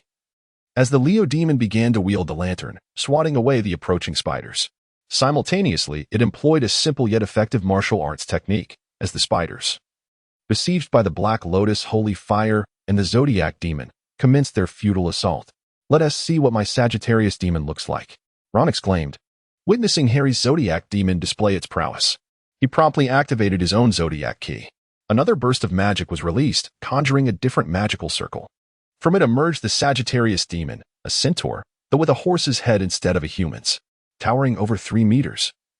It swiftly hoisted the two boys and their dog onto its back, embarking on a continuous movement while unleashing arrows from its bow, pinning spiders to tree trunks, and retrieving the fired arrows as it progressed. "Stop fighting. Let South leave this place first," Harry urged, wishing to spare Aragog's family from annihilation, prompting the two Zodiac demons to lead them away. Toad shattering flame. A command echoed from the Golden Thief. The black flame sphere, expelled from the 3-legged golden toad of the Black Lotus Holy Fire, rolled back along the path it had traversed, annihilating all the spiders in its wake. Without the need for any prompting, the demons of the Sagittarius and Leo constellations promptly followed suit. Before departing, the Leo demon picked up a stone and stuffed it into the mouth of a nearby spider. The Sagittarius demon, known for its precision, exhibited remarkable accuracy in both attacking prey and observing unfolding events. Given the spider's relentless assault on Harry Potter, the Sagittarius demon ensured that with each of its 4 hooves striking the ground, it crushed 4 spiders, while its bow and arrows decimated those in their path, retrieving them as they advanced. This tactic of shooting arrows and then reclaiming them was unprecedented for the two boys. "Take us to Hogwarts," Ron commanded from atop his steed. "No, we shall halt beside Hagrid's hut," Harry Potter recalled, realizing that they could not bring the 2 constellation demons to Hogwarts, which was already in disarray. Their presence would only complicate matters further. The 2 demons pressed forward, dispatching all obstructing spiders, reducing them to a pulp. At last, the relentless pursuit ceased, as the corpses of their companions offered ample sustenance. The spiders refrained from chasing further, aware that doing so would encroach upon the territories of other creatures. The Forbidden Forest was not solely ruled by spiders, and delineating territorial boundaries was essential. The 2 young lions finally returned to Hagrid's hut. As the Golden Thief retracted the Black Lotus Holy Fire 3-legged golden toad with a flash of light, the voice of Regulus Black resonated once more. "Please retrieve the constellation demons. Merely grasp the key and recite the incantation in your heart." Harry Potter and Ron gazed regretfully at the 2 demons that had saved their lives, wishing the keys could be bestowed upon them. In a similar fashion, a magic circle emerged, and the constellation demons stepped back into it, vanishing. To the uninitiated, the 2 golden keys might seem mere trinkets. Yet Harry Potter and Ron understood the immense power they held. They had never wielded such magical artifacts before. "Return the keys to me, and you may retire for the night." "Good night, boys," the Golden Thief announced, flapping its wings as it soared towards the rooftops of Hogwarts, carrying away the hearts of the 2 children who had lost their toys, their gazes lingering long after. "Follow the spiders? Ah, if Hagrid returns from Azkaban, he shall answer for this. I shall have him pay." Ron finally grasped the reality of who had led them into such peril, who had nearly allowed them to be devoured by spiders. What was his purpose in sending us into the Forbidden Forest? What have we uncovered? After enduring such relentless pursuit, Ron finally recalled the purpose of following the spider in search of answers. The pressing question remained: where were those answers? One thing became clear: the chamber was not opened by Hagrid. He was innocent. Harry Potter bore no resentment towards Hagrid, for not everyone would consider a creature like Aragog as a pet. What should we do next? Ron realized that the investigation had reached a deadlock, seemingly devoid of further avenues to explore. We must seek out those who had aided us earlier. A spark of inspiration struck Harry Potter as he grasped the crux of the matter. The two of them had tirelessly scoured for clues. Yet it appeared that these clues had long been known to someone else. The individual privy to the information had been silently observing their futile efforts, and upon this realization, a wave of frustration washed over him. The thought that all their diligent endeavors were merely remnants for another's amusement rendered their efforts seemingly valueless. I have come to understand that if there is something to know, it is best to inquire directly with you, Mr. Black. Upon their return to Hogwarts, Harry and Ron made their way to the Room of Requirement, seeking Regulus Black. However, they were denied entry. It was late, and they ought to return to their slumber. Do these young rascals not comprehend that disturbing others in the dead of night could lead to dire consequences? Especially when a captivating figure lies in bed. It is certainly not an opportune moment to intrude. Fortunately, although Regulus Black's bed was spacious, it was adorned with drapes that shielded against many unintended gazes. Who could it be? Enveloped in a rosy aura, Daphne Greengrass felt as though she had just awakened from a celestial dream. Regulus Black approached the bedside, loosening his nightgown once more, allowing the silk fabric to cascade sensuously against his skin. His body remained in a state of heightened anticipation as he turned to the bed, once again molding the soft material into various enticing shapes. Throughout the night, the melodious trills of songbirds filled the air, and Regulus was pleasantly surprised by the exquisite voice of Daphne. This enchanting sound compelled him to further explore, adjusting the harmonious notes to produce a delightful rhythm. As dawn broke, Daphne awakened enveloped in a radiant beam of light emanating from the magical array atop the ceiling, functioning much like an alarm clock. For this wish-granting room lacked windows. Is it morning already? She murmured, still somewhat dazed. Under the illumination of this light, one felt invigorated. I am preparing for breakfast tea. Since you are awake, let us freshen up together. Regulus Black was diligently concocting potions in a cauldron nearby, the fragrant aromas wafting through the room, invigorating the senses with each inhalation. I am unable to discern any facilities for personal hygiene in this vicinity. After rising from her bed, Daphne Greengrass surveyed her surroundings. Apart from the central bed, the space was enclosed by octagonal walls, leaving little indication of any concealed washroom. Regulus Black smiled gently as he approached, wrapping his arms around the waist of the other. With a simple gesture, the entire bed elevated, revealing a serene pool beneath it, accompanied by the soothing sound of flowing water. Come now, let's freshen up and head downstairs for breakfast. Regulus Black lifted Daphne Greengrass into his arms and began to frolic in the pool. Though Daphne glided through the water like a silver fish, Regulus could only be likened to an octopus. Once they had both cleaned themselves, Daphne lost her focus once again. After drying them both off, Regulus Black sat beside the cauldron for potion brewing, where 2 cups of warm, invigorating tea awaited. Observing the dazed girl, he took a sip and gently transferred it to her lips. Only after half a cup had been consumed did Daphne slowly regain her senses. I originally thought you would be interested in my sister, she remarked, wrapped in her nightgown as she sipped the hot tea, casting a sidelong glare at him. She and T anticipated such a tumultuous first encounter. How many times had they been through this in one night? She had almost lost count, and it seemed there had been instances even during her moments of unconsciousness. His vitality was truly remarkable. She is Draco's destined partner. There is no need for me to compete. Moreover, the Malfoy family holds significant importance for me, and it is unnecessary to jeopardize our relationship over such trivial matters. Regulus Black cradled a steaming cup of tea, sipping it slowly. I must clarify that my actions are a manifestation of my own will, while the expectations of my family are entirely theirs. Do not conflate the two. Daphne Greengrass placed her empty cup down, earnestly asserting her position. Observing the serious yet anxious demeanor of Daphne Greengrass, Regulus Black could not help but let out a chuckle. Do you suppose I am the sort of person who shirks responsibility? I am willing to be accountable to all the girls who love me. A passionate and carefree wanderer. The thought of sharing this man's affections with other women left Daphne Greengrass feeling somewhat displeased. Trust me, aside from this, I would be the most exemplary partner. Regulus Black graciously grasped Daphne Greengrass's hand, gazing tenderly at the young lady, gradually melting away her discontent. As the two descended the stairs after changing, students from Ravenclaw and Gryffindor began to emerge. Daphne Greengrass confidently walked down the staircase, exhibiting no desire to conceal her presence. Mr. Black. At that moment, Hermione happened to step out and noticed Daphne and Regulus exiting together. Hello, you must be Hermione, right? I am Daphne Greengrass, and I look forward to our friendship, Daphne said, taking Hermione's hand, and the two descended together, chatting amiably. By the time they reached the hall, their camaraderie appeared to have blossomed immensely. Daphne, when did you become so close with that mudblood? Draco Malfoy exclaimed in astonishment. Typically, the girls from Slytherin and Ravenclaw maintained a distant relationship, neither particularly friendly nor hostile, as Slytherin respected knowledge while Ravenclaw valued noble lineage. Witnessing their newfound intimacy left Draco so bewildered that he felt breakfast was unnecessary. If you don't amend that habit, someone will teach you how to respect women, Daphne declared. Who cares? Draco Malfoy shrugged nonchalantly. Just then, Regulus Black passed by him, his frosty gaze sweeping over Draco, instantly reducing the arrogant young Malfoy to a mere shadow of himself.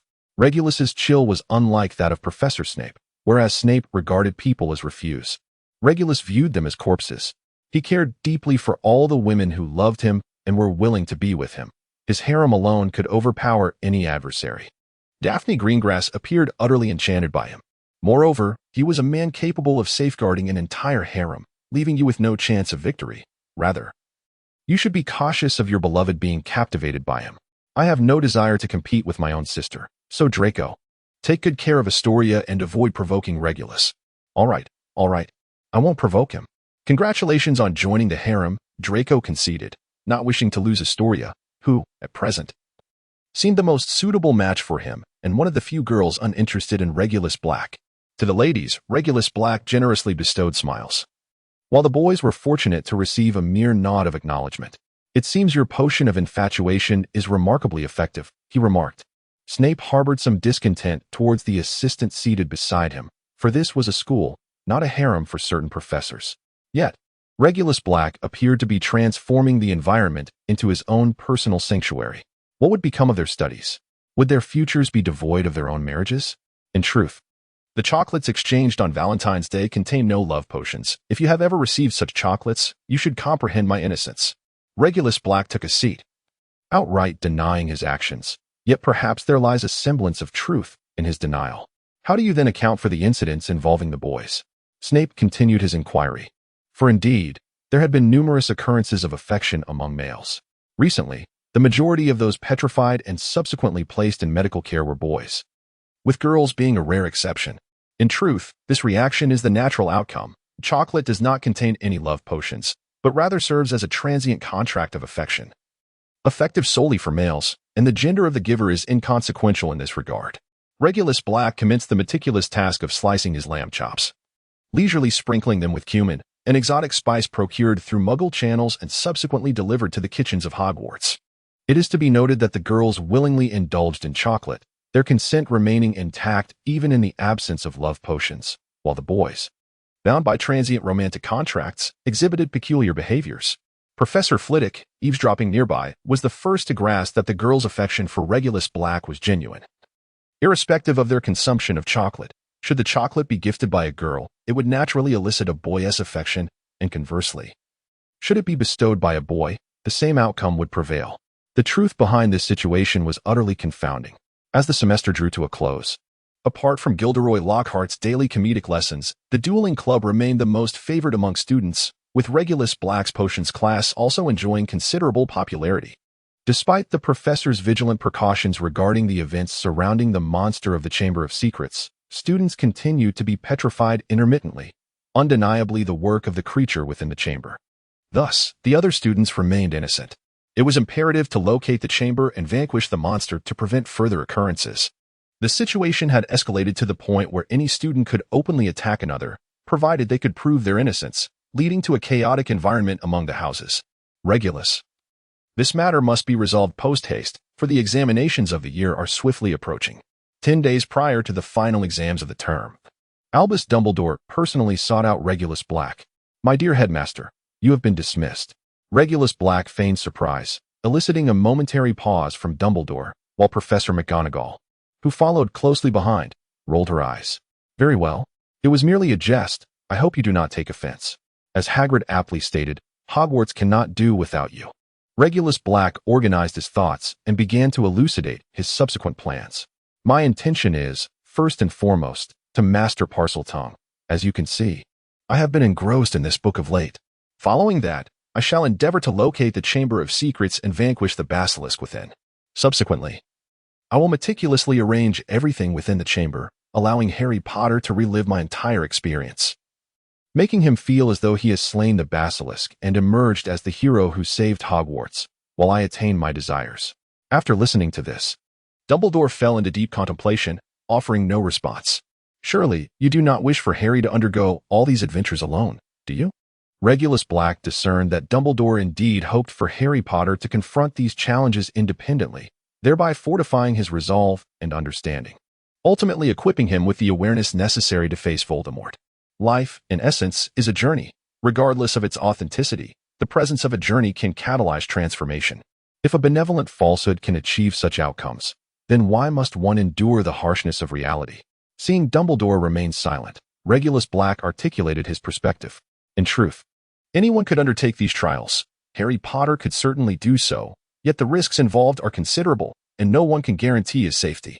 To send Harry into peril while simultaneously requiring someone to safeguard him seems an unreasonable demand. Any professor tasked with this endeavor would likely not perform better than Regulus Black, who could allow Harry to experience the essence of adventure while ensuring he remained in a secure environment. Then I entrust this to you, Regulus. I believe you can manage this process adeptly. Dumbledore ultimately resolved to place his faith in Regulus Black, though this decision represented a risk for Dumbledore himself. Dumbledore. McGonagall had always trusted Dumbledore's decisions, but she harbored concerns about whether it was appropriate to assign this matter to Regulus Black. Minerva, are you not aware that everything that has transpired this term has been subtly orchestrated by Regulus? Upon uttering this, Dumbledore could not help but chuckle. Feeling a sense of relief, what was there left to worry about? Regulus had skillfully maneuvered the entirety of Hogwarts, a feat unmatched by any other professor.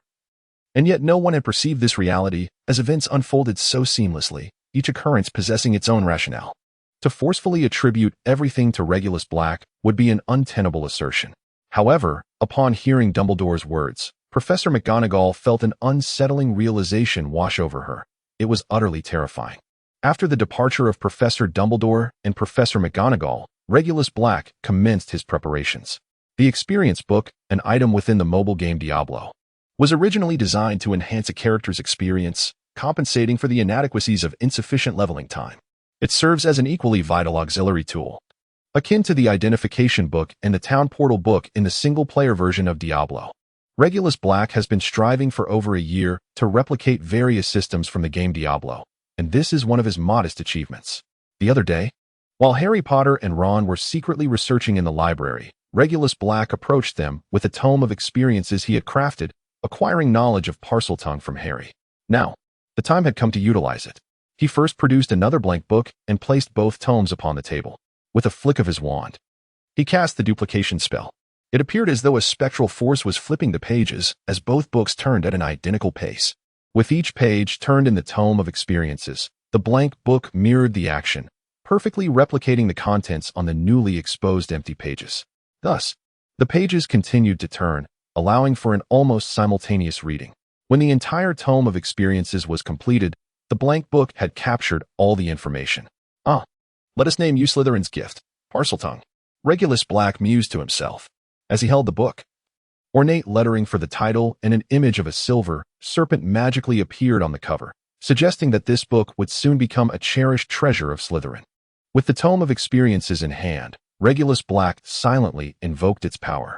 Suddenly, the book shattered into a myriad of luminous particles, which swiftly surged into his mind. This was Parseltongue. A sensation both alien and familiar coursed through his consciousness. The enchantment of the tome was remarkable. As long as one possessed the book, all knowledge could be seamlessly transferred into the mind without fear of forgetting. The sole dilemma lay in understanding, the challenge of integrating this knowledge into oneself, rather than it remaining a mere indistinct recollection. An unexpected revelation. Regulus Black summoned a black serpent, and then attempted to communicate with it. The hissing of the snake language echoed throughout the room. Splendid. It appeared that the outcome exceeded his expectations. Regulus Black was quite pleased. Communicating effortlessly with the summoned black serpent, much like a true Parseltongue. After dispelling the serpent, Regulus prepared to commence his endeavors at midnight. This evening marked yet another night watch for Regulus Black. After scaring off a few mischievous children, the school had settled into an eerie silence. A figure approached, carrying a lantern. "Good evening, Mr. Black." It was Filch, accompanied by his Mrs. Norris. "You have my gratitude, Filch, for enduring the antics of those unruly children night after night." Regulus Black held a profound respect for Filch, who, after decades of unwavering service at Hogwarts, remained a mute sentinel. His diligent dedication to his work was commendable, far more so than the reckless, adventurous spirit exhibited by those mischievous children. "Mr. Black, you are too kind. It is merely my duty," Filch responded, feeling a surge of emotion, for not everyone acknowledged his efforts. The children despised him, perceiving him as an obstacle to their nocturnal escapades, without ever reflecting on the troubles they themselves caused. Reflecting on a decade ago, he too had once been an adventurous soul, often devising ways to evade Filch's watchful presence. During Regulus Black's time at Hogwarts, Filch was already present. It is worth noting that Filch is of considerable age, yet he could still continue his duties for another 20 years. Ha ha ha, how amusing. If it weren't for the concern that the children might roam the grounds at night and encounter peril, who would willingly forego sleep to search for them? Filch reflected on the fact that he had been at Hogwarts for over a decade, while Regulus Black was merely a student back then. After confirming that no students had ventured out, Filch returned to take a brief nap, while Regulus Black made his way to Moaning Myrtle's restroom. A haunting sob echoed through the girls' lavatory. Moaning Myrtle typically did not wander far, confining herself to the perimeter of this restroom, occasionally causing the pipes to overflow, drenching the floor. Aside from her penchant for weeping, she seemed to revel in the chaos, akin to the scattered streams of water that marred the surroundings. Regulus Black did not hasten to enter. Instead, he merely extended his wand, invoking a curse. Obscurus. This spell possesses the power to blind one's adversary, facilitating either an offensive strike or a swift retreat. Wait, what is happening? Has the world darkened entirely? I cannot see anything. The spirit, Myrtle, found it peculiar that she, a ghost, was rendered incapable of perceiving her surroundings. She attempted to glide elsewhere, yet no matter where she ventured within the confines of this restroom, her vision remained shrouded in darkness. The only sensation she could discern was that she was still within the restroom's boundaries. Hiss open. Regulus Black approached the wash basin in the girls' restroom with utmost stealth, uttering the serpent's tongue towards the faucet adorned with a serpentine emblem, before stepping back. Under the influence of the incantation, the basin revealed its hidden mechanism, causing 8 sinks to part, unveiling a vast passage beneath. Ultimately, the marked wash basin descended into the ground, revealing an entrance wide enough for passage. Accio Leviosa. Regulus Black cast the levitation charm upon himself, then plunged directly into the passageway, gliding slowly downward. The corridor was exceedingly lengthy, with numerous branching routes surrounding it. If one were to measure its length, this secret chamber would rank as the lowest structure within Hogwarts. However, even the most extensive corridors must eventually come to an end. At the bottom of this conduit lay a scattering of skeletal remains, all belonging to small creatures, the origins of which remained a mystery, whether they had perished here or had fallen prey to the basilisk. Aside from the entrance passage, only one other route was suitable for human passage. Without hesitation, Regulus Black navigated through this pathway. As he traversed an area resembling a fissure in a mountainside, a long serpent's shed skin appeared in the corner of his vision. This emerald-hued shed measured approximately 60 feet in length, equating to roughly 18 meters, which suggested that the serpent was indeed a basilisk, with a lifespan that could easily exceed a millennium. Subsequently, he discovered several more sheds behind him, each progressively shorter, until he neared a circular metallic door, where the serpent's shed had dwindled to less than 1 meter in length. Regulus Black once again stepped forward, waving his wand to neatly gather and roll up the snake skins. In total, there were 10 skins, meticulously arranged into varying sizes of 10 scrolls, which he then stored within his system space before scrutinizing the metallic door before him. This door, secured by 7 serpents serving as a lock, could be opened with Parseltongue. Hiss open. With Regulus Black's serpentine utterance, a sinuous metallic snake emerged from the door. As it slithered through, the 7 serpents retracted, and once it had completed its circuit, the heavy metallic door swung open. The imposing door measured a foot thick, and upon entering, one found themselves in a grand hall. A wide pathway stretched before him, flanked by 8 colossal serpent heads adorning the pools on either side. At the far end of the corridor loomed a gigantic effigy, that of an elderly Salazar Slytherin. Naturally, Regulus Black, upon arriving here, would not find a fair maiden awaiting rescue upon the ground. Guide me. Regulus Black employed this enchantment in order to obtain the incantation key that would unlock Slytherin's secrets. The vast visage of Slytherin was indeed less than flattering. It appeared rather aged, its bald head reminiscent of a venerable elder, with sparse whiskers cascading into the water below. The mouth of the colossal statue served as the dwelling place for the basilisk, a creature capable of moving independently.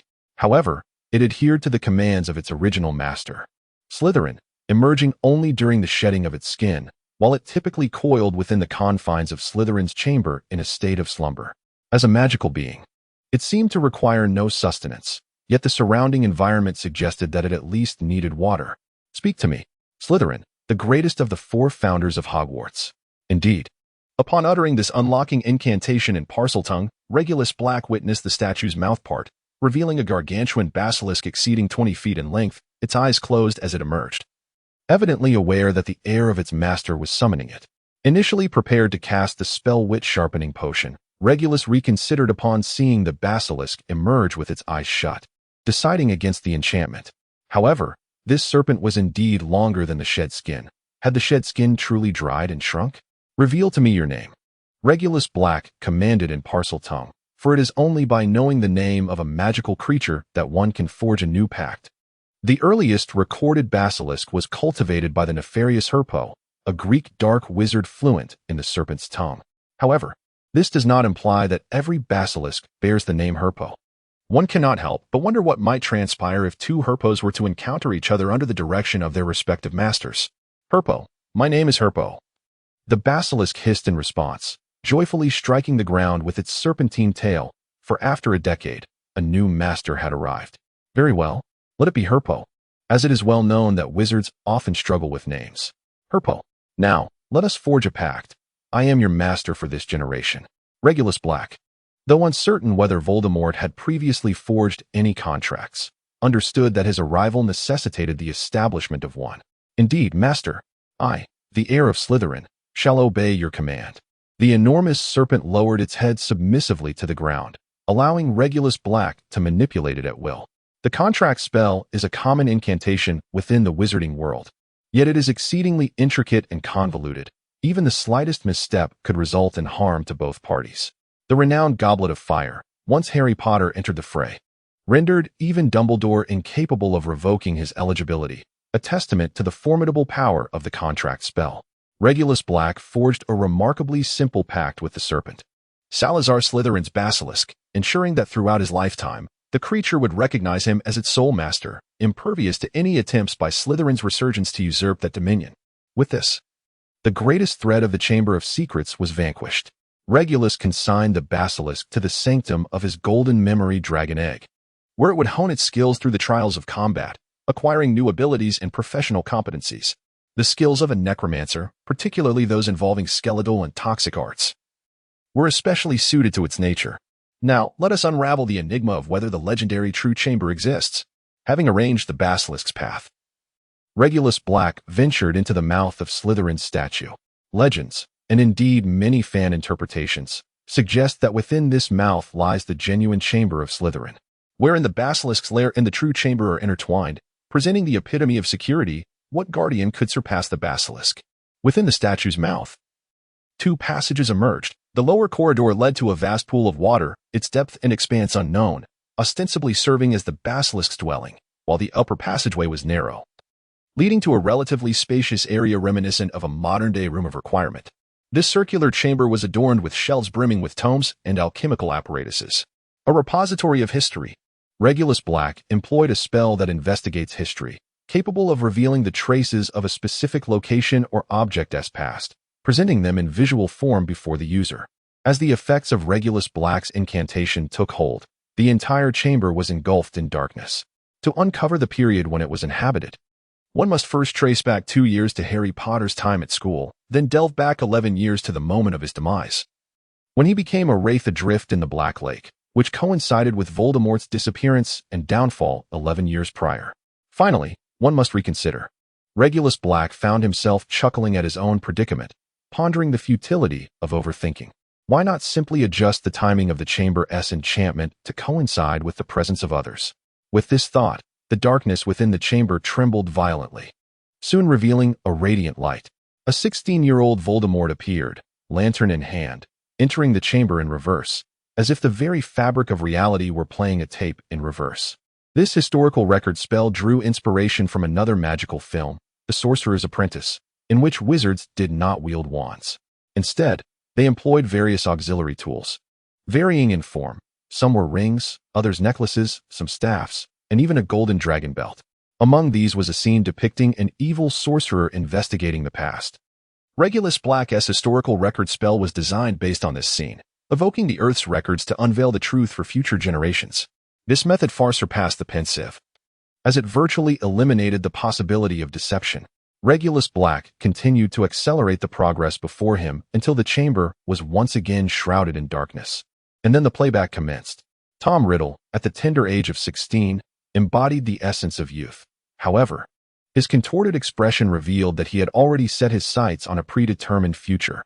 The dark entity within him, Voldemort, was stirring restlessly, and the surname Riddle had become a source of disgrace, with even the name Gaunt haunting his thoughts. Contemplating this, Tom Riddle's face darkened with murderous intent. Yet, upon arriving at Hogwarts, the discovery of his ability to speak Parseltongue and the revelation of Slytherin's chamber significantly uplifted his spirits. As for the basilisk, he deemed it a trivial matter, allowing it to roam freely within the confines of Hogwarts. Holding a lantern, Tom Riddle meticulously examined the surrounding collection of books, his excitement palpable. These were the magical tomes bequeathed by Slytherin, containing numerous spells from millennia ago. The knowledge of Salazar Slytherin, one of the founders of Hogwarts, was invaluable, even in the form of personal insights. As he pondered this, he fortuitously stumbled upon a record of Slytherin's reflections, and he eagerly settled at a desk to peruse it. At that moment, Regulus Black, standing behind the projection, could also glimpse the contents of the book. Time slipped away seamlessly, akin to a gentle stream.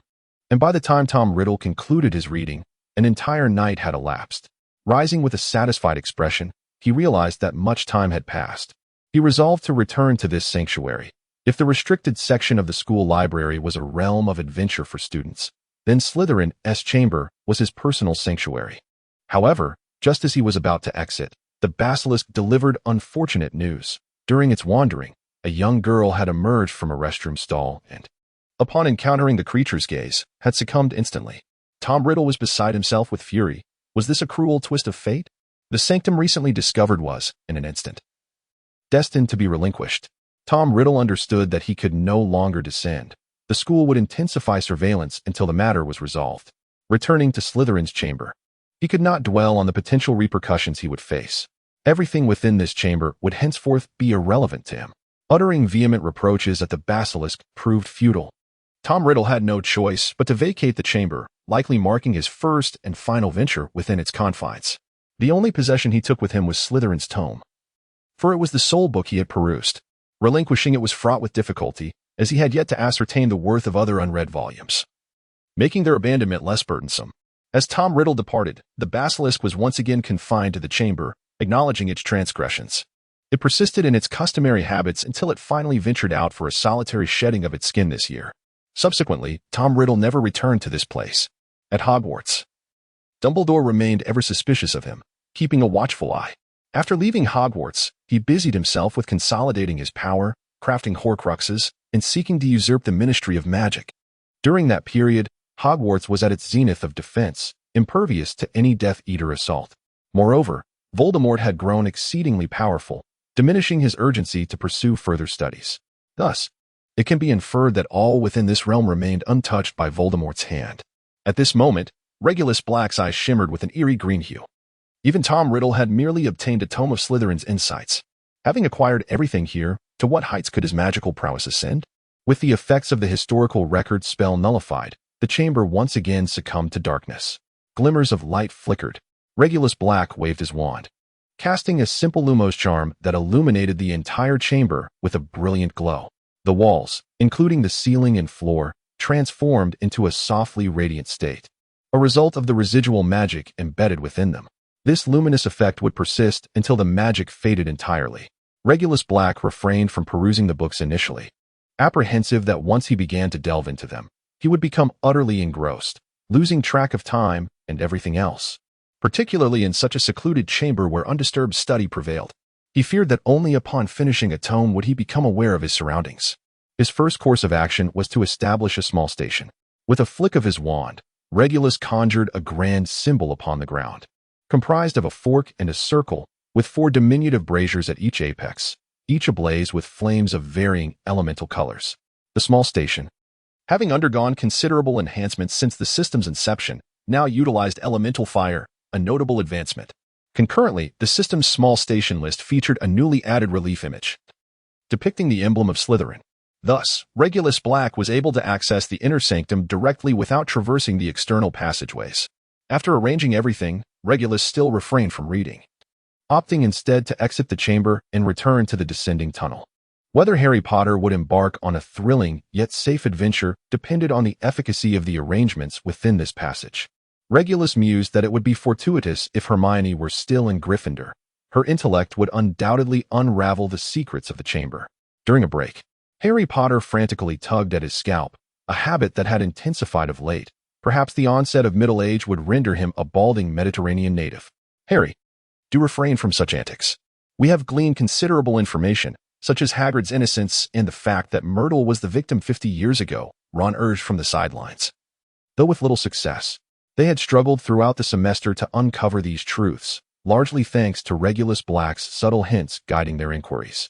Despite their newfound understanding of Hagrid's innocence and the connection between Myrtle's demise and the chamber, the nature of the monster lurking within remained shrouded in mystery, as did the means to locate the chamber's entrance. This uncertainty posed significant danger. Harry Potter, unusually clear-headed, recognized that the absence of Hermione presented a unique opportunity for growth. Calm yourself. I shall seek out Hermione. Perhaps a direct inquiry would yield better results. Ron rose and departed the Gryffindor common room, heading towards the Ravenclaw quarters, both houses residing on the 8th floor of Hogwarts. The eagle naturally soared high, while the lion stood atop the mountain, surveying its domain. Moments later, Neville burst into the common room, breathless. Harry, Ron is in trouble. Alarmed, Harry immediately followed Neville outside, whereupon a corner wall of the 8th floor. Crimson letters had once again been inscribed. Everyone bore witness to the message left by the heir of Slytherin. His remains shall forever dwell in the chamber. One of our students has ventured into the Chamber of Secrets, and it is imperative that all students are sent home. Hogwarts may very well face permanent closure.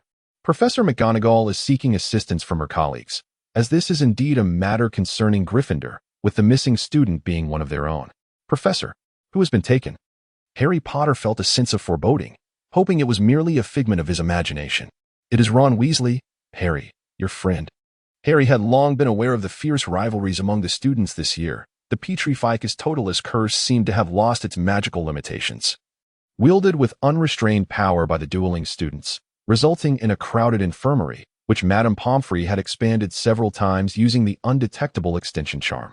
The necessity of employing such immense magical force, and the choice of the Petrificus Totalis curse as a means of attack, had prompted Harry to inquire with Hermione, receiving an answer that was both surprising and reasonable. It was because Harry had spoken Parseltongue. The ability to speak Parseltongue signified the opening of the chamber, which in turn heralded the emergence of the creature within. Though the rationale for the widespread use of Petrificus Totalis remained unclear, it seemed intrinsically linked to the monster of the chamber, as it was said to possess this very power. The recourse to maximum magical force was a strategy to prevent professors from countering the spells, thereby obscuring the identity of the attackers. No one wished to face punishment for such actions. Thus, employing the most potent magic alongside the Petrificus Totalis curse became a consensus among the students.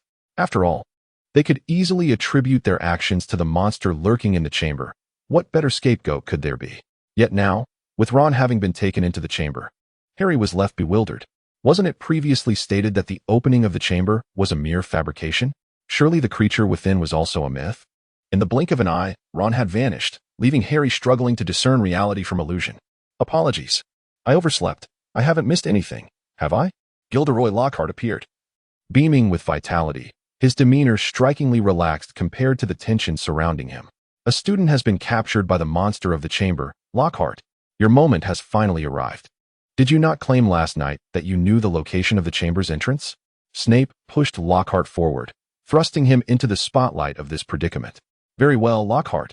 We shall leave the matter of confronting the beast in your capable hands, for we have yet to witness your prowess in action.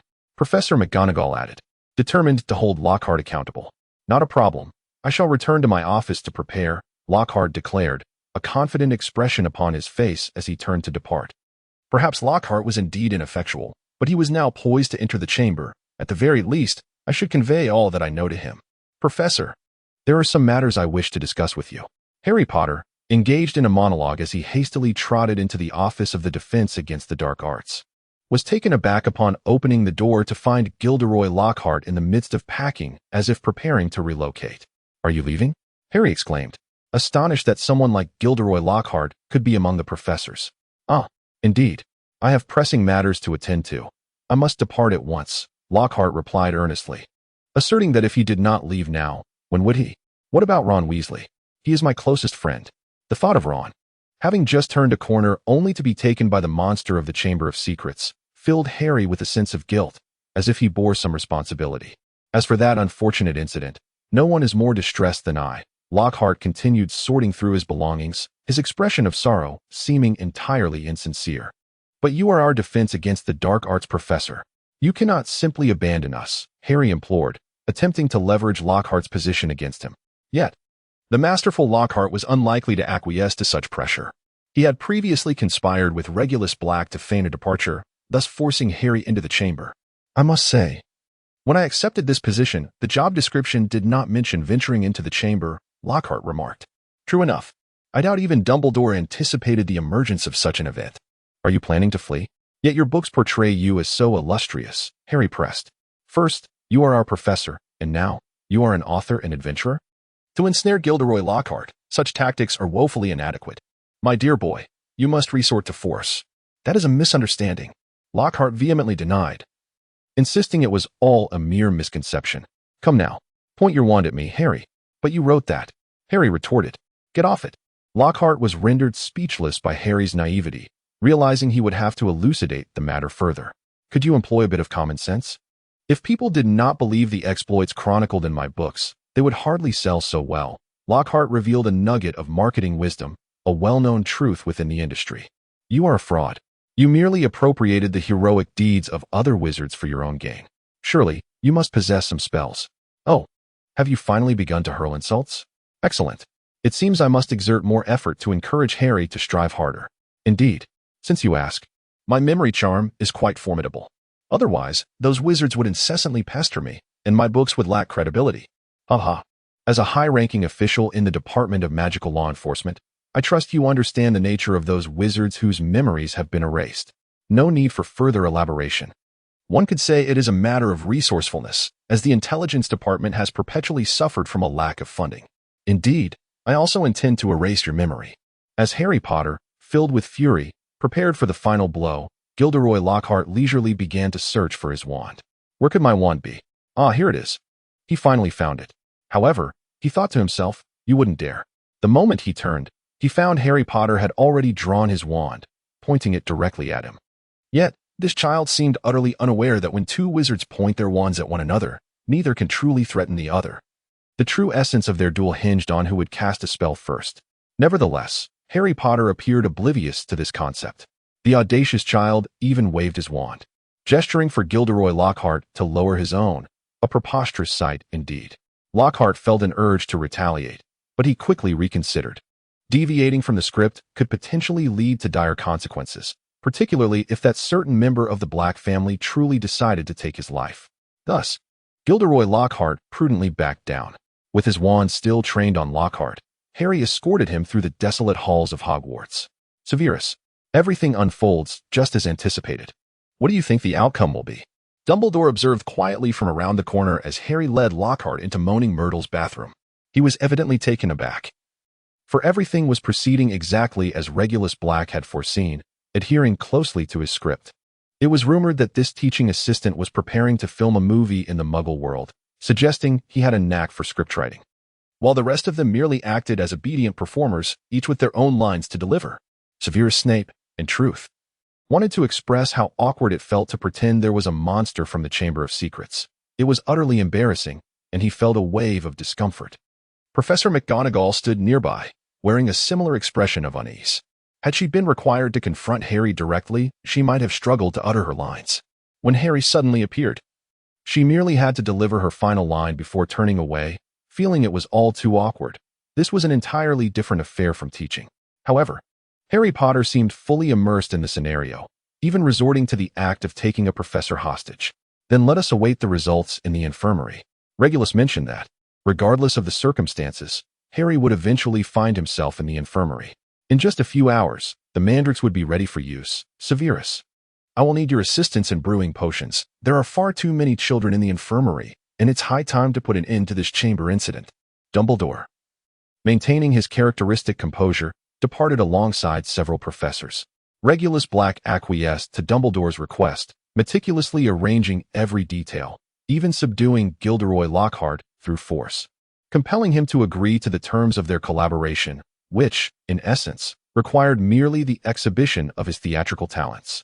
In the girls' restroom, moaning Myrtle wept as Harry Potter aimed his wand at Gilderoy Lockhart. Who is it?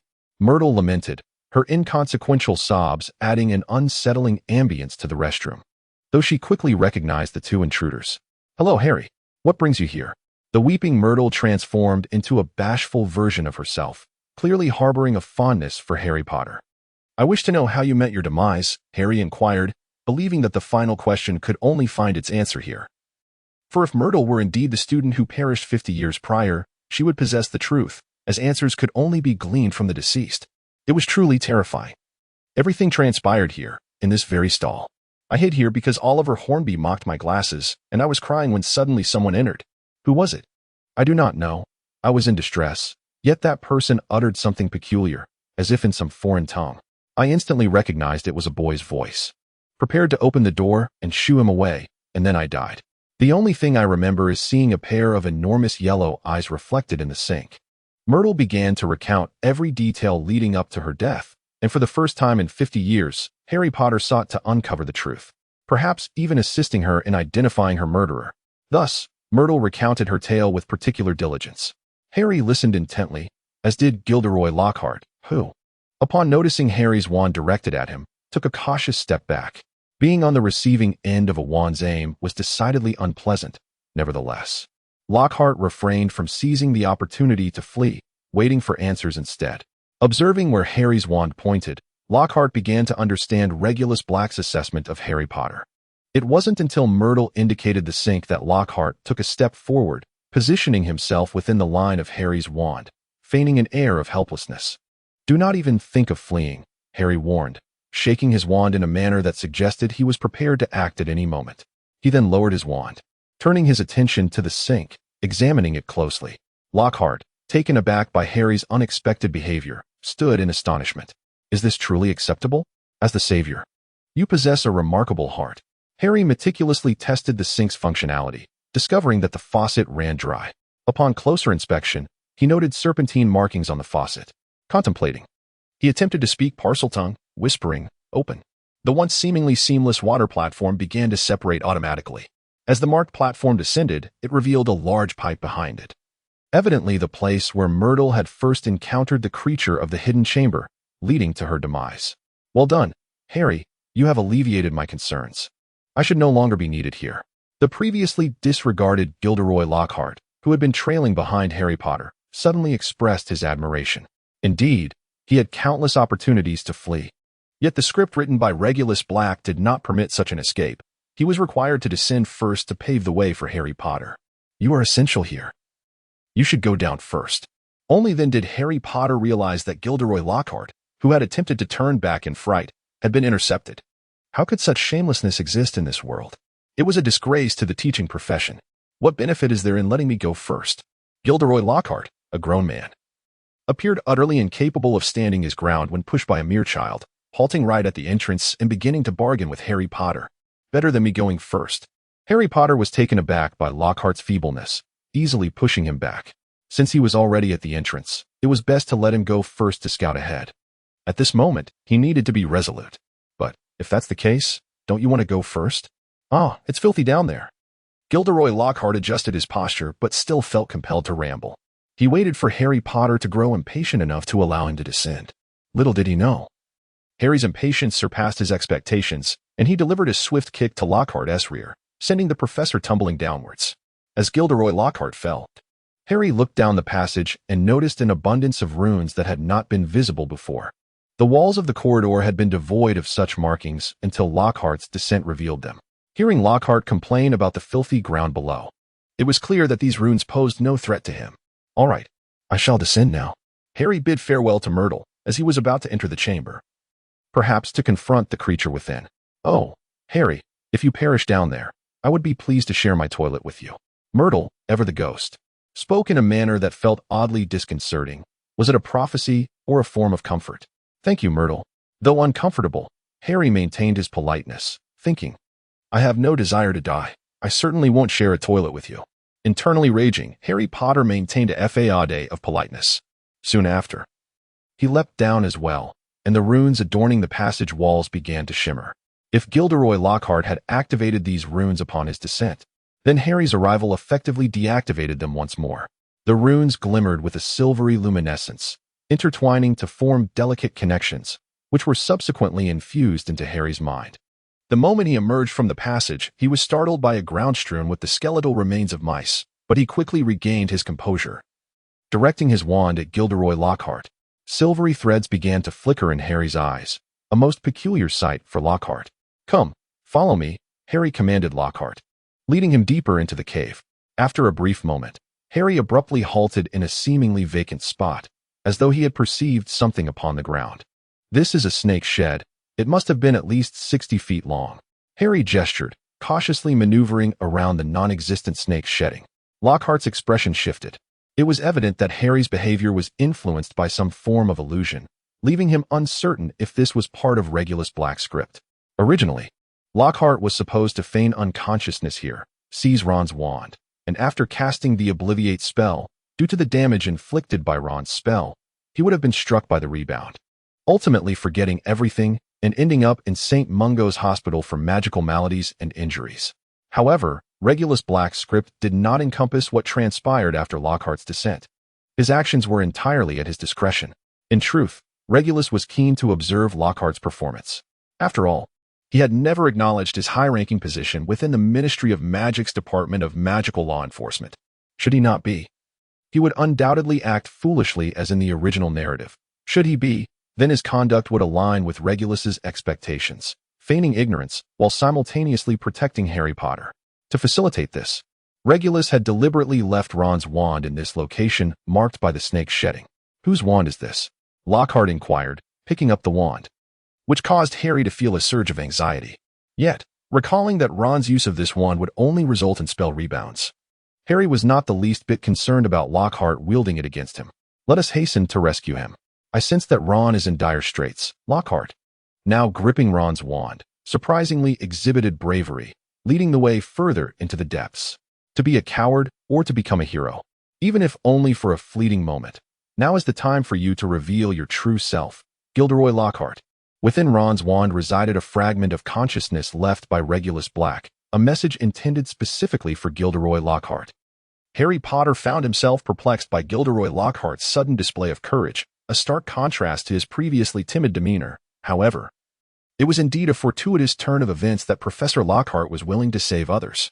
After traversing through a formidable iron door, the two finally arrived at the Chamber of Secrets, where the serpentine heads on either side contributed to an eerie atmosphere.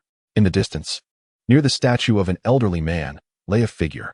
Ron, you must not perish. Please awaken. I implore you, awaken. Harry Potter rushed to Ron's side, mirroring the original tale as he cast his wand aside and reached out to examine Ron's body. Gilderoy Lockhart approached as well, but prior to his arrival, another figure manifested. Regulus Black had come to Harry Potter's side and gestured for silence. Regulus Black picked up Harry Potter's wand, gently caressing it in his hand. Though he stood idly by, Harry Potter remained entirely oblivious to his presence. Although still alive, he was unable to awaken, and death was drawing near. Regulus Black felt compelled to remind Harry Potter that his friend Ron was on the brink of death. "Who are you? What do you mean he cannot awaken?"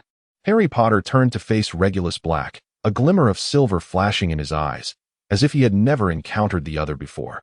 In that moment, the figure reflected in Harry's eyes was that of a 16-year-old Tom Riddle. "I am Tom Riddle, a memory that lingers here. It has been 50 years since anyone has graced this place with their presence." Regulus Black continued to don the guise of Tom Riddle and cast a glance at Gilderoy Lockhart. Gilderoy Lockhart stood nearby, observing the unfolding events with a peculiar expression, remaining silent, while Harry Potter seemed to have entirely forgotten Lockhart's presence, his focus solely on Ron.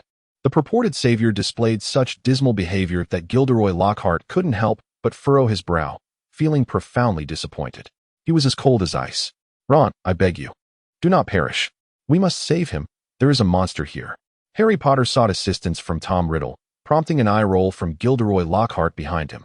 Indeed, there was a monster in the Chamber of Secrets. It was the basilisk, which would only appear when summoned. Regulus Black was compelled to wave the wand he held, which belonged to Harry Potter. Our savior finally realized that his wand had fallen into the hands of this unidentified individual. "Return my wand. We must rescue him and take him away from here." At that moment, Harry Potter seemed to be experiencing an unusual state, speaking with a sense of urgency. Yet he remained oblivious to the unfolding events. "You will not require it. I fear I am powerless to grant your request. You must understand that as the unfortunate Ron grows increasingly frail, I am becoming ever more formidable. Indeed, it is I who am siphoning Ron's life force. It is I who summoned the basilisk to bring him to the Chamber of Secrets." Regulus Black unreservedly confessed everything: the chamber, the monster, and all that Harry Potter yearned to uncover. "Who are you?" Harry Potter began to feel a twinge of panic, as it was evident that the Tom Riddle before him harbored some nefarious scheme, yet he was a stranger to Harry, leaving him bewildered as to the motives behind his actions. "In truth, my aim has always been you. For the past few months, I have been devising ways to make contact, for you are the individual I have longed to meet most fervently. I must see you. I must converse with you." Thus, I unleashed the basilisk, ensuring that certain students of Hogwarts would be petrified, compelling that fool Hagrid to once again be imprisoned in Azkaban. Regulus Black feigned a triumphant demeanor as he spoke. "Hagrid is my friend. It was you who opened the Chamber of Secrets 50 years ago, was it not?" Upon hearing that Hagrid had been imprisoned in Azkaban due to this conspiracy, Harry Potter's fear dissipated, replaced instead by a surge of courage.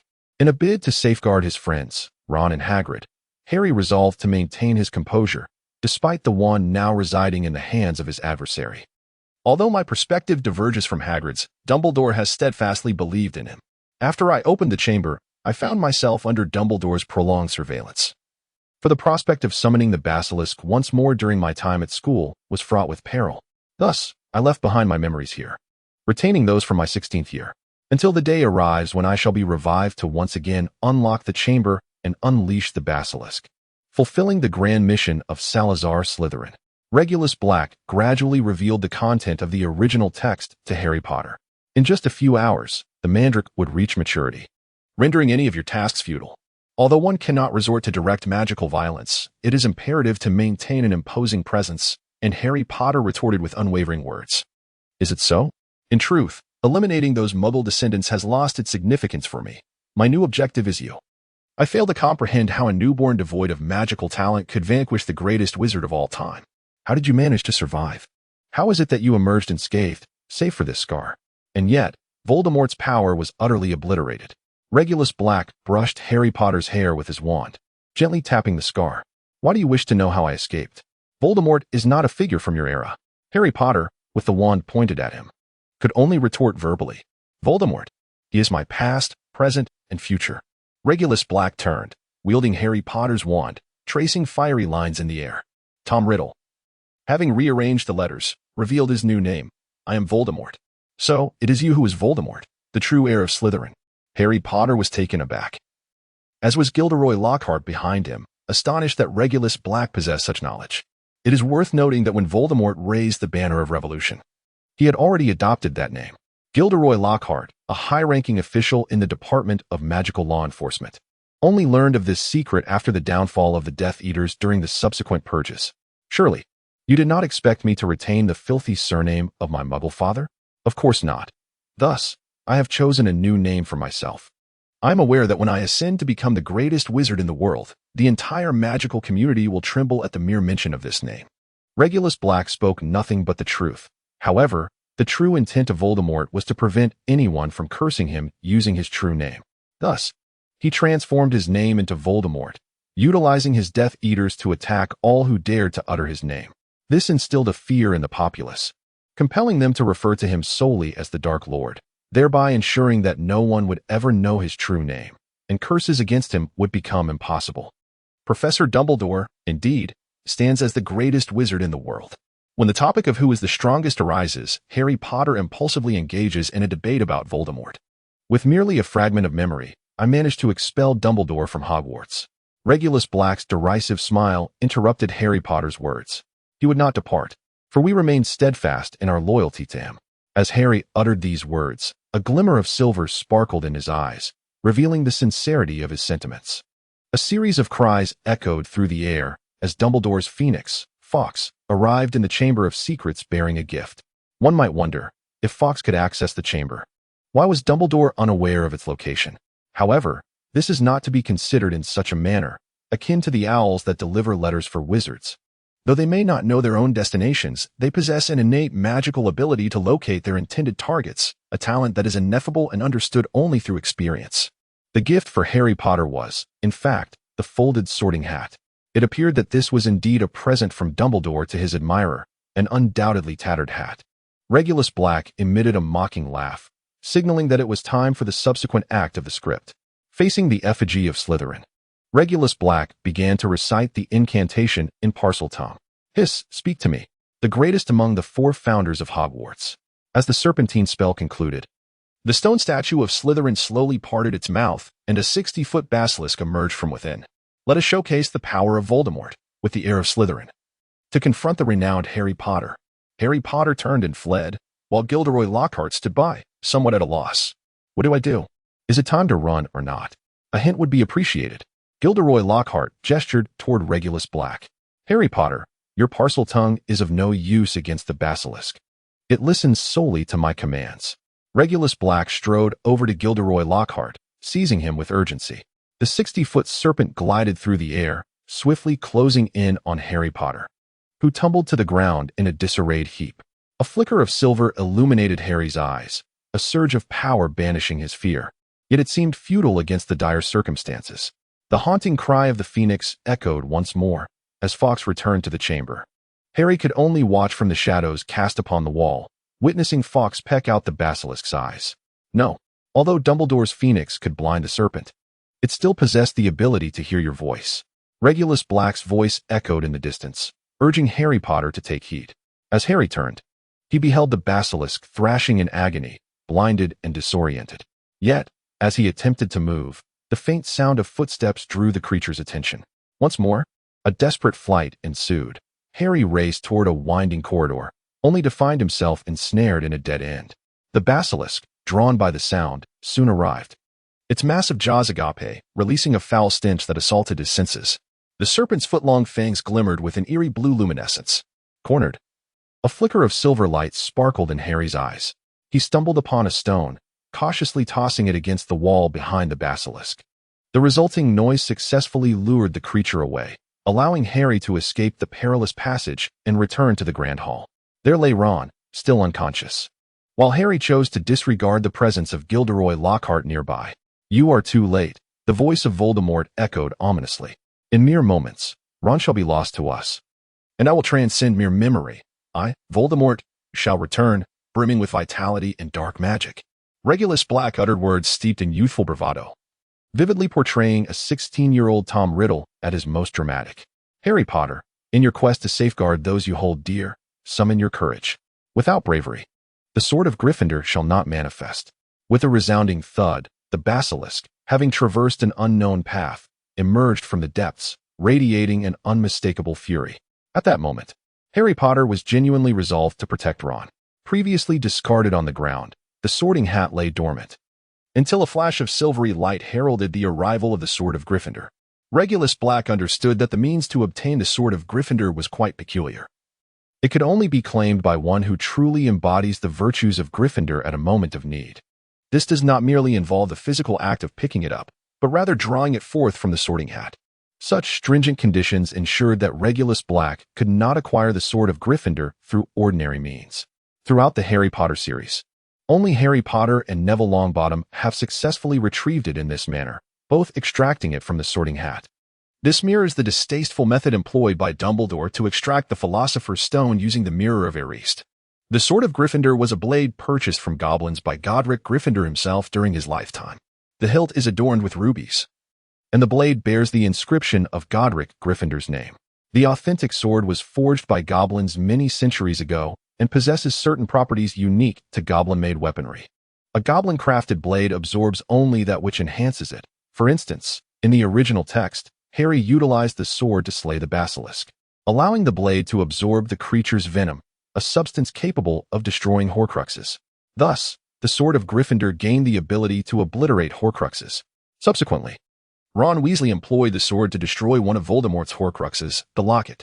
Albus Dumbledore once used the sword to cleave the Horcrux ring of Marvolo Gaunt in his office.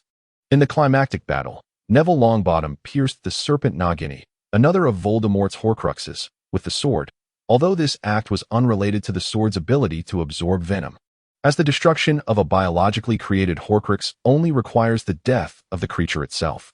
Furthermore, the Sword of Gryffindor can repel certain spells, such as the Fiend Fire and the Duplication Charm. When Harry, Ron, and Hermione infiltrated Gringotts to steal Voldemort's Horcrux, Helga Hufflepuff's cup, it was with the aid of the sword.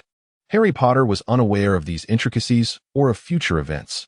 However, at that moment, he could only draw forth the Sword of Gryffindor and engage in a valiant display against the dragon. Regulus Black picked up the sorting hat from the ground and shook it vigorously. "Hey, Regulus, you cheeky little rascal, stop shaking me." The sorting hat scolded softly, for no one had dared to speak to it in such a manner for a millennium. "I was hoping you might shake out a Gryffindor sword, or perhaps even the treasures of Gryffindor would suffice." Regulus Black replied softly. Harry Potter was engaged in a life-and-death struggle with the basilisk, both parties exchanging blows with fervor. "I said, Regulus, have you truly considered the outcome of leaving Harry Potter to confront this basilisk alone?" Gilderoy Lockhart seemed to have realized that this basilisk was nothing more than a mere illusion conjured by Regulus Black's transfiguration spell, crafted from the water here. Even the phoenix fox that swooped in for a second time to peck at the basilisk was but a counterfeit. This entire spectacle was orchestrated solely for Harry Potter, who remained the singular protagonist. When Harry Potter vanquishes the basilisk, I, as a fragment of Voldemort's memory, will simultaneously cease to exist. You, Gilderoy Lockhart, shall be swept back to the lake alongside Harry Potter by the waters of this place. Upon your return, all that is required of you is to admit that you were hiding under the invisibility cloak. The subsequent task of extolling Harry Potter's heroic deeds will rest upon your shoulders. Regulus Black thrust the sorting hat into Gilderoy Lockhart's embrace. Meanwhile, the confrontation between Harry Potter and the basilisk reached its climax. With the Gryffindor sword, Harry pierced the creature's head, causing it to writhe in agony. "No, I refuse to accept this fate. After half a century of waiting, I finally seized this opportunity. I cannot simply vanish into oblivion." Regulus Black commenced his final performance as the sword of Gryffindor pierced the basilisk's head, simultaneously creating a gaping hole in Tom Riddle's own cranium, which expanded ominously in the flickering light. "I shall not spare you. You will accompany me to the grave." With Tom Riddle's collapse, the basilisk too sank into the depths, vanishing alongside the Gryffindor sword. Harry Potter descended from the Slytherin statue and immediately rushed to Ron's side. "Harry Potter? Where am I?" Ron, having just awakened, was utterly oblivious to the harrowing events that had transpired, which had been a near brush with death for both him and Harry. "Harry Potter, I think it would be wise for us to leave this place." "Professor Lockhart, what are you doing here?" Harry had completely forgotten that he had compelled Gilderoy Lockhart to accompany him into the Chamber of Secrets. But the sequence of exhilarating events had made him dismiss the presence of this individual. "Actually, I was just beside you, cheering you on, encouraging you." "All right, I confess. I used a disillusionment charm to remain hidden." Under Harry's scrutinizing gaze, Gilderoy Lockhart transitioned from one fabrication to another.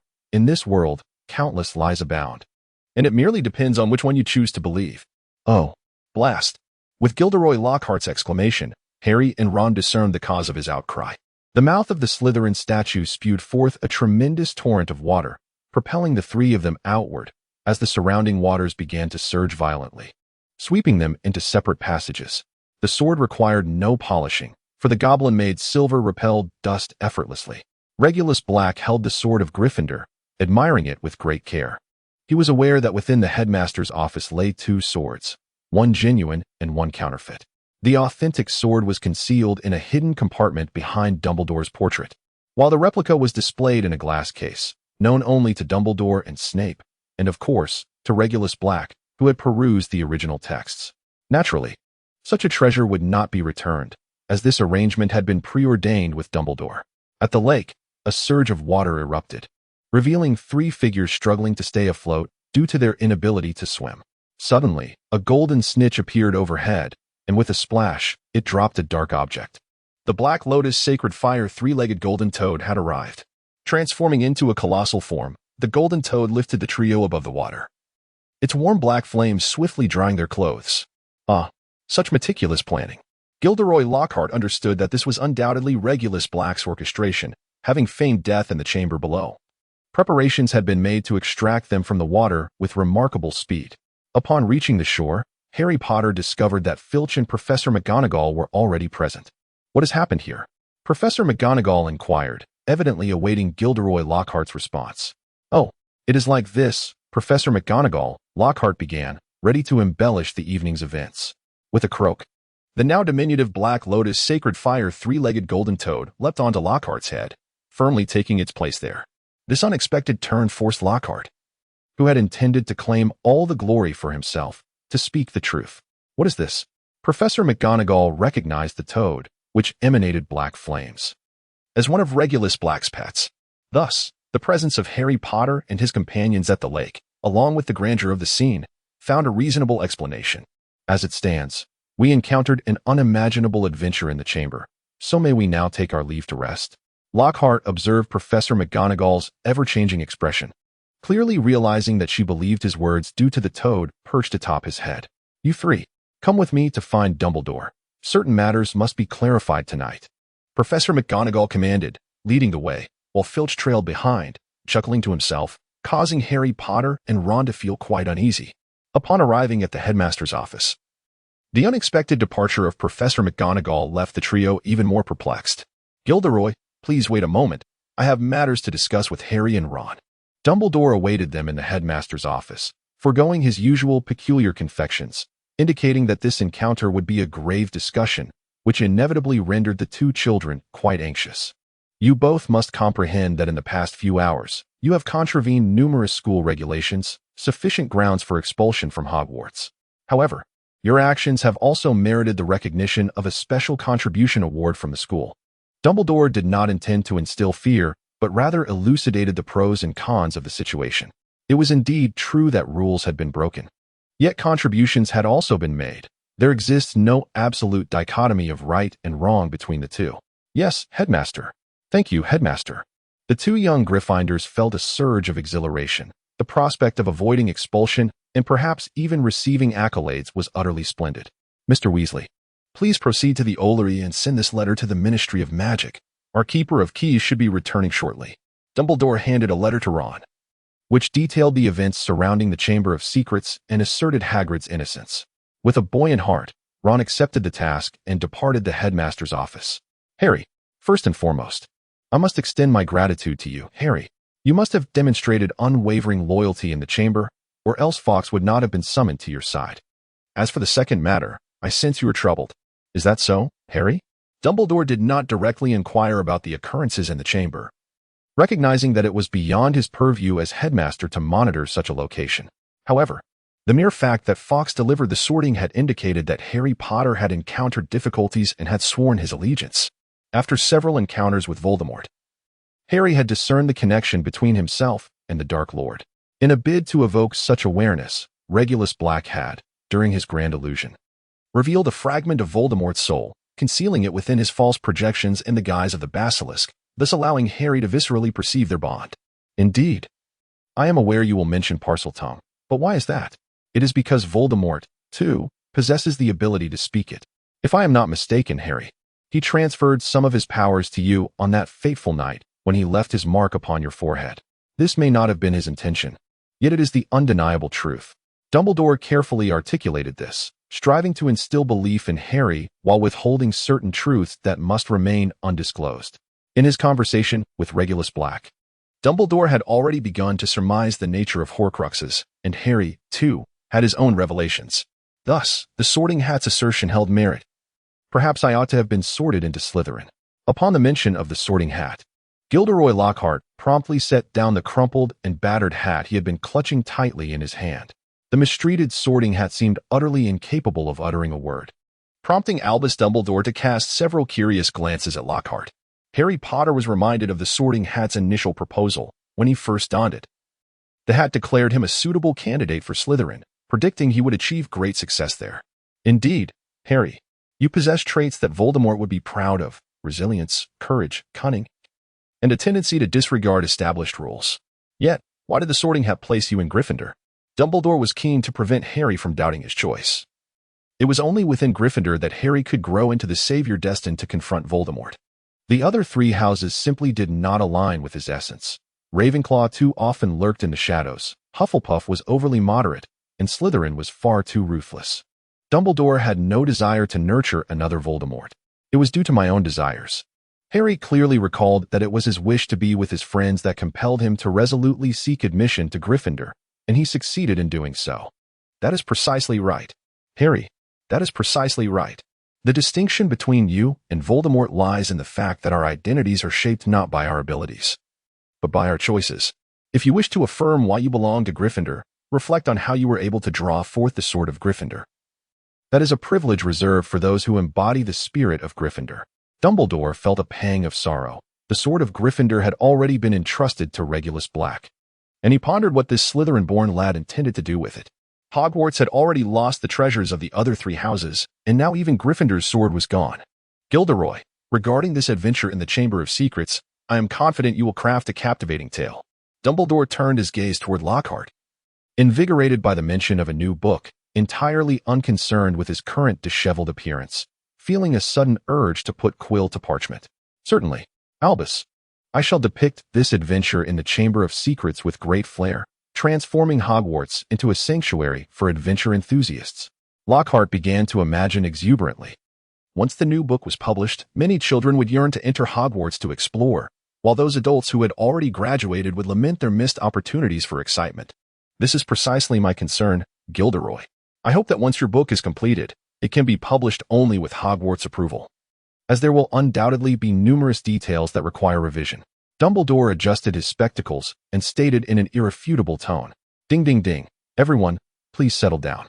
As the evening banquet was about to commence, Professor McGonagall rapped her glass, silencing the hushed discussions among the students. Before the festivities began, we must extend our gratitude to a few individuals. A round of applause for Professor Sprout, as this year's Mandrake harvest has been particularly bountiful. A round of applause for Professor Snape, who has expertly concocted a potion to reverse petrification from the mandrakes. A round of applause for Madame Pomfrey, whose workload has been exceptionally demanding this year, tending to a multitude of petrified patients. Through the combined efforts of these three, all the students who had been petrified were saved. As Dumbledore called out names one by one, applause erupted repeatedly, with students expressing their gratitude to the trio. Furthermore, in light of this year's mass petrification incident, the school has decided to cancel all examinations as a gesture of apology. Dumbledore's decree ignited a wave of enthusiastic applause from the students. Only those diligent scholars like Hermione in the 7th years who had already completed their final examinations remained less exuberant in their clapping. The doors of the hall swung open, and Hagrid's enormous figure strode in. "Sorry, I'm late. That owl, which was supposed to prove my innocence, got lost. It's a foolish bird named Errol." Hagrid approached Ron from behind and affectionately ruffled his red hair, clearly aware that Ron was responsible for delivering the letters. "I must tell you all something. If it weren't for Harry and Ron, I'd still be stuck in the Ministry of Magic. Thank you." Hagrid believed that this entire situation was solely due to the efforts of Harry Potter and Ron, while Regulus Black remained indifferent to the accolades. Only Gilderoy Lockhart at the head table waved his hand, signaling Hagrid to notice him. "Are you expecting Hagrid to repay you as you prepare to leave Hogwarts?" Regulus Black cast a sidelong glance at Gilderoy Lockhart, effectively quelling his desire to continue waving his arms. Hogwarts cannot do without you, Hagrid. Harry Potter, unable to contain his excitement any longer, leaped into Hagrid's embrace. Dumbledore rose to his feet, leading the applause, which prompted all the onlooking students to join in. After all, the truth regarding the Chamber of Secrets had been revealed. It had become a consensus that Hagrid, wrongfully accused of opening the chamber 50 years prior, was innocent. The long-standing grievance of half a century had finally been rectified, yet I cannot help but wonder when my foolish brother will clear his name. Regulus Black was among the few who did not applaud amidst the jubilant cheers of the students. Although his remark was slight, it nonetheless reached Albus Dumbledore's ears, prompting the venerable headmaster to cast a glance at Regulus Black. The echoes of Hagrid, Hagrid, Hagrid, Hagrid, from the students moved Hagrid to tears, overwhelmed by the moment's profound emotional weight. In the final days of the semester, a festive atmosphere enveloped Hogwarts. Ron's broken wand had long since vanished, a consequence of Gilderoy Lockhart's folly in misplacing it alongside the sorting hat. However, this incident led Ron to acquiesce to Regulus Black's proposal in pursuit of a new wand. He was escorted to a Muggle club, embarking on his chess challenge journey. Mr. Black, this is an establishment reserved for adults, is it not? Ron exclaimed, stepping into the Muggle club for the first time, where the air was thick with smoke, alcohol, and the allure of waitresses clad in provocative outfits. Remember what I instructed you. Address me as Regulus outside. You are my distant, impoverished relative. I have discerned your remarkable talent for chess, and thus I have brought you here to broaden your horizons. Moreover, minors are permitted entry when accompanied by an adult. Regulus Black, at this moment, clutched a cane crafted from ebony wood, the dark shaft perfectly accommodating his dangling arm as it reached the ground. The head of the cane was adorned with gilded accents, embellished with 7 rows of pea-sized crimson rubies, which were subtly tilted to form a swirling pattern.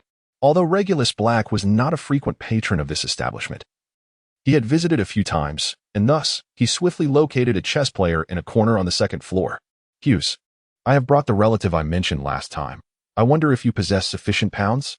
Regulus Black approached a chess table, brandishing his wand, and tapped the chair of a middle-aged man. This tall, balding gentleman had been lost in thought, gazing at a partially played chess game. Displeased by the interruption, Hughes cast an annoyed glance at Regulus Black, then shifted his gaze to Ron beside him. Are you referring to this little brat? Shall I fetch him a glass of milk? Hughes mocked, clearly dismissing the teenager with disdain. Did you not hear, Mr. Hughes? A cup of hot milk, please. Regulus Black addressed the maidservant dressed in a theatrical outfit, and without delay, someone was dispatched to fetch warm milk. He swiftly pulled Ron from behind and firmly seated him opposite Hughes. Regulus Black withdrew a roll of banknotes from his pocket, each note worth £1. Evidently having come prepared, the sum of money was modest, totaling precisely £100. Shall we commence with a game of £1 per round? Regulus Black placed an entire roll of money upon the table, casting a provocative glance at Hughes. You certainly exude confidence. Pray tell, who is he to you, Black? Hughes leaned back in his chair, beginning to regard the young boy with a newfound seriousness. I have already mentioned, he is my distant cousin, Ron Weasley. Remember this name. In due time, you shall come to realize that your losses are indeed justified. Regulus Black confidently proclaimed, remember this name. You shall be the first stepping stone for Ron. A warm glass of milk was delivered, and Ron, feeling somewhat anxious, took a sip while onlookers gathered around, whispering amongst themselves about the extent of this seemingly nervous child's prowess against Hughes. Child, or perhaps I should address you as Mr. Weasley, have you ever played chess? Hughes began to dismantle the previous endgame, rearranging the pieces anew. Yes, I often play at home, though the pieces are somewhat different, Ron replied, referring to the fact that wizard's chess is quite aggressive, capable of shattering the opponent's pieces, whereas in the Muggle world, chess lacks such dramatic alterations. However, to his opponent's ears, this notion of different suggested merely the absence of such sophisticated chess tools. After all, the facilities in this club were top-notch, and the chess set before them was an exquisite array of black and white crystal pieces. Regulus Black remained silent thereafter, trusting that Ron knew what should and should not be said. After all, the wizarding secrecy laws were not to be taken lightly. The Ministry of Magic enforced this statute with unwavering rigor. Every child in the wizarding world was aware of this fundamental principle. To cross it would bear consequences that one must face alone. The two engaged in a game of chess, testing each other's strategy with a rapid pace. The timer was pressed alternately, resembling a precarious weeble that teetered uncertainly, until it finally came to a halt in less than 5 minutes. "Checkmate. I have triumphed," Ron exclaimed, lifting the now cool milk to his lips and taking a hearty sip. Onlookers began to murmur, having witnessed the swift exchange of moves between the two players. They watched in astonishment as Hughes succumbed to Ron in such a fleeting moment.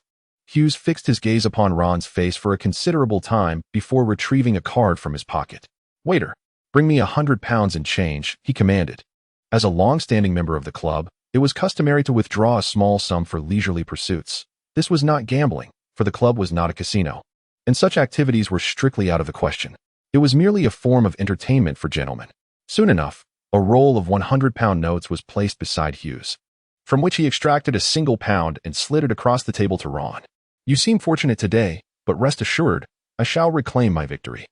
Ron glanced up at Regulus Black and then placed the pound under his roll of money. The chess match continued at the club, spanning from noon until nightfall. Throughout this duration, Regulus Black's roll of money remained untouched, while Hughes's £100 had been entirely depleted. "Congratulations, Ron. You have made a name for yourself in this encounter. Yet, the journey ahead is long. Let us first enjoy dinner before contemplating what lies beyond." Regulus Black collected the winnings in pounds and took Ron to the club's restaurant, leaving Hughes to ponder alone. Ron Weasley had become famous after dining. He emerged from the club, photographed by reporters that Regulus had arranged. The young Mr. Weasley had risen to prominence at the club, concluding 100 consecutive chess matches with a flawless victory. The following day, one could find laudatory reports in various tabloids, all achievable with genuine accomplishments and a willingness to invest. To this end, Regulus Black sought a professional manager to serve as Ron's exclusive agent. "Listen, Quentin. Arrange matches for Mr. Weasley as soon as possible, whether formal or informal. First, we must establish a reputation, after which he will have the credentials to choose his opponents. One crucial point. Ron Weasley is still a student, with time only during 2 vacations. Avoid scheduling matches during his studies unless absolutely necessary. I have only just secured the Weasley family's consent to take their youngest son out during this holiday. His family values their privacy, which is paramount." Quentin, with his charmingly curled mustache, took out a small notebook to meticulously record Regulus Black's instructions. "Mr. Black, what is your exact relationship with Mr. Weasley? And what is the composition of his family? Additionally, how should I present Mr. Weasley's particulars? Are they factual or embellished?" Quentin was exceptionally diligent. These details were vital, as client Ron Weasley would eventually face them. "Mr. Weasley's great-grandfather and my grandfather were brothers. You may inquire about his family situation directly from him. However, I can tell you that his father is a farmer. As for the information to be disclosed, it suffices to embellish the truthful aspects." Ron listened attentively to Regulus Black's arrangements, as Mrs. Weasley had specifically advised him before their outing. Although his 2 twin brothers wished to join, Regulus Black had declined them. If one Weasley could be managed, 3 would be a calamity. Even Percy had struggled to rein them in, a challenge Regulus did not feel confident in facing. The 2 spent the night in a luxurious suite at the hotel, and the next morning, while enjoying breakfast, Quentin arrived once more. "Mr. Black, we have received an invitation from another club, a semi-professional establishment frequented by numerous masters of board games. I believe it will meet your requirements and Mr. Weasley's current needs." Having only just become Ron's exclusive agent the previous day, Quentin was evidently capable and well-connected. "May I inquire about the nature of the matches? Will they be formal or of a more recreational essence?" Regulus Black poured a cup of red tea for Quint and invited him to sit down for a detailed explanation. The arrangement was set between noon and dinner, mirroring the itinerary from the previous day. 4 individuals would engage in a formal competition with Mr. Ron Weasley, and the results would be officially recorded. Naturally, as this was within the confines of the club, peripheral betting was not prohibited. Quint took out a small notebook to inform his employer of the situation. Although he was the exclusive agent for Ron, he was employed by Regulus Black, thus rendering Regulus his superior. "Very well, here is £10,000. Place a bet for Mr. Ron Weasley to win outright." Regulus Black produced his checkbook and swiftly wrote out a check for £10,000. After signing it, he handed it over to Quint. Quint, somewhat astonished, held the check in his hands and scrutinized it repeatedly. Having just become a broker, he was entrusted with such a significant responsibility. Did Regulus not fear that he might abscond after cashing the check? No. As a professional broker, such an amount was hardly noteworthy once a client flourished. that some would scarcely cover a month's commission for himself. Thus, this gesture represented trust, or perhaps a test. Please forgive me. But let me confirm your intention. Is it a complete wager on Mr. Ron Weasley to win? If any round is lost, even with an impressive record, it would equate to a loss greater than mere money. Quint opened his small notebook, preparing to document Regulus Black's words.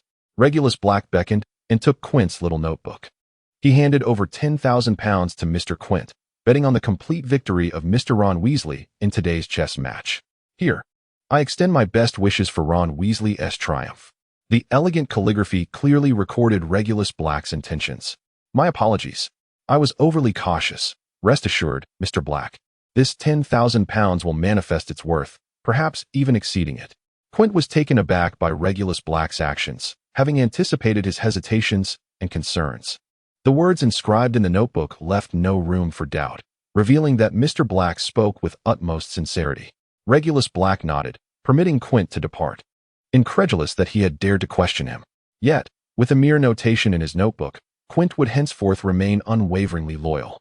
Did he truly believe that a wizard's prowess was solely contingent upon the flick of a wand and the utterance of incantations? Indeed. When Regulus Black arrived at another club accompanied by Ron Weasley, they were met with a throng of journalists at the entrance. Relax, Ron. I can still bear a loss of £10,000. The issue at hand transcends mere money. It pertains to your life and the path you choose to forge for yourself, contingent upon your own performance. Should you emerge victorious once more today, people will inevitably wager on the likelihood of your eventual defeat. Such a privilege is not afforded to just anyone. Seated in the car, Regulus Black offered a final piece of advice to Ron Weasley before they both exited with renewed vigor. Mr. Black, what are your expectations for your player? A young reporter inquired, thrusting a microphone towards Regulus Black's lips. Regulus Black paused, gently pushing his microphone aside, exuding an aura that calmed the journalists present. Gentlemen, Mr. Ron Weasley is not only my competitor, but also my relative, my family. I have unwavering confidence in him, and I have made the best projections for this occasion. Victory is our singular aim for today. Regulus Black concluded his statement and signaled the waiter to usher the reporters aside, escorting Ron Weasley into the club. A table had been meticulously prepared, adorned with exquisite chess pieces, a distinct contrast to the previous crystal set. This was a classic chess set intricately carved from natural red and white woods. Are the two players ready to commence? Inquired a host standing beside the chessboard. Upon receiving nods from both Ron Weasley and his opponent, he produced a silver coin. Regulus Black recognized at a glance that it was a silver coin from the Sixth Empire era. Here, we must mention the name of Ron Weasley. Known in another tongue as Running Weasel, a warlord and strategist from the Sixth Empire period, who had never lost a game of chess. The host of the club utilized this silver coin as a means of determining the order of play in a manner akin to a ritual. The coin was gently flicked, spinning upon the chessboard, as all eyes were fixed upon it. It landed on the visage of the Weasley. Mr. Weasley commenced the game. Upon uttering these words, the host rotated the white section of the board towards Ron Weasley. Ron cast a glance at Regulus Black and nodded reassuringly, indicating that he could be at ease. This time, Ron Weasley eschewed rapid moves, instead opting for a methodical approach, steadily advancing while systematically depleting his opponent's pieces, akin to a battlefield skirmish, resulting in a fierce contest upon the board. Victory belonged to Mr. Ron Weasley. Approximately a quarter of an hour later, the host, with a stoic expression, announced Ron Weasley's triumph. It must be said that Ron performed admirably. This victory was merely the commencement of the day. He displayed no signs of elation or excitement, simply sipping water as he awaited the arrival of the next competitor. For challengers were set to face Ron in a series of matches. Ron Weasley's journey as a chess player had officially commenced after the round-robin tournament at the second club. His unblemished record not only represented Regulus Black's substantial gambling winnings, but also ensured that the name Ron Weasley was etched into the annals of high society. Subsequently, Regulus Black chose not to shadow Ron any longer, delegating the responsibilities to his dedicated agent. Meanwhile, Regulus became engrossed with preparations for the film at Crimson Manor. As an investor, it was time to deliberate on casting choices. Typically, it was also the moment to engage in the more discreet arrangements with actresses. The newcomer director, Guillermo del Toro, hailing from Mexico, had made waves in 1992 with his film The Devil's Silver Claw, which garnered 9 Mexican Academy Awards and received the International Critics Week Grand Prize at the Cannes Film Festival. Lucy Pitter is currently elucidating matters concerning Regulus Black, her lover and employer, who has entrusted her with this task for quite some time. The preparation for the film is no trivial endeavor, and she finds herself a complete outsider in this realm. Aspiring to penetrate this circle, she must inevitably confront both deception and hostility. However, Regulus Black's expectations of her are straightforward: avoid mistakes and do not fall prey to trickery. Even if the film ultimately results in a financial loss, such outcomes would not concern him. This stipulation has instilled in Lucy a profound sense of seriousness towards her work. Moreover, the rewards are substantial. In addition to monetary compensation, Regulus Black has bestowed upon her the gift of magical abilities, albeit limited to professional skills. For someone born into a pureblood family of wizards, this is indeed a rare and cherished endowment. She initially underwent a vocational transformation at the Red Nightmare Witch Academy, becoming a nightmare girl of the Nightmare tribe, and subsequently chose the path of a cunning sorceress, which encompasses the skills associated with necromancy, namely the manipulation of bones and toxins. As for the film director, I have heard of him. He appears to be rather portly. Nevertheless, having attained accolades at the Cannes Film Festival, he should possess the acumen to adeptly handle this profoundly artistic film. Regulus Black gently tapped his cane, pondering the notion that this film existed in another realm, one that would not be conceived until 2015, while the present year was 1992. Many of the original cast members were likely unaware of their future roles. Take the male lead, for instance. The future Loki, the god of mischief, at this juncture, was merely a year older than Harry Potter. Thus, all actors needed to be reconsidered, for otherwise, the film would be postponed for another 2 decades. I must arrange a meeting with the director at Grimmauld Place. While he could recommend suitable candidates from among the other actors, or allow the agency to suggest performers, it was not imperative for them to be of high stature. Even those of second or third tier, or perhaps even lower, would suffice. Regulus Black is a prominent figure, a significant investor, whose words are to be regarded as commands, regardless of their rationality. The following day, upon receiving news that a wealthy nobleman wished to invest in a film, the director, who happened to be in Europe, promptly made his way to England. After several hours of travel, he arrived at Crimson Manor. "Welcome, Director Guillermo del Toro. I am Regulus Black. It is a pleasure to meet you." Regulus Black hosted a banquet at the Crimson Manor in honor of the director, accompanied by Lucy Pitter. "Mr. Toro, what are your thoughts on this estate?" Regulus Black, while deftly slicing through a rack of lamb, inquired. "This estate boasts a rich history, and the house itself has aged considerably, exhibiting a distinct Gothic style with intricate craftsmanship." Guillermo del Toro, also savoring the lamb, paused at the remark, stroking his chin adorned with a beard as he contemplated. "In truth, this is merely a dilapidated house. While I hold a deep affection for all its aspects, it is on the verge of becoming a ruin. The cost of repairs could suffice to construct an entirely new structure of identical design. Consequently, I intend to repurpose it. Fortuitously, I possess the rights to a suitable book, and I aspire to make one final use of this house before its inevitable demolition." Regulus Black swirled his glass of red wine, creating ripples that danced in its depths. Guillermo del Toro's gaze was filled with approval, an indescribable atmosphere enveloping the moment. Lucy Pitter cast a sidelong glance at Regulus Black. This was decidedly unusual, yet she felt no inclination to question her employer's intentions. At least not until he brandished his wand. "You are absolutely correct. If we could film a movie here before the old house is demolished, it would indeed be its final glory." Guillermo del Toro's address shifted from the informal to the formal, indicating a marked improvement in his attitude towards Regulus Black. "I have completed the script for Crimson Peak. Please take a look and let me know if there are any areas that require revision." Regulus Black presented a complete script to his counterpart, and Guillermo del Toro immediately began to peruse it with a professional demeanor. Although he was under the magical influence of Regulus Black, it did not signify a loss of his inherent instincts. After a brief and cursory examination, Guillermo del Toro closed his eyes for a moment of contemplation. "Mr. Black," he began, "I have already read the Crimson Peak on my way here. There are certain details in your script that diverge from the original text. However, in my experience, these alterations do not undermine the source material. On the contrary, from a cinematic perspective, they promise to enhance the overall brilliance." Regulus Black was exceedingly pleased with the current circumstances. His slightly revised script had garnered the director's approval, marking a promising beginning. The subsequent developments would hinge on the artistic prowess of the director. "Mr. Black," Here are the actor profiles I have compiled for your review. I will notify the suitable candidates for auditions, said Guillermo del Toro, extracting a substantial stack of materials from the large bag he carried. In accordance with Regulus Black's request, the collection excluded A-list actors, encompassing talent ranging from B-list to C-list, and even D-list performers. Regulus Black leisurely perused the materials, which contained numerous unfamiliar names. It seemed that in his previous life, they were not particularly renowned celebrities.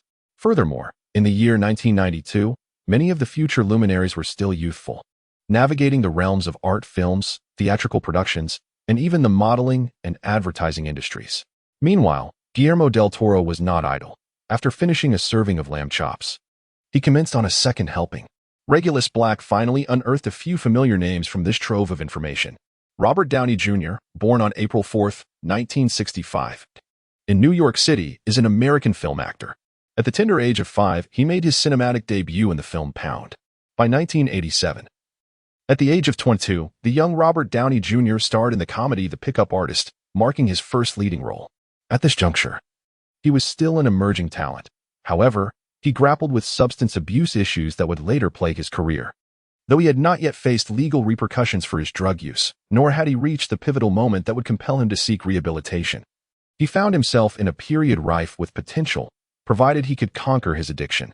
Regulus Black has already envisioned an entire detoxification process. Continuing to peruse the materials, he soon stumbled upon a familiar future star. Charlize Theron, born on August 7, 1975, in South Africa, is an actress and model of dual nationality in the United States and South Africa. At the tender age of 6, Charlize began practicing ballet, and by 14, she had already become a fashion model. Her aspirations in the dance world were curtailed due to a knee injury sustained during a performance, which led her to transition into modeling. When Charlize was 15, her family underwent a significant upheaval. Her mother took her back to Europe, and after a period of time, they relocated to Los Angeles, California. During the early days in Los Angeles, Charlize and her mother led a modest life. She frequently participated in commercial modeling activities while balancing her academic pursuits. At 18, Charlize encountered an agent in Los Angeles who extended an invitation to join his talent agency, marking her entry into the entertainment industry as a newcomer. Regulus Black recalls that it was not until 1995 that Charlize Theron made her cinematic debut in Chicago Ghost 3. Regulus Black continued to peruse the materials, while Guillermo del Toro began to savor his third serving of lamb chops. Jennifer Connelly, born on December 12, 1970 in Catskill, New York, is an American actress. She made her acting debut in 1979 with a guest appearance in the British television series Tales of the Unexpected. In 1984, she stepped into the film industry with Once Upon a Time in America and subsequently appeared in the movie Labyrinth in 1985. Fluent in both Italian and French, she is indeed the one. Having already starred in 2 films, Jennifer Connelly should be well equipped to embody the character of Lucille Sharp.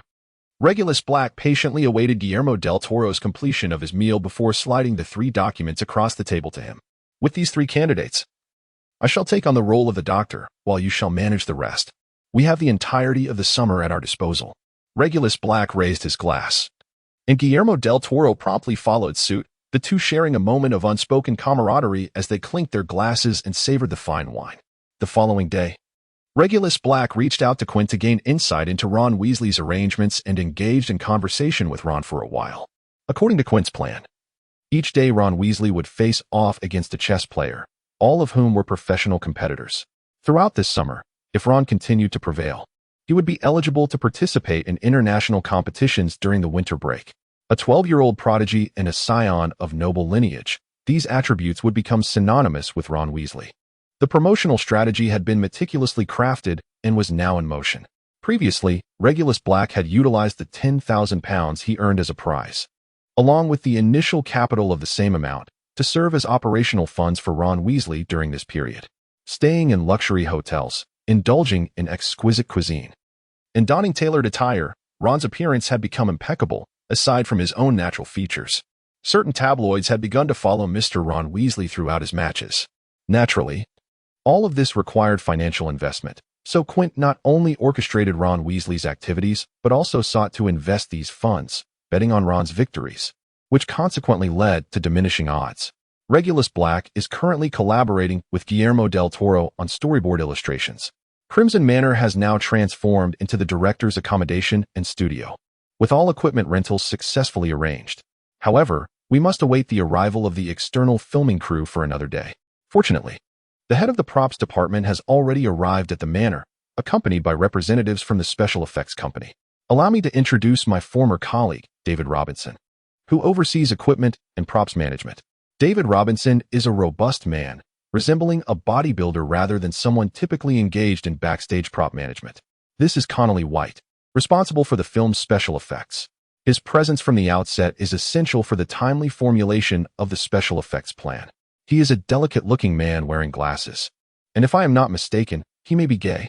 Greetings to you all, I am Regulus Black, the investor for this project and also a supporting character in this film. Regulus Black greeted the two individuals with a handshake, showing no sign of disrespect despite their muscular physique and sexual orientation. Indeed, the strength of the muscular man's grip was notable, while the other man's hand felt remarkably soft. This is my estate, which is slated for demolition. Thus, I hope to make use of it one last time. The Gothic architecture here is strikingly pronounced, making it an ideal location for filming horror, thriller, or artistic films. Regulus Black guided the group he brought upstairs. The house was quite antiquated, so please exercise caution during filming. Feel free to remove anything if necessary for the shoot. The words of Regulus Black elicited a chorus of laughter from those present. After all, filming in an old house pales in comparison to shooting in a studio. The constructed sets can be manipulated freely, whereas damaging someone else's property could lead to legal repercussions, inevitably inflating production costs. The crux of the matter is that the investors, producers, and the principal proprietor of this estate, the mansion's owner, are all Regulus Black. With a mere utterance, he could set the house ablaze without a hint of concern, provided he has signed the requisite legal documents beforehand. The Gothic architectural style permeates every detail, from the roof and columns to the corridors and staircases, casting a pervasive shadow of Gothic influence. Behind the grand fireplace in the hall lies an elevator, capable of ascending 3 floors down to the basement. However, it has succumbed to complete rust and is no longer operational. The film requires the use of the elevator, yet due to its antiquity, this contraption is now defunct. Whether to restore it or merely adapt it for the film's needs is a matter for the special effects and prop teams to deliberate, especially since the house is slated for demolition, rendering a full restoration unnecessary. Regulus Black tapped the elevator with his wand, dislodging a cascade of rust. In truth, a simple incantation, reparo, would suffice to restore the elevator to its pristine condition upon installation. However, one must consider that in films, everything appears aged, while this elevator stands out as new, creating a rather disconcerting contrast. Yet, as soon as the thought crossed his mind, Regulus felt an urge to chastise himself. After all, was this not a place equipped with a special effects team and prop department? Surely, they could weather the new elevator to match the rest. How utterly vexing. But let us set aside our concerns about the elevator and explore the various rooms. The premises extend across 3 floors down to the basement. On the second floor, the southeast and southwest corners each house 2 bedrooms, while the northern central area features a modest library. Ascending to the 3rd floor, the layout mirrors that of the second, with 2 bedrooms in the southeast and southwest corners, and an additional workspace occupying the northern central section, filled with the household's assorted clutter. Regulus Black stood at the entrance of the library on the 2nd floor, the door ajar, revealing walls lined with books.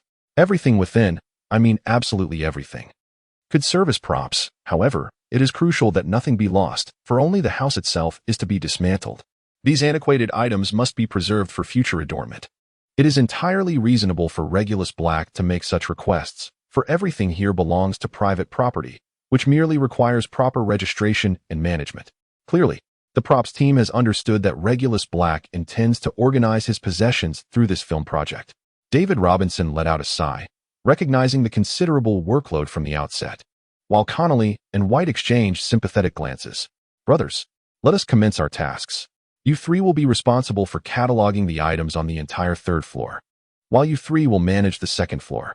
I shall lead the remaining individuals in a thorough inspection of the entire estate, compiling a detailed inventory, and marking the props required for filming separately. Additionally, someone must check the elevator. Let's get moving. David Robinson's assistant promptly handed a document to Regulus Black. outlining the task of inventorying all items, which required the signature of Regulus Black, the owner, with the understanding that payment would follow afterward. Regulus Black merely glanced through the document before affixing his signature, which greatly relieved David Robinson. After all, they had been summoned as part of the props team. And even if Regulus Black had chosen not to sign, they would still be obligated to inventory the items. However, this would merely increase their workload without any corresponding increase in compensation, thereby diminishing their enthusiasm for the task. Now that Regulus Black had signed, it indicated that this was an exceptional assignment, warranting an additional payment. David Robinson promptly gathered the documents and began instructing his subordinates at various locations. Be meticulous and avoid any damage, and while you're at it, box up those items that are unnecessary. Indeed, their efficiency was commendable. Guillermo del Toro observed the document that Regulus Black had just signed. Although it was not under his direction, he was evidently aware of the intricacies involved. Not anticipating that Regulus Black would be so amenable. I have a dairy farm elsewhere. If cash runs low, I can settle the bill with cows. Regulus Black was not jesting.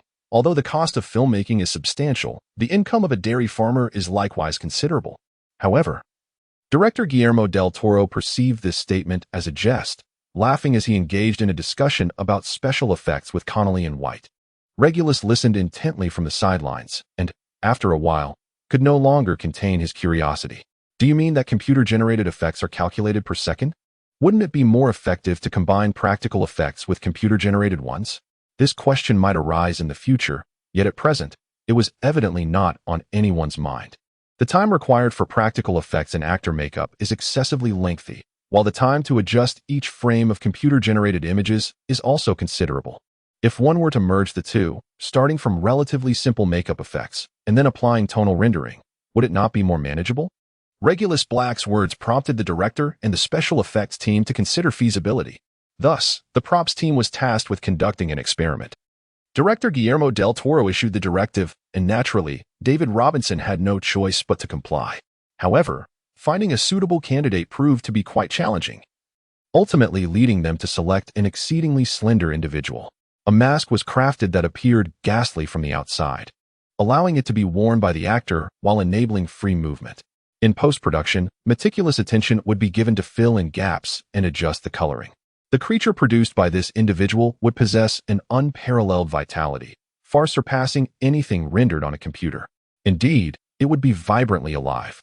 Regulus Black observed from the sidelines, compelled to acknowledge the swiftness of the props and special effects teams.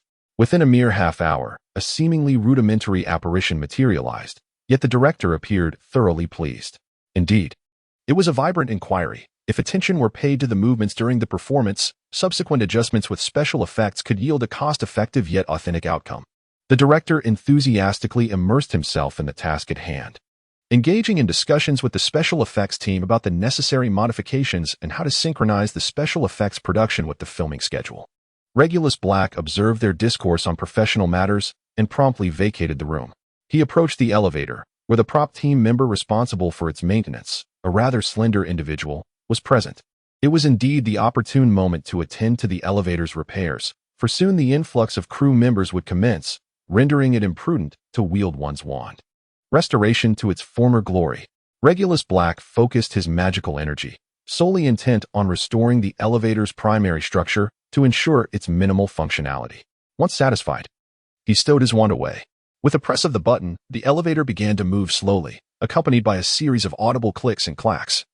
Eventually arriving at this floor, it appeared to be repaired. A final inspection by the props team would render it ready for use. Remarkably, when I touched the elevator moments ago, it sprang to life, showcasing the commendable skills of your props team. Regulus Black returned to the dressing room, now transformed into a prop and makeup area on the west side of the second floor, where several individuals were gathered around a gaunt member.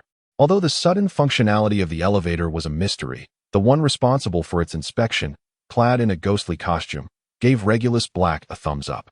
Click. A nearby photographer seized the moment, capturing an image that could later serve as a still from the production. A ghost was forming a V sign with its fingers. I believe it suffices to reveal only the necessary parts for the shoot, such as the skull or skeletal elements, while obscuring the rest with black gauze. The visible portions of the actor will be entirely painted black, and in post-production, A spectral skeleton enveloped in swirling black mist can be rendered. Regulus Black, drawing upon the intricate details he had observed in a film from his previous life, shared insights that eliminated much of the experimental process. Upon hearing this, David Robinson and Connolly White were momentarily taken aback. They promptly proceeded to strip away the external makeup from the actors. One began adjusting the material of the costume, replacing several sections with black gauze, while the other mixed a paint that resembled black oil, applying it generously across the actors' bodies. After another half hour, the actor, now encased in a skeletal exterior, stood before the assembly.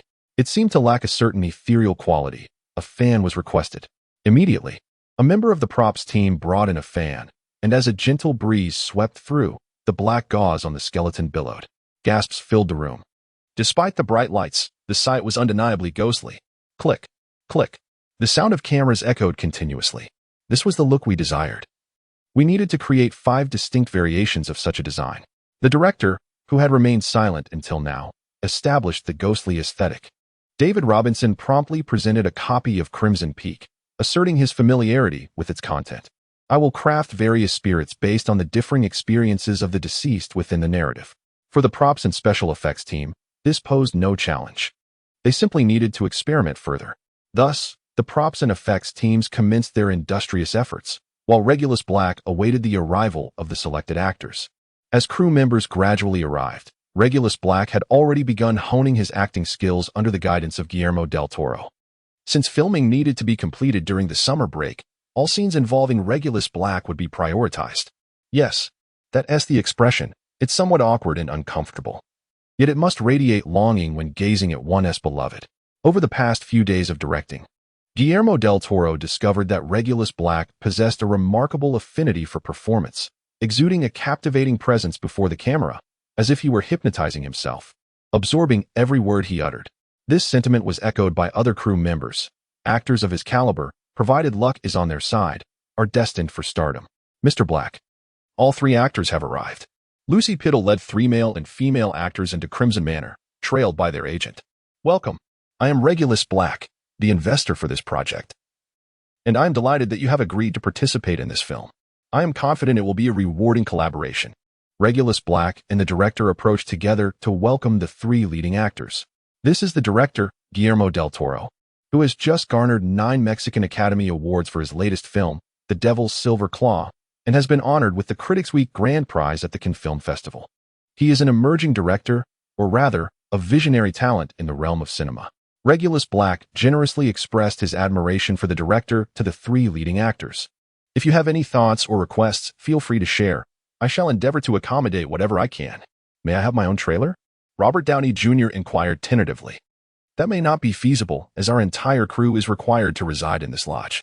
Furthermore, as the male lead, you will share a room with me, while the 2 female leads will occupy another room. Should you wish to stay at an inn in town, it would entail a 4-hour hike one way. Regulus Black decisively rejected the notion, and young Robert Downey had yet to reach the heights he would later attain. He was not deemed worthy of the privilege of a private trailer. Does this imply that the 2 of us ladies must share accommodations? Jennifer Connelly, at the tender age of 22, displayed a hint of endearing innocence as she inquired, not expressing outright disagreement, yet clearly disheartened by the lack of single-occupancy housing. My sincerest apologies. The crew comprises a greater number of males, thus limiting the availability of additional housing, and I believe this arrangement will facilitate your rehearsal of lines together. Regulus Black cast his gaze upon Charlize Theron, who at that moment was merely 17 years of age and possessed no prior acting experience.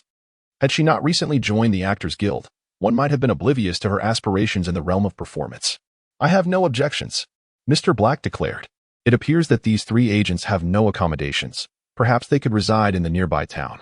During the conversation between Regulus Black and the 3 actors, director Guillermo del Toro had already secured arrangements for the 3 agents. After all, in the confines of such a secluded shooting environment, the constant presence of agents could occasionally prove to be a detrimental distraction. By the way, certain scenes require location shooting in the town. So let us have the agents and a portion of the prop team stay there together. Regulus Black had previously conferred with Lucy Piddle about utilizing her law office in Crimson Town as supplementary locations for the film's various scenes. These include sequences featuring the protagonist at home, as well as her father's office, the club, in the fateful bathroom where the murder occurs.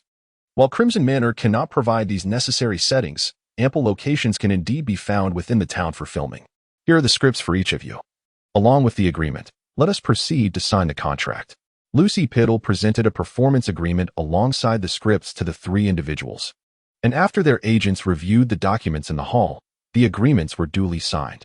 Robert Downey Jr. received $1 million, Jennifer Connelly $1 million, and Charlize Theron $600,000.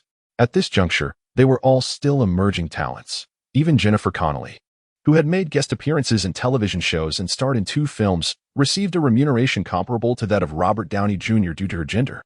This is a $20 million production. Although we are in the United Kingdom and I, as the investor, am British, it is far more straightforward to settle in dollars. I would be more than willing to offer you additional compensation. However, my agent does not concur. Regulus Black gestured towards Lucy Piddle in the distance, an action that elicited laughter from the trio, thereby enhancing the camaraderie among the 4. Since we shall be spending some time together, there is a place that we must certainly visit. Please, follow me.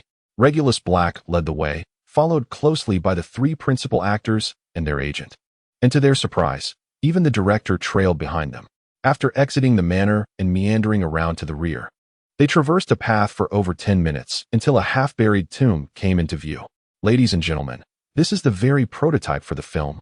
The burial site of Thomas Sharp and his sister, Lucille Sharp. Regulus Black opened the tomb, which exuded an extraordinary sense of purity, almost as if untouched by time. This sepulchre was constructed by the novelist Edith Wharton for her husband and his sister, after which she sold the estate and departed from this place of sorrow. Returning to America, Regulus Black stood in the center of the tomb, gesturing towards the coffins as he continued his narration. His intention was not to frighten the 2 ladies, but rather to impart an understanding that the characters in this tale were once real beings, their emotions and rationality shaping the trajectory and conclusion of their stories. From this, we can also discern that Edith Cushing was an exceptionally kind lady, and it seems that Thomas Sharp, as the narrative suggests, harbored genuine affection for her. Otherwise, the outcome would have been drastically different. She would merely have become another victim in the tragic saga of this brother and sister. Upon concluding this discourse, Regulus Black led them back to the manor. After their departure, 2 specters emerged from the coffins. Thomas Sharp and his sister, Lucille Sharp, exchanged a glance. Thomas sighed deeply before returning to his coffin, while Lucille lingered for a moment before vanishing. Did Mr. Black intend to categorize this film as a horror piece? Young Robert Downey inquired of director Guillermo del Toro. No, Mr. Downey, replied del Toro with a smile. The supernatural elements are merely one facet of this film. Its essence lies in the exploration of emotions and the Gothic aesthetic. He expressed his profound admiration for the darker cinematic style, which was precisely why he had accepted the invitation without a moment's hesitation. Upon returning to the manor, Regulus Black arranged accommodations for the other 3, all situated on the southern side of the 2nd floor. The eastern wing was designated for the director and the special effects team, while the west had already become the domain of the props crew, who had even claimed the library in the north. Mr. Black, during our cleanup, we discovered these garments, David Robinson said, pointing to several boxes containing clothing from a century ago, remarkably well preserved thanks to the enchantments set by the Black family at that time. Although the house struggled against the ravages of time, some sealed items remained in excellent condition. As I mentioned, these can serve as props if they are deemed unsuitable. New items can be crafted in their likeness, but the originals must not be altered. Regulus Black was acutely aware that the prop team was perhaps preparing to alter these exquisite garments, a prospect he found utterly unacceptable. Were these not garments from a century past? How splendid they were. 2 actresses, their eyes gleaming with excitement, squeezed in closer. Even director Guillermo del Toro could not resist the allure and joined the throng. 2 members of the prop team brought forth a hanger, meticulously extracting each piece from the box and gently arranging them. These were the noble garments of yesteryear, emblematic of the last glory of the Sharp family. Regulus Black introduced, then selected an exquisite piece, presenting it to Charlize Theron. This is the wedding gown worn by Ms. Edith Cushing in a Gothic style. Do give it a try. A spark of excitement lit up the faces of those present, filled with anticipation. A member of the props team escorted Charlize Theron into the makeup room on the west side. After a brief interlude, she emerged gracefully, adorned in the black Gothic wedding gown, the fruits of her modeling training unmistakably evident. Lucy, please bring forth the set of jewelry I brought with me. Regulus Black immediately called out to Lucy Piddle, and soon a small box was delivered.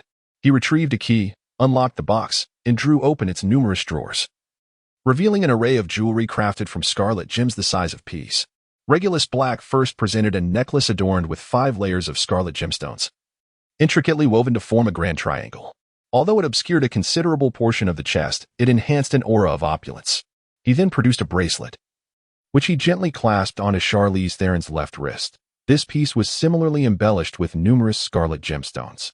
Regulus Black had drawn inspiration from later designs, as the bracelet coiled into a serpentine form, with each segment of the snake's body inlaid with a vibrant ruby. Even the eyes of the serpent were fashioned in this manner. Finally, he unveiled a ring fashioned into the likeness of a flower, composed of 7 scarlet gemstones. Regulus Black held the ring, took Charlize Theron's right hand, and delicately slid the ring onto her 4th finger. The director promptly signaled for the photographer, and as Regulus Black stepped aside, the sound of the camera shutter, click, click, resounded repeatedly.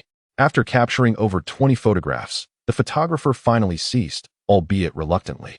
Charlize Theron, with her modeling background, exhibited remarkable poise during the shoot, effortlessly striking various poses. Though her movements were subtle, they produced a striking effect, showcasing her own allure alongside the exquisite beauty of the garments and jewelry. These pieces, crafted from genuine gemstones, shall be entrusted to your care for the time being. Regulus Black produced a whimsical little key and placed it in Charlize Theron's hand. She gazed at him with a glimmer of curiosity, clearly deliberating his intentions. From the moment she entered the realm of entertainment, or perhaps more accurately, the modeling industry, she had been acutely aware of the murky depths of these circles. Had she chosen to indulge her desires back then, her career would have soared long ago. Yet, she remained steadfast, diligently participating in legitimate modeling endeavors, resolutely rejecting all temptations. Was it now time to make a choice? Charlize understood that if she were to barter her essence, it would be imperative to secure a fair price. Was this man worthy of her trust, even if only for a fleeting moment? Indeed, even if it were but for a short while. Oh, Robert Downey Jr.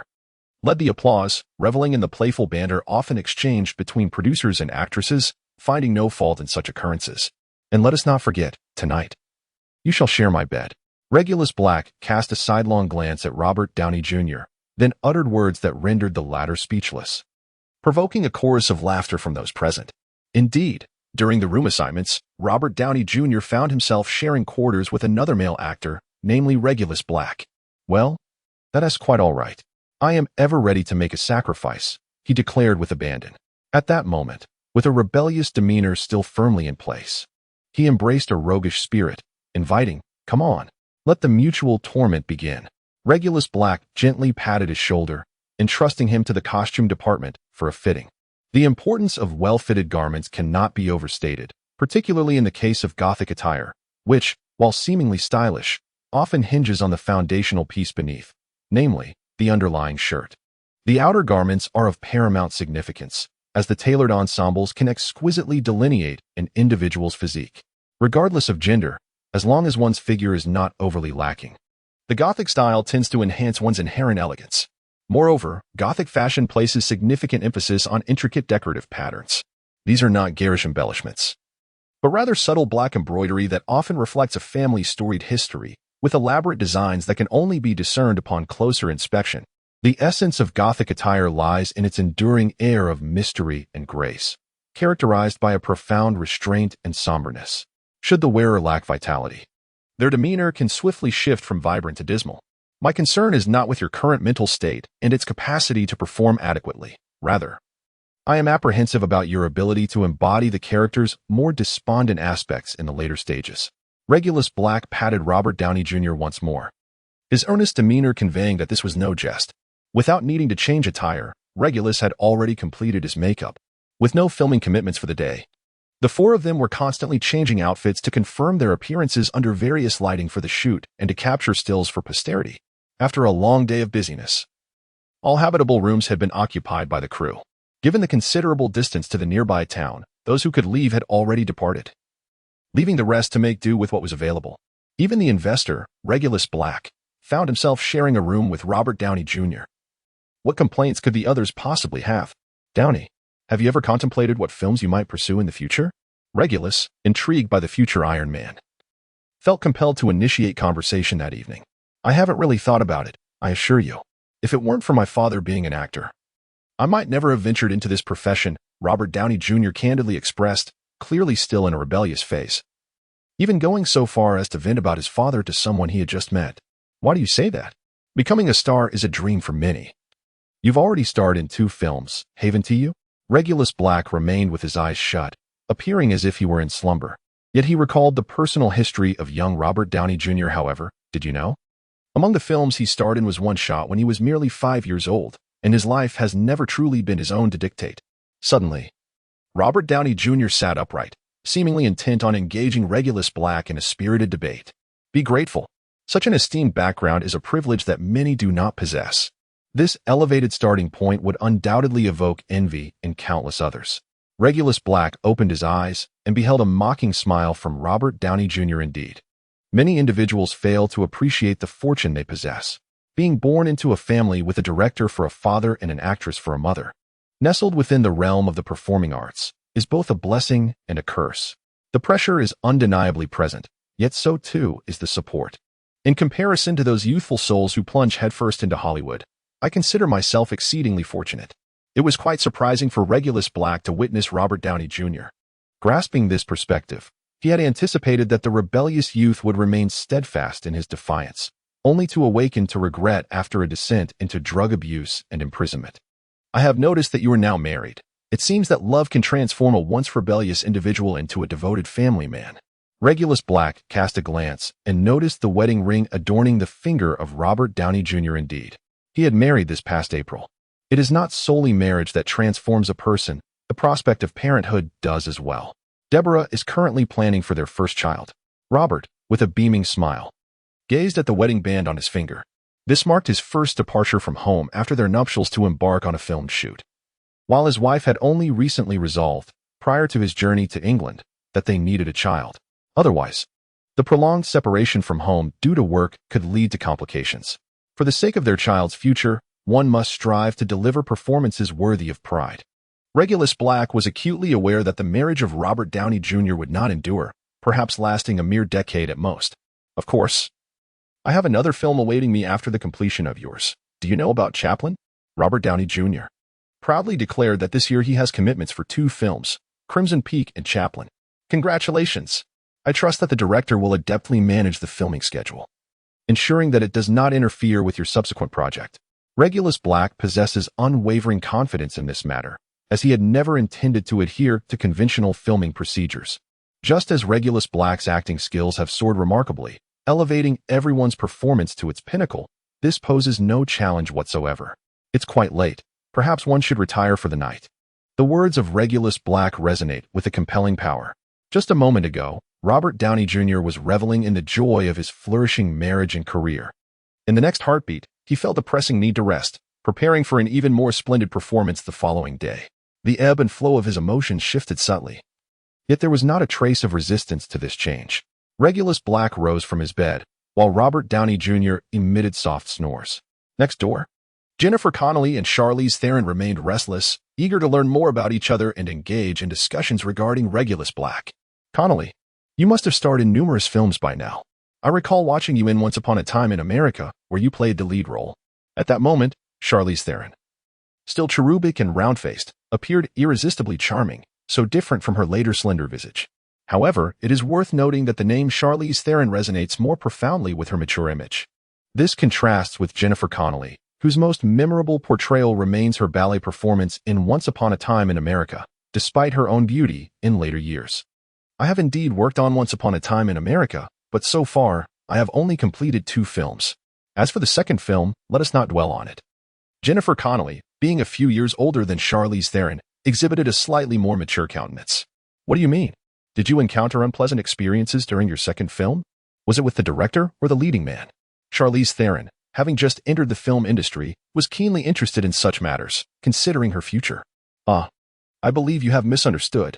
Although many European filmmakers lack integrity, it is not as you might envision. Jennifer Connelly waved her hand dismissively, genuinely disappointed with her previous film. Do tell. I am truly eager to learn more about the film industry.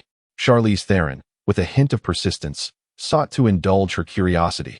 relying on her youth to exhibit a touch of childishness. All right, enough of that. In truth, it was a dreadful film. The storyline was incomprehensible, the score was chaotic, and the character development was utterly irrational. As an actor, I could only perform as per the director's demands, unaware of the final outcome until I sat in the cinema and realized it would be a major flop. The unfortunate truth is that the label of a bad film clings to everyone involved, the director, the screenwriter, and the actors alike. You have participated in a failure. The entire Crimson Lodge lay in silence, with the mountain winds howling outside, while the interior had been kept at a steady temperature by a warming charm. Apart from Regulus Black and Robert Downey Jr. sharing one room, Jennifer Connelly and Charlize Theron occupied another. Even director Guillermo del Toro was required to share accommodations with Connelly and White, not due to any inclination towards homosexuality, but rather because Connelly and White were of slimmer build, while David Robinson's physique was too large. The remaining crew members were mostly paired in twos for accommodations, and any overflow would have to seek lodging in the nearby town. With a total of 12 rooms in the lodge, it could accommodate 24 individuals unless other arrangements had been made. Regulus Black stood quietly in the corridor, attuned to the subtle sounds emanating from each room. The Necromancer's curse skills, fear illusion, and confounding whispers, were invoked. A spectral green mist, interlaced with silvery tendrils, emanated from Regulus Black's wand, crafted from the vine of Bacchus and measuring 13 inches in length, with a core made from the heart tendons of a single unicorn, making it particularly adept at curses. Although it was slightly inferior to the blood crystal, it was nonetheless a wand tailored for hexing. The activation of these two skills was not intended to frighten the cast. Instead, the terror effect of fear illusion was minimized, as was the confusion effect of confounding whispers. Thus, what remained were mere illusions and whispers, imbued with a faint trace of fear and disorientation. This approach, upon reflection, proved more effective. The original vision of the Scarlet Manor, as remembered by Regulus Black, was vividly projected into the minds of the crew members, including director Guillermo del Toro. Led actors Robert Downey Jr., Jennifer Connelly, and Charlize Theron, with additional focus on the special effects team members Connelly, White, and props master David Robinson. The year 1992 was markedly different from the original film released in 2015. The advancements in cinematic technology over those 23 years were profound. Regulus Black had contemplated this issue long before filming commenced. At that time, Hollywood's narratives often contained glaring flaws that, in hindsight, appeared rather egregious. The quality of the equipment used in filming also dictated the film's aesthetic. The more high-definition the technology, the more refined the production. Conversely, films shot with older equipment often conveyed a sense of mediocrity. Perhaps Regulus Black's thoughts were somewhat avant-garde, yet these musings were not imparted to the crew. Instead, he merely infused them with the film's settings, allowing them the freedom to interpret it themselves, thus rendering the experience more organic. The green and silver mist seeped into the rooms of these individuals, ensuring they would have a restless night filled with nightmares. The production team still lacked certain essential facilities, such as restrooms. Originally, each floor of the manor was equipped with a communal toilet, and there was a bathroom on the ground floor. However, these amenities were clearly inadequate for the entire crew. A mobile restroom had already been rented, courtesy of a British leasing company introduced by director Guillermo del Toro. The remaining concern was the provision of meals. Regulus Black had arranged for a catering van equipped with refrigeration, and sufficient quantities of beef and beef products had been procured from a local farm. Tonight, it was imperative to have this catering van delivered. It was time to head to the cemetery. Regulus Black was directly transferred from the Crimson Manor to his cattle farm in the Outer Hebrides, where the dining car was promptly delivered. The workers had already filled the cold storage, stocked with not only beef, but also a variety of locally sourced vegetables. As for the chef, Regulus Black had devised a plan to swiftly shrink the dining car before transporting it to the Vale of Galloway. "Mrs. Cook, I require your assistance." As soon as Regulus Black arrived, Mrs. Cook was aware that, as the steward of the Grimald Place estate, she possessed the ability to wander freely within the confines of the manor. This unique capability was designed for her by Regulus Black, reminiscent of the ghosts at Hogwarts, allowing her to traverse the estate at will, though her movements were confined within its boundaries. "My master, what brings you here so late?" Mrs. Cook, who should have already retired for the night, was clad in the sheer silk nightgown that Regulus had prepared for her, revealing her alluring figure at the age of 27. "There's no need to rush. It has been a month since I last saw you, hasn't it?" Regulus Black, speaking softly, took Mrs. Cook's hand and led her back to her room with a certain hesitation. "Aren't you afraid there may be other men in my room?" Mrs. Cook provocatively inquired. Recalling that Regulus had once deemed her a woman too grounded in reality, one who would tether various men to her side for her own gain.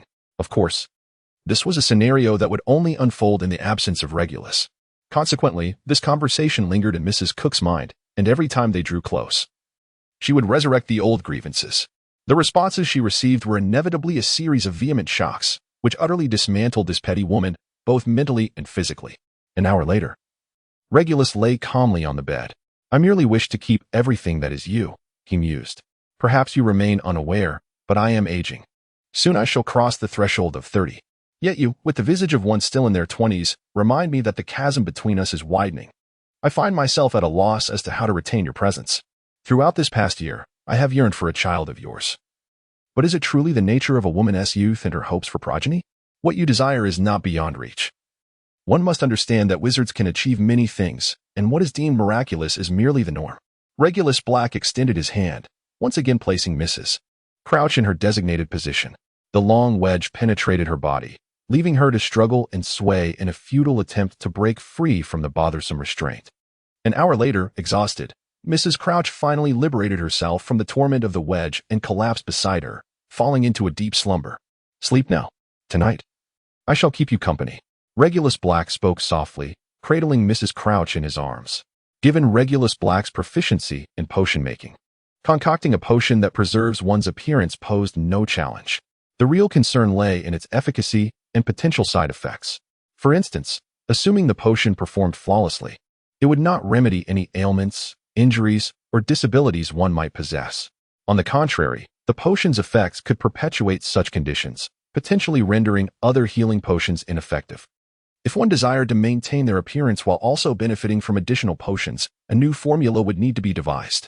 Some may argue that in the magical realm of Harry Potter, age-altering potions such as the aging potion and the de-aging potion exist, making the pursuit of new solutions unnecessary.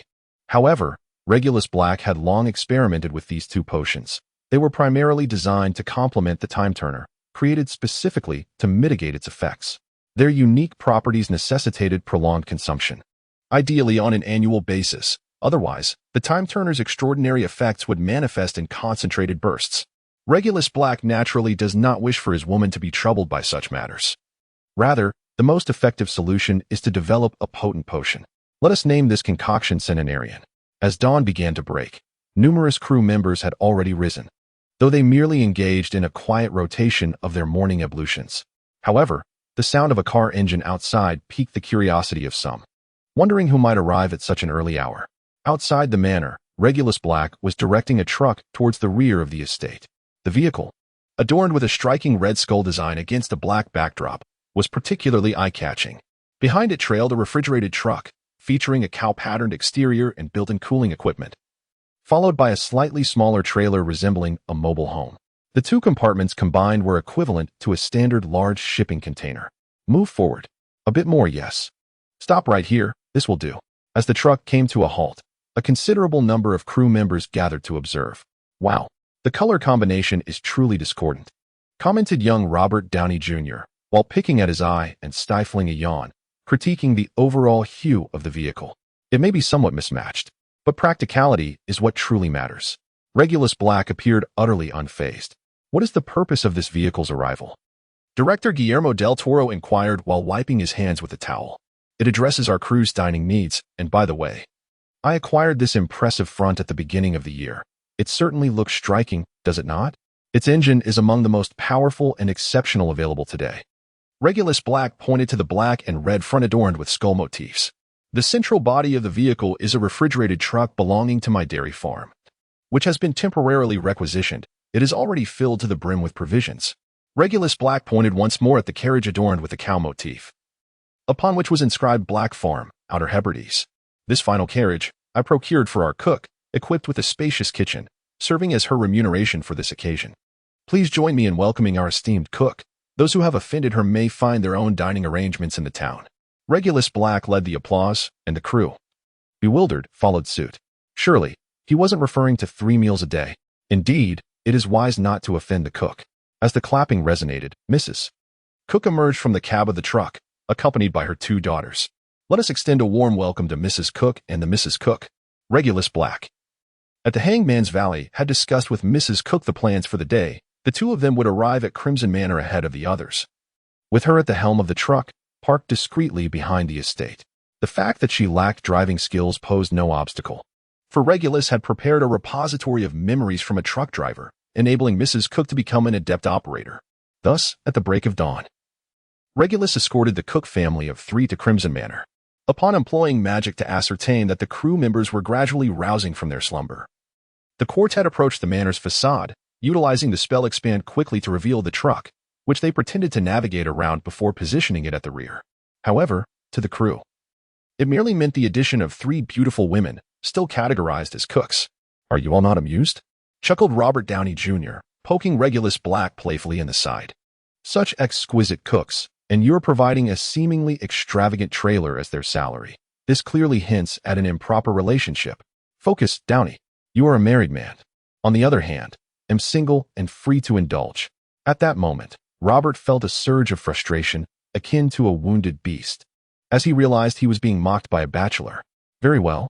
I curse Black to remain a solitary dog for eternity. You've met my private legal advisor. She is, in fact, one of my lovers. Life is so splendid. Why would I ever consider marriage?" Regulus Black, although unaware of Robert Downey Jr.'s thoughts, could not help but continue to strike, as he observed the latter's demeanor filled with resentment, leaving him metaphorically drenched in blood. "Do take a moment to freshen up. Mrs. Cook will soon present breakfast. By the way, should you wish for a particular dish, a reservation is required." Regulus Black pointed to the sign that had been displayed at the last trailer, showcasing 3 distinct breakfast packages. The trio of options was indeed sumptuous, and the crew members eagerly lined up to place their orders. Mrs. Cook, accompanied by her 2 daughters, swiftly prepared the meals with remarkable skill, crafting exquisite dishes that prompted the crew to give enthusiastic thumbs up. "Black, where did you find such an extraordinary chef?" inquired director Guillermo del Toro, as he approached Regulus Black with a generously portioned meal in hand. "Don't be too envious just yet, Toro. First, let the props team open a door at the back of the manor. Otherwise, we'll have to take a long detour every meal." Regulus Black gestured towards the rear of the manor, recounting how the director and the props team had orchestrated the scene. After breakfast, David Robinson, accompanied by a few burly crew members, utilized sledgehammers to create a substantial breach in the back wall, subsequently concealing it with double-layered fabric drapes, an efficient and straightforward solution. The crew commenced the formal shooting. However, the director, along with the 4 principal actors and Connolly from the special effects team, convened for a brief meeting. Just the previous night, several individuals had crystallized their ideas regarding the film, leading to a remarkable synergy. Director Guillermo del Toro promptly retrieved the storyboard he had previously crafted in collaboration with Regulus Black to elaborate on it. Given that Mr. Black was available for filming only during the summer break, they decided to complete Alan McMichael's scenes first. With a mischievous grin, Director Guillermo del Toro remarked that he had initially intended to film the scene where the Doctor is stabbed. However, as the special effects team required additional time to prepare the necessary materials, they would commence with the dialogue-driven scenes instead. Under the guidance of the director, Regulus Black commenced his scenes as Alan McMichael. It must be said that acting is an exceedingly fascinating endeavor. It transcends mere deception, allowing one to embody a different persona and delve into the profound depths of another's psyche, thereby manifesting their actions and articulating their thoughts. However, with the enhancement of magic, Regulus Black could excel in any performance. Yet, at the behest of both the director and himself, he would reshoot several takes to achieve perfection. This state of affairs heightened the pressure on the other 3 actors, simultaneously invigorating their performances. Robert Downey Jr., hailing from a lineage steeped in the performing arts, often lamented the burdens of his parental heritage. Yet, once the performance commenced, he could effortlessly immerse himself in his role. Perhaps during this period, he had yet to succumb to detrimental habits, thus maintaining a remarkably healthy state, both physically and mentally. If Regulus Black successfully brought to life the character of the honest and shy Dr. Allen, then Robert Downey Jr. vividly portrayed the charming Thomas Sharp, the would-be Baron. Which of these 2 men possesses greater charisma? When women gather, gossip inevitably ensues. As Mrs. Cook conversed with the 2 leading ladies, they discussed Regulus Black and Robert Downey Jr. setting down her cup of red tea. Charlize Theron could not help but grimace, This was, after all, the poison tea set used by her character, a complete set of misfortunes reflecting the fate of her role, though at least she survived in the end. It is difficult to discern. I, for one, found myself enamored with Thomas, while Alan professed his love for me. This assertion holds merit, yet Jennifer Connelly erupted in laughter. If that is the case, then my affections in the storyline were solely for my brother, and there was no connection with Dr. Allen, making love altogether irrelevant. Jennifer Connelly set down her teacup and shrugged. Nevertheless, the two leading ladies exchanged knowing smiles, clearly indicating that the reality contradicted their words. Robert Downey Jr., despite his illustrious background, struggled to fully embody the aristocratic demeanor of a would-be baron, leaving certain aspects wanting. In contrast, Regulus Black, portraying merely a doctor, at most a wealthy individual, exuded an undeniable aristocratic air, one that seemed ingrained in his very essence. This can be attributed to Regulus Black's attributes, enhanced by the 7 noble lineage attribute, which elevated his noble qualities to extraordinary heights. At this moment, Jennifer Connelly and Charlize Theron felt a complex blend of admiration and frustration towards Regulus Black. Why did he not make any overtures? Enthralled and enchanted, they found themselves captivated to the point of losing all sense of reason. Even the slightest beckoning gesture from him would cause them to lower their final defenses. Yet, despite the glimmer of desire in Regulus Black's gaze when he looked at them, he possessed the remarkable ability to effortlessly dissipate the beguiling atmosphere during their conversations, redirecting discourse towards more pragmatic matters. Perhaps the timing was simply not right. Regulus had his own discernments. If the moment were opportune, he would become exceedingly proactive. Lady Cook observed the two leading ladies with an amused smile, clearly noting how they had succumbed to the allure of Regulus Black. The longer they spent in his presence, the more potent his charm became. Of course, not just anyone could be ensnared by his influence. It was reserved for those whom he had chosen, those who could perceive the yearning and affection within his gaze, who would find themselves ensorcelled through prolonged acquaintance. Pray tell, how long have you been together? Charlize Theron eagerly inquired, her excitement palpable, for standing before her was none other than Regulus Black's official paramour. It was indeed a curious sentiment. Why did she not feel repulsed by the notion of being a lover? An ineffable feeling enveloped her. From the very first day we met, he claimed me. I cannot articulate why I felt such certainty. Regulus's eyes seemed to penetrate my very soul, exuding genuine desire akin to that of a child. When one yearns for something, one must possess it. Lady Cook began to comprehend Regulus Black's assertion. I see, therefore I conquer. However, one must first be deemed worthy. If one is not even regarded, what interest would there be in pursuing them? Indeed, my sentiments align with yours. When we first encountered each other, I felt similarly, though tinged with an inexplicable sense of regret. I cannot fathom why such regret lingers, mused Jennifer Connelly. Her thoughts a tangle. She could distinctly sense the desire emanating from him, yet it was accompanied by an undertone of sorrow. Perhaps it was this very regret that prevented Regulus Black from advancing their relationship further. My feelings contrast yours. Beyond the gaze of desire, I perceive an air of anticipation. Could it be my youth that elicits such expectations? Charlize Theron remarked, a hint of frustration evident as she pinched her cherubic cheeks. I surmise that Miss Connelly's prior experiences in film may have contributed to her current sense of loss. Perhaps, as she matured, she shed the charming innocence of her youth. Conversely, Miss Theron, your youthfulness may inspire Regulus to look forward to your future. Lady Cook's reasoning bore merit. Leaving the two leading ladies in a quandary, must one reclaim their youth while the other instantaneously matures? Such a feat was beyond her capabilities. The grand entrance of the villa stood ajar, its threshold blanketed by a thick layer of pristine snow. Dr. Allen clutched the wound on his left arm, freshly inflicted by Lucille Sharp, blood seeping from the gash where the knife had been withdrawn. With great effort, Dr. Allen pushed open the door, allowing the biting wind and swirling snow to rush into the foyer. Thomas Sharp approached, wielding a knife, and effortlessly seized Dr. Allen, pivoting him around. If I do not act, she will, he asserted. Listen to me, you are a doctor. Indicate the precise location. Thomas Sharp pressed the knife into Dr. Allen's hand, clearly indicating that the stab was unavoidable, yet the site of the incision could be chosen. It was imperative to avoid vital organs, major nerves, and significant blood vessels. Dr. Allen shifted the blade to the right side of his body, beneath the diaphragm, placing his trust in Thomas. With a swift motion, Thomas plunged the knife into him, swiftly withdrawing it again, the depth of the incision shallow. Although blood flowed copiously from the wound, it spared critical areas. Dr. Allen, leveraging the pain, slowly sank to the ground. Thomas turned, striding towards the camera. Carter. Excellent. Splendid. Director Guillermo del Toro applauded from the sidelines. This particular scene was divided into numerous brief shots, yet each take rarely exceeded 5 attempts before achieving perfection. Truly a testament to the actor's extraordinary performance. It is worth noting that when either the director or the actors are not in their prime, one might find themselves faced with hundreds of retakes, resulting in losses that extend beyond mere finances and time, encompassing the fervor of the actors and the patience of the director.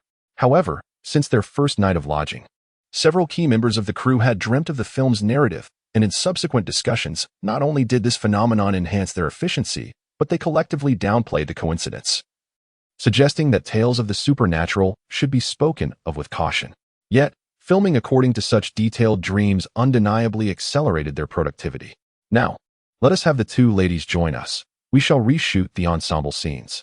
Director Guillermo del Toro was incessantly engaged, calling over the two leading ladies for a tea scene. Behind them, there were shots capturing their figures as distant silhouettes or mere background, while Regulus Black and Robert Downey Jr. remained unfazed, maintaining their performance as before. A crucial quality for any actor is the ability to repeat a specific action, gaze, expression, or line incessantly until the director expresses satisfaction. This is particularly vital during ensemble scenes, where the collective effort hinges on each individual's precision. A single misstep could necessitate a complete retake for all involved. Soon, those scenes were successfully completed, and upon noticing the time, which had already reached noon, Director Guillermo del Toro promptly allowed the crew to break for lunch. Outside Mrs. Cook's catering truck, a long queue formed once again. In addition to the food truck, a mobile restroom had been rented, with the props team periodically transporting it back to town for servicing and returning it at dawn, while simultaneously managing the estate's waste. As the sound of ringing echoed, Lucy Pittle's phone, assigned to Regulus Black, signaled an incoming call. Mr. Black, there's an urgent matter requiring your presence from Mr. Ron Weasley. It seems to be a pressing family issue. All right, I understand. Regulus Black is no ordinary wizard. It would not be an exaggeration to say he is attuned to the times, possessing the wisdom of past experiences. One would be foolish to adhere to the antiquated practices of the wizarding world, dismissing muggles as foolish and refusing to engage with them. Thus, he acquired a truck and, naturally, a telephone as well. Furthermore, as the head of the current generation of the Black family, his investment ventures are considerably broader than those of his predecessors. Black, do you have something to discuss? Director Guillermo del Toro originally intended to film the scenes featuring Dr. Allen and Thomas Sharp in the basement warehouse during the afternoon. Indeed, alas, it seems we cannot proceed with filming today, as I have some pressing matters to attend to. Regulus Black, in this film, serves not only as an investor but also as one of the protagonists. However, he simultaneously bears the titles of Duke of Black and a billionaire. Thus it is quite natural for him to be busy. Nevertheless, I believe that dealing with matters concerning Ron Weasley won't consume much of his time. Don't you dare lay a finger on the two leading ladies. I shall inform your wife. As Regulus Black departed, he deliberately addressed young Robert Downey, which caught the attention of the two leading ladies. Could this be a declaration of intent? Instantly, both women felt as though happiness was on the horizon. It must be said that Regulus Black's magnetic charm was overwhelming, rendering most unable to resist. To hell with that.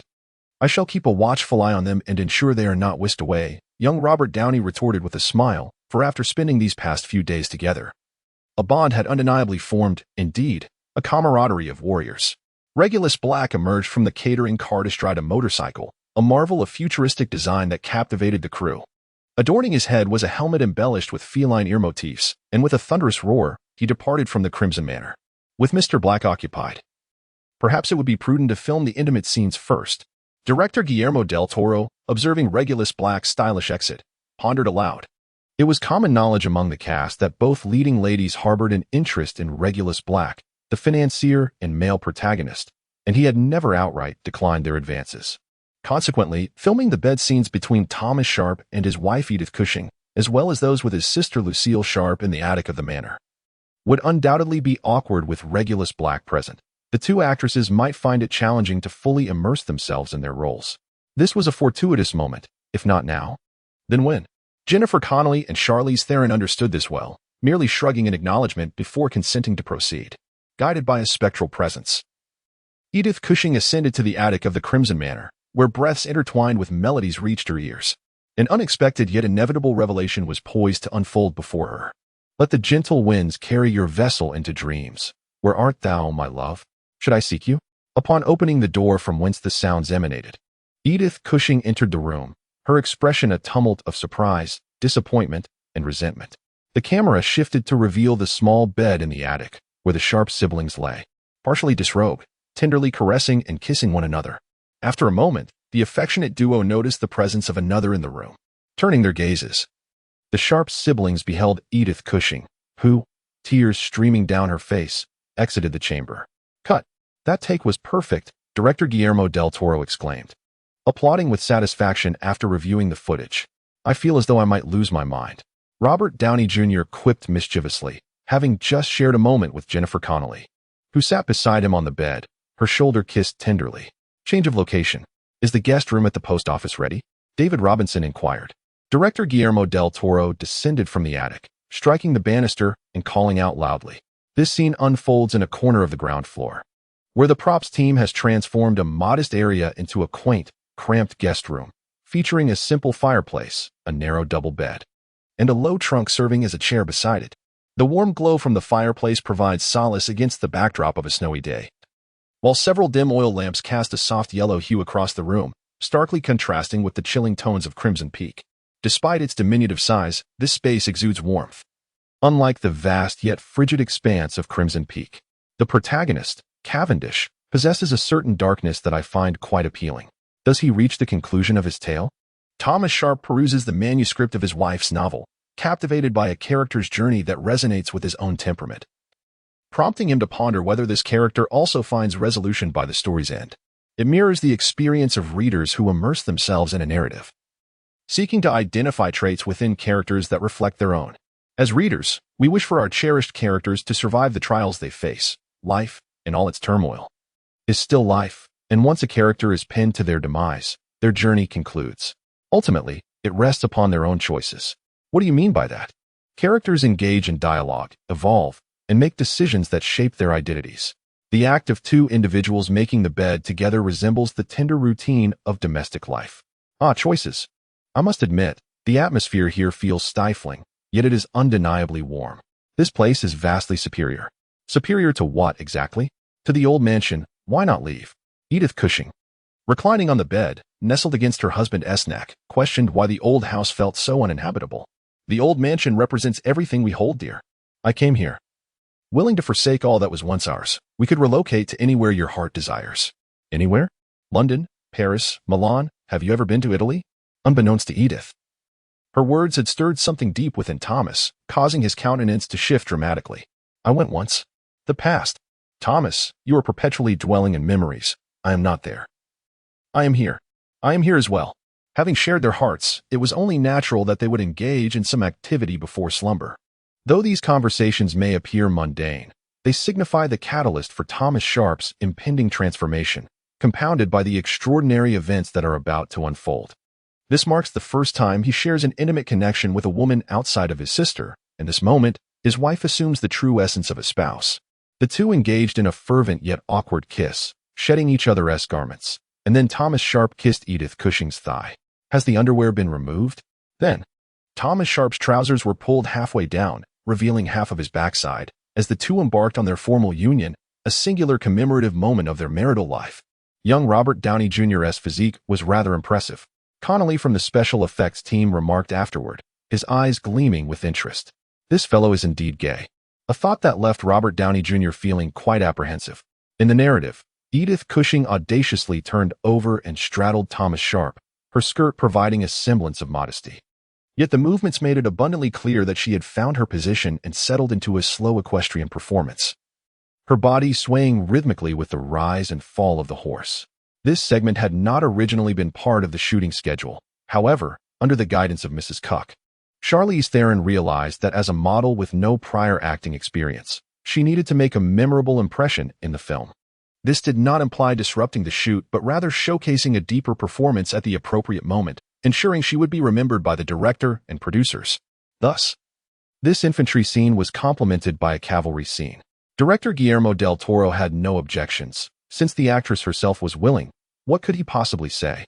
Moreover, in the frame, the male figure revealed only half of his posterior, while the female remained fully clothed. The entire sequence conveyed through suggestion. Simply perfect. Before they knew it, dinner time had arrived, and Guillermo del Toro was nearly beside himself with laughter, having completed 2 of the most awkward scenes in a single afternoon. Leaving the remainder of the shoot to proceed methodically, one wonders how Regulus Black would feel upon discovering that these 2 scenes had passed muster. Ron, why the haste to deliver news? Is there something urgent at hand? Ron Weasley was participating in competitions across England, yet Regulus Black, knowing the specific address, easily located the hotel where he was staying and appeared directly in his room. Ron Weasley, witnessing Regulus Black's unceremonious entrance, felt as if he had returned home. Albeit with a touch of exasperation, Regulus Black's mastery of the disillusionment charm was indeed remarkable. Mr. Black, it is as follows. My mother, Molly, participated in an event in the Daily Prophet and won a family trip to Egypt for 7 days. I long to go, but Quidditch's schedule does not allow for it. Ron Weasley expressed his dilemma, still a child at heart despite his rising star status, desperately needing an adult's support. I shall only inquire if you won all your previous matches. If so, I will handle Quidditch. The Weasley family won a prize funded by the Daily Prophet, allowing them to embark on a journey to Egypt, which graced the front page of that day's edition. However, this particular newspaper would not reach Sirius for several days. Minister Fudge had been absent for quite some time. Regulus Black once again visited the Ministry of Magic, as his family's assets were gradually reclaimed through appeals.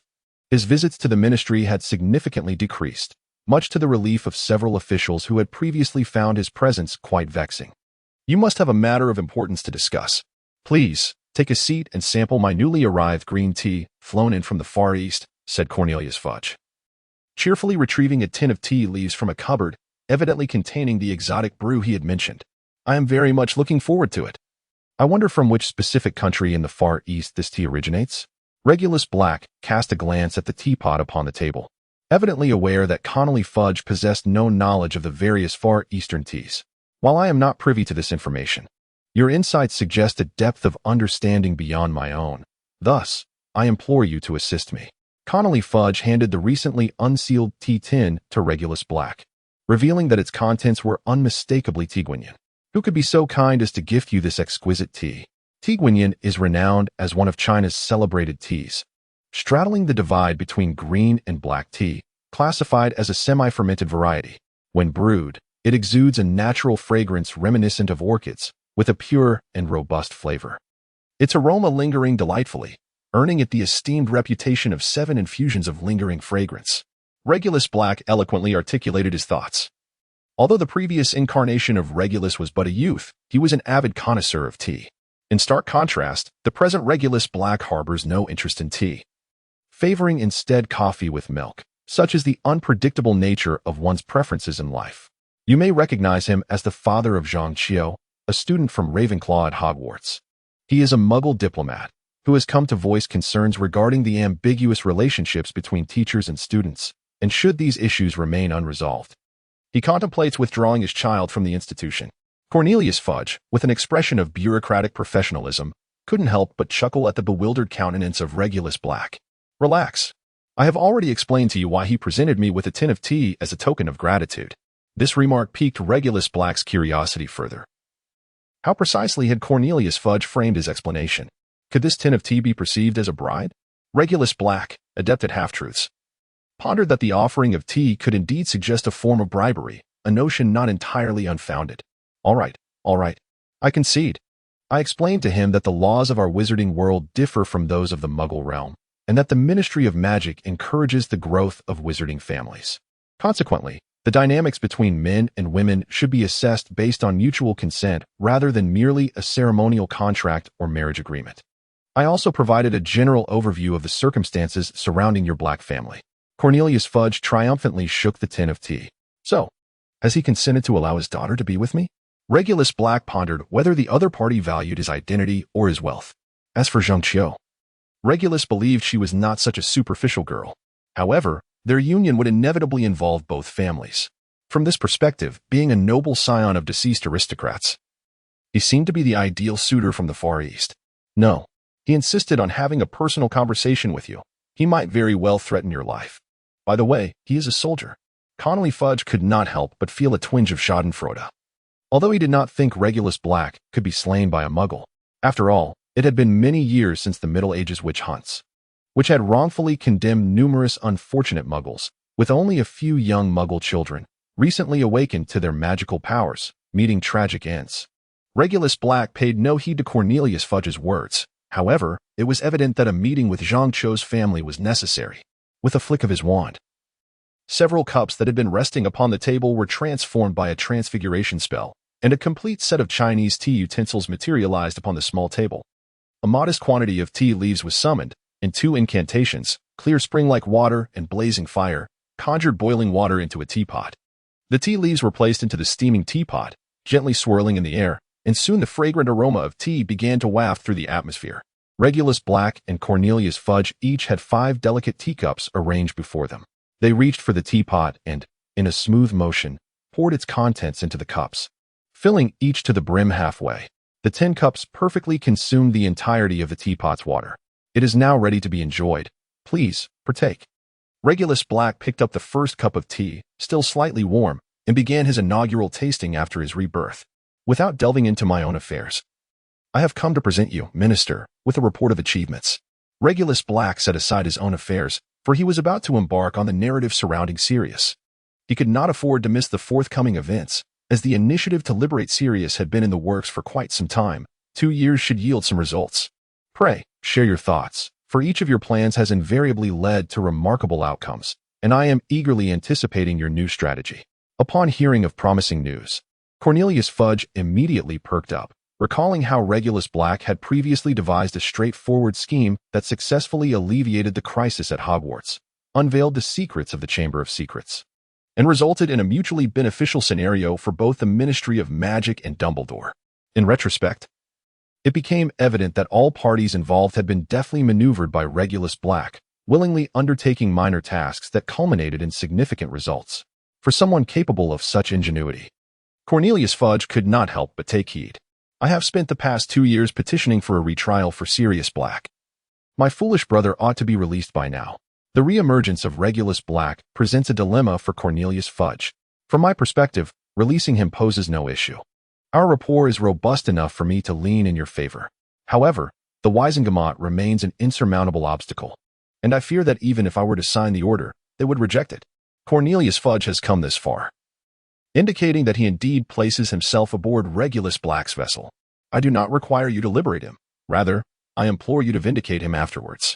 For he is on the brink of escape, and only upon his departure will the Ministry of Magic be confronted with the truth that has lingered for over a decade. At that juncture, the Ministry must acknowledge that only through this means can the true perpetrators of the massacre of Muggles be uncovered, and that Sirius's escape was a part of an investigation conducted under the vigilant scrutiny of the Aurors.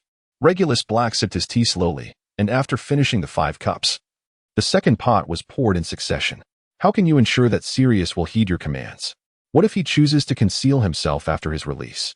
Cornelius Fudge inquired with a note of concern, for who could vouch for the release of an inmate from Azkaban? With a flick of Regulus Black's wand, the Daily Prophet, published by Cornelius Fudge, soared through the air. Upon examining today's front page, one would discover the identity of the perpetrator from that fateful time. Regulus Black intentionally played coy, harboring doubts that Cornelius Fudge could discern the issue in the image at first glance. Are you suggesting that the perpetrator from that fateful year was a member of the Weasley family? Indeed, it appears that Cornelius Fudge lacks the intellect to assume the role of a detective. It would be far more prudent to divulge the truth to him directly, sparing him from the labyrinth of his own misguided conjectures. The mouse, named Scabbers, has resided with the Weasley family for 12 years. He is none other than Peter Pettigrew. An animagus. Regulus Black pointed his wand at the mouse depicted in the newspaper and elucidated. Cornelius Fudge was readily convinced. He was willing to believe any word spoken by Regulus Black, provided there was sufficient explanation.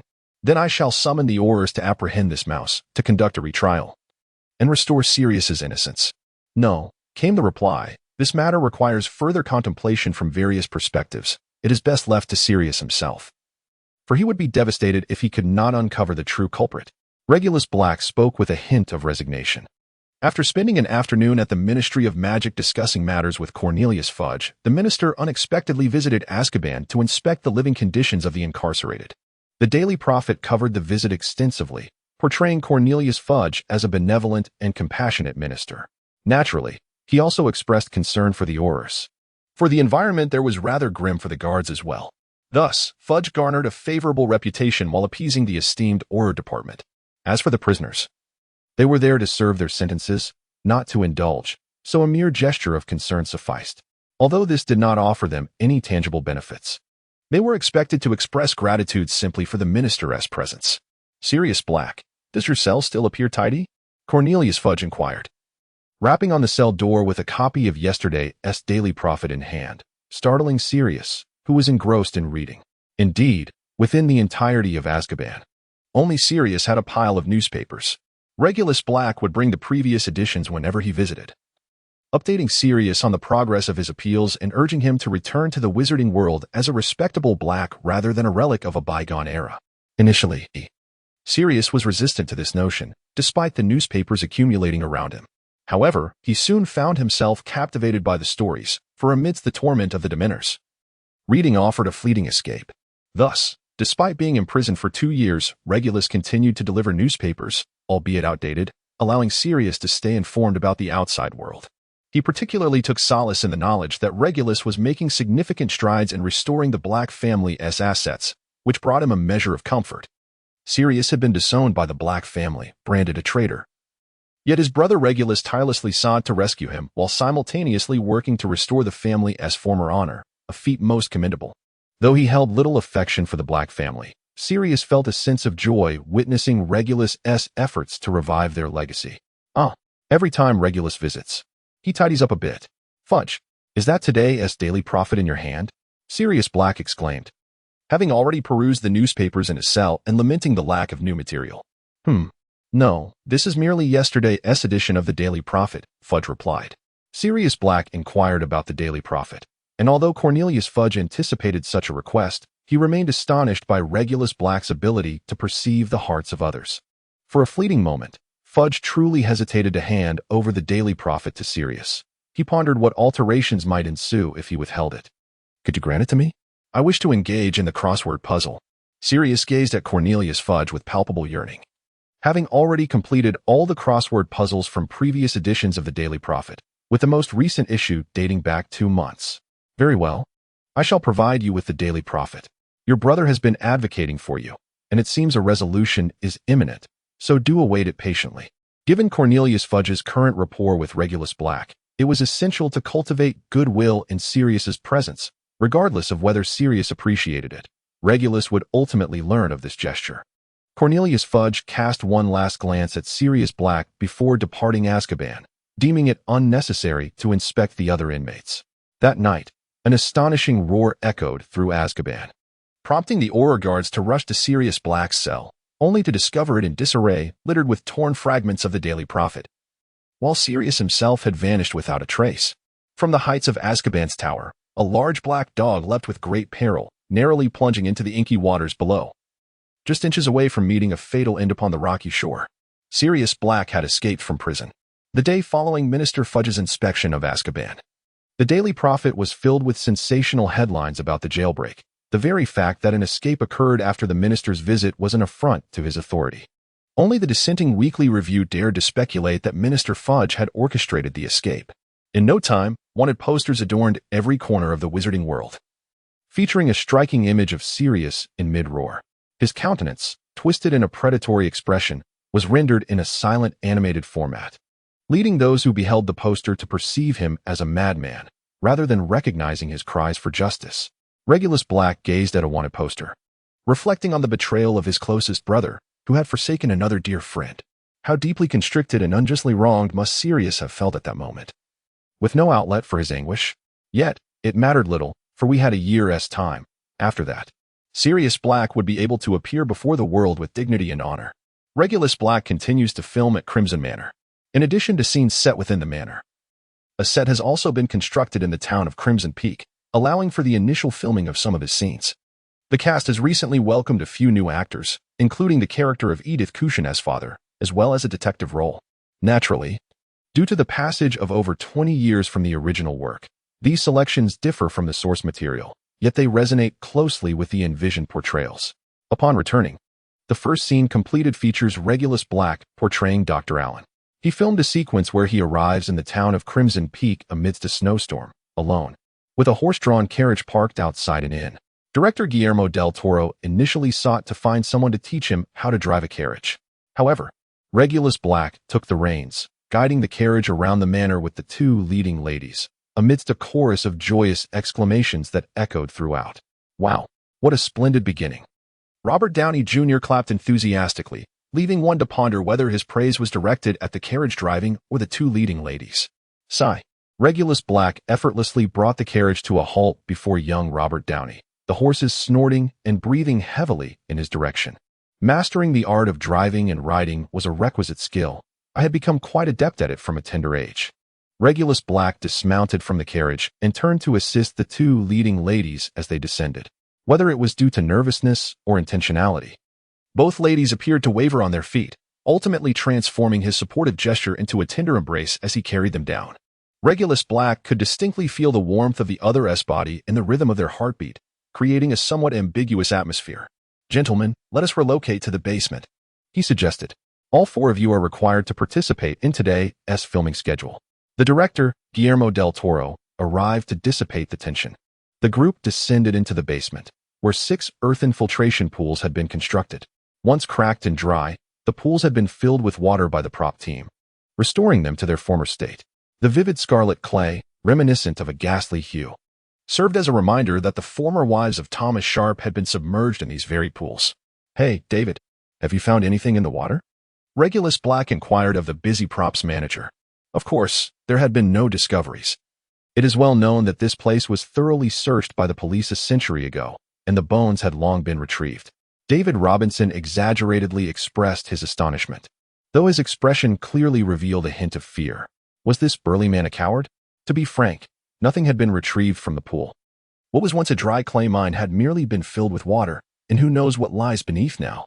David Robinson cast a slightly malicious grin towards several actors, and Regulus Black was convinced that this individual possessed considerable acting talent. What a pity it was that he was confined to the props department.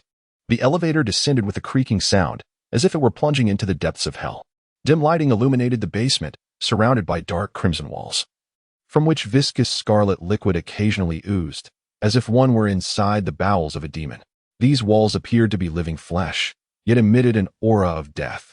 Thomas Sharp supported the wounded Alan McMichael, temporarily concealing him in the innermost part of the basement. Lucille had taken Edith to sign the documents, and once she affixed her signature, her fate would be sealed. "I must leave. I will bring her down and find a way. The passage on the basement floor leads outside. Do you understand? Can you still hold on?" Thomas Sharp was more anxious than the injured Alan McMichael, his speech slightly disordered as he observed the latter's incessant bleeding. He was concerned that his previous stab had inflicted too severe a wound. The knife must be taken. I will need to have my sister use it to end my life later. Please, ensure her safety." Alan McMichael grasped Thomas Sharp firmly. Although the latter had spared him, he still harbored doubts about whether Sharp would indeed protect Edith Cushion. "I will, for I love her." Thomas Sharp did not forcibly remove Alan's hand, but instead gently patted him to reassure him. "Go." Alan McMichael released Thomas Sharp, leaning weakly against the edge of the pool. The blood from his wound seemed to have ceased flowing, though the pain remained sharp. Nonetheless, he had indeed saved his own life with his medical knowledge. Evidently, this was a scene crafted by Regulus Black, diverging slightly from the original text, yet it resonated more deeply with the characters' personalities and effectively showcased Thomas Sharp's transformation. Click. Excellent. The next set of shots is ready. Black, can you continue? Regulus Black still appeared frail, yet he gestured a thumbs up. Excellent. Let us proceed. Edith Cushion may descend. The elevator resumed its operation, bringing Edith Cushion down. Judging by her demeanor, she had evidently just endured a harrowing ordeal, gripping a kitchen knife tightly in her hand. After a few steps, she spotted the weakened Alan McMichael and immediately rushed to embrace him. "She has come to hunt me down. I will ensure our escape from this place. You must trust me. I shall succeed. Do not exert yourself. The conveyor belt at the back allows for an escape. You should leave and seek help." In that moment, Edith Cushion demonstrated remarkable fortitude, concealing the frail Alan McMichael in a corner as she braced herself to confront the pursuing Lucille Sharp. What followed was destined to be a dramatic confrontation between the two leading ladies, bearing no relation to Regulus Black's plight. With a decisive clap, the scene concluded. "Let us return upstairs and rehearse the scenes involving the four characters," urged director Guillermo del Toro, only to be met with dissent. "Director, may we break for lunch first?" Regulus Black, covered in blood, extracted his pocket watch to reveal that it had surpassed midnight. "Very well. Let us tidy up and have a meal first, this afternoon. We shall film the scene with the four of us in the hall." Director Guillermo del Toro, immensely eager to continue the shoot, found himself wholly engrossed despite his corpulent frame, devoid of any sensation of hunger. The actors' performances were so exceptional that there was an underlying fear that delaying the shoot might diminish their current brilliance. Nevertheless, given the shared dream that had united them, the filming had already stretched over a month, and the principal actors maintained their splendid condition. Thus, it was decided to dine first.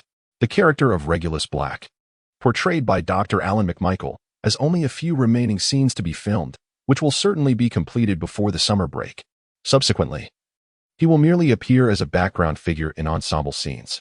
Regulus Black had also assured director Guillermo del Toro of his availability, marking a gratifying conclusion for him with the film Crimson Peak.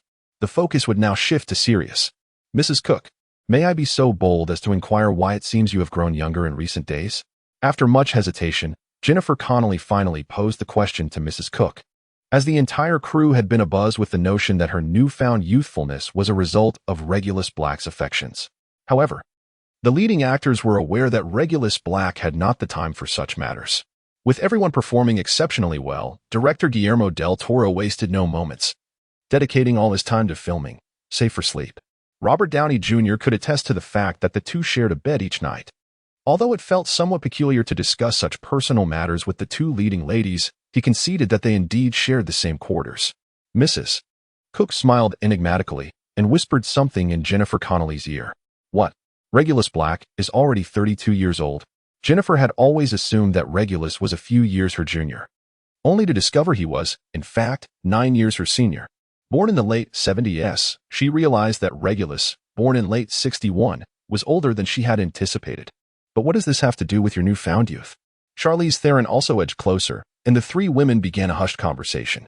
The Regulus Black family boasts a millennia-long lineage, possessing remarkable legacies from the era of witch hunts.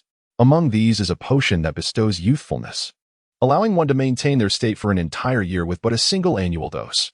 However, ceasing its consumption leads to rapid aging, reverting one to their true age. Its effects are akin to the fabled fountain of youth, though the cost is considerable.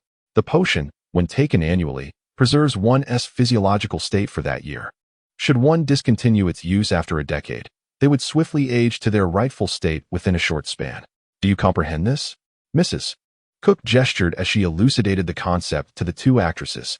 It does not extend your lifespan, nor does it ensure immunity to illness or injury. It merely guarantees that you will not age during that year. For you, Charlize, it will prevent your growth, considering you are still a child. This remark immediately displeased Charlize Black. "Hey, I'm already 17. Regardless, the information I am permitted to disclose is sanctioned by Regulus himself.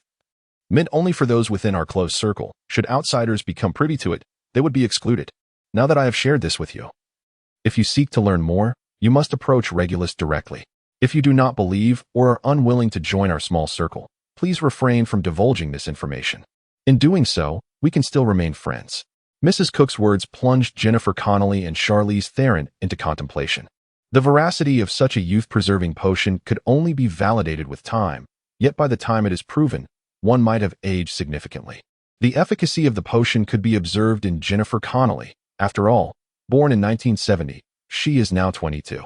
For individuals of European descent, approaching 30 in 5 or 6 years reveals the inevitable signs of aging, even without makeup. "I can afford to wait," Jennifer mused. "After all, I still present as a child. From our very first meeting, I sense the anticipation of my future in his gaze," implying that Regulus envisions my maturation rather than my current youthful appearance. Charlize Theron quickly grasped the implications, as long as she kept this matter secret. She could approach Regulus Black whenever she chose in the future, when the time would be ripe to join this exclusive circle. It seems prudent for me to speak with Mr. Black, she concluded. After all, it has only been a few years since we filmed American Pastoral, and I have changed significantly since then. Jennifer Connelly had resolved to confront this reality. Women often harbor a profound fear of aging, particularly those in the limelight. Your father, blah blah, your mother, blah blah. In this world, there will always be individuals of a despicable nature, oblivious to their own faults, who make it their sole occupation to cast blame upon others, as if their existence holds no value without such actions. However, upon witnessing the emergence of a human balloon from the Vernon household, everyone became aware that Harry Potter was about to venture forth. The Minister of Magic, Cornelius Fudge, was stationed at the Leaky Cauldron. Having just been informed of this development by an Auror, while the Magical Accidents and Catastrophes Department was en route. Regulus Black, how is it that you possess such uncanny foresight? Cornelius Fudge had previously entertained doubts regarding Regulus Black's possession of a time-turner, but after careful consideration, he deemed it improbable, as time-turners had only been utilized by Ravenclaw, and for centuries, due to Ravenclaw's educational philosophy, no incidents had ever arisen. The Ministry of Magic enforces stringent regulations concerning the use of time-turners owing to past catastrophic events, even during the reign of the Dark Lord over the wizarding world. He never wielded a time-turner, a resource meticulously overseen by the Department of Mysteries, originating from Ravenclaw, and being from Slytherin. The Dark Lord was unaware of this. In his arrogance, he deemed such equipment beneath him. It is pertinent to mention the distinctions among the 4 houses of Hogwarts. Had a time-turner fallen into the hands of any of the other 3 houses, Slytherin, as expected, would have posed a significant threat to the Ministry. Hufflepuff, while rather mediocre and self-preserving, has had its fair share of well-meaning endeavors that ended in disaster. Gryffindor, often heralded for bravery, is, in truth, a band of reckless lions. Should they acquire a time-turner, it is conceivable that someone might attempt to eradicate the Dark Lord at the source, leading to a rather amusing historical outcome. The original author, Ms. Rowling, once penned a tale about the misuse of a time-turner by Harry Potter's offspring, which appears quite thrilling, does it not? However, the entirety of that journey could only be described as catastrophic. Yet fortunately, as protagonists of Ms. Rowling's narrative, they would undoubtedly restore history to its rightful course. A truly delightful prospect. If one were to assert that Regulus Black was originally a Slytherin, then his demise epitomizes a stubbornness, paired with a foolish bravery akin to that of Gryffindor. Meanwhile, the Regulus Black who has traversed 3 lifetimes has transformed into a Ravenclaw imbued with Slytherin qualities, embodying the principles of Ravenclaw yet shrouded in gloom and darkness. In truth, Regulus Black possessed a time-turner all along. He simply refrained from utilizing it. Remember, Hogwarts once sought to grant a time-turner to a Gryffindor child, an unimaginable prospect fraught with potential consequences. However, it was later revealed that this child had directly transferred to Ravenclaw, rendering the application null and void. Cornelius Fudge, lost in his thoughts, gazed into the distance at a shimmering light, the silhouette of the night bus. Harry Potter had released his Hedwig and was trudging alone down the deserted street, dragging a suitcase behind him. He longed to visit the Leaky Cauldron. Yet the journey seemed rather distant. Although still within London, the absence of a taxi meant that walking could stretch until dawn. In truth, such a predicament could be easily resolved. A mere flick of the wand and a summoning charm would have the night bus materialize before him, allowing him to purchase a ticket and travel anywhere his heart desired. However, Harry seemed oblivious to this fundamental knowledge, as if no one had ever imparted it to him. Seated by the roadside, a sudden surge of magical energy rippled through the air. The amusement park behind him came alive like a gathering of phantoms. With all its attractions springing into motion, the surrounding streetlights flickering erratically under the influence of magic. A profound sense of dread enveloped Harry as he sensed a threatening presence nearby. He instinctively reached for his wand as a large black dog emerged from the thicket across the street, baring its teeth menacingly at him. At that moment, Regulus Black, suspended in midair, sent out an urgent signal, and the night bus appeared as if it had been unleashed from its confines. The rear of the bus came to a precise halt before Harry, and a brazen young man produced a card from his pocket. Welcome aboard the night bus, exclusively for witches and wizards in distress. My name is Stan Shunpike, and I shall be your conductor this evening. With the card set aside, Stan scanned the surroundings, calling out, "Where's the passenger?" Completely ignoring the startled Harry, who lay sprawled on the ground, he soon noticed the young wizard. "What are you doing lying there?" "I fell." "Why did you fall?" "I didn't mean to." "All right, get on the bus. Don't linger for eternity." It must be said that many in the wizarding world exhibit peculiarities, particularly in their manner of speech and attire, lacking coherence. Harry skirted around the night bus and cast another glance at the thicket across the street. The black dog seemed to have vanished without a trace. Upon boarding, Harry discovered that there were no seats, only 3 beds, and an elderly witch snoring soundly. The night bus, true to its name, boasted a 3-tiered structure with a stunning chandelier dangling in the center, chiming melodiously as it swayed. Stan Shunpike did not request payment from Harry. Instead, he printed a ticket for him and tapped on the driver's window. Time to hit the road. Here we go. Buckle up for a winding journey ahead. The driver was an elderly man, sporting a pair of glasses as thick as the bottom of a beer bottle, yet the one directing the journey was a diminutive, desiccated head of a deceased individual, suspended from the front of the vehicle. Where are you headed, child? The Leaky Cauldron, in London. Stan Shunpike rapped on the window and reiterated the address. It must be noted that this night bus was a remarkable highlight in the 3rd installment of Harry Potter. The 2 night buses alone were imbued with numerous spells, surpassing even the Hogwarts Express in terms of alchemical artistry. Regulus Black had already requested the schematics for the night bus from Cornelius Fudge. Moreover, during the ride, Harry Potter glimpsed the ghastly visage of Sirius Black on the cover of the Daily Prophet held by the conductor. Who is that? The person depicted on your Daily Prophet. He is Sirius Black. Please do not tell me you are unaware of him. He is a murderer, imprisoned in Azkaban. How did he escape? That is the pivotal question. Is it not? He was the first to succeed.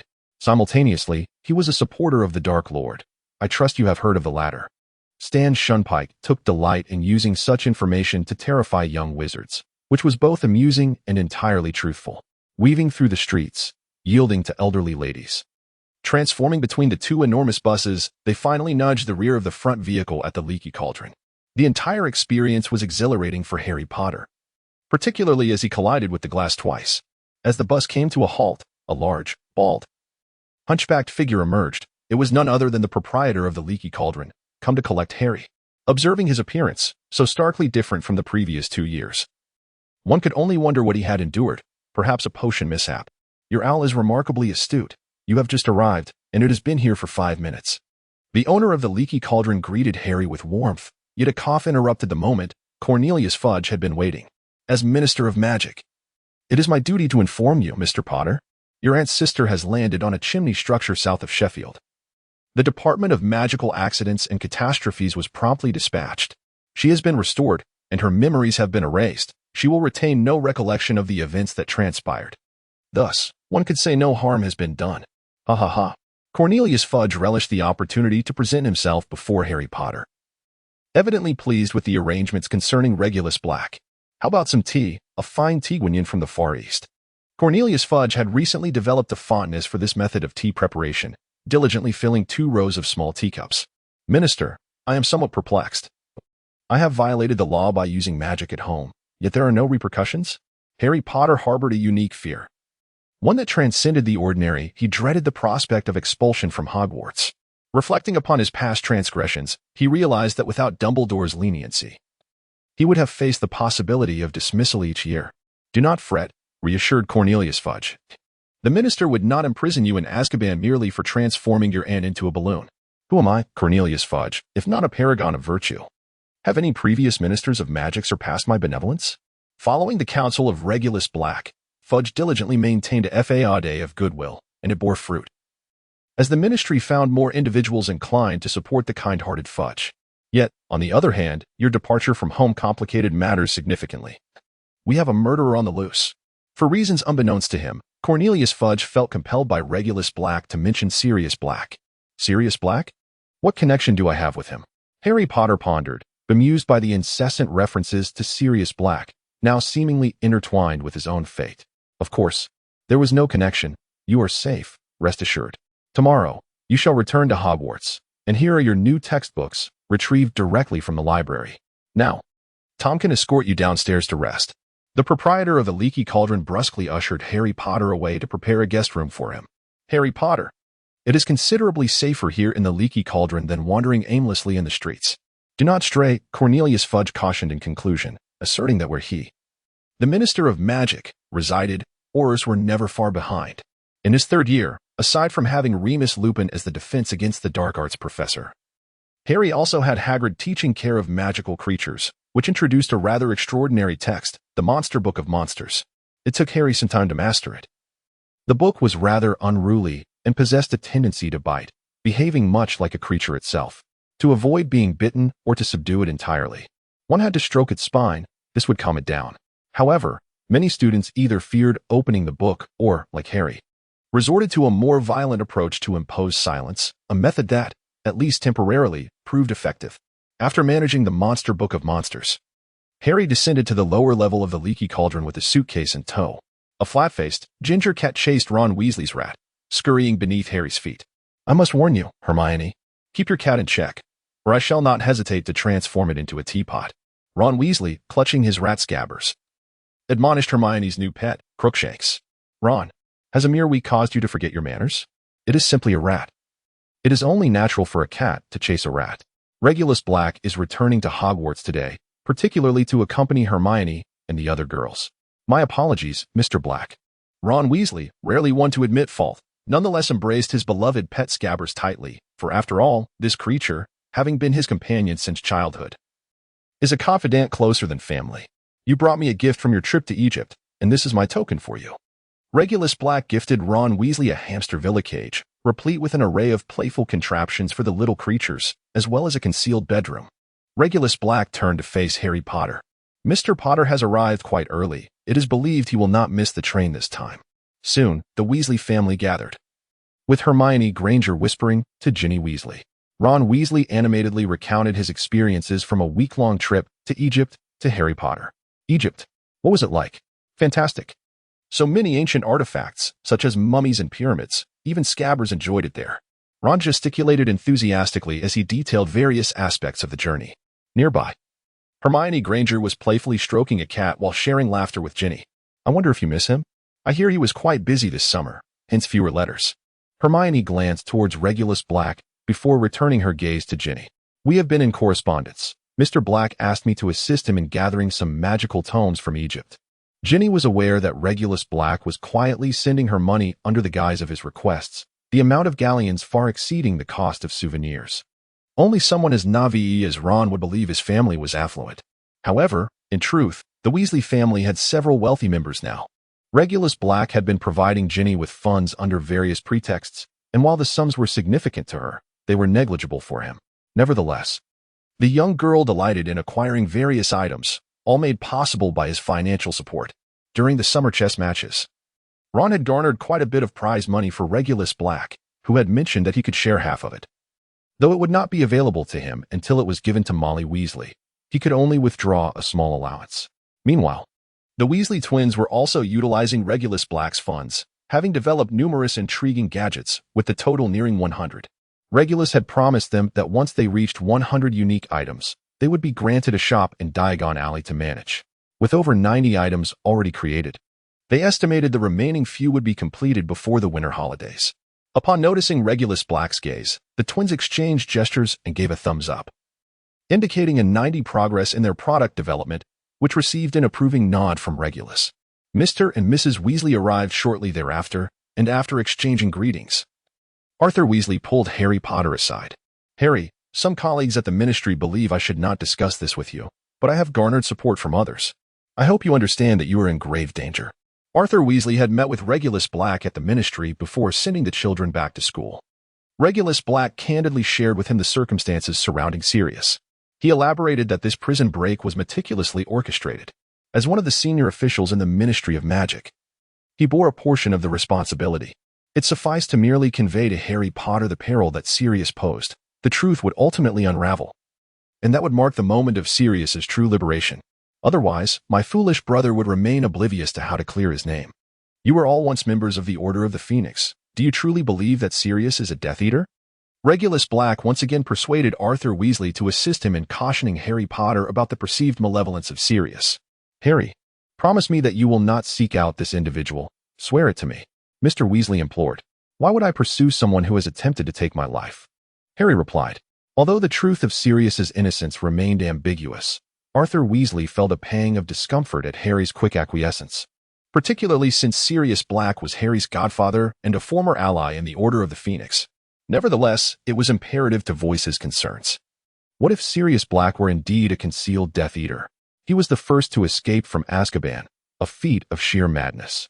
Upon boarding the train, Hermione Granger, accompanied by Ginny Weasley, chose the same compartment as Regulus Black. Shortly thereafter, nearly 50 girls from various year groups entered the compartment. How can so many fit in one compartment? Ron Weasley marveled incredulously. The compartment had been expanded using the undetectable extension charm, rendering it as spacious as a proper classroom. Once inside, the girls did not engage in overly personal activities, given the inopportune timing and setting, aside from a few playful exchanges with Regulus Black. They primarily sought his assistance with their studies. Regulus patiently elucidated their queries, creating a more conducive learning atmosphere than even Ravenclaw. Many of the girls were tackling advanced material. For instance, Hermione, now in her 3rd year, had brought forth her 5th-year textbooks for consultation. Mr. Black, you mentioned that everyone possesses their own innate magic. What precisely does that entail? Is it a specific spell or a subject? If one were to persistently practice a particular spell, could it then become their innate magic? After inquiring about her studies, Ginny did not return to her seat but instead recalled a conversation from her 1st year when Regulus had spoken of innate magic. You mentioned innate magic. If you all wish to know about it, then I fear there will be no time for anything else during our journey to Hogwarts. Regulus Black revealed a hint of a mysterious smile, prompting all the girls to instinctively tidy their textbooks and attentively await his elucidation. The concept of one's destined magic refers to the extraordinary phenomena experienced during the selection of a wand. Each individual encounters a distinct manifestation, with only a minuscule chance of similarity, which merely reflects superficial resemblance. There is no need for you to disclose your personal circumstances here. As one's destined magic is a matter of personal privacy, a deeply intimate affair. It represents the magic that one wields most adeptly, that is easiest to manipulate, and demands the least magical energy, whether it be a spell, prophecy, potion, transfiguration, or even a nimigish transformation. It is the singular ability that one inherently possesses. Yet many overlook it, as the wizarding world tends to undervalue the significance of that pivotal moment upon grasping the wand. Afterward, you will all embark on your studies at Hogwarts, where, over the course of 7 years, you will acquire knowledge and control techniques far surpassing the rudimentary understanding of your destined magic. Consequently, this leads to the impression that one's destined magic is somewhat inconsequential. Nevertheless, as a theory that I hold in high esteem, I am willing to share my insights, should those present show interest. Cast aside the memories of your initial wand selection, where Ollivander's measuring tape played tricks on you. When choosing your wand, did you not witness various phenomena such as explosions, whirlwinds, and earthquakes? When you finally discovered your destined wand, the sensation was one of profound ease and instinctual connection. The manifestations at that moment embodied your destined magic. At this juncture, it should be clear to you all, only the phenomena from that moment truly signify your mastery. They are innate, instinctual, and represent the destined magic that accompanies you throughout your life. So, how might you cultivate your destined magic? You may do so by recalling the extraordinary phenomena you experienced at that time and comparing them to what you have learned since, identifying any parallels, regardless of what they may be. Then, guided by your intuition, attempt to recreate that experience. If you succeed, you will have rediscovered your destined magic. If not, it simply means you have yet to find the right path. Regulus Black meticulously elucidated his understanding of one's inherent magic. Mr. Black, what should one do if they are unable to find spells or potions that correspond to their unique magical affinity? Zhang Qiu inquired, given that the phenomenon she experienced seemed to diverge from all known knowledge. If you cannot locate similar information, you must bestow your own name upon it and embark on a journey of exploration and experimentation. All our spells and potions are the culmination of numerous trials and have been deemed safe. The syntax of spells and the gestures used to wield wands are the result of countless experiments refined to perfection. The Ministry of Magic has a dedicated department known as the Experimental Charms Committee, where the inception of any new spell is the result of exhaustive testing. Even though you may be able to wield your inherent magic at will, it does not imply that others can do so with the same ease. This distinction is what separates inherent magic from conventional spells. Regulus Black does not hesitate to divulge a particular department of the Ministry of Magic, where the children are poised to become future elites. Acquiring such knowledge can only be beneficial. Mr. Black, what is the essence of innate magic? At that time, we had yet to encounter magic. Aside from some familial nurturing, ordinary young wizards merely experienced surges of magical energy. Penelope Clearwater has already recorded the preceding information, yet it is evidently insufficient. The essence of innate magic can be understood as a child's perspective of the world, their perception, their comprehension, or perhaps even memories of a past life, a natural law, a trajectory of fate. All these elements could potentially serve as the origins of innate magic. Regulus Black presented 6, or rather 4, origins of the fated magic. I am quite intrigued. What compels you to seek the essence of this fated magic? What if I am unable to provide an answer? How awkward that would be. Regulus Black was not troubled by the awkwardness. Rather, he sensed that Penelope Clearwater must have had her reasons for asking such a question. Unable to articulate the visions that had once haunted him, he had committed them to paper at a tender age. Penelope Clearwater handed an envelope to Regulus Black, evidently containing the visions she had experienced long ago. Regulus Black cast a glance at the interior, where a pencil sketch resided, depicting a mesmerizing circle composed of countless right hands. Under the influence of magic, this circle perpetually rolled, its inner edge continuously flipping to the outer edge. The hands within were arranged in an orderly and rhythmic fashion, seemingly endless, and from a distance, they resembled a pupil radiating a wondrous cadence. Congratulations, Penelope. If this is your innate magical talent, such a gift is truly unparalleled. We must discuss the specifics in private. Regulus Black slipped the envelope into his book. Surely, it is not a love letter? She inquired, leaning closer, clearly skeptical that it could be anything of remarkable talent. Perhaps the truth lay in an unparalleled affection, which was indeed quite plausible. Considering that they were among the first girls to sever ties with Regulus Black due to their association with Hermione, I am aware that some may find it difficult to believe the words I have just spoken. Regulus Black cast a glance at Marietta Edgecombe, causing her to stick out her tongue in fright and return to her seat. Certain matters, particularly those pertaining to magic, are profoundly personal. Unless one is exceptionally close and trustworthy, it is prudent to refrain from disclosing such matters. If one can discern answers from books independently, that is indeed the most favorable choice. I assert this because the understanding derived from one's own hands is vastly different from that acquired through others. Regulus Black delicately tapped the book that held the envelope. If one must seek counsel on such matters, it indicates a helplessness, a necessity to solicit assistance. At such a juncture, I am willing to extend whatever aid I can offer. Alternatively, you may wish to consult your own family for answers. Mr. Black, you have elucidated the essence of the Patronus charm. Might you expound upon its effects? While it is true that each manifestation is inherently unique, could you provide a general overview of the Patronus charm's effects? Parvati Patil from Gryffindor inquired. She is of Indian descent, and she has a twin sister in Ravenclaw named Padma Patil. Both, hailing from a high caste family in India, possess a rare beauty. However, the Patil sisters exhibit a somewhat frivolous demeanor, their politeness bordering on anxiousness, lacking the modesty typically expected of young ladies. Regulus Black cast a glance at them until they shyly lowered their heads. If one were to describe the effects of his inherent magic, a term that comes to mind, albeit imprecisely, would be omnipotent. Suddenly, the Hogwarts Express came to an abrupt halt, an icy chill enveloping the entire carriage. Frost formed upon the glass of the windows, and even the cup of water near the window began to freeze.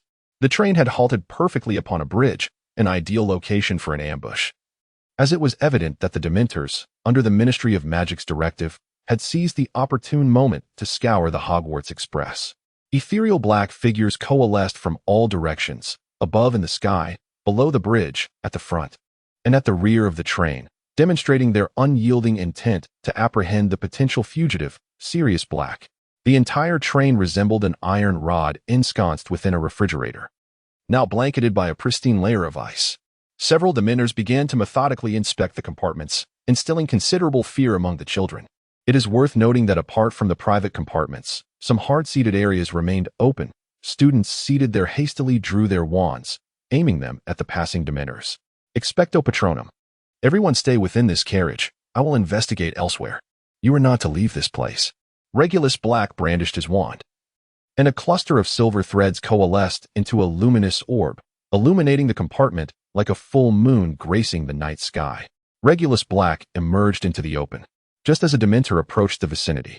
It was evident that the Dementors were conducting a meticulous search of each compartment, implying that every carriage was under their watchful scrutiny. Such a stringent security protocol meant that if Sirius were indeed present, he would have no hope of evading capture. The Dementor inclined its form in a gesture of respect towards Regulus Black. Though they lacked the capacity for speech, these creatures possessed a certain level of intelligence and memory. The incident in which Regulus had incapacitated a third of the Dementors in Azkaban remained vividly etched in their collective consciousness. Thus, upon encountering Regulus Black, this particular Dementor was filled with trepidation, if, indeed, they were capable of such emotions, prompting it to perform an unprecedented act, a bow. In the compartment where Regulus Black found himself, all the students had secluded themselves within individual carriages. The Dementors, with but a mere glance, could discern whether their quarry resided within, for they were attuned solely to the hues of souls and could not be deceived. Adjacent to this compartment, Harry Potter and Ron had chosen their own secluded space, where Remus Lupin, affectionately known as Moony, a member of the Order of the Phoenix and Harry's defense against the dark arts instructor during his third year, awaited. He would impart to Harry the knowledge of the Patronus charm. According to the customary behavior of Dementors, they would not breach the carriage door to assail a student. Even if that student were a bastion of joy, this included the incident involving Harry during a Quidditch match. Such conduct would be inconsistent with the nature of the Dementors. They are a covetous breed of predators, yet they are bound by a formidable pact with wizards. Otherwise, the attacks by Dementors at Azkaban would extend beyond mere prisoners to include the Aurors tasked with guarding them. Do me a favor, this is yours to handle. Regulus Black pointed his finger, and a human soul materialized before the Dementor, resembling the moment when Sirius was discovered after being injured. The Dementor had drained his happiness to such an extent that his very soul was extracted, manifesting as a diminutive orb of soul essence. Clearly, this soul orb was a delicacy for the Dementor, far more exhilarating than consuming the joy of 100 individuals. The process of absorbing a human soul is referred to as the Dementor's kiss. Regulus Black's endeavor to acquire a human soul is remarkably effortless. Each day, one can observe wandering specters along the streets, and this is merely one among many to be collected. Naturally, Regulus Black's offering is not without its stipulations. This particular human soul is accompanied by a stringent contract. Whosoever willingly consumes, it will not only augment their power, but also become a contracted beast of Regulus Black. It is a formidable enslavement pact. Indeed, the mindless Dementor exhibited no hesitation whatsoever, voraciously devouring the soul imbued with the contract. The allure of its taste was irresistible. Having partaken of the human soul, it is only fitting that actions must follow suit alongside the burgeoning strength. Regulus Black cleared the path, allowing the Dementors to glide past and come to a halt at a solitary compartment 2 spaces away. With a flick of their ethereal hands, the compartment's lock was undone, revealing Harry Potter and the other 3 occupants of his dormitory, as well as Remus Lupin, who was sleeping soundly beneath a cloak. This presented a compelling reason to investigate. The 4 children trembled like small birds caught in a snowstorm as the Dementor turned its gaze upon Harry Potter. Suddenly, an overwhelming force enveloped him, and the Dementor began to siphon away his happiness. Harry had never felt such profound anguish. A woman's heart-wrenching scream echoed in the depths of his soul. Expecto Patronum. Remus Lupin, sensing Harry's distress, could no longer feign slumber. He drew his wand and cast the Patronus charm. A point of light blossomed, then expanded into a radiant torrent, driving the Dementor away in retreat. Remus was taken aback. He had yet to send the Dementor flying, so why was this particular one so timid? The purpose of Regulus Black was to enable Remus Lupin to reveal the Patronus charm before Harry Potter, just as in the original narrative, and subsequently impart this knowledge to Harry. As for the Dementor, having fulfilled its objective, it would naturally withdraw. The search of the Hogwarts Express came to a conclusion, with the Dementor failing to locate Sirius Black aboard the train. However, it was imminent that the Dementor would take residence at Hogwarts, heralding a winter of profound chill for the students. Harry, how are you? Wake up, Harry, are you all right? Ron urged, shaking Harry Potter. Among the 5 present, only Harry had been targeted by the Dementor. For the others, merely confronting such a creature left an indelible mark on their spirits, casting a pall over any future joy. Take this, child. The chocolate will make you feel better, Remus Lupin offered, breaking a box of chocolate frogs into portions and distributing them, giving Harry a notably larger share. As he was the sole one attacked, I heard a woman scream. I do not know who it was, but it felt agonizingly familiar. She must have been someone close to me, perhaps my mother, Harry reflected, recalling fragmented memories from his infancy. Just a few months old, he had watched helplessly from his crib as Voldemort murdered his parents with the killing curse. only to be enveloped himself by a flash of green light. During his first year, Harry had glimpsed his parents through the mirror of a Reist, yet in this haunting recollection, he could not conjure their faces, which tormented him deeply, as if he were destined to lose them forever. This pain was far more acute than the mere draining of happiness by the Dementor, if it were possible. Harry would sacrifice anything to reclaim his parents. "Stay here. I will check the other compartments and report this incident to the front," Remus Lupin declared. As a professor traveling with them, it was his duty to inform the authorities of the recent events. Neither Hogwarts nor the Ministry of Magic would permit Dementors to assail students in such a manner. Regulus Black, long before Remus Lupin, had already endeared himself at the front of the train, winning the affections of Hogwarts with ease, distributing chocolate frogs to every student as if they were mere trifles. As Remus Lupin strolled by, he observed the students, each indulging in their own box of chocolate frogs. Their reactions to the self-proclaimed professor, whom they did not recognize, were rather tepid. Upon reaching the front of the train, he encountered Regulus Black, who was waiting for him with intent. "Greetings. I am Regulus Black, and Sirius Black is my brother." Remus Lupin was taken aback. He was well aware of Regulus Black. Not only had the young man been teaching at Hogwarts for 2 years, but he was also a frequent subject in the Daily Prophet due to his ongoing legal battles regarding his assets with the Ministry of Magic. As long as there were subscriptions to the Daily Prophet, no one could claim ignorance of the Duke of Black. One could only wonder from whence this title of Duke had arisen, as the Black family had never previously indicated possession of such a noble rank. Yet, the Daily Prophet consistently referred to him as the Duke of Black in all its subsequent reports, piquing much curiosity. Inquiries made to the Daily Prophet had yielded a formal confirmation of this title. The Duke's title held validity not only within the wizarding world but also in the Muggle realm. However, the Black family approached this title with discretion. They preferred to identify themselves as wizards rather than aristocrats, resulting in almost no head of the Black family ever utilizing this rank. The Duke title of the Black family traced back to the European continent, its origins rooted in ancient Rome. The surname Black signifies their lineage, inherited from the noble hair color of their ancestors dating back to the Roman Empire. During that era, the title of Duke was typically bestowed upon high-ranking commanders renowned for their military prowess and territorial conquests, though it was later interrupted by significant political upheavals, which coincided with the establishment of the Black family.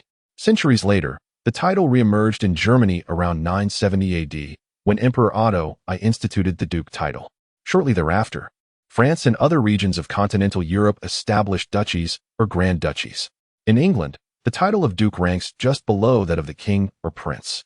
Unlike the Grand Dukes of continental Europe, who were sovereign rulers, the English dukedom appeared much later. In 1337, Edward III elevated Cornwall to a duchy, conferring the title of Duke upon the 7-year-old Black Prince Edward. The young prince, at the tender age of 16, boldly participated in the 100 Years' War, showcasing his brilliance. However, this Black prince bears no connection to the House of Black.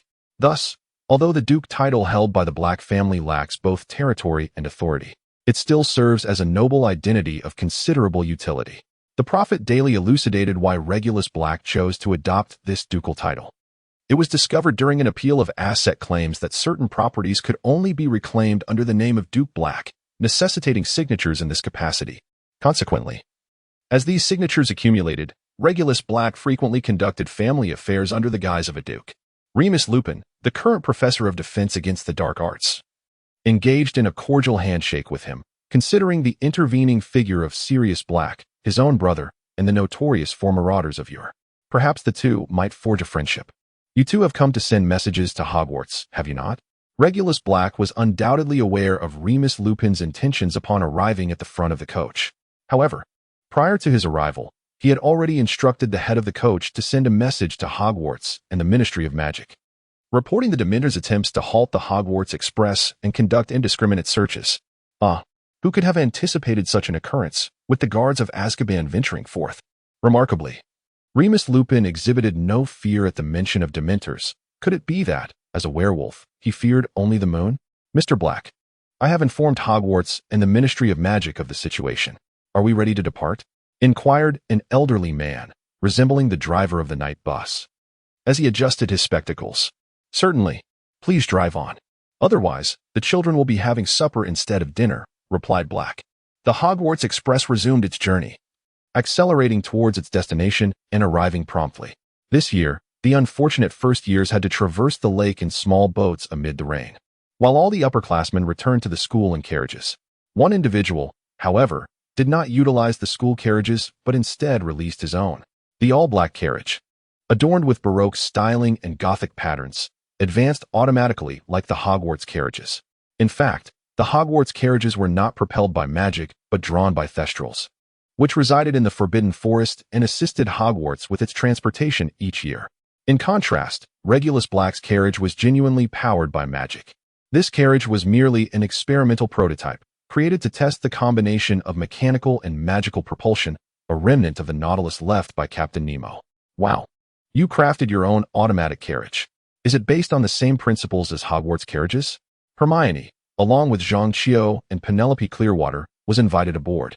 And as soon as they entered, the young girl inquired. Meanwhile, Marietta Edgecombe lost her opportunity to join due to her conduct on the train that day. Her lack of trust in Regulus Black, even in jest among friends, had consequences.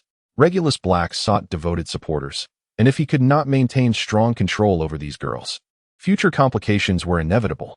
Regulus Black understood that Marietta Edgecombe's actions were merely inadvertent. However, such a small admonition would illuminate her desires more clearly. After all, the two shared an intimate bond that would not be easily relinquished. This was merely a framework.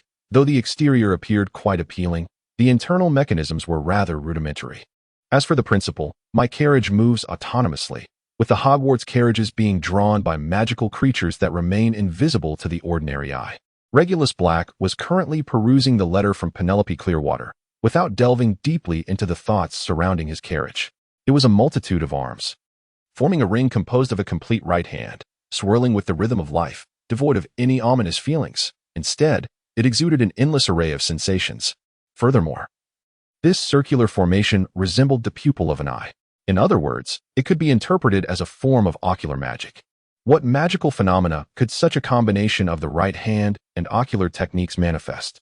Regulus Black found himself lost in contemplation, never anticipating that his inaugural attempt to elucidate his understanding of magic would lead to such an intriguing encounter.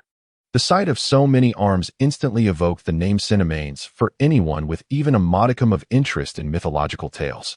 The Centimanes emerge from the early annals of Greek mythology, as referenced by Hesiod, who dubbed them the Hundred-Handed Ones. According to the mythological lineage, the Centimanes were progeny of Gaia and Uranus, consisting of three formidable beings named Briareus, Cottus, and Gygus. They were colossal and fearsome creatures, even mightier than the Titans and Cyclopes. Regulus, this is for you. Please take a look.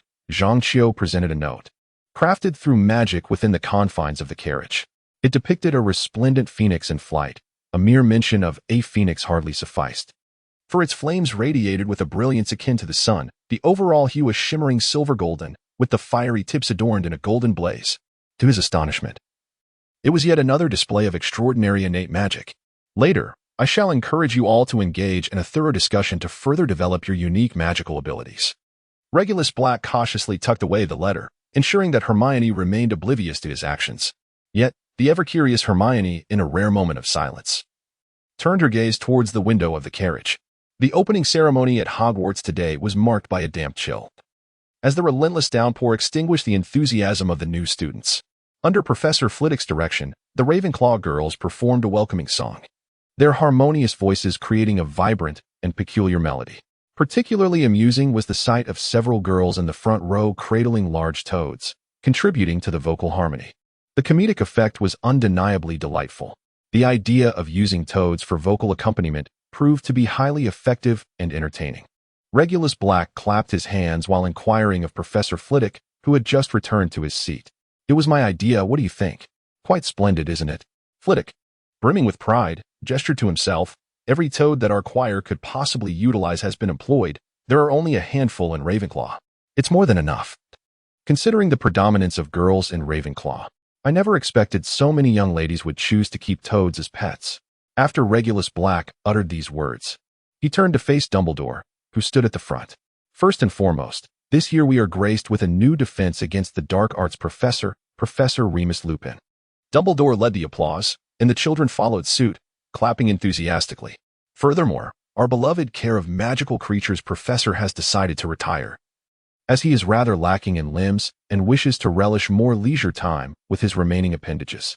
Our new professor is none other than Rubeus Hagrid, and I believe there is no one more suited for this role. Hagrid, standing nervously, inadvertently knocked the entire dining table with his ample belly, prompting a chorus of good-natured laughter from the students. Regulus Black felt a profound sense of relief, for he was fortunate enough to avoid sharing a table with Hagrid today. Moreover, there was a matter of great significance to address, at the behest of the Ministry of Magic. The Dementors from Azkaban would be stationed at Hogwarts until Sirius Black was apprehended. These wretched creatures would guard every entrance, yet I assure you, they shall not interfere with our daily educational endeavors. However, I must caution all students to remain vigilant. Dementors are exceedingly malevolent beings, incapable of distinguishing between their prey and those who obstruct them. Thus, I must implore every student not to provoke them, for their nature is far from benevolent. Nevertheless, as you are aware, even in the direst of times, joy may still be found, as long as a flicker of hope remains. Dumbledore elaborated extensively on the origins of the Dementors, employing metaphorical language to convey methods of combating them. The Patronus charm, expecto patronum, fundamentally requires the presence of happiness. If one can summon joy amidst suffering, the spell can be cast.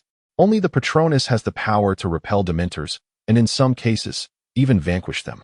Following Dumbledore's address, the students engaged in spirited discussions, and the dinner was filled with lively chatter. Upon returning to their respective dormitories, the students cavorted and frolicked with abandon. Why, you may ask? Because it was Dumbledore's intent that, in the presence of Dementors at Hogwarts, we should embrace joy. Though the students may have misinterpreted his message, their ability to find happiness is indeed a positive outcome. However, this was not the case for the Dementors drifting outside the castle. For Hogwarts resembled a grand cake exuding the fragrance of joy. Yet, due to the ministry's restrictions, the Dementors were barred from entering. What is it like to gaze upon a table laden with delectable treats, as a true gourmand, yearning to indulge yet being denied? After the arrival of the Dementors at Hogwarts, the nocturnal wanderings of students ceased, as they devoted more time to their studies. The overall atmosphere at Hogwarts improved significantly. Sirius, because of your presence here, I have been unable to bring girls to play recently. Regulus Black spoke to the large black dog curled in the corner, which was the enigmatic form of Sirius Black. Long before Harry Potter departed from the Dursleys' residence, Regulus had captured Sirius. Yet he chose to keep him close and brought him to Hogwarts. On the Hogwarts Express, Sirius Black's cage was under Regulus Black's watchful eye. At that moment, Regulus unleashed the power of the Patronus charm, not only to shield the girls present from the Dementor's influence, but also to ensure that Sirius remained undetected. However, now that Sirius had fallen into Regulus's hands, he would not be allowed to roam freely. His appearances had to be meticulously orchestrated to steer the narrative in a desired direction. The formidable black dog, confined in the corner, bared its teeth upon hearing Regulus's words. This is not wise, for I act solely to safeguard you. Yet, until your innocence is fully established, I cannot afford to pamper you too extravagantly. Otherwise, you would cease to resemble a stray dog that has escaped from Azkaban and instead appear as a well-fed pet.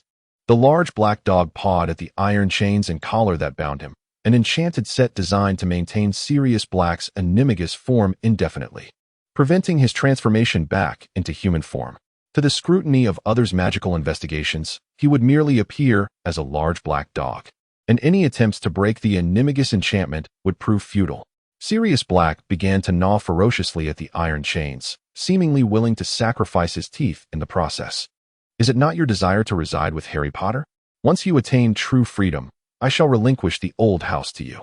A statement from Regulus Black brought the erratic Sirius to a halt in his foolish actions. By adhering to my directives and fulfilling the tasks I have entrusted to you, you shall attain true freedom, have your charges officially expunged by the Ministry of Magic, be reinstated by the Order of the Phoenix, and gain recognition from Harry Potter as his godfather. With every word spoken by Regulus Black, Sirius fell into a deeper silence.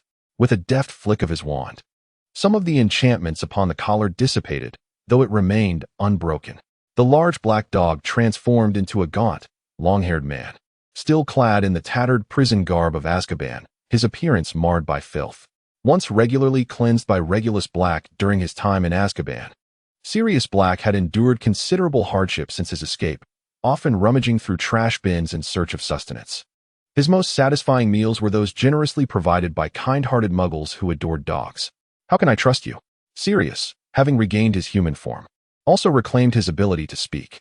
This was one of the drawbacks of being an animagus. Communication was rendered impossible in animal form, save for interaction with other creatures, which could be conveyed through a mere glance and gesture. "I do not require your trust. I only need you to comply, even if you choose not to.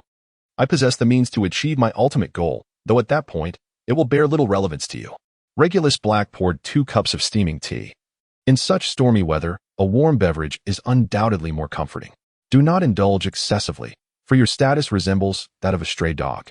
Although Harry Potter may not be the most astute individual, his intuition is quite keen, thus you must remain vigilant regarding certain details. As for other matters, I require no pretense from you. When I instruct you to undertake a particular task, you must execute it in your own manner, and that will suffice. Regulus Black, having spoken, slowly savored the tea at the perfect temperature. "Is it not exhausting to scheme against others?" Sirius remarked, cradling his cup, hesitating to indulge in the brew, and instead responding with a note of derision. "I am a Slytherin, inherently destined to be a calculating serpent, as long as the objective is achieved. The methods may be adjusted, resulting only in slight variations, whereas you, a Gryffindor lion, are naturally meant to charge into battle. It suffices to assert your presence at the appropriate time and place. Do you truly care about the outcome? If you did, you would not have found yourself in Azkaban." Regulus Black set down the teacup he had just emptied, while Sirius Black, confronted with this inquiry, could only lower his gaze and sip the nearly cold tea. "You must comply with my wishes, Sirius Black. After you have restored your reputation, you are to wed within the year. I shall meticulously arrange a variety of banquets, soirees, and balls until you formally enter the sanctity of marriage." Sirius abruptly spewed the tea he had just consumed. "What on earth is the matter with you? Why do you meddle in my affairs?" Regulus Black revealed a faint, sardonic smile, as if he had grown indifferent to all the affairs of the world. "Since you have been perusing the Daily Prophet, you must be aware that I have returned from the dead, and thus far, none of the women I have interacted with have conceived. It is highly probable that I am incapable of fathering children. The Black lineage may very well be at an end. Regulus, tell me this is not true." Sirius seized Regulus Black's hand, genuinely taken aback by the lengths to which Regulus had gone to imprison him, issuing commands as though he were a puppet. All of this was indeed orchestrated to secure his freedom, in order to ensure the continuation of the Black family in the future. "Humph.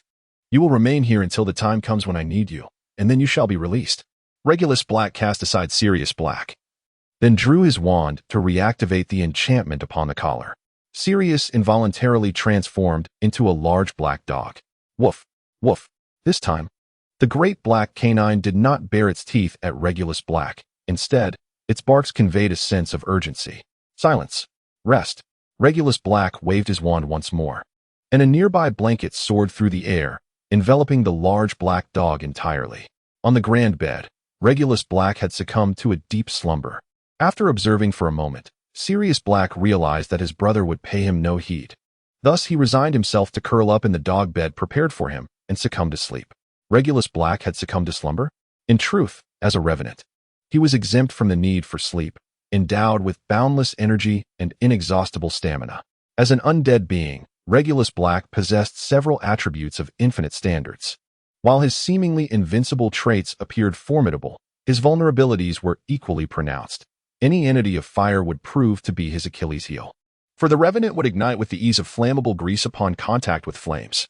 Thus, upon realizing this predicament, Regulus Black, utilizing Neville's toad Trevor, concocted a talisman of magical beast origin designed to counteract all forms of fire, a black lotus sacred flame, three-legged golden toad imbued with the essence of illusory fire.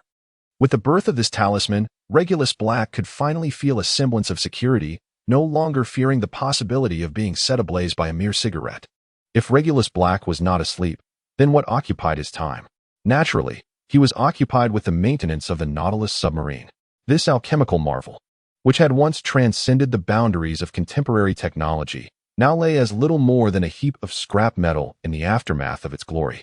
Nevertheless, its historical significance and design philosophy remained irresistibly alluring. Regulus Black has been diligently restoring it, as many of the devices from the current 1990s are decidedly outdated. Should he merely restore it to its original state, it would only serve to transport illicit goods, a fate Regulus Black finds utterly unsatisfactory. Commanding the seas with an air of invincibility is the true essence of a warship. To this end, Regulus Black has assimilated his steel puppet, Zero, with the Nautilus, rendering it akin to a ship girl. This endeavor is not merely an attempt to join the ranks of ship girls, but rather an essential integration of the Nautilus into his skill system, which forms the foundation of Regulus Black's existence and is the most feasible method for restoring the Nautilus. Upon the assimilation of the Nautilus with Zero, Zero's health points immediately plummeted, though the total health capacity experienced a significant increase. If Zero's original health was 10,000 post-assimilation, it surged to 10 million. The term bottoming out refers to the health bar diminishing from full to just over 1,000th of its capacity, as remnants of the Nautilus still contribute some health points. Once the Nautilus became part of Zero, her health began to gradually recover, with the consumption of restorative potions. This recovery could be expedited. However, Regulus Black is not interested in the original Nautilus. Thus, he allows her health to recover at a measured pace, while actively seeking materials to create relevant equipment. This technology is decidedly different from that of the Muggle world. Any components that can be replaced with alchemical apparatuses will not utilize Muggle technological items. This is a source of considerable frustration for Regulus Black, as the transition from 10,000 to 10 million health points has multiplied his workload by over 1,000 times. The other numbered steel automatons have also set aside their tasks, exerting their utmost effort to procure the necessary materials for Regulus Black. Numerous factories and warehouses in the Muggle world have been raided, resulting in substantial losses of resources. Subsequently, under the guidance of Regulus Black, the acquired materials are directly transported into the system space. The Black Lotus Sacred Fire's three-legged golden toad then refines these materials, imbuing them with magical properties. Finally, Regulus Black fabricates magical apparatus components. Constructing a warship is far from merely assembling a model. It necessitates an immense reservoir of scientific knowledge and a plethora of highly skilled technicians. Regulus Black is neither a scientist nor a skilled technician. However, he is a wizard. Utilizing the Experience Book of Magical Artifacts, Regulus Black has consulted numerous experts and professors essential for the construction of ships, acquiring pertinent knowledge from them. He has meticulously compiled this knowledge into the tome titled Experience Book of the Seven Ships Under the Heavenly Mountain. The cover of the book is divided into 7 sections, and currently, the position of the submarine, the Nautilus, has been illuminated, while the other sections remain blank. Presently, the progress stands at 27:46, nearing the completion of nearly 1/3 of the restoration. Regulus Black was silently calculating in his mind, realizing that the restoration of the Nautilus had drained him of considerable energy. However, for someone as indefatigable as him, idleness was an unbearable prospect. Throughout the night, Regulus Black immersed himself in the task, akin to playing a game of Minecraft, meticulously repairing the Nautilus, pixel by pixel. Dawn broke, heralding the commencement of the new academic term. Dartford was not far from here. You should make an appearance there first. Regulus Black awoke promptly, approaching the den of Sirius Black to articulate the day's agenda.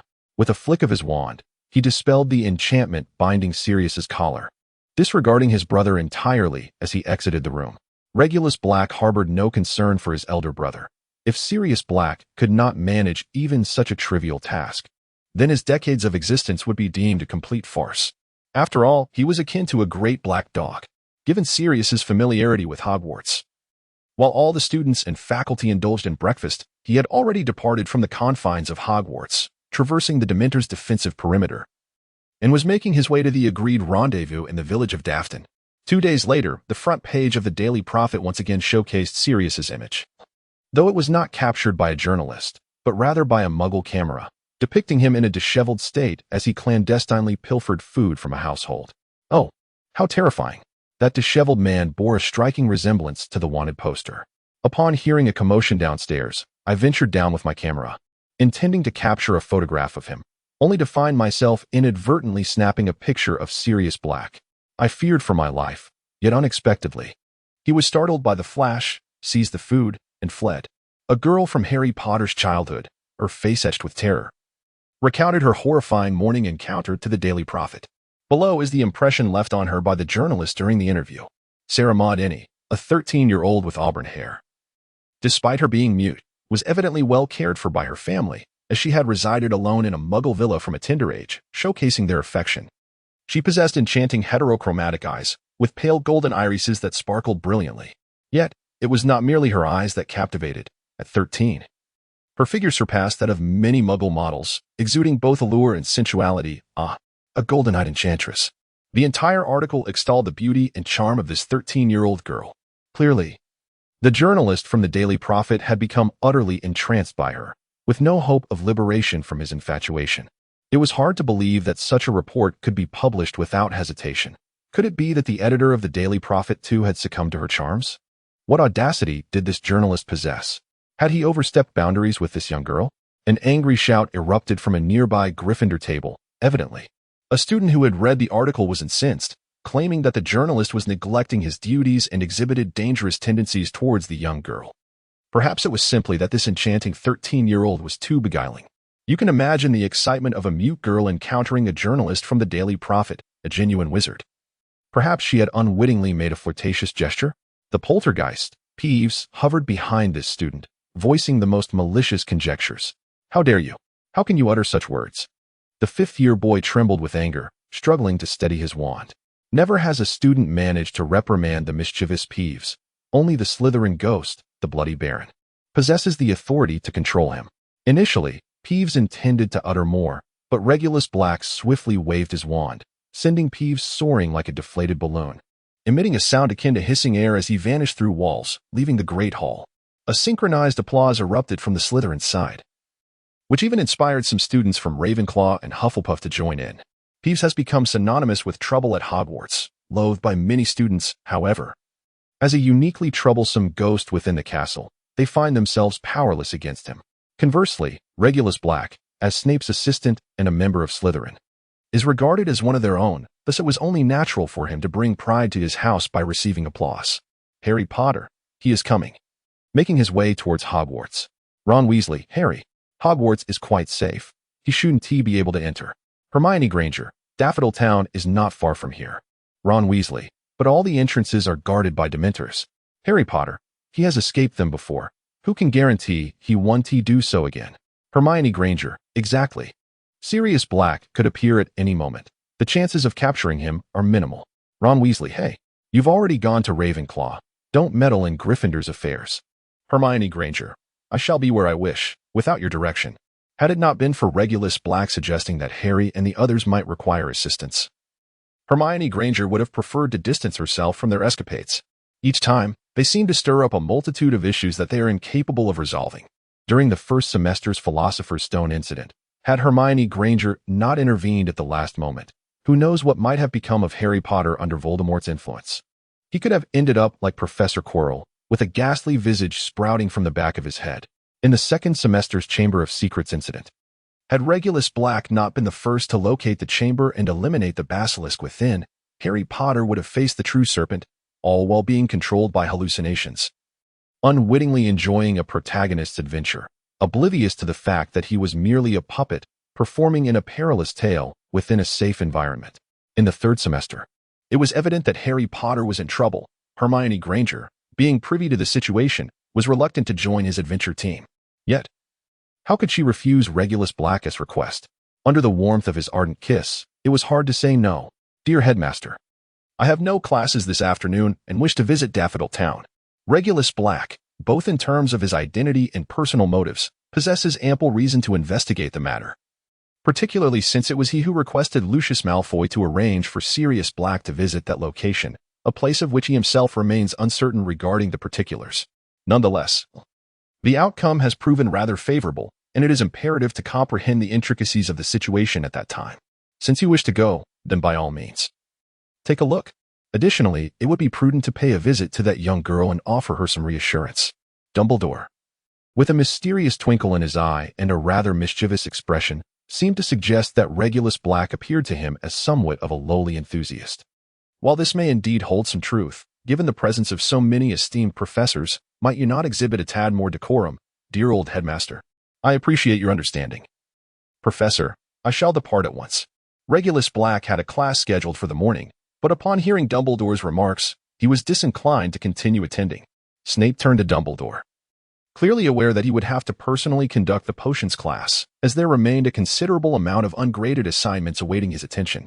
Dumbledore appeared somewhat taken aback. Recognizing the profound look in Snape's eyes, he understood that the delivery of certain potions he had initially planned would now be postponed. The duration of this delay depended entirely on Snape's mood, for a lack of composure could easily result in the ruin of the potions. The other professors shook their heads in unison, having long since grasped the intricate entanglement between Dumbledore and the two dark bats. Their approach was one of deliberate ignorance.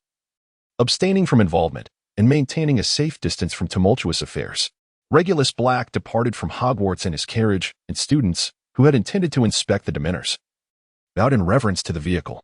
During Harry Potter's third year, a new subject, divination, was introduced, taught by the enigmatic Sybil Trelawney. This course focused on the art of prophecy, yet it was evident that Trelawney, lacking both beauty and pedagogical prowess, was ill-equipped for teaching. Despite her prediction of the connection between Harry Potter and Voldemort, which led to her appointment by Dumbledore, her methods had shown no improvement over the years. She relied solely on the innate talents of her students. Divination classes were held in one of the towers of Hogwarts, where Trelawney's chamber was cluttered with an assortment of teacups, forming veritable walls of porcelain in the corners.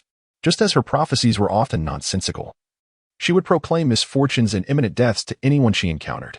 The same applied to student assignments. The more bizarre and tragic the predictions, the higher the grades awarded. Thus, this paradoxically became both the most despised and the most favored course among students. They loathed it for its deceptive nature and lack of substance, yet cherished it for its ease in earning credits, as students merely needed to fabricate their demise to succeed, often boosting their house points significantly. Enduring the course was a necessity, regardless of the discontent felt. Typically, in the first lesson, Trelawney would instruct students in tea leaf reading, encouraging them to interpret the residue left in each other's cups. For novices in the art of divination, this practice proved utterly meaningless. It would have been far more beneficial for them to familiarize themselves with the textbook material. Consequently, Harry and his peers resorted to concocting fantastical interpretations of the tea leaves. Having received guidance from older students, they were aware of how to accrue points in divination classes. During the lesson, Ron gazed at the tea leaves in Harry's cup and began to assert that Harry would find joy amidst suffering. He suggested that Harry would encounter trials and tribulations, yet there would also be sunshine and happiness. Thus, you must endure pain, and in return, you shall find joy, Harry. Hand me the cup. As soon as Sybil Trelawney grasped the cup, her expression shifted to one of anxiety, and she carelessly placed it on the table. My dear child, you have received the grim. The term grim carries connotations of coldness, cruelty, and foreboding. Yet, within the pages of the divination textbook, it bears its own interpretation. Grim, transformed into the Hound of Darkness. It serves as one of the most dreadful omens in existence, a forewarning of death. Harry Potter cradled his cup, meticulously scrutinizing the tea stains within, which had settled to form the shape of a black dog. Professor Sybil Trelawney's lessons left many in discontent as they struggled to endure the macabre notions she presented. No one would take pleasure in such matters. However, it was a course remarkably easy to acquire credits in, thus they bore with it. I have had enough, Hermione Granger exclaimed, storming into Regulus Black's room after her inaugural divination class, filled with ire. As a top student from Ravenclaw, she was incensed that the bespectacled old woman had the audacity to claim she lacked the gift for divination. Indeed, the art of divination requires a certain innate talent. Those endowed with such gifts need not study to predict the future. The purpose of compelling all students to engage in the study of divination is merely to identify those among them who might possess this rare talent, guiding them to unveil their potential in the mystical art. Regulus Black poured a cup of steaming tea for Hermione Granger, the delicate aroma of the brew instantly calming her. Do I truly lack the gift of divination? As her fury dissipated, it was swiftly replaced by a wave of despondency. The intensity of her emotions prompted Regulus to observe Hermione with increasing curiosity. Could it be that she was experiencing some sort of crisis? Oblivious to Regulus's thoughts, Hermione succumbed to her pessimism. It seems my aspirations for perfect scores are indeed unrealistic. Perhaps I should simply study according to the schedule like an ordinary student. The desire to utilize a time turner to master every subject was perhaps an expression of my own arrogance. Sipping her spiced tea, Hermione's spirits continued to decline until she finally found a semblance of tranquility. Clearly, the potion was quite effective. Even the most potent aphrodisiac would not stir her reactions at this moment. This potion was the result of Regulus's research, aptly named the Rationality Elixir. Designed to aid him in his studies, much like one would enjoy coffee to combat fatigue. It was perfectly justified. It appears your reason has triumphed over your emotions. My tea proves effective, does it not? Regulus Black cradled a steaming cup of tea, reflecting on the considerable effort he had recently invested in repairing the Nautilus. With Sirius residing in the doghouse of the Room of Requirement, it was rather inconvenient to entertain female company. Consequently, this period marked a rare moment for Regulus, as he found himself immersed in his restoration work rather than wandering amidst the blossoms. Ironically, this dedication rendered him even more alluring to those women. For a man engrossed in his craft is undeniably captivating, especially when his private chamber boasted exquisite models of luxury yachts.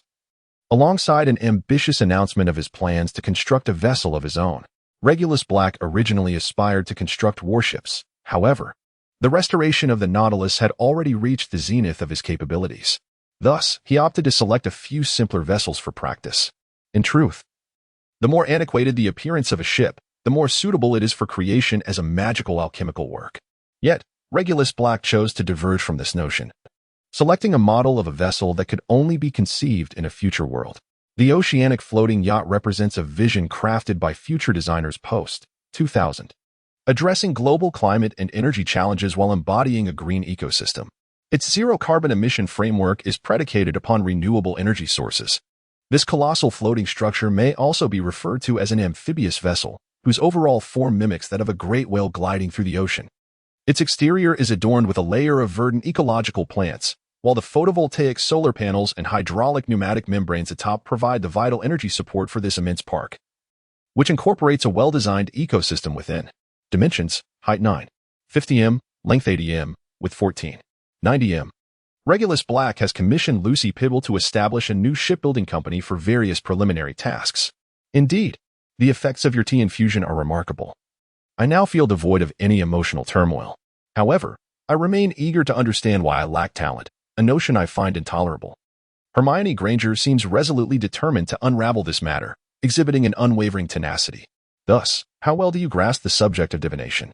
What insights do you possess regarding the principles underlying the existence of divination or prophecy? Furthermore, what predictions can you make about the repercussions that arise following the announcement of a divination result?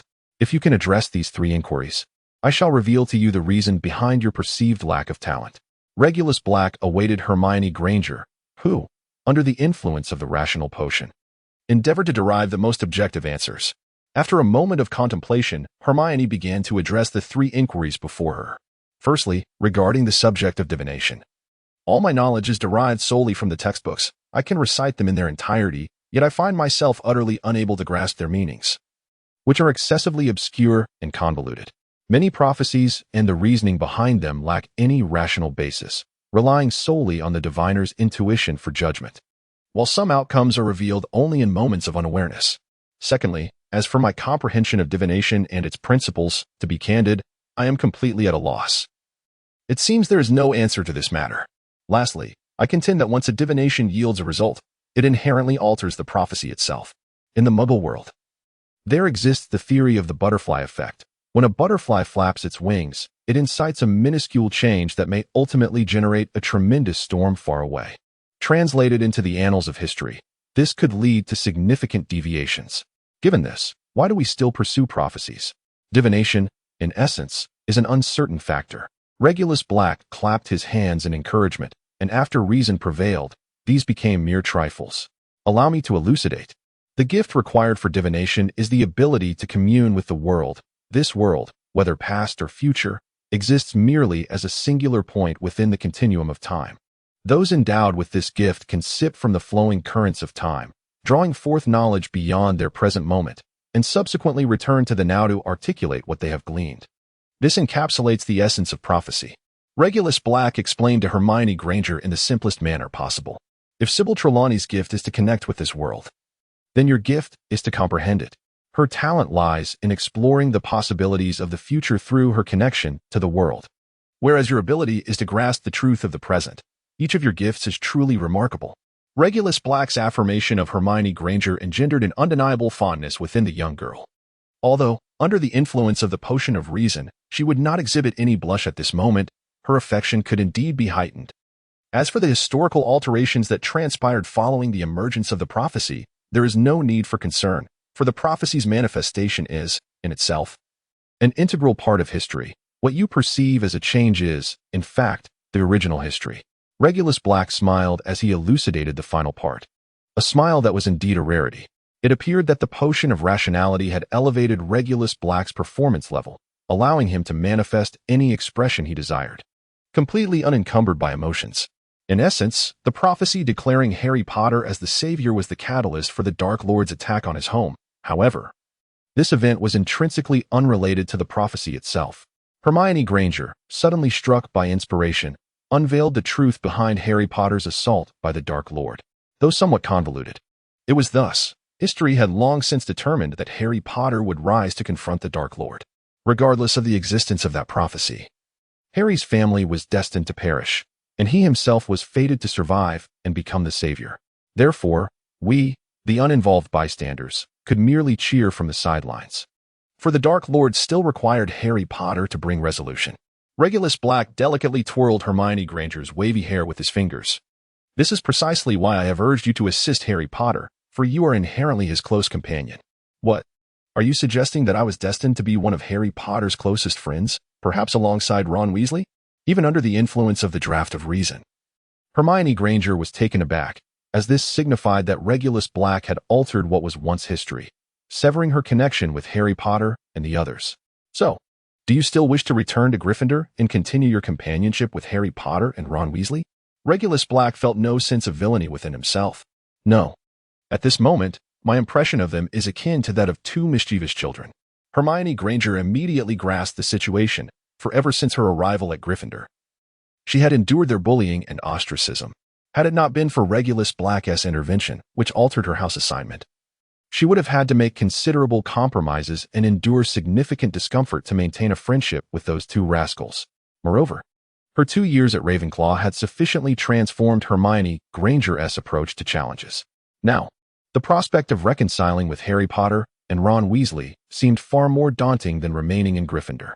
Thus, in the first year, I was compelled to don a ring and confront the Dark Lord to rescue Harry Potter, yet in the second year, I was left with no responsibilities. Clearly, I had a role in Harry Potter's impulsive escapades during the first year, while in the second year, it seems I was rendered superfluous. So what is expected of me this year? I have no inclination to continue appeasing Harry Potter and his companions. The astute Hermione Granger rationally deduced the truth and promptly expressed her discontent. The little girl indeed possessed a strong character, leaving Regulus Black somewhat bemused. As for this year, after 2 consecutive years of change, the latter stages have become entirely distinct. Yet, some matters can be altered, while others are best preserved. At certain pivotal junctures, I hope you will align with Harry Potter, for he is the savior. After all, you must seize the moment to cultivate goodwill, as this will play an invaluable role in your future aspirations of becoming the Minister of Magic. My arrangements are made with your future in mind. Regulus Black has once again delivered a significant revelation to Hermione Granger. She stands a chance of becoming the Minister of Magic. For the 13-year-old girl, this prospect is almost unfathomable. However, Regulus Black is quite certain about this outcome, as Ms. Rowling has pinned it before the conclusion of the Second Era.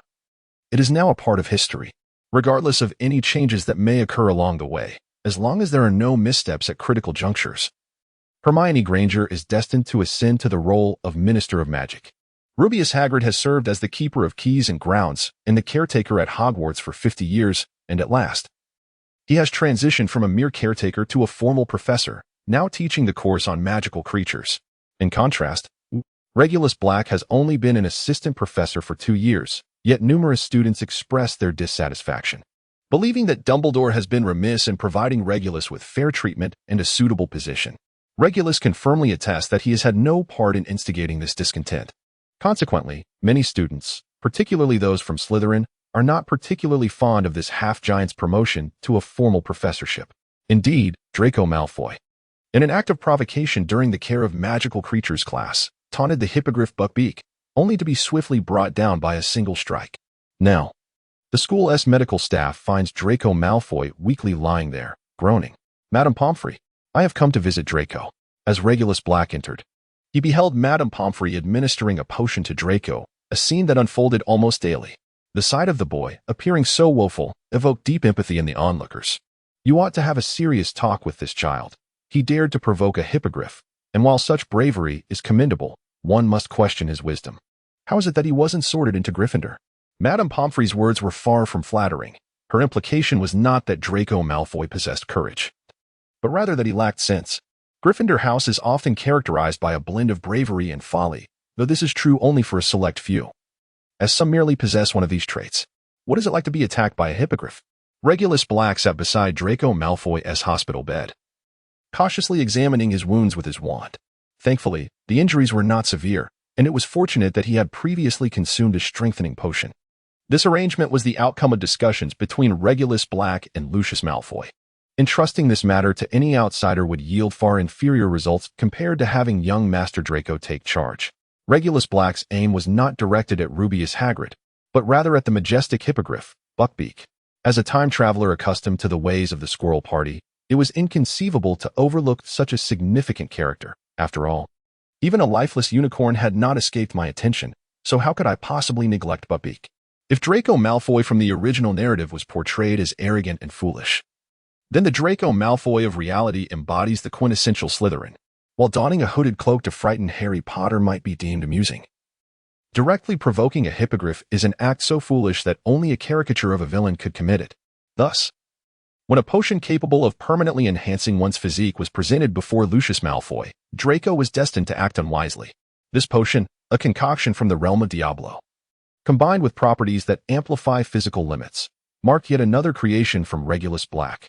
Initially, when Draco Malfoy obtained the potion, he was resistant to becoming a test subject. However, upon learning that it could double his existing physical prowess, he relented, especially after witnessing Harry Potter bowing for acceptance and soaring through the air on Buckbeak. Draco was quite displeased.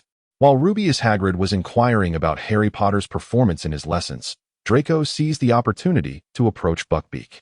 You are not a dangerous creature, are you? You wretched beast, he thought, feeling a twinge of anxiety, yet he had unwavering faith in the potion's efficacy, not in Regulus Black, but in his father, Lucius Malfoy. For this reason, Draco was willing to take the risk. Draco? No. Hagrid had just turned around to see Draco standing perilously close to Buckbeak, lacking the courtesy to bow, which inevitably led to dire consequences. The hippogriff, offended by the impudent boy, swiped at him with its powerful talons, knocking him down. Hagrid quickly diverted Buckbeak's attention with a snow ferret, the creature's favorite treat. Observing Draco rolling on the ground, Hagrid felt somewhat at a loss. Clearly, it was merely a scrape. Look, there was no blood, just a torn garment.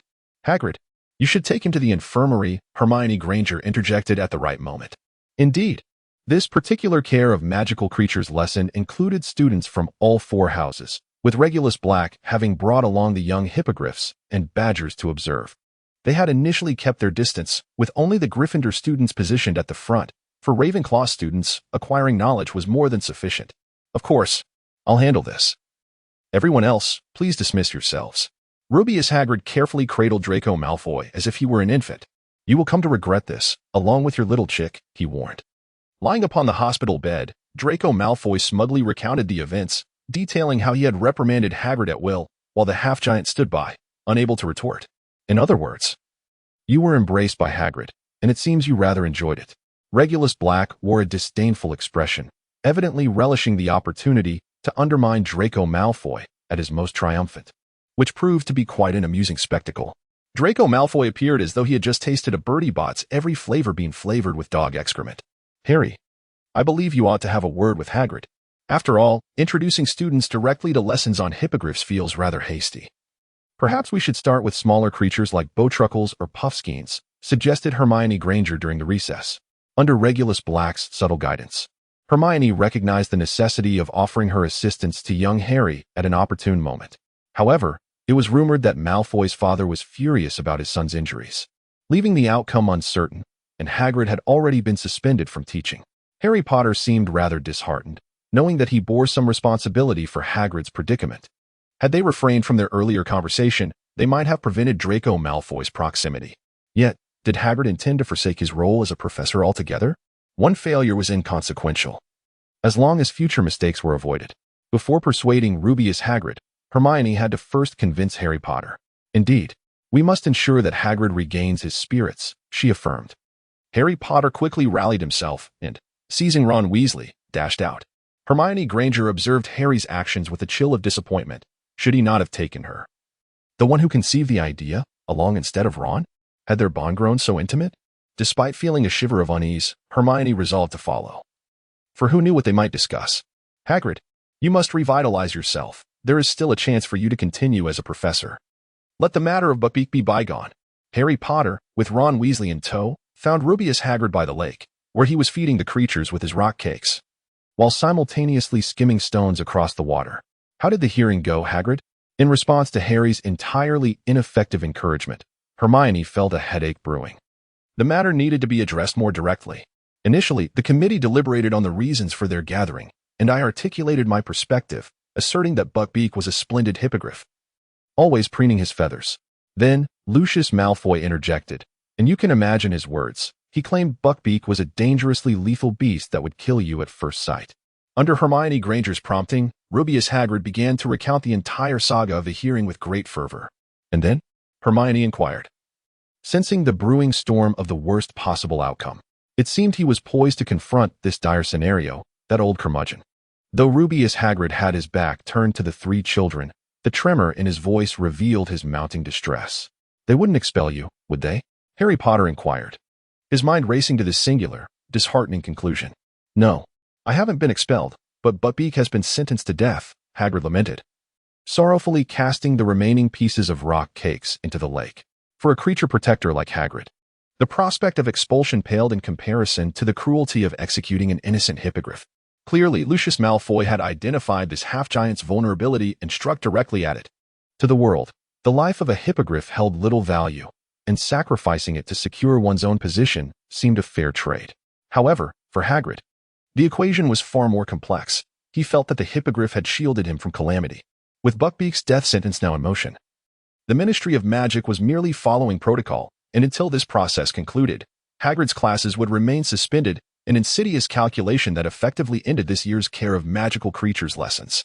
Upon returning to school, Hermione Granger sought to elucidate the bewildering situation to her two confused Gryffindor companions. How can this be? Hagrid worked so hard to become a professor. This is an outrageous blow, Ron Weasley exclaimed, his anger propelling him to his feet. It's utterly unconscionable. And we cannot exonerate Buckbeak nor expedite the proceedings of his death sentence. We are powerless to intervene. Harry Potter had never before comprehended the intricate complexities of the adult world. Had it not been for Hermione's explanation, he might not have grasped the situation so swiftly. He glanced at the girl beside him, pondering whether this was a glimpse of the mature side of a girl in love. After all, Harry knew that Hermione was one of the earliest romantic interests of Regulus Black. Sarah Medani, what compelled you to choose to become a member of the Black family? Regulus Black arrived in Dafferton, the very location designated for the appearance of Sirius Black. This was the residence of a young girl, a 13-year-old with auburn hair. Despite her status as a squib, she occupied a unique position straddling the worlds of muggles and wizards. Sirius Black's emergence in her home was a carefully orchestrated and secure method of exposure. Regulus was determined to avoid a scenario where his brother was pursued by countless wizards wielding their wands. The 13-year-old before him exuded a maturity that could rival even Hermione Granger's, and after agreeing to Lucy Peveril's proposition, she boldly expressed her desire to become the mistress of Regulus Black's clandestine operations. Indeed, one heard correctly, this young girl audaciously proposed to be a lover. Thus, Regulus felt compelled to investigate her intentions and perhaps assess her capabilities. As you mentioned, she aspired to join the Black family rather than live as a squib within the Muggle realm. Sarah Midney sat quietly, devoid of any overtly seductive demeanor. Yet her inherent allure was both captivating and sensual. Additionally, she possessed a pair of strikingly heterochromatic eyes, with pale golden irises that sparkled with clarity and an enchanting brightness. Regulus Black remarked that becoming a member of the Black family was merely a polite expression. After all, one cannot genuinely approach a 13-year-old girl and say, "Hey there, you look lovely, why not become my lover?" Such words would be utterly inappropriate. To his surprise, the girl seemed to play along with the jest. Why bother? Your family appears to treat you well. Not every child has the privilege of owning their own villa. Though Regulus Black's words suggest that the other party's family holds her in high regard, the underlying implication is that her actions bear the taint of familial betrayal. A person capable of betraying their own kin is deemed unworthy of trust, regardless of their declarations. In Western culture, the fate of a traitor is often death or ostracism, a notion widely accepted. I am of mixed heritage, yet I have not inherited the bloodline of wizards, rendering me powerless. My surname bears no connection to my lineage, for it is that of my mother. The property I reside in is also her legacy. After her passing a few years ago, my father has not returned. Were it not for my childhood registration with the Ministry of Magic, I would have no ties to the wizarding world. Does this alleviate your concerns? The girl with golden eyes recounted her origins with a calm demeanor, revealing no trace of resentment regarding what others might perceive as a tragic background. Rather, she exuded an air of serene contentment. Thus, my final inquiry: what do you hope to attain upon joining the Black family? Regulus Black found himself quite pleased with the golden-eyed young girl, both in terms of her lineage and her character. The only matter that remained was the standards required by both parties. Lucy Piddle had already discussed some preliminary conditions with her, among which the stipulation of joining the Black family, effectively becoming Regulus Black's golden consort, stood out as a clearly defined requirement. To his surprise, the 13-year-old maiden, after careful consideration, consented. Indeed, Lucy Piddle had employed the term weighing during their conversation, indicating the remarkable maturity of Miss Sarah Maydani. Safety. I need a dependable person to guard me for life, the golden-eyed girl remarked, blinking her eyes. Regulus Black presented an entire set of jewelry crafted from exquisite scarlet gemstones. This splendid collection includes 3 necklaces of varying degrees of opulence, accompanied by matching earrings, 12 brooches representing different zodiac signs for monthly rotation, a singular ring, 2 belts, 3 bangles, and 3 bracelets, totaling 30 unique pieces. Each item boasts a distinctive design, allowing for effortless combinations or standalone elegance. This exquisite jewelry box is a gift intended for you. Do remember to adorn yourself with at least 1 piece regularly. Regulus Black opened the chest, revealing the exquisite jewelry within. If there is anything that a woman finds utterly irresistible, it is the allure of various gems and adornments. Even this seemingly mature golden-eyed girl could not help but be dazzled by their brilliance. This was no ordinary jewelry. The entire chest and its contents had been enchanted with a spell. It could be recovered in its entirety, should it ever be lost, and only the 2 of us, the user and I, possess the means to reclaim it. Unless we both consent, you would not even be able to gift it to another. Regulus Black retrieved the singular ring from within, gently taking Sarah Maydani's left hand to slide it onto her 4th finger. The originally oversized ring seamlessly adjusted to fit her. The contract is established. Henceforth, you belong to me. Sarah gazed at the ring adorning her left hand, a symbol traditionally reserved for marriage. Regulus Black had placed it upon her finger, its implications unmistakable. Initially prepared to become a lover and be cherished for a few fleeting years, she had not anticipated her genuine entrance into the Black family. Indeed, she had truly become a member of the Black lineage. The marital contracts within the wizarding world far surpass the mundane marriage certificates of the non-magical realm. They hold binding power. Has anyone ever witnessed a wizard's divorce? It is either a lifetime of compromise or death. This is the prevailing norm of matrimony. Although Sarah Maydani was merely a half-blood mute, she had gleaned considerable knowledge of the wizarding world before the age of 10, particularly due to her unique family background. One parent a wizard with his own family, and the other a single mother from the Muggle world. Such an environment heightened her awareness of wizarding marriages. Thus, she comprehended Regulus Black's intentions. Although she could not formally wed into the Black family, he would regard her as a legitimate member rather than a mere temporary lover. Thank you, thank you, thank you, Sarah exclaimed, tears streaming down her cheeks as she leaped into Regulus Black's embrace. The facade of strength and maturity she had maintained crumbled, allowing her to finally express herself as a typical 13-year-old girl. Regulus Black held the golden-eyed girl close, gently caressing her burgundy hair, remaining silent as he patiently awaited her to calm down. I'm so sorry.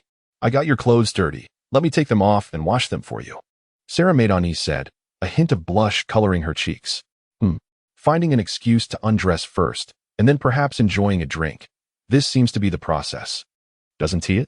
No need for that. I have matters to attend to today, and besides, you are only 13. Some things are a bit premature. Wait another 2 years, and I shall not let you escape. Regulus Black gently pinched Sarah Maydani's delicate face before settling into the seat opposite her. Now, let us discuss the connection between this ring and the brooch. Regulus Black arranged 12 brooches in a neat row upon the table. You are undoubtedly familiar with the 12 zodiac signs. Each brooch here can be infused with a spell, while the ring serves as the instrument to unleash that magic. Which 12 spells would you desire? Sarah Madani's delicate face radiated with excitement at the thought of wielding magic. For her, a half-blood mute, this was beyond her wildest imagination. If she could select spells, which 12 would she choose? Regulus, I am uncertain which spells would suit me, if you would be so kind. Please assist me in making my selection. After a brief moment of contemplation, Sarah wisely sought his help. Rather than floundering through the choices on her own, she preferred to entrust the decision to him. If this were a casual outing with her boyfriend, she would at least have a clear idea of what to purchase. However, as a mute, choosing spells felt rather daunting. The weather is splendid today, she thought to herself. I can provide you with a catalog of spells, detailing their names and effects. No, I insist that you make the decision for me. Regulus Black was not merely being polite. He genuinely wished to see which spells the golden-eyed girl would select. However, Sarah Maiden displayed a remarkable level of maturity and rationality, entrusting the decision to Regulus Black. To begin with, there were 3 offensive spells: Petrificus Totalis, Stupefy, and Obliviate. Next, there were 3 defensive spells: Impedimenta, Expelliarmus, and Protego. Finally, he presented 6 auxiliary spells: Reparo, Engorgo, Lumos, Reductio, Scourgify, and Wingardium Leviosa. As Regulus Black spoke, he used a crystal-like wand to sequentially tap the brooches on the table. He then took out 2 belts and cast the undetectable extension charm upon them. These 2 belts, upon which I had already applied the charm, could accommodate all 12 brooches. If you were to don one of the brooches, that spell would be set as the default for immediate use. You may experiment with the specific effects of these spells at your leisure, as long as you consistently wear the ring and belts for an extended period. Regulus Black has meticulously considered every aspect, prioritizing non-lethal attack spells and defensive enchantments that not only safeguard oneself but also disarm opponents. Even the auxiliary spells exhibit features such as flickering lights and flight, serving to enhance offensive capabilities. Therefore, it is essential for me to routinely carry 3 defensive brooches. Sarah Madani carefully selected these 3 brooches, one depicting a charming little crab representing Cancer, another showcasing the profile of a lion signifying Leo, and lastly, an oval brooch featuring an angelic maiden representing Virgo. In the future, it is imperative to seize opportunities to diligently practice the application of these spells, to remain inconspicuous. The incantation Obliviate will be indispensable. Regulus Black selected a brooch shaped like a mask with one side depicting a laughing face and the other a crying one. This forgetfulness charm allows those who have wronged you to forget their transgressions afterward. Do not be misled into believing that their amnesia equates to a lack of punishment. In truth, you possess the power to erase all memories, from the moment of birth to the instant preceding oblivion. Thus, this enchantment must be wielded with utmost caution. Regulus Black personally adorned Sarah Madani with the Gemini brooch upon her breast. Come, cast this spell upon me. Should I forget the events of today? I shall hold you blameless. Regulus Black directly urged the golden-eyed girl to attack him. Seemingly confident not only in the efficacy of the magical artifact but also in his own formidable abilities, even after being struck by the Oblivion spell. His enigmatic self-assurance remained unshaken. Sarah Madani hesitated momentarily, yet under Regulus Black's insistence, she ultimately waved her ring-adorned hand. Oblivion. A slender stream of magical energy struck Regulus Black but vanished into thin air, as if a cow had sunk into the sea. Such spells hold little efficacy against a true wizard, for their perception and manipulation of magic far exceed those of the artifacts you wield. However, I bestowed them upon you because you could employ them on muggles, and since you are registered in the wizarding world as a squib rather than a legitimate wizard. The incantations from magical artifacts you used remain unregulated by the Ministry of Magic. It is essential to recognize that as a 13-year-old girl living alone, Sarah Madani has sustained herself through modeling, and the portrayal of her in the Daily Prophet as a squib supported by a wealthy family is nothing more than a fabrication. The modeling world, much like the entertainment industry, possesses both a dazzling stage and the dark, sordid nature of human hearts. Regulus Black departed from Sarah Madani's residence, casting a series of enchantments upon her home before his exit, including the Muggle-repelling charm, the Black family sigil, and other typical spells employed by wizarding households. Henceforth, the villa would fall under the protective aegis of the Black family. As he traversed the bustling streets, Regulus found himself reminiscing about his previous incarnation, the second Regulus. In that life, he was merely an ordinary recluse, meandering through existence until his 30s, having moved out early to evade his parents' incessant inquiries. He engaged in odd jobs while immersing himself in his digital realm, resulting in a dwindling connection with his family. Upon receiving the news of his parents' demise, he returned to his long-abandoned mountainous hometown, confronting the dilapidated, drafty house. It was in that moment of reflection that he felt a modicum of regret for not having cared for his aging parents. Yet simultaneously he felt relieved that he had not burdened them further during his own suffering. After attending to his parents' affairs, Regulus set his old home ablaze. Recalling the villagers who frantically attempted to extinguish the flames while he remained distant, devoid of any interest in witnessing the chaos. It is said that he was subsequently wanted by the authorities. However, as one accustomed to a transient lifestyle, Regulus eluded capture until his demise in his rented accommodation, potentially linked to his self-imposed starvation. Contemplating the self-destructive tendencies of his second life, even the current Regulus Black could not elucidate the reasons behind such behavior. In stark contrast, this lifetime saw him fervently laboring for the revival of his family, tirelessly striving for the continuity of the Black lineage, a stark departure from his previous existence. Now in his third year within the world of Harry Potter, the fruits of his labor were abundantly evident. The Horcruxes, aside from Nagini and Harry Potter himself, had been acquired and refined into equipment, granting him permanent enhancements to certain attributes. Were Voldemort to discover this, Regulus Black's name would undoubtedly ascend the Dark Lord's list of targets, perhaps even preceding Harry Potter. As for the Deathly Hallows, aside from the Elder Wand still held by Dumbledore, the Invisibility Cloak and Resurrection Stone had fallen into his possession, likewise reforged into equipment, bestowing him with enduring enhancements. Furthermore, in the realm of magical artifacts, Regulus Black had become quite adept at crafting protective charms, producing a select few, each uniquely powerful and remarkably effective. From his initial endeavors of meticulously crafting items in the Room of Requirement to now merely needing to tap his wand against an object to transmute it into a magical tool, Regulus Black's mastery of alchemy had transcended his former self by countless degrees. Regulus Black has invested in film production, traded in crimson jewels, and even constructed warships, truly racing down the path of ambition without the slightest intention of pausing. Lucy, I have already visited Sarah. You certainly have an eye for character, as she is indeed a delightful young lady. Regulus Black extracted a mobile phone, a rare commodity in the year 1992. He invested in procuring phones for himself and those around him, facilitating communication within the Muggle world. Moreover, having experienced the conveniences of future technology due to his second life as Regulus, how could he endure a life devoid of mobile devices? Of course, smartphones would remain a distant dream for another 2 decades. Boss, as long as it pleases you, I shall keep an eye out for such exquisite young ladies in the future, Lucy Piddle remarked, diligently overseeing the film production for Regulus Black. Upon receiving Regulus's request to arrange for Sirius Black to make an appearance near Hogwarts, Lucy swiftly located the equally taciturn nineteen.And, who then provided Regulus with a script detailing the encounter between a solitary young woman and a wanted fugitive. It is indeed a stroke of fortune to have such a capable personal secretary. nineteen.And has already become a member of the Black family, and naturally, you are included as well. I shall ensure that a gift is forthcoming. Regulus Black recently contemplated the importance of fairness among women. Lucy Piddle had followed him for quite some time, yet she remained preoccupied, never bestowing upon him a gift of any significance, especially not one akin to the special presents given to nineteen.And. Initially, he had promised that someone like Lucy, who was mute, would be able to wield magic, but her continuous busyness and his own insufficient skills in creating a tangible product had delayed this promise. Now that he had successfully crafted a standard gift for lovers, he could extend this to all future paramours, particularly for those who were similarly mute. Perhaps it was time to prepare a set for Jennifer Connelly and Charlize Theron as well. By the way, boss, there are still some scenes left to shoot. The director asked me to check your availability as the filming is nearing completion. At this moment, Lucy Piddle felt a sweet rush in her heart. When she first encountered Regulus Black last year, she was captivated by his charisma.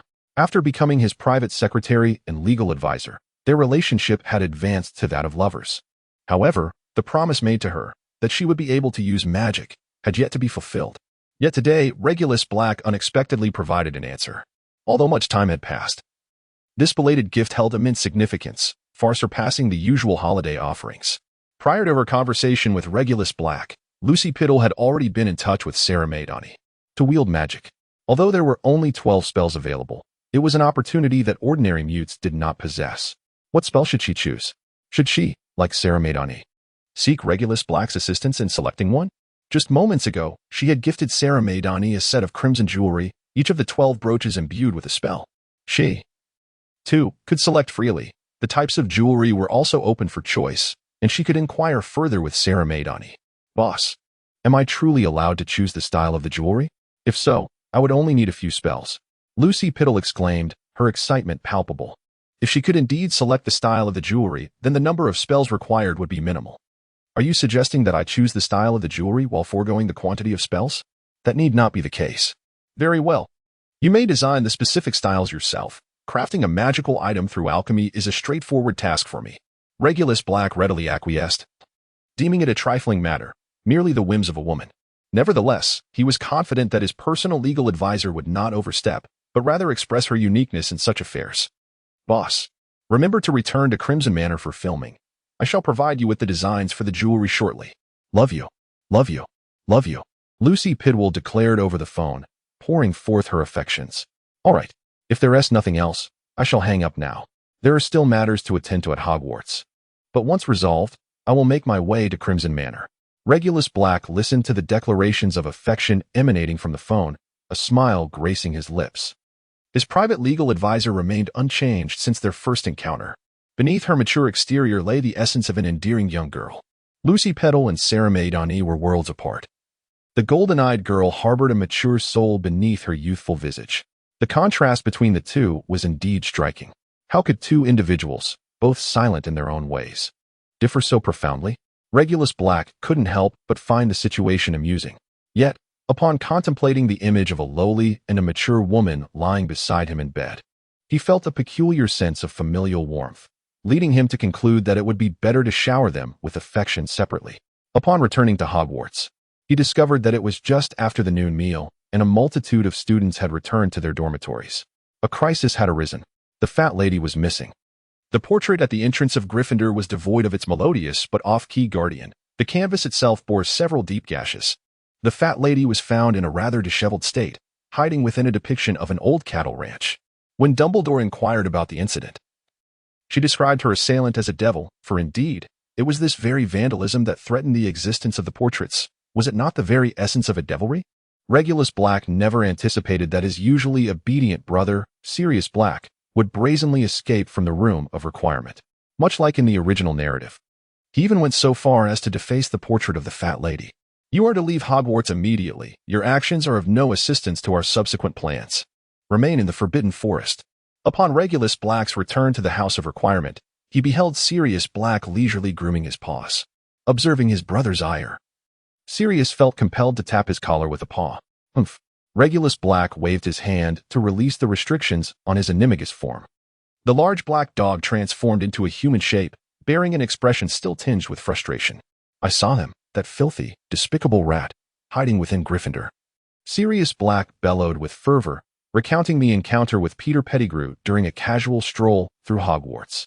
Their meeting ignited a fierce chase, resulting in Pettigrew escaping back into Gryffindor by virtue of knowing the entrance password, while Sirius found himself thwarted outside. After failing to intimidate his way in, he resorted to vandalizing the fat lady's portrait.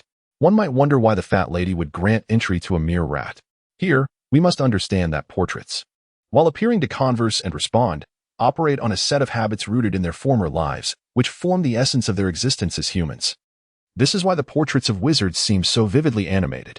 The fat lady was chosen as the guardian of Gryffindor not only for her character, but also for her unique trait of adhering strictly to the rules, as nobody could predict what mischievous students might transform into.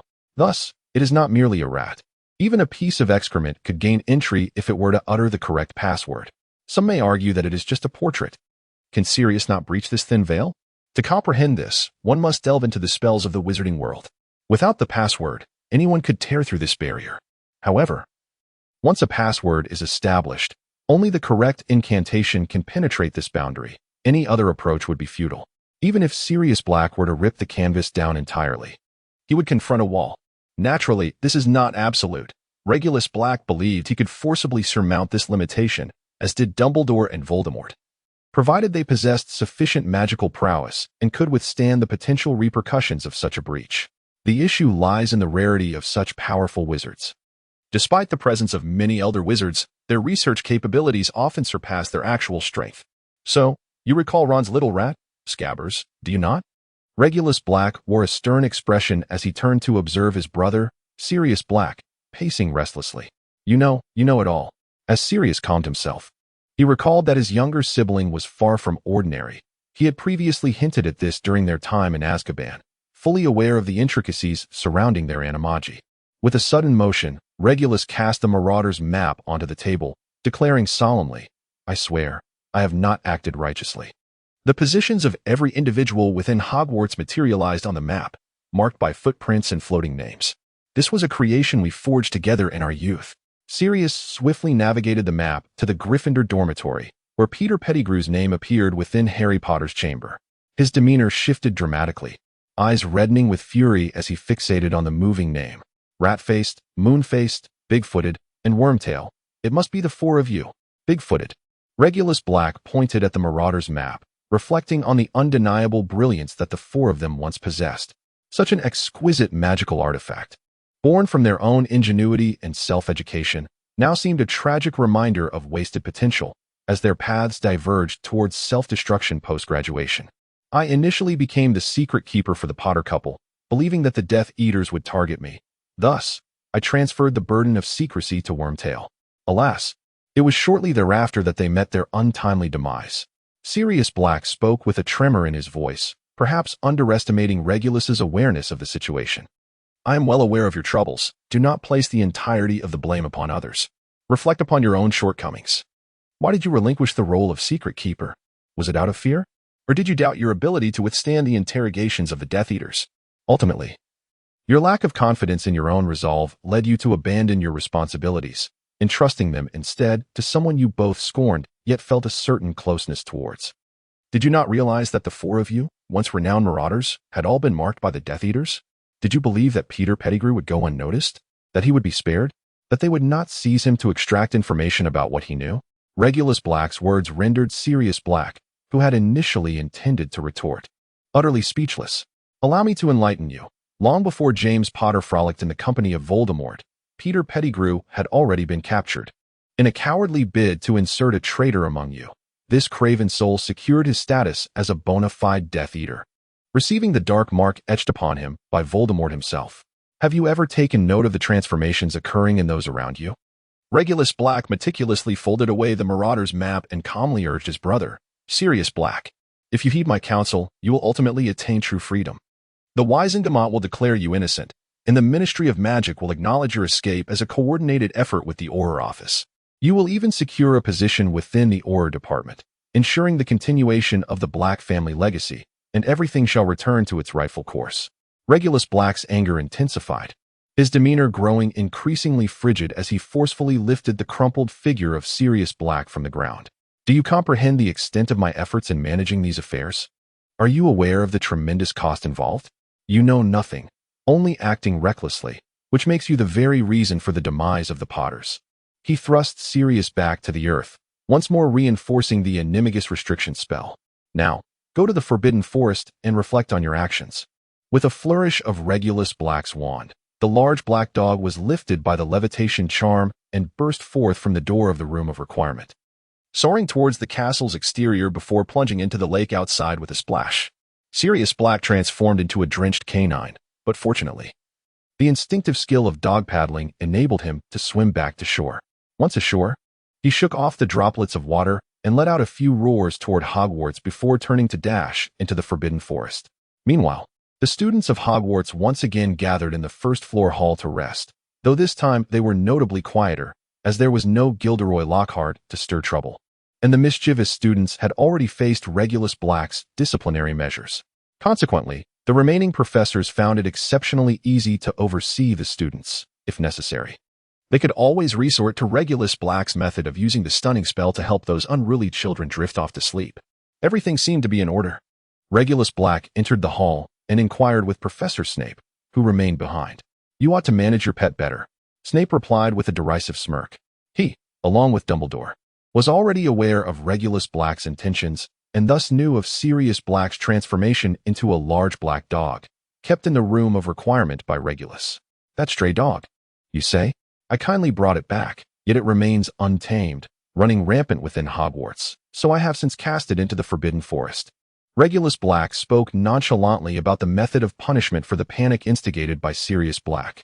I had thoroughly searched the astronomy tower and the Orrery, yet found nothing.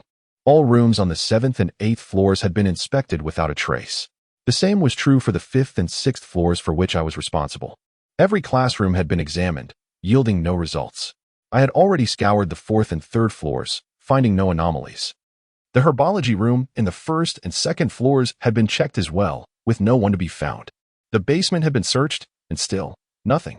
Professor after professor entered the hall to report their findings to Dumbledore, but Sirius Black, who had already been tossed into the lake, remained elusive. Meanwhile, Professor Snape and Assistant Black merely observed, unaware that Regulus had just recently been present. Having returned to the room of requirement on the 8th floor to deal with the misbehaving large black dog, perhaps we should search the Forbidden Forest as well. Snape remarked casually, his demeanor decidedly irksome. This expressed Snape's tacit approval of Dumbledore's agreement with Regulus Black's plan to instill discontent regarding Sirius Black within Hogwarts. The former Half-Blood Prince had always been at odds with the notorious quartet of highwaymen. This implied that Sirius was not within the castle, and I had no desire for him to linger in Hogwarts any longer. Dumbledore did not respond to Snape's comment, merely adopting an air of reassurance. More than half of the students in the hall were wide awake, and these remarks seemed deliberately directed at them. Dumbledore was aware, as was Snape, that this was all part of Regulus Black's scheme. After all, any plan that would damage Hogwarts, be it in reputation or resources, would not receive Dumbledore's consent, which explained Regulus's vehement reaction to Sirius's vandalism of the portrait. In the original narrative, such destruction served the plot. In the present reality, it would be deemed a mere accident. A remarkable tactic, is it not? The ability to come and go freely within Hogwarts without being detected. How had he accomplished such a feat? With Dumbledore choosing not to engage, Snape naturally shifted the topic. Indeed, it was extraordinary. There were numerous methods to achieve such an end, each more astonishing than the last. One could detect a hint of pride in Dumbledore's words. After all, this Sirius was also his student and a key member of the Order of the Phoenix. With the prospect of clearing his name on the horizon, Dumbledore naturally sought to strategize for the future, valuing the strength of his subordinates. Perhaps someone within the castle had aided him. Snape spoke, glancing back at Regulus Black, who was following behind him. I am certain that none within the castle would conspire with Sirius, yet I pondered whether to send the children home. What about Potter? Should I remind him? Perhaps. But for now, let him sleep. It is only in dreams that we may enter a world that belongs entirely to us. Let them revel in the depths of the ocean or soar among the highest clouds. As Dumbledore's words echoed, all the students still awake succumbed to a profound slumber, their dreams filled with aquatic adventures or flights through the sky. That night, the entire student body rested soundly, while only the watchful professors bore dark circles under their eyes. And tranquility once again enveloped the school. Today, the lesson I am to teach promises to be most captivating. I was fortunate enough to capture a boggart within a cupboard. Does anyone know what a boggart is? Is there truly no one familiar with it? Remus Lupin is set to instruct Gryffindor and Slytherin on the subject of boggarts, a shape-shifting creature. However, the atmosphere in the classroom is far from conducive. The Slytherins regard the subject with disdain. It is evident that many among them are aware of what a boggart is, yet they disdain to answer, particularly given that Professor Lupin hails from Gryffindor, prompting their collective silence. On the Gryffindor side, however, confusion reigned, as clearly none knew what a boggart was, each student awaiting Professor Lupin's elucidation. Moreover, following their recent experience in care of magical creatures, the students harbored a palpable trepidation towards such hands-on lessons, eagerly anticipating the release of the creature from the cupboard.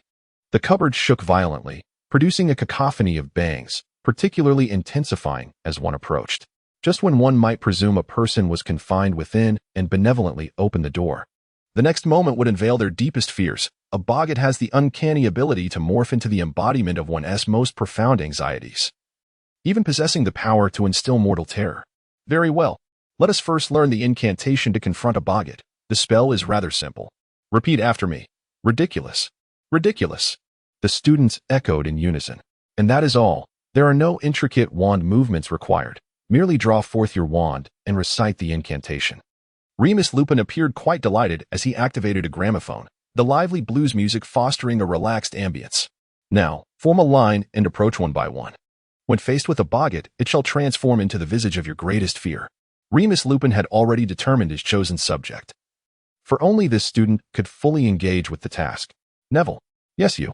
Come forth, Neville, and tell me, who do you fear the most? Remus Lupin deftly selected his target from the Gryffindor crowd, gently drawing him close and inquiring softly. Professor Snape. The awkward Neville certainly did not disappoint Lupin. Who is the person you fear the least? Lupin continued to inquire. Although he was already aware of the answer, he felt it necessary to prompt the audience. As an entertaining spectacle was about to unfold. The person I fear the least is my grandmother, Neville answered earnestly, completely oblivious to the fact that he had fallen into Professor Lupin's trap. Imagine if Boggart transformed into Snape. Picture him attired in your grandmother's clothing. Whispered Remus Lupin close to Neville's ear. Thanks to the blues music playing, the students in line behind them were oblivious to the exchange. Now, brace yourself. Let us begin. With a flick of his wand, Lupin opened the cabinet door, causing the boggart within to cease its tumultuous thrashing. Instinctively preparing to take the form of the greatest fear of the one who opened the door, out stepped a completely identical Professor Snape from the cabinet. Seemingly irate that Neville had confined him within, yet due to the nature of the boggart's transformation, this Snape remained silent, even without uttering a single venomous word. Neville trembled in fear, finally mustering the courage to wave his wand. Ridiculous. Suddenly, this Professor Snape began to twirl, his attire transforming into that of an elderly woman, complete with a large hat adorned with a mounted vulture. Neville immediately felt at ease, surprised by how amusing Snape appeared in his grandmother's clothes. The other Gryffindor students erupted in laughter. In stark contrast, the Slytherin students wore sour expressions, particularly Draco Malfoy, for Snape was his godfather. Glaring daggers at Neville and Professor Lupin, the Slytherins felt thwarted by the Gryffindors surrounding them, while Lupin remained blissfully unaware of his role as the instigator. Next up. Let us continue. The next student was Parvati Patil, one of the Indian twins. As she stood before the boggart, the former Snape instantly transformed into a gigantic cobra. As an Indian student, it was quite normal for her to fear a serpent deity. Ridiculous. The enormous cobra immediately morphed into a spring-loaded clown, trapped inside a box, swaying back and forth while emitting a cacophony of bizarre laughter. Just like that, keep going. Remus Lupin called out to Harry Potter, who was standing third in line. As Harry approached the jester, he found himself staring at the grinning spring clown, which evoked not amusement, but an inexplicable sense of dread. The boggart sensed Harry's fear and immediately began to transform. A Dementor materialized before Harry, causing not only him but also the other students to recoil in terror. When the boggart takes on the form of a magical creature, it can mimic certain abilities. Thus, this boggart, now resembling a Dementor, was capable of draining joy. Without hesitation, Remus Lupin leaped in front of Harry, blocking the boy's view. With the change in appearance, the boggart shifted once more, revealing a full moon obscured by clouds, which gradually began to dissipate. Remus Lupin paused for a moment, then quickly regained his composure, just as the moon was set to shine forth. The boggart transformed into a deflating balloon, the kind that, instead of being popped, was released to flutter chaotically through the air. It zipped about among the students with a whoosh. Lupin waved his wand, and, before the boggart could change again, confined it within a cupboard. Clearly, the lesson had reached its conclusion, having nearly spiraled out of control. This was not merely an issue for Harry Potter. It also posed a significant concern for Remus Lupin himself. I apologize. Today's lesson ends here. We shall continue next time, he announced wearily, as if he had labored for an entire day and night. After ushering all the students out of the classroom, Lupin collapsed onto the floor. Though he had not glimpsed the full moon, he had seen enough to feel his blood boiling within him. If it had not been daytime, and should he have encountered the true full moon, he dared not contemplate the consequences of his actions, especially with the entire class present. Remus was certain there was someone at Hogwarts who could assist him, and he resolved to seek help. Regaining his composure, he decided to approach Dumbledore. Believing that if the esteemed headmaster intervened to solicit Snape's assistance, he would be unlikely to refuse. Upon arriving at the headmaster's office, however, he discovered Regulus Black engaged in casual conversation with Dumbledore, both of them indulging in a large serving of ice cream. Professor Lupin, has your class ended early? Regulus Black brought a delectable canary biscuit, accompanied by ice cream, to his lips. This peculiar biscuit possessed the enchanting quality of making one's speech as melodious as the song of a canary. Indeed, It was one of the creations of the illustrious Willy Wonka's chocolate factory. Upon taking the reins of this establishment, Regulus Black found himself astounded by the vast array of products within its catalog. Nearly half of the confections circulating in the wizarding world originated from this factory. No wonder the Ministry of Magic had previously refused to accept any appeals. This was a veritable treasure trove. It was truly remarkable that Bellatrix Black had once orchestrated the acquisition of such a lucrative enterprise for Voldemort. One must understand that Willy Wonka, being a wizard who delighted in mingling with muggles, was not particularly esteemed by traditional wizards. Yet, his prowess was undeniable. The fortifications surrounding his chocolate factory were a testament to his extraordinary magical abilities. This compelled Bellatrix Black to adopt a more circuitous approach to secure the enterprise. Although the chocolate factory was heavily fortified, through careful planning and strategy, Willy Wonka ultimately fell victim to Bellatrix Black's Avada Kedavra. Given Voldemort's inability to manage this asset directly, it inadvertently benefited the Black family. Moreover, Minister Cornelius Fudge was swayed by Regulus Black, who argued that rather than the ministry monopolizing another's private enterprise, it would be more prudent to relinquish the burden.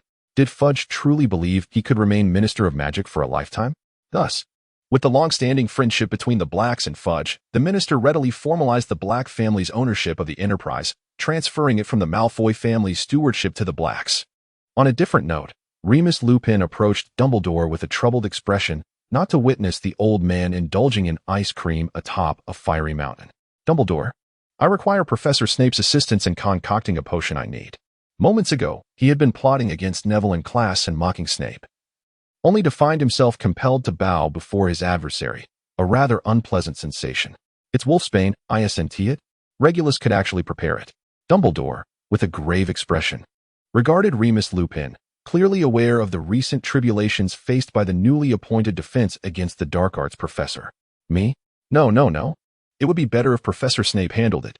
If I were to interfere, it would jeopardize our future collaboration. Snape would hold a grudge against me for life.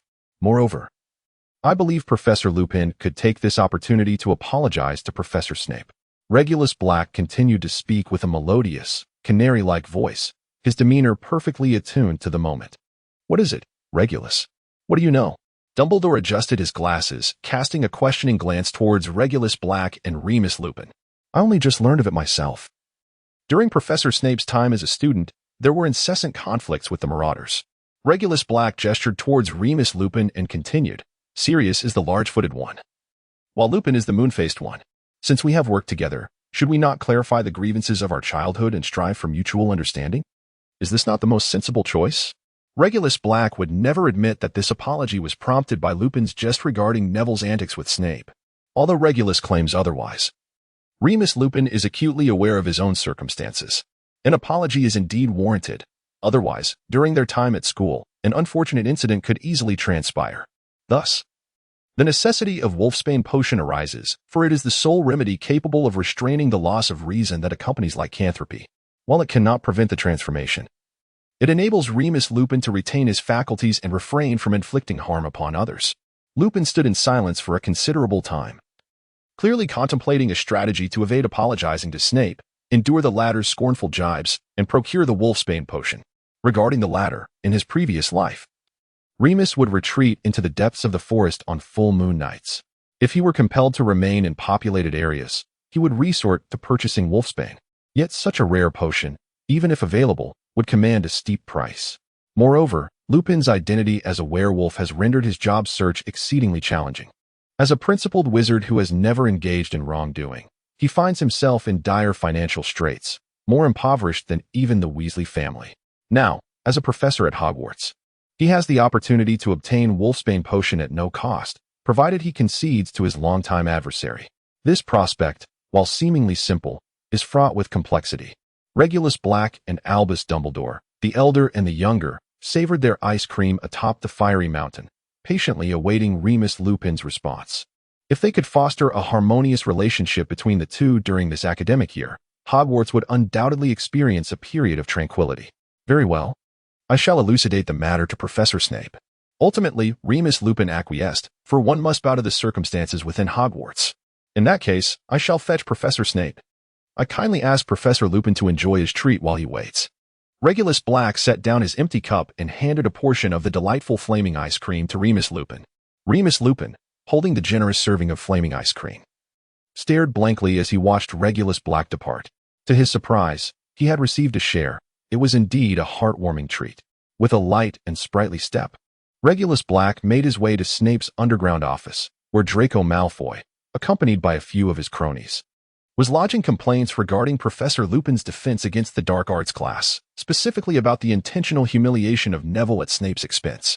One must admit, this pupil was quite considerate. "Professor Snape," he remarked, "there happens to be an opportunity for Professor Lupin to apologize to you in person. I have come to inform you. Please proceed to the headmaster's office." Regulus Black disregarded the small serpents and directly announced Dumbledore's invitation to the Serpent King. As for the potential agreement that Remus Lupin and Severus Snape might reach with Dumbledore's involvement, Regulus Black remained indifferent. After all, in his view, apologizing for old grievances and new enmities was hardly a loss for Remus Lupin. Having already bullied him in the past, a mere apology seemed an incredibly advantageous resolution. The only discernible aspect of their agreement was that Snape would serve as the defense against the dark arts professor for several days each month, imparting knowledge about werewolves to all 7 grades. He would teach students to identify werewolves, remain vigilant against them, combat them, and understand their habits and weaknesses. Everything related to werewolves was thoroughly conveyed to the students, from first-year newcomers to 7th-year seniors, with lengthy parchment awaiting their reports. In response, Professor Remus Lupin often returned speechless, compelled to reduce some of the defense against the dark arts coursework, thereby granting students more time for their assignments concerning werewolves. "Dear Father, your son Draco sends greetings from Hogwarts. Recently, the new Professor Remus Lupin seems to be encountering some issues. Many professors are evidently aware of his situation, as Headmaster Dumbledore has been overseeing him, and my godfather, Professor Snape, is concocting special potions for him. This new professor appears to vanish for several days each month, during which my godfather takes over the classes, all of which revolve around werewolves. Through observation, I have discerned that the potion my godfather is preparing for Professor Lupin is Wolfsbane, designed to control a werewolf's mind during transformation. Clearly, this Professor Lupin is far more perilous than the chickens that merely dare to scratch me. He is, in fact, a werewolf.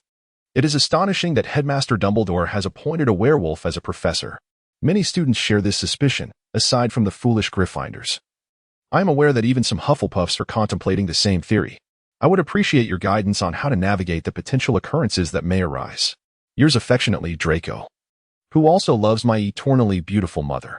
Soon, Draco Malfoy's letter returned to Malfoy Manor, and upon reading it, Lucius could not help but raise an eyebrow and smile, clearly pleased that his son had matured and was no longer as impulsive as he had been in his first and second years.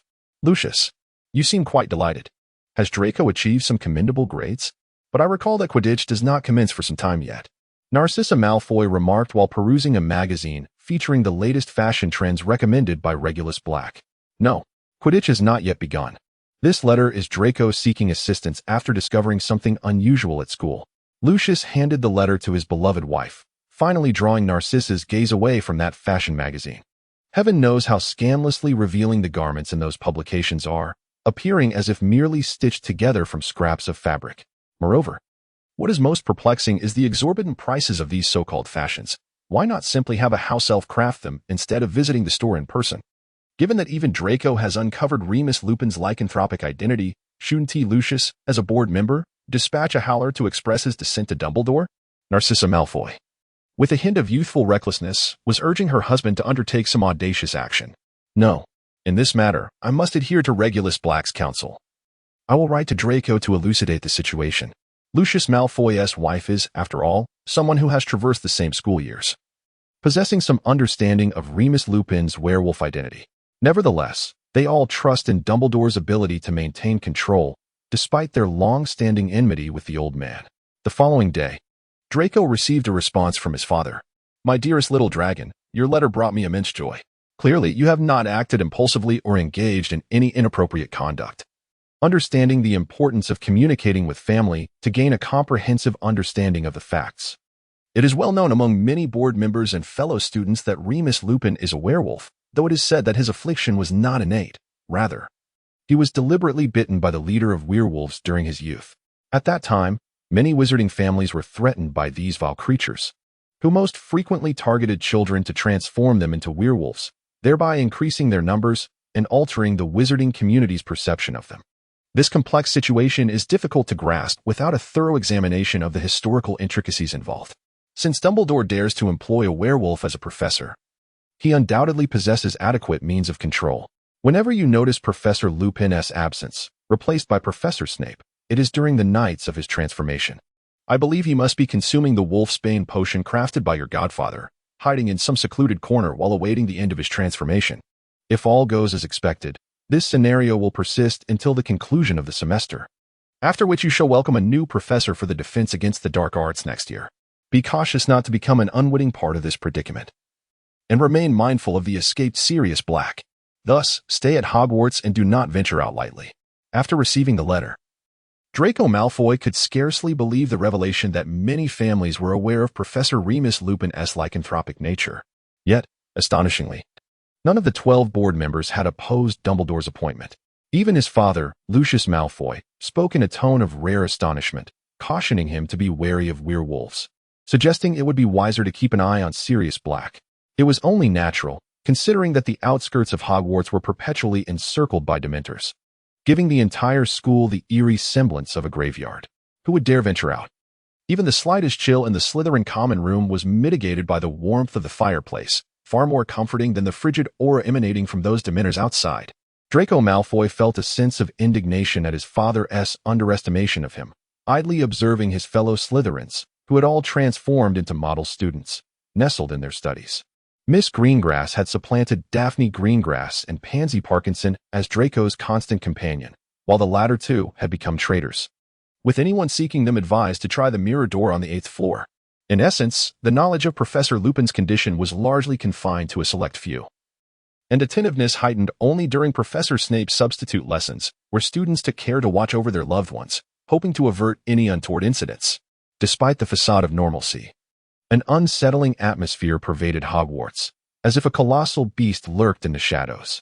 At that very moment, however, Regulus Black had departed from Hogwarts, journeying to the Scarlet Manor to continue filming their family's movie, with only a few scenes featuring Dr. Allen yet to be completed, leaving the entire crew awaiting the conclusion of the shoot. Regulus Black arrived directly at the Crimson Manor via a small station, accompanied by the estate's steward, Quirinus Chilo. Previously occupied with matters concerning the Crimson Gem Boutique, Chilo was finally able to extricate himself now that the gem shop was on a steady path, thus returning to his primary role as the steward of the Crimson Manor.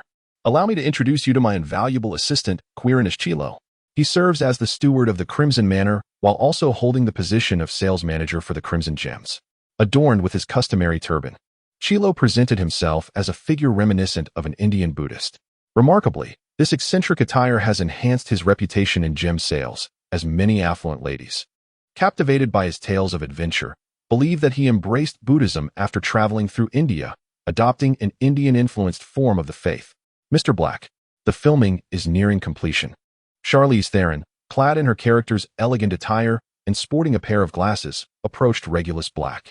Please, call me Regulus. Do you have any plans for what comes next? Regulus Black beheld her, adorned with the jewelry he had entrusted to her care, a ring gifted by Thomas Sharp, borrowed from her sister, Lucille Sharp. In his presence, Charlize Theron shifted the ring from her right middle finger to her left ring finger. Regulus, what counsel do you have for my future? The implications of Charlize Theron's gesture were evident.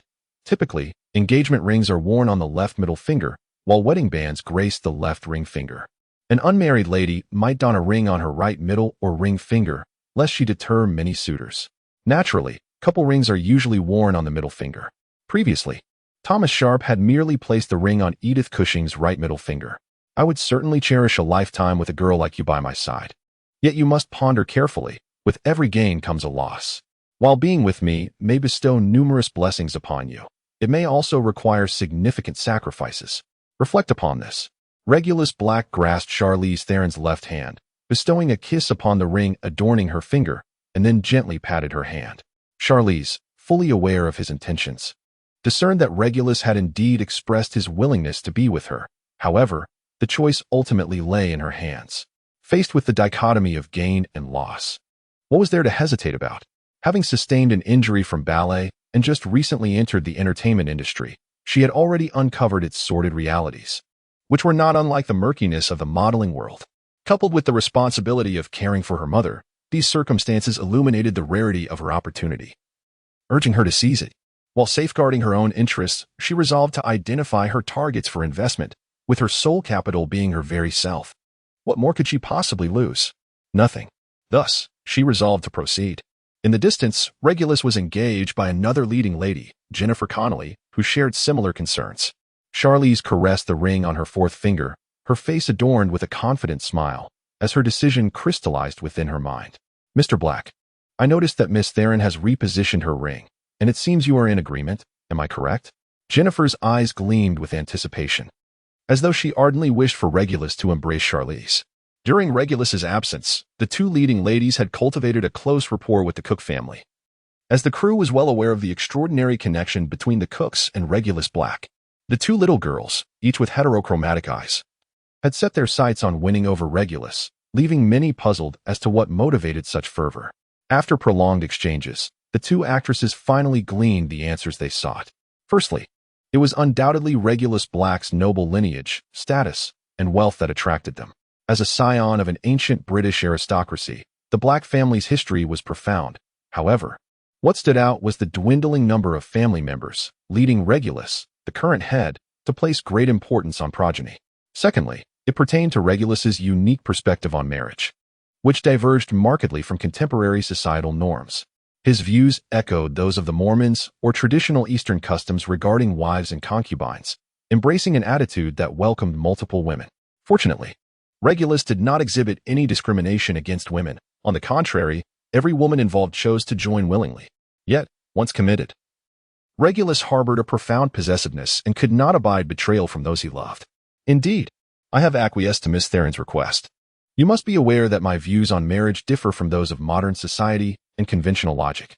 I apologize. That prop has already been bestowed upon Miss Theron. However, I pride myself on fairness, albeit not in an absolute sense, but relatively so. I am willing to offer an additional gift, should you find the time. You are welcome to collect it at your convenience. Regulus Black similarly took Jennifer Connolly's left hand and pressed a kiss upon her ring finger. Director Guillermo del Toro had been observing from a distance, and as soon as Regulus Black had managed to attend to the two leading ladies, he promptly approached. For there were several ensemble scenes requiring Regulus Black's presence. Should he allow himself to be further distracted by such romantic interludes, the filming schedule would undoubtedly be exceeded. Although Regulus Black was an investor and might not have minded, the director could hardly voice any objections. Nonetheless, straying from the shooting schedule was tantamount to failing in one's duties as a director, an undeniable truth that could serve as a basis for others to question one's capabilities in the future, a scenario to be avoided at all costs. Regulus, it is splendid that you could make it. The final few ensemble scenes, though you may only be in the background, would be incomplete without you. The portly director, Guillermo del Toro, enveloped Regulus Black in an embrace and patted him heartily. What remains to be filmed? Let us hasten. Regulus Black, while making his way towards the wardrobe department to change attire, remarked that his usual ensemble consisted of a black Gothic suit. However, since the character of Thomas Sharp was not his to portray, Regulus could not afford to outshine the protagonist with an overly Gothic appearance. Thus, he opted for a slightly Baroque-inspired outfit, exuding an air of opulence that unmistakably signified his status as a wealthy socialite. Coupled with the title of an ophthalmologist, it would undoubtedly serve as a magnet for the attention of young aristocratic women. Let me peruse the shooting schedule. First, there is the scene where the leading couple dances the waltz, followed by your encounter with the female lead in the office, where you receive a lecture from your mother. Next comes the moment in the morgue when you confirm Mr. Cushing's identity, followed by several scenes set within the castle featuring your character. Director Guillermo del Toro continued to sift through the shooting plan. Finally, there is the scene where you meet the detective, inviting Mr. Cushing to the ball amidst the rain, concluding your wardrobe change after being drenched. Typically, supporting characters await their cue to provide background to the protagonists.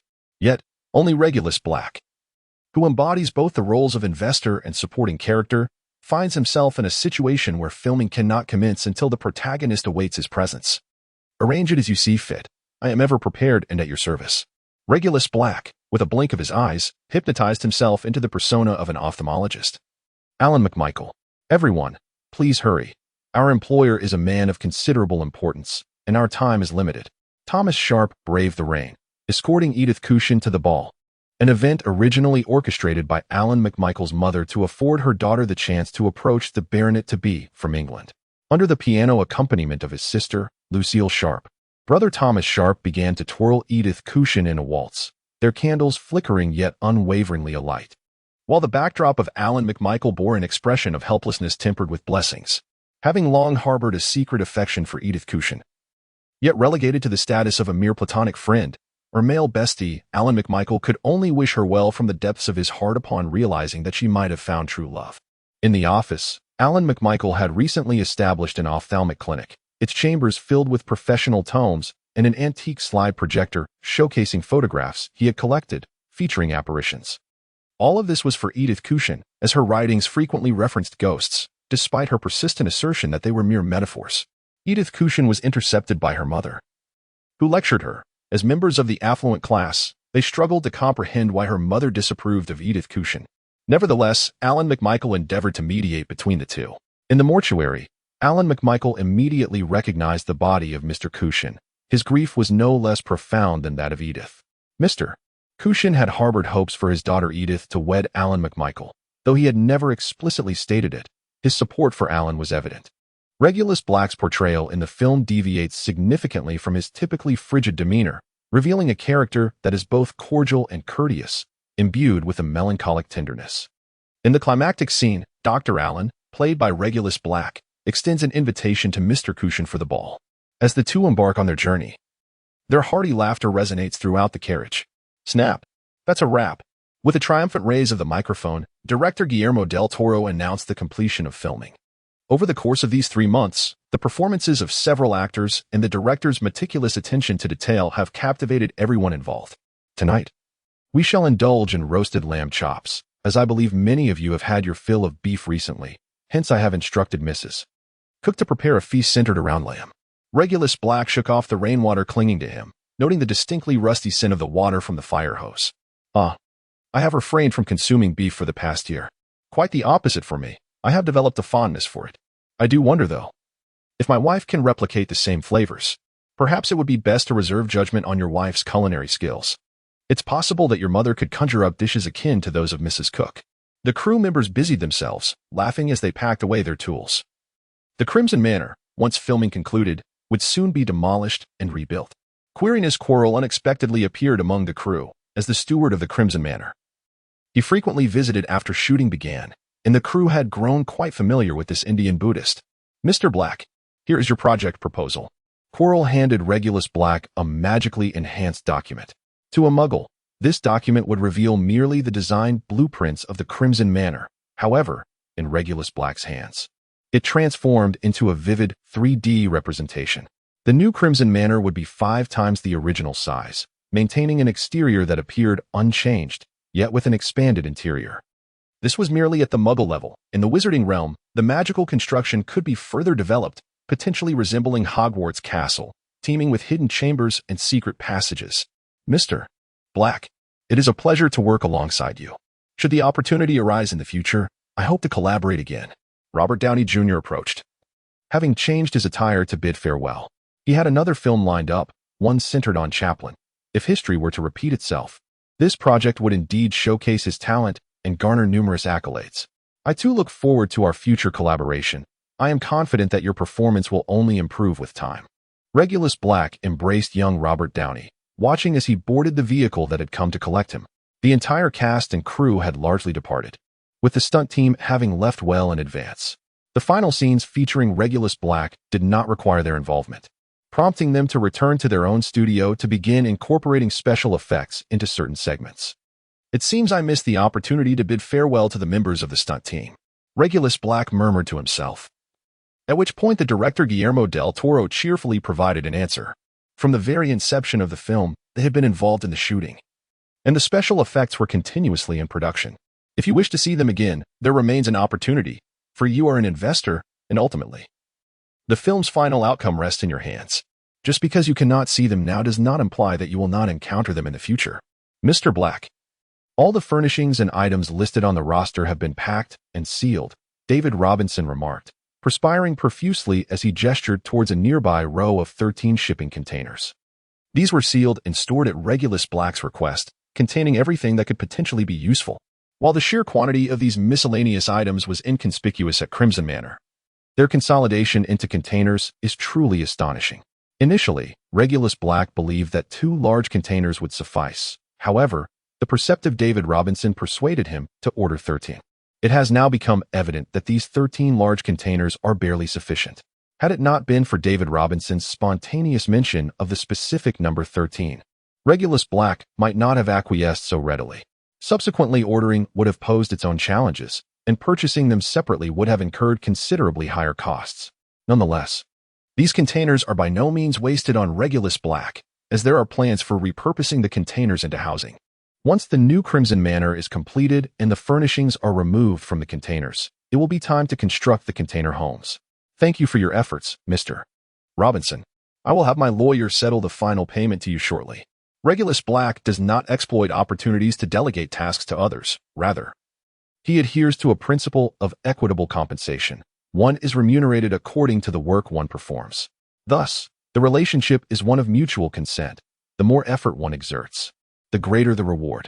Although David Robinson appears to be overwhelmed with work, he finds joy in his labor, as Regulus Black, his employer, is notably generous, particularly when it comes to remuneration, with salaries never in arrears. After bidding farewell to the crew members, who have already departed in several trucks, I will maintain communication with your personal attorney regarding the subsequent developments.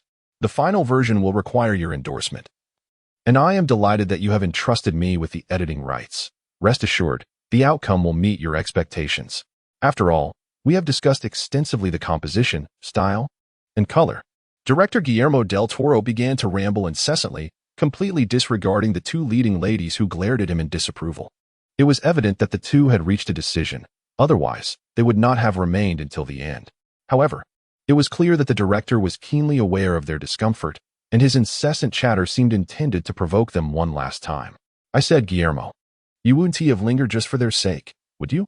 Regulus Black deliberately stated this, as if the director had developed a fondness for one of the 2 leading ladies, hence his reluctance to part with them. Upon hearing this, even the 2 women awaited the director's response with expressions of curiosity. No, don't misunderstand me. I must take my leave. I merely wish to say in conclusion, they are both splendid young ladies. Whichever decision you make will inevitably hurt one of them, so choose wisely. Director Guillermo del Toro, with his hefty hands, gave Regulus Black a hearty pat, and then fled the scene. That insufferable fellow has finally departed, always causing a ruckus. At this moment, the somewhat childlike Slytherin Theron disdainfully watched the director's south car drive away. Let us not dwell on the director, for he has always been such a humorous character. Let us focus on ourselves. What will Mr. Black decide? Is it I or Charlize? Jennifer Connelly stood nearby, arms crossed, casting a sidelong glance at Regulus Black. This demeanor was evidently urging him to make a choice. However, a closer examination revealed that not only had Charlize Theron adorned her left ring finger with the ring used in the plot, but Jennifer Connelly had also selected a ring from the jewelry boxes to wear on her own left ring finger. I confess, as an Englishman, I am a more passionate anomaly than a Frenchman. Nevertheless, I never make choices myself. I always leave the decision to the women, relying solely on my charm to attract them. Regulus Black, rarely smiling, extended his arms to embrace both women. Since you have chosen me, it follows that you would not reject one another, would you? As that rotund fellow stated, whoever is chosen will inevitably cause pain to the other. Such a choice is not one I would ever entertain. So, you have never contemplated marriage, have you?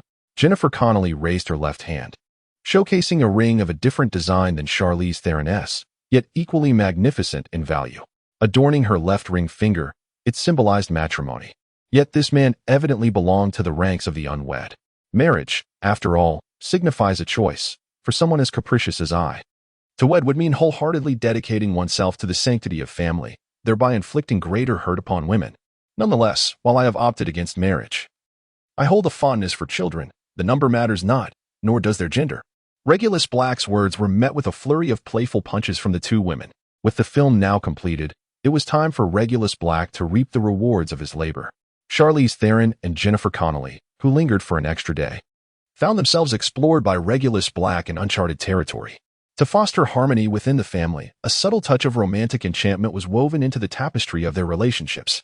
Observing the two figures entwined in each other's embrace, clad only in their nightgowns, Regulus Black could not help but reflect on the timely intervention he had made. Had he delayed, who could say what hues the entertainment industry would have cast upon them? Having already gifted Slytherin a set of exquisite jewelry, it was only fitting that Jennifer Connelly received a similar offering, albeit with a slight alteration in design, reminiscent of the pieces bestowed upon the enchanting Sarah McDaniel. This collection comprised 3 necklaces of varying opulence, accompanied by matching earrings, 12 brooches representing the different zodiac signs for monthly rotation, a ring, 2 belts, 3 bracelets, and 3 chains, totaling 30 unique pieces of jewelry, each meticulously crafted for versatile combinations or individual adornment. Regulus Black waited quietly for the 2 ladies to awaken. Such tender moments of intimacy seldom last long. "Hi, have we been sleeping for a long time?" "Not at all, my dear. You merely slumbered for a brief while. Just enough time for me to fetch the jewelry I prepared for you." Regulus Black spoke as he opened the jewelry box beside the bed, revealing a dazzling array of red adornments that dazzled the eye. "Thank you." Jennifer Connelly had always envied Slytherin for her ability to safeguard such treasures. It was common knowledge among the crew that this investor had taken a liking to her, and the distinction between safeguarding and gifting was negligible. Today, however, she too received a similar collection of jewels. Ignoring the blanket that had slipped from her, Jennifer Connelly sat up and embraced Regulus Black, engaging in an impassioned kiss. "Don't move. I lack the strength." Jennifer Connelly felt herself weaken, having indulged in a frenzy of passion. "Very well, I shall remain still. I wish to watch you adorn yourself with these exquisite pieces." Regulus Black kept his word, tenderly draping a silk nightgown over Jennifer Connelly's shoulders before gently reclining to gaze at her. Jennifer began adorning herself with necklaces and earrings, twisting her upper body to showcase her allure to her beloved. She then tried on bracelets and chains, along with matching belts. Finally, she held up a brooch, a Pisces symbol. The 2 fish mirrored the connection we share at this moment. By this time, Jennifer's eyes were hazy, her cheeks flushed, and her mind was once again drifting towards the heavens. Alas, due to previous exertions, she soon succumbed to fatigue and fell into a deep slumber. Regulus Black gently placed the smiling Jennifer Connelly upon the bed, then circled around to the opposite side. "Have you had your fill of the spectacle?" Regulus Black's hand gently caressed Slytherin's body, which tensed as she feigned slumber. Although moments ago they had been on opposite sides of the bed trying on jewelry, Regulus could still sense the fervent gaze behind him, watching intently. With an apologetic smile, Slytherin turned around, slowly revealing her form. This young woman, seemingly intent on alluring Regulus, appeared oblivious to the considerable toll her energy had already taken. "What she could achieve, I too can accomplish. Let me showcase my elegance adorned in these jewels." She took the initiative to position herself atop Regulus's waist, securing her place before reaching for various pieces of jewelry. One set after another adorned Slytherin, each accentuating her unique allure. The earrings and necklace formed a harmonious pair, while the bracelets and chains complemented 2 elegant belts. Moments earlier, she had silently mocked Jennifer Connelly for her situation, only to find herself in a similar predicament. A wave of self-deprecation washed over Slytherin. "Come on. I'm out of energy," she readily admitted, surrendering to fatigue as she nestled against Regulus's chest, unwilling to rise. Considering their identities and the paths that lay ahead, Regulus concocted a potion of manifestation for them, containing effects akin to a fortifying elixir and transfiguration. This bespoke potion, infused with numerous spells and potencies, would serve an actress wishing to embody any role with unparalleled assistance. Simultaneously, Regulus edited the properties of their jewelry, endowing each piece with a singular attribute, a 7 chance of acquiring additional wealth. Cumulatively, with 30 pieces of jewelry, this would yield an impressive effect of 210. Furthermore, with protective enchantments placed upon these treasures, they formed an unassailable foundation of wealth. Regulus Black departed from the Crimson Manor, while Slytherin and Jennifer Connelly boarded their flight back to the United States. The jewelry bequeathed to them by Regulus Black, beyond its attributes of wealth, also ensured their safety and position. In the event of unavoidable circumstances, Regulus Black would be able to promptly employ apparition to reach them. The post-production of the film Crimson Peak is currently underway, and the director is unlikely to seek out Regulus Black in the near future. Therefore, it is imperative to address matters at Hogwarts at this time. The annual Quidditch tournament has commenced once more, and Hogwarts has not suspended the matches despite the presence of Dementors. However, this year's weather leaves much to be desired, with fierce winds and torrential rain battering everyone as faces, rendering those young wizards who have yet to master their spells at a loss as to how to open their eyes and watch the game. Obstacles abound. Armored protection. Water barriers against dampness. Upon reaching the stands, he immediately employed 3 incantations to envelop them in a protective barrier. Regulus Black, while not particularly fond of Quidditch, could not resist the numerous requests from the girls. Surrounded by a throng of admirers, he once again claimed a spot in the stands. An intricate array of obstacles formed a semicircular shield, safeguarding all within its embrace. This invisible cloak bestowed upon every individual inside the barrier a sense of security, while the final charm ensured that all rainwater would be repelled. As torrents poured down upon other stands, Regulus Black's area remained as pristine as a clear sky. He couldn't help but feel as though he was nestled in a tranquil pavilion, listening to the rain and savoring the moment. Moreover, the stand had been enhanced with a seamless expansion charm, allowing it to accommodate nearly all the girls from Hogwarts, representatives from Ravenclaw, a substantial portion of Hufflepuff, half of Slytherin, and a few from Gryffindor. Seated at the center, Regulus gazed upwards at the thick cumulonimbus clouds, foretelling a prolonged thunderstorm. Upon his return, he coincidentally encountered Harry Potter and his companions as they emerged from their divination class. As one of the easiest courses to accrue credits, even the most reluctant students attended, devising elaborate tales of their own or their classmates' demises to amuse the eccentric Professor Sybil Trelawney. No student ever believed that Professor Trelawney could genuinely prophesy. They collectively deemed it a grave error on Dumbledore's part to appoint a charlatan to Hogwarts, allowing her to remain for 13 years. Curiously, no one sought to uncover the history of Professor Trelawney, thus remaining oblivious to the prophecy she once uttered that sent Voldemort into a frenzy, desperately pursuing the child mentioned within it. That very prophecy sealed the fate of Harry Potter's parents. Should Regulus Black discuss this prophecy with Harry Potter now, it would undoubtedly be inappropriate. Children of their age lack the capacity to grasp the essence of prophecy. Any insights they might offer would pale in comparison to the disruptive tendencies of their youthful spirits. In the future, Harry Potter's own children had once dared to meddle in such matters, only to be frightened enough never to attempt it again. Regulus Black had no intention of pursuing such an endeavor, thus allowing Harry Potter to remain in a state of ignorance regarding the prophecy. The Dog of Death, as articulated by Professor Sybil Trelawney, could be interpreted as either the obstinate Death Eater Sirius Black or the dog-like shape formed by the ominous clouds overhead. Draco Malfoy, having provoked the winged beast known as the Hippogriff and sustaining injuries, relinquished his position as Seeker, which was then taken up by a former Seeker from Slytherin. This was precisely why Regulus Black urged him to feign injury as in the original narrative. Who could fathom whether Draco Malfoy, should he assume the role of Seeker while preoccupied with competing against Harry Potter, would be able to evade the onslaught of Dementors? Clearly, it is prudent to avoid wagering against Harry Potter's fortuitous destiny. Furthermore, Regulus Black had tampered with the Slytherin Seeker's equipment, gifting a victory badge imbued with electromagnetic properties, which Draco Malfoy presented to his opponent, hoping they would rally together to secure triumph. The outcome was predictable. Today, the golden snitch soared wildly, ascending ever higher into the heavens.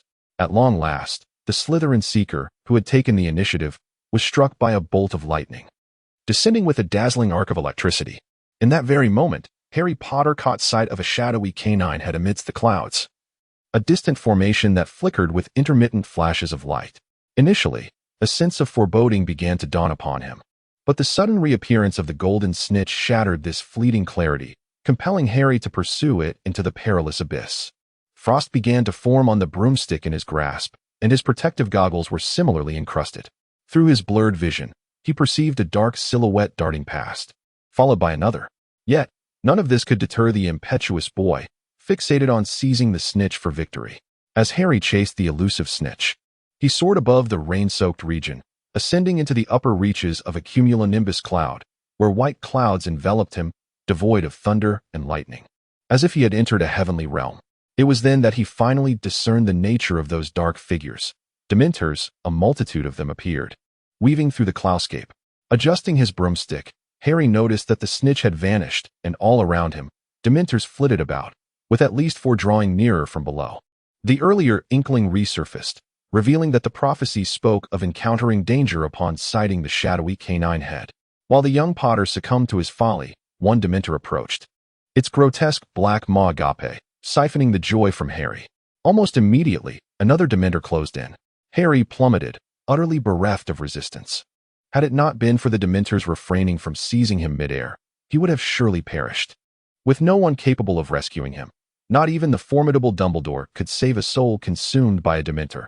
Thus, Harry Potter remained the protagonist, the savior, the fated child. Consequently, he merely fainted and fell from the sky, inciting Dumbledore's ire. Guided by Harry's predicament, the Dementors surged towards the Quidditch pitch, where a throng of students gathered, radiating joy as if awaiting the Dementors' feast. The Dementors' primal instincts overpowered their reason. They had spiraled into chaos, transforming from guardians into marauders. Just as Dumbledore rescued Harry, a dark cloud of Dementors converged ominously. "What shall we do, Mr. Black?" A few girls on the stands, startled, inquired about Regulus Black, while those who were more closely acquainted with him displayed less alarm. Hermione, along with others like Cho Chang, eagerly brandished their wands, ready for action. "Then let us summon the Patronus charm I have taught you to confront these Dementors." Regulus Black likewise drew his wand and pointed towards the sky, exclaiming, "Expecto Patronum." On the stands of Regulus Black, a radiant silver light burst forth, as various Patronus forms of magical creatures soared into the sky. Among them, Hermione Granger's griffin, Zhang Qiu's three-legged golden crow, Marietta Edgecombe's rampant, and Penelope Clearwater's thunderbird were particularly striking. "Regulus, we agreed to do this together. Release your Patronus as well," Hermione urged, her foot tapping anxiously as Regulus Black remained still, wand in hand. All right. Since you wish to see it, I shall reveal my Patronus just this once." Regulus Black waved his wand, and in an instant, two angelic figures emerged in the sky, one radiant and the other shadowy. Regulus Black visited Harry Potter at St. Mungo's hospital. The unfortunate child remained in a deep coma, a victim of a Dementor's attack. In the depths of Harry's dreams, he could hear the anguished cries of his mother, Lily, which caused him immense suffering. Clearly, the Dementor's assault had not only drained Harry of his happiness, but had also plunged him into profound agony, bringing forth the painful memories long buried in his psyche. At that moment, Professor Dumbledore approached, observing the scene with a thoughtful expression. "Regulus, your Patronus appears remarkably unique. If it is possible, please bestow this spell upon the child," he suggested. "Professor, that cannot be. Only those females with whom I share an intimate bond are granted such a privilege. This is a secret belonging to the Black family, and it cannot be imparted lightly. Do you truly wish for me to admit Harry Potter into the Black lineage?" Regulus Black's response is undoubtedly quite reasonable. Dumbledore would never allow Harry Potter to be exploited by others. Furthermore, Regulus Black's words carry another layer of meaning. He expressed a preference for girls, having never considered boys. And this aligns with the magical legacy of the Black family, which cannot be divulged to outsiders. Dumbledore found himself momentarily speechless by such a statement, rich in dual implications. His assistant has always been resolute. He would not engage in anything trivial, and to sway him would require an unknown price. Moreover, the direct refusal he faced was clearly devoid of any apparent benefit in his view. Dumbledore began to feel troubled again. It had become imperative for Professor Harry Potter to learn the Patronus charm, as it was unrealistic to have someone by his side to protect him during every perilous encounter. If Harry Potter could not safeguard himself, he could very well perish at the hands of a Dementor. "I suggest that you allow the newly appointed Defense Against the Dark Arts professor, Professor Lupin, to instruct Harry Potter, for as one of the infamous quartet, he should be committed to the task. Regulus Black has provided a viable candidate. Very well, I shall discuss this matter with Lupin. But I remain intrigued by your Patronus charm, as well as those of the young ladies. I have never witnessed a Patronus taking the form of a magical creature." As a renowned scholar, Dumbledore was indeed captivated by such a remarkable deviation in a well-known spell.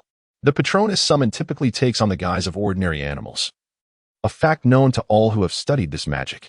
The fact that Regulus Black and his female companions conjured patronuses resembling magical creatures was utterly astonishing, sending ripples of excitement throughout Hogwarts. Regardless, Dumbledore's inquiries into the nature of this charm were entirely justified. Regulus Black deflected Dumbledore's inquiries with the excuse of a family secret. However, the same could not be said for the girls, who were far more difficult to dismiss. Many of them were utterly captivated, employing every means at their disposal to glean information regarding the Patronus charm.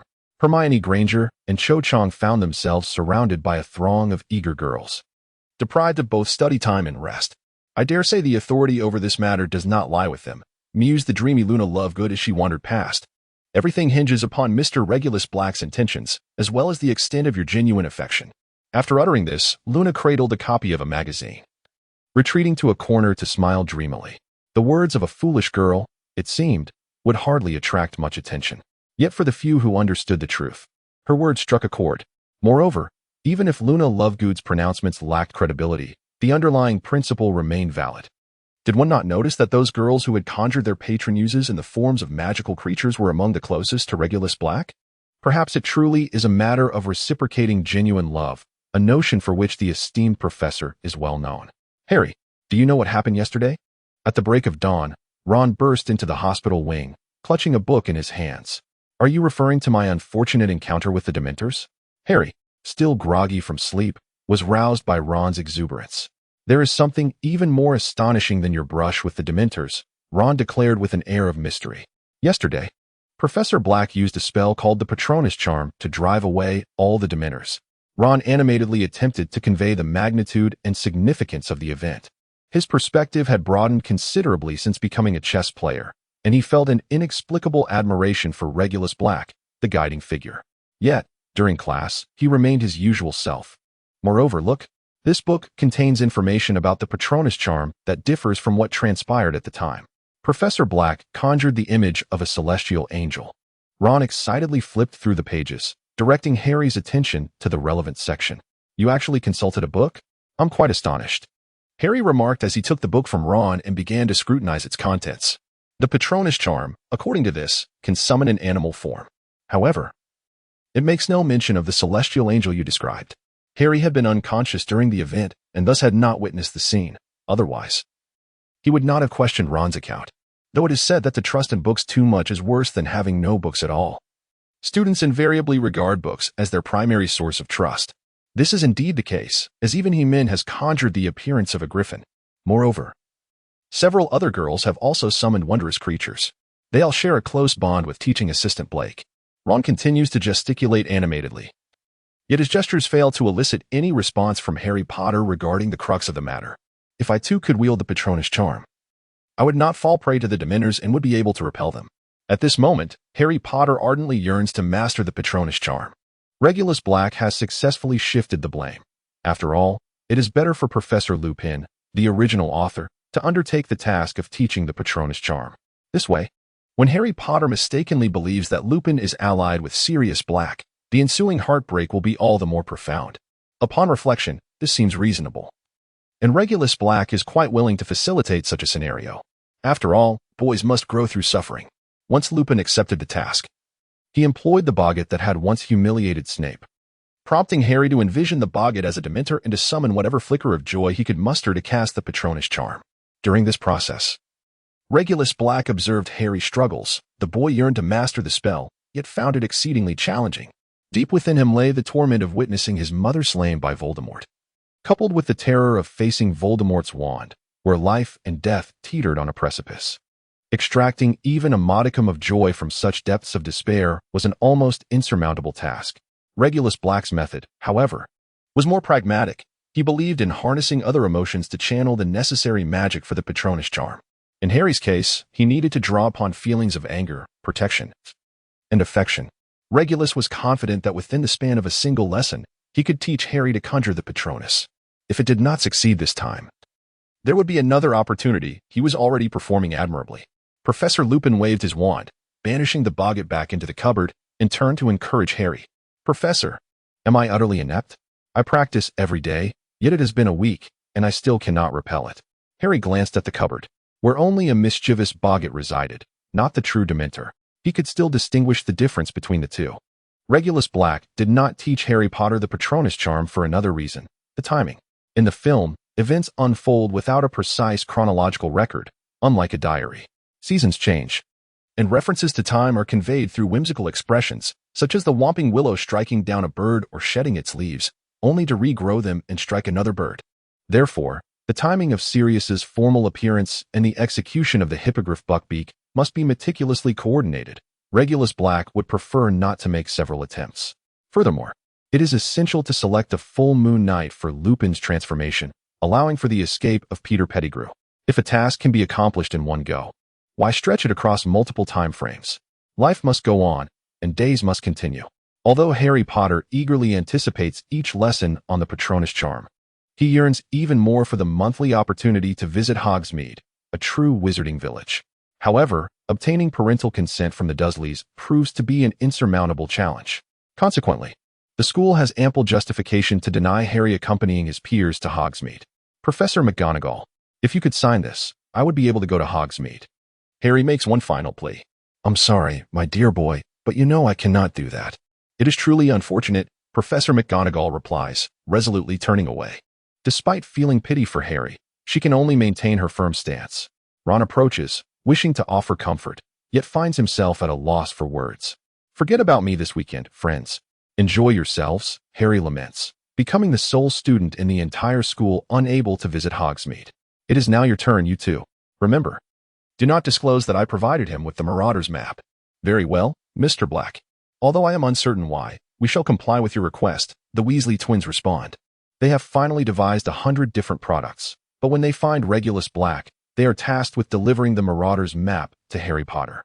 A small favor could yield a lucrative investment of 10,000 galleons. What's not to love? Their own curiosity about the map is piqued. As Harry trudges back to school, feeling dejected, he is intercepted by the Weasley twins, who pull him into a corner. George, our savior is in need of assistance. Thus, we must offer our treasured possession. Fred, the Weasley twins, with their trademark humor, articulate Harry's troubles while presenting the Marauder's map. What is this? Harry Potter unfurled the stack of parchment. Behold, I solemnly vow that I have not been virtuous. George extracted his wand and tapped it upon the Marauder's map. The parchment shimmered with ink, revealing the entire layout of Hogwarts, accompanied by the moving footprints and the names of those who traversed the grounds. Although it was their first encounter with such a phenomenon, the Weasley twins were quick to comprehend the enchantment of the map. Look here, this indicates a secret passage. Fred pointed to a narrow corridor, which, despite being located on the 4th floor, was marked as an exit on the 2nd. And there, Filch is no longer a concern at night, he noted. Observing the caretaker's footprints departing from Hogwarts, accompanied by numerous students and Professor McGonagall's trail. Now, let us direct our attention here. Do you see the name of Hogsmeade?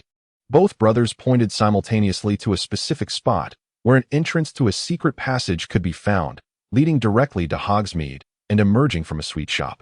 Harry Potter was utterly enchanted by this gift, for it meant he could venture to Hogsmeade just like everyone else.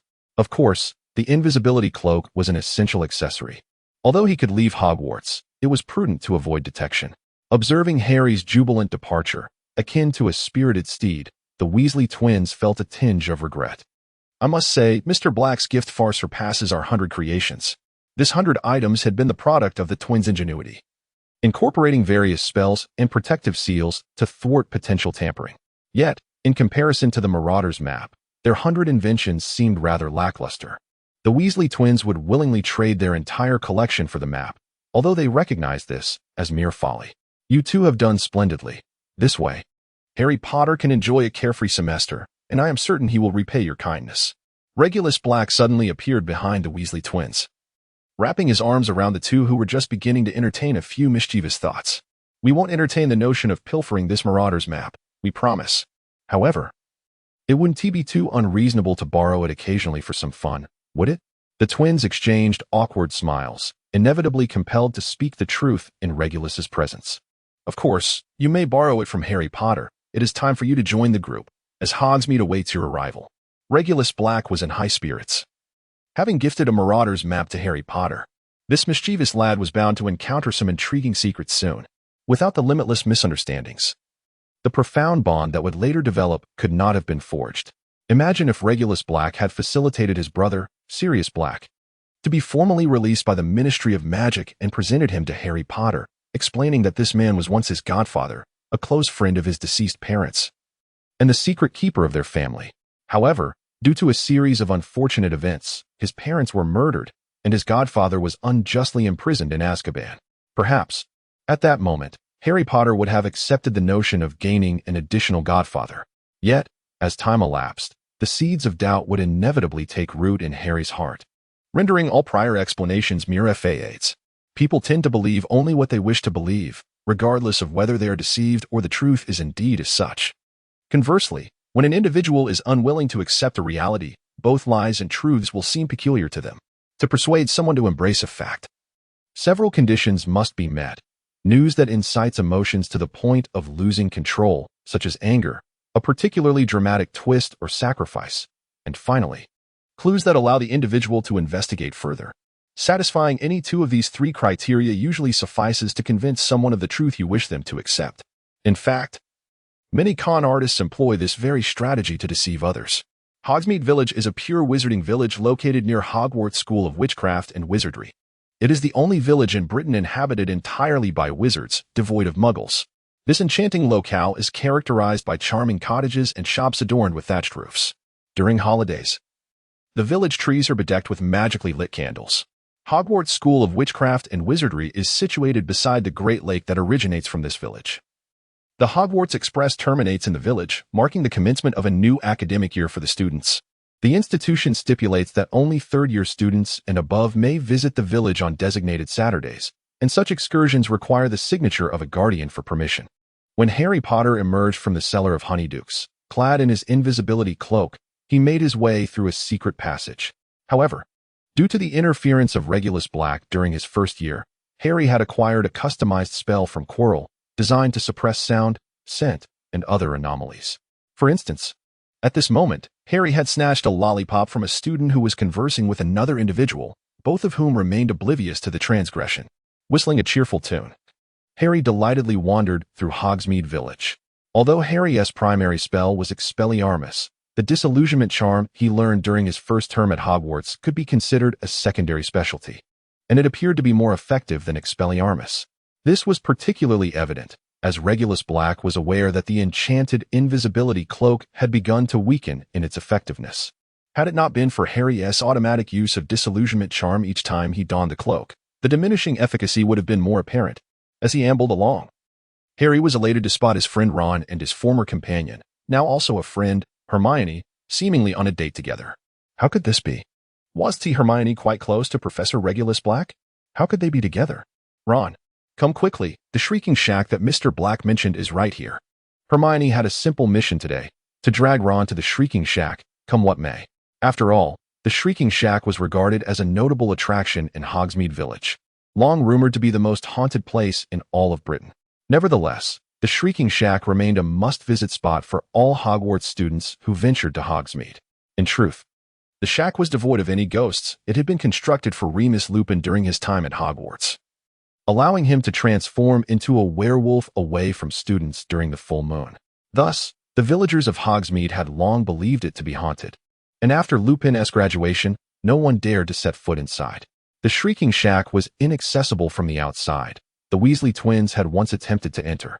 There must be a hidden passage leading to the interior, concealed beneath the roots of the Whomping Willow, which was deliberately planted to protect the secret route. At this moment, however, the parties involved remain oblivious to this mystery, and like ordinary students, they attempt to find an entrance to the Shrieking Shack from the outside.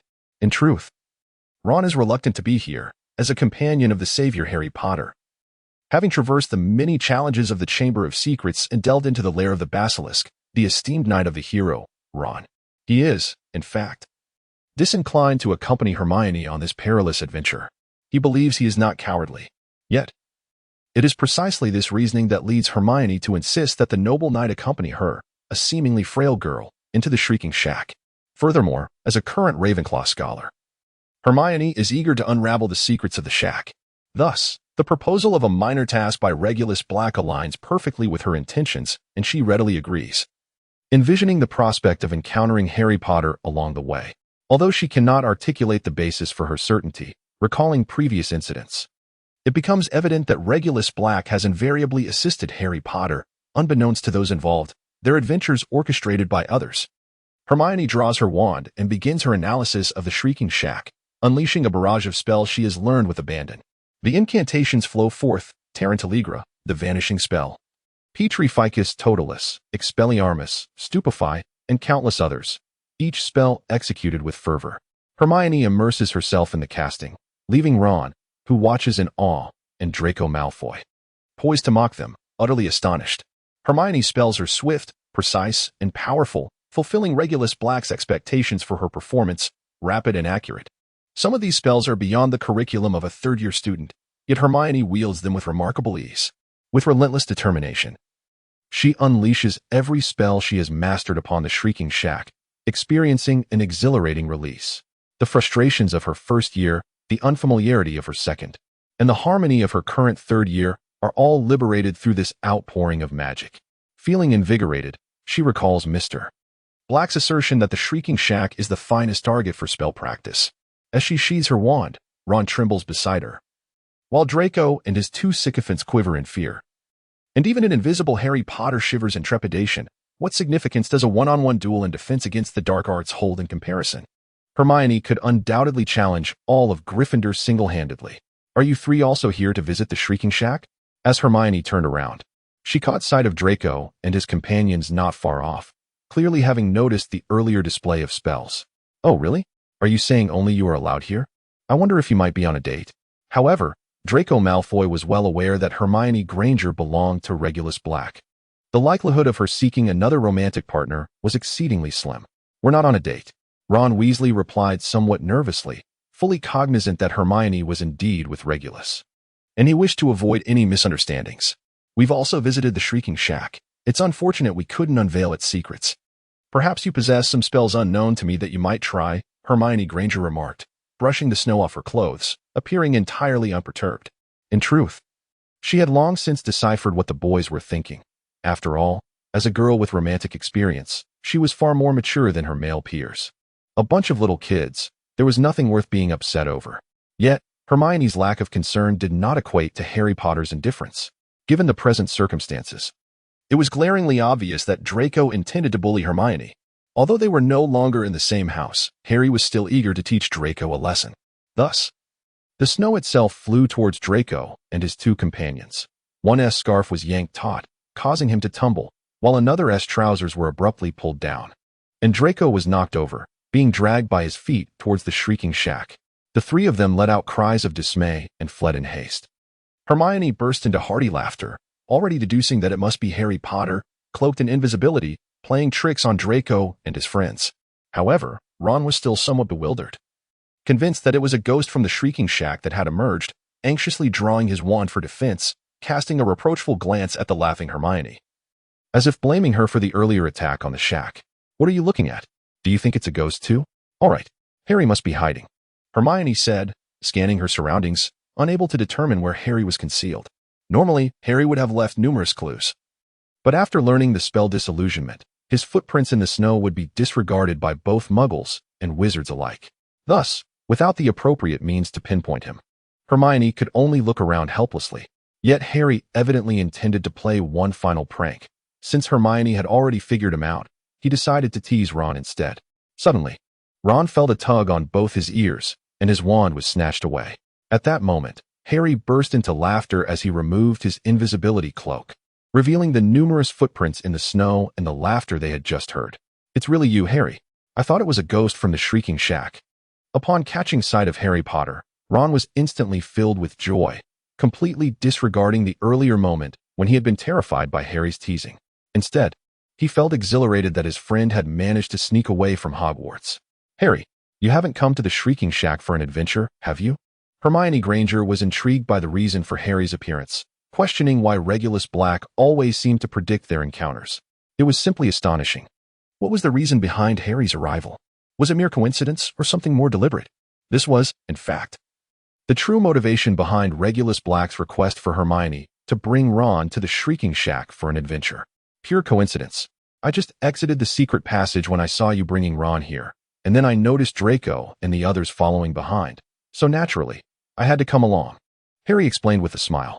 Although he couldn't openly join his friends, he felt quite content as he generously pulled out a handful of galleons to buy numerous gifts for Hermione, Ron, and himself.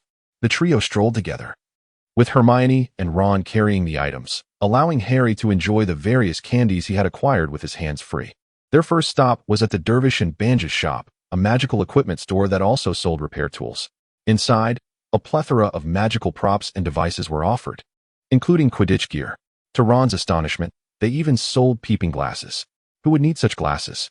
Reluctantly leaving the shop, Ron was captivated by the prospect of those X-ray peeping glasses, but felt too shy to ask Harry to buy them for him. Although, financially speaking, Ron could now afford such magical equipment, he had yet to convert his pounds into galleons. Of course, those are intended for the lecherous. Are you considering buying a pair to try out? Hermione quickly discerned Ron's ulterior motives and called him out on his hidden thoughts. Next, they visited the Elegant Wizard clothing store, a prominent chain with branches in London and Paris. Upon entering, they discovered the most amusing selection of bizarrely designed socks. Harry immediately playfully picked out 3 pairs of whimsical socks for the trio and instructed Ron to pay at the counter. Finally, they returned to Honeydukes, a shop Harry had previously left but now had the chance to thoroughly explore its offerings. The store was filled with an array of delightful candies, homemade fudge, and massive chunks of chocolate. The chocolate here was not produced by the Black family's chocolate factory, and this shop was quite popular among Hogwarts students. I came in through here. There's a trapdoor in the cellar that leads to a secret passage straight to Hogwarts. Harry Potter whispered to Hermione and Ron, elucidating the reasons for his presence in this place. Madame Putafoot's tea shop, a quaint and somewhat cramped establishment, was adorned with gaudy lace trimmings. Even the petite round tables bore such embellishments. Nestled at the corner of a bustling street, the proprietor displayed an eccentric Valentine's decoration, with golden cherubs intermittently showering confectionaries upon patrons. However, as it was not yet the hour for afternoon tea, the trio merely glanced around before proceeding to their next destination. The post office, the largest point of external communication aside from Hogwarts Solary, boasted a selection of at least 200 owls, ranging from majestic gray hawks to diminutive bards, local deliveries only.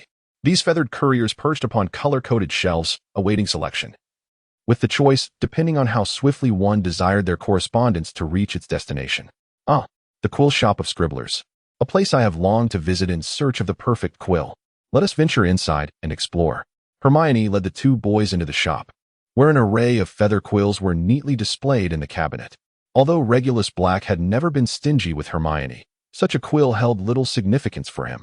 However, today Harry Potter was treating, so purchasing a genuine gift, aside from the sweets he had given them, seemed a delightful choice. Soon enough, Hermione's eyes settled on a striking quill adorned in black and gold, which she would have typically acquired 2 years later. Harry was delighted to see his friend making a selection. After all, he had promised to gift each of them something, and the candies were merely an afterthought. Presenting Hermione with a feather quill as a gift felt entirely appropriate. While Hermione, a devoted scholar, gravitated towards quills, Ron and Harry were more inclined towards whimsical items. Zonko's joke shop was a favored haunt among Hogwarts students, offering novelties that even George and Fred could only dream of crafting: dung bombs, hiccup sweets, frog spawn soap, and nose-biting teacups. However, the protective charms against counterfeiting were exceedingly stringent, and though the brothers had yet to master the art of creating these pranks, they had developed a profound understanding of the anti-theft spells. In the future, their own 100 creations would similarly employ these protective enchantments. Beyond Zonko's, various smaller shops and the pubs of Hogsmeade awaited exploration. The 3 broomsticks and the Hog's Head Inn were the primary watering holes for Hogwarts students. The former was a warm, cozy tavern where one could savor butterbeer, though they also offered lemonade, hot mead, red wine, and even cherry juice served with ice and little umbrellas. The establishment was run by Madame Rosmerta, a woman who consumed love potions as if they were water. While she was not conventionally beautiful, even Ron found himself captivated by her, unable to avert his gaze each time they visited. Regulus Black discerned with a mere glance that Madame Rosmerta relied on love potions to entice patrons. It is indeed a challenge for a woman of her age. However, her business thrived, not only due to her own efforts, but also through the contrast provided by her competitors. The Hog's Head Inn, notorious for its narrowness and filth, boasted centuries-old windows caked with grime, allowing scarcely any light to penetrate. The rough-hewn wooden tables were adorned with flickering candles, and everything within the establishment exuded an air of neglect, from the floor to the ceiling. Even the bottles of butterbeer were cloaked in a thick layer of dust. The entire tavern consisted of a single, small, grimy room, permeated by an overpowering odor that might have been mutton. Yet, in comparison to the 3 broomsticks, it was not only dirtier and cheaper, but also attracted a more intriguing and eccentric clientele. In the Hog's Head Inn, Concealing one's face appeared to be a fashionable affair, with patrons donning hoods or veils. Just 2 years prior, Hagrid had gambled cards with a hooded stranger named Creature and won a dragon egg. Entering the Hogshead and did not violate Hogwarts regulations, however. It was advisable to bring one's own cup. Professor Flitwick had repeatedly reminded all Ravenclaws before their departure to carry their own vessels, as one would not wish to use the cups provided by the tavern. Hermione cast a disdainful glance at the Hogshead Inn, where the wild boar's head hanging at the entrance had long since dried and its filthy exterior reflected the tavern's character, perhaps, aside from the flowing drinks. There was nothing clean within. Harry Potter confided in his 2 friends about his secret to slipping out of Hogwarts, the Marauder's map. Harry, you must exercise caution. If discovered, you would have to surrender your Marauder's map, perhaps even your invisibility cloak, Hermione promptly warned, urging Harry to keep the map concealed beneath the cloak once more. Greetings, Madame Rosmerta. It seems your business is flourishing. Minister Fudge, clad in a warm coat, arrived at the 3 broomsticks in a sleigh. If the Dementors were not patrolling here, my business would fare even better. They visit each night, causing a significant drop in my clientele. Madame Rosmerta was not one to spare the minister's feelings, as the Dementors were indeed detrimental to her trade. It is due to our pursuit of a murderer, Sirius Black, who is hiding in Hogsmeade Village, Minister Fudge explained, somewhat helplessly, for the enchanting innkeeper before him warranted a hint of leniency. What mischief could a criminal undertake in Hogsmeade Village? Madame Rosmerta inquired further, since the Dementors, sent to apprehend Sirius Black, were the very source of her business woes.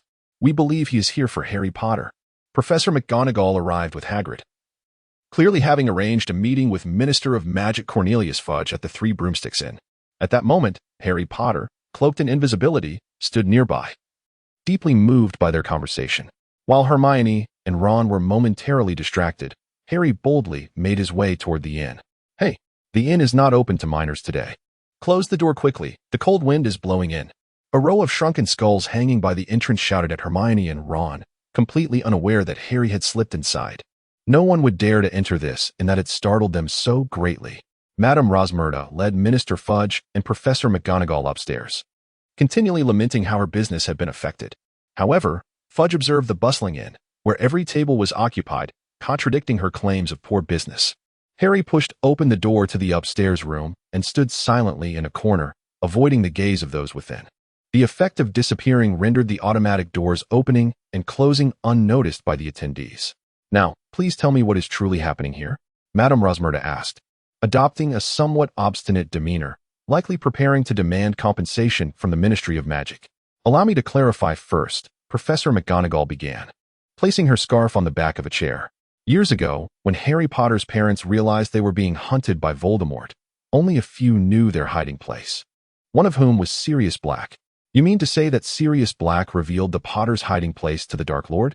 Madame Rosmerta asked incredulously, considering the infamy of the 4 who had once been known as the Marauders. That night, Black not only led the Dark Lord to the Potters but also killed their friend, Peter Pettigrew, Cornelius Fudge added, though his expression left his true intent ambiguous. Who is Peter Pettigrew? Madame Rosmerta inquired, playing the role of the audience, a question Harry also wished to have answered. He was the smallest of the 4 friends. Always following Black, Professor McGonagall gestured to indicate Pettigrew's stature, a boy who remained diminutive even after graduation. Oh, I remember, a little fellow who was always inseparable from James and Black. But how did he end up dead? Madame Rosmerta continued her line of questioning, recalling that it had been said the Potters had been murdered. How could Pettigrew have been killed as well? Pettigrew may have intended to alert the Potters, and he would have succeeded had he not encountered his old friend, Sirius Black, McGonagall explained. Cornelius Fudge, with a look of profound sorrow, approached the cabinet and poured 2 glasses of whiskey for himself and Professor McGonagall. Sirius Black was truly vile. He not only murdered the diminutive Peter Pettigrew but also obliterated all traces of him, leaving behind nothing but a single finger. Fudge gestured with his pinky, indicating that this meager remnant was all that the Ministry had recovered. While it may be true that Sirius Black did not directly take the lives of James and Lily Potter, his actions undeniably precipitated their demise. Professor McGonagall downed her drink in one swift motion, then articulated her judgment on Black's deeds. Yet, this was not the most harrowing aspect. There were even graver matters at hand. Fudge raised his hand, urging McGonagall to continue, confident that she grasped his intent. Sirius Black had once been, and still was, the godfather of Harry Potter. McGonagall spoke these words with a heavy heart, acutely aware of the potential harm they could inflict upon Harry, though she knew they had to be voiced. Therefore, he sought to resolve certain issues. Unbelievable. Madame Rosmerta seemed to grasp the implications. Sirius Black's escape was indeed aimed at Harry Potter, a betrayal as a friend and a godfather who had reasons to complete his sinister agenda. Upon hearing this, Harry Potter could bear no more. He burst through the door, colliding with several passers-by in his haste. This commotion caught the attention of Hermione and Ron, who had been waiting outside the Three Broomsticks, and they eagerly pursued Harry. With Harry having departed, gratitude was extended for their cooperation. Regulus Black entered the room, which was evidently a performance intended solely for Harry Potter. Regulus, you have arrived. How splendid. I am still uncertain to what extent I should proceed. Connolly Fudge embraced Regulus Black as if he were a savior. As the Minister of Magic, Connolly Fudge was privy to many inside matters. Thus, he was already aware that Sirius Black's guilt could be established through the available evidence. This understanding led him to agree to Regulus Black's proposal to utilize Sirius Black's escape as a means of exoneration. It was clear that Sirius Black was innocent, however. Once the Wisengamot had rendered a guilty verdict, it could not be easily overturned. This was a political dilemma rather than a legal one. Professor McGonagall, your efforts are greatly appreciated. In the future, when my brother's name is cleared, he will undoubtedly express his gratitude for your assistance. The Black family owes you a debt of gratitude. Regulus Black approached Professor McGonagall, expressing his gratitude with a promise. The Black family's favors were not easily earned. Cornelius Fudge had done much, yet all in exchange for personal gain. At that moment, hearing Regulus Black's commitment, some felt a twinge of envy towards Professor McGonagall. Tell me, Regulus, is Sirius Black truly wronged? Today, Professor McGonagall had been compelled by Dumbledore to cooperate with Regulus Black, although the reasons remained unclear. Nevertheless, she accepted the task under the auspices of the Order of the Phoenix. However, she was taken aback when Regulus Black's request involved merely discussing Sirius and past events after the arrival of the Minister of Magic. Lacking the insider knowledge that the minister possessed, she could only speak of aspects detrimental to Sirius Black, some of which were mere conjectures. Even so, McGonagall felt a pang of guilt as she spoke, which is why she lost control and gulped down the drink offered by Fudge.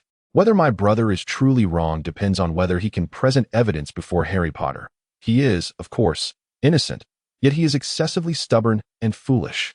Had he adhered to my script, the truth would emerge, leading to an ideal resolution. One can only hope. I find myself struggling to adapt to the methods employed by your Slytherins. What constitutes fact? What is the truth? Professor McGonagall harbored a simmering anger and resentment. As the head of Gryffindor, she was not lacking in courage, yet she was unaccustomed to scheming. Now, under the direction of Regulus Black, a Slytherin, she felt an inexplicable discomfort, despite the sincerity of her words and actions. Please, above all, refrain from unnecessary actions. I desire more than anyone for Sirius Black to be exonerated and for Harry Potter to receive the love of his godfather. Therefore, I implore you to cooperate fully. Regulus Black departed from the Three Broomsticks without a backward glance, leaving Madame Rosmerta to contend with the Minister of Magic. The disparity in their statuses rendered her speechless. Harry, what on earth has transpired? Hermione called out as she caught up with the distant Harry Potter, his invisibility cloak draped partially over him. Upon drawing it back, she discovered Harry was in tears. He is our friend, yet he has betrayed us. He is still my godfather, yet now he seeks to kill me. I hope he finds me, for when he does, I shall be prepared. Once he appears, I will end him, Harry proclaimed, delivering a death sentence that, for a third-year wizard, was quite formidable. Spring had arrived. Alas, the winter at Hogwarts had passed, yet Sirius Black remained elusive. Harry immersed himself in rigorous training of the Patronus charm, though he possessed little aptitude for it, as James Lupin's teaching method revolved around discovering joy amidst suffering. Thus, progress was understandably slow. During this period, Harry indulged in considerable chocolate, to the point that Regulus Black noticed he had gained a bit of weight. Shall we continue? Are you ready, Potter? James Lupin asked earnestly, having initiated enhanced training of the Patronus at Harry's own request after the onset of spring. Though each session yielded progress, Harry still lacked the full mastery required to conjure a true Patronus. Today, he hoped to balance his magic with the fear of the Dementor and the joy of his cherished memories. James Lupin opened the box containing the boggart once more. As Harry faced it directly, the boggart transformed into a Dementor, its gaping maw looming ominously. Expecto Patronum! Expecto Patronum! Expecto Patronum! Harry shouted repeatedly, finally conjuring a silvery light at the tip of his wand. While this was not his first attempt, previous efforts had faltered. However, on this occasion, Harry's performance was markedly improved. The silver light began to envelop the Dementor and gradually pushed it backward. James Lupin's laughter rang out in delight as he watched Harry drive the weakened Dementor back into the box. Although the boggart's transformation into a Dementor was less potent, successfully confronting a diminished version was a testament to Harry's burgeoning mastery of the Patronus charm. Well done, Harry. Excellent work. I believe that is sufficient for today. Sit here for a moment. Here is some chocolate. Consuming this will aid your recovery. I know you can do it. Your father would be proud of you. James Lupin handed a piece of chocolate to Harry Potter, who sat beside him, and with a hint of nostalgia remarked, I was just reminded of them, my father and mother. I can see their faces, hear them speaking to me, encouraging me from the sidelines. Although I cannot ascertain the authenticity of these memories, the sensation is exquisite. It is my most cherished recollection. Harry Potter had evidently mastered the delicate balance between fear and joy, making the practice of spells akin to learning to drive, a skill once acquired, remains for a lifetime. The proficiency in this art, however, hinges upon individual talent. As a scion of the Potter lineage, tracing back to the third brother of the fabled trio, Harry possessed an innate magical aptitude. Iced crystal lemonade. Upon accepting this task, James Lupin was instructed by Dumbledore to report back with results promptly.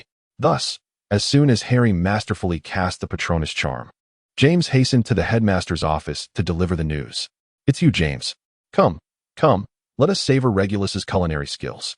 Dumbledore's desk was adorned with a plethora of sweets, as Regulus Black was consistently tasked with crafting the enchanting ice cream mountain.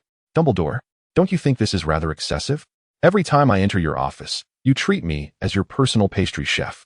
Regulus Black would not assist Dumbledore in crafting the Fiendfire ice cream every time he visited. It was an unlikely endeavor unless there was a specific request. Oh, do not say such things, Regulus. Surely, today James has brought good tidings. A celebration for that would not be excessive. Dumbledore, with an air of prescience, spoke rightly. Regulus Black had indeed promised him that if Harry Potter mastered the Patronus charm, he would create the Fiendfire ice cream for him. As for why a master of spells like Dumbledore could not conjure it himself, it seemed that the inability of wizards to prepare food was deeply ingrained in this venerable figure. After witnessing Regulus Black conjure the Fiendfire ice cream on several occasions, Dumbledore had attempted it himself. However, like any experiment, it was fraught with unforeseen mishaps, thankfully not resulting in the creation of any magical creatures. Thus, the gluttonous old man relied upon Regulus Black, whose culinary skills ignited his gastronomic desires, requesting his assistance whenever the opportunity arose, even if Regulus did not always acquiesce. Though unaware of the previous conversation, I came bearing news for the headmaster. Harry Potter has successfully learned the Patronus charm, effectively sealing a boggart transformed into a Dementor within a box. James Lupin was exceedingly pleased, his words earning applause from Dumbledore. As the old man's gaze shifted towards him, Regulus Black rolled his eyes and set about crafting the Fiendfire ice cream. With a flick of his wand, 3 glass cups morphed into boat-shaped vessels, each measuring a foot in length, signifying a substantial serving of ice cream. Another wave of his wand sent an array of fruit candies and other accompanying ingredients soaring into the air, mixing, freezing, and separating as needed, before being meticulously arranged within the glass boats. Expecto Patronum. Regulus Black ultimately cast a spell upon the 3 ice cream boats, which soared into the air as if floating upon a silvery river. After gracefully spinning in the sky, they descended into the hands of the 3 onlookers. Although this was a novel creation, Dumbledore, having sampled numerous varieties of ice cream from the Fiendfire, remained unperturbed as he began to indulge. Meanwhile, James Lupin, witnessing this extraordinary method of food creation for the first time, stood entranced, holding the glass vessel. I now comprehend why the girls at Hogwarts are so enamored with you. Regulus. With that skill, no girl could possibly resist.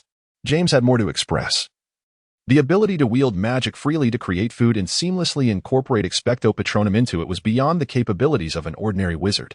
Yet, Regulus Black accomplished this with remarkable ease and apparent effortlessness. At that moment, soft silver glimmers danced within the ice cream boat, with tendrils of light occasionally extending forth, giving the dessert an almost lifelike quality. Don't just stare, James. Taste it. The desserts crafted by Regulus possess an unparalleled flavor. Dumbledore had already consumed half of his ice cream boat, speaking as he continued to savor it. Naturally, James Lupin began to indulge as well. Each spoonful of ice cream seemed to present a distinct flavor, evoking an indescribable delight that compelled one to eat more, rendering it impossible to stop. Regulus Black was also indulging in his ice cream, yet his thoughts were far removed from the delightful treat. Harry Potter had already mastered the Patronus charm. Thus, the next step would surely be to unleash the hounds. Regulus, do you have any plans for what comes next? Dumbledore finished his dessert first, meticulously wiping his mouth and beard with a handkerchief. Regulus Black set aside the half-eaten ice cream sundae and casually released Trevor, the black toad of the sacred fire, who promptly rolled out its tongue and devoured the remaining portion. The once vibrant essence of the flames was immediately tempered, as if doused in coolness. Naturally, one must first secure the door before unleashing the hound. Regulus Black, with a grace surpassing that of Dumbledore, delicately wiped the corners of his mouth, which were not in the least bit soiled. What are you discussing? What do you mean by closing the door and unleashing the dogs? James Lupin, in the midst of relishing his ice cream, was compelled to set it aside as the two commenced their conversation. Professor Lupin, if you would be so kind as to assist, the matter would undoubtedly gain greater assurance. Regulus Black turned to James Lupin, as the latter was indeed one of the parties involved. Is there anything I can assist you with? James Lupin inquired, licking his lips, clearly sensing that Dumbledore and Regulus were concocting something together. Regulus's demeanor suggested that his involvement could prove beneficial. There is no rush, but do inform me of your whereabouts before each full moon. Regulus Black harbored no intention of clarifying matters at present. After all, plans often falter in the face of unforeseen changes, and the vicissitudes of life are ever constant. Thus, it is prudent to adapt to circumstances. Dumbledore, does Regulus know of my predicament? James Lupin bore no qualms about others being aware of his lycanthropy, yet should such information be made public, his career would surely come to an abrupt end. Observing the retreating figure of Regulus Black, Dumbledore found himself compelled to attend to certain concluding matters. I suspect Regulus is privy to numerous secrets. Please trust that his intentions are not malevolent. The verdict regarding Buckbeak, the hippogriff, has been rendered. And upon hearing the grim news, Harry Potter, accompanied by Ron and Hermione, sought out Hagrid. Remarkably, Hagrid appeared to have aged considerably in their brief absence. His once disheveled hair, now clean, was starkly contrasted by the strands of white that had emerged. The three children found themselves at a loss for words to comfort him. I have been advocating for Buckbeak's character. He is a fastidious creature who takes pride in grooming his feathers and does not attack without provocation. However, as I broached this subject, Malfoy interjected, denouncing Buckbeak as a perilous beast and asserting that his son, a well-mannered boy, deserved strict retribution. Hagrid flung his homemade rock cakes into the lake as if they were frisbees, while aquatic creatures gathered joyously for a feast. This activity, which was once among the half-giant's greatest pleasures, now brought him little joy, as his heart was heavy with sorrow for the impending execution of another noble creature. Hagrid, what was the Ministry's final verdict? Hermione had anticipated the outcome, yet the two boys appeared oblivious, prompting her to remind Hagrid to articulate the news himself. They had indeed decreed Buckbeak's execution to take place within mere days. As Hagrid cast the last of his rock cakes into the lake, he stood there, weeping, resembling a child mourning the loss of a beloved pet. Regulus, why must Buckbeak's execution be delayed for several days? Hagrid had grown reluctant to seek my counsel due to this judgment. Seizing an opportunity, Dumbledore intercepted Regulus Black and posed this inquiry.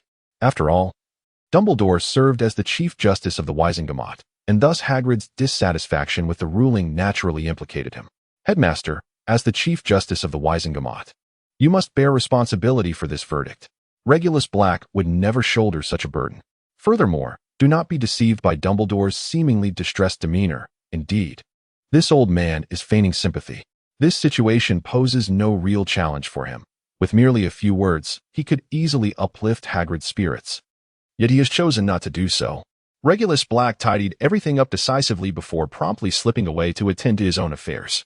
Regulus, what schemes are you concocting? Do not let me down. Dumbledore quietly observed as Regulus Black departed. Over the past 3 years, from their initial encounters to the present, Dumbledore found Regulus increasingly enigmatic. The memory of that moment when the stoic young man directly demanded the Philosopher's Stone from him still lingered vividly in his mind. Regulus Black departed from Hogwarts, traversing through the secret passage, and after several transformations of the fireplace, arrived at Malfoy Manor. With a resounding whoosh, a plume of silver flames erupted from the fireplace of Malfoy Manor. "Ah, Regulus, welcome. Might you enlighten me on the brand of flue powder you employed? I am quite fond of its hue." Lucius Malfoy was engrossed in a ghost story in the comfort of his own drawing room. "I fear I may disappoint you. When utilizing the fireplace, I do not require flue powder. Since the spell Protego reached its pinnacle, Regulus Black has begun to employ it in numerous contexts, such as substituting for flue powder or conjuring small angels for communication. Previously, he utilized this method to send advance notifications before arriving. Alas, it is truly regrettable. I have always held a deep admiration for these silvery flames." Lucius Malfoy, wearing an expression of disappointment, returned to his previous seat, preparing to resume his perusal of the book he had been reading. "This old fellow is behaving unusually today. Typically, he exudes an air of aristocratic grace above all else, which appears quite natural. But today he seems somewhat affected and pretentious." Upon noticing the book in his hand, I realized it was a tale of the supernatural, Sleepy Hollow, clearly laden with implications. "I had just notified you of my desire to meet, and you agreed. It cannot be mere coincidence that you happen to be in the drawing room at this very moment, can it?" Regulus Black cast a glance at the book titled The Headless Valley and inquired with a raised brow. "Indeed, at that moment, I was precisely in the sitting room. You see, this very book in my hands is one for which I recently acquired the copyright." Lucius Malfoy, unfazed by the awkwardness of being discovered, proceeded to the heart of the matter, presenting the book to Regulus Black. "I have heard that you, Regulus, previously invested in the production of a film, utilizing the very estate you have just reclaimed, Crimson Manor." Lucius Malfoy appeared to possess a rather profound understanding of the subject. "It seems your knowledge of the Muggle world is quite extensive, Lucius. You could certainly finance a film on your own." Regulus Black perused the contents of The Headless Valley, finding it largely consistent with his recollections. However, Lucius Malfoy's intentions extended beyond mere investment in the film. It served as a reminder that he was already cognizant of the Headless Valley's existence. Had it not been for this purpose, he would not have mentioned the Crimson Manor, for it was precisely at the Crimson Manor that the filming took place. Consequently, the Headless Valley was also required for the filming. "I possess ample funds. Yet you are a singular figure in our wizarding community. I would prefer to collaborate with you." Lucius Malfoy poured a glass of wine for both of them, suggesting he held great expectations for this partnership. "If your sole objective is profit, I can assist you, though I cannot guarantee success, as any investment carries the potential for failure." Regulus Black spoke in a businesslike tone as he lifted the glass from the coffee table. "Of course, my intentions are certainly profit-driven. Over the past few years, you have reclaimed a significant portion of the Black family estate. While I have suffered considerable losses, though they were never truly mine, they nonetheless represent a detriment, do they not?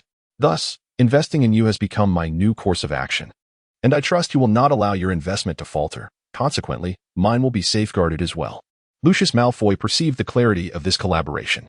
While he subtly reminded Regulus Black that he was aware of the other's secret, he chose not to dwell on the matter. Instead, he framed the discussion around compensating for the lost assets and sought to secure his investment, proposing that both parties contribute equally. "I favor outcomes that benefit us both," he continued. "Let us each invest half the required capital. I will have my lawyer draft the contract promptly. She will discuss the necessary procedures with you and guide you on what steps to take." Regulus Black was reluctant to deceive Lucius Malfoy, yet he was equally unwilling to allow him to act arbitrarily. Only through a strictly regulated collaboration could they achieve meaningful results. A loose alliance would inevitably lead to misfortune. Thus, the film collaboration plan with the Malfoy family was firmly established. Lucy Piddle received instructions from Regulus Black to register a company for the Malfoys, with all procedures adhering to the norms of the Muggle world, save for those instances that necessitated the intervention of wizards. In no time, a film production company named Malfoy was founded, operating as a capitalized entity with its office situated within a reputable business building in London. And it had already employed 10 individuals to manage its operations. How does it feel? This is your film production company, with your private office located at the southernmost position.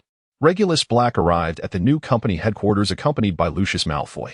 "Esteemed employees, allow me to introduce your employer, Mr. Malfoy." Regulus Black gestured for everyone to come over.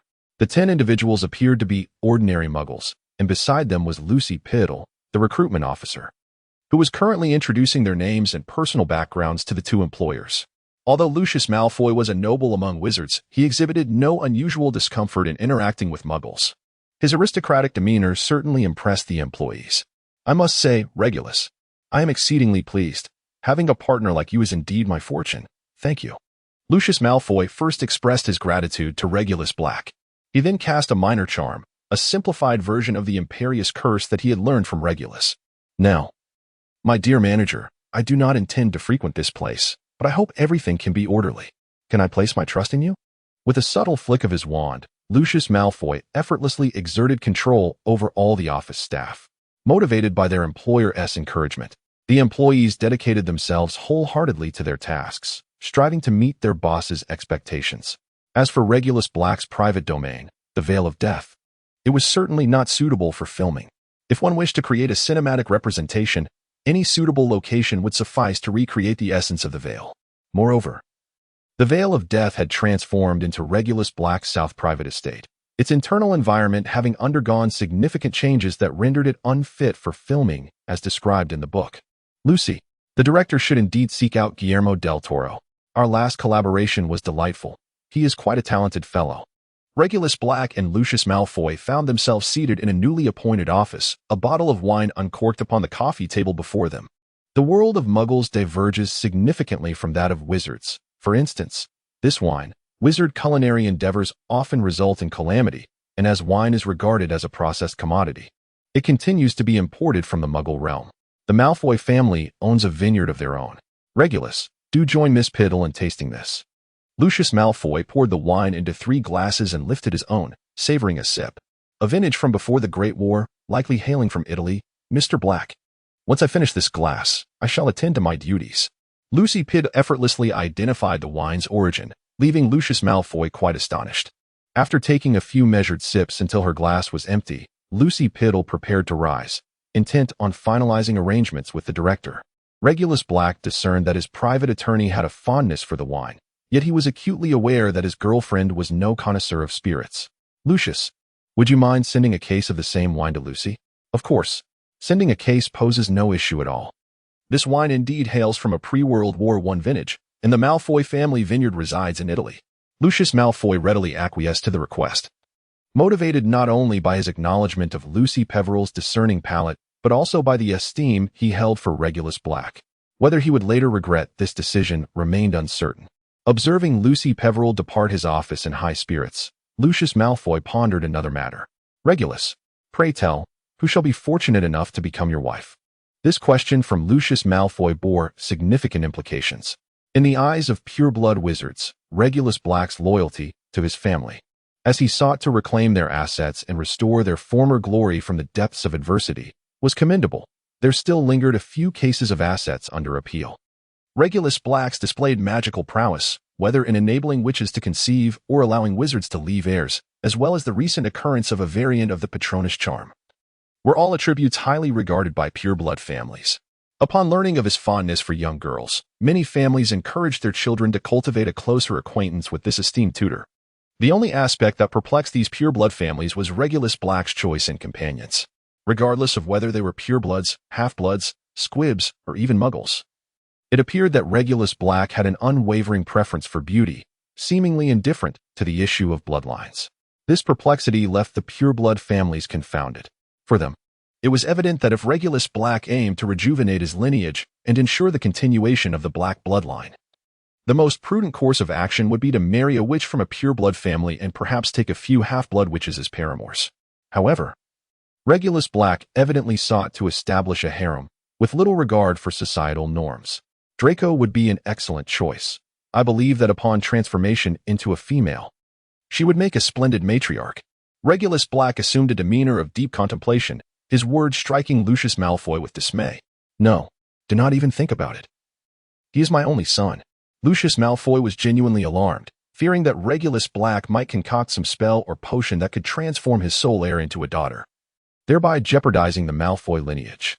With that single utterance, Lucius Malfoy was effectively dismissed, while a sly smile of triumph crept upon Regulus Black's lips. Should I choose to play my games, I might very well turn your son into your daughter one day. Marriage is an intensely personal affair. How could one tolerate the interference of others, particularly those wielding power? Such actions are utterly excessive. Having partaken in the festivities, I extend my heartfelt congratulations on the establishment of your new enterprise. However, I must take my leave as I have classes at Hogwarts. Regulus Black, exhibiting restraint, finished his drink before taking his leave. Although Lucius Malfoy was brimming with words, he chose to keep them to himself upon reflecting on his son's transformation into a daughter. Boss, here are your letters, all addressed to the Black Film Company. As soon as he stepped outside, Lucy Piddle presented several letters to him. Among them was a note from Sarah Maiden, the mute, golden-eyed girl, expressing her longing, which was conveyed through the film company due to communication issues. Additionally, there was correspondence from director Guillermo del Toro, indicating that the final effects of the film had been completed and no further action was required from Regulus Black.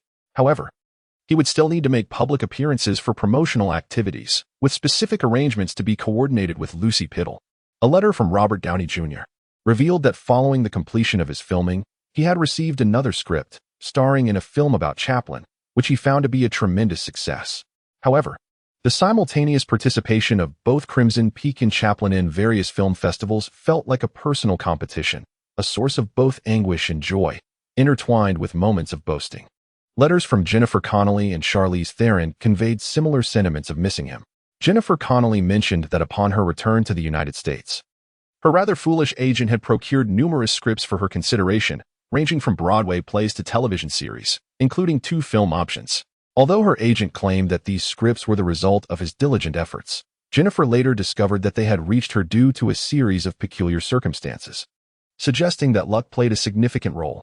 This echoed Regulus Black's assertion that wearing the Black family jewelry would bestow good fortune, establishing a new norm. Charlize Theron, contemplating these opportunities more profoundly than Jennifer, also received a plethora of invitations for modeling shows, magazine covers, entertainment showcases, and film auditions. In her letter, she acknowledged that her performance in Crimson Peak had showcased her acting abilities to many, yet she felt her skills were still lacking. Her remarkable performance was largely attributed to the environment at the time, and even to Regulus Black, though she found this connection somewhat perplexing. However, upon reflecting on Regulus's mention of jewelry bringing luck, she noted that since returning to the United States, fortune had been favoring her at every turn. She felt that her recent surge in acting prowess was somehow linked to Regulus Black. Charlize expressed that it seemed she had found an extraordinary lover, as she was currently engaged in a photo shoot for a magazine cover and had received an invitation for a script of a low-budget zombie horror film titled Chicago Ghostbusters 3, which she believed would be a box office success if it were to be continued. Regulus Black promptly took up his pen to respond, addressing Jennifer Connelly and Charlize Theron. In a time when fortune favors them, there is no need to rush into making choices, for each decision will invariably influence the course of their lives.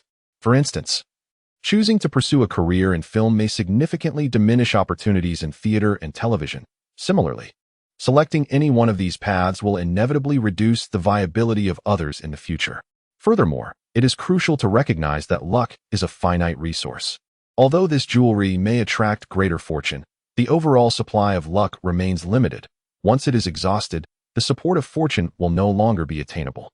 Ultimately, they should not feel compelled to compromise themselves by participating in risky scenes.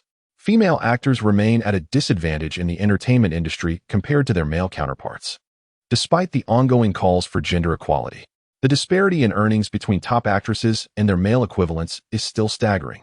Moreover, in the eyes of many affluent individuals, these stars are merely expensive commodities, and there is no shortage of those fixated on their bodies. What kind of woman is beyond the reach of the wealthy?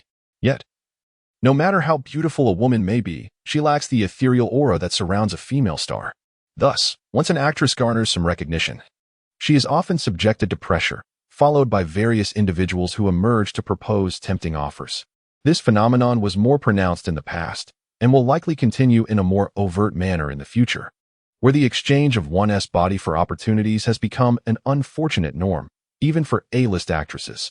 Regulus Black's counsel to them stems from his ability to provide superior resources, allowing them to avoid the arduous task of appeasing agents, directors, producers, or the elite of Hollywood as many fledgling actors do. After all, such matters can simply be resolved with a soul-binding spell. If one fails, another can be summoned. Regulus Black is not merely preparing to film a project at Crimson Manor. He envisions a future filled with cinematic endeavors, for he is a wizard. And to disregard the evolution of the Muggle world would be an exceedingly foolish choice. As a wizard, he possesses unique advantages that afford him greater opportunities within the Muggle realm. From a chronological perspective, should the world remain relatively unchanged post-1990, the parallel dimension of wizards will continue to unfold in accordance with the original historical narrative. Thus, Regulus Black must not only seize the power, wealth, and influence within the wizarding community, but also seek to acquire the rights, riches, and authority that the Muggle world has to offer. Contemplating his day, with no classes scheduled, he spent a considerable portion of the afternoon attending to matters concerning Lucius Malfoy's film company, while Lucy Piddle was addressing related issues, which would require some time for a complete transition. Consequently, Regulus Black resolved to pass the time at the residence of the enchanting Sarah Midani. Upon his arrival, he found the young girl diligently studying the magical tomes he had left behind, though she was unable to wield magic due to her muteness. Her lineage as a member of a wizarding family rendered her more attuned to magical energies than the average Muggle. Regrettably, her father had failed to fulfill his responsibilities during her formative years. Have you finished reading Quentin Trimble's Dark Forces, A Guide to Self-Defense and the Standard Spells? Regulus Black had previously gifted her several introductory tomes on magic. Although Sarah Midani could only wield the enchantments embedded in her jewelry, it was essential for her to possess the ability to discern the spells employed by others. I have perused the Standard Spellbook 14 during your absence. My time was devoted to reading, aside from my work. Upon the arrival of Regulus Black, Sarah Midani immediately cast aside her book and rushed into his embrace. Holding him tightly, Regulus Black embraced the young girl with enthusiasm, and the two settled back into their previous seats. In Regulus's arms, Sarah Midani nestled like a small kitten. "Regulus, look, these are all my notes," she exclaimed, pointing to a stack of manuscript paper on the adjacent table, which appeared to be about 40 sheets high. "Come to me, my manuscripts." With a flick of her pen, Sarah invoked the spell Accio to summon the pile into her hands. Elaborately penned in decorative script were extensive reflections on her readings. If compared to her peers at Hogwarts, she would likely surpass more than half of them.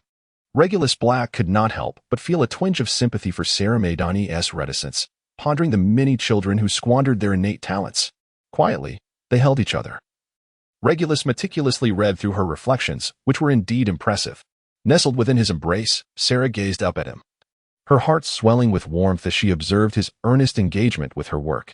This was a mark of respect and validation, unlike her own father, who had carelessly dismissed her achievements. Sarah's heart melted. Although their relationship resembled that of teacher and student, or perhaps father and daughter, it was, in truth, a relationship of patronage and affection, underscored by the disparity in their statuses. Nonetheless, witnessing Regulus Black's sincere regard for her brought her immense joy. Her writing was exceptional, far surpassing that of her contemporaries at Hogwarts, capable of outshining the majority. Regulus Black, after perusing the manuscript, chuckled softly as he affectionately tousled the little girl's hair. A sensation reminiscent of petting a kitten. "Today, I have the time to keep you company. I shall not depart until you drift off to sleep." Regulus Black resolved to seek refuge here today, for a return to Hogwarts would undoubtedly bring the scrutiny of Dumbledore. Sarah Midani, feeling somewhat anxious, nervously licked her lips. Aware that her day of sacrifice would come eventually, though she had not anticipated it would arrive so swiftly. "Is there anything I should prepare? Shall we bathe together first? Or would you prefer I change my clothes for your viewing?" Perched on Regulus Black's lap, the young girl inquired with a hint of trepidation. Clearly recognizing that theoretical knowledge diverged significantly from practical experience, Sarah Midani, lacking any prior encounters, was uncertain where to begin. Regulus Black was taken aback for a moment, but soon he found himself amused. His young paramour was indeed quite competent. "You are merely 13 years old this year, aren't you? Though you may feel that your body has matured, I would prefer to wait until you reach adulthood. After all, the unripe fruit must ripen to be truly delectable." Regulus Black chuckled as he gently patted the little girl's head, instantly dissipating the moment's lingering ambiguity. "Are you really planning to take me to the amusement park?" "I have no interest in those childish activities," Sarah Midani pouted, her lips forming a sulky line. "What happened to being your lover? I am fully prepared to devote myself to you, yet you retreat just like that. I am not a child, not a child at all." These words could only echo in her heart in the presence of Regulus Black, who remained blissfully unaware of her inner turmoil. there was no need for grand gestures. Simply sharing the same roof, each engaged in their own pursuits, with his companionship was all she desired. Regulus Black embraced the golden-eyed young girl. Then with a flick of his wand, commenced his tasks. A multitude of student assignments levitated in the air, while an enchanted quill diligently corrected them. After reviewing Sarah Maydani's work, Regulus Black raised his expectations significantly for his students. How could it be acceptable when even a dull assignment fell short? Sarah Maydani observed for a while and realized that Regulus Black was indeed not there for a romantic rendezvous, which left her feeling somewhat disappointed yet comforted. She gently extricated herself from his embrace and went to the kitchen to prepare a pot of red tea for her beloved. Subsequently, she settled in a corner, picked up an easel, and began to sketch a portrait of Regulus Black on a blank sheet with charcoal. Regulus Black was well aware that the golden-eyed girl was sketching him. However, he merely cast her a sidelong glance and continued with his work. Although each assignment was subject to correction by an automatic quill, he still deemed it necessary to review them personally before assigning scores. Tomorrow, the students receiving their grades would likely be engulfed in a chorus of lamentation, for who could blame them when they performed even worse than a mere dud? After a while, the assignments were duly corrected, yet it was evident that Sarah Maydani's artwork would require a considerable amount of time to complete. Regulus Black retrieved a stack of parchment and exchanged his writing instrument for a more sophisticated quill, one that intricately recorded the user's writing habits. In other words, it possessed an inherent signature. Regulus Black pondered for a moment, then inscribed the title The Sixth Sense, golden-eyed lowly on a fresh piece of parchment. The Sixth Sense, a cinematic creation from 1999, belongs to the genre of supernatural thrillers. The narrative unfolds around a 9-year-old boy who claims to perceive the deceased. A psychologist endeavors to assist him, yet the boy remains resistant, convinced that no one can extricate him from his current plight. The psychologist tirelessly strives to aid him, ultimately enabling the boy to lower his defenses and confide in the doctor about his troubles, gradually embracing the therapist's counsel. Initially believing the boy's struggles to be purely psychological, the doctor, through investigation, uncovers the boy's unique circumstances. The conclusion proves to be astonishing, as it becomes evident that the boy is indeed surrounded by spirits. Regulus Black was inspired to think of this film because its release was just a few years away, making this the perfect moment to articulate his thoughts. To truly comprehend the origin of the story, one must start from the beginning. Regarding Regulus Black himself, although he harbored a profound affection for the supernatural narrative of the Sixth Sense, he found himself at odds with certain details. As a reincarnated soul, he believed that if he could not create a narrative superior to the original he was familiar with, it would be better not to create at all. Gazing at the enchanting figure of Sarah Maydani, with her striking golden eyes, Regulus Black was suddenly struck by inspiration. What if the young boy in the original supernatural tale were replaced by a little girl? Sarah Maydani, with her delightful charm, animatedly sketched with a pen in hand, translating her measurements onto the canvas. The contours of Regulus Black's visage began to emerge, as she now focused on delineating the features of his mouth and nose. Regulus Black displayed remarkable composure, his expression as impassive as ever. The enchanted quill began to inscribe the narrative that unfolded in Regulus Black's mind. Thus, the two individuals engaged in a silent exchange, one drawing, the other writing, through the passage of several hours from noon until dusk, without uttering a single word, yet exuding an unspoken understanding that transcended dialogue. Creature, Regulus Black softly summoned, and with a resounding thud, Creature materialized in the room. Master Black, I am at your command. Creature stated upon his arrival, surveying the room and casting an unsightly grin towards Sarah Maiden. After 3 years of training, Creature had finally shed the habit of immediately prostrating himself at one's feet to kiss their shoes. Creature, prepare dinner for us. Miss Sarah wishes to maintain her figure, so the meal must cater to a lady's needs, while I prefer something more casual. Regulus Black summoned Creature, intending to remain for dinner, much to the delight of Sarah Maydani. After both had confirmed their relationship and Sarah's integration into the Black family. This marked the first occasion that Regulus had taken the initiative to linger. There was even a possibility he might stay the night after dinner. Although Sarah was filled with anticipation, it was not appropriate for her to inquire directly. Regulus Black cast a glance at the expression of the young girl, fully aware of her thoughts. Hosting her overnight was certainly a possibility worth considering. In the realm of wizards, where magic abounds, one cannot deny the extraordinary convenience afforded by such wonders. Take, for instance, The enchanted quill currently in use. It transcribes one's thoughts with remarkable fidelity, requiring merely the intent of the mind to etch words onto the page. Editing and copying are but trivial matters, demanding only a modicum of additional parchment. Upon its acquisition, the quill adeptly learns the user's writing style, flawlessly replicating their notes. Should the wielder possess less than stellar penmanship, it can effortlessly conjure the standard fonts from any tome. This singular tool serves as an expert in transcription.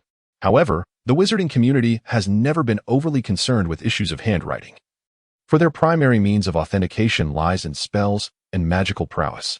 Signatures and penmanship hold little significance. A glance at Gilderoy Lockhart's request for Harry Potter's assistance with signing his name reveals the prevailing attitude towards such formalities within the wizarding world. In contrast to Regulus's previous life as an ordinary muggle, the enchanted quill stands as a veritable instrument for writing. With such a tool at his disposal, producing voluminous daily entries becomes a breeze. Thoughts effortlessly materialize on the page, leaving only the concern of whether one's ideas might falter. Regulus Black, of course, would not experience any cognitive stagnation, whether drawing from his 3 years of experience in the wizarding world or reflecting upon his previous life as a mundane recluse. He found the notion of adapting even a single novel utterly absurd. Rather than contemplating the intricacies of a protagonist's journey, it would be far more prudent to cleanse oneself and retreat to the depths of the Black Lake to embrace the stillness of death. In the span of this brief interlude, the uncanny sixth sense, embodied by the golden-eyed girl, had already completed her task. In the kitchen, Creature had prepared a dinner that, while not lavish, was remarkably exquisite. Creature, the dinner is quite delightful. I am thoroughly pleased. There is one more task I require of you. Please deliver this manuscript to Lucy. Regulus Black gestured towards the stack of completed manuscripts, confident that Lucy Pidwell would know how to handle them. Creature would go at once, certain to deliver the papers to Lucy Pidwell, with a snap of his fingers. The disheveled sheets were meticulously arranged, and then he vanished from the room, clutching the manuscripts. Tonight, I shall remain, as there are matters I wish to discuss with you in greater depth. Regulus Black spoke while eating, causing Sarah Maidan to blush, prompting her to take a sip of juice. The two concluded their dinner amidst an atmosphere laden with subtle tension. Throughout the meal, Regulus inquired about the young girl's preferences, her attire, culinary tastes, favorite colors, and hobbies, effectively uncovering the essence of this delightful golden-eyed girl. Such conversation allowed Sarah to relax considerably. Even the most sumptuous dinner has its moments of satisfaction. Regulus encouraged the young girl to freshen up first, while he took it upon himself to tidy the kitchen.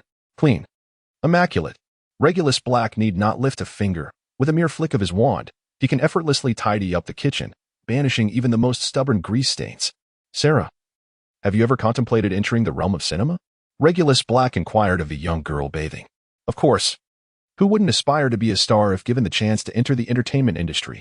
Without hesitation, the young girl responded through the shower curtain. Having already worked as a model for some time, Sarah Madani was well acquainted with the realms of fashion and film. However, she was also acutely aware of the sacrifices required to penetrate these circles. If one wishes to safeguard oneself, substantial financial gains may remain elusive. This is a stark reality. In the manuscript I just penned, you are the protagonist. I believe it would be prudent for you to seek professional guidance and literature in the field of film. Regulus Black also shed his garments and stepped into the pool, subsequently immersing himself in the warm water alongside the young girl. I fear I may falter, as I possess no prior experience in performance, and I am to assume the role of the leading lady. Sarah Maidan lowered her head, seemingly chiding herself for her lack of acting prowess, though in truth, she was merely blushing. Look at you now. You are doing splendidly. Acting is neither as daunting as you envision, nor as effortless as it may seem. Regulus Black poured a bottle of milk bath into the pool, transforming the transparent waters into a milky white. Both individuals revealed only their heads, alleviating any potential embarrassment for the young girl. With my presence, the sordid affairs of those circles shall not encroach upon you. All you need to do is focus on perfecting yourself. As for your performance abilities, do not forget, I am a wizard, and a simple hypnotic spell can effortlessly enhance your skills, allowing you to become an entirely different persona. Sarah Marani felt an immediate sense of relief, as she did not wish to be accused of lacking talent and relying solely on her benefactor after being elevated. Such accusations would be a blow to her self-esteem, and Regulus Black, who fervently supported her, would undoubtedly be disappointed. With the burdens lifted, the young girl with golden eyes began to contemplate how to arrange her study schedule. At the age of 13, individuals exhibit varying degrees of maturity, particularly among those from Western cultures, where the differences can be quite pronounced. Some appear mature, others immature, while some embody both qualities, showcasing a dynamic and alluring temperament. However, for Regulus Black, who had lived 3 lifetimes, 13 represented a moral boundary. Although he did not mind the growth of the young girl, the final step had yet to be crossed. Nonetheless, engaging in other pursuits was not out of the question. After being attended to by the golden-eyed girl, Regulus Black spent the night at her home before departing the next morning. He returned to Hogwarts feeling invigorated, as tonight would be the night of the full moon, and all previous arrangements would culminate today. During breakfast, Regulus Black promptly took his place at the professor's table, facing a morning filled with 2 potions classes, followed by 4 more in the afternoon. Due to the absence of Professor Remus Lupin, the unorthodox potions instructor Severus Snape would be substituting for the equally significant defense against the dark arts class. Severus Snape expressed that while he could not become the professor of defense against the dark arts, he was nonetheless pleased to take on the role temporarily. On the very night of the first full moon, Professor Severus Snape took over the defense against the dark arts class, and many astute students sensed something amiss. Subsequently, this pattern of substitute teaching continued monthly. Each time the full moon approached, Professor Remus Lupin would invariably take a few days off.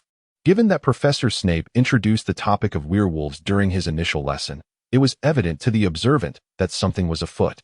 This situation had effectively become an open secret within the school, as even the upperclassmen were compelled by Professor Snape to complete an extensive 3-foot assignment on werewolves, while the younger students were also given a preview of the subject matter. In light of this, Professor Lupin found himself at a loss, reliant on his old adversary for the preparation of his werewolf potion, while Professor Snape was on the verge of publicly announcing his lycanthropic identity. Nevertheless, this scenario highlighted the unity within Hogwarts. All the faculty members safeguarded the secret, while the perceptive students also kept it under wraps. Those blissfully unaware remained oblivious to the unfolding events, ensuring that the secret remained intact. Everything was under control, and Dumbledore felt a sense of satisfaction with the current state of affairs. As the day's lessons concluded, there remained ample time before dinner. Students began to meander in small groups, some hurriedly completing assignments, others engaged in team practices, trading illicit goods, or indulging in romantic pursuits.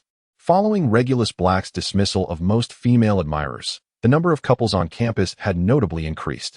Meanwhile, the trio of Harry Potter, upon hearing the news from Hermione, made their way to the back entrance of Hogwarts, which led to Hagrid's hut in the Forbidden Forest, as well as the path to Hogsmeade. Today, the Ministry of Magic had issued a formal decree sanctioning the execution of Buckbeak, the Hippogriff. Despite Hagrid's prolonged appeals and profound sorrow, the fate of Buckbeak remained unchanged. The Minister of Magic was set to personally arrive at Hogwarts bearing the order. However, due to the ongoing academic schedule, Dumbledore found it impractical to accompany the minister during class hours, thus scheduling the execution for just before dinner, allowing the minister and the executioner to partake in the evening meal afterward. Of course, these justifications were mere fabrications. Had the execution taken place during class, Harry Potter would have been deprived of the opportunity to participate. By the time he arrived after class, everything had concluded, and Buckbeak's fate was sealed. As Harry Potter, Hermione Granger, and Ron Weasley traversed the familiar courtyard behind Hogwarts, they beheld a hooded executioner, meticulously sharpening an imposing axe upon a whetstone. The executioner revealed a grin, exposing a mouthful of decayed teeth as he smiled at the 3 passing children. The position of executioner within the Ministry of Magic, though deemed macabre, is rather lucrative. For the Ministry decrees that all possessions of those executed are to be claimed by the executioner. In a wizarding world that regards the killing curse as an unforgivable curse, the act of execution is equally perceived as an embodiment of malevolence, which explains the reluctance of individuals to assume such a role. Yet, as a government entity, the Ministry must maintain this position. While wizards may be imprisoned in Azkaban, magical creatures and other beings do not face the same confinement, with severe offenders typically facing execution. Theoretically, although the executioner stands to inherit the property of the wizards he executes, in practice, he rarely has this opportunity, as the condemned are predominantly magical creatures or beings of other races, regardless of whether the condemned are truly guilty or victims of grave misjudgment, such as Buckbeak. The act of execution represents the taking of a life. Thus, this profession is profoundly detrimental to one's moral standing. rendering this seemingly lucrative role unappealing to many. The executioner, Walden McNeil, is, in fact, a Death Eater, tasked by the Ministry with the slaughter of those magical beings deemed criminal, such as Buckbeak at that time. His identity as a Death Eater will only be unveiled during the events of the Triwizard Tournament in the following year. He will partake in the battles within the Department of Mysteries, ultimately being defeated by Dumbledore's army and imprisoned in Azkaban. Subsequently, upon Voldemort's ascension to power, McNair was released from Azkaban. During the climactic battle at Hogwarts, he was hurled across the hall by Rubeus Hagrid, crashing against the wall and losing consciousness. Following the skirmish, he was imprisoned in Azkaban alongside the majority of surviving Death Eaters, marking him as a persistent troublemaker who had seen the inside of the prison more than once. However, Regulus Black regarded him as having some utility before his identity was revealed. Having spent years executing magical creatures, he possessed a considerable collection of carcasses from various enchanted beasts, which were invaluable sources of magical materials. Nonetheless, discussions of business would be postponed until after the completion of the task at hand. The trio made their way to Hagrid's hut, encountering Draco Malfoy and his two sycophants along the way, who had come to mock them. After a brief confrontation, Hermione successfully chased the three of them away. Upon reaching Hagrid's abode, they found him in distress, awaiting the arrival of the Minister of Magic. While outside in the pumpkin patch, Buckbeak lay resignedly on the ground. Hagrid's room remained as disheveled as ever, now hosting an unknown creature attempting to emerge from an eggshell, only to be covered back by Hagrid with a filthy tablecloth. Clearly, even with Buckbeak's demise, Hagrid was not short of new pets. The children engaged Hagrid in discussions about various issues, yet found no resolutions. Even the astute Miss Granger was at a loss, leaving them all in a state of anxious unrest. The sole piece of good news was that Ron had rediscovered his pet rat, whom he had assumed Hermione's cat had devoured. Suddenly, a small stone flew in through the window, striking Harry Potter on the head. Shortly thereafter, Ron was similarly hit, both boys yelping in distress. Hermione picked up the stone, discovering it to be a snail shell from Hagrid's pumpkin patch, a remarkably hard-shelled object. Gazing out the window, they spotted Dumbledore accompanied by Cornelius Fudge and the executioner approaching. What should they do? The trio had yet to devise a means of rescuing Buckbeak, and it now seemed that the creature's fate was sealed. "You cannot remain here. Quickly exit through another door," urged Hagrid, not wishing for Dumbledore and the minister to encounter the children, as the execution scene was not suitable for young eyes. Thus, the three children discreetly slipped away from Dumbledore and departed from Hagrid's hut. Harry Potter and Ron Weasley, clutching their swollen heads, endured the pain as they navigated around the pumpkin patch to a safe distance. After a while, they observed Hagrid leading the three men into the pumpkin field, where the executioner surveyed the area before brandishing an enormous axe and swinging it down. The axe fell with a sickening thud, causing crows to take flight in a cacophony, creating a scene that was both gruesome and violent. No. Upon witnessing the execution of Buckbeak, Hermione was instantly overwhelmed with emotion. Regulus Black had assured her that he would intervene, yet this innocent creature had still met a tragic fate. Hermione felt deceived and resolved to seek answers. Thus, she turned and fled, leaving the two boys seeking solace in one another's embrace. The previously awkward scene in the film, where Hermione was clinging to Ron while Harry held Hermione, was naturally absent. Suddenly, Scabbers bit Ron's hand. "Ouch! Scabbers, why are you biting me? Don't run away. Come back." The rat scurried away, and Ron chased after it. Meanwhile, Hermione had already dashed off, leaving Harry Potter uncertain about whom to pursue. Considering the rift between Ron and Hermione, Harry ultimately decided to assist Ron in retrieving Scabbers. In this moment of hesitation, Harry fell several seconds behind Ron. At last, "I've caught you. Scabbers, why did you bite me? Why did you run away?" Ron firmly grasped Scabbers, determined to prevent any further escape. Oh no. Harry observed the willow tree behind Ron, the very tree they had collided with at the beginning of the school year. It was uncertain whether a tree could harbor grudges, but it was evident that it held no fondness for any creatures encroaching upon its territory, as its branches began to sway ominously. "Ron, run. The Whomping Willow is right behind you. Harry, run. There's a Grim behind you," Harry shouted, while Ron, in a state of terror, glanced back at Harry, clutching Scabbers tightly with one hand and tremblingly pointing behind Harry with the other. A large, solid black dog, resembling a stray yet exuding an imposing presence, was charging towards them, growling ferociously. Harry was paralyzed with fear. recalling the day of the Quidditch match when he first saw the black dog's head appear through the shifting clouds, followed by an attack from a Dementor. Today, he was face to face with the ominous creature, unsure of what lay ahead. The dog accelerated, leaping over Harry in a single bound and swiftly reaching Ron, sinking its teeth into the boy's leg and dragging him towards the Whomping Willow. "Oh, Harry!" The desperate cries of Ron and Scabbers echoed as they vanished into the depths of the tree's gnarled roots. What to do? Harry exerted every ounce of strength but could not grasp Ron, standing helplessly before the entrance to the cave, consumed by guilt and worry. It must be said that Harry had made a grave error in judgment, positioning himself in the wrong place at the wrong time. With a swift motion, a branch as thick as a man's leg swept through the air, sending Harry flying. "Regulus Black, you promised you would help. Why have you broken your word?"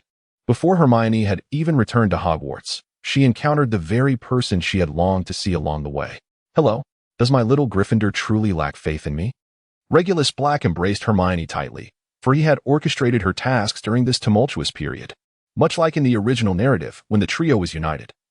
Hermione's emotions could easily be swayed, transforming her from the calm and astute Ravenclaw into the impulsive and valiant Gryffindor. At this moment, Hermione was reluctant to be held by Regulus, yet her attempts to wriggle free proved futile. "Barty Crouch is dead. I witnessed the execution," she sobbed against Regulus's chest, her eyes brimming with tears. "You are a Gryffindor.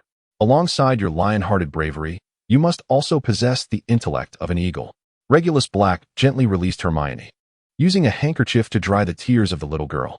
"Are you certain you witnessed Buckbeak's execution with your own eyes?" Hermione, regaining her Ravenclaw composure, replied, "Indeed. I only saw the executioner carry out the sentence. When that great axe fell, I assumed Buckbeak had met his end. However, the issue lies in the fact that I did not directly observe Buckbeak's severed head. It was a bird's head that fell to the ground." Feeling the touch of Regulus Black's hand upon her chest, she realized it was the time turner hanging around her neck. Hermione immediately understood Regulus Black's implication. She pressed down on his large hand resting on her chest, her cheeks flushing as she ceased her tears. "We must go rescue Buckbeak at once." "Not so fast. Many events will unfold today. We can address them together afterward. Remember, maintain calmness and analyze the situation." Regulus Black pointed towards a distant direction where the Whomping Willow was thrashing its branches.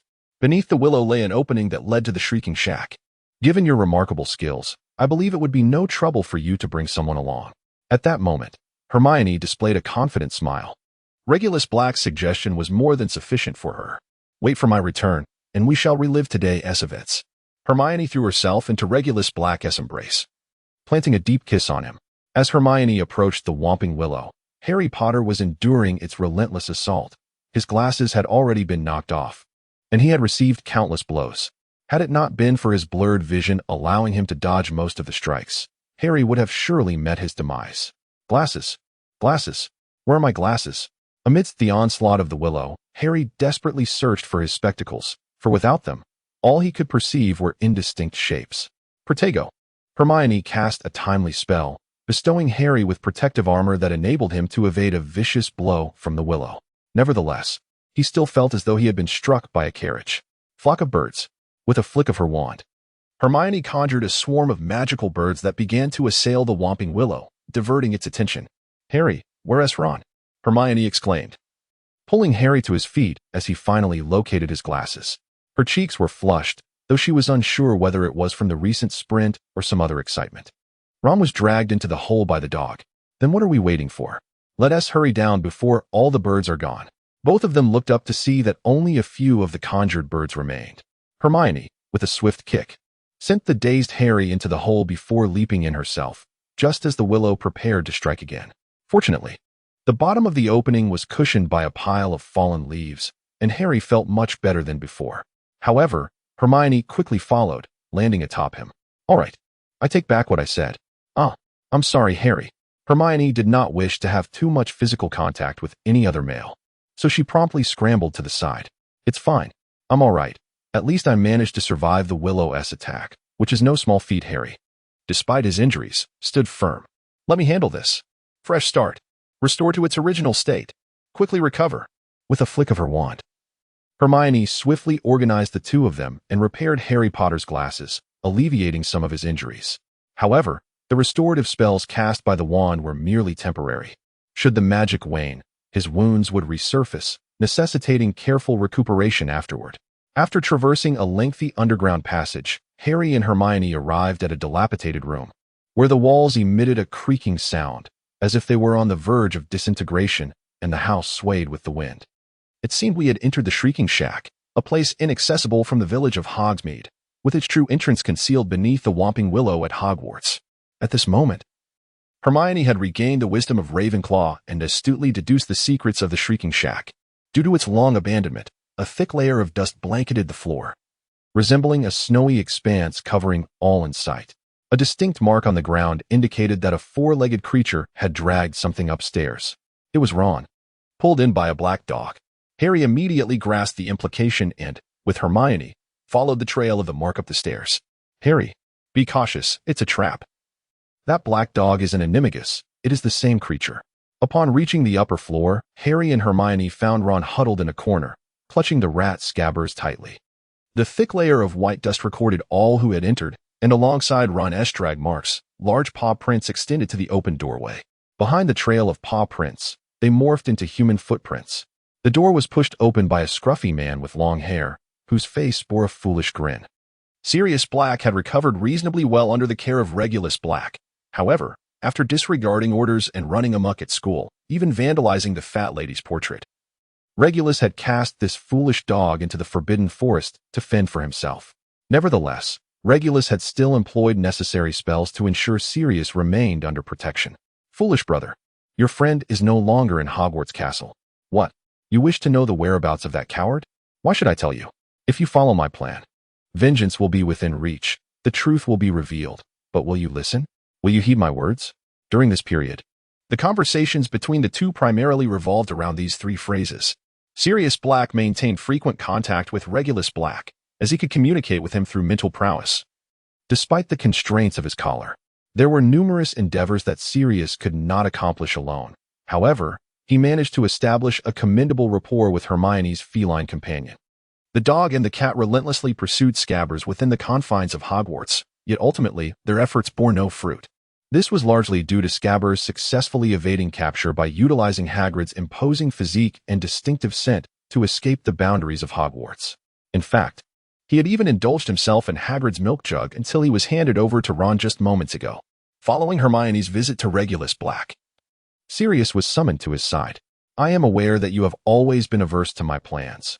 Therefore, today you shall have the freedom to act as you wish. The rat is currently at the Whomping Willow." Regulus Black spoke as he unfastened Sirius's collar.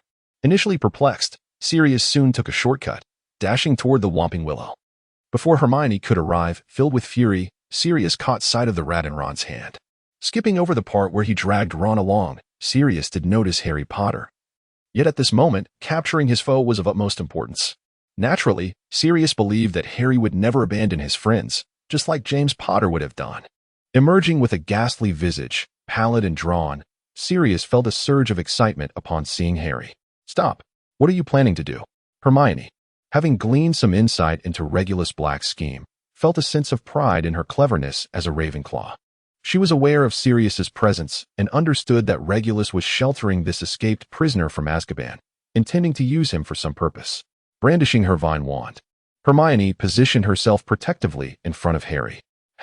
What am I going to do? I'm going to kill him. Tonight, only one must die." The lines here diverged slightly from the film, revealing a subtle butterfly effect.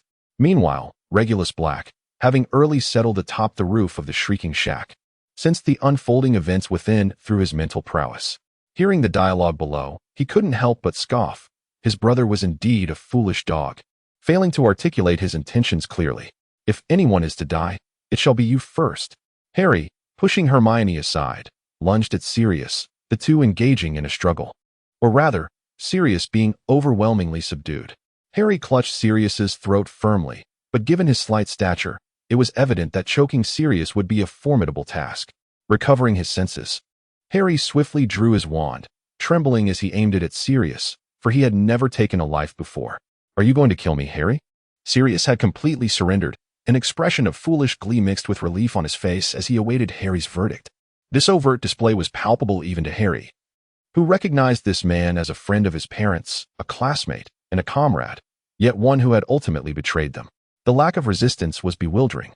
This was not the scenario Harry had envisioned. He had expected Sirius to escape Azkaban in order to kill him, a notion that felt utterly incongruous. Shouldn't he be a frenzied Death Eater? Why was there no fight in him? You could at least strike me. That would give me the justification to act without hesitation and eliminate this traitor.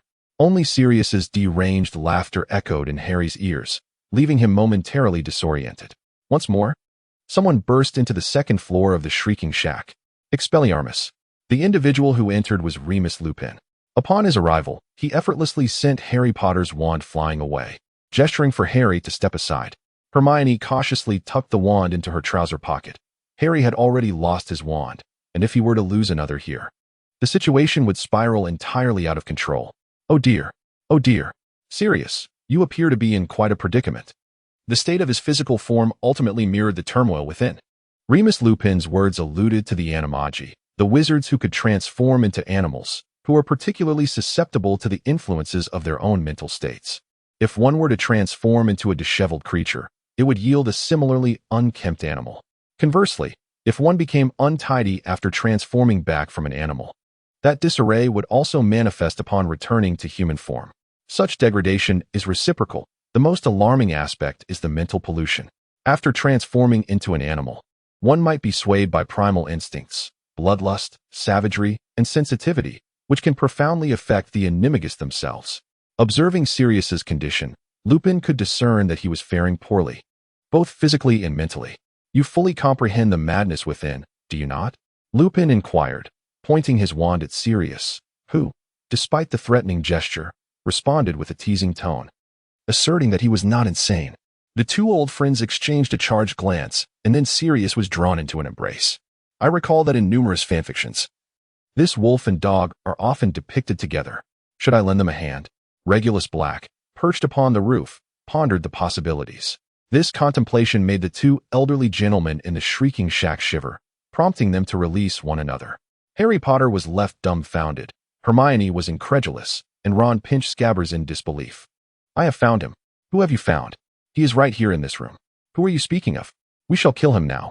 Wait. Clarify your words before taking action. Sirius was agitated, while Lupin remained unaware of the fact that Peter Pettigrew was still alive, as he had not yet retrieved the Marauder's map. Regulus Black, watching from above, was momentarily stunned. It was evident that the Marauder's map had not yet been transferred to Lupin. This oversight was rather significant, considering that once the map was given to Harry Potter, controlling whether he ventured out at night to seek the rat became quite challenging. Regulus Black immediately conveyed a message to Hermione present with the spell. How could I have ever believed in you, Professor Lupin? Who do you intend to kill? Harry, Ron, or me? Hermione summoned her courage to confront the situation, feeling compelled to clarify this pressing question after receiving Regulus Black's communication. Yet, bolstered by the support of those behind her, she felt a sense of ease. See, I am merely inquiring, she asserted.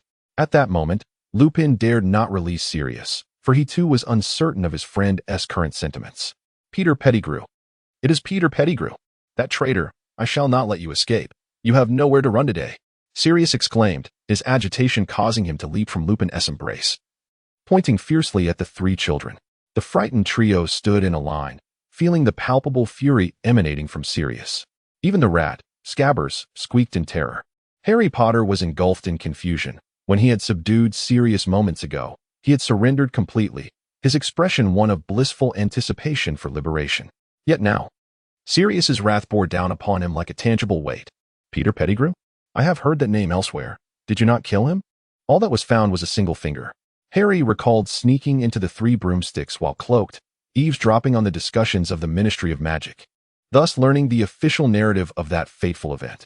Once, there were four friends who shared a dormitory, classmates, companions, brothers, but ultimately, it was Sirius who betrayed that bond, revealing the Potter's location and hunting down the other, Peter Pettigrew. In the end, the Aurors discovered only a finger, alongside a whole street of muggles who perished. The thought of such a powerful being pursuing him had frightened Harry, yet now he sensed discrepancies in the tale. I had always believed him to be dead, and I willingly endured 12 years in Azkaban for it. Yet, only recently did I learn that Peter Pettigrew is alive, and he is hiding in Hogwarts, in this very room with us. Sirius's erratic manner of speaking made it difficult for listeners to trust his words. However, there were only 5 of them in the room. Where could Peter Pettigrew be? Hermione glanced around, failing to discern the presence of the rat Sirius spoke of, and pressed further. How can you be so certain that only 5 of us are here? Come out. Show yourself, Peter. Sirius, with a deranged grin, shouted, casting a sinister look toward the 3 children. I have a way to prove that only we 5 are present. Harry Potter retrieved a stack of parchment from his clothing. By unfolding the Marauder's map, he could undoubtedly prove that Sirius was mistaken. Upon catching sight of the map in Harry's hands, Lupin's eyes brightened. It was indeed a magical artifact crafted by the 4 of them long ago. Come here. Let's have some fun, Sirius called out, advancing towards the 3 children. For the Marauder's map was of little consequence. He had already set his sights on a far more significant target. With a swift incantation, the shadowy figure of Professor Snape arrived, akin to a bat in the night, and with a flick of his wand, he suspended Sirius upside down. Disarm. Lupin turned, only to have his wand sent flying from his grasp by Snape's spell. The taste of revenge is exquisite. I have longed for the moment to capture you, Snape declared, aiming his wand at the inverted Sirius, his typically expressionless visage contorting into a mask of fury. It would not have been surprising if he unleashed the killing curse upon Sirius Black. Severus. Lupin attempted to intercede on behalf of his friend, but was immediately forced back by the menacing point of Snape's wand. I have been warning Dumbledore that Sirius would escape from Azkaban and likely have an inside man at Hogwarts. And it seems it is indeed you. Snape's face bore the satisfaction of fulfillment, for these 2 former companions had long been thorns in the side of James Potter and himself. No, perhaps bullying would be a more fitting term. Those were painful memories from their youth, and today, all the animosity could finally be reciprocated. Regulus Black, discerning that Severus Snape was indeed preparing to act, immediately contacted Hermione, stopped Snape, and exposed Peter Pettigrew. Hermione, with her agile mind, swiftly stepped forward. Professor Snape, we were just discussing the true instigator of that tragic event, the murder of Harry's parents by the Dark Lord. The one who betrayed the Potters was not Sirius, but rather Peter Pettigrew. Although the assembled company found it perplexing why Hermione suddenly embraced the notion of Pettigrew as a traitor, their gratitude towards her remained unwavering. For Snape had truly intended to commit murder moments ago. Sirius, and perhaps even Professor Lupin, were also implicated. Peter Pettigrew was already dead, a fate sealed by this prisoner of Azkaban. At this moment, Snape realized that 3 students were present. To commit murder before them would be most unseemly. You say he is dead? Yet I have seen him. He is right here in this very room. You have focused all your attention on me, leading to your erroneous conclusion. Perhaps you should return to your potions. Despite being in a precarious situation, Sirius had no intention of yielding to Snape, and continued to provoke him. Perhaps you have been away from Azkaban too long and have forgotten that a horde of Dementors awaits you. They might just bestow upon you a kiss. Snape pressed his wand against Sirius's neck, although he could not kill in front of students. Delivering a fugitive from Azkaban to the Dementors was a satisfactory alternative, allowing him to maintain his hand's cleanliness. The nature of a Dementor's kiss was unknown to him, but it was said that those who witnessed it could not bear the sight. Nevertheless, he would endure to observe the entire ordeal. Snape was resolute. Upon returning to Hogwarts, he would hand Sirius over to the Dementors, ensuring he witnessed his demise. The bell tolled. Now, you 2, walk ahead. With a wave of his wand, Snape motioned for Sirius and Lupin to precede him. Not only would he witness Sirius receive the Dementor's kiss, but he should also personally escort Lupin to Azkaban. He believed these 2 occurrences would bring him great satisfaction. Harry, do you wish to know the truth? Hermione whispered to Harry Potter, taking a step forward, revealing her wand tucked at her waist. Yes, the truth. What is the truth? I believe that Sirius Black came to kill me, yet when faced alone, he exhibited no intent to harm. I thought he was the one who betrayed my parents, but he vehemently denied it. I assumed that the traitor Peter Pettigrew was dead. Yet Sirius spoke of him as if he were alive and present in this very room. If all that Sirius claims is indeed accurate, then he is the one wronged. Imprisoned in Azkaban for 12 years. Once Professor Snape captures us, this truth will become even more elusive. However, if all of this is merely a fabrication spun by Sirius, then even if he spares my life, I shall not extend the same courtesy to him. What fear is there in killing? After all, I am still a minor. Harry Potter drew Hermione's wand and uttered, Expelliarmus. With all his might, Harry Potter sent Snape flying. For the spell's effect was not solely to disarm, but also to propel the opponent away. Snape was hurled to the far side of the room, collapsing onto a bed and stirring up a cloud of dust. The wand sword. Having undergone training in his first and second years, Harry was no longer a novice limited to the single spell of Expelliarmus. The three wands on the ground leapt into Harry's grasp. He reclaimed his own wand and returned Hermione's, both of them now pointing their wands at Sirius and Lupin. Harry, what have you just done? You attacked a professor. Ron was still reeling from the shock of Harry's assault on Snape. Tell me everything about Peter Pettigrew. Harry held the other two wands belonging to Professor Lupin and Professor Snape. With all wands now on his side, he felt emboldened to inquire freely. Lupin replied, "He was once our classmate. We considered him a friend." "No, Peter Pettigrew is dead. Sirius killed him. Peter Pettigrew is alive. He is in this house." "Harry, I just saw you take out the Marauder's map. Using it, one can see everyone. The Marauder's map can also be mistaken." "Sirius,